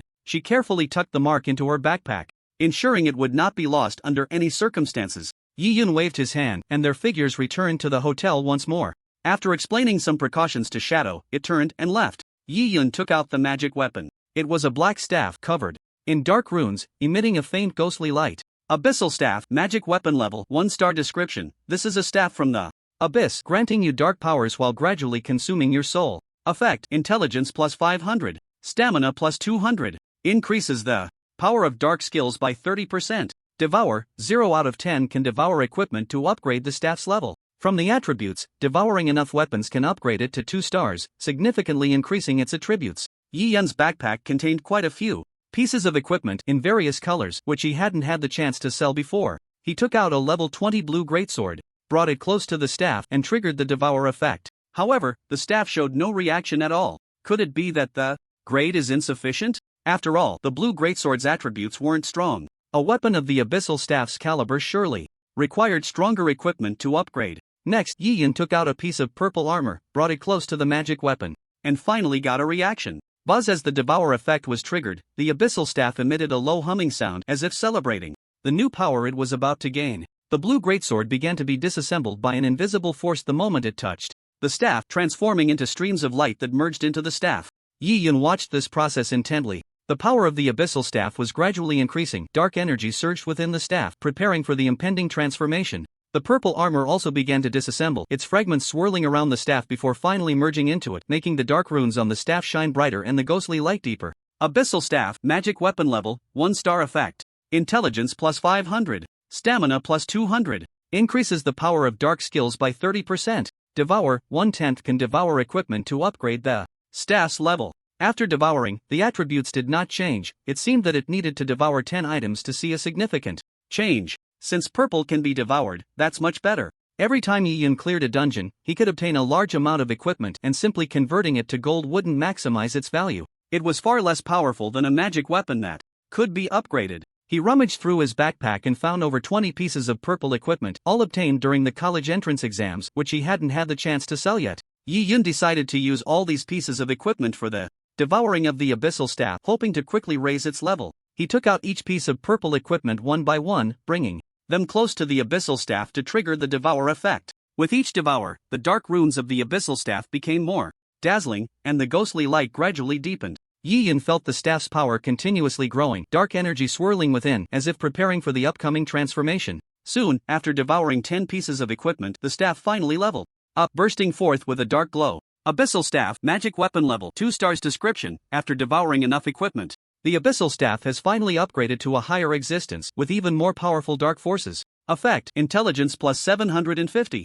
Stamina plus 300. Increases the power of dark skills by 35%. Devour, 0/30 can devour equipment to upgrade the staff's level. Yi Yun observed the changes in the magic weapon. After upgrading to 2 stars, his intelligence increased by another 250 points. A significant boost. In addition, the power of dark skills also increased by 5%, making the summoned undead stronger. However, this time the devour requirement had increased to 30 items, meaning the upcoming consumption would be greater. There are still 16 pieces of purple gear left, so I continue to enhance the magic wand. Yi Yun once again brings a piece of purple equipment close to the abyssal wand, triggering the devouring effect. This time, the wand's devouring speed noticeably quickens, as if it has already adapted to absorbing this power. Before long, all 16 pieces of purple gear are used up. Golden equipment should work too, right? Opening the backpack, he finds several pieces of level 30 and 35 golden gear, all of which are unnecessary and intended for sale. He picks up a pair of golden shoes and brings them close to the abyssal wand. Buzz. The devouring effect of the golden equipment is even stronger than that of the purple gear, and the humming sound emitted by the abyssal wand nearly vibrates the entire room. Upon contact with the wand, the shoes are disintegrated by a more powerful invisible force, transforming into dazzling streams of light that merge into the wand.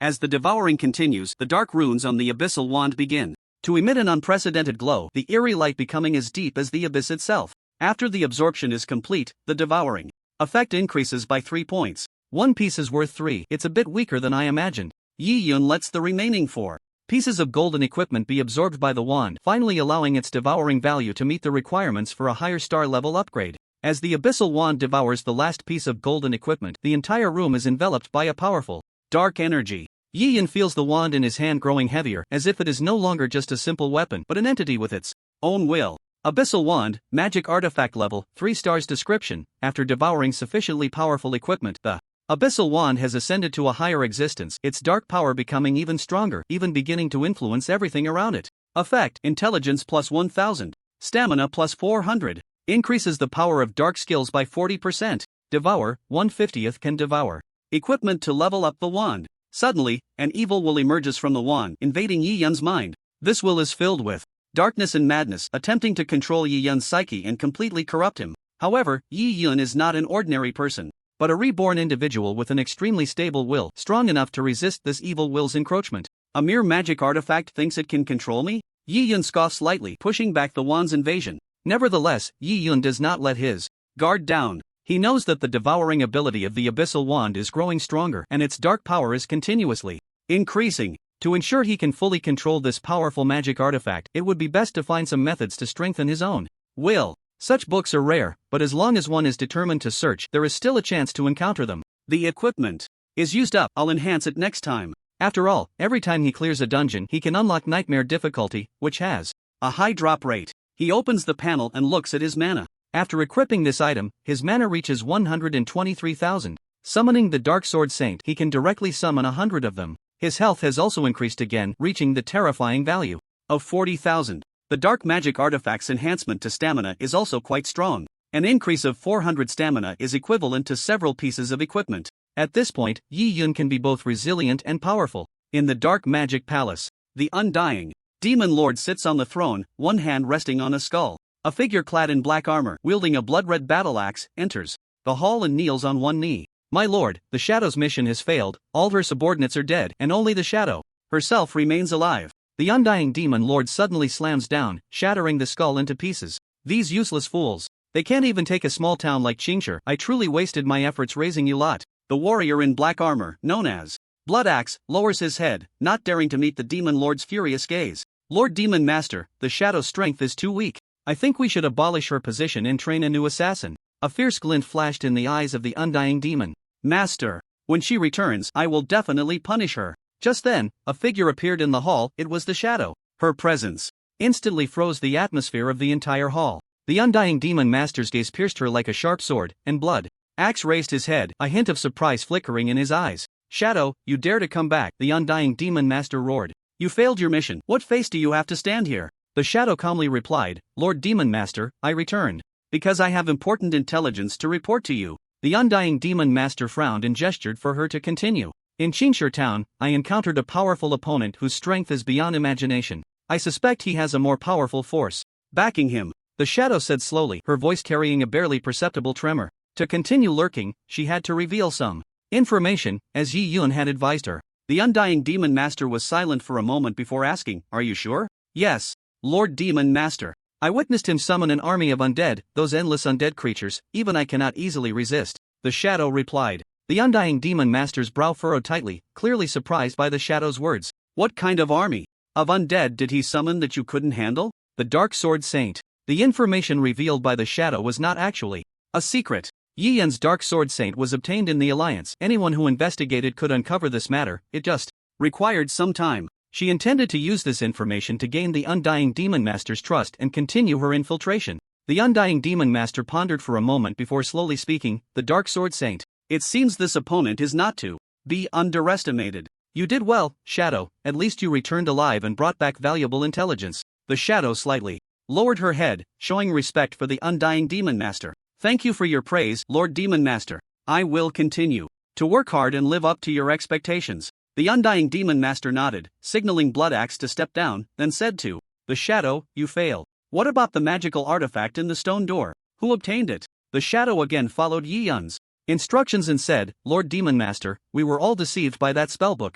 There was no magical artifact in the stone door, it was a trap targeting dark forces, luring us in. A shadow of anger crossed the undying demon master's face, clearly furious at this news. A trap? So we lost so many subordinates for nothing? The Shadow nodded, her tone tinged with helplessness. Yes, Lord Demon Master. That spellbook was clearly a bait. We fell for the enemy's scheme. The undying demon master was silent for a moment, then slowly spoke. I will send someone to investigate again and see what exactly happened with that stone door. At this moment, he felt some suspicion, thinking there were issues with the Shadow's words. However, he did not believe. The Shadow was loyal to humans, after all, they were sworn enemies. The Shadow had once been his capable assistant, and her years of loyalty in the Dark Demon Palace made it hard for him to completely doubt her. Shadow, you may go rest now. I need time to digest this information. The Shadow slightly bowed and turned to leave the hall. She knew she had passed the first test but had not yet gained the Demon Master's complete trust. She must continue to maintain her position in the Dark Demon Palace while providing valuable intelligence to Yi Yun. Jinling Alliance. In the conference room on the top floor. As Yi Yun walked into the room, he saw Su Tianming packing up his things. Alliance leader Su, are you leaving? Su Tianming said with a smile. The headquarters asked me to report over there and become the head of a branch. Congratulations, Uncle Su, you've been promoted. Yi Yun immediately congratulated. Ha ha ha. Su Tianming smiled. Being able to get promoted so quickly is largely thanks to you. He had recruited such an outstanding talent as Yi Yun, which had caught the attention of the headquarters. Especially after the recent events, Yi Yun had become a figure of authority, further validating his decisions in the eyes of the headquarters. This transfer to become a branch head instantly elevated his position by several levels. Su Tianming spoke seriously. Yi Yun, there are over 40 branches at the headquarters. After you go there, although it will just be nominal, you will still be under one of the branches. How about you let me be under your branch? Don't worry, when resources are available, you'll be the first I think of. Yi Yun thought for a moment and agreed. Okay. After all, he didn't have any acquaintances, so it didn't matter under whose command he served. Su Tianming was a decent person, and continuing to cooperate would make things easier. That's great. Su Tianming smiled happily. He was going to the headquarters to take over a branch with few personnel, and it would take time to develop it properly. It might take 3 to 5 years to gain enough influence at the headquarters. But with Yi Yun's addition, one person could equal hundreds, undoubtedly injecting powerful strength into the branch. Yi Yun, it's good that you're here. With you, our branch's future will surely be bright and limitless. While the two were conversing, his assistant Kuyu walked in, dressed in professional attire, her black stockings and beautiful legs particularly eye-catching. Alliance leader. Su, I just received news from the headquarters that the Tower of Heaven is about to open. We have 10 days to prepare. When you take over the branch, you will need to immediately dispatch personnel to participate in the challenge of the Tower of Heaven. Su Tianming's expression stiffened. The Tower of Heaven is opening so soon? He had just taken over, and there weren't many people he could use. This was not good news. The Tower of Heaven was a special dungeon that opened periodically, and the higher the levels cleared, the better the rewards. Not only did Long Country have this dungeon, but even the Stick Country did. Each time the dungeon opened, it was a competition between Long Country and Stick Country. Previously, the Tower of Heaven had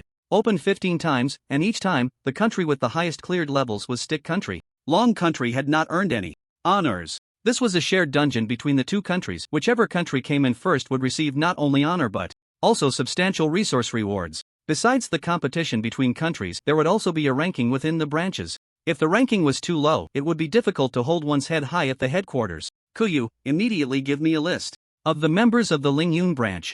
I need to analyze their strengths and form the strongest team to strive for a good ranking. Nowadays, he didn't even hope for a high ranking, nor did he want to defeat Stick Country. He just wanted to avoid coming in last. Okay. Kuyu nodded, twisting her graceful waist as she left the office. Su Tianming turned around and saw Yi Yun, suddenly slapping his forehead. How could he forget about this great talent? Yi Yun, do you want to go to the Tower of Heaven? If you help the Lingyun branch break into the top 10, I'll make an exception and apply for 5,000 points for you. He knew Yi Yun's strength was formidable. Entering the Tower of Heaven would be a piece of cake for him. Even if he was the only one, he could match hundreds. Sure. In his previous life, Yi Yun was not a member of the Longting Alliance and had no opportunity to enter. However, he had heard that if one could reach the higher levels, they could obtain a lot of equipment and item rewards. But I have one requirement. What is it? Just say it. Su Tianming responded. I want to enter the Tower of Heaven alone, without any teammates. Yi Yun said. Su Tianming was slightly taken aback. Isn't it too dangerous for you to go alone?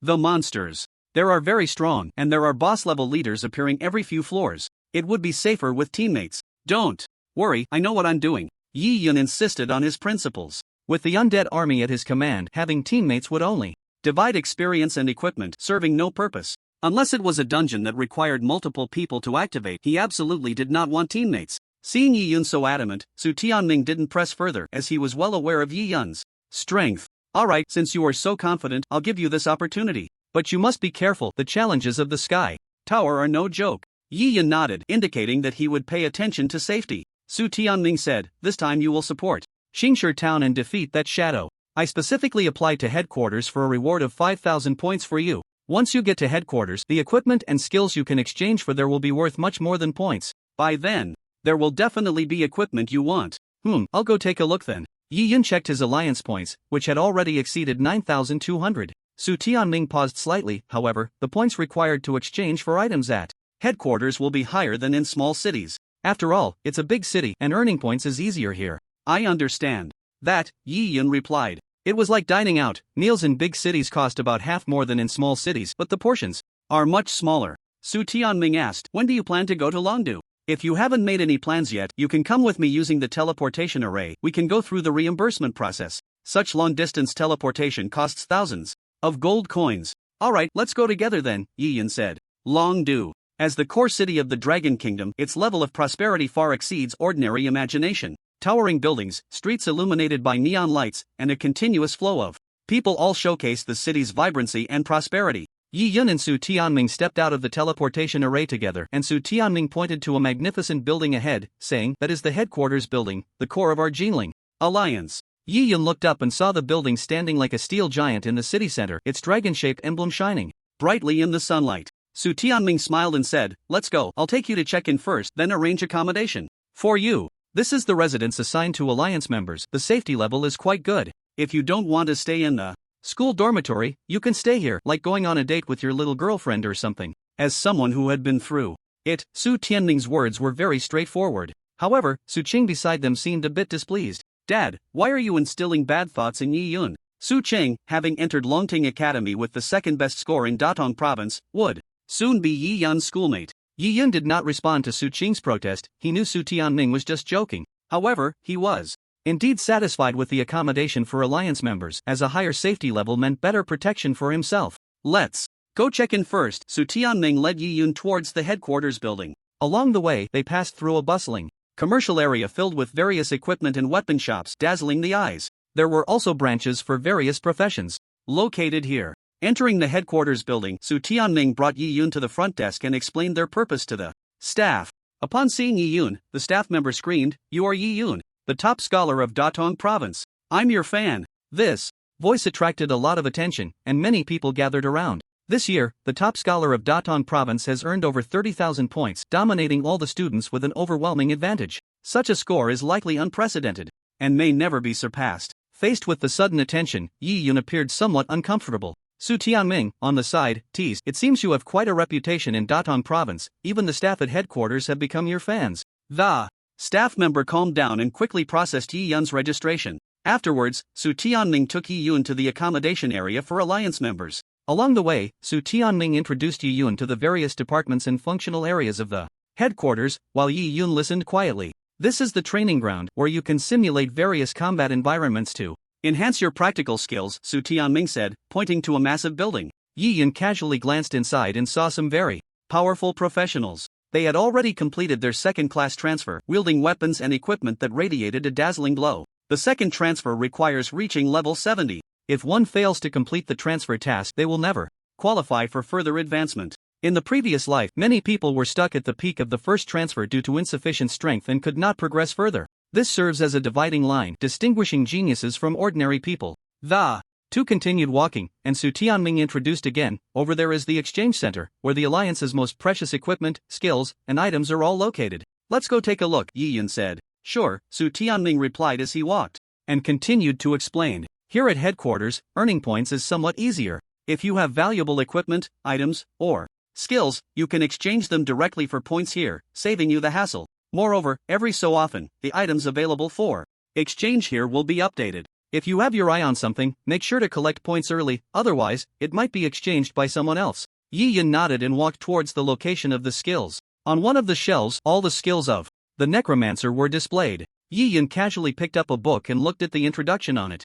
Black cross / necromancer description summons a massive black cross to deal area damage to enemies. Points, 10,000. This is one of the signature skills of the necromancer, and as the skill level increases, the area of effect will gradually expand. In his previous life, Yi Yun had used this skill frequently and could control it well. However, the point requirement is quite high. Even after completing several tasks, the points he currently has are still insufficient. Yi Yun placed this book back on the shelf and picked up another one beside it, looking at the cover. Necromancer shield, necromancer description, summons a layer of necromancer shield that can absorb a large amount of damage and deal continuous damage to nearby enemies. Points, 15,000. Yi Yun frowned slightly. This skill is indeed good and serves as a means of self-preservation, but the points required are too high. The dark sword Saint he exchanged for earlier was only slightly higher in points. This skill, which is not very useful for him, can be directly abandoned. Yi Yun searched through the shelf again and found a rare summoning skill. Death Knight, necromancer description, summons a powerful Death Knight that will charge into battle for you, dealing massive damage to enemies and possessing certain control abilities.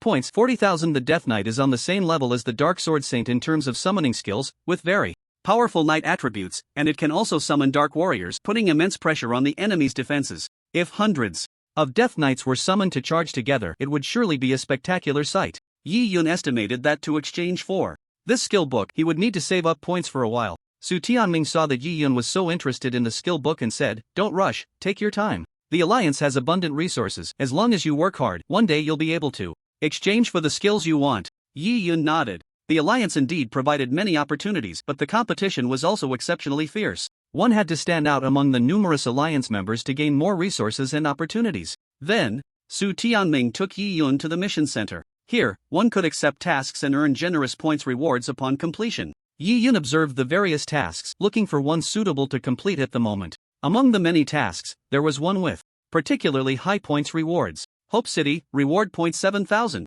Description: in the Hope City dungeon, choose Abyss difficulty and achieve the first clear. Seeing Yi Yun staring at this task, Su Tianming reminded him, "Yi Yun, although this task has high points, the difficulty is not low. Hope City is a solo dungeon, and the Abyss difficulty will have a massive beast tide that one person simply cannot withstand." After the novice period, some high-level dungeons would appear in Abyss difficulty, which was even more terrifying than Nightmare. Even though the Age of Gods had arrived for 10 years, there were still some dungeons where no one had achieved the first clear and received the generous rewards. Hope City was one of these types of dungeons. In this dungeon, one must withstand the massive beast tide alone to defend the city to be considered a victory. Currently, very few could clear Nightmare difficulty, let alone Abyss difficulty. "I'll give it a try." Yi Yun then accepted the task. Su Tianming thought of Yi Yun's undead army and then felt relieved. Perhaps Yi Yun really had a chance to complete it. Next, Su Tianming took Yi Yun around a few more places, and then Yi Yun returned to the dormitory to place his things there. Fating branch. In the office, President Hongping sat in the boss chair, looking at the man standing in front of him, nodding in satisfaction. "Zhao Ziliang, your level 50 golden equipment provides you with powerful attributes. I believe with your current combat power, you will definitely be able to achieve the first clear of Hope City on Abyss difficulty. The Hope City dungeon has entry requirements. A minimum level of 30, a maximum of 50, and it must be solo." Many branches were focused on achieving the first clear of Hope City. If a member from the branch could achieve it, it would undoubtedly bring glory to the branch. Hongpeng shared this thought. He spared no expense to find Zhao Ziliang a set of level 50 golden equipment. Coupled with his hidden class, there was a chance to clear this dungeon. Zhao Ziliang smiled confidently, his eyes shining with determination. "President, don't worry, I will give it my all and won't let you down." Hongpeng nodded and continued, "In addition to the equipment, I have also prepared some special items for you that can be useful at critical moments. However, you must remember, these items are limited. Don't use them lightly unless absolutely necessary." "Understood, President," Zhao Ziliang replied earnestly. Additionally, Hongpeng paused and continued, "The Abyss difficulty of the Hope City dungeon tests players' strategies and operations very rigorously. You must be fully prepared and not underestimate it." "I will, President," Zhao Ziliang responded firmly. "Very good." Hongpeng nodded in satisfaction. "You should go back and practice the strategy, set off early tomorrow. I hope you can bring glory to the Fating branch and earn that first clear reward." Zhao Ziliang nodded and turned to leave the office. He returned to his dormitory and began to carefully study the information about the Hope City dungeon, including the attributes and weaknesses of each wave of monsters. To successfully clear the dungeon, one must be thoroughly familiar with every detail of it. In the blink of an eye, it was the next day. At exactly 8 o'clock, Zhao Ziliang entered the Hope City dungeon through the teleportation array. The first wave of monsters spawned was a group of level 35 werewolves. They roared and swung their claws, lunging at Zhao Ziliang. Zhao Ziliang calmly wielded his weapon, easily taking down the werewolves one by one thanks to the attribute advantages provided by his golden equipment. After a while, he sustained some injuries and his health dropped a bit, but he showed no signs of worry. A sword struck a monster, and a red light flowed from the long sword into his body, instantly restoring his lost health. His hidden class was Bloodthirsty Warrior, allowing him to regain health through combat. It was this ability that provided him with a continuous recovery capacity, enabling him to endure longer amidst the beast tide. Zhao Ziliang continued to fight against the beast tide, facing wave after wave of monsters, gradually adapting to the rhythm of battle with his combat skills and the characteristics of the Bloodthirsty Warrior. He became braver with each fight. Yi Yun had a sound sleep last night in the dormitory at headquarters, where he didn't have to worry too much about safety. As for strategy, he hadn't even glanced at it all night. His strategy was simple: push through. After finding the dungeon teleporter, he vanished in a flash of black light. A person nearby was momentarily stunned. Black light? This kid wouldn't have chosen Abyss difficulty, would he? Yi Yun's Vision went dark and he soon appeared in front of Hope City. It was a modern city with towering buildings and empty streets. Only the occasional sound of wind and distant beast roars breaking the silence. Soon, a beast tide would come from the other side of the city, and his task was to defend the city gate, preventing the monsters from passing through. On the city wall, a human general spoke to Yi Yun, "Warrior, we need your support." Yi Yun nodded, said nothing more, and silently walked up the city wall. This general was helping to defend the city with only 100 soldiers under his command to assist in attacking the monsters. In abyss difficulty, these soldiers couldn't exert much combat power and would soon fall. Yi Yun stood on the city wall, dragging a crystal ball with his left hand and holding a staff in his right, silently reciting a spell. One by one, towering sword saints appeared on the ground. In the blink of an eye, he summoned 100, finally restoring his mana. There were 3 minutes of preparation time before the beast tide appeared, which could be used to summon some creatures. Thus, Yi Yun summoned 1,000 cavalry archers, 150 sword saints, and 150 bone dragons. The silver-armored general trembled with excitement at the sight of the 1,000 cavalry archers, along with the sword saints and bone dragons. "Warrior, you can actually summon so many high-level undead. Hope City is saved." The soldiers nearby also felt invigorated. Suddenly, a deafening roar echoed from afar, and the beast tide surged like a tidal wave, a sea of monsters charging towards Hope City. The first wave of monsters was werewolves, numbering over 300. Yi Yun waved his staff, issuing the command to attack. "Charge!" The sword saints rushed towards the wolf pack like arrows released from a bow, their blades glinting coldly in the sunlight, each swing accompanied by the howls of the werewolves. The bone dragons circled in the air, breathing out scorching dragon fire, turning the werewolves to ashes. The cavalry archers shot a dense rain of arrows from a distance, providing ranged support for the sword saints. In just one encounter, they wiped out all the werewolves. As the silver-armored general's soldiers rushed over, all that remained was a ground covered in corpses. "Warrior, you are truly amazing," the silver-armored general exclaimed. He had never imagined that someone could defeat these monsters so easily. The undead army continued to push forward, blocking the monsters on the road, preventing them from getting close to the city. As time passed, the assault of the beast tide grew stronger, but Yi Yun's undead legion also increased in number. Meanwhile, in another dungeon, Zhao Ziliang was increasingly struggling on the battlefield on the other side. He could only hold on through 15 waves of monsters, and his health was dwindling. Even with the bloodthirst effect, he couldn't recover his health. "Damn it! So many monsters, I can't possibly kill them all." Zhao Ziliang gritted his teeth and continued to swing his weapon, but each attack felt weaker than the last. Although his golden equipment was powerful, it seemed somewhat inadequate under such a dense onslaught of monsters. Moreover, the prolonged battle left him physically and mentally exhausted, and his sword swings grew increasingly feeble. Just as he was about to be overwhelmed by the monsters, Zhao Ziliang suddenly remembered the special item that the guild leader, Hongpeng, had given him. He quickly pulled out a potion glowing with blue light from his backpack and drank it without hesitation. The effect of the potion was immediate. Zhao Ziliang felt a surge of powerful energy coursing through his body, his wounds healed rapidly, and his stamina was greatly restored. Rejuvenated, he swung his weapon and re-entered the fray. However, the monsters came in wave after wave, and despite the potion's help, he still felt immense pressure. Eventually, when the 12th wave of monsters arrived, he could no longer hold on. At this point, there was still a long way to go before reaching the complete 20 waves of monsters. With no other choice, he could only take out the teleportation stone and leave the dungeon. Sigh. This abyss difficulty Hope City dungeon is definitely not something a person can clear. His own equipment was already top-notch, with powerful health recovery effects. Even so, he could only last through 20 waves. If someone else were in his place, they wouldn't fare much better.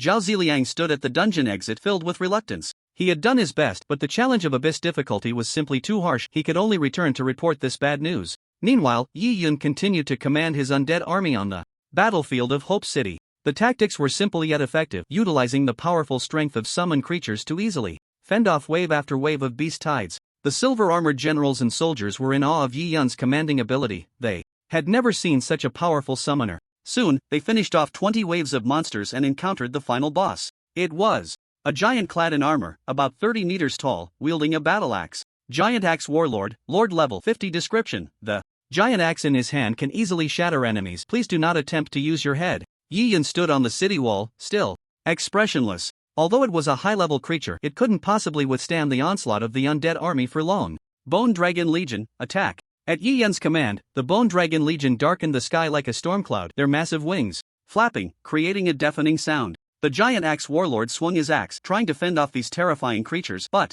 each attack seemed so powerless. The mounted archers formed a surrounding circle, encircling the giant axe warlord, and arrows rained down like a storm, each one hitting the enemy with precision. Boom! Ultimately, the giant axe warlord could no longer hold on and fell to the ground, dropping a pile of equipment and items. Ding! Congratulations on defeating the giant axe warlord, earning 400,000 experience, 10,000 undead points, 5,000 death power. Ding! Congratulations on leveling up to level 38. Earned 5 free attribute points. The higher the level, the more experience required to level up. Moreover, monsters became harder to kill, and a moment's carelessness could lead to real death, making it impossible to casually enter dungeons. This was also the main reason why many people remained at low levels and couldn't level up. Warrior, you are truly our savior. Without you, Hope City would have likely fallen long ago, the silver-armored general said excitedly, his eyes shining with admiration. Yi Yun waved his hand. No need to be polite. The silver-armored general nodded, then turned to the surrounding soldiers and shouted, everyone, come over and thank Lord Yi Yun. The soldiers quickly gathered around, their eyes filled with gratitude and respect. The silver-armored general pondered for a moment, then hesitantly said, warrior, I have an unusual request. I wonder if you could help me fulfill it. What is it? Please, go ahead. Yi Yun had completed this dungeon in his previous life, and the quest ended after defeating the great axe warlord. From the general's tone, it seemed he might have triggered a special event. This meant more experience and equipment. The silver-armored general looked ahead, where there was an oval-shaped teleportation array. Those monsters had just emerged from there. This teleportation array is the monster's lair. My lord, your strength is formidable. Even facing 20 waves of beast tides, you suffered little loss. So I was wondering, could you enter this teleportation array and completely overturn the monster's lair? In the future, we hope Hope City will no longer be in danger. After hearing this, Yi Yun realized, as expected, that this was a special quest. If he declined, the quest would be settled and he would receive the first completion reward. Accepting would mean entering the next stage and gaining more benefits. How strong are the monsters inside the lair? The monsters in the lair are extremely powerful, several times stronger than any wave we've encountered before, the silver-armored general replied with a serious expression. But I know that you possess extraordinary strength and wisdom, and if anyone can complete this task, it must be you. I can help you, and free Hope City permanently, Yi Yun said. If he, with such strength, dared not challenge this level, then no one could complete it. The silver-armored general's face showed a look of surprise as he quickly explained the possible situations they might encounter inside the monster's lair and provided some information about the monster's weaknesses. Yi Yun nodded, mounted his bone dragon, and led the undead army slowly toward the blue light screen. Before entering, he summoned 100 dark sword saints and 100 bone dragons. At Yi Yun's command, the undead legion surged into the teleportation array like a tide, disappearing into the eerie blue glow. On the other side of the teleportation array was a dark and damp underground world. The air here was filled with the stench of decay and death, and the surrounding walls were covered with strange vines that wriggled slightly in the dim light, as if they were alive. Yi Yun sat on the back of the bone dragon, surveying the surroundings. On the ground ahead lay many tall lizards, their backs covered in green scales, occasionally sparking with silver lightning. Thunder lizard, level 45 description. This is a lizard that controls the power of thunder, living in groups and acting together when encountering enemies. Yi Yun's gaze swept across the front, where there were at least hundreds of thunder lizards gathered. Their thunder had a paralyzing effect, and if one person came alone, it would be difficult to deal with them. Charging in would likely mean death. Cavalry archers, rain of arrows. Bone dragons, prepare dragon breath from the back. The cavalry archers quickly responded to Yi Yun's command, drawing their bows and aiming at the group of thunder lizards ahead. The arrows rained down like a storm, each one hitting its target accurately. The thunder lizards, enraged by the sudden attack, began to counterattack Yi Yun's forces. The bone dragons opened their massive jaws, unleashing a torrent of fiery dragon breath, engulfing the thunder lizards in a sea of flames. The clash of fire and electricity erupted in dazzling light and deafening roars. In the blink of an eye, all the thunder lizards were annihilated. A colorful array of equipment littered the ground. Yi Yun roughly estimated that there should be more than 10 purple items and at least 1 gold item. Ding! Congratulations! You have successfully eliminated the thunder lizard group, earning 300,000 experience points. Undead value 10,000. Death power 5,000. The silver-armored general entered as well, responsible for guiding the way. Seeing Yi Yun easily defeat so many monsters, he trembled with excitement. Warrior, you are truly the most powerful necromancer I have ever seen. No one can compare to your strength. Yi Yun ignored these cliched lines, riding his bone dragon and commanding the undead army to advance. Soon, a group of larger monsters appeared. Ironclad behemoth, level 50 description. They are the evolved form of lizards, possessing the hardest armor that can defend against various attacks. Yi Yun waved his staff and commanded, cavalry archers, rain of arrows. The cavalry archers drew their bows and shot arrows that streaked through the air like meteors, but this time, the ironclad behemoth's armor seemed to absorb most of the damage, with only a few struck in vital spots, collapsing to the ground. Yi Yun tested and found the weaknesses of these monsters for the first time. These creatures had too high a defense, it would be difficult to wipe them out with just a rain of arrows. Frowning slightly, he knew that their defense far exceeded that of the thunder lizards, and different tactics were necessary. Dark Sword Saints, prepare for close combat. The Dark Sword Saints quickly emerged from the undead army, wielding their black longswords, moving like ghosts among the ironclad behemoths, searching for their weaknesses. At the same time, Yi Yun commanded the bone dragons to unleash their dragon breath, weakening the ironclad behemoth's defenses. The clash of blue flames and metal echoed, and the Dark Sword Saints left cracks on the ironclad behemoth's armor. Meanwhile, the cavalry archers adjusted their shooting angles, their arrows striking the ironclad behemoth's weaknesses with pinpoint accuracy, like precision-guided missiles. Under Yi Yun's command, the undead army displayed astonishing cooperative combat capabilities. Although the ironclad behemoths were immensely powerful, their defenses gradually crumbled under the sustained assault, and they eventually fell one after another, leaving behind a ground littered with equipment and items. Ding! Congratulations! You have successfully defeated the ironclad behemoth group, earning 400,000 experience points. Undead value, 11,000. Death power, 6,000. Ding! Congratulations! You have leveled up to level 39. You have gained 5 attribute points. Yi Yun controlled the undead army to continue forward, soon arriving at an open underground world where a black altar stood in the center, beside which was a figure resembling a mage. Yi Yun's gaze was fixed on the black altar, which emitted a strange dark purple glow, seemingly summoning something. The figure resembling a mage stood next to the altar, waving a staff embedded with black gems, muttering incantations. That is, the Dark Priest. The silver-armored general's voice rang in Yi Yun's ear, carrying a barely perceptible tremor. He is casting some powerful dark magic, targeting Hope City. We must stop him. Yi Yun quickly issued commands, adjusting tactics. All Dark Sword Saints target the Dark Priest. Full assault. The Dark Sword Saints approached the altar silently like ghosts, their black longswords glinting with red light in the dimness. Bone dragons, prepare dragon breath. Once the Dark Sword Saints get close, immediately unleash dragon breath for cover. The bone dragons opened their massive jaws, gathering intense dragon breath, ready to erupt at any moment. Cavalry archers, maintain distance, ready to support at any time. The cavalry archers drew their bowstrings, their arrows shimmering with magical light, poised to launch. With Yi Yun's command, the undead army functioned like a precise war machine, methodically executing their tasks. The Dark Sword Saints initiated the attack first, moving swiftly towards the Dark Priest like assassins in the night. However, the Dark Priest seemed to have anticipated this scene long ago. He waved his staff, and a series of black magical barriers formed in front of him, blocking the attacks of the Dark Sword Saints. Seeing this, Yi Yun immediately commanded the bone dragon to breathe fire, and the scorching flames broke through the dark barriers, opening a path for the Dark Sword Saints to advance. The mounted archers were not to be outdone. The dark arrows they shot traced arcs in the air, accurately hitting the Dark Priest's magical barriers, weakening his defenses. Under Yi Yun's command, the Dark Sword Saints finally broke through the defenses and engaged the Dark Priest in close combat. Puff! Puff! Puff! A series of great sword strikes landed, and the Dark Priest was instantly left with low health, unable to withstand such high damage. Darkness, are you going to abandon me? The Dark Priest fell to the ground, his staff letting out a mournful cry as the dark purple light faded away. Ding! Congratulations!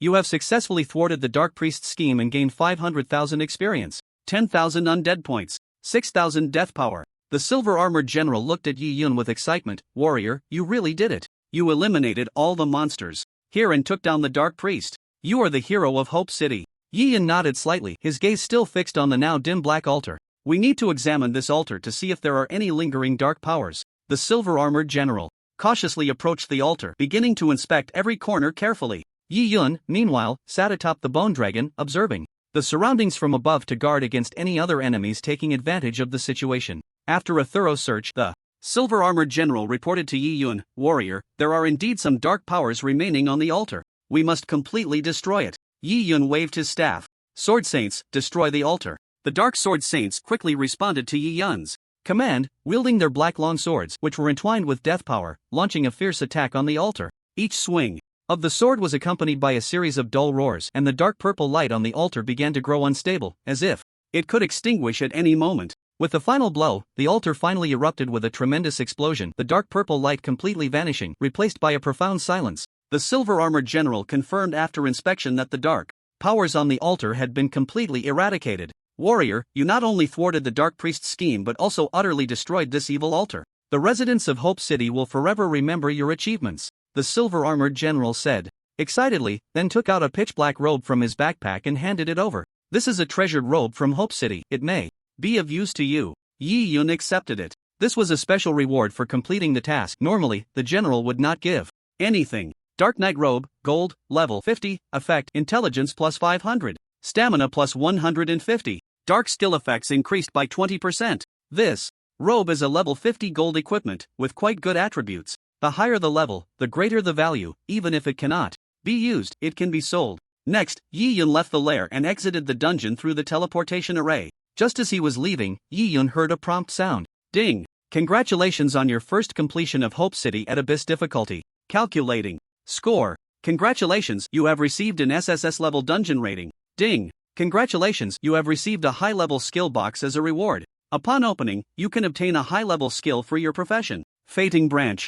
Zhao Ziliang returned to the branch with a heavy heart. As soon as he entered the office, he saw the president, Hong Peng, sitting there with a cold expression. Zhao Ziliang lowered his head, feeling a bit embarrassed as he said, "President, I failed. What happened?" Hong Peng's brows furrowed, his gaze sharp as a knife, clearly displeased with Zhao Ziliang's failure. "I prepared a complete set of level 50 golden equipment for you, worth over 4 million gold coins. How could you fail?" Zhao Ziliang took a deep breath and began to explain. "In the Abyss difficulty, there were too many monsters. Even with my bloodthirst effect, I couldn't recover my health. I believe no one can complete the Abyss difficulty in Century City." Despite his failure, he felt that his strength was undoubtedly the strongest. If he couldn't pass, then others certainly couldn't either. Hong Peng was silent for a moment, then slowly spoke. "Zhao Ziliang, you underestimate this world too much. The Abyss difficulty is indeed not something ordinary. People can challenge, but you cannot think that no one can complete it. Your failure indicates that you still have room for improvement." Listening to the president's words, a surge of determination rose in Zhao Ziliang's heart. "President, I'm serious. Absolutely no one can clear the Abyss difficulty." Hong Peng stood up and walked to the window, his gaze penetrating the glass as if he was contemplating something. At that moment, the headquarters announcement broadcast rang out in the building. Ding! Congratulations to Death's Lament for completing the first clear of Abyss difficulty in Hope City. Mission rating, SSS level. Ding! Congratulations to Death's Lament for completing the first clear of Abyss difficulty in Hope City. Mission rating, SSS level. Ding! Congratulations. A series of notification sounds made Zhao Ziliang's face turn extremely ugly. How is this possible? How could someone really clear the Abyss difficulty? Just a moment ago, he had confidently claimed that no one could clear this dungeon. In the blink of an eye, someone had done it and received an SSS rating. Hong Peng turned around, a hint of anger on his face. "Zhao Ziliang, did you hear that? Someone has already achieved the first clear, and it's an SSS rating. Do you know what this represents? It means this person possesses strength beyond your imagination." Zhao Ziliang's face flushed red, and he lowered his head in shame. "It's my strength that is lacking." Hong Peng recalled the name. Death's Lament. Isn't that the necromancer from Jinling City? He just finished his college entrance exams, his level is only in the 30s, and now he can achieve this first clear. His strength is simply too strong. Zhao Ziliang felt a mix of emotions. He had always thought of himself as the best in the branch, but the current reality dealt him a heavy blow. Ling Yun branch. Su Tianming had just taken over the department and was sorting through various documents and member information. Suddenly, a series of notification sounds made him ecstatic. "Ha ha ha, Yi Yun, you are truly my lucky star." Just after taking office, he had brought such a good achievement, undoubtedly solidifying his position at headquarters instantly. Just then, the phone rang. Looking at it, it was Commander Qin Feng. "Su Tianming, you just transferred to headquarters and a member has completed the first clear of Hope City." "Very good." Qin Feng's voice came through the phone. "Thank you for the praise, Commander. This is all Yi Yun's contribution." Su Tianming replied humbly, but his heart was filled with pride. Qin Feng said, "Immediately ask Yi Yun how he completed the Abyss difficulty. We need a detailed strategy." Su Tianming quickly responded, "Rest assured, Commander Qin, I will contact Yi Yun right away to ask for the specific strategy. Since Yi Yun was able to complete the first clear of the Abyss, shouldn't we reward him with some points?" He also knew what Yi Yun needed at the moment, so he deliberately sought to secure that. Qin Feng was silent for a moment, then replied, "He deserves a reward for completing the first clear. How about this? Let's add 3,000 points for him." Su Tianming felt a surge of joy upon hearing this number, knowing what these 3,000 points meant for Yi Yun. Moreover, this point addition was separate and did not conflict with the task rewards. With this point boost, he was one step closer to exchanging for a high-level summoning skill. Next, he called Yi Yun to share the news. "Yi Yun, I really didn't expect you to clear Hope City without a sound." Yi Yun was also moved upon hearing Su Tianming's words. "Thank you. Yi Yun, Commander Qin has another task for you." Su Tianming's tone became serious. "What is it?" Yi Yun asked curiously. "Commander Qin hopes you can quickly compile a detailed strategy regarding the Abyss difficulty of Hope City. This is very important for the entire Organization, Su Tianming explained. Yi Yan fell silent for a moment and said, "The method I used to clear it may not be suitable for other practitioners. In the entire Age of Gods, there was only one summoner with abilities like his. It's fine, you just need to compile a report." Su Tianming knew what Yi Yan meant by method. It didn't matter if others could use it, as long as there was a report that was enough. All right, Yi Yun agreed. After hanging up, he immediately began organizing the strategy. He meticulously recorded the distribution, strength, and tactics of the monsters, along with some personal insights and suggestions. Of course, he simplified the summoned undead quite a bit. Once finished, he sent the document to Su Tianming. Next, Yi Yan opened his backpack to check his gains from this time. After killing 2 waves of monsters, his level had risen to 40. The equipment dropped from the monsters included both level 40 and level 50 items. There were 18 pieces of purple equipment and 5 pieces of gold. Yi Yan took out a piece of purple equipment, approached the abyss wand, and it was quickly absorbed, increasing his devour rate by 1 point. He then absorbed all 18 pieces of equipment. When it came to the gold equipment, he discovered something. Level 40 gold equipment could increase the devour rate by 4 points. Level 50 gold equipment increased it by 5 points. This devour rate seems to be measured by the equipment level. Lower level equipment increases it by a few points. This meant that with higher level equipment in the future, the devour effect would be even better. After absorbing all the equipment, the devour rate of the abyss wand reached 41 points, still 9 points away from promotion to star level. It was estimated that the next dungeon run would meet the requirement. This time, completing the dungeon earned him 50,000 undead points, bringing his total to 72,000. The power of death was 34,000. Level 4 undead catastrophe requires 50,000 to upgrade. That's enough, so let's level it up again. Ding! Do you wish to consume 50,000 undead points to upgrade undead catastrophe? Confirm. Ding! Congratulations, undead catastrophe has been upgraded to level 5. You have gained a new ability, Extreme Burst. Undead catastrophe, the ultimate talent of the undead mage. Level 5 talent, unlimited firepower. Undead evolution. Undead space. Undead evolution. Extreme burst. Description: at the current level, you can continue to upgrade after consuming 100,000 undead points. Extreme burst? Yi Yun looked at the newly acquired ability. Extreme burst: you can consume undead points to make the undead strength surge tenfold for a short time. Lasts for 10 minutes. However, after the time ends, the undead will die. After reading this skill, Yi Yun nodded slightly. This was a short-term burst skill, but the cost was high, leading to the direct death of the undead. If used on already extraordinary evolved undead, it would mean the previously consumed undead points would be wasted. However, this skill could save lives in critical moments. If faced with an enemy that even extraordinary evolution couldn't handle, it could be used for a burst. Surviving was the most important thing. He wouldn't use this skill lightly. If he did, he would have to ensure his life was preserved. Let's see the consumption. He entered the undead space and looked at the skeleton soldier, triggering the ultimate burst option. Skeleton soldier consumes 50 undead points to burst. 50 points for a skeleton soldier, that's quite high. Next, he looked at other units. Skeleton warhorse consumes 50 undead points to burst. Spider queen consumes 100 undead points to burst. Bone dragon consumes 200 undead points to burst. Dark sword saint consumes 200 undead points to burst. Yi Yun calculated in his heart, although the ultimate burst consumed a lot, it could turn the tide of battle at critical moments. He would use it cautiously in future fights, ensuring that each burst could maximize its effectiveness. These were just the basic units. Bursts: after extraordinary evolution, the consumption of undead points would be even higher. Dark arrow emperor consumes 1,000 undead points to burst. Dark dragon emperor consumes 2,000 undead points to burst. Yi Yun looked at the arrow emperor. Undead creatures of this level are already very strong. After bursting, if their attributes increase tenfold, their power will undergo a tremendous change, likely able to deal with most enemies. At critical moments, this was the life-saving divine skill. However, the undead points from the previous extraordinary evolution were all gone. He would avoid using them as much as possible.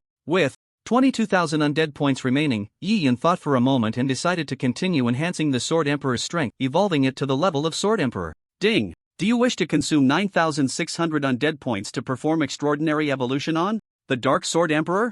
Confirm. With a crisp prompt, the Dark Sword Emperor's form began to twist, a powerful force surging within it. The evolution process lasted several minutes, and when all was said and done, the Dark Sword Emperor's form had undergone a tremendous transformation. Its blade became sharper, surrounded by black flames, as if it could devour all light. Black Sword Emperor, evolution level 4. Description: after extraordinary evolution, the Dark Sword Emperor's power and speed have leaped again, becoming a standout among Sword Emperors. Consumes 19200 undead points to evolve. Yi Yun nodded. After reaching the Sword Emperor level, its attributes were already quite impressive. It could help him deal with various dangers. In the country of Bangzi, inside a luxurious villa, a man dressed in a black suit sat behind a large desk, his gaze fixed on the 20 or so young people in front of him. He was the leader of the strongest alliance in Bangzi, the Super Game Alliance, named Li Changhe. You 25 are the pride of our great Bangzi. With the opening of the Tower of Heaven, our Bangzi must maintain its leading position and suppress the Dragon Kingdom. The Zhanzi festival is ours, the Chinese characters are ours, and the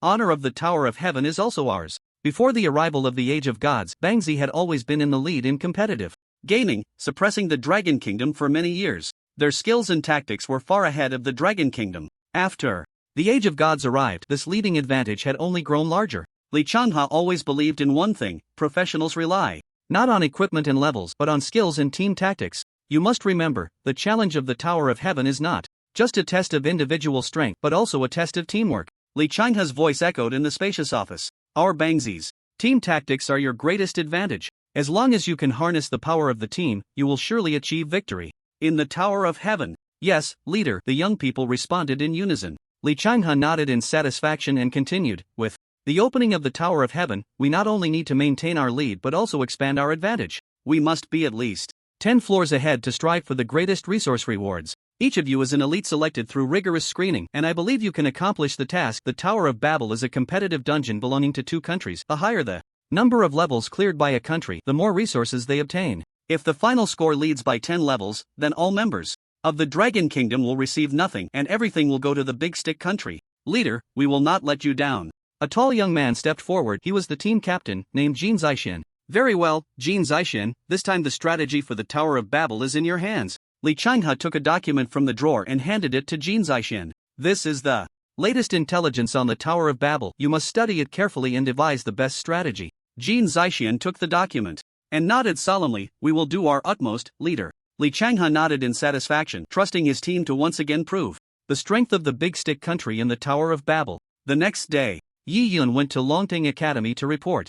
Each year, over 1,000 people are admitted here, and in the days leading up to the start of school, students gradually report in. The campus was bustling with noise, as new students, filled with hopes for the future and curiosity about the unknown, flocked into this renowned institution. Yi Yun wove through the crowd, feeling the vitality and enthusiasm of the place. Following the directions, he arrived at the new student registration area, where a long line had already formed. Yi Yun patiently waited while observing his surroundings. The architectural style of the academy was filled with fantastical colors, with towering spires, grand arches, and exquisite sculptures everywhere, each exuding an aura of ancient magic. Finally, it was Yi Yun's turn. He handed over his admission notice and related documents. The person in charge of reception was a beautiful senior wearing a milky white ceremonial robe, named Zhang Yao. You are Yi Yun, the top scholar from Datong province. Zhang Yao was very surprised upon seeing Yi Yun's name. It should be noted that Yi Yun was quite famous this year, having been interviewed by several television stations. Welcome, Yi Yun.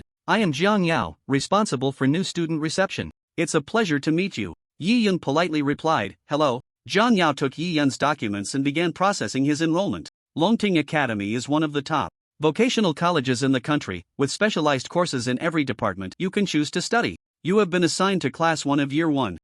Is that okay? Yi Yun was indifferent about the class. Zhang Yao smiled and explained. Class 1 of Year 1 is our academy's elite class, and only the most outstanding students are eligible to enter. As the top scholar from Datong province, you naturally qualify. There, you will receive the highest quality education and resources. At the same time, you will meet the top students of this year. Yi Yun nodded. Next, he received his student card and dormitory key, then headed towards the classroom. As he approached the teaching building, a tall student clad in golden armor walked down the path. Many students, upon seeing this senior, had eyes that seemed to blaze with jealousy. Look, that's senior Ma Yuanhang from the 3rd year. I heard he's already level 90. Wow, how did he level up so fast? He's rich, you know, his dad is the CEO of the Ma Group, throwing money at gear, so it's no surprise he levels up quickly. I heard he has a full set of level 90 golden gear. Those stats are terrifying. The campus martial arts competition is about to start, and Senior Ma is a strong contender for the top 3. The higher the level, the more experience is needed to level up, and the monsters become increasingly difficult to kill. Without some strength and talent, one can't even complete the second job transfer. It can be said that the second job transfer is a watershed moment, trapping many people here, unable to continue leveling up. Ma Yuanhang walked straight towards Yi Yun after crossing the path, a flicker of anger burning in his eyes. You are Yi Yun. He was Ma Tianyu's eldest son and Ma Jun's brother. Ma Jun died at Yi Yun's hands, and Ma Yuanhang wished he could tear Yi Yun apart. Yi Yun looked calmly at Ma Yuanhang, showing no fear whatsoever. He knew that Ma Jun's death was inevitable, as it was the law of this world, the weaker prey to the strong. Yes, I am Yi Yun. Ma Yuanhan's anger flared even more, his fists clenched, the golden armor shining with a blinding light in the sun. You killed my brother, I will make you pay for it sooner or later. Yi Yun remained expressionless. If you dare to come, I will be ready at any time. I hope I don't catch you. Ma Yuanhang had no intention of making a move at school. This was a place for sparring, not for real killing. However, having come to Longting Academy, they would inevitably cross paths outside eventually. At that time, it would be his moment to kill Yi Yun. He wanted Yi Yun to pay a bloody price. The Ma family held immense influence in Longting Academy and even the entire country, and as a standout in the family, Ma Yuanhang would not let this go easily. Yet, Yi Yun was not afraid and simply responded lightly. I look forward to that day. Ma Yuanhang snorted coldly and turned to leave. Yi Yun continued on to the classroom. Upon arriving, he found it already filled with new students. They were chatting in groups, the atmosphere lively. Yi Yun chose a corner seat, quietly observing everything around him, feeling out of place amidst the excitement. After a while, a long-haired beauty walked into the classroom, dressed in a light purple gown, exuding elegance and capturing everyone's attention. When Yi Yun saw her, he was momentarily stunned. It's her, Zishuan. He recognized her as one of the top 10 dark priests of the future, incredibly powerful. As for her profession, she was rated as an SSS-level moonlight priest. Dark-type professions have strong supportive effects. In his previous life, Yi Yun had collaborated with Zishuan, and with her power as support, the strength of his summoned undead had increased significantly. He never expected that in this life they would be assigned to the same class. After entering the classroom, Zishuan did not choose a front seat but walked towards the corner where Yi Yun was sitting. Excuse me, is this seat taken? No, please sit, Yi Yun replied. He didn't expect this future top dark priest to choose to sit next to him. And Zishuan smiled as she sat down, her gaze lingering on Yi Yun for a moment, as if assessing something. My name is Zishuan, nice to meet you. Yi Yun, he responded, simply, without much introduction. In this world where strength is revered, names often represent power. Although their exchange was brief, both felt the extraordinary aura emanating from each other. And Zishuan did not show much surprise at the name Yi Yun. Those who could sit in this class were all top students from various provinces, each with a bit of pride. As time passed, a middle-aged man entered the classroom. He wore a simple teacher's robe, but the aura he exuded made people wary. Hello everyone, I am your homeroom teacher, Zhao Xinghai. Zhao Xinghai scanned the room. You students were all top performers in high school, the best of the best. However, this is Longting Academy. You are just freshmen in your first year, and there are seniors in their second and third years above you. They have trained for 1 or 2 years, and their strength is far greater than yours. So, you must always remain humble and work hard. Do not think you are already remarkable. After this speech, the atmosphere in the classroom became serious. Zhao Xinghai continued, at Longting Academy, we not only focus on the individual strength of our students but also emphasize teamwork and the cultivation of comprehensive qualities. You will face various challenges and tasks, and only by standing united can you achieve ultimate victory. At the same time, the school has implemented a credit system, allowing each student to exchange these credits for desired treasures from the school's resource pool. As long as you have strength and earn enough points, you can enhance your own power. There are many ways to earn credits, such as completing tasks, participating in competitions, academic research, and so on. You must be good at spotting opportunities and actively striving for them. Yi Yun sat quietly in the corner, listening silently. In his previous life, he had only attended a third-rate academy, where there was no such thing as a credit exchange for resources. To obtain equipment and items, one could only rely on dungeon drops. Zhao Xinghai continued, 15 days from now, the school will hold a trial event specifically for you new students, where all first-year students will be teleported to Jinqiu Fortress to participate in the city defense mission. In this event, the points earned from killing monsters will be doubled. Jinqiu Fortress? Yi Yun's heart stirred. He remembered that in his previous life, the city defense battle at Jinqiu Fortress was the most brutal battle in the history of Longting Academy. That time, due to the disturbance of dark energy, a large number of monsters surged towards the fortress, and the official members misjudged the situation. Countless students fell in that battle, but many nameless individuals also emerged as legends during that fight. Yi Yun knew that this trial would be a great place for him to earn credits. Hearing about Jinqiu Fortress, many other students were also feeling hesitant. What? We just entered Longting Academy, and now we have to go to the fortress to deal with the beast tide? This is too extreme. We're just new students, can we really do it? I wonder if I can fake an illness. I want to take a leave. Zhao Xinghai, hearing the whispers below, tightened his face and scolded, quiet. His voice rang out like a bell, instantly silencing the entire classroom. You are all students of Longting Academy, representing the future of this country. In the face of difficulties and challenges, you should bravely step forward, not shrink back. Zhao Xinghai's gaze swept over each student. This trial is not only a test of your strength but also a tempering of your will. Only by growing in adversity can you become a true powerhouse. Moreover, the school will provide you with the necessary support and protection. As long as you stand united, nothing is impossible. Yi Yun nodded slightly. The first trial event at Longting Academy was indeed much more intense than those at other academies. It was precisely for this reason that Longting Academy could produce so many strong individuals. With the alien invasion, countless people died every day. Only through constant honing could one become a true powerhouse. Zhao Xinghai saw the students gradually regaining their confidence and nodded in satisfaction. Very good. It seems you are ready. Next, I will explain the rules and precautions for this trial in detail. As Zhao Xinghai explained, the atmosphere in the classroom gradually became lively. After class, the students began discussing the upcoming trial, exchanging their thoughts and plans with each other. And Zixuan turned her head, revealing a delicate profile, and said, "My profession is Moonlit Priestess, which has supportive effects for dark-type mage professions.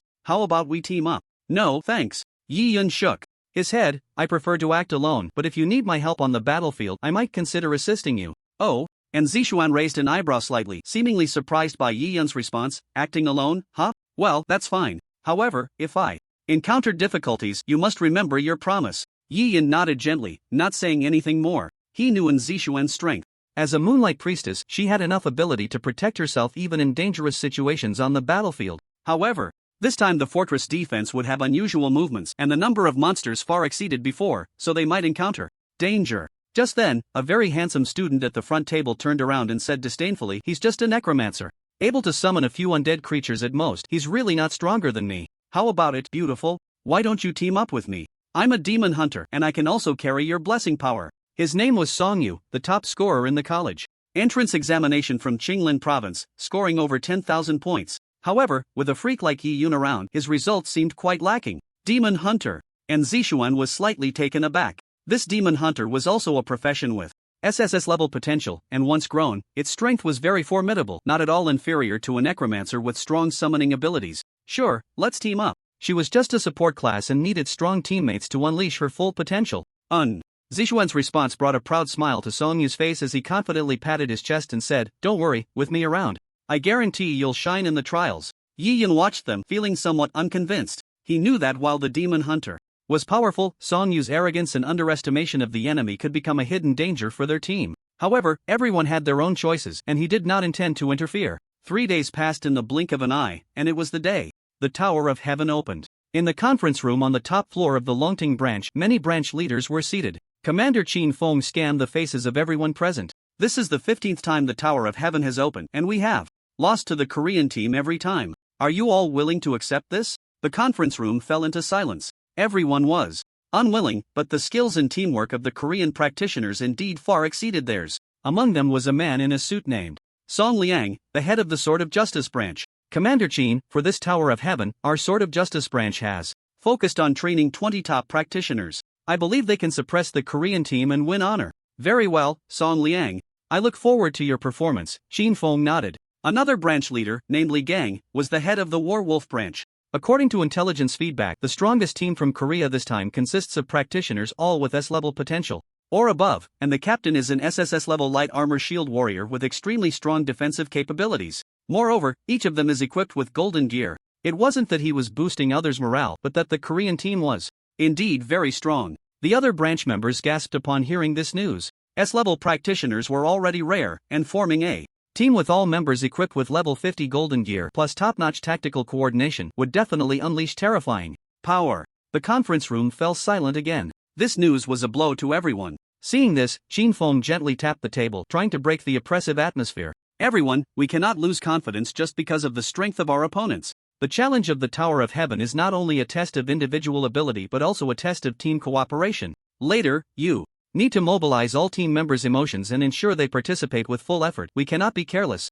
The atmosphere in the conference room eased slightly. Qin Feng looked at Su Tianming, who was sitting in the corner. "You just joined the Longting headquarters, and indeed manpower is an issue. This time, the Tower of Heaven requires 20 participants. Have you gathered the candidates?" Su Tianming slowly nodded. "I've already chosen the person, just one will participate." As soon as these words were spoken, the conference room erupted in an uproar, everyone looking at Su Tianming in disbelief. One person? Qin. Feng frowned. Su Tianming, do you know the rules of the Tower of Heaven? Each team can have a maximum of 20 people, which is to ensure teamwork and tactical diversity. How can one person possibly complete the task? Su Tianming calmly replied, I understand the rules, Commander. But please trust me, I have my plan. Plan? Song Liang couldn't help but interject. What plan do you have that can allow one person to face the elite team of 20 from the stick country? Their elite team of 20 couldn't even compete with the stick country, let alone one person. Xin Feng asked, who is this person? Su Tianming responded, Yi Yun. It's him. Xin Feng had his suspicions. Yi Yun is indeed talented. He has completed 2 first clears and some tricky tasks before, but the Tower of Heaven is not simple. This dungeon is level 50, and a maximum of 20 people can enter, making it a multiplayer dungeon. Su Tianming said, I am confident that Yi Yun will perform well in this dungeon. Xin Feng said, alright, Su Tianming, since you are so confident, we will give you a chance. Su Tianming nodded, I believe Yi Yun will give it his all. After the meeting, members from each branch led their respective teams into the teleportation passage. In the Tower of Heaven, each country can have a maximum of 50 teams. Su Tianming and Yi Yun walked through the passage, and as they walked, Su Tianming introduced, the Tower of Heaven has a total of 100 floors, and the best record so far was set by the stick country, at 68 floors. As the practitioners from various countries continue to increase their high-level equipment, this record is gradually being raised. I think this time the stick country has a chance to break through 70 floors. If you want to defeat them, you need to reach at least 70 floors. Yi Yun nodded slightly. This time, his goal was not just 70 floors, but to break the Tower of Heaven. Su Tianming asked again, do you know why the dragon country can only pass 60 floors? Because I wasn't here, Yi Yun replied. You? Su Tianming smiled and shook his head. You really are confident. But I like it. The two continued to converse as they entered the teleportation passage. With a flash of light, they arrived at the entrance of the Tower of Heaven. Here, practitioners from both the Dragon Country and the Stick Country had gathered, some discussing tactics in groups of 3 or 5, while others prepared silently on their own. Among the Dragon Country's team, the strongest one belonged to the Flying Sky branch, and the captain was a mage named Wei Qi. He was seen gently wiping his staff with a cloth. In the Stick Country's team, a very tall man holding a golden shield was Jin Zaixian. He walked towards the Dragon Country's team, stopping in front of Wei Qi, and said, defeated opponent, this time leading the Dragon Country team, you will definitely lose badly. In the Age of Gods, there is a language exchange package. As long as you spend some gold coins, you can exchange for a universal language, eliminating communication barriers. Wei Qi looked up, staring at Jin Zaixian, and coldly responded, Jin Zaixian, don't get too cocky too soon. This time in the Tower of Heaven, our Dragon Country will never easily admit defeat. Jin Zaixian curled his lips into a disdainful smile, looking around, his voice laced with provocation, your Dragon Country practitioners always love to talk big, but the facts prove that your skills and coordination are far inferior to ours. From the Stick Country, this time in the Tower of Heaven, we will once again prove who the true strong ones are. Wei Qi gripped his staff tightly, a flicker of anger in his eyes, but he did not lose his composure. Instead, he took a deep breath and calmly said, our professionals in the Dragon Kingdom have been making progress, and this time at the Tower of Heaven, we have prepared many surprises for you. Don't think that victory is already in your hands.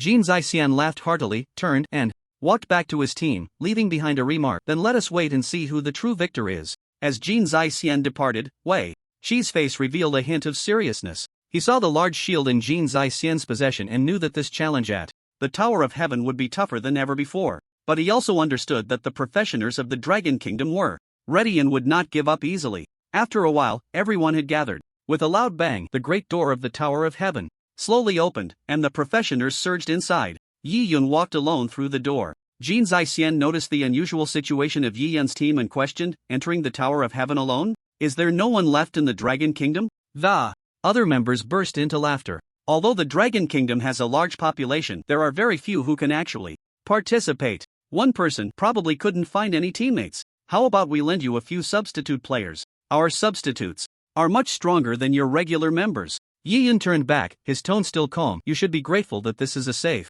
zone and no fighting is allowed. Jin Zaixian, however, was completely unconcerned. You alone, do you really think you can take on more than 20 of us? You should be the one feeling grateful. Yi Yun ignored them and stepped into the light curtain, his figure disappearing from sight. Inside the Tower of Heaven was a spacious area, much larger than it appeared from the outside. The walls were covered with ancient runes, emitting a faint glow. Each person who teleported into the instance would enter an independent space. The space in the Tower of Heaven is too small to summon a large number of troops at once, so let's use a strategy of elite soldiers. If it were bone dragons, summoning 10 would likely fill this space. In this case, the Dark Sword Saints came into play. Yi Yun waved his staff and chanted a spell. One by one, the figures of the Dark Sword Saints emerged from the void, wielding long swords and scanning their surroundings with cold, piercing gazes. In an instant, he summoned 100 sword saints, occupying a third of the space. Then, he summoned the 3-star Dark Arrow Emperor and the Dark Sword King. Following that, the monsters on this level refreshed. Black Bear, level 30 description. These tough-skinned, needy fellows have considerable attack power. 10 black bears appeared from the other side of the space. The monsters on the lower levels had low numbers and levels, but as they progressed to the mid and late stages, their strength gradually increased. Even a team of 20 would find it difficult to deal with them. One of the black bears, upon spawning and seeing the fierce sword saints surrounding it, shivered in fear. The sword saints swung their long swords, and the sword light cut through the dim space like cold flashes. Although the black bears were tough-skinned and meaty, they couldn't withstand the onslaught of the sword saints and were killed. With a single strike, the battle ended in an instant. Ding! You have killed 10 black bears, gaining 5,000 experience. Undead value 300, death power 100. After enrolling, he had been clearing instances daily, and his level had already risen to 43. After dealing with the first wave of monsters, a beam of light enveloped Yi Yun and the sword saints, and their figures appeared on the second level. After defeating the monsters, health and status would not recover, so how to allocate resources and skills wisely was key to progressing through the Tower of Heaven. Yi Yun scanned the environment of the second level. It was even more spacious than the first, with the walls similarly covered in ancient runes, but the glow was brighter. The monsters on the second level were still black bears, but their numbers had increased to 15. After the sword saint charged in, he swiftly killed them all. Again. Just like that, he easily cleared the monsters and soon reached the 10th level. A giant bear, 5 meters tall, stood on the other side. Giant Bear King, Lord level 40 description. This is an immensely powerful giant bear, with tough skin and thick flesh. Its attack power is astonishing, capable of destroying any enemy that stands in its way. Roar! The giant bear King let out a deafening roar, causing the entire Tower of Heaven to tremble. The Black Sword Emperor transformed into an afterimage and struck the giant Bear King's chest with a single sword. This strike cleaved it in half. Boom! The once imposing Bear King now lay on the ground, dropping several pieces of equipment. Ding! Congratulations on defeating the giant Bear King. You have gained 100,000 experience, 5,000 undead points, 2,000 death power. In the Tower of Heaven, a boss appears every 10 levels, with a high drop rate, usually yielding equipment of purple quality or higher. Yi Yun glanced at the ground and spotted a pair of boots, picking them up. Deep Blue Mage Boots, gold level, 40 attributes plus 200 intelligence plus 100 agility, increases movement speed by 30% special effect. When using skills, the Deep Blue Mage Boots have a 20% chance to trigger the Deep Blue Shield, absorbing damage equal to 15% of maximum health for 8 seconds. Yi Yun put on the Deep Blue Mage Boots and felt a cool energy surge from his feet throughout his body. He nodded. With these boots, his movement speed would be even faster. His gaze swept over the other pieces of equipment, spotting 3 more purple items. Once he returned, he could have the Abyssal Staff devour them. Yi Yun continued to delve deeper, with the monster levels increasing and their numbers growing. As more sword saints joined the battlefield, they still easily killed those monsters. On the other side, the members of the Flying Tang branch surged forward, quickly reaching the 50th level. From here on, their team began to struggle a bit. However, they only slowed down their monster-killing speed, which did not hinder their progress. The team leader, Wei Qi, was a mage who could observe the overall movements of the team from the back. Among their ranks was a very strong member named Zhao Ziliang. Previously, the president had invested heavily in equipment to secure the first kill at the Nightmare difficulty in Hope City, and now Zhao was fully decked out in gold. Zhao Ziliang, you have bloodthirsty abilities. Take the lead and tank a few hits to share more damage. Zhao Ziliang nodded, wielding his great sword, charging at the front of the team, facing a group of fierce killers without fear. Zhao Ziliang's bloodthirsty ability allowed him to move through the monster horde as if it were uninhabited, with every swing of his sword accompanied by splashes of blood. His presence greatly enhanced the survival capability of the entire team, allowing them to maintain a steady advance even against numerous enemies. Wei Qi sighed in relief at this scene. Everyone, keep it up. With Zhao Ziliang here, we still have a chance to compete with the Koreans. We must reach the 70th level this time. Last time, the Koreans had reached the 67th level. This time, they were likely to push to the 70th level. Zhao Ziliang's bloodthirsty ability not only allowed him to thrive among the monsters but also boosted his teammates' morale. They followed closely behind, coordinating their attacks on the monsters drawn in by Zhao Ziliang. With every monster that fell, there were Zhao Ziliang's roars and his teammates' cheers. As they delved deeper, the levels and numbers of monsters continued to rise. After the 50th level, the monsters' attacks became more cunning and deadly, but Zhao Ziliang's bloodthirsty ability seemed to grow even stronger. Each attack radiated a bloody glow, as if capable of tearing apart any enemy that stood in his way.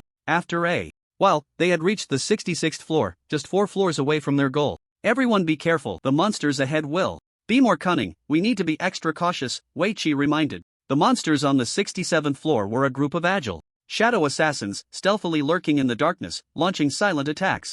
Zhao Ziliang's bloodthirsty ability was somewhat limited here, as the shadow assassins attacked with incredible speed, making them hard to hit directly. Zhao Ziliang, use your skills to draw their attention, and the rest of you take the opportunity to attack, Wei Qi commanded. Zhao Ziliang nodded, then swung his great sword, releasing a blood-red shockwave. The shadow assassins were drawn to the shockwave, all pouncing towards Zhao Ziliang. His teammates seized the opportunity, launching fierce attacks and taking down the shadow assassins one by one. After the battle, they fought through 2 more floors and arrived at the challenging 70th floor. Here, a powerful boss would appear, and since neither country had challenged this floor before, they were unaware of what the boss was. The passage on the 70th floor felt unusually silent, as if even the air had solidified. Wei Qi and the members of the Fading Branch stood at the entrance, staring into the darkness ahead. Be careful, this boss is definitely not simple, Wei Qi whispered. Suddenly, a massive figure slowly emerged from the darkness, a giant dragon covered in black scales, its eyes burning like flames, sending chills down their spines.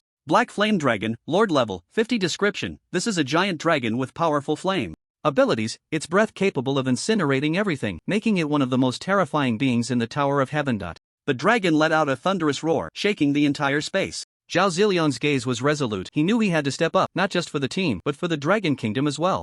Zhao Ziliang, are you ready? Wei Qi asked. No problem, leave it to me, Zhao Ziliang replied in a deep voice, the great sword in his hand shimmering with a bloodthirsty glow. Amidst the dragon's roar, Zhao Ziliang charged forward first, his figure tracing a blood-red trajectory in the darkness. The dragon's breath shot out, and although Zhao Ziliang was agile, the range of the breath was too vast. One attack left Zhao Ziliang with only half a health bar. At that moment, he can only attack cautiously, but he made a mistake midway and nearly got taken out by the dragon's breath.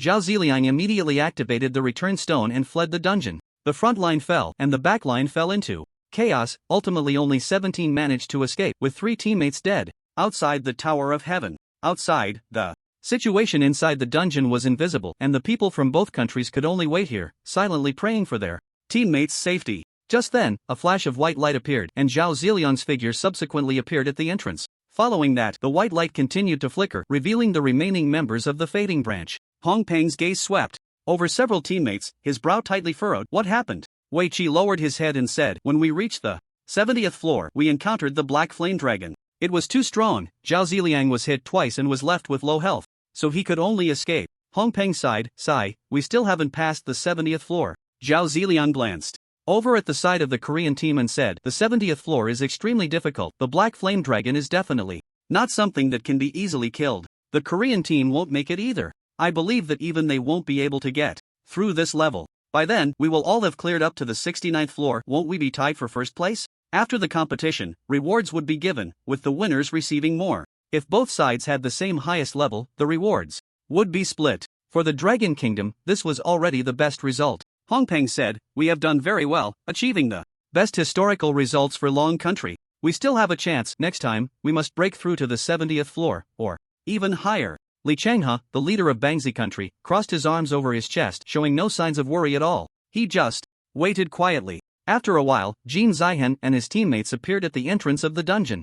Jin Zihen's face showed a hint of fatigue, but his eyes sparkled with determination. He looked around and saw the members of Long Country present, so he walked over. How many floors did you clear? Wei Qi said, 69 floors. You probably cleared about the same, right? This time we are tied. He. A cold smile appeared at the corner of Jin Zihen's mouth. I really didn't expect you to only clear 69 floors. I overestimated you. Jin Zihen's tone was laced with obvious sarcasm, making Wei Qi and the members of the Fading Branch feel a wave of displeasure. What about you? Did you clear 70 floors? Wei Qi retorted defiantly. A hint of pride flashed in Jin Zihen's eyes. Not only did we clear 70 floors, but we also defeated the boss on the 80th floor. It seems your Long Country team still has a long way to go. Upon hearing this, Wei Qi and his teammates' expressions immediately turned grim. They never expected that the team from Bangzi country could break through to the 80th floor and defeat the boss there. Impossible. How could you do that? Wei Qi couldn't help but question. Jin Zihen sneered, pulling out a crystal-clear crystal from his pocket, engraved with the words 80 floors of the Tower of Heaven. This is the reward we received after defeating the boss on the 80th floor. Does your Long Country team have this? Jin Zihan provocatively asked. Wei Qi and his teammates exchanged glances, knowing that they had completely lost this competition. Although the Long Country team had achieved the best historical results, in the face of Bangzi Country's astonishing performance, they could only acknowledge the gap. Hong Peng's face turned ashen. Just a moment ago, he had boasted that Long Country was on par with Bangzi Country, both at 69 floors. Yet, they had cleared the boss on the 80th floor. Qin Feng's expression also changed drastically. This was a competition between two countries, involving resources. If the number of floors completed by the two countries differed by 10, the losing side would receive no resources at all. Previously, they could at least get something, but this time, they would get nothing. All members of Long Country were shrouded in a layer of gloom. This defeat was undoubtedly a heavy blow. In contrast, on Bangzi Country's side, Li Changhe took a bottle of champagne from his backpack, gently opened the cap, and with a pop, foam overflowed. He smiled and handed it to Jin Zihan. Well done, you have brought honor to the country. Jin Zihan took the champagne, a proud smile curling at the corners of his mouth as he surveyed the members of Long Country around him, filled with a sense of superiority. It seems your Long Country team still needs to work harder, Jin Zihan provocatively said, his voice full of disdain. Although Wei Qi and his teammates were angry, they could only silently accept the reality. Jin Zihan swaggered over to Wei Qi, offering him a glass. This is the champagne of victory. I invite you to taste the flavor of success. Wei Qi did not take the glass. We will not give up. One day, we will surpass you. Jin Zihan was momentarily taken aback, then revealed a dismissive smile. Then let us wait and see. However, I don't believe you have that capability. We'll see about that. Zhao Ziliang also stepped forward, his eyes shining with an indomitable spirit. Tower of Heaven. 91st floor. As the levels increased, the space became larger. Yi Yun summoned 300 Death Sword Saints, and against any enemy, they cut through effortlessly, breezing through the challenges. The monsters respawned, a group of massive gargoyles brandishing sharp claws and emitting piercing shrieks. Gargoyle, level 50 description. These guys have tough skin and thick flesh, making physical attacks hard to inflict substantial damage. Yi Yun waved his staff. Attack! The Death Sword Saints surged toward the gargoyle horde like a black tide, their swords flashing as the blades sliced through the air with a whistling sound. Despite the gargoyles' tough exterior, their defenses crumbled under the fierce assault of the Death Sword Saints. Ding! You have killed 50 gargoyles, earning 50,000 experience. Undead points 1500. Death power 500. Thus, layer by layer, the monsters were cleared, and soon they reached the 100th floor, the final boss stage. Here lay a vast circular hall, its walls embedded with countless sparkling gems that radiated dazzling light. In the center of the hall, a gigantic figure slowly rose, letting out a deafening roar. Dragon Blood Warlord, world level, 60 description. The Dragon Blood Warlord, the ultimate guardian of the Tower of Heaven, possesses unparalleled strength and wisdom. It not only has powerful physical attacks but can also unleash devastating magic. Yi Yun looked at the final boss, his expression still unchanged. A world-class boss, its attributes were not comparable to that of a lord, especially with its high level, reaching 60. The Black Sword Emperor's eyes sparkled with excitement.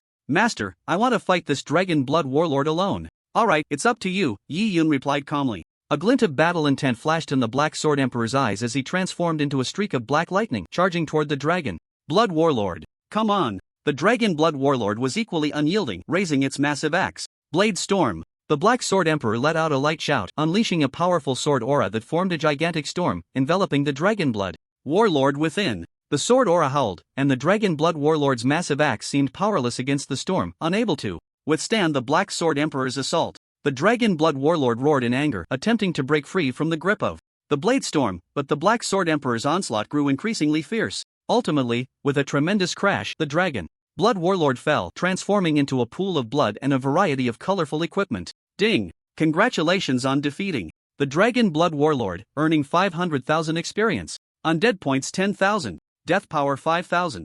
Ding! Congratulations on leveling up to 45. You have gained 5 attribute points. The Black Sword Emperor returned to Yi Yun's side, respectfully stating, Master, the task has been completed. Yi Yun nodded. The Blade Storm was the Sword Saint's ultimate move, usable only after a certain period. Once it started spinning, the damage would skyrocket instantly. Especially with the terrifying attributes of the Black Sword Emperor, it could easily annihilate most enemies. Ding! Congratulations, you have cleared the Tower of Heaven. As the first person to clear it, you will receive a special skill reward, Instant Return Technique. This is, Yi Yun flipped his wrist and took out a book from his backpack. Instant Return Technique, special by silently reciting in your heart, you can activate the spell to instantly return to the nearest city. Cooldown 12 hours. This skill is quite good, worthy of being the reward for the first clear. Yi Yun naturally understood the value of this skill. Due to the fact that humans could truly die, the price of return stones had always remained high and they were often in short supply. With the instant return technique, it could be used once every 12 hours, which was quite decent. Moreover, it could be triggered by merely reciting in one's heart, making it more convenient than return stones. Return stones had to be taken out from the backpack, which was a process that could be interrupted by attacks or instant kills. With the instant return technique, there was no need to worry about such issues. Yi Yun looked at the equipment that had fallen to the ground, picking up a large red shield which had a dragon pattern on the front. Yi Yun carefully examined the shield's attributes. Dragon pattern red shield, gold level requirement, level 60 defense, plus 1000. Stamina plus 300. Special effect, Dragon's Guardian, passive, when attacked, there is a 10% chance to trigger Dragon's Guardian, forming a dragon-shaped shield that absorbs a large amount of damage. Description: this shield is forged from dragon blood, possessing powerful defense and mysterious dragon clan power. This shield is level 60, it should sell for quite a bit of gold. Equipment of this level should be around 700,000 gold, and those with better attributes would be even higher. However, he wasn't short on money at the moment, already having 10 million gold. Just the green and blue equipment could sell for a good amount. I'll fuse it properly when I get back. Next, he picked up a mask. Human skin mask, special level requirement, none. Effect: wearing it can change the user's appearance. Description: this mask is made from mysterious materials and can perfectly mimic anyone's face, even including some subtle features. Yi Yun picked up the human skin mask, a glint of thought flashing in his eyes. With it, he could change his appearance in places where he didn't want to be recognized, adopting another identity. After collecting the equipment, Yi Yun stepped into the blue teleportation portal and left the dungeon. Outside the Tower of Heaven, members of the Stick Nation were already celebrating their victory in the competition, continuously popping champagne. The people from the Dragon Nation, however, had ashen faces, wishing for the event to end quickly to avoid further embarrassment. According to the rules, once all teams left the Tower of Heaven, the layers would be counted and rewards distributed.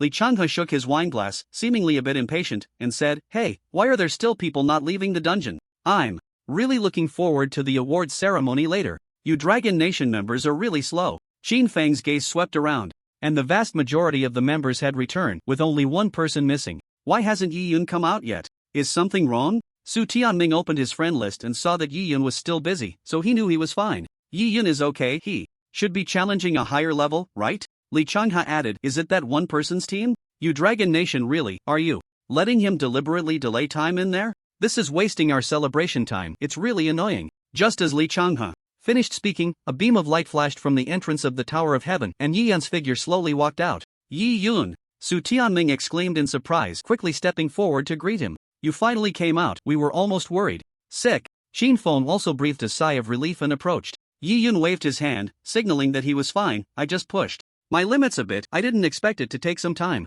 Jin Zihan said somewhat angrily, "You made so many of us wait for you. Alone, do you have no shame? Don't you know my time is very precious?" Yi Yun glanced at the champagne in Jin Zihan's hand and immediately understood. "I was just letting you all enjoy a few more minutes of victory, you should be thanking me." Jin Zihan was baffled by this statement. "Victory? You dragging your feet made us wait here, and you still talk about victory?" Jin Zihan said angrily. Yi Yun, however, responded nonchalantly, "Your celebration is a bit premature, true victory counts only when everyone has completed the challenge." Jin Zihan was taken aback, then sneered, "Are you provoking us from the Stick Nation? We've already won, no matter how hard you try, you can't change the outcome." "Is that so?" Yi Yun's gaze swept over Jin Zihan. "Then we shall wait and see." Just then, the settlement of the Tower of Heaven began. A light curtain slowly descended from the top of the tower, covering the entire structure. Everyone's eyes focused on the light curtain, eagerly anticipating the final statistics. First place, Dragon Country, Captain Death's Lament. Number of members, 1. Second place, Stick Country, Captain Lone Wanderer. Number of members, 20.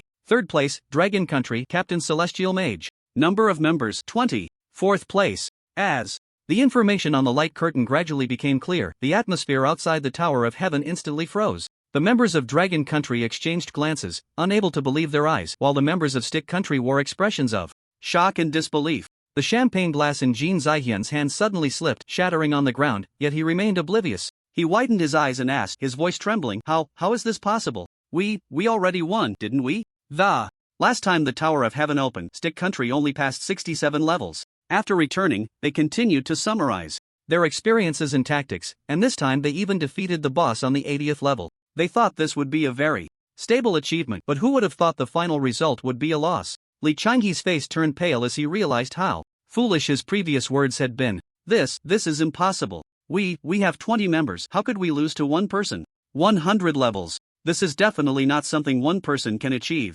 He must have cheated. However, he knew that there was no such thing as cheating in this world. Yi Yun said lightly, true strong players do not win because of their numbers, but rely on their strength. Jin Zihyun's face turned ashen with anger, unable to accept such a result. He had thought victory was within reach, only to be completely overturned by Yi Yun alone. How did you do it? Your tactics in Stick Country are indeed good, and your teamwork is quite harmonious, Yi Yun said slowly, but in the face of absolute strength, no matter how good the tactics and cooperation are, they will seem powerless. Jin Zihyun clenched his fists filled with unwillingness and rage. He could not accept that a player from Dragon Country could surpass the achievements of their entire team by relying solely on himself. Su Tianming excitedly patted Yi Yun on the shoulder. He knew Yi Yun's strength, but he never expected him to create such a miracle. That was 100 levels, including the final boss, all taken down by Yi Yun alone. Yi Yun, you really did it. You are the pride of our Lingyun branch. No, he is the pride of our Dragon Country. Qin Feng's tone was filled with pride. For so many years, Dragon Country had been suppressed by Stick Country, and now they had finally overtaken them and with an absolute advantage, stood above them.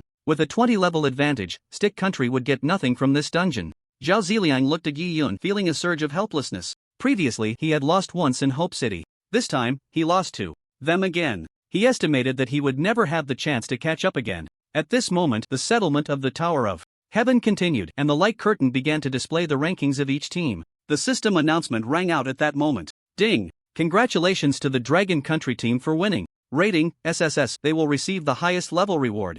Ding! Each person receives 1 million gold coins. Each person receives a special equipment box. Each person receives a glory medal. Ding! The first-ranked team receives a special high-level skill box. With the system announcement ringing out, the atmosphere outside the Tower of Heaven instantly boiled over. The members of Dragon Country cheered and hugged each other in celebration, while the members of Stick Country wore expressions of disappointment and frustration. Li Changhe's face darkened instantly upon hearing those rewards. 1 million gold coins for each person, a dedicated equipment box, and an honor medal. This reward is just too good. Especially that death song, which also grants a high-level skill. Although they had secured first place before, the rewards had never been this generous. This is unfair. Jin Zihyun shouted angrily, unable to accept such a defeat, especially losing to an opponent who seemed weak. In the face of strength, there is no fairness, Yi Yun said calmly. Just wait, our country won't let this go, Jin Zihyun said fiercely. But deep down, he understood that to surpass an opponent like Yi Yun, he would need to put in much more effort and sweat.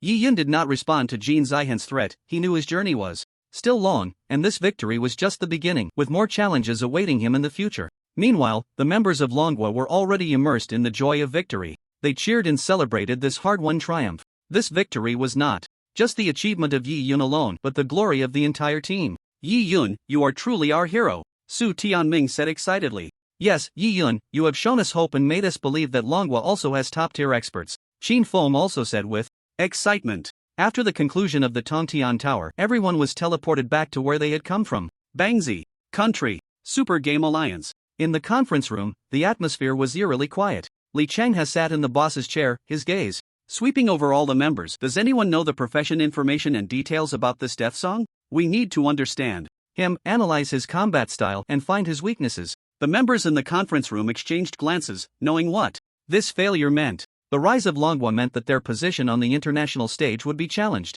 They had to quickly adjust their strategy, or they might lose more advantages in the future. I will take charge of gathering intelligence. A man wearing black-framed glasses stood up. He was the team's intelligence analyst, named Jin Zhenghuan. Good, Jinghuan, please compile a detailed report as soon as possible, Li Changhe nodded, signaling him to sit down. We also need to strengthen the team's training to enhance our overall strength, another member suggested.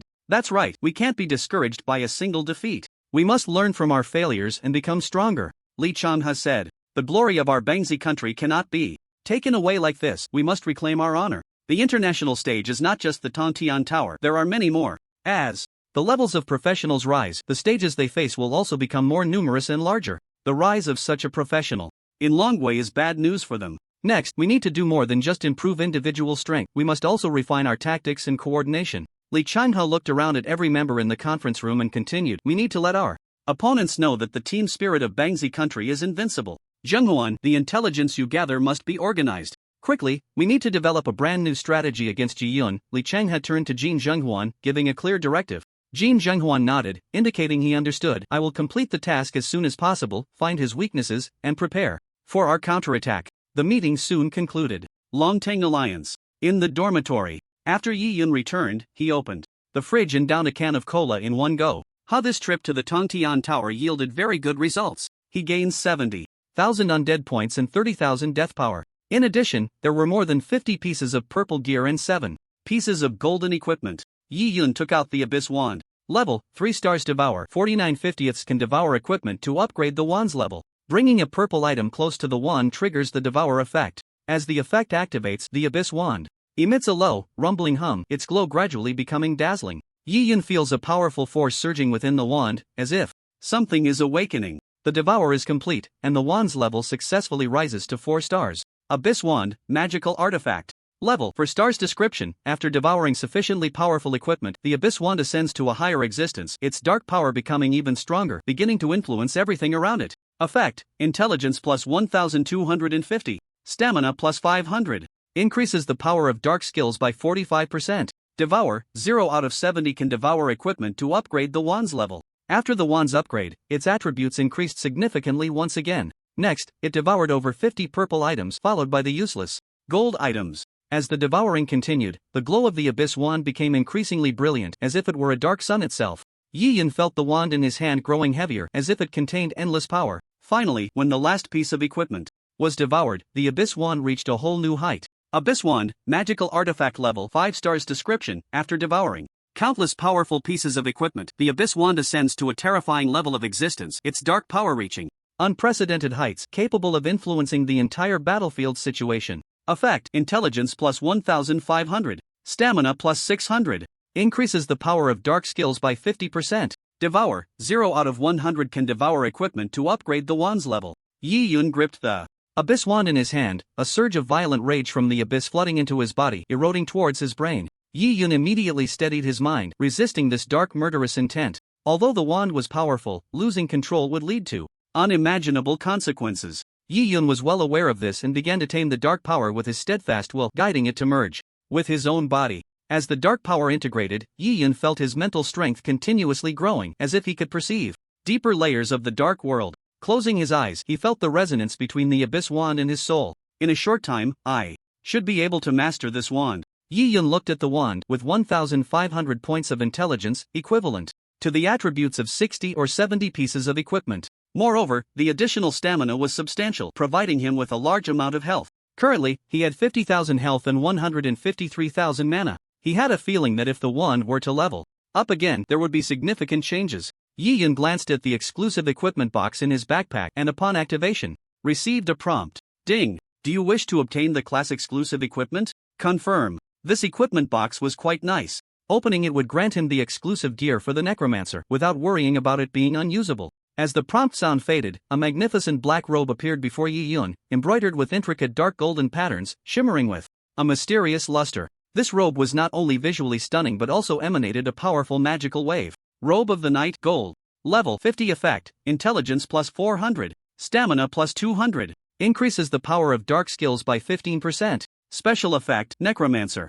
Summon attack speed increased by 50%. Health and defense increased by 30%. The level 50 equipment couldn't be used yet, but it wouldn't be long before he could equip it. Yi Yun stored the robe of the night and took out a medal. Tower of Babel medal. Special effect, health plus 5,000, mana plus 5,000. Attack speed increased by 10%. The attributes of this medal are quite good, all very useful. Moreover, multiple medals can be carried, and their attributes take effect simultaneously, eliminating the need to think about switching. Yi Yun wore it on his chest and took out another skill box. This was the extra reward for first place, which could unlock high-level skills for the necromancer. Yi Yun slowly opened the skill box. With a flash of dazzling light, a skill book emanating a dark glow appeared inside the box. Abomination, necromancer description, summon an abomination, consuming 1,000 mana, cooldown 24 hours. Upon seeing this skill, a glimmer flashed in Yi Yun's eyes. The abomination was also a rare high-level summoning skill, with an extremely low probability of appearing.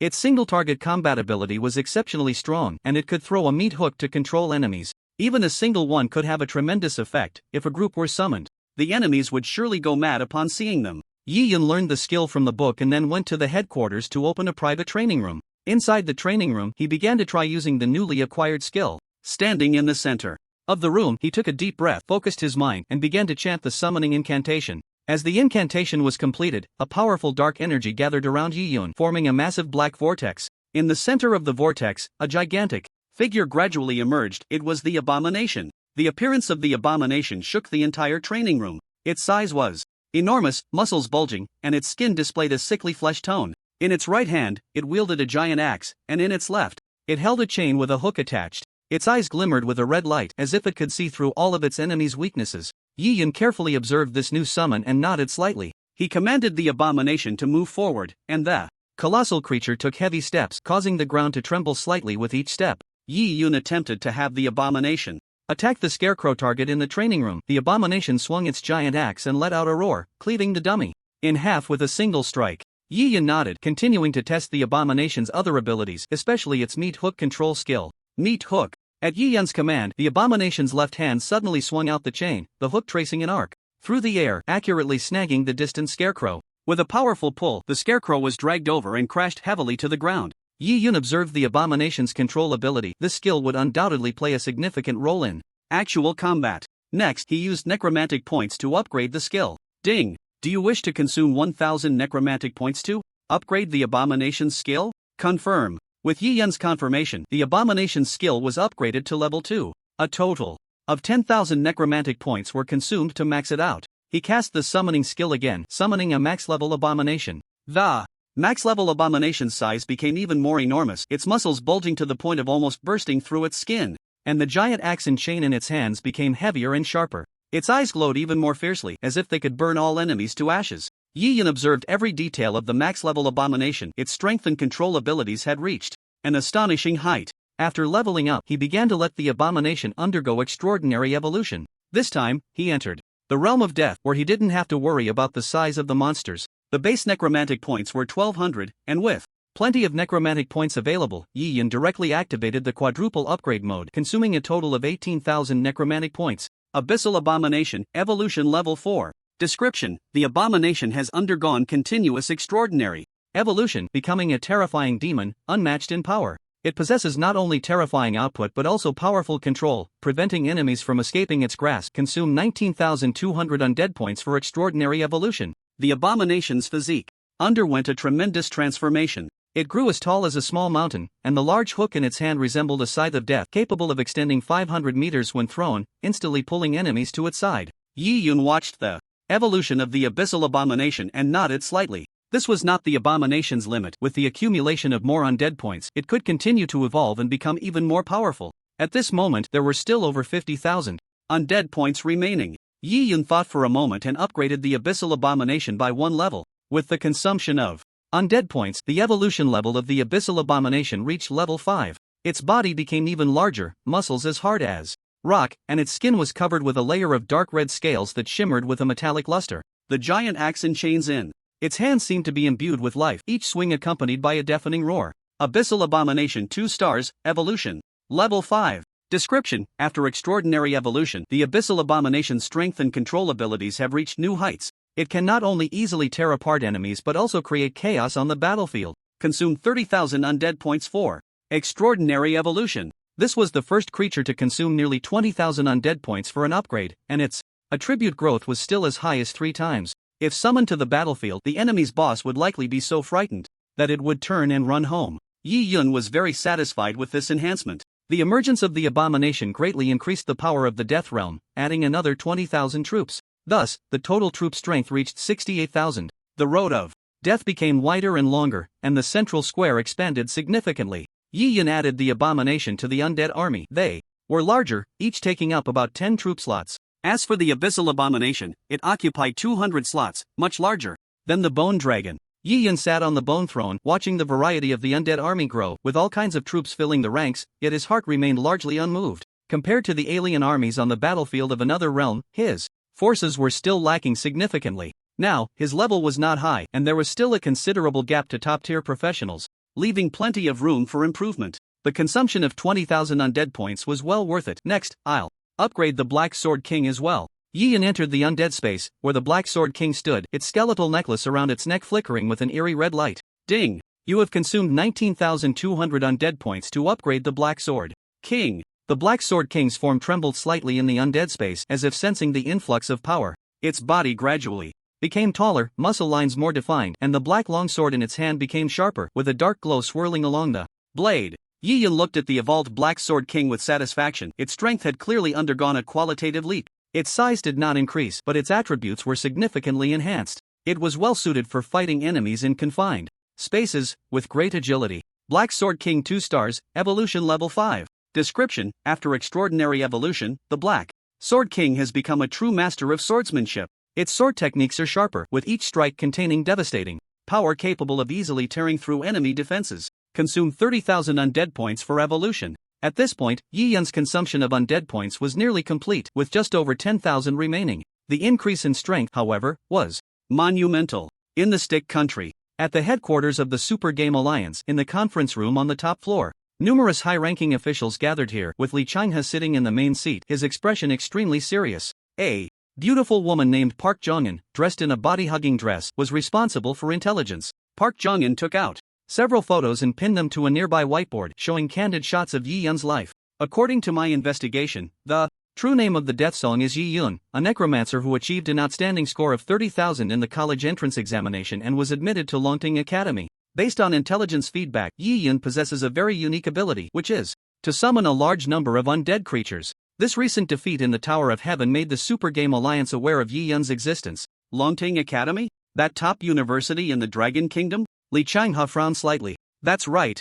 Longting Academy is one of the most prestigious institutions on the entire continent, and every student admitted there is exceptionally gifted. Park Jingyan nodded. So, Yi Yun is not only powerful but also has an impressive background, Li Changhe pondered for a moment and continued to ask, what exactly is his ability to summon undead creatures? Park Jingyan flipped through the materials in his hands and slowly said, according to our investigation, Yi Yun can summon a wide variety of undead creatures, including skeleton soldiers, archers, warhorses, and the Spider Queen. As for others, we haven't discovered any yet. These units can all be summoned in large numbers? Li Changhe asked with a dark expression. Yes, according to the intelligence, all the necromancy skills Yi Yun possesses can summon large numbers in a short time. Park Jingyan continued to explain. He can flexibly adjust the combination of summoned units according to the needs of the battlefield to achieve the best combat effect. This is truly a formidable opponent, Li Changhe gasped. To be able to summon even mid-tier creatures like the Spider Queen in large numbers at once is terrifying. He could imagine what it meant for such a person to appear in a hostile nation. A senior official spoke up and asked, isn't there any limitation to his ability to summon in large numbers? That's exactly what I was going to say. Park Jingyan opened another document. According to the Intelligence Department's investigation, Yi Yun summoning has significant limitations. It requires a massive amount of mana to be consumed in a short time, possibly several times that of ordinary summoning skills. Moreover, this ability to summon in large numbers also has activation conditions. It can only be used once every few days. Upon hearing this, everyone present breathed a sigh of relief. Li Changhe also revealed a long-lost smile. It has limitations, just as I thought. There's no way he could be that strong. If such a level of summoning had no restrictions, then Yi Yun would truly be invincible. Li Changhe's gaze swept over the photos on the whiteboard. Since he is an opponent, we need to find ways to counter him. If we encounter him on the battlefield, we should be prepared in advance. The Super Game Alliance loves to devise strategies to target enemies ahead of time, allowing them to quickly counter opponents on the battlefield, forming effective suppression or even counterattacks. So, do we have any countermeasures? A senior official asked. Park Jingyan nodded, pulling out a detailed plan from his folder. Based on our analysis of Yi Yun's abilities, we have developed a targeted strategy. First, we need to limit his mana recovery. Although Yi Yun's ability to summon in large numbers is powerful, it consumes a tremendous amount of mana. We can set up some formations on the battlefield that can interfere with mana recovery, or dispatch teams of mages skilled in mana disruption to weaken his summoning capabilities. Secondly, since Yi Yun can only use his large-scale summoning ability once a day, we can deliberately prolong the battle on the battlefield to consume his time, preventing him from using this ability at critical moments. Finally, we can also employ psychological tactics to interfere with Yi Yun's judgment through various means, making it difficult for him to make the right decisions at crucial times. Li Changhe listened to Park Jingyan's plan and nodded in satisfaction. Very good, these strategies are quite targeted. However, we still need to further refine these plans and continuously adjust them in actual combat. Additionally, we must strengthen our surveillance on Yi Yun to understand his movements and changes in abilities. The Intelligence Department must remain vigilant at all times, ready to respond to any new situations that may arise. Yes, we will continue to work hard, Park Jing'an replied. Firmly. Li Changhe stood up, his gaze sweeping over every senior member present. Everyone, a super talented genius has emerged. In Long Country, but our Super Game Alliance has never feared challenges. As long as we unite as one, there is no difficulty we cannot overcome. Now, let us take action. In the conference room, the atmosphere became tense and filled with fighting spirit. The senior members of the Super Game Alliance stood up one after another, preparing to engage in the upcoming preparations. They must crush this genius in the cradle and not allow him to grow smoothly. Otherwise, in the future confrontation with Long Country, Bangzi Country would forever be at a disadvantage. At the headquarters of the Ma Group, Ma Tianyu held a group photo in his hands, a look of sadness in his eyes. In the photo, he and Ma Jun stood together, beaming with smiles. Those were the beautiful times they once shared, but now everything had changed. Ma Tianyu gently stroked the photo, a wave of indescribable sorrow surging in his heart. Ma Jun was killed by Yi Yun, causing him daily pain. Ma Tianyu set the photo down, took a deep breath, and tried to calm his emotions. He knew that wallowing in past sorrow would not change reality. He had to take action and avenge Ma Jun. Just then, his assistant Zhao Wu walked in and said, Mr. Ma, I have invited a second-turn dark mage, nicknamed Black Poison. He possesses a very rare silence skill that can render a mage unable to cast spells for a short time. A glimmer of light flashed in Ma Tianyu's eyes as he said to Zhao Wu, Good, Zhao Wu, arrange for me to meet this dark mage immediately. Zhao Wu nodded and turned to leave. Ma Tianyu began to think about how to use this dark mage's abilities to deal with Yi Yun. Yi Yun's necromancy ability was very powerful, but if he could be deprived of his casting ability at a critical moment, then Yi Yun's advantage would disappear. Soon after, Ma Tianyu met the dark mage known as Black Poison in a secret room. Black Poison was slender, with a gloomy face and eyes that glinted with an eerie light. Ma Tianyu got straight to the point, saying, Black Poison, I need your abilities to deal with a powerful enemy. Can you strip him of his casting ability at a critical moment? Black Poison replied coldly, Mr. Ma, my silence skill can effectively limit a mage's casting ability. As long as it is used at the right moment, your enemy will be unable to cast any skills. Ma Tianyu nodded in satisfaction, knowing this would be key to dealing with Yi Yun. He and Black Poison discussed tactics in detail and devised a meticulous plan. I will send someone to cooperate with you. When the opportunity arises, strike Yi Yun immediately. He believed that once Yi Yun was silenced, he would definitely not escape the fate of death. At the Ling Yun branch, Su Tianming looked up and saw Yi Yun, a radiant smile spreading across his face. Yi Yun, thanks to you, I just became the branch president and made my debut at the headquarters. It could be said that just by this matter, he had firmly established his position at the headquarters. With a top-tier professional like Yi Yun under him, everyone had to give him some respect. Uncle Su, you are too polite, Yi Yun replied, lifting his head. I just did what I was supposed to do. Su Tianming waved his hand, excitement flickering in his eyes. Don't say that. In this Tower of Heaven mission, your performance has impressed everyone. The headquarters has a very high opinion of you, believing you to be a rare talent. Yi Yun nodded, not saying much more. This was just a small display, yet it had already surprised people so much. If he were to summon the entire undead army, those people would probably be dumbfounded. Su Tianming said, I have fought for some points for you this time. In light of your contributions to the Dragon Kingdom, the headquarters has awarded you 10,000 points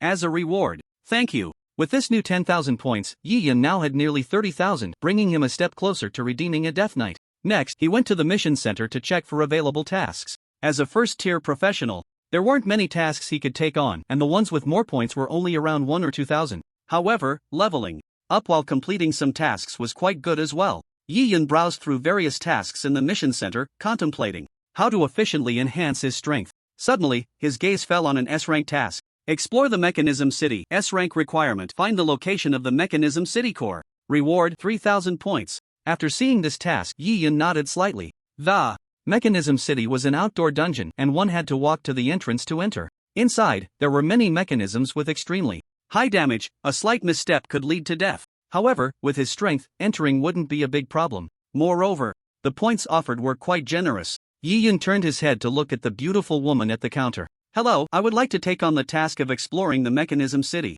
The woman's name was Shaoli, and upon hearing the name of the task, she was slightly taken aback. The task you want to take on is very difficult. It has been posted here for 2 years, and no one has been able to complete it. Moreover, many who attempted to complete this task have died inside. It's very dangerous. She felt it was her duty to remind every adventurer coming to take on tasks, especially young talents like Yi Yun, that if they were to fall, it would be a significant loss for the Alliance. Yi Yun said, I know the dangers inside, please help me take the task. Alright. Seeing Yi Yun so insistent, Shaoli didn't say anything more. After Yi Yun accepted the task and was about to leave the mission hall, a cold-faced man walked towards him. He stood there as if hidden in shadows, exuding a chilling aura. Yi Yun's pupils slightly contracted upon seeing this person. Bai Lu. In his previous life, Bai Lu was a top assassin, very famous within the Alliance, often going deep into battlefields alone to carry out decapitation missions. The Dragon Kingdom invested a lot of resources to cultivate him. However, during a confrontation with the Sakura nation, Bai Lu took a large amount of resources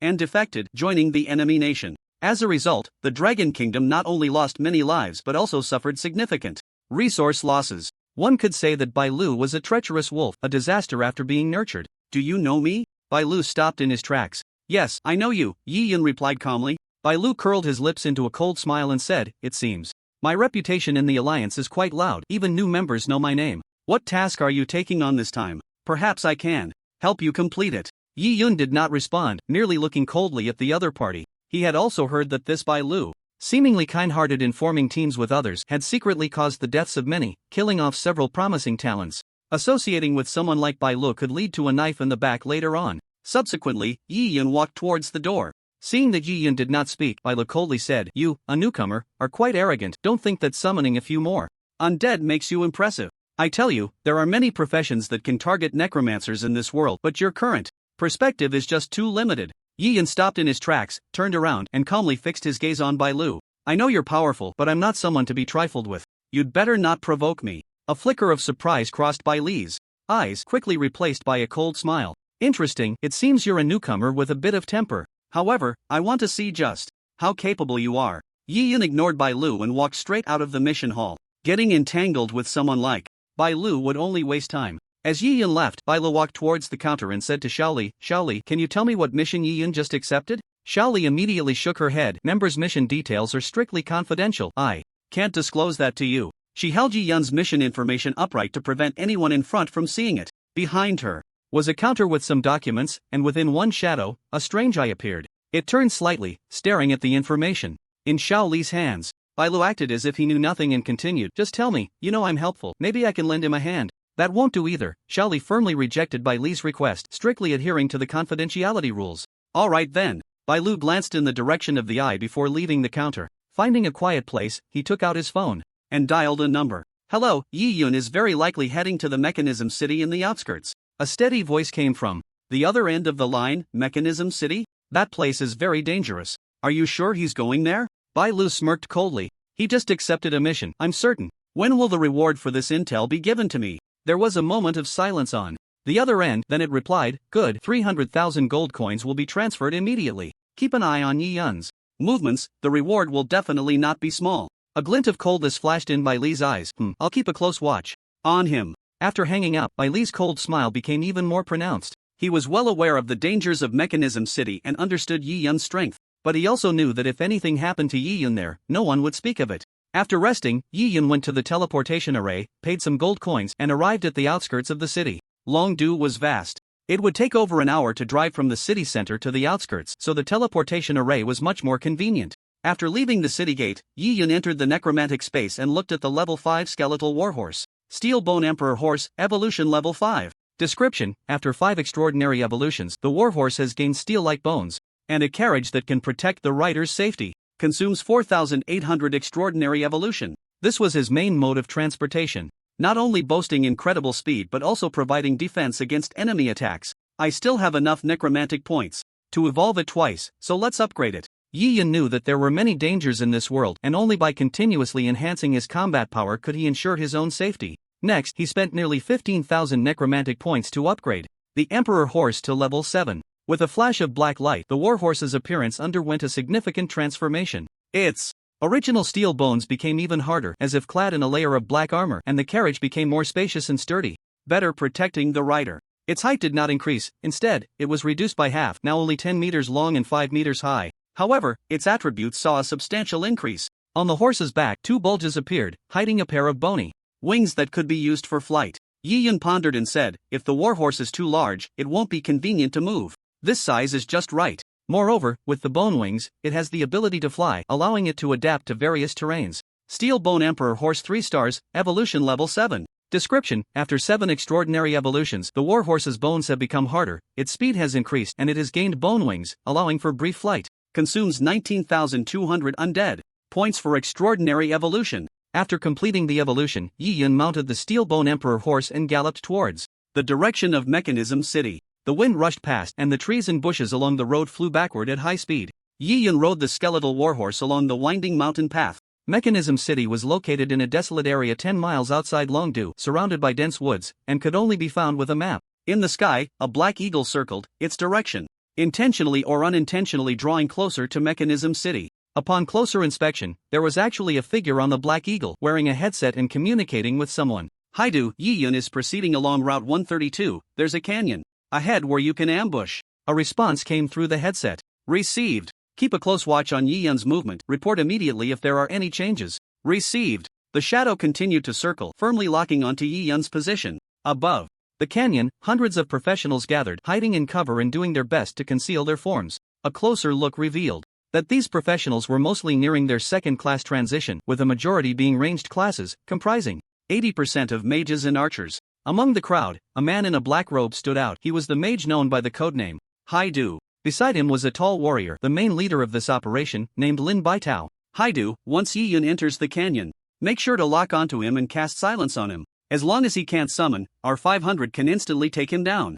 Haidu appeared confident. Don't worry, as long as he enters the canyon, my skills will definitely hit him. Lin Baitao nodded. Once we take down Yi Yun, in addition to the 5 million gold coins promised by Master Ma, there will be a bonus. Haidu's lips curled into a cold smile. As long as he can't cast spells, we can definitely take down a necromancer in an instant. Yi Yun rode the Steel Bone Emperor horse along the rugged mountain path, yet he felt unusually calm. Just before entering the canyon, the Steel Bone Emperor horse snorted loudly and suddenly stopped. Why did we stop? Yi Yun asked. Master, I can sense a dangerous aura in this canyon. After ascending to the Emperor tier, the warhorse had also gained the ability to speak. Yi Yun frowned slightly. The Steel Bone Emperor horse's perception was very sharp. Since it said so, there must be some kind of threat hidden in the canyon. Master, what should we do now? The Emperor horse asked. Fly over it. Yi Yun decided to test the warhorse's flying ability. As long as they were high enough, they wouldn't be in danger even if there were enemies below. Upon hearing Yi Yun's command, the Steel Bone Emperor horse immediately spread its bone wings, its powerful muscles trembling slightly beneath the black armor. With a gust of wind, the Emperor horse soared into the air, carrying Yi Yun above the canyon. At high altitude, Yi Yun looked down at the canyon's full view and saw numerous professionals hiding among the trees above the canyon. Sure enough, there's an ambush. Yi Yun sneered inwardly. If it weren't for the warhorse's perceptive ability, he would have likely fallen into the enemy's trap. Since you dare to come, then all of you shall die here. Dark Sword Saint, as the spell was cast, towering sword saints appeared in the woods, charging towards the places where the enemies were hiding. The professionals on the Black Eagle immediately alerted their teammates below. Oh no, Yi Yun seems to have spotted you. His warhorse has actually taken to the air, right above you. What?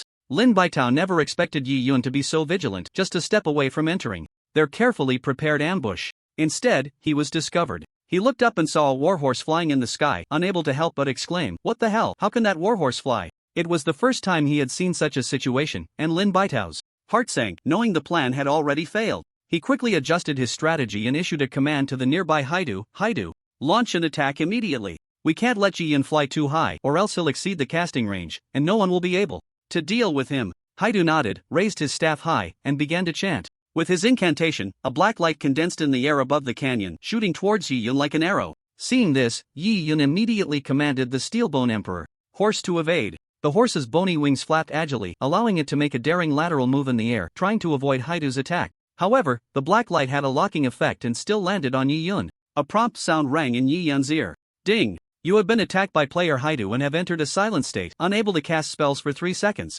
Haidu coldly said, "Hit. Everyone, focus fire on him." These professionals were all over level 60, with long ranges, and even if Yi Yun flew up, they could still hit him, though their accuracy would be slightly off. With a command, countless arrows and spells shot into the sky. Although Yi Yun was in a silent state and unable to cast skills, he did not panic. He quickly adjusted the flight direction of the Steel Bone Emperor horse, making it perform a series of evasive maneuvers in the air to dodge the attacks from the ground. "Master, let me handle this," the Steel Bone Emperor horse suddenly spoke. Yi Yun nodded, knowing that the horse's abilities were far more than just flying. The horse's bony wings suddenly flapped, and a powerful airflow erupted from its wings, creating a shockwave that swept towards the enemies below in the canyon. Just now, Haidu had used a single target silence, only aimed at Yi Yun, which allowed for the tracking effect. Therefore, the warhorse could still use its skills. Whoosh, whoosh, whoosh. The professionals in the canyon were caught off guard, hit by the sudden shockwave, and immediately fell into chaos. Some ranged professionals were even directly knocked over by the shockwave, losing their chance to attack.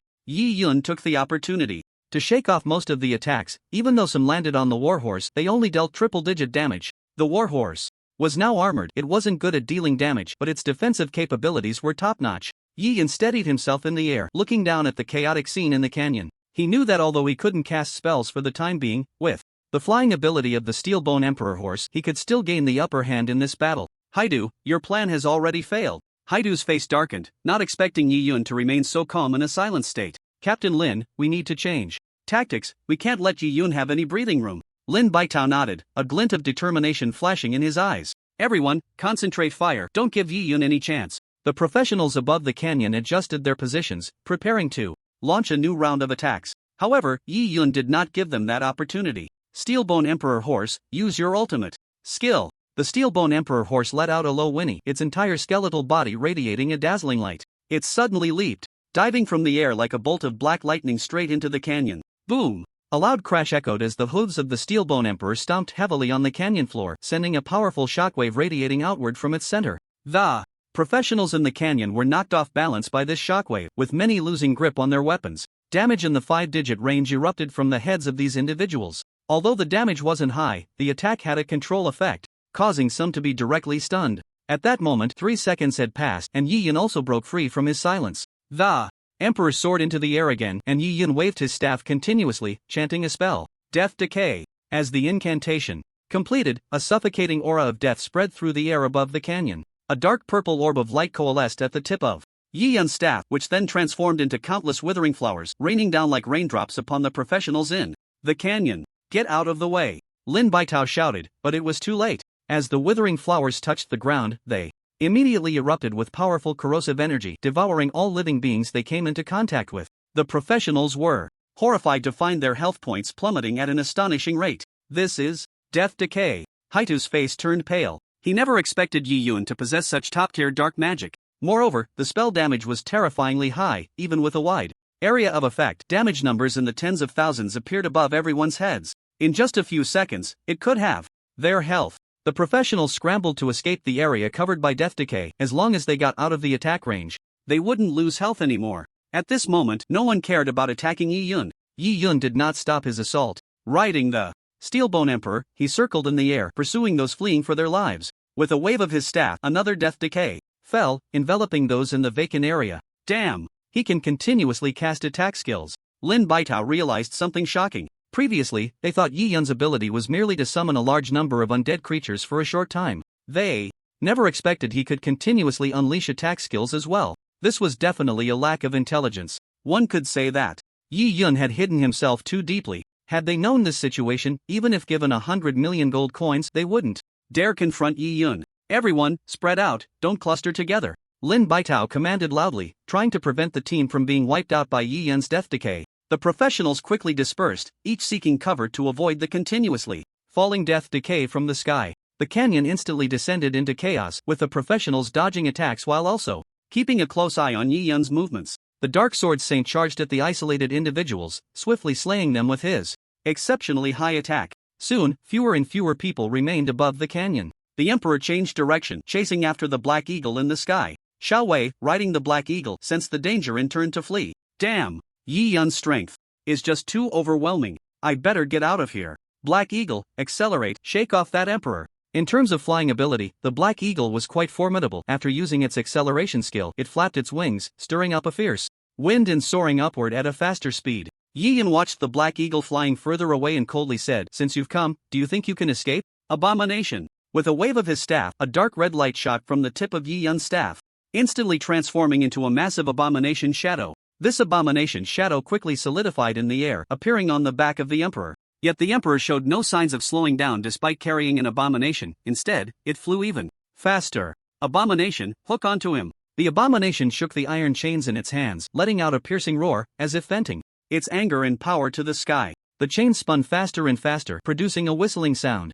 Xiao Wei turned his head and saw the terrifying chains of the abomination's phantom, his heart jolting. He knew that if those chains ensnared him, there would be no escape. Black Hawk faster. Xiao Wei urged his mount desperately, and Black Hawk sensed his master's anxiety, flapping its wings more vigorously. However, the abomination's speed was even greater. The chain sliced through the air like a bolt of black lightning, accurately wrapping around Black Hawk's back. Black Hawk let out a shrill cry, struggling to break free from the chain's grip, but the abomination's power was simply too overwhelming. It was dragged by the chains, gradually losing its flight direction. The abomination retracted the chains and shook them violently again, its gaze fixed firmly on Xiao Wei's body.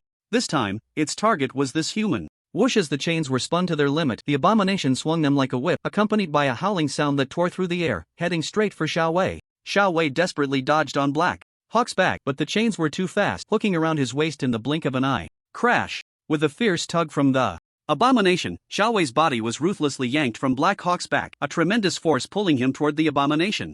In midair, he struggled desperately, trying to break free from the chain's hold, but it all seemed futile. The abomination's phantom let out a triumphant roar, the chains tightly coiling around Xiao Wei's waist, drawing him closer. As he struggled in the air, Xiao Wei's life was rapidly slipping away. He knew he had no hope of escape. Yi Yun waved his staff, and black magic orbs shot forward along the direction of the chains. No! Xiao Wei shouted in despair, but his voice was quickly swallowed by the wind. Yi Yun's magic orbs struck Xiao Wei with pinpoint accuracy, each carrying devastating power, dealing tens of thousands of damage. Xiao Wei's body trembled violently in the air, his life points plummeting to zero. The abomination's control, combined with the black magic orbs, could accurately attack enemies, instantly killing them. Black Hawk, you are free now, Yi Yun said calmly.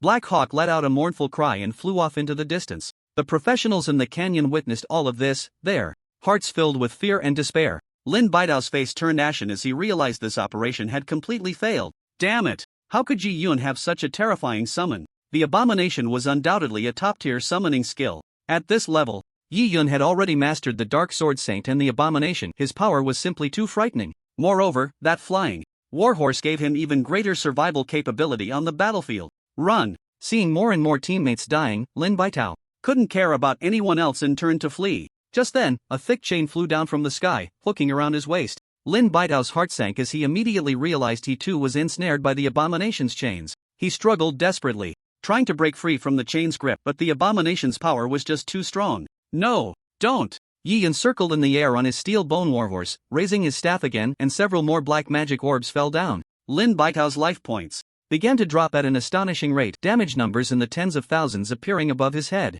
Damn it! Yi Yun's magic damage is too high. Lin Baitao's face turned pale, not expecting Yi Yun to have such a terrifying output capability. Even swallowing a health potion in panic did not restore his health. It quickly dropped to zero, and he died in midair. In the end, this group of people was all killed by Yi Yun, including the Black Poison Mage. Yi Yun looked at Lin Baitao's face and quickly recognized who he was. This person is called Lin Baitao, a top-tier professional from the Ma Group. It seems that the Ma Group has indeed made a move against me. Through the Dragon Rising Alliance, Yi Yun had obtained some information about the Ma Group, including details about many of its core members. The Ma Group had branches in several cities across the Dragon Country, controlling a vast number of professionals totaling over 20,000. Moreover, among them, the second-tier professionals, numbered as high as 3,000. Using Death Invasion to eliminate the opponent was not an easy task. Yi Yun picked up the equipment that had fallen to the ground, identified the direction, and prepared to head to the Mechanism City. Soon after, Yi Yun arrived at the entrance of the Mechanism City. The appearance of the city was very ancient, with walls made of huge stone blocks, covered in complex mechanical devices. Mechanism City was a place similar to a sandbox dungeon. There were conditions to enter the main gate, and the level could not exceed 60. Once inside, it was possible to encounter other professionals. Yi Yun stepped through the city gate, and with a flash of light, he appeared in a relatively dim space. Inside the city, various mechanical devices were intricately arranged, some hidden beneath the ground, others suspended in the air. Yi Yun waved his staff, summoning the Dark Arrow Emperor and the Black Sword Emperor. The passageways of Mechanism City were narrow, filled with traps. If too many undead creatures were summoned, it was likely that one would inadvertently trigger a mechanism. Yi Yun instructed the Black Sword Emperor to lead the way, with the Arrow Emperor following behind, slowly exploring further inside. After walking several dozen meters, he stopped and pointed at the wall on the right. Arrow Emperor, shoot an arrow at this wall. The Dark Arrow Emperor quickly drew his bow, and a black arrow formed on the bowstring. As he released his finger, the arrow shot out like a meteor, accurately hitting the wall Yi Yun had indicated. With a soft ding, the wall surprisingly flipped 180 degrees, revealing a row of densely packed arrow tubes. Whoosh! Poison-tipped arrows shot out from the tubes, flying straight toward the other side of the wall. Yi Yun waited for the arrows to finish shooting before continuing forward. In later years, some had successfully cleared Mechanism City, and he had happened to see a strategy guide noting down many of the mechanism's locations. As long as he followed this method, he could enter the core area of Mechanism City and find the core layout. Continuing forward, the Black Sword Emperor and the Dark Arrow Emperor cleared the path ahead, with Yi Yun closely following. He navigated through narrow passageways, using his memory to avoid countless traps and mechanisms. After a while, he arrived at a dead end. From the outside, this path seemed to have reached its end, with no way to delve deeper. He raised his staff and released a black magic ball, attacking the wall. The magic ball hit the wall, leaving only a few charred marks, with no other changes. However, Yi Yun knew that the reality was not so simple. Little Black released the chain explosion arrows and attacked that wall. Behind this wall was the core control area of Mechanism City. If the attack damage was insufficient, it would not make any noise upon impact. Only with high enough damage would a true entrance appear. Many had tried here before, but their damage was simply not enough, so they could not successfully find the entrance. The Dark Arrow Emperor quickly responded to Yi Yun's command, firing a series of chain explosion arrows that traced black arcs in the air, continuously striking the seemingly indestructible wall. With the relentless bombardment of arrows, cracks began to appear in the wall, and finally, with a loud crash, it collapsed, revealing a deep passageway. Yi Yun did not hesitate for a moment and immediately led his undead creatures into this new passage. The passage was dim and damp, the walls covered in moss and droplets, as if no one had been here for a long time. Yi Yun's staff emitted a faint glow, illuminating the path ahead. Continuing forward, he soon arrived at a spacious hall. In the center stood a massive mechanical device, adorned with gears and axles, seemingly the core mechanism controlling the entire mechanical city. Yi Yun observed it carefully and discovered that this device required a specific sequence to activate. If the sequence was incorrect, it could trigger certain mechanisms, leading to unpredictable outcomes. In his previous life, when he arrived here, the device had already vanished. The online guides, however, did not record the shutdown sequence. Since that person was able to take the device away on the first try, it indicates that the difficulty of shutting down the mechanism isn't high. It should be worth a shot. After several attempts, Yi Yun seemed to have bad luck, and the entire hall erupted with alarm sounds. A giant robot stood up. This robot was 3 meters tall, made entirely of metal, its joints emitting a piercing friction sound. Its head was a massive gear, and its eyes flickered with a red light, appearing exceptionally eerie. Yi Yun looked up, staring at the giant. It seems I've pressed the wrong mechanism and triggered the alert device. The players who discovered this place in his previous life seemingly did not trigger the Guardian and simply shut down the mechanism. Perhaps they were just luckier. Guardian of the Mechanical City.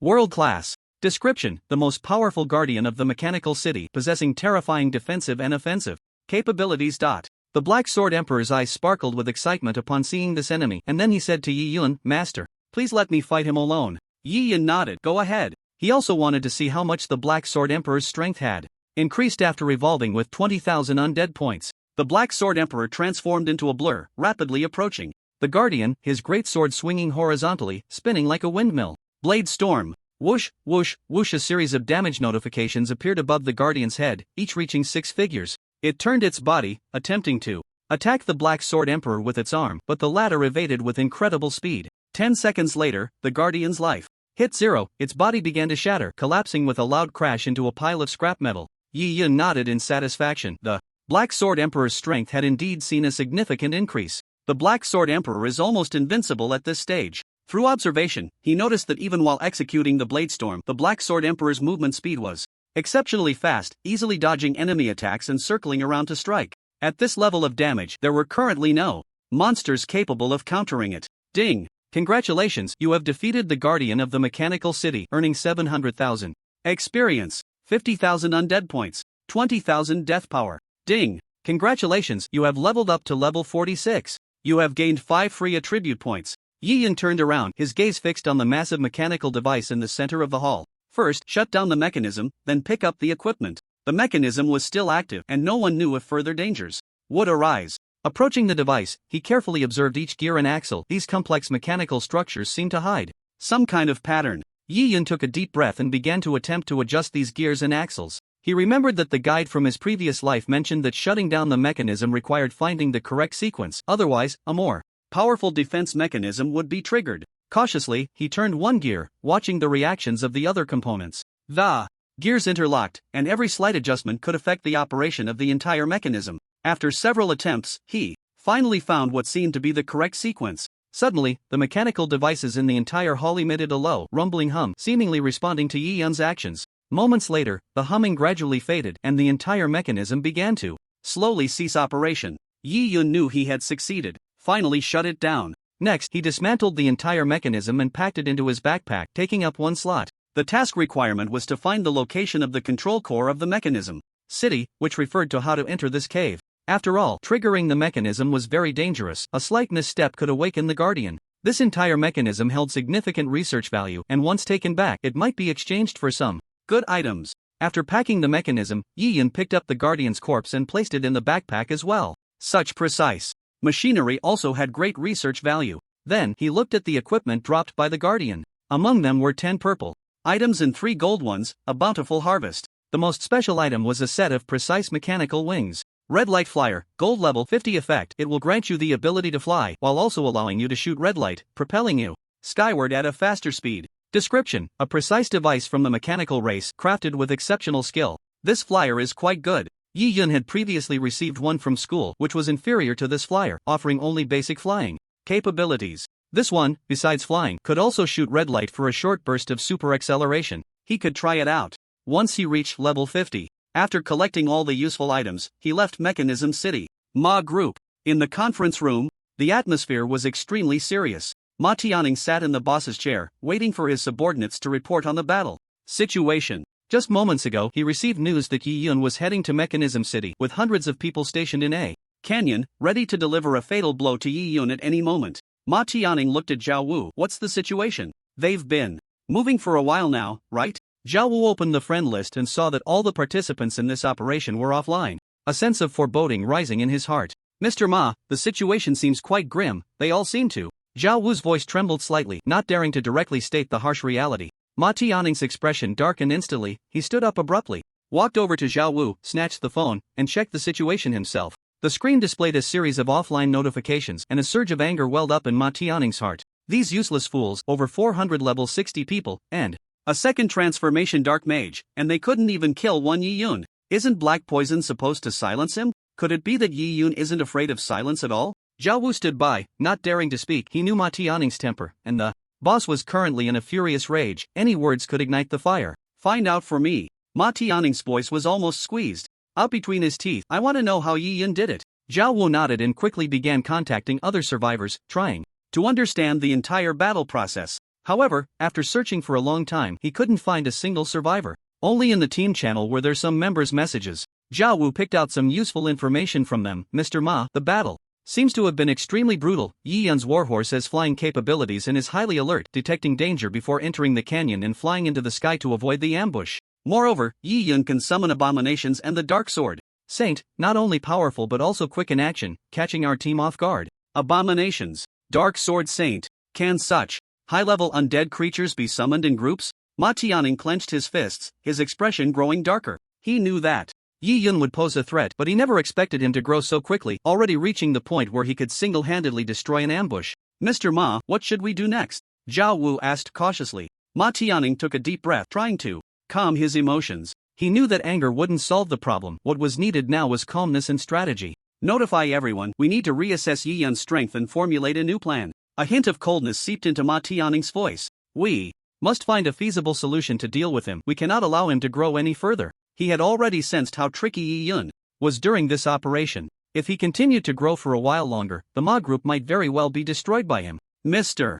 Ma. Zhao Wu hesitated. Yi Yun is now a member of the Dragon Rising Alliance, and it is said that the leader values him highly. If we continue to target him, won't it bring unnecessary trouble? A glint of cold light flashed in Ma Tianning's eyes, clearly indicating he had considered this issue. The Dragon Rising Alliance is indeed a problem, but we cannot stop our actions out of fear of trouble. Ma Tianning's voice was firm. Is my son's death to be in vain? This blood feud was deep. Even if the Dragon Rising Alliance came, he would not take a single step back. Zhao Wu nodded. Mr. Ma, I understand. Ma Tianning said again, the next operation must be discreet. We must eliminate him. As long as we act cleanly, the Dragon Rising Alliance won't be able to detect it. Alright, I'll take care of it right away. Zhao Wu immediately left the conference room. Ma Tianning stood in front of the floor-to-ceiling window, looking out at the scenery, his heart filled with worry. Yi Yun's rise put unprecedented pressure on him, but if he didn't deal with this matter, he couldn't find any compromise. Dragon Rising Alliance. Task Center. After Yi Yun arrived, he saw the beautiful woman at the counter from last time. Xiaoli looked up and, upon seeing Yi Yun, immediately displayed a polite smile. Yi Yun, hello, how can I help you? I've completed my task, Yi Yun replied. Ah, which task? Xiaoli asked, puzzled. The one from yesterday regarding the mechanism city. Ah, you finished it so quickly? Xiaoli was taken aback. This task had been here for 2 years without anyone completing it. Yi Yun nodded, then took out his phone and pulled up a few photos. One of them showed the entrance to the core area of Mechanism City and another depicted the internal situation. Xiaoli took the phone, carefully examining the photos, her eyes gradually widening, her face displaying an expression of disbelief. How is this possible? Xiaoli's voice trembled slightly. You really entered the core area of Mechanism City? Yi Yun nodded, yes. Can the task be completed now? The task's content was to find the location of the control core. A few photos along with an entry route were enough to fulfill the requirements. Xiaoli took a deep breath, trying to calm her emotions. These photos need to be evaluated by a specialist. Please wait a moment, I will bring the person who issued this task. Xiaoli picked up the landline and made a call. Soon after, an elderly man in a blue lab coat, reeking of machine oil, hurried over. The blue coat was stained with dark oil spots. Xiaoli introduced, this is Professor Song from the Mechanical Research Department. He is the one who issued the Mechanism City task. Yi Yun looked at Professor Song, his gaze shifting slightly. In his previous life, this Professor Song had achieved remarkable success in mechanical research after years of effort, developing some powerful mechanical weapons and robots. On the battlefield of another realm, he had delivered impressive results. I didn't expect to meet you so soon in this life. Hello, Professor Song. Hello? Professor Song wiped his hands on his clothes, and then looked at Yi Yun. No need to call me Professor, just call me Lao Song. I'm just a researcher. Yi Yun had heard that Professor Song was easygoing, and seeing him today confirmed that. I'll still call you Professor Song. Professor Song didn't mind the title too much and quickly asked, I heard you entered the core area of the Mechanism City and took photos. Where are they? Yi Yun nodded, yes, according to the task requirements, I found the location of the control core and took photos. Professor Song took the phone, carefully examining the photos, his fingers gently sliding across the screen, his eyes revealing unmistakable excitement. Just one glance was enough for him to confirm that the entrance Yi Yun photographed was real. So the real entrance is here. How did you get in? Yi Yun glanced around. There are too many people here, it's not a place for conversation. Professor Song immediately understood Yi Yun's meaning, nodded, and gestured for Yi Yun to follow him to a more private office. The two entered the office, and Professor Song closed the door, then eagerly picked up the phone again to study the photos closely. This is truly unbelievable. Professor Song said excitedly, our mechanical department has been researching for so many years and has never found the real entrance. I can't believe you actually did it. Yi Yun replied, actually, that entrance requires a certain level of attack to break through. If the output isn't enough, it's impossible. Upon hearing this, Professor Song suddenly realized. So that's how it is. No wonder so many people went and couldn't find the true core. You helping us find the entrance is a huge help. The Mechanism City is a product of an alien civilization. It hides many powerful machines that we on Blue Star have never dealt with. If I can study them all, technology will surely advance significantly, and it could even be applied on alien battlefields. Yi Yun nodded, understanding the situation. After the arrival of the Age of Gods, many alien civilization products fell onto Blue Star, many of which have research value. Through these years of research, Blue Star's technology has also advanced a lot. Professor Song said, Yi Yun, you've completed this task, and when the time comes, I'll tell Xiaoli, and you can get your points. Yi Yun nodded. These 3,000 points came easily. Professor Song continued. Yi Yun, would you like to join our research team? With your help, we can definitely uncover the secrets of the Mechanism City faster. Yi Yun directly refused. I can help you collect some special machines, but joining is out of the question. Professor Song nodded in understanding. I understand, everyone has their own things to be busy with. However, if you can spare some time to assist us, even just providing some alien machines and technology would be a huge help for us. Of course, I will do my best, Yi Yun agreed. Professor Song flipped through the photos, and when he saw the core control panel and the mechanism guardians, he trembled with excitement. These are definitely top-tier technology from the mechanical race. If you can bring them to me, the technology of Long Country will surely advance significantly. Yi Yun said, I've already brought back those mechanisms and guardians. What? Professor Song's voice was almost a shout, staring at Yi Yun in disbelief. You really brought them back? Yi Yun calmly replied, yes, I disassembled them and brought them back safely. They have now fallen apart, but I did not damage their core components. Even the Sword Saint's attack only damaged the Guardian's outer shell without harming the interior. Professor Song paced excitedly in the office, as if he could already see the leap in future technology. This is so important, Yi Yun, you may not realize what this mechanical race's technology means for us. It can completely change our technological development trajectory, and it might even alter the entire world's landscape. Yi Yun merely smiled slightly, not surprised by Professor Song's reaction. The technology of this mechanical race is incredibly valuable for Blue Star. I will start the research. Work as soon as possible. Professor Song's voice was filled with passion. With your help, we will definitely be able to uncover the secrets of these machines and make them serve humanity. Where are those things now? Yi Yun pointed to the empty space in the room and dumped everything out of his backpack. Upon seeing this, Professor Song's eyes immediately lit up. He crouched down, carefully picking up the scattered parts on the ground, meticulously observing every detail. Professor Song's fingers gently glided over the metal surface as if he were touching a priceless piece of art. A look of treasure found appeared on his face, and he kept murmuring, "This is truly incredible. These structures, these materials, are things we have never seen before." Yi Yun stood by, watching Professor Song's focused expression, feeling a sense of comfort in his heart. With professors like these dedicated to research, Long Country's future would only grow stronger. After a while, Professor Song finally looked up, his gaze filled with gratitude and anticipation. "Yi Yun, you have truly brought us tremendous help. Feel free to ask for anything you want. As long as I have it, I will give it to you." Yi Yun thought for a moment and said, "Right now, I only need points,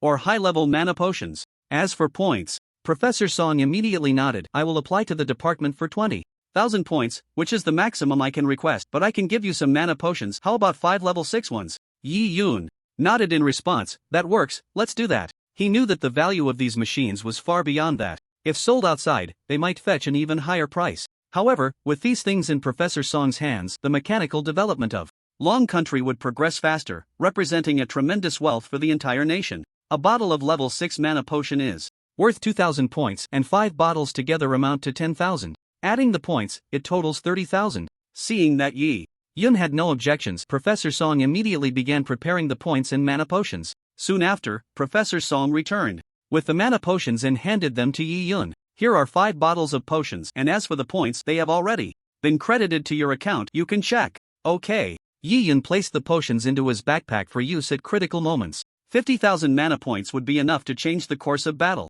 Yi Yun left the research department and headed straight for the exchange center. Now, his points were finally sufficient to exchange for that Death Knight skill. After waiting in line at the counter for a while, it was Yi Yun's turn. The clerk at the counter, named Bai Shui, smiled sweetly upon seeing Yi Yun. "Hello, what would you like to exchange?" "I need to exchange for the Death Knight skill," Yi Yun replied. Bai Shui nodded, skillfully operating the equipment at the counter to check Yi Yun's points.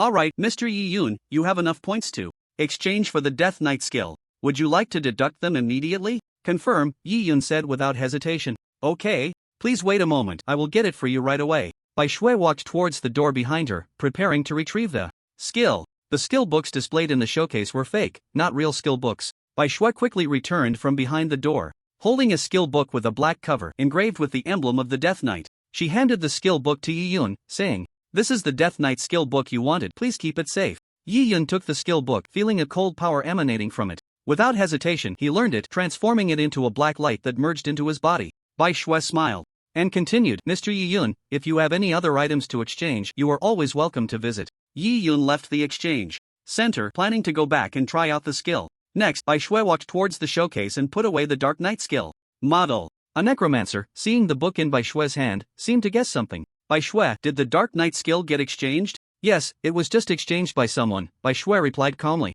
The necromancer felt as if the sky was about to fall. "What? It was exchanged so quickly. I have saved up 38,000 points, just a little bit more. Oh my god." Points are not so easy to accumulate. Casually exchanging some equipment or potions consumes a lot. It took him a year to finally gather enough points, only to have them exchanged away. His mood was incredibly gloomy. The necromancer's face was filled with disappointment and frustration. He had high hopes for the Dark Knight skill, believing it would be a key step in enhancing his strength. However, reality dealt him a heavy blow. Bai Shui comforted him, "The skill book is a hot commodity. Perhaps in a while, new high-level summoning skills will arrive. If you save up more points, you will eventually find a use for them." "Alright." The necromancer sighed, resigned to the situation. Inside the training dungeon, Yi Yun stood in the center of the room, looking at the skill he had just acquired. Death Knight, level 1 description, summons a powerful undead knight that will charge into battle for you, dealing massive damage to enemies and possessing certain control and summoning abilities. Basic attributes are related to magic damage, consumes 1000 mana, cooldown, 24 hours. Yi Yun waved his staff and silently recited the incantation. Death Knight. As the incantation was completed, a surge of dark energy erupted from the tip of Yi Yun's staff, quickly coalescing in the center of the room. A tall undead knight gradually materialized, its skin pale, riding a warhorse, clad in heavy armor, wielding a giant sword, with ghostly blue flames burning in its eye sockets. The Death Knight let out a low roar, seemingly pledging allegiance to Yi Yun. Yi Yun carefully observed this newly summoned Death Knight. Its attack attributes were not as strong as the initial Dark Sword Saint, but its defense and health were its strengths. Death Knight, summon Dark Soldiers. At Yi Yun's command, the Death Knight swung its giant sword, and a burst of dark energy erupted from the sword's tip, instantly summoning a group of small dark soldiers. Although these soldiers were not very large, they moved quickly, their eyes gleaming with a fierce light. They were unafraid of death, suitable for charging ahead and causing significant disruption to the enemy. Moreover, the number of dark soldiers summoned by the Death Knight reached a total of 50. This was just the initial level. If it were to reach max level, this number could likely increase several times. Next, Yi Yun consumed 10,000 necromancer points to level up the Death Knight to max level. Death Knight, max description, summons a powerful undead knight that will charge into battle for you, dealing massive damage to enemies and possessing certain control and summoning abilities. Basic attributes are related to magic damage. Consumes 1200 mana. Cooldown 12 hours. Waving the staff again, he summoned a max level Death Knight. The max level Death Knight was even more imposing than before, its armor covered in intricate runes and the great sword in its hand seemed sharper. Yi Yun commanded it to demonstrate its power, and the Death Knight swung its great sword, producing a deafening roar, causing the air in the room to tremble with its might. When he summoned the Dark Soldiers again, he summoned a full 200. Yi Yun nodded and began to contemplate feasible tactics. The Death Knight is suitable for charging. I can summon hundreds to rush into the enemy's battlefield, then summon Dark Soldiers. In a short time, tens of thousands of Dark Soldiers can create a significant impact on the enemy. The archers can follow up and shoot from the back, clearing out many enemies. With the increased number of summoned undead, there were too many tactics available. No matter how he fought, he could crush the enemy. Next came the extraordinary evolution. Consuming 36,000 undead points, he directly evolved the knight to level 5. Black Knight Emperor 2 stars, evolved to level 5. Description: the Dark Knight, after continuous extraordinary evolution, has mastered terrifying knightly power and the ability to command numerous dark soldiers. Consumes 30,000 undead points to evolve. Yi Yun looked at the Dark Knight. The evolved Dark Knight had undergone a tremendous transformation. Its once pale skin was now covered with a layer of dark golden sheen, and every step taken by its warhorse seemed to shake the entire space. Runes flowed on the knight's heavy armor, emanating an awe-inspiring dark power. Yi Yun issued a new command: Black Knight Emperor, show your power. The Black Knight Emperor let out a heart-shaking roar, raising its great sword. A powerful dark energy erupted from the sword tip, forming a massive black beam shooting into the sky. 2,000 dark soldiers then materialized, each soldier significantly taller than before, comparable to a max-level sword saint in size. In addition, their attributes had also greatly improved, only slightly weaker than a max-level dark sword saint. Seeing this scene, Yi Yun nodded slightly. The summoning ability of the Black Knight Emperor is quite powerful. Charging in front of the enemy and summoning 2,000 soldiers at once can definitely create a terrifying killing force. Moreover, its commanding ability was very strong, capable of not only controlling a multitude of ordinary Dark Knights but also commanding all soldiers, forming a formidable force. After testing a few more abilities of the Dark Sword Saint, he placed it into the undead space. Its size was not too large, just a bit bigger than a bus, allowing for easy summoning whenever needed. The undead space is a bit small. Next time I gather 50,000 undead points, I'll let it level up again. With the invasion of alien forces, many spatial rifts appeared on Blue Star, where humans lived. From time to time, powerful alien creatures would intrude. If they were allowed to rampage on Blue Star, it would create a terrifying impact. Therefore, people built fortresses at the entrances of the spatial rifts to fend off the invasions. The Golden Hill Fortress, located in a desolate land, was a massive war stronghold guarded by many powerful professionals. The guards of Golden Hill Fortress remained vigilant, ready to respond quickly if monsters appeared from the spatial rifts, otherwise, the consequences would be unimaginable. One day, the fortress's commander, Luegwa, came to the city wall and asked the guard captain, Liku, is there any unusual activity at Rift number 785? The people from Longting Academy are about to come for trials. We can't have any problems. Liku straightened his back and replied firmly, report to the commander, everything is normal at the moment. The rift is stable, and those monsters are not exhibiting any abnormal activity. Luegwa nodded, but his brow remained tightly furrowed. He knew that the invasion of alien creatures would never give advance notice. Each time was a severe test of humanity's defensive capabilities. Continue to strengthen patrols, do not let your guard down, Luegwa commanded, then turned and walked towards the command center. Inside Rift number 785. In the Abyss Canyon, a tall man rode atop a bone dragon, his gaze cold and piercing. As he looked ahead, before him was a massive army of monsters, numbering in the tens of thousands. The wings of the bone dragon stirred up fierce winds in the canyon, and the man's robe billowed in the gusts. He was the Lord of the Abyss, a terrifying being who commanded the army of the dead. A warrior wielding a giant axe knelt on one knee and said, "My lord, tomorrow is the trial of the Dragon Rising Academy. We must capture them all in one sweep." A chilling light flickered in the Lord of the Abyss's eyes. "The Golden Hill Fortress hasn't detected our movements, has it?" The axe-wielding warrior replied, "Rest assured, my lord.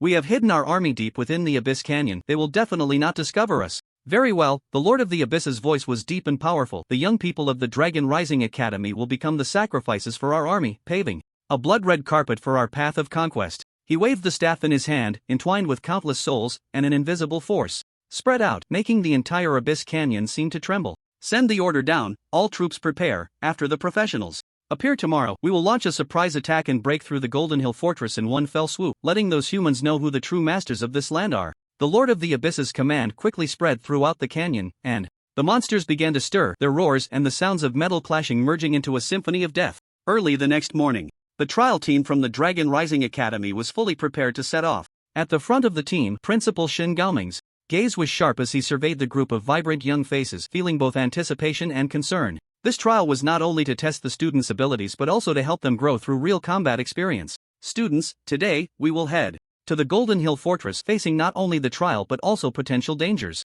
Remember, you are the pride of the Dragon Rising Academy. No matter what difficulties you face, you must unite and confront them bravely." The students responded in unison, their voices filled with determination and courage. The team set off, using the teleportation array on the playground to be directly transported to the Golden Hill Fortress. As the light of the teleportation array gradually faded, the trial team from the Dragon Rising Academy appeared in the square inside the Golden Hill Fortress. "Welcome, teachers and students of the Dragon Rising Academy. I am Lu Weigua, the overall commander of the Golden Hill Fortress." Lu Weigua stepped forward and addressed everyone. "Please rest assured, we have made ample preparations to ensure your safety." Shin Gaoming shook hands with Lu Weigua and introduced him to the students. "This is Commander Lu, who will be responsible for the safety of our trial. Everyone must adhere to the fortress's rules and follow orders." The students nodded in understanding. They knew the importance of this trial and understood that safety was the primary concern in the face of alien threats. Lu Weigua led Shin Gaoming and the students to tour the fortress's defensive facilities, detailing various defense measures and emergency plans.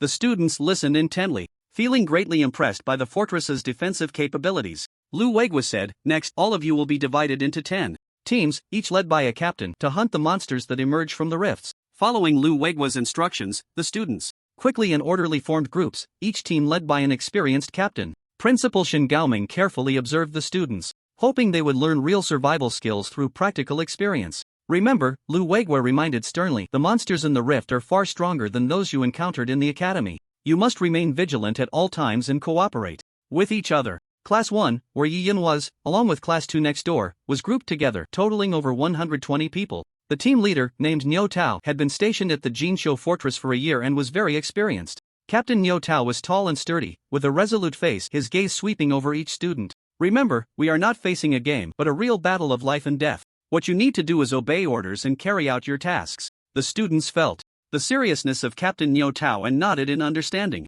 This trial was not only about individual points but also about the survival of the entire team. Under Captain Niu Tao's command, the students began to approach the rift in an orderly manner.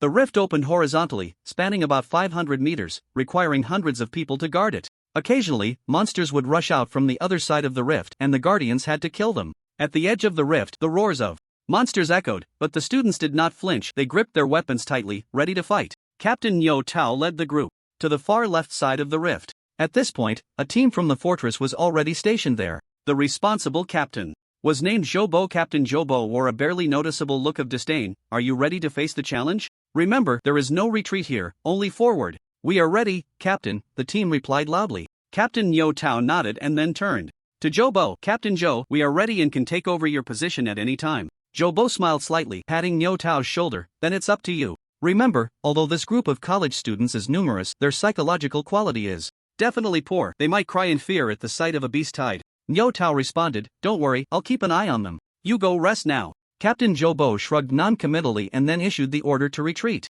As Zhoubo's team withdrew, Captain Niu Tao immediately directed the students to fill the gaps in the defense line. On the other side of the rift, the roars of monsters grew louder, seemingly heralding an impending battle. Captain Niu Tao surveyed the students. "Now, shield warriors, step forward and form a shield wall. Archers and mages, prepare for ranged support." Once the shield warriors stabilize their position, launch your attacks immediately. Remember, maintain formation and do not let the monsters break through the defense line. The students sprang into action, the shield warriors gripping their shields, stepping forward with determination, standing at the front line. The archers and mages, under the protection of the shield warriors, sought the best positions to attack. Yi Yun stood among the crowd, just about to summon the undead army, but then paused, thinking of another issue. He knew that dark forces were planning an ambush this time. In his previous life, this trial had suffered heavy losses. Even the Jinsho fortress had sustained significant damage. Those lurking in the darkness were a terrifying force. He thought, since the dark forces are preparing to ambush us, they must have been ready for a long time.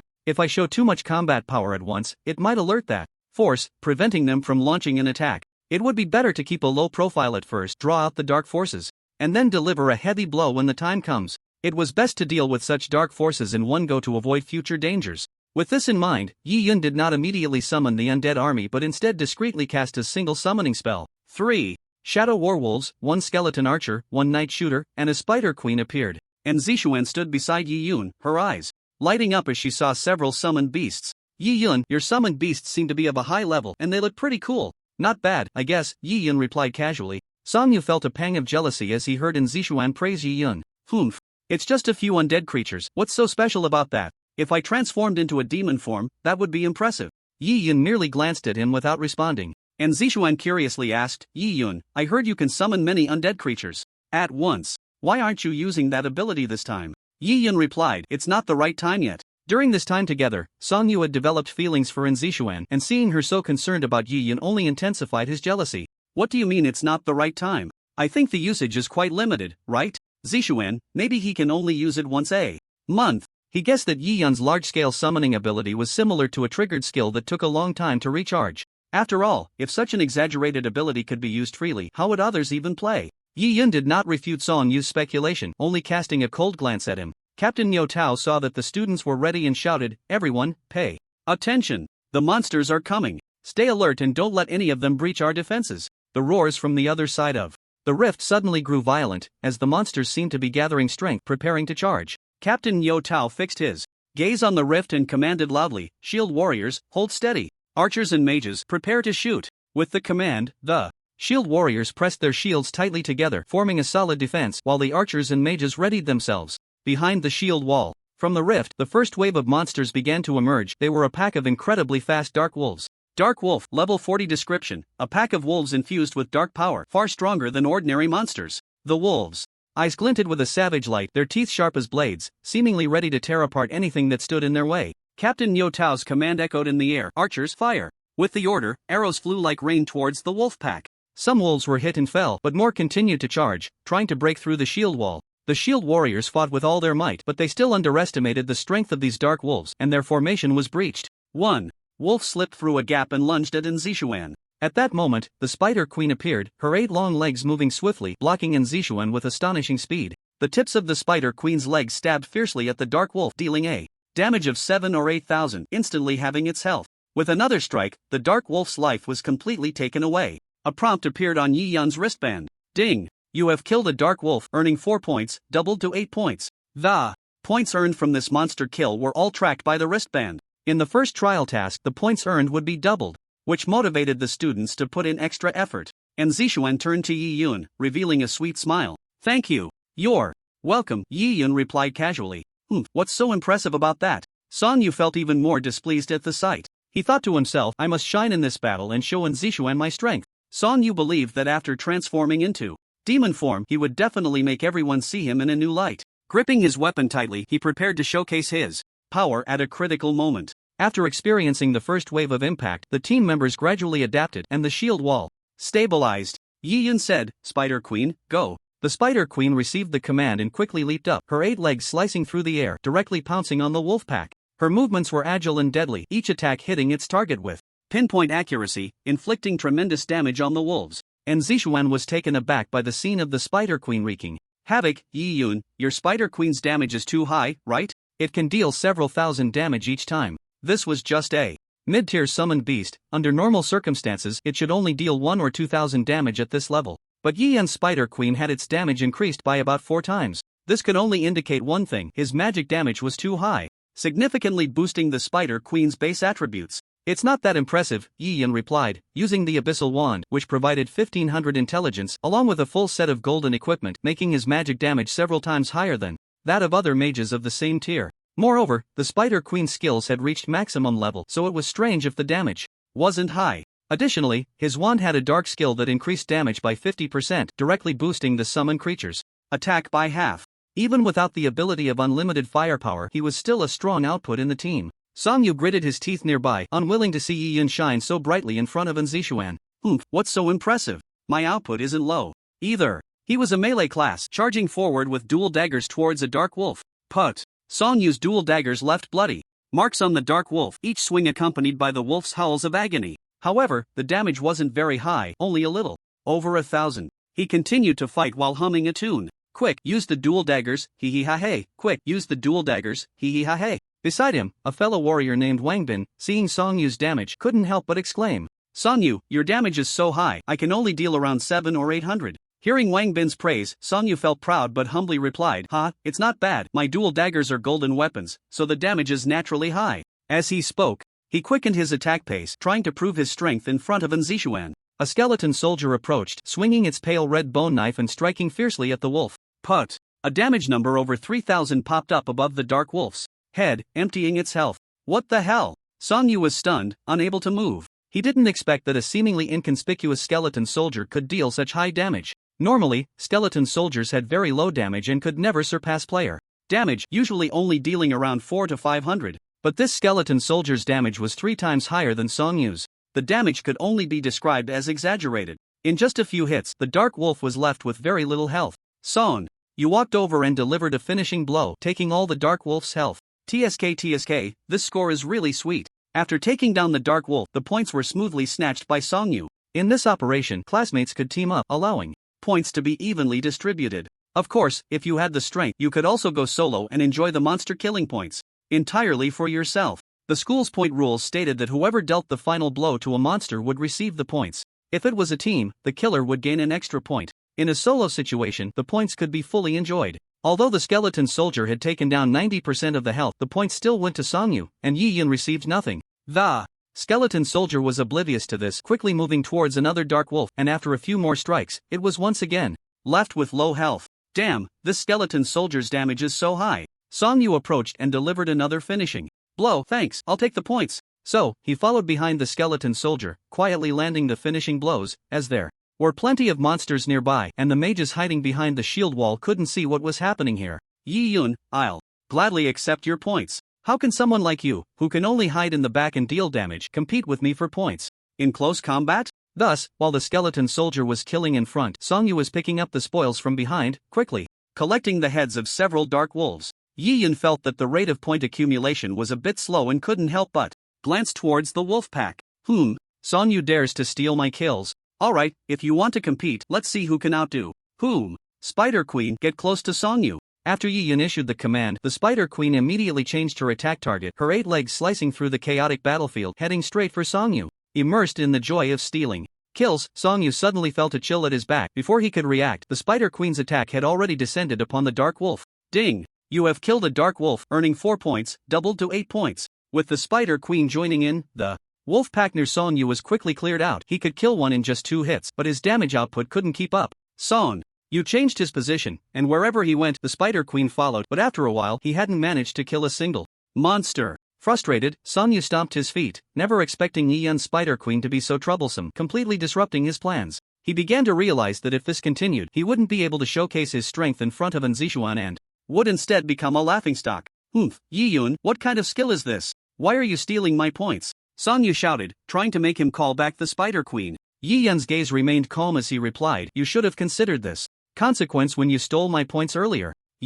Song Yu was left speechless. He indeed had been in the wrong from the start and hadn't expected to be discovered so quickly. After a while of hacking away, the result was still that he hadn't killed a single dark wolf, all of them stolen by Yi Yun. Everyone in Song Yu's team was furious. Song Yu, why are you competing with Yi Yun for monsters? Don't you know his undead creatures deal high damage? What bad luck, we can't earn points this time. Forget it, let's not team up with him anymore. Several people left the team, leaving Song Yu all alone. He felt a wave of embarrassment, never expecting things to develop this way. He had intended to showcase his strength by stealing Yi Yun's points, but Instead, he found himself in a passive position. Yi Yun, your Spider Queen is indeed powerful, but you can't always steal kills like this, can you? Yi Yun replied, the rules are like this, whoever lands the last hit gets the points. If you have the strength, take the monsters from me.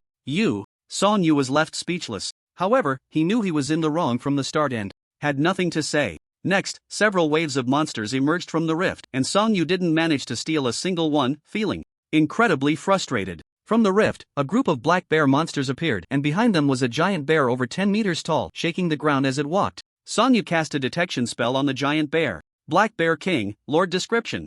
This is the king among bears, please do not provoke it lightly. The opportunity has come. After observing the Black Bear King's attributes, Song Yu's eyes lit up. This was definitely a great opportunity to showcase himself. His demon transformation ability could turn him into a powerful demon for a short time, possessing long-range attack capabilities and overwhelming damage output, enough to take down this Black Bear King. Just think about it, being able to kill a lord-level monster all by himself, what a heroic feat that would be. Then, he could properly display his prowess in front of Nzishuan. As the Bear King approached, Song Yu took a deep breath, preparing to unleash his demon form. He closed his eyes, focused his mind, and felt the surge of power within him. Demon transformation. With a low growl, his body began to change, muscles swelling, dark red scales appearing on his skin, and a pair of massive demon wings unfurling from his back. His eyes turned blood red, flames burning in his pupils. The Black Bear King seemed to sense the threat, roaring as it charged at Song Yu, swinging its enormous paw. Bear King, come on, let me show you my strength. Yi Yun, you can't possibly outdo me.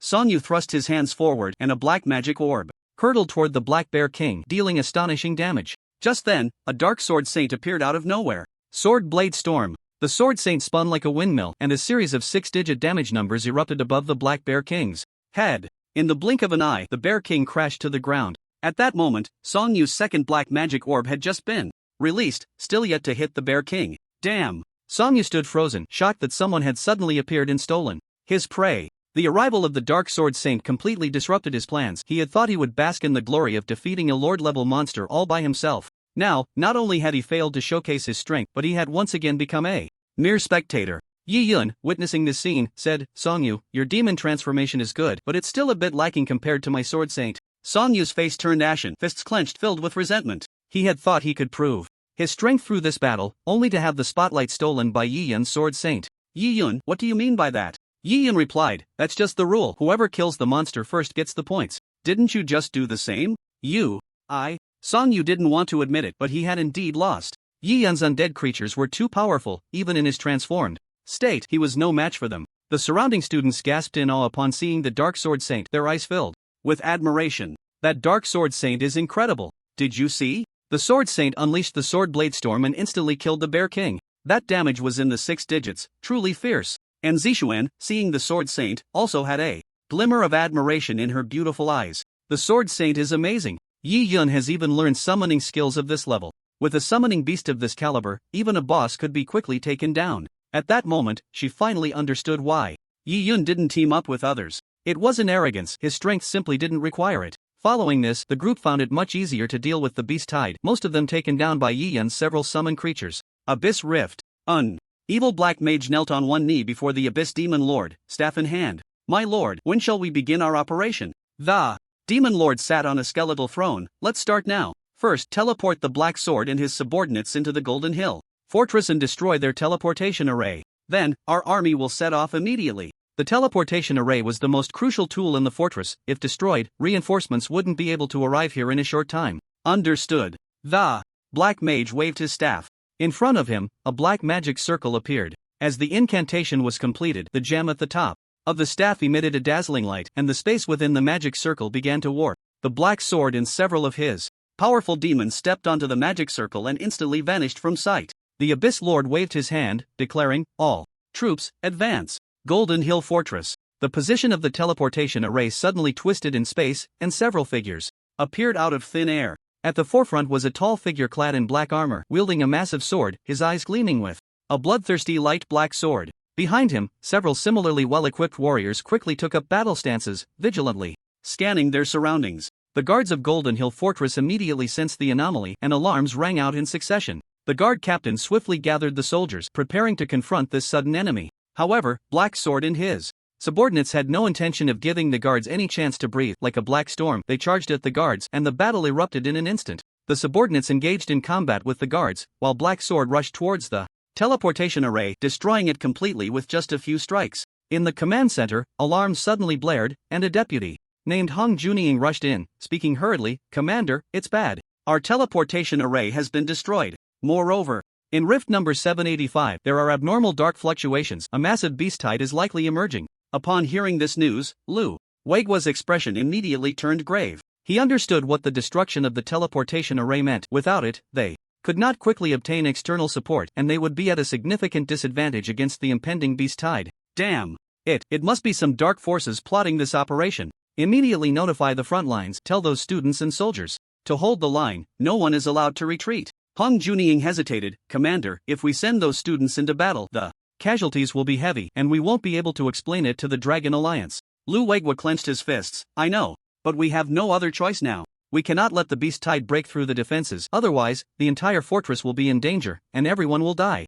Currently, Golden Hill Fortress had no supporting troops left. Everyone had to push forward. Hong Junying nodded, still worried, but quickly turned to execute the orders. At the same time, order all units to enter a state of level 1 combat readiness, preparing to face the beast tide's assault. Lu Weigua swiftly issued the command. Despite the urgency of the situation, there was no hint of panic on his face. The staff in the command center immediately became busy, communication devices continuously issuing orders, and the entire fortress began to operate like a precise war machine. Soldiers quickly donned their gear and rushed to their posts, ready to face the impending battle. Lu Weigua also equipped himself and headed towards the teleportation array. They had to eliminate the enemies that had sneaked in through the teleportation as quickly as possible, otherwise they would be attacked from both sides and the fortress would surely descend into chaos. On the front lines, several captains received the fortress's message to hold their ground at the same time. Looking into the rift, the vanguard of the beast tide had already appeared in their sights, a dark mass surging towards the fortress like a tide. Niu Tao gasped, "Oh no! A large-scale beast tide is coming." Previously, they had only faced small groups of monsters, which were not very lethal. But the scale and speed of this beast tide were clearly different from before. They were more aggressive and far more numerous. "Quick, notify all team members to enter combat status immediately," Niu Tao commanded loudly, his voice tinged with tension. The other captains quickly reacted. They knew this battle would be tougher than any they had faced before. They had to make the most of every second and prepare thoroughly. Those students had never seen a beast tide of this scale. They were already terrified before the beasts even emerged from the rift. Especially the one charging at the front, Songyu, who was so scared that he retreated directly. "Oh my god, the beast tide has come, it's terrifying. I want to go home." Songyu's fear quickly spread through the group, and the other students felt an unprecedented pressure. Although they were the elite from various provinces, their lack of experience was glaring in the face of such a massive beast tide. "Everyone, don't panic," Niu Tao shouted loudly, trying to drown out the roar of the beast tide. "You are the elite practitioners of the Dragon Kingdom, and you will encounter beast tide sooner or later. You are just experiencing this moment a bit earlier." But Song Yu was unwilling, showing no intention of charging forward. "I'm not going. I want to go home. I want to leave here." Niu Tao's expression changed. "The teleportation array at the fortress has been destroyed. You can't go back." "Then I'll walk back. I absolutely won't stay here to defend the city." Song Yu was resolute, having no thoughts of dealing with the beast tide. After saying this, he turned to walk back. A few other timid students, seeing someone stepping forward, also began to think about leaving together. Niu Tao saw this and immediately stepped forward, grabbing Song Yu's arm tightly, and shouted sternly, "Song Yu, you are fleeing in the face of danger. Do you know what the consequences will be?" Song Yu struggled, but Niu Tao's grip was like a vice, rendering him immobile. "Let go of me. I don't want to die here." His voice was tinged with a sob, fear having stripped him of his reason. "Coward!" Niu Tao scolded angrily. "People like you don't deserve to join the Dragon Academy. Every day, we who are stationed on the front lines face death from the beast tide, but we have never felt fear. We are here to protect our homeland behind us for those we love. If you back down now, not only will you shame yourself, but you will also disappoint the entire Dragon Academy." Niu Tao hoped to inspire morale, but Song Yu was determined to leave. "No, I absolutely won't stay here. If you want to defend the homeland, you can do it yourselves." After saying this, he turned and walked towards the fortress. The other students exchanged glances, and one by one, they followed Song Yu's lead and left together. "Cowards!" Niu Tao shook his head in disappointment. "Just now in battle, I saw you trying to steal kills, and now when the beast tide comes, you're the first to run. How can the Dragon Academy have people like you?" Niu Tao looked at the backs of Song Yu and the other departing students, filled with disappointment and anger. "Fleeing in the face of danger, I will report your actions to the Dragon Academy and let them punish you." Song Yu didn't even look back. The Academy's punishment would at most be expulsion. But as long as he could live, it was better than being dead, right? Niu Tao took a deep breath, trying to calm his emotions, and turned to the others. We cannot let the beast tide break through our defenses, otherwise the entire fortress will be in danger. Now, immediately organize the defense, use the terrain to our advantage, and try to buy time while waiting for reinforcements. Some students skilled in ranged attacks were assigned to higher ground to effectively strike at the beast tide. Those skilled in close combat were positioned at the front line, ready to engage in melee with the beast tide. Niu Tao stood at the highest point of the defensive works, his gaze firmly fixed on the direction of the crack. He knew this battle would be very difficult, but he also understood that they had no way out. Yi Yan stood among the crowd, watching the beast tide that had already surged out. This battle has begun, dark forces. Since you dare to come, then don't think of going back. After saying this, he left the group alone. Niu Tao saw Yi Yan leaving and immediately asked, Yi Yan, what are you going out alone for? He knew Yi Yan's strength, the dark sword saint and spider queen could help relieve some of their pressure. Yi Yan didn't respond, just walked to an open area and began to wave his staff continuously. One by one, the night archers appeared on both sides of the rift, forming a semicircular legion. In the blink of an eye, 1,000 archers materialized in the open space. Niu Tao was dumbfounded upon seeing this. That was 1,000 archers, and judging by the undead summoned by Yi Yan earlier, their output capability must be incredibly strong. Yi Yan's staff continued to wave, and as the incantation completed, shadow warwolves emerged from the ground. Yi Yan's summoning did not stop there. He continued to chant the spell, Spider Queen. As Yi Yan whispered, a chilling aura spread across the battlefield. Then, the earth began to tremble, and enormous spiders slowly rose from underground, their 8 eyes glinting with a cold light. The appearance of the Spider Queen seemed to freeze the air around, and the creatures in the beast tide sensed the threat, becoming restless. After summoning 500 Spider Queens, Yi Yan's mana was completely depleted. He immediately sat down, using the time before the monsters reached him to recover his mana. Just as the beast tide was about to enter the archers' shooting range, his mana was fully restored. Without hesitation, Yi Yan summoned 100 Dark Sword Saints. At this point, he still had over 60,000 mana left. Niu Tao was astonished by Yi Yan's terrifying summoning ability. His mouth agape. Thousands of shadow warwolves, 400 to 500 spider queens, and 100 dark sword saints. Is he the god of the undead? This summoning ability is just too terrifying. He had never imagined that someone could summon such a massive undead army in such a short time. He had just witnessed the power of the dark sword saints. Even a lord-level boss could be instantly killed by them. Their damage was incredibly frightening. Thousands of troops gathered in formation before the rift, standing neatly, ready to await Yi Yan's command. The students nearby, along with the fortress warriors, trembled with excitement upon seeing this. We're saved. Such a massive undead army might just be able to withstand the beast tide. Awesome. Who summoned them? At first, they were all very panicked knowing they had to face the beast tide. But now, seeing the undead army summoned by Yi Yan, hope reignited in their hearts. Niu Tao also snapped back to reality from his shock, quickly adjusting his emotions, knowing it was not the time to be dazed. Everyone, listen up. Niu Tao's voice rang out again. We have Yi Yan's undead army to assist us, but we must not let our guard down. Now, we must unite, make the most of every advantage, and protect our fortress.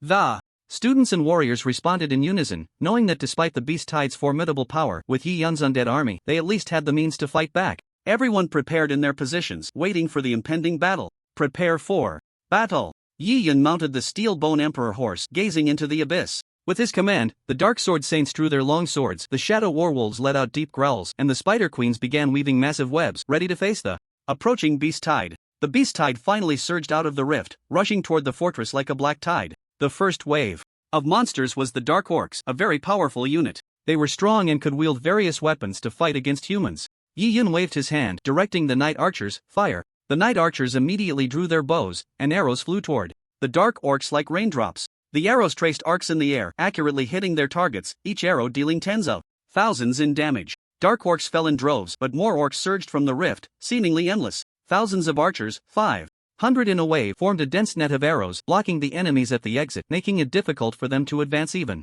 an inch. Soon, the bodies piled up into small hills, obstructing the archers' shots. Yi Yan turned his head and said to Niu Tao, I need your men to help. Niu Tao was taken aback, quickly standing straight to respond. Please, tell me what you need help with. I will definitely assist you. At this critical moment, even if it meant charging into a mountain of blades or a sea of fire, he would do so without hesitation. Yi Yan said, those bodies are a significant hindrance, they are affecting the battle. Behind. I will have the shadow warwolves move the bodies back. You find some people to drag the bodies to the back so they don't affect the battle. Okay, no problem. Niu Tao understood that the accumulation of bodies would severely hinder the archers' shooting range and movement. He immediately directed the melee-skilled students and some warriors to start clearing the bodies from the battlefield. They dragged the corpses brought back by the warwolves to a location far from the front line, ensuring that the battle could proceed smoothly. Yi Yun continued to command the undead army, his gaze never leaving the battlefield. The night archers, under Yi Yun's orders, constantly adjusted their shooting angles to maintain continuous suppression of the beast.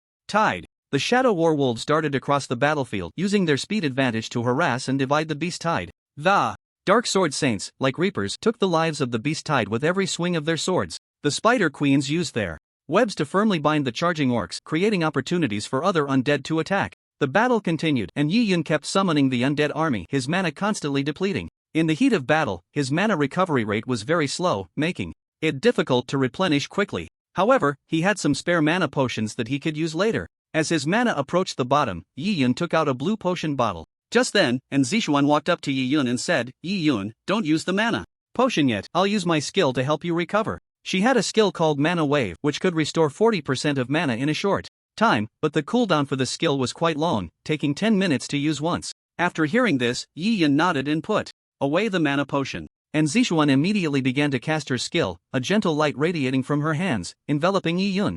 Yi Yun felt a warm energy flowing into his body, and his mana began to recover at a rate of 2% per second. The skill caster could see the mana recovery effect, while others could not. When Zishuan saw the 3000 plus mana recovery effect appearing above Yi Yun's head every second, her clear eyes trembled violently. 3000 per second. Does that mean Yi Yun's mana has exceeded 150,000? What terrifying mana! How did he manage that? As a fellow mage, her mana was only over 30,000, far less than Yi Yun's by a margin. Yi Yun's mana quickly recovered, soon reaching a safe level. He summoned more undead troops again to replenish the forces continuously consumed on the battlefield. Niu Tao and the students saw Yi Yun's mana recovery, their morale soaring, knowing that this battle had a greater chance of victory. Although the beast tide's assault was fierce, it was gradually suppressed. Under Yi Yun's undead army, the dark orcs were brave, but under the swords of the dark sword saints, their charges became meaningless. The agility of the shadow warwolves and the webs of the spider queens made the advance of the beast tide exceptionally difficult. Yi Yun, riding on the steel bone emperor, calmly commanded the battle, each of his orders precisely striking at the weaknesses of the beast tide. At the Jinsho fortress, inside the command center, the atmosphere was extremely tense. Lu Weigua stood in front of the large screen, his expression extremely grave. Zhao Jian said, "Commander Lu, the frontline battle footage is connected, I'll help you bring it in." Lu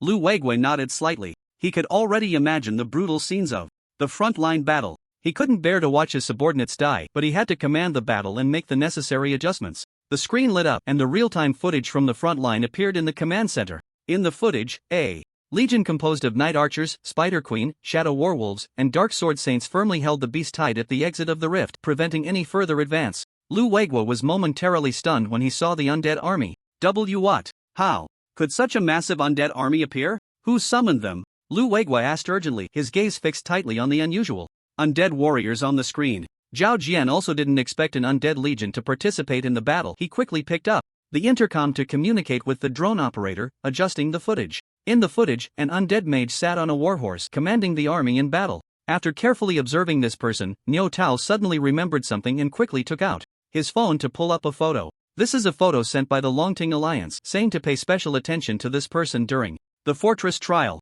His name is Yi Yun, a very promising undead mage. Zhao Jian rapidly compared the photo with the undead mage on the screen, confirming it was correct, and excitedly said to Lu Weigua, "Commander Lu, this person is Yi Yun, the undead mage specifically mentioned by the Longting Alliance." Lu Weigua seemed to recall something as well. In this year's college entrance examination, an undead mage scored over 30,000 points, and it said he can summon an undead army. It's this person. His abilities are truly terrifying. That was a massive wave of beasts, yet Yi Yun's undead army had them firmly blocked at the rift's exit, unable to break through. A hint of relief appeared on Lu Weigua's tense face as he nodded and said to Zhao Jian, "Immediately notify the front line to fully support Yi Yun, ensure his safety, and unconditionally cooperate with any of his requests. Also, send him 10 bottles of the strategic level 6 mana potions from our stock. No, send 20 bottles. These level 6 mana potions could restore 50,000 mana points. Even if it meant depleting the entire fortress's stock, it wouldn't be too much." He knew that Yi Yun needed to consume a large amount of mana to cast his skills, so it was best to send everything to him. Zhao Jian immediately took the order and quickly conveyed Lu Weigua's instructions to the front line via radio. He understood that Yi Yun's mana was key to the battle. With sufficient mana potions, Yi Yun could continuously summon the undead legion, maintaining pressure on the beast tide. Zhao Jian also emphasized Yi Yun's importance, instructing all soldiers to protect his Safety at all costs. Longtang Alliance. In the conference room, Qin Feng had just received a call about a beast tide appearing at Jinqiu Fortress. Feeling as anxious as an ant on a hot pan, he immediately gathered the Alliance's senior officials for an emergency meeting to discuss response strategies. The atmosphere in the conference room was tense and serious, with everyone's gaze focused on Qin Feng, waiting for his instructions. Everyone, the situation at Jinqiu Fortress is extremely urgent. We must take action immediately. Qin Feng's voice was very powerful as he scanned the room, ensuring everyone was listening attentively. Zhao Bangwa said, "We should immediately mobilize high-level professionals to support via the teleportation array." Every fortress had built a teleportation array for emergencies, allowing enough time to send support. Qin Feng shook his head and said, "The teleportation array at the fortress has been destroyed." What? Zhao Bangwa was taken aback. It seems that the demon in the abyss had planned this in advance. Qin Feng looked at the sand table and said, "The closest teleportation array to Jinqiu Fortress is in Shaqiao Town. We will teleport our people there and then immediately go to support Shaqiao Town." Zhao Bangwa frowned as he looked at the distance to Jinqiu Fortress. "It's too far. It will probably take an hour to get there. Time is of the essence. We cannot sit idly by." Qin Feng said decisively, "Zhao Bangwa, you must immediately organize an elite team and head to Shaqiao Town through the teleportation array." Understood. Zhao Bangwa immediately took command, quickly organizing the team and selecting the most elite warriors from the alliance to prepare for support. Qin Feng began arranging logistical supplies to ensure that the frontline warriors would receive adequate support. Just then, Qin Feng's communication device rang again, displaying Lu Weigua's name, and he quickly pressed the answer button.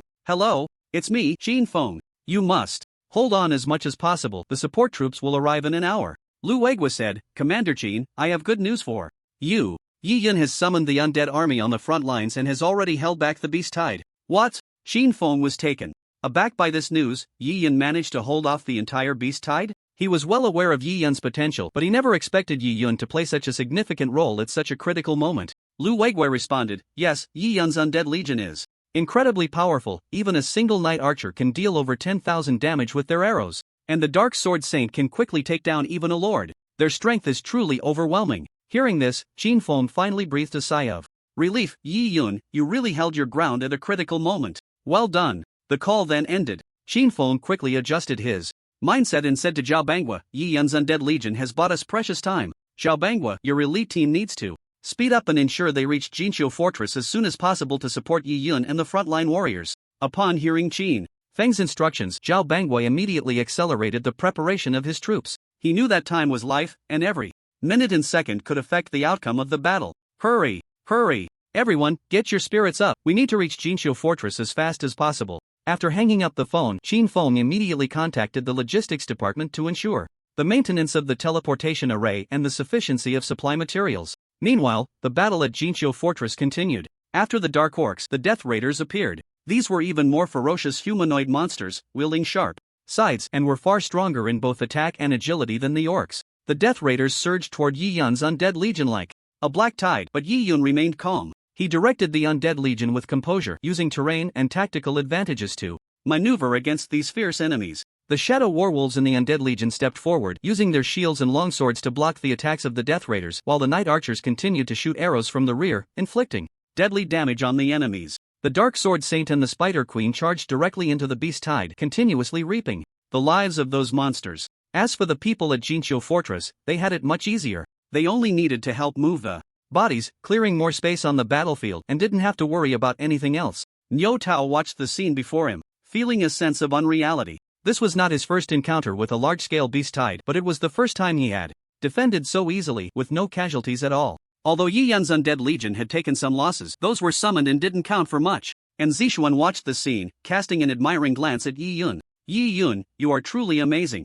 At first, she had invited Yi Yun to team up, only to be rejected, thinking he was aloof. But it turned out he really had the strength. With so many undead armies present, he didn't need any teammates at all. Yi Yun sat on his warhorse, gazing towards the rift, where several giant lords were slowly approaching. He did not intend to use the abilities of the undead space in this battle to avoid revealing too much. With Zixuan by his side, who could help him restore his mana at critical moments, that was enough. The battle grew increasingly intense, and the monsters in the beast tide became fiercer, with more and more lord-level monsters joining the fray. Yet they were all blocked at the entrance, unable to advance further. Behind the beast tide, the abyssal demon lord sat atop a bone dragon, scanning the direction of the rift, noticing something was amiss. "Why are all my subordinates blocked at the entrance of the rift?" Could it be that the humans discovered my intentions in advance and stationed a large army outside? This operation was supposed to be very secretive, having been prepared for a long time, and logically, it shouldn't have been discovered. The Abyssal Demon Lord said to the black-robed mage beside him, "Black Mage, use your detection spell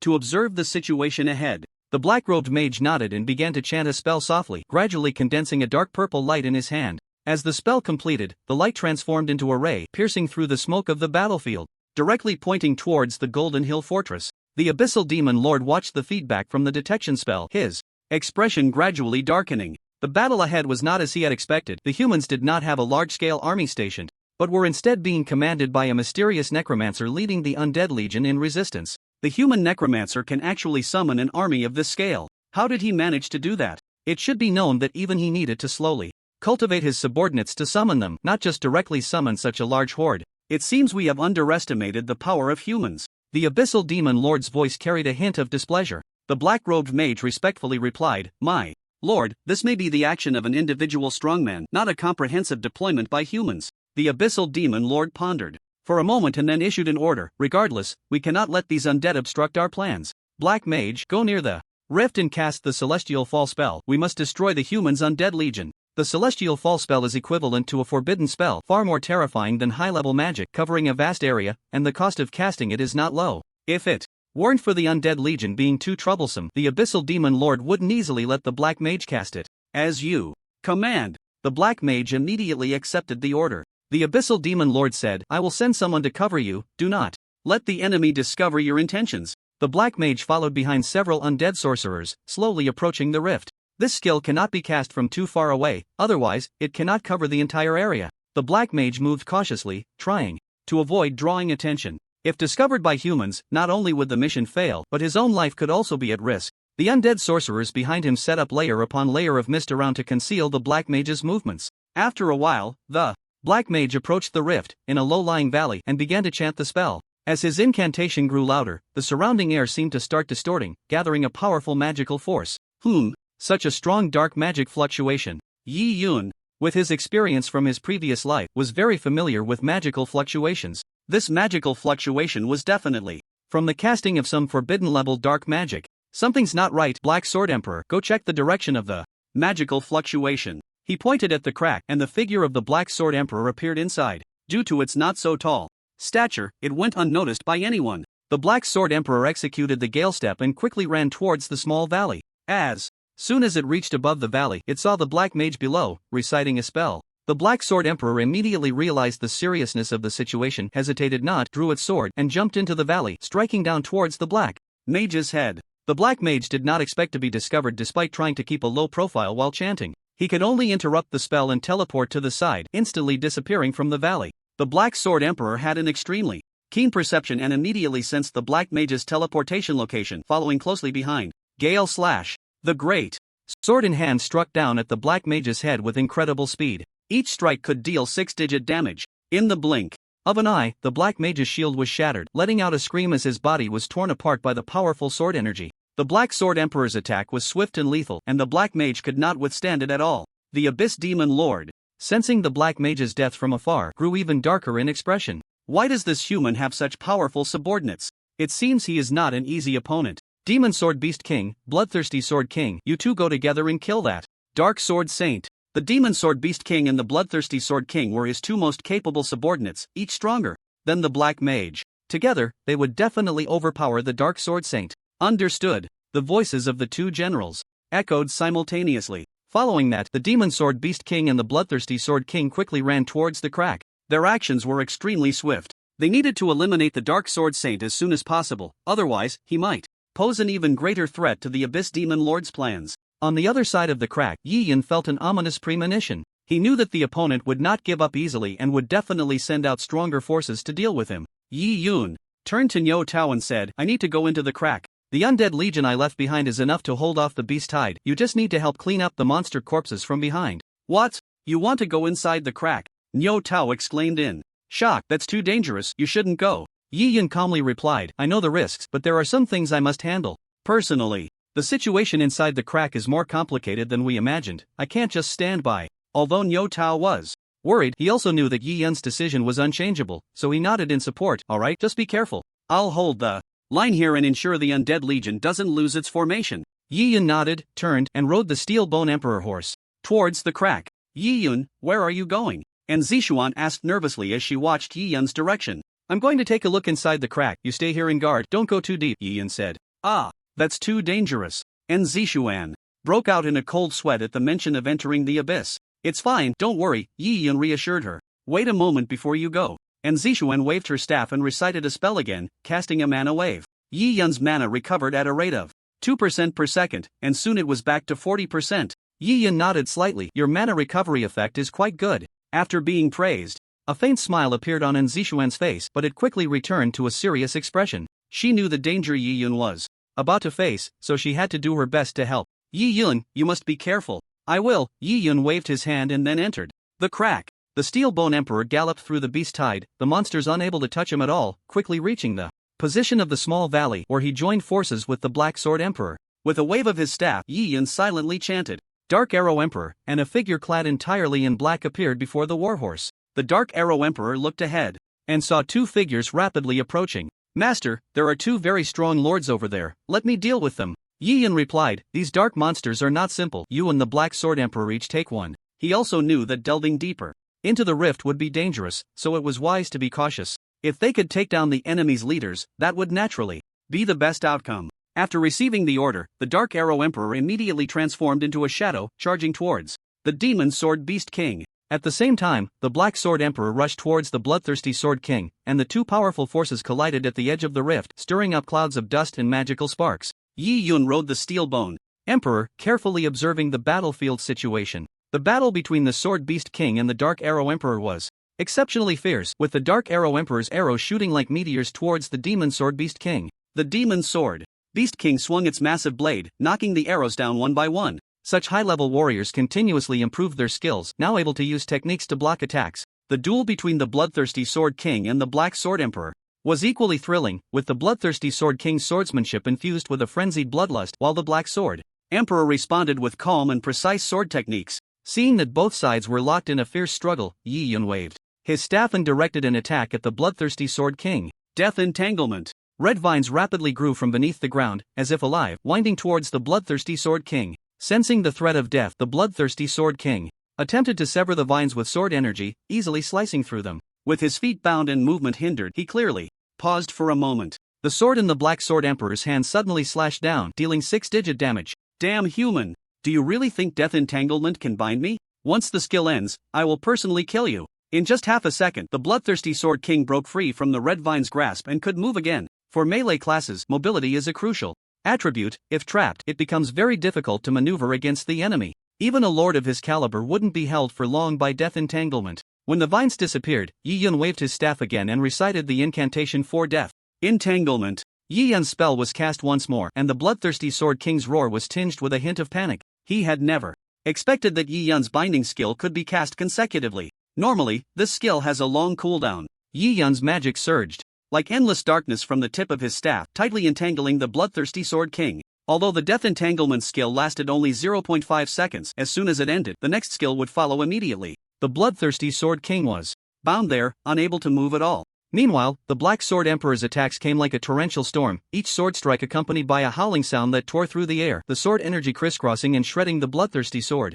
King's armor and flesh inch by inch. Although the Bloodthirsty Sword King was powerful, under the combined efforts of Yi Yun and the Black Sword Emperor, he gradually began to show signs of defeat. On the side of the Demon Sword Beast King, the Dark Arrow Emperor's offensive was fierce, but it was easily countered by the Beast King, unable to inflict significant damage. However, the Dark Arrow Emperor was extremely agile, continuously kiting from a distance, never allowing the Beast King to get close. Finally, after coordinating with the Black Sword Emperor, Yi Yun managed to kill the Bloodthirsty Sword King. Yi Yun waved his staff towards the Beast King and cast Death Entanglement once more. The Black Sword Emperor also joined the fray. Seeing the Bloodthirsty Sword King fall, the Demon Sword Beast King let out a roar, its muscles bulging, and its power multiplying. He swung the giant sword, each strike accompanied by a deafening roar, trying to tear apart the Dark Sword Emperor. Yi Yun calmly observed the situation, knowing that the battle had to end quickly. He waved his staff continuously, casting one deathly entanglement after another, tightly binding the Demon Sword Beast King. Yi Yun's mana surged like a tide, each spell cast with pinpoint accuracy.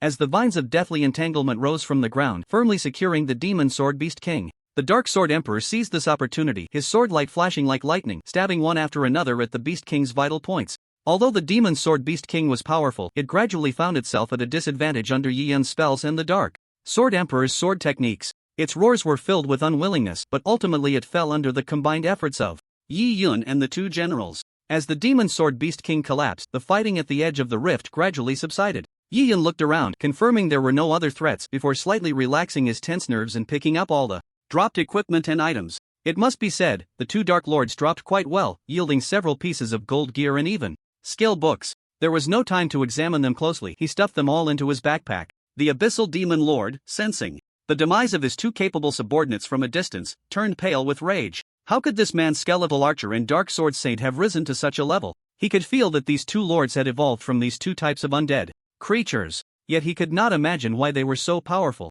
It was truly terrifying. No matter how strong you are, you can never be my opponent. Let me kill you with my own hands. The Abyssal Demon Lord rode the Bone Dragon, flying towards Yi Yun. The Dark Arrow Emperor drew his longbow, dark power coalescing on the arrow, shooting towards the Bone Dragon in the sky. Fallen Emperor Arrow. The Bone Dragon's massive body was struck, but the fallen Emperor Arrow was faster, piercing through the dragon's wings and leaving a huge gaping hole.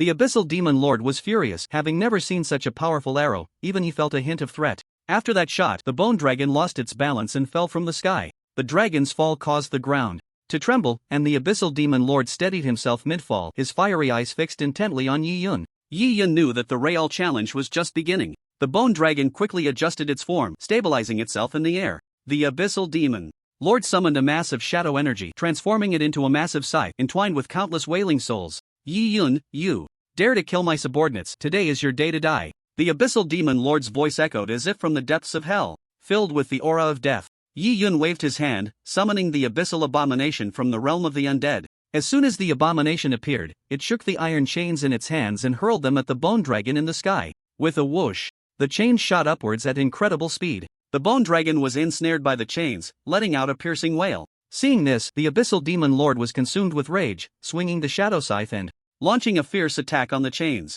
However, he underestimated the strength of the Abyssal Abomination. No matter how he attacked, he could not break the chains. The Abyssal Abomination yanked hard, causing the Bone Dragon to plummet from the sky, crashing down along with the Abyssal Demon Lord. At that moment, the Dark Arrow Emperor knocked an arrow, its shaft wreathed in black flames, aiming at the Abyssal Demon Lord and shooting a deadly arrow. Knight's Annihilation. The arrow pierced through the seams of time and space, striking directly at the Abyssal Demon Lord's heart. The Dark Sword Emperor also rushed in, joining the fray. Damn it, the Abyssal Demon Lord roared, not expecting this human to be so strong. Besides the Dark Arrow Emperor and the Dark Sword Emperor, there was also such a terrifying abomination. The Black Sword Emperor pressed on, his massive sword striking the Abyssal Demon Lord repeatedly, each blow dealing 6-digit damage. The Dark Arrow Emperor stood nearby, continuously firing arrows to maximize the damage. The Abyssal Demon Lord roared in anger, swinging his scythe at the Black Sword Emperor, but a red vine unexpectedly appeared beneath his feet. His step faltered, and his scythe missed the optimal attack position. He looked down. Deathbind, human, such a skill cannot restrain me. In just 0.3 seconds, the vine was broken free. Just as he was about to step forward, another vine sprouted from the ground, binding him once more. What? The Abyssal Demon Lord did not expect this situation. Your skill has no time limit? Damn human, what ability have you mastered? Yi Yun continuously cast Death Bind, with vines extending endlessly from beneath him. The Abyssal Demon Lord could not move, forced to stand still while swinging his scythe repeatedly. Yi Yun's mana flowed like an endless ocean, making each spell seem effortless. The vines of Deathbind rose from the ground, firmly securing the Abyssal Demon Lord and preventing him from unleashing his powerful attacks. The Demon Lord's roars were filled with rage and unwillingness, but Yi Yun's spell acted like an unbreakable shackle, keeping him trapped. The attacks from the Black Sword Emperor and the Dark Arrow Emperor came like a storm, each sword and arrow targeting the Demon Lord's vital points. Although the Abyssal Demon Lord was powerful, under the combined efforts of Yi Yun's spells and the two generals, he gradually found himself overwhelmed. His shadow scythe could sever the vines, but Yi Yun's death bind seemed endless. Finally, the Demon Lord's health dropped to 10%.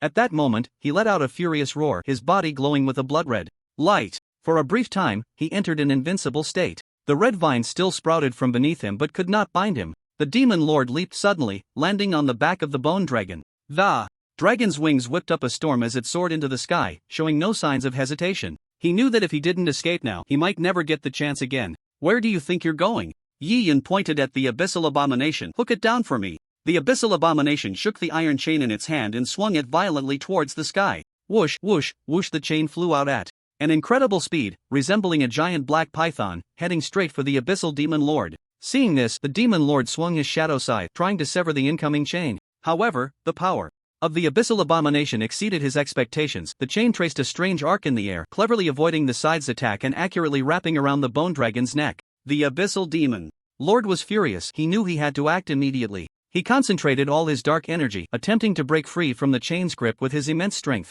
But the power of the abyssal abomination was too strong. With a fierce tug, it pulled the bone dragon down from the sky. Boom! A thunderous crash echoed as the bone dragon fell heavily to the ground, kicking up a cloud of dust. The abyssal demon lord was thrown out during the fall, his shadow scythe carving an arc in the air as he tried to stabilize himself. But Yi Yun would not give him that chance, quickly casting Death Bind again, the vines wrapping around the abyssal demon lord's limbs as if they were alive. The demon lord struggled, but Yi Yun's spell seemed to grow stronger, the vine's power increasing, making it impossible for him to break free. Seizing the opportunity, the Black Sword Emperor and the Dark Arrow Emperor launched a new round of attacks, their sword light and arrows intertwining in the air, forming a deadly net. The abyssal demon lord's health continued to plummet, his roars filled with despair. He knew his defeat was inevitable, but as the ruler of the abyss, he was unwilling to give up easily. Concentrating his final strength, he attempted to launch a powerful counterattack. However, Yi Yun's spells surged like a tide, the deathly vines tightening around the abyssal demon lord, firmly pinning it in place. Finally, after a reluctant roar of anger, the abyssal demon lord's health was depleted, and it collapsed to the ground, exploding into a pile of equipment. With the leader's death, the beast tide also scattered. Yi Yun stood at the center of the battlefield, surrounded by scattered gear and the gradually dissipating dark energy. The abyssal demon lord is very strong. Dealing with it using my undead is not so easy. If it weren't for his multiple extraordinary evolved undead creatures, he would never have been able to easily handle the abyssal demon lord. Its power was simply too formidable. Yi Yun picked up all the dropped equipment and then left the rift. With the demon lord dead, the beast tide became disorganized, and the remaining cannon fodder dared not rush out of the rift any longer. Outside the rift, the undead army had been stationed there, and the beast tide could not breach the defense line. Niu Tao watched the scene before him, waves of shock surging in his heart. This undead army is truly too strong. Yi Yun alone is equivalent to 1,000 troops. His appearance is definitely a blessing for the Dragon Kingdom. The rift was merely a small-scale beast tide, the other world was the real battlefield where large-scale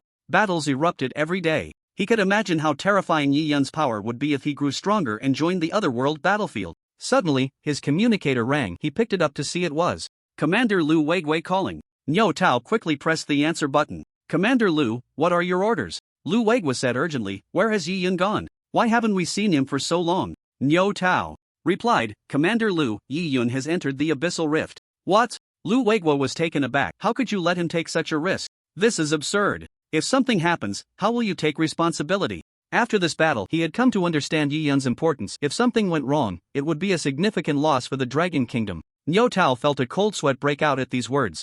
Commander Lu, it was Yi Yun who insisted on going in. I felt his strength was quite formidable, so I let him go. He should have enough self-defense capability, right? Lu Weigui frowned. What is the situation inside the abyssal rift now? Niu Tao glanced inside. Commander Lu, it seems there was a great battle that just erupted in the abyss. The fluctuations of dark power are extremely strong, but since the fighting is too deep inside, we can't see what is happening from the outside. Upon hearing that a great battle had erupted, Lu Weigui felt a bit anxious. Yi Yun won't run into trouble, will he? Keep a close watch on the situation inside the rift. I'm heading over right now. Wait. Niu Tao suddenly gasped as he observed the situation inside the rift. Commander Lu, it seems the beast tide is retreating. Could it be that the abyssal demon lord was taken down by Yi Yun? A demon lord of this level possessed tremendous power. Lu Weigui's heart tightened upon hearing Niu Tao's report, but at the same time he felt a glimmer of hope. Niu Tao, you continue to monitor the rift. I will immediately bring people over to support. If Yi Yun is really inside, we must ensure his safety. Lu Weigui quickly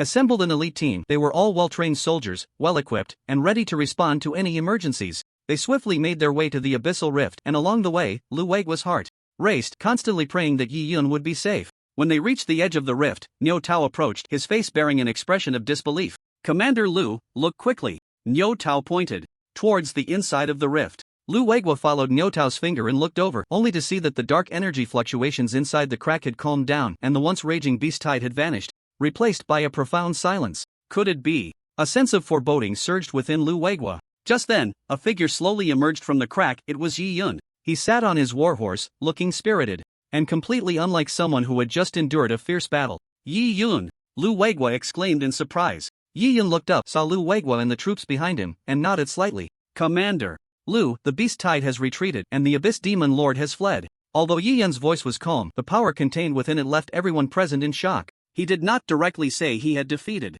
the Demon Lord but intended to conceal some details. A look of joy appeared on Lu Weigua's face. He quickly stepped forward, patted Yi Yun on the shoulder, his eyes filled with admiration and respect. Yi Yun, you did an amazing job. Your strength is truly unbelievable. Yi Yun nodded slightly in response. It was nothing, just dealt with some minor issues. Niu Tao stepped forward, his eyes full of curiosity and admiration. Yi Yun, how did you manage that? The Abyss Demon Lord is notoriously difficult to deal with. Yi Yun replied nonchalantly, the Abyss Demon Lord is strong but also prone to underestimating others. I set a trap and it fell into my snare. After that, it couldn't withstand my undead army and fled. Lu Weigui nodded in understanding. You always have a way. However, this victory is only temporary. We must be prepared for the next challenge. Yi Yun agreed with a nod. Exactly. The abyss crack could erupt with a beast tide at any moment. We must strengthen our defenses and remain vigilant to prevent the Demon Lord from appearing again. Lu Weigua turned to Niu Tao. Niu Tao, organize personnel immediately to reinforce the crack and ensure our defenses are more solid.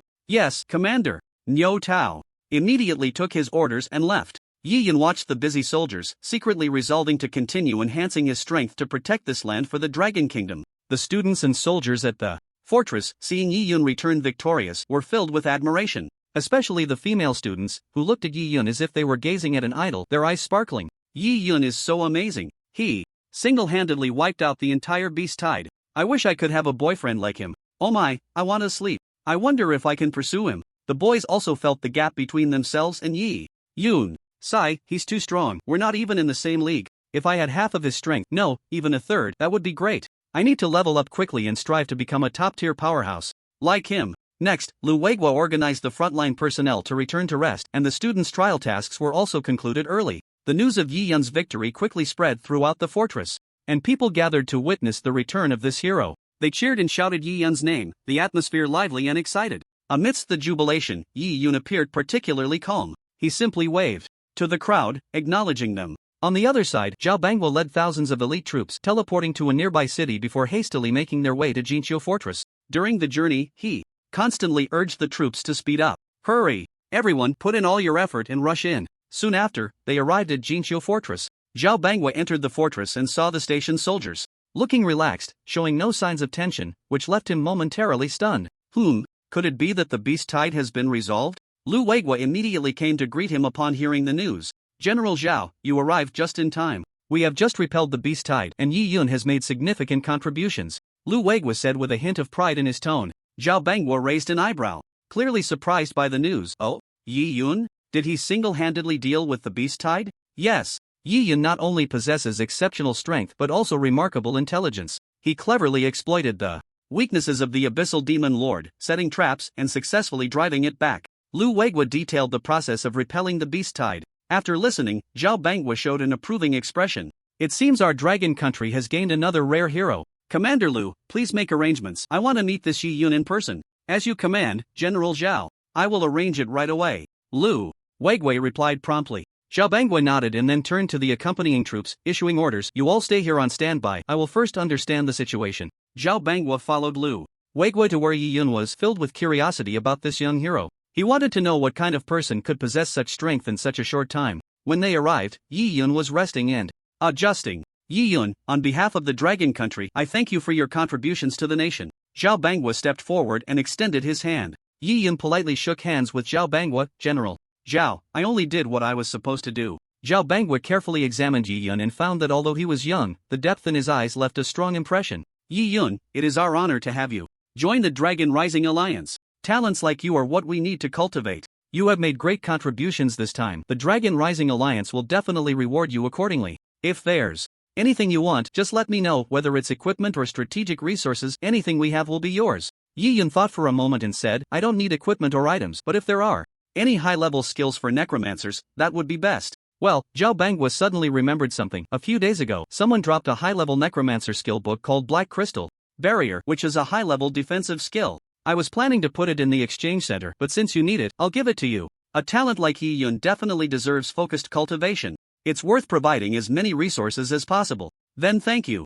Yi Yun was not polite about it. Repelling the beast tide could easily earn tens of thousands of points, and getting this book felt like a worthwhile effort. Zhao Bangwa said, "Once we return to the Alliance, I will hand this book over to you." After that, he left the room, allowing Yi Yun to rest properly. After Zhao Bangwa left, Yi Yun began to check his gains from this encounter. Level 54 necromancer points, 373,000 death power, 251,000. The monsters from the beast tide were all over level 40, and after Yi Yun surpassed level 50, the experience gained from kills decreased significantly. Therefore, he only leveled up to 54. However, the speed was quite fast. This time, he killed just over 10,000 monsters, accumulating the most necromancer points he had ever earned. Yi Yun thought for a moment and decided to upgrade the necromancer space first. In situations where he lacked mana, the necromancer space would provide maximum assistance. Previously, the necromancer space had reached level 3, requiring 50,000 necromancer points to upgrade again. The number of troop types it could accommodate was 3,000, and it would definitely be more after the upgrade. Ding! Do you want to consume 50,000 necromancer points to upgrade the necromancer space? Confirm. With Yi Yun's confirmation, the necromancer space began to upgrade. A mysterious force surged within the space, as if reshaping its structure. Moments later, the completion prompt sounded. Necromancer space upgrade successful. Current level 4. Yi Yun entered the undead space. In the grayish world, the area covered by the light curtain expanded more than twice, and the stored troop types increased from 3,000 to 10,000. Ding! To upgrade the undead space again, it will cost 100,000 undead points. Do you want to upgrade? Yi Yun calculated in his heart that upgrading the undead space would allow him to utilize his undead army more effectively. He decided to continue accumulating undead points to play a greater role in future battles. Confirm. With Yi Yun's confirmation, the upgrade process for the undead space was initiated once more. This time, the time required for the upgrade was longer than before, and the changes within the space were more intense. Yi Yun could feel that the entire undead space was undergoing a qualitative leap. Finally, the prompt indicating the completion of the upgrade sounded again. Undead space upgrade successful. Current level, level 5. Yi Yun entered the undead space again and found that it had become even more expansive. The range of the light curtain expanded again, and the number of stored troop types increased from 10,000 to 30,000. This was undoubtedly a qualitative leap. With 30,000 undead creatures, even when facing a massive beast tide, they could play a crucial role at critical moments. Undead space, level 5 introduction. After further enhancement, the space has reached a critical point. To upgrade again, in addition to 150,000 undead power, an undead core is also required. Yi Yun's gaze shifted slightly. An undead core, so this is what is needed. Undead points were relatively easy to come by as levels increased. Killing monsters yielded more, and encountering beast tides allowed for significant accumulation. The undead core, however, was very rare and could only drop in certain special dungeons. Yi Yun noted this down, planning to seek it out whenever he encountered such a dungeon. Yi Yun entered the undead space and replenished all types of troops, even summoning some bone dragons. After all, the space was large enough to accommodate many at once. Once the troop replenishment was complete, Yi Yun turned his gaze towards several generals. In the recent battle against the Abyss Lord, the Dark Arrow Emperor, the Black Sword Emperor, and the Abyss Abomination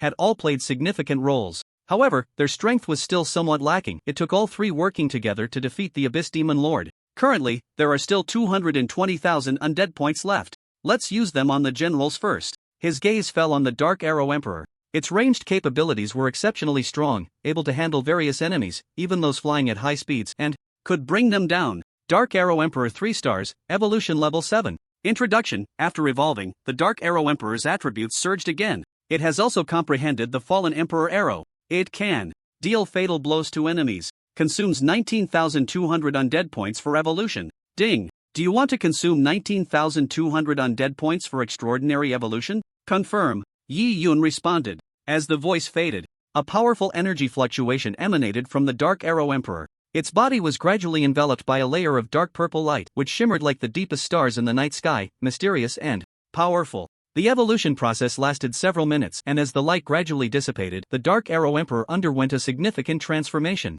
Its body became more elongated, and the bow and arrow became more exquisite, with a chilling light flickering at the arrow tip. Dark Arrow Emperor 4 stars, evolution level 8. Introduction. After extraordinary evolution, the Dark Arrow Emperor not only greatly increased in power but also saw a significant enhancement in range and accuracy. It can now unleash more powerful skills. The Nightfall Meteor Arrow, dealing devastating blows to enemies. Consumes 30,000 undead points for extraordinary evolution. Yi Yun observed its attributes and then nodded slightly. This evolution had increased the Dark Arrow Emperor's strength several times. Next, he continued to upgrade its level. Ding! Do you want to consume 30,000 undead points for extraordinary evolution? Confirm. With Yi Yun's confirmation, the evolution of the Dark Arrow Emperor was once again initiated.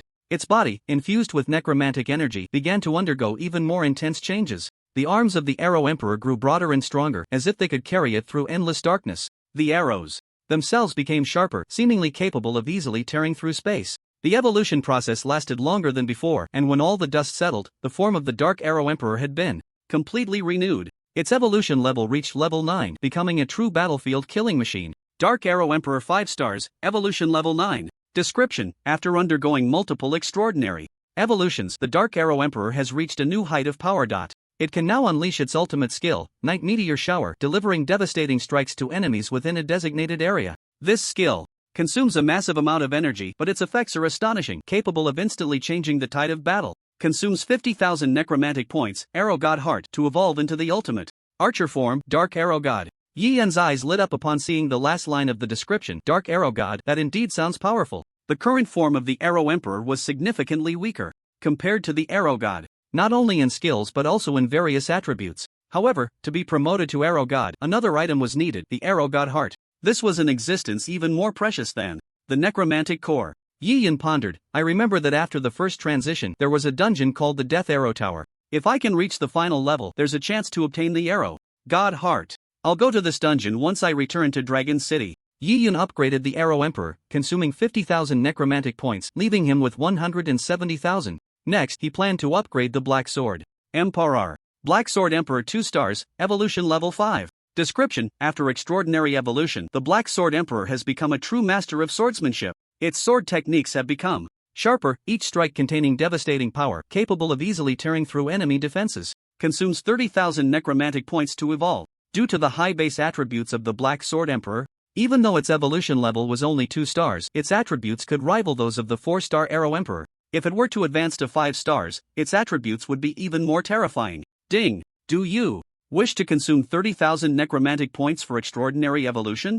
Confirm. With Yi Yun's confirmation, the evolution process of the Black Sword Emperor began. The sword body of the Black Sword Emperor started to emit a dazzling light, sword energy swirling around as if even the air was being sliced apart. The evolution process lasted a moment, and as the light gradually faded, the form of the Black Sword Emperor underwent a significant change. Its sword body became longer and sharper, the gems embedded in the hilt sparkling with a mysterious glow, and the power contained within the sword energy felt even more unfathomable. Black Sword Emperor 3 stars, evolution level 6. Description: after extraordinary evolution, the Black Sword Emperor's sword techniques have not only become sharper, but its attack speed and range have also been greatly enhanced.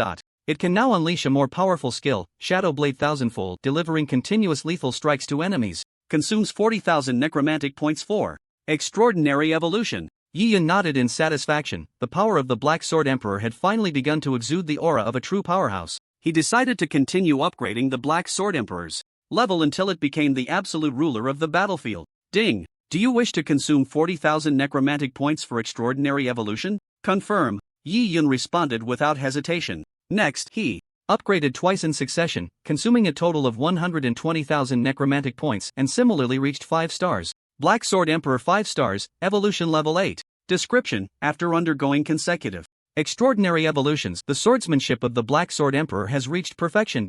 It can now unleash its ultimate skill, Spacetime Rift Slash, dealing unavoidable lethal damage to enemies.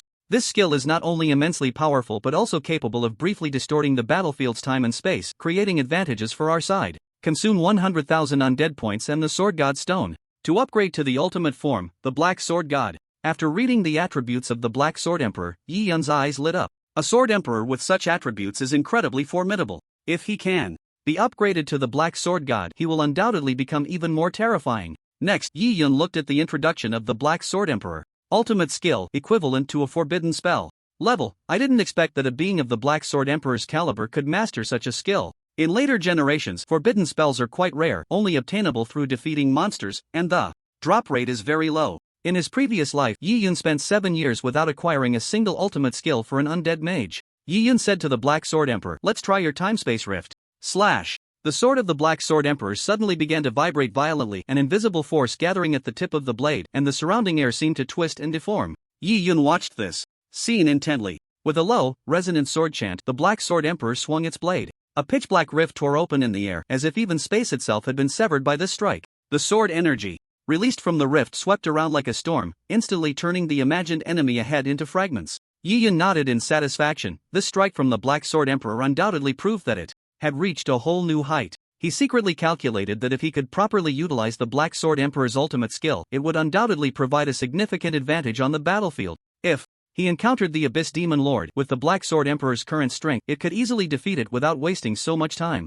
It seems the next task is to find the Sword God Stone, Yi Yun muttered to himself. The Sword God Stone is essential for upgrading to the Black Sword God, and its rarity is comparable to the Arrow God's heart. Yi Yun knew that this would be a difficult search, but he also understood that only by continuously enhancing the strength of the undead could he secure an invincible position in future battles. After upgrading the Black Sword Emperor, he still had 100,000 undead points left, which could be used to evolve another undead creature. He turned his attention to the Abyss Abomination, a powerful controlling entity on the battlefield whose hooks could easily reel in fleeing enemies, making it indispensable to the team. Abyss Abomination 2 stars, Evolution Level 5. Description: consume 30,000 undead points for extraordinary evolution. Ding! Do you wish to consume 30,000 undead points for extraordinary evolution? Confirm. With Yi Yun's confirmation, the evolution process of the Abyss Abomination began. The massive body of the Abyss Abomination started to emit a dark red glow, its twisted face seemingly struggling between pain and excitement. As the glow intensified, its skin became tougher, its muscles swelled, and its sense of power multiplied.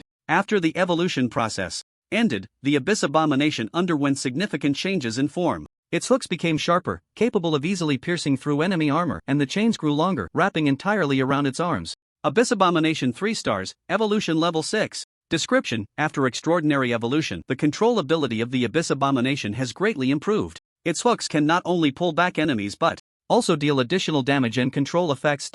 It can now unleash a new skill, Abyss Chain, applying a continuous binding effect on enemies while dealing ongoing damage. Consume 40,000 undead points for extraordinary evolution. Yi Yun was pleased with the evolution of the Abyss Abomination. Having a powerful control role in the team is incredibly important. The evolution of the Abyss Abomination will undoubtedly provide the team with more tactical options and combat advantages. Ding! Do you wish to consume 40,000 undead points for extraordinary evolution? Confirm. Yi Yun responded without hesitation once again. With another confirmation, the evolution of the Abyssal Abomination continued. Abyssal Abomination 4 stars, Evolution Level 7. Description: after undergoing continuous extraordinary evolution, the control skills of the Abyssal Abomination have reached their peak. Consume 50,000 undead points for extraordinary evolution. Yi Yun looked at the attributes of the Abyssal Abomination and nodded slightly. Its attributes had increased several times, and the chain of the hook could now extend up to 700 meters, easily reeling back any enemies attempting to escape. At this moment, there were still 30,000 undead points left, not enough to continue upgrading. However, a 4-star Abyssal Abomination was sufficient. He would wait to collect more undead points before upgrading it again. Next, Yi Yun entered the Death Domain, appearing on the Bone Throne. In the domain, a path of death extended towards the gate ahead, with numerous undead creatures standing neatly along the way. This time, after killing a large number of monsters, the power of death had accumulated to 250,000, enough to upgrade this space further. Death Domain, Level 3. Description: consume 100,000 death power to upgrade. Abilities: Undying Army, Gate of Death, Undying Invasion, Undying Loyalty. Ding! Do you wish to consume 100,000 death power to upgrade? Confirm. With Yi Yun's voice, a massive amount of death power surged into the space, causing the Bone Mountain to rise higher and the square below to double in size. The path of death extended once more, becoming wider, and the gate of death grew even larger. After the upgrade, the atmosphere of the entire space became more sinister. Surrounding the Bone Throne, the aura of death swirled. Yi Yun felt that with the enhancement of the domain, his connection to this space had also become tighter. Ding! Your death domain has been upgraded to level 4, gaining a new ability, Dark Altar. Behind the Bone Mountain, a new flat area appeared, featuring a grand black hall. The emergence of the Dark Altar caught Yi Yun's attention. He approached and carefully observed the black hall. The walls were covered in ancient runes, emanating a dim glow. Dark Altar. Description: can consume death power to resurrect deceased undead creatures. Resurrection? Yi Yun's mind was filled with many thoughts upon seeing this altar. The undead creatures he summoned through extraordinary evolution had each consumed a lot of undead points, and if they died, the loss would be significant. However, the battlefield was ever-changing, and it was inevitable to encounter some powerful lords. A moment of carelessness could lead to death. At this moment, if there was a chance to resurrect them, the losses would naturally be greatly reduced. Yi Yun looked at the Dark Altar, and a list floated into view. There were many names of undead creatures on it. Dark Sword Saint, Spider Queen, Yi Yun carefully examined the list of the Dark Altar, each name representing a former companion, each possessing great strength. He noticed that on the altars list, only the Sword Saints and the Queen appeared, while the deceased archers, shadow warwolves, and warhorses did not show up here. It seems those low-level minions are too weak to be worth resurrecting, Yi Yun thought, agreeing with himself. After all, if they could be summoned at will, there was no reason to waste resources. He decided to test the resurrection ability of the Dark Altar. Yi Yun selected Dark Sword Saint from the list, one he had summoned during the Beast Tide, who had died on the battlefield due to excessive health loss. Ding! Do you wish to consume 1000 death power to resurrect the Dark Sword Saint? Yi Yun confirmed the resurrection operation without hesitation. Suddenly, a flash of light appeared on the Dark Altar, and a powerful surge of death power erupted from the ground, forming a black vortex. At the center of the vortex, a figure gradually solidified. It was indeed the Dark Sword Saint. The resurrected Dark Sword Saint looked no different from when he was alive, the long sword in his hand emanating a dim glow, as if it were expressing its thirst for battle. Yi Yun nodded in satisfaction. With the Dark Altar, he could use undead creatures more boldly on the battlefield, no longer worrying about irretrievable losses. Without extraordinary evolved undead creatures, it will require 1,000 points of death power. I estimate that after revolution, the consumption will be even greater. He felt that if it were the 5-star Arrow Emperor, it would take several tens of thousands. However, death power and undead power are not the same. They can be accumulated simultaneously, and the consumption is not burdensome. Next, Yi Yun looked towards the expanded space and estimated this upgrade should increase the troop strength by around 30,000. Adding the previous troop types, it should be able to accommodate 100,000 troops. Of course, this was calculated based on skeleton warriors. To upgrade the death domain again, it would require 200,000 undead points. Yi Yun currently had 150,000 left and planned to wait until he had enough to upgrade. He then opened his backpack. He had already expanded the backpack's capacity to 10,000 with gold coins. During this Beast Tide, he had killed a large number of monsters and collected quite a few pieces of equipment and items. Especially after hunting several Lord-level monsters, he had obtained some rare equipment. Yi Yun kept the gold equipment with good attributes and used the rest to enhance the Abyssal Wand. Previously, he had also collected some equipment which had increased the wand's devouring value. Abyssal Wand, Magic Artifact. Level 5 stars. Description: the Abyssal Wand, after devouring sufficiently powerful equipment, is promoted to a higher existence, its dark power becoming even stronger, even beginning to affect everything around it. Effect: Intelligence plus 1,500. Stamina plus 600. Increases the power of dark skills by 50%. Devour: 56 out of 100 can devour equipment to promote the wand's level. Yi Yun first gave all the purple equipment to the wand to devour, each still counting as 1 point of devouring. This time, there were over 100 pieces of purple equipment from the Beast Tide, and with just a small portion consumed, the wand's devouring value reached 100. As the devouring value maxed out, the Abyssal Wand emitted a low hum, as if celebrating its rebirth. The wand's appearance changed, its height increasing to 1.5 meters, with a semicircular arc at the top and a black magic stone floating in the middle. Yi Yun felt the change in the Abyssal Wand. A powerful dark energy flowed through the wand, as if it were alive.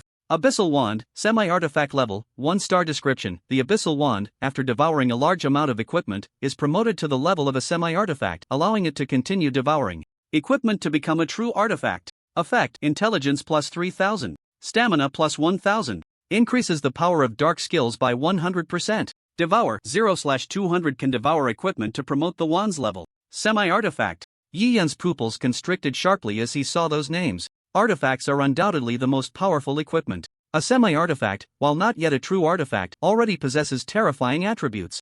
This piece of equipment in front of him increased intelligence by 300 points, more than doubling the previous amount. Normally, several pieces of golden equipment at levels 80 or 90 would be needed to add such intelligence. Now, just one piece brought such a powerful effect. In addition to the intelligence attribute, the effect of dark magic also increased by 50%, reaching 100%. Summoning an undead creature would also enhance its attributes by half, and combined with the effects of intelligence, it would undoubtedly increase even more. Now it's a semi-artifact. If it continues to be enhanced, there's a chance it could be promoted to a true artifact. If I have an artifact in hand, my strength will undergo a tremendous transformation. Yi Yun turned his gaze to the equipment in his backpack that had not been devoured. After a preliminary estimate, he believed he could upgrade this semi-artifact to the next level. He brought a piece of purple gear close to the Abyssal Wand, and the devouring rate began to increase again. With each piece of equipment consumed, the power of the Abyssal Wand grew stronger. As the devouring continued, the black magic stone of the wand began to emit a deeper glow, as if it could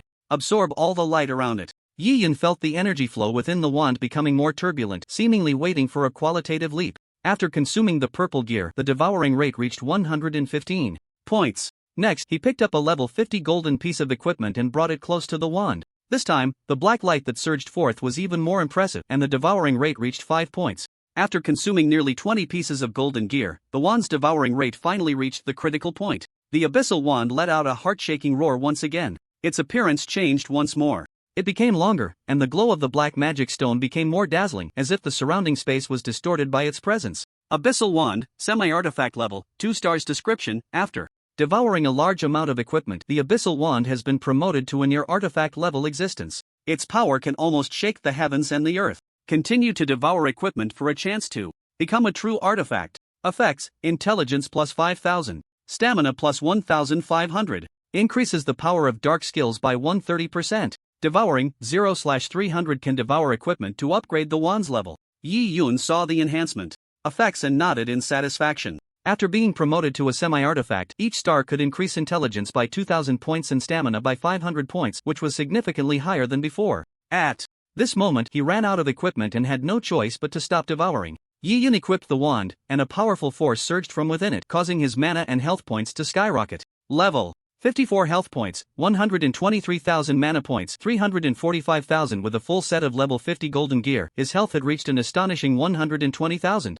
His mana was even more terrifying, reaching 340,000. These were numbers that many would not dare to imagine. After this battle, Yi Yun's strength had undergone a tremendous transformation. If he encountered the Abyssal Demon Lord with his current power, he could easily defeat it. Yi Yun also obtained some skill books from this battle, among which were a few very rare ones. One of them, titled Shadow Traverse, caught his attention. Shadow Traverse allows for short distance movement on the battlefield. This is a high-level displacement skill that can teleport up to 100 meters when fully level, with a relatively long cooldown, allowing for use only twice a day. However, with Yi Yun's unlimited firepower, he could use it freely. With this skill, he would be invincible on the battlefield. Next, he opened the book and learned it directly. A new skill appeared in his skill bar. Shadow Traverse, Level 1 description, consumes 300 mana points to perform a short-distance traverse, with a maximum distance not exceeding 30 meters. Cooldown time, 24 hours. Yi Yun nodded slightly after reading it. Currently at level 1, he could displace 30 meters, which was quite good.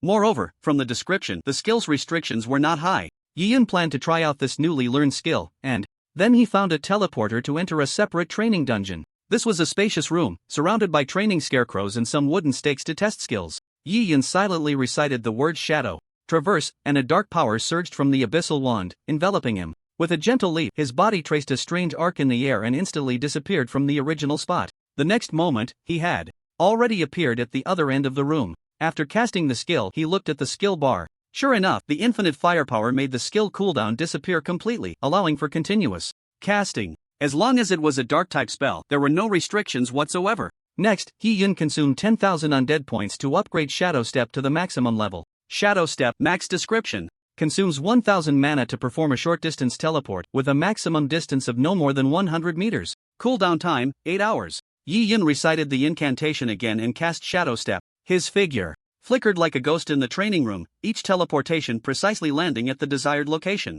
His mana gradually decreased with the use of the skill, but the effect of infinite firepower made him feel no limitations from cooldown times. Soon, he would master the Shadow Step skill proficiently. Each casting requires 1,000 mana, and with my current 340,000 mana, I can cast it 340 times. That's enough for me to teleport long distances in a short time. If this skill were used to escape, it would be quite powerful. The enemy would hardly be able to keep up with his pace. Yi Yun then found another skill usable by necromancers in the skill book. Black Flame Meteor, description, summons a meteor shower to strike enemies within the area of effect. This skill is even stronger than Death Decay, with a larger area of coverage. Yi Yun casually learned the skill from the book. A new skill appeared in his skill bar. Black Flame Meteor, Level 1 description, consumes 1,000 mana to summon a meteor shower, dealing devastating damage to enemies in the specified area, lasting 10 seconds, cooldown time 24 hours. Yi Yun's gaze shifted slightly upon seeing the skill. In his previous life he had also learned this skill and knew how powerful it was.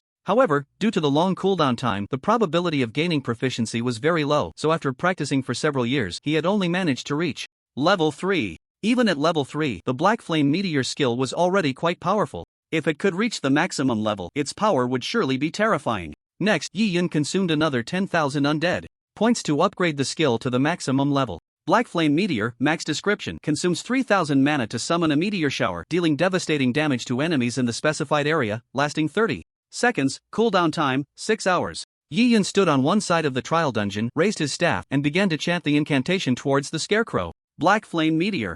As the incantation was completed, the sky suddenly darkened, as if even the sunlight had been swallowed. The abyssal staff in Yi Yun's hand began to tremble violently, and powerful dark energy surged from the tip of the staff, shooting straight into the sky. Immediately, countless burning meteors appeared in the sky, trailing long fiery tails, like a meteor shower streaking across the heavens, crashing down towards the target on the ground. The scarecrow and wooden stakes were bombarded by the meteor shower, with 6-digit damage continuously popping up above them. During the 30 seconds of duration, a damage number would appear every 3 seconds, totaling 10 strikes. The accumulated damage on each scarecrow would reach millions. With my current level, I can deal such high damage. No wonder it's a high-tier damage skill. Besides the skill's power, his magic damage was strong enough to be a key factor as well. Otherwise, relying solely on one skill, it would be impossible to achieve such high output. Moreover, the area covered by the meteor shower was vast, with a diameter reaching 200 meters. Such a skill would be a major weapon in actual combat. As the skill leveled up, the mana consumption also increased accordingly, but his total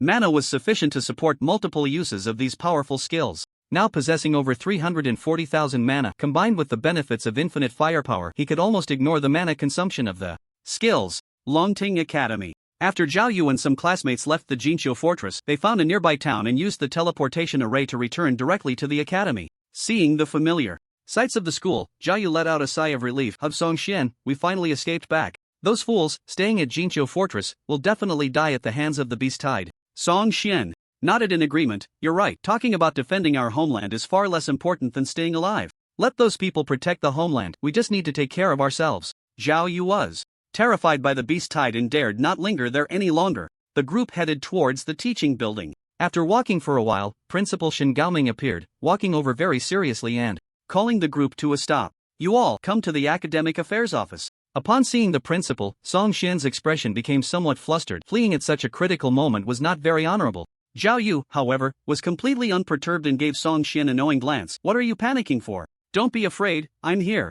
I'll make sure to handle the principal. The group of dozens followed Principal Shin Gaoming to the academic affairs office. The atmosphere in the office felt somewhat tense, with Shin Gaoming sitting behind the desk, his sharp gaze sweeping over Zhao Yu and Song Xian. Why didn't you assist in the defense at Jinqiu Fortress and instead chose to leave? Zhao Yu calmly replied, Principal, we are students of the academy. Our primary task is to learn and improve ourselves so that we can better serve the country in the future. The battle at Jinqiu Fortress is the responsibility of the military and professional soldiers. If we stayed there, we wouldn't be able to provide effective help and might even become a burden. Song Xian nodded in agreement from the side, adding, moreover, we left to preserve our strength so that we can continue our research and training at the academy and prepare for future battles. Principal Shin Gaoming was silent for a moment, then suddenly slammed his hand on the table, angrily stating, military orders are like mountains, you have violated orders and returned without permission, which makes you deserters. Zhao Yu and Song Xian exchanged glances, both seeing a hint of unease in each other's eyes. They knew that the principal's anger would not be easily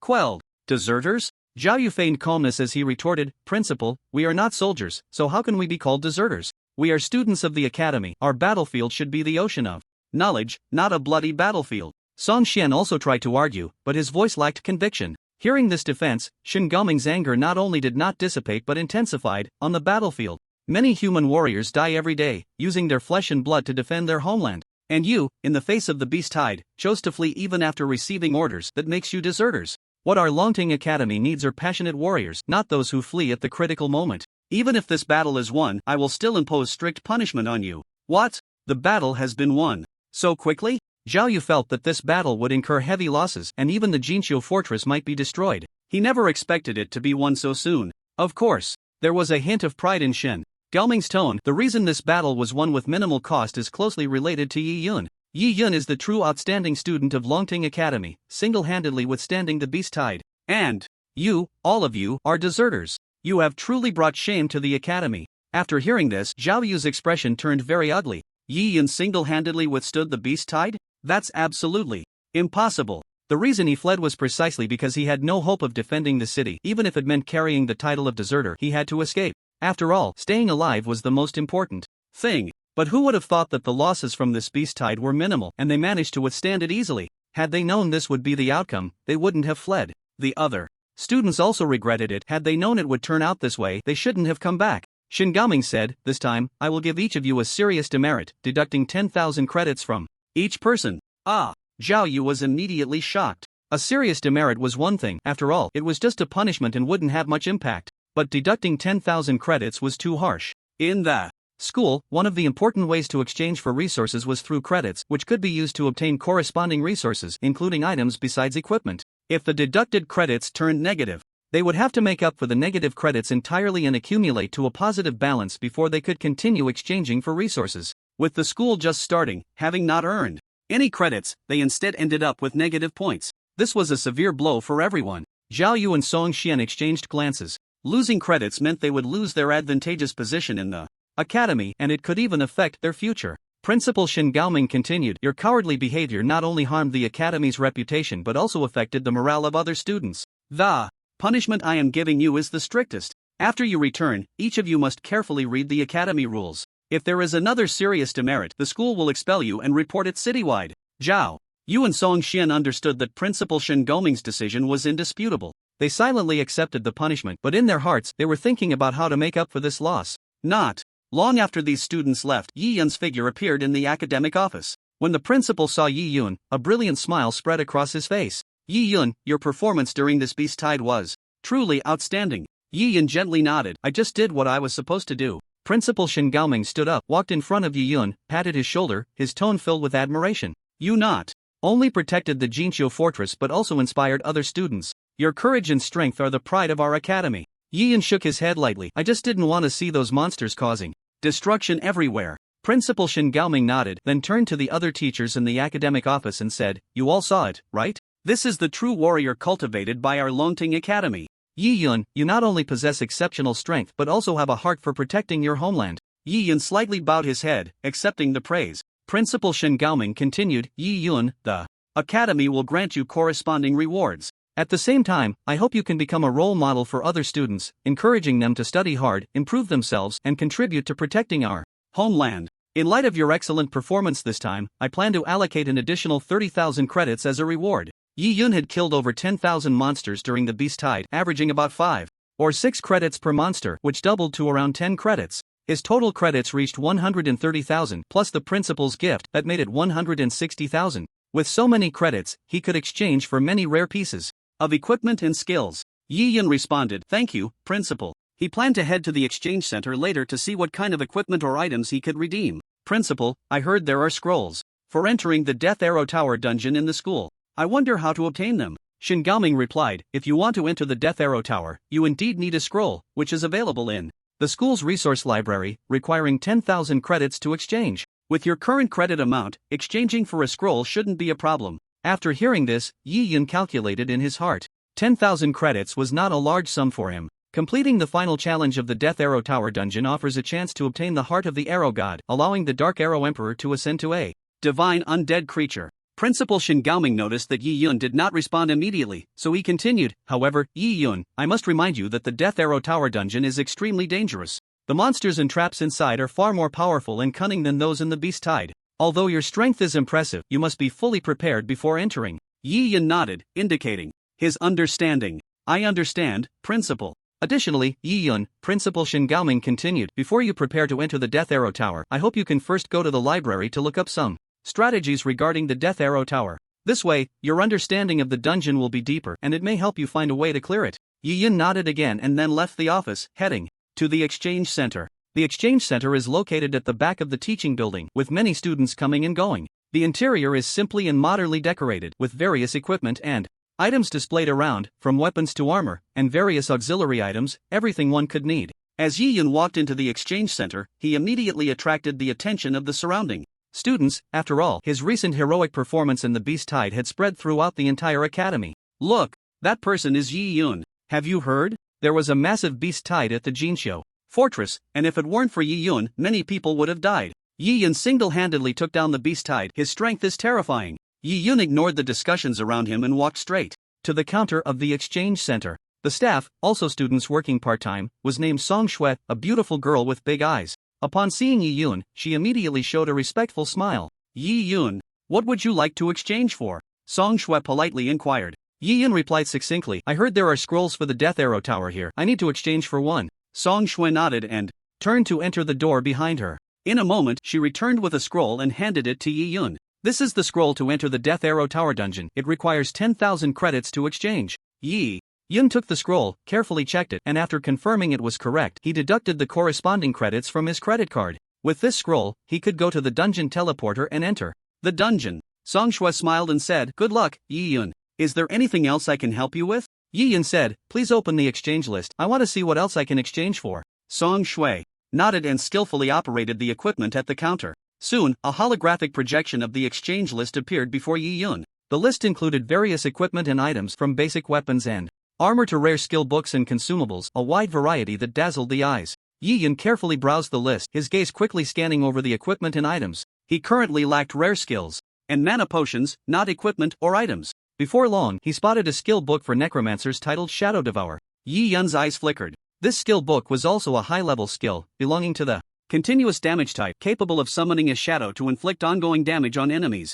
If he encountered a tough enemy and reduced their health, using this skill could potentially deplete their remaining health. I want to exchange for this skill book. Song Shui checked the price of the skill book and then told Yi Yun, this necromancer skill book requires 50,000 credits. Yi Yun did not hesitate to deduct the corresponding credits from his credit card, completing the exchange. High-level skills, this credit amount was quite standard. Most students find it difficult to accumulate enough credits for an exchange. Only someone like Yi Yun, who had killed so many monsters at once, could easily gather such credits. Please wait a moment, I'll get it for you. Song Shui quickly retrieved the necromancer's skill book from the back warehouse and handed it to Yi Yun. Yi Yun took the skill book without hesitation and learned it immediately. Ding! Congratulations, you have learned the skill, Shadow Devour. Yi Yun opened the skill list. Shadow Devour, Level 1 description, releases a shadow that deals persistent damage to enemies, lasting for 30 seconds. Damage is related to spell power. Consumes 1000 mana points. The effect of Shadow Devour cannot be stacked. Cooldown, 60 minutes. Directly consume 10,000 necromancer points to upgrade the skill to max level. Shadow Devour, max description, releases a shadow that deals persistent damage to enemies, lasting for 1 minute. Damage is related to spell power. Consumes 1,500 mana points. The effect of Shadow Devour cannot be stacked. Cooldown, 20 minutes. Next, Yi Yun looked through the exchange list again and found a very rare item. Mana bottle, rare description, when killing monsters, you can draw mana from their bodies and store it in the bottle, with a maximum storage of 100,000 mana points. After use, it consumes all the mana in the bottle at once, restoring your own mana. After consumption, it needs to be refilled. Exchange credits, 100,000. The mana bottle is an extremely rare item, and its importance for a necromancer who often needs to use large amounts of mana is self-evident. With this mana bottle, Yi Yun's reliance on mana potions would decrease significantly, allowing for more frequent use. I want to exchange for this mana bottle, Yi Yun said to Song Shui. Song Shui checked the price of the mana bottle and then told Yi Yun, this mana bottle requires 100,000 credits. Yi Yun did not hesitate and directly took out his student card, placing it on the machine. Go ahead. As the deduction prompt sounded, Yi Yun's account was reduced by another 100,000 credits. Song Shui handed the mana bottle to Yi Yun, her eyes revealing a hint of envy and admiration. Yi Yun, you really are quite the spender. With this mana bottle, your sustainability in dungeons will greatly increase. This was a 100,000 credit item, and many students were envious, but they didn't have enough credits to exchange for it. Yi Yun had just joined Longting Academy and had already spent a staggering 160,000 credits, which was quite terrifying. Yi Yun simply nodded lightly and said nothing more. He carefully stored the mana bottle in his storage space, thanked Song Shui, and then turned to leave the exchange center. After returning to the dormitory, Yi Yun began to carefully study the newly acquired item. It was a bottle resembling a thermos, gray on the surface, with a scale marked with 10 numbers ranging from 10,000 to 100,000. Yi Yun had seen mana bottles in his previous life and naturally knew the purpose of the scale. If the bottle contains no mana, it will display gray. If it stores 10,000 mana, the markings on the scale will glow blue. When it reaches 100,000, it means the mana storage is full. When used, it would restore as much mana as was stored inside. Once it was filled to 100,000, no further storage would be possible. The only drawback of this mana bottle was that when used, it would consume all the mana in the bottle at once and could not be used in portions. Even if it couldn't restore that much, it would all be consumed. When killing monsters, mana could be stored. The more you kill, the faster the storage. The effect would be even better when killing bosses. The next day, after resting well, Yi Yun headed to the teleportation center on the playground. Many students recognized Yi Yun and came over to chat. Yi Yun, are you going to enter a dungeon? Take me with you. I heard you're really strong, want to team up? Our team's class composition is quite comprehensive.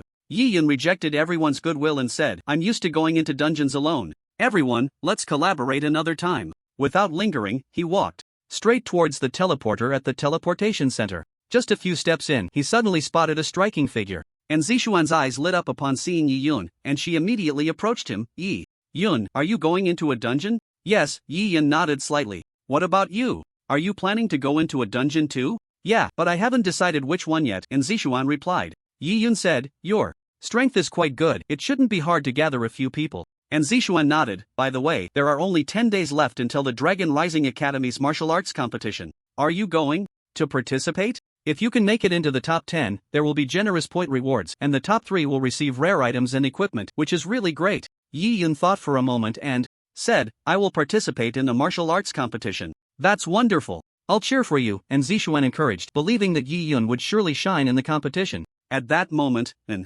untimely voice interrupted from the side. Do you really think any Tom, Dick, or Harry can participate in the martial arts competition? Ha, you really overestimate yourself. Ma Yuanhang had appeared beside them, his gaze cold as he looked at Yi Yun. Yi Yun ignored Ma Yuanhang's provocation and simply replied calmly, the martial arts competition is a place to test strength. Whether I participate or not has nothing to do with others. Ma Yuanhang coldly said, although you can summon a large number of undead creatures, many participants in the martial arts competition are second transformation powerhouses beings over level 100, which you cannot handle. The gap between first and second transformation was already vast. Being over level 100, their equipment attributes would also significantly enhance, far surpassing those of first transformation individuals. Thus, every martial arts competition is a stage for third-year students to showcase their strength, while first-year students can only watch the excitement. The chances for second-year students to break into the top 100 are also low, unless they are among the elite. Yi Yun still calmly replied, strength is not measured by level or transformation.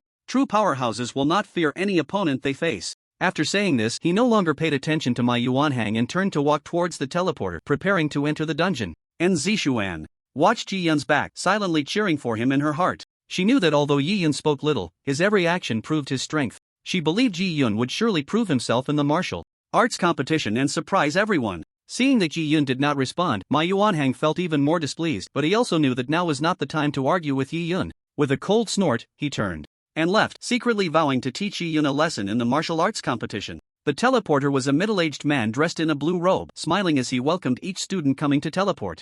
Hello, I need to go to the Death Arrow Tower dungeon, Yi Yun said politely. The teleporter nodded, skillfully operating the console in front of him, inputting the destination information. The Death Arrow Tower requires a scroll to open. Here, Yi Yun handed over the scroll. I choose Abyss difficulty. What? The teleporter looked up in surprise at Yi Yun. Abyss difficulty is the most dangerous challenge in the Death Arrow Tower.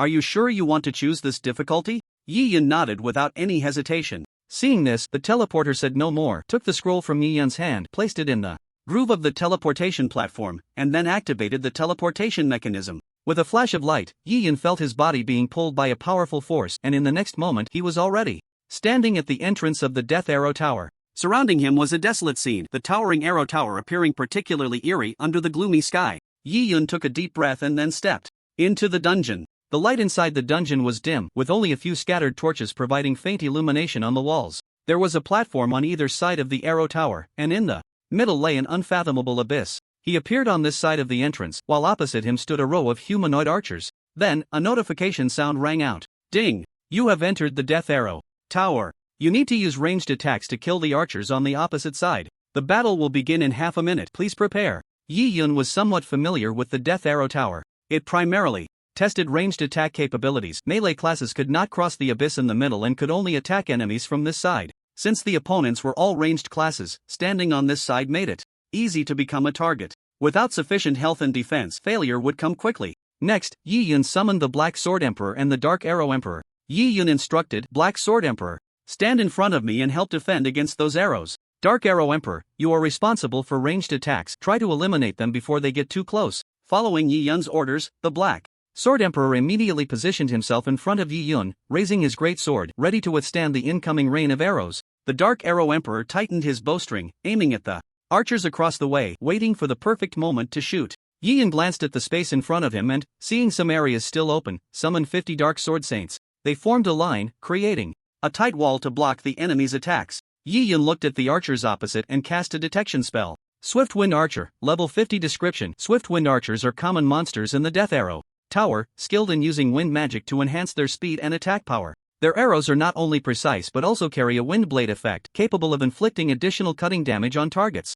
As the countdown ended, the archers on the opposite side began to draw their bows and shoot, their arrows flying towards Yi Yun like raindrops. The Black Sword Emperor swung his great sword, blocking all the arrows coming directly at him. His swordsmanship had improved significantly, allowing him to easily counter the enemy's attacks. With a row of Dark Sword Saints on Yi Yun's side, the Swift Wind Archers attack targets were relatively dispersed, with each Sword Saint facing only 4 or 5 arrows. After cutting down 2 or 3, some arrows still landed on them. However, the Dark Sword Saints merely served as meat shields, and losing some health was not a concern. The Dark Arrow Emperor quickly retaliated, shooting a series of dark arrows that accurately struck several Swift Wind Archers. Each arrow easily dealt 6-digit damage. Swift Wind Archers belonged to the light armor class, with low defense and health. Essentially, one arrow could kill one. Soon, gaps began to appear in the formation of Swift Wind Archers, and as more and more archers fell to the Dark Arrow Emperor's arrows, Yi Yun's team gradually gained the upper hand. After killing a Swift Wind Archer, a notification sound echoed in his mind.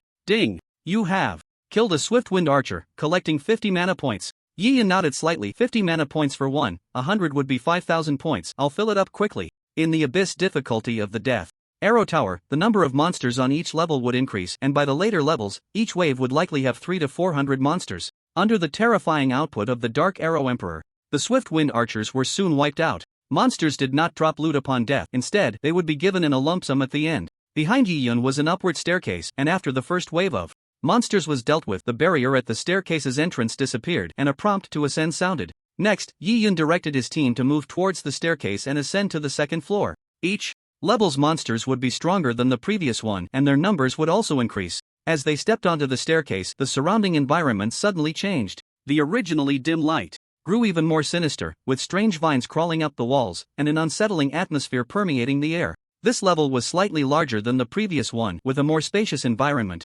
Yi Yun temporarily exited combat mode and sat down to recover his mana. Each level had a 30-second recovery time, and if utilized well, mana consumption would be minimal. After the battle began, Yi Yun summoned 10 Dark Sword Saints in the front row, and the opposing Gale Archer launched another attack. Just like that, he easily passed through the second level. Soon, Yi Yun reached the 5th level. This area was even more spacious, and among the monsters on the opposite side, there was a boss, significantly taller than the ordinary Gale Archers. Yi Yun's gaze swept over Nightbow King, level 60, Lord, description. The Nightbow King is a Lord-level monster in the Death Arrow Tower. It possesses all the skills of the Gale Archer and has powerful area attack capabilities. Its arrows can cover the entire battlefield, posing a great threat to the team. Yi Yun knew that to deal with such a Lord monster with area attacks, it had to be resolved quickly. Otherwise, once the area attack was unleashed, even if he stood behind the Sword Saint, he would still be hit. Yi Yun glanced at the empty space behind him, then waved his staff to summon the Abyssal Abomination.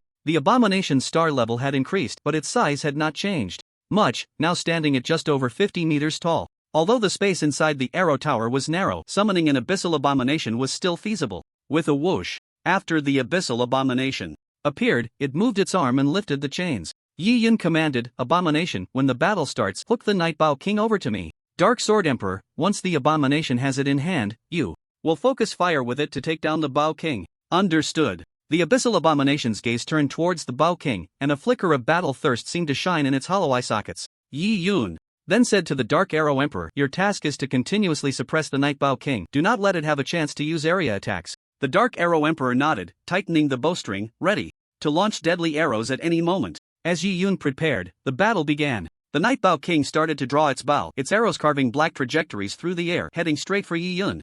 The Abyssal Abomination swung its chains and suddenly flung them forward, unleashing its skill. Chains of the Abyss. The chains flew towards the Nightbow King like a black python, accurately wrapping around it. The Nightbow King was startled by the sudden attack but quickly began to struggle, trying to break free from the chains. The Abyssal Abomination's skill could continuously apply binding effects, making it impossible to escape in a short time. The chains wrapped tightly around the Nightbow King's arms, rendering it completely immobile. The Abyssal Abomination yanked hard, sending the Nightbow King soaring through the air in a parabolic arc, crashing heavily to the ground. The Dark Sword Emperor's great sword was ready, and as the Nightbow King landed, he swiftly swung his sword, launching a fierce attack. The sword energy surged, each strike precisely hitting the Nightbow King's vital points. At the same time, the Dark Arrow Emperor was equally relentless, shooting arrows like meteors, accurately striking the Night Bow King's weaknesses and inflicting massive damage. The Abyssal Abomination also moved in, swinging its large blade and striking it hard, dealing exceptionally high damage with each blow. Although the Night Bow King was bound, its counterattacks remained fierce.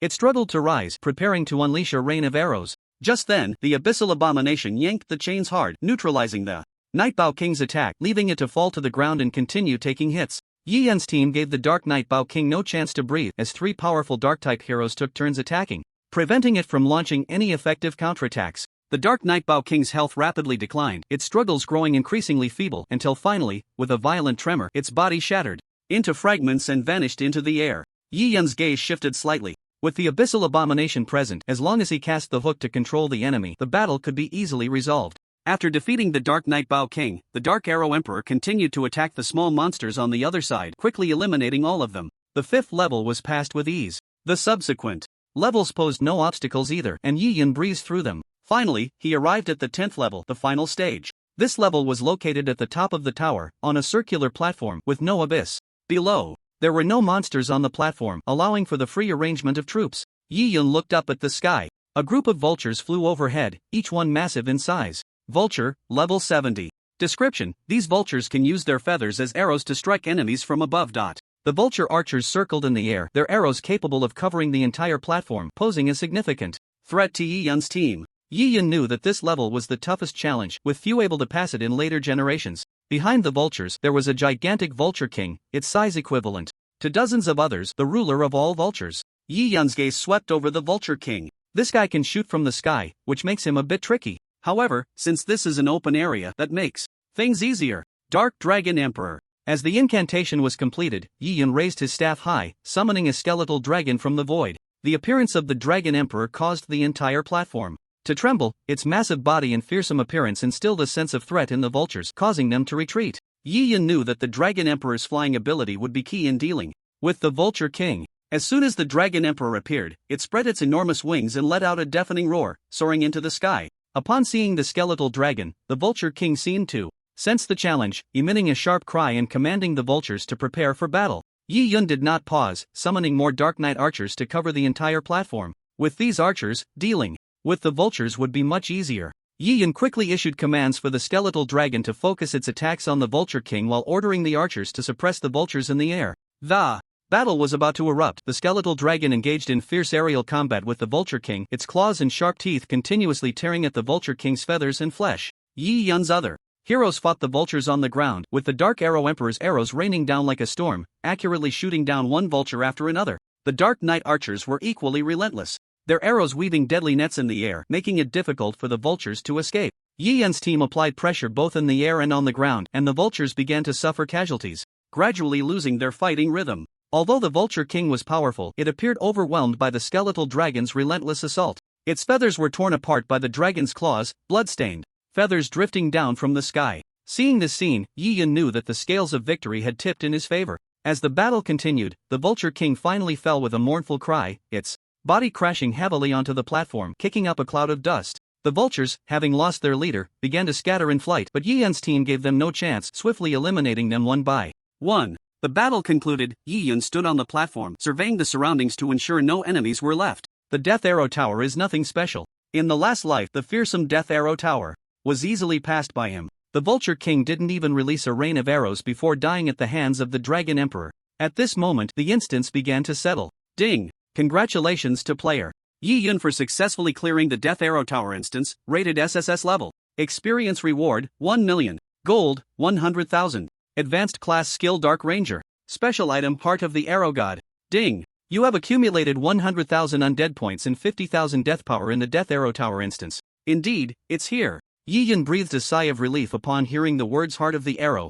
God. In the last life, it was said that someone had obtained the Heart of the Arrow God from this tower, but it was merely a rumor, and no one knew if it was true. Now that he had successfully obtained the Heart of the Arrow God, the Dark Arrow Emperor could be promoted to the Arrow God. He believed that with divine level power, its attributes would undergo a qualitative leap. Yi Yun's gaze fell upon the Heart of the Arrow God. It was a gem radiating a dark glow, within which countless tiny arrows seemed to be spinning continuously, exuding immense power. Heart of the Arrow God. Special description: a mysterious power from the Arrow God, perhaps with magical uses. The description was very simple, and Yi Yun knew that only under special circumstances could its true use be revealed. Yi Yun pondered, the undead points are sufficient now, let's promote the Arrow Emperor directly. Ding! Do you wish to consume 50,000 undead points in the heart of the Arrow God to promote the Dark Arrow Emperor to the Dark Arrow God? Confirm. With Yi Yun's confirmation, a powerful energy surged from the heart of the Arrow God, instantly enveloping the Dark Arrow Emperor. The body of the Arrow Emperor began to emit a dazzling light, its form gradually changing in the glow, becoming more robust, and its bow and arrows becoming more exquisite and powerful.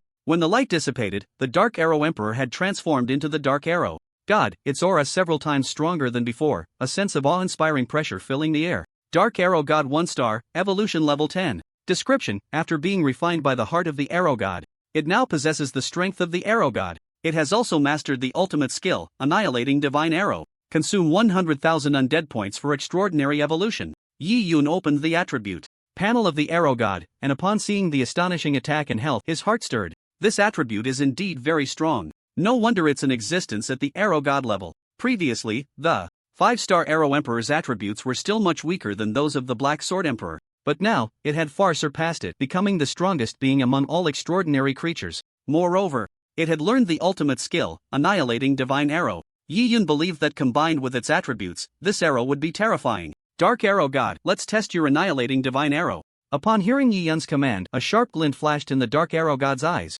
It slowly drew back the bowstring, and an arrow made of pure energy gradually took shape on the bow, the surrounding air seeming to tremble under this power. As the Arrow God released the bowstring, the arrow shot through the sky like a meteor, carrying the momentum to annihilate everything as it soared towards the distant sky. With a thunderous roar, the arrow struck the barrier of the instance, erupting with terrifying black light that enveloped the entire sky. Yi Yun watched this scene, feeling the destructive power contained within that force. Even the sturdy barrier began to shake violently, gradually being consumed. As the black light slowly dissipated, a massive crack appeared on the barrier, as if even space itself had been torn apart. Yi Yun realized that this was not just a skill but a mastery over dark power. This skill is very strong. If used against enemies, I'm afraid no one could withstand it. This skill had a relatively long cooldown, requiring a 12-hour interval before it could be used again. Yi Yun's unlimited firepower can only be applied to himself. Undead creatures cannot use it. If he had this skill when dealing with the Vulture King earlier, a single arrow would likely have taken it down, and there would have been no need to summon the Bone Dragon.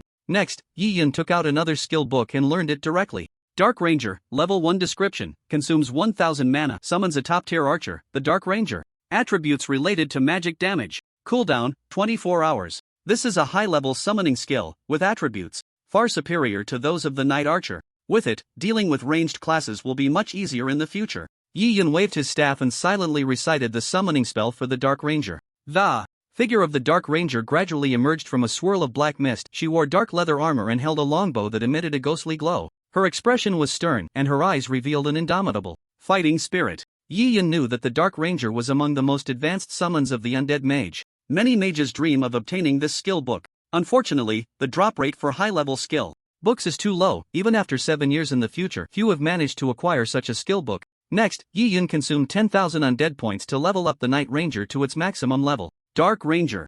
Max description, consumes 1200 mana, summons a top-tier archer, the Dark Ranger. Attributes related to magic damage. Cooldown, 12 hours. Yi Yun recited the spell again, and the figure of the Dark Ranger gradually appeared amidst a thick black mist. Her already stern face now exuded a fierce killing intent, and her body appeared even more alluring. The longbow seemed to merge with the night, and each draw of the bow seemed to whisper secrets of the night sky. Yi Yun nodded slightly. With this max-level Dark Ranger, the team would be much more formidable against ranged enemies. I already have the arrow God. Once I have enough undead points, I'll evolve the Ranger. Next, Yi Yun turned his attention to the Bone Dragon. After expanding the undead space, he placed the Bone Dragon in this space, ready to summon it at any time. Whenever he needed to use the Death Domain, he would put the Bone Dragon inside. Dark Dragon Emperor, Evolution Level 4.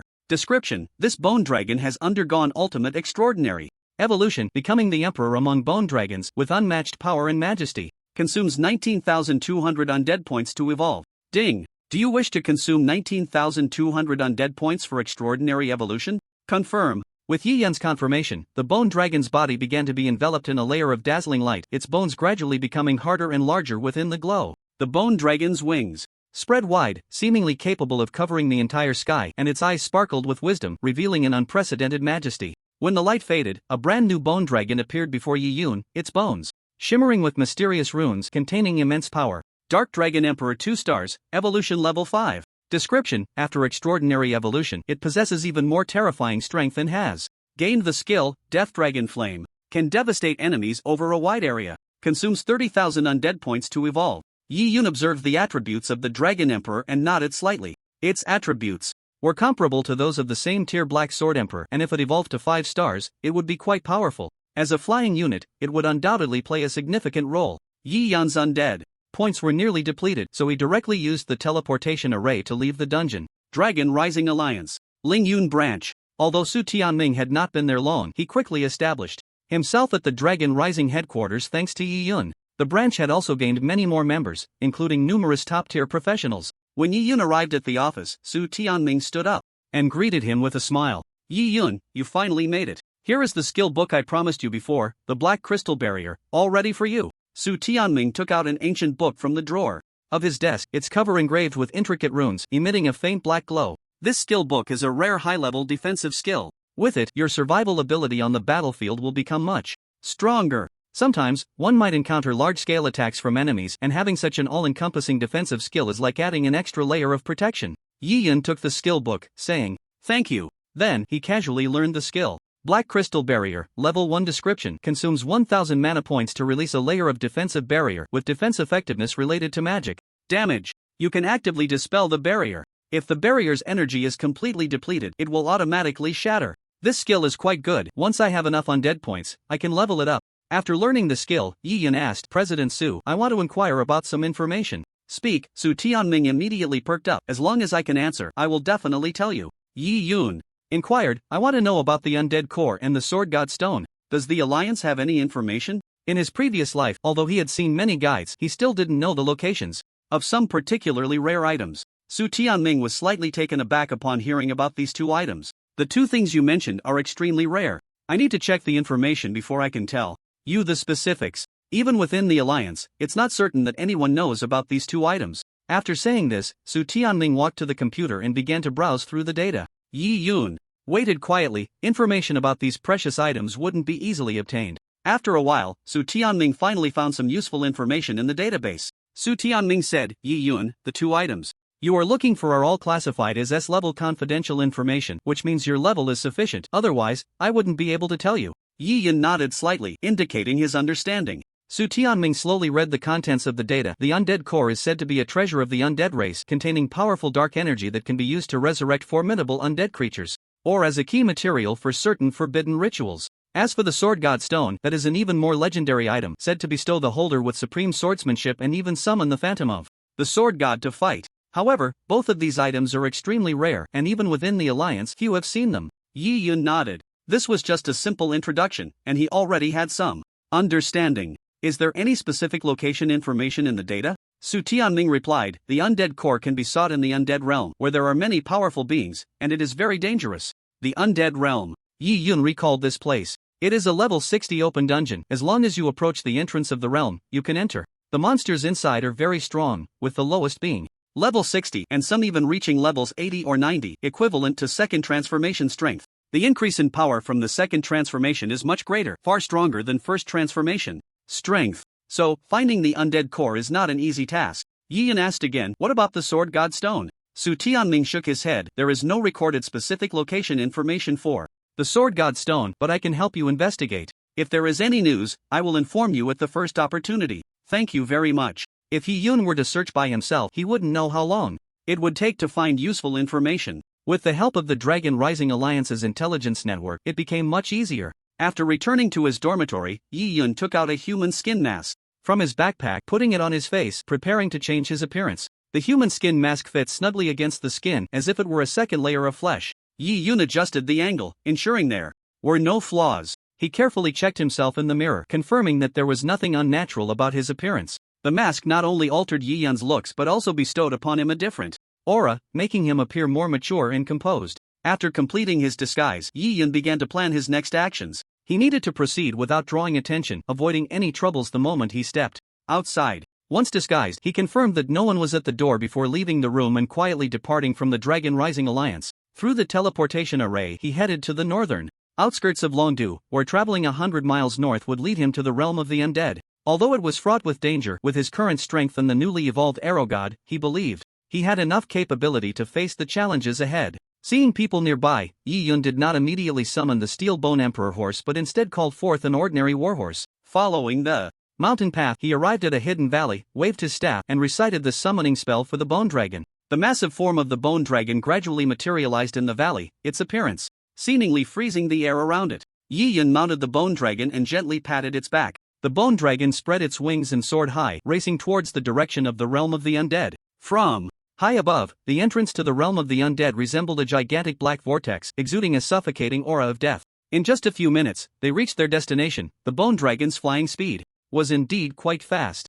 Yi Yun directed the bone dragon to descend slowly. He jumped off its back and stepped into the black vortex. Everything went dark for a moment, and then he found himself in another world. The sky of the realm of the undead glowed green, with ghostly blue flames occasionally rising from the ground and shadowy figures aimlessly wandering across the desolate land. The danger level in the realm of the undead far exceeded that of ordinary dungeons. The monsters here not only had high levels but also possessed various bizarre abilities. Besides the undead, humans could also be found here. Yi Yun's gaze fell upon a shadow not far away. Wraith of the Shadow, level 60 description. A wraith of the shadow in the realm of the undead. They are cursed souls wandering the desolate land, seeking living beings that can free them from their suffering.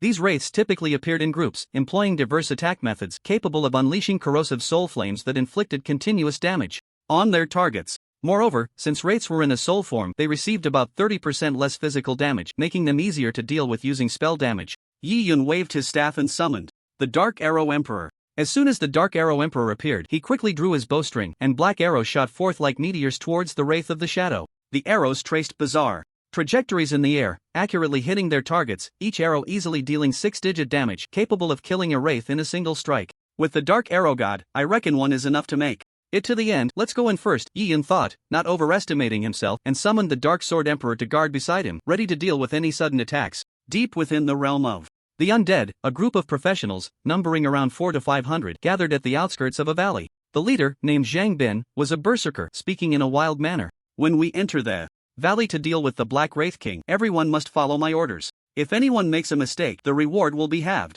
Zhang Bin's words carried an undeniable authority, fully aware of the dangers of this mission, allowing no room for error. Beside him stood a light-type mage named Subuatao. Zhang Gu, don't worry, the brothers have coordinated with you many times. There will definitely be no mistakes. Subuatao replied confidently. I hope so. Zhang Bin nodded, looking around to ensure everyone was ready. Subuatao smiled and said, Zhang Gu, if we kill the Black Grievance Spirit King this time, could you say a few good words for me to Mr. Ma? I've been with the Ma group for 2 years now. It's time for a promotion. He was a sunlight mage, skilled in light magic, which was very effective against undead creatures, but not so much against ordinary monsters. Because of this limitation, his status in the Ma group had always been low. We'll talk about that later. Zhang Bin did not directly respond to Subuatao's request. The success or failure of this mission was related to the survival of the entire team, not a time for bargaining. He turned to everyone and said, everyone check your equipment and potions, we are about to move out. The team members began to check their gear, confirming everything was ready. Zhang Bin took a deep breath and waved his hand, let's go. With his command, the team slowly ventured deeper into the valley. An unsettling aura filled the valley. The whispers of the undead seemed to echo in their ears, sending chills down their spines. They advanced cautiously, always alert to the dangers that might appear around them. Suddenly, a deep roar came from the depths of the valley, filled with anger and pain. Zhang Bin immediately signaled the team to stop. He knew that was the roar of the Black Grievance Spirit King, and they were getting close to their target. Prepare for battle, Zhang Bin ordered in a low voice. The team members quickly formed their positions. The mages began to prepare defensive spells, while the warriors gripped their weapons, ready to face the impending battle. Subuatao also nervously tightened his grip on his staff, knowing that his light magic would be key to restraining the Black Grievance Spirit King. Finally, they arrived at an open area, where the Black Grievance Spirit King floated, its massive body resembling a small mountain, exuding a suffocating aura of death. Zhang Bin cast a detection spell. Black Grievance Spirit King, world-class level, 100 description, the king of the undead realm, commanding a group of shadow spirits, will summon them when encountering enemies, extremely powerful. Zhang Bin said, when the Black Grievance Spirit King's health drops to 70%, it will summon shadow spirits, approximately 100 of them. At that time, focus ranged fire on these small monsters, while the warriors hold the aggro of the Black Grievance Spirit King. Everyone nodded in understanding. Subuatao, you first use light magic to weaken it. Warriors prepare to charge. Zhang Bin issued the battle command. Subuatao nodded, and with a wave of his staff, dazzling beams of light shot towards the Black Grievance Spirit King, attempting to weaken its power. At the same time, the warriors, led by Zhangbin, surged towards the Black Grievance Spirit King like a tide. Faced with the sudden attack, the Black Grievance Spirit King let out a deafening roar, swinging its massive arms in an attempt to repel the invaders. A melee class was caught off guard and was knocked out by the Spirit King, dying instantly after 2 consecutive hits. The immediate death put immense pressure on the team. Zhangbin shouted, "What are the healers doing? Heal. Keep an eye on the melee's health." The healers immediately reacted, casting healing spells to restore the health of their injured teammates. The Black Grievance Spirit King's attacks did not cease. Its enormous body rampaged across the battlefield, each strike making the surrounding air feel as if it had solidified. Seeing this, Zhangbin knew they had to change tactics quickly, loudly directing ranged classes, "Concentrate fire on the weak points of the Black Grievance Spirit King. Warriors spread out. Don't let it hit too many people at once." With his command, the ranged professionals adjusted their attack direction, concentrating their firepower on the weaknesses of the Black Grievance Spirit King. Although there were many healers in the team, the strength of the Black Grievance Spirit King was too formidable, capable of taking down a melee fighter with low health in just 2 or 3 attacks. Its intelligence was high, comparable to that of a human, and it knew that shield warriors were not easy to kill, so it first targeted the fragile melee fighters, like assassins. Meanwhile, Yi Yun had also arrived near the valley, sensing the fluctuations of battle. "There's a boss in this valley. It must be some faction dealing with it.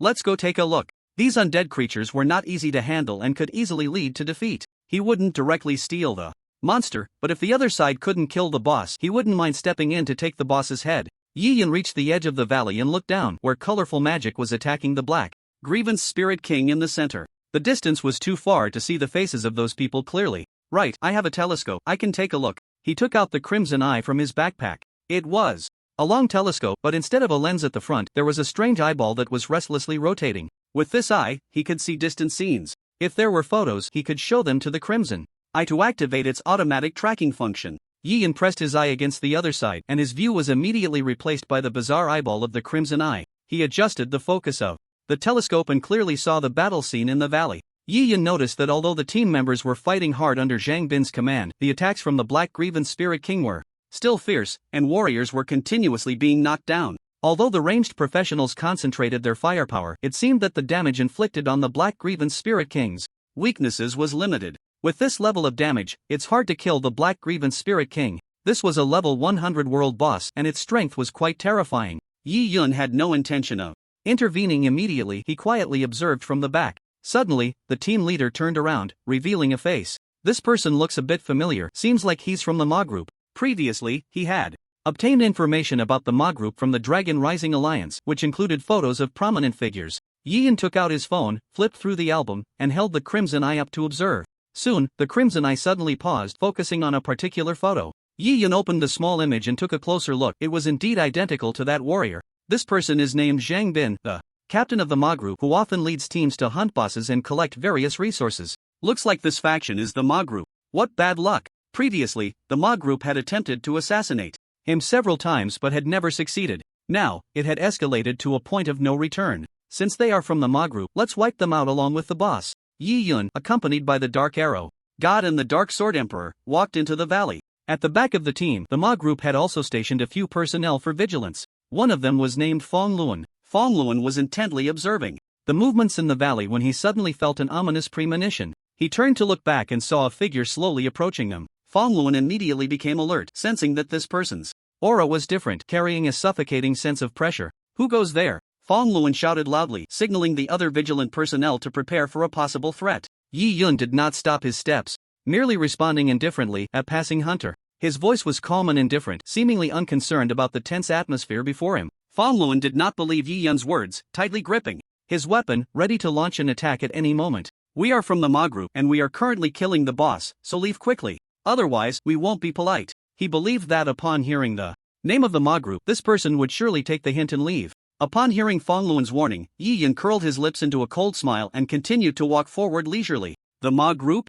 That's exactly who I'm looking for." Seeing that Yi Yun not only did not back down but became even more audacious, Fong Luan's anger surged within him. Without saying more, he directly swung his weapon and launched an attack on Yi Yun. The other guards, seeing this, also joined the fight, trying to drive away this uninvited guest. The Dark Arrow God picked up his longbow, gently pulled the bowstring, and simultaneously formed 5 black arrows. The 5 arrows shot out like meteors, each targeting a different opponent. The arrows traced dark trajectories in the air, accurately hitting their targets. Anyone struck would have their health instantly emptied, resulting in immediate death. Fong Luan watched as his 5 companions fell dead in an instant, his pupils suddenly constricting. What? Instant kill.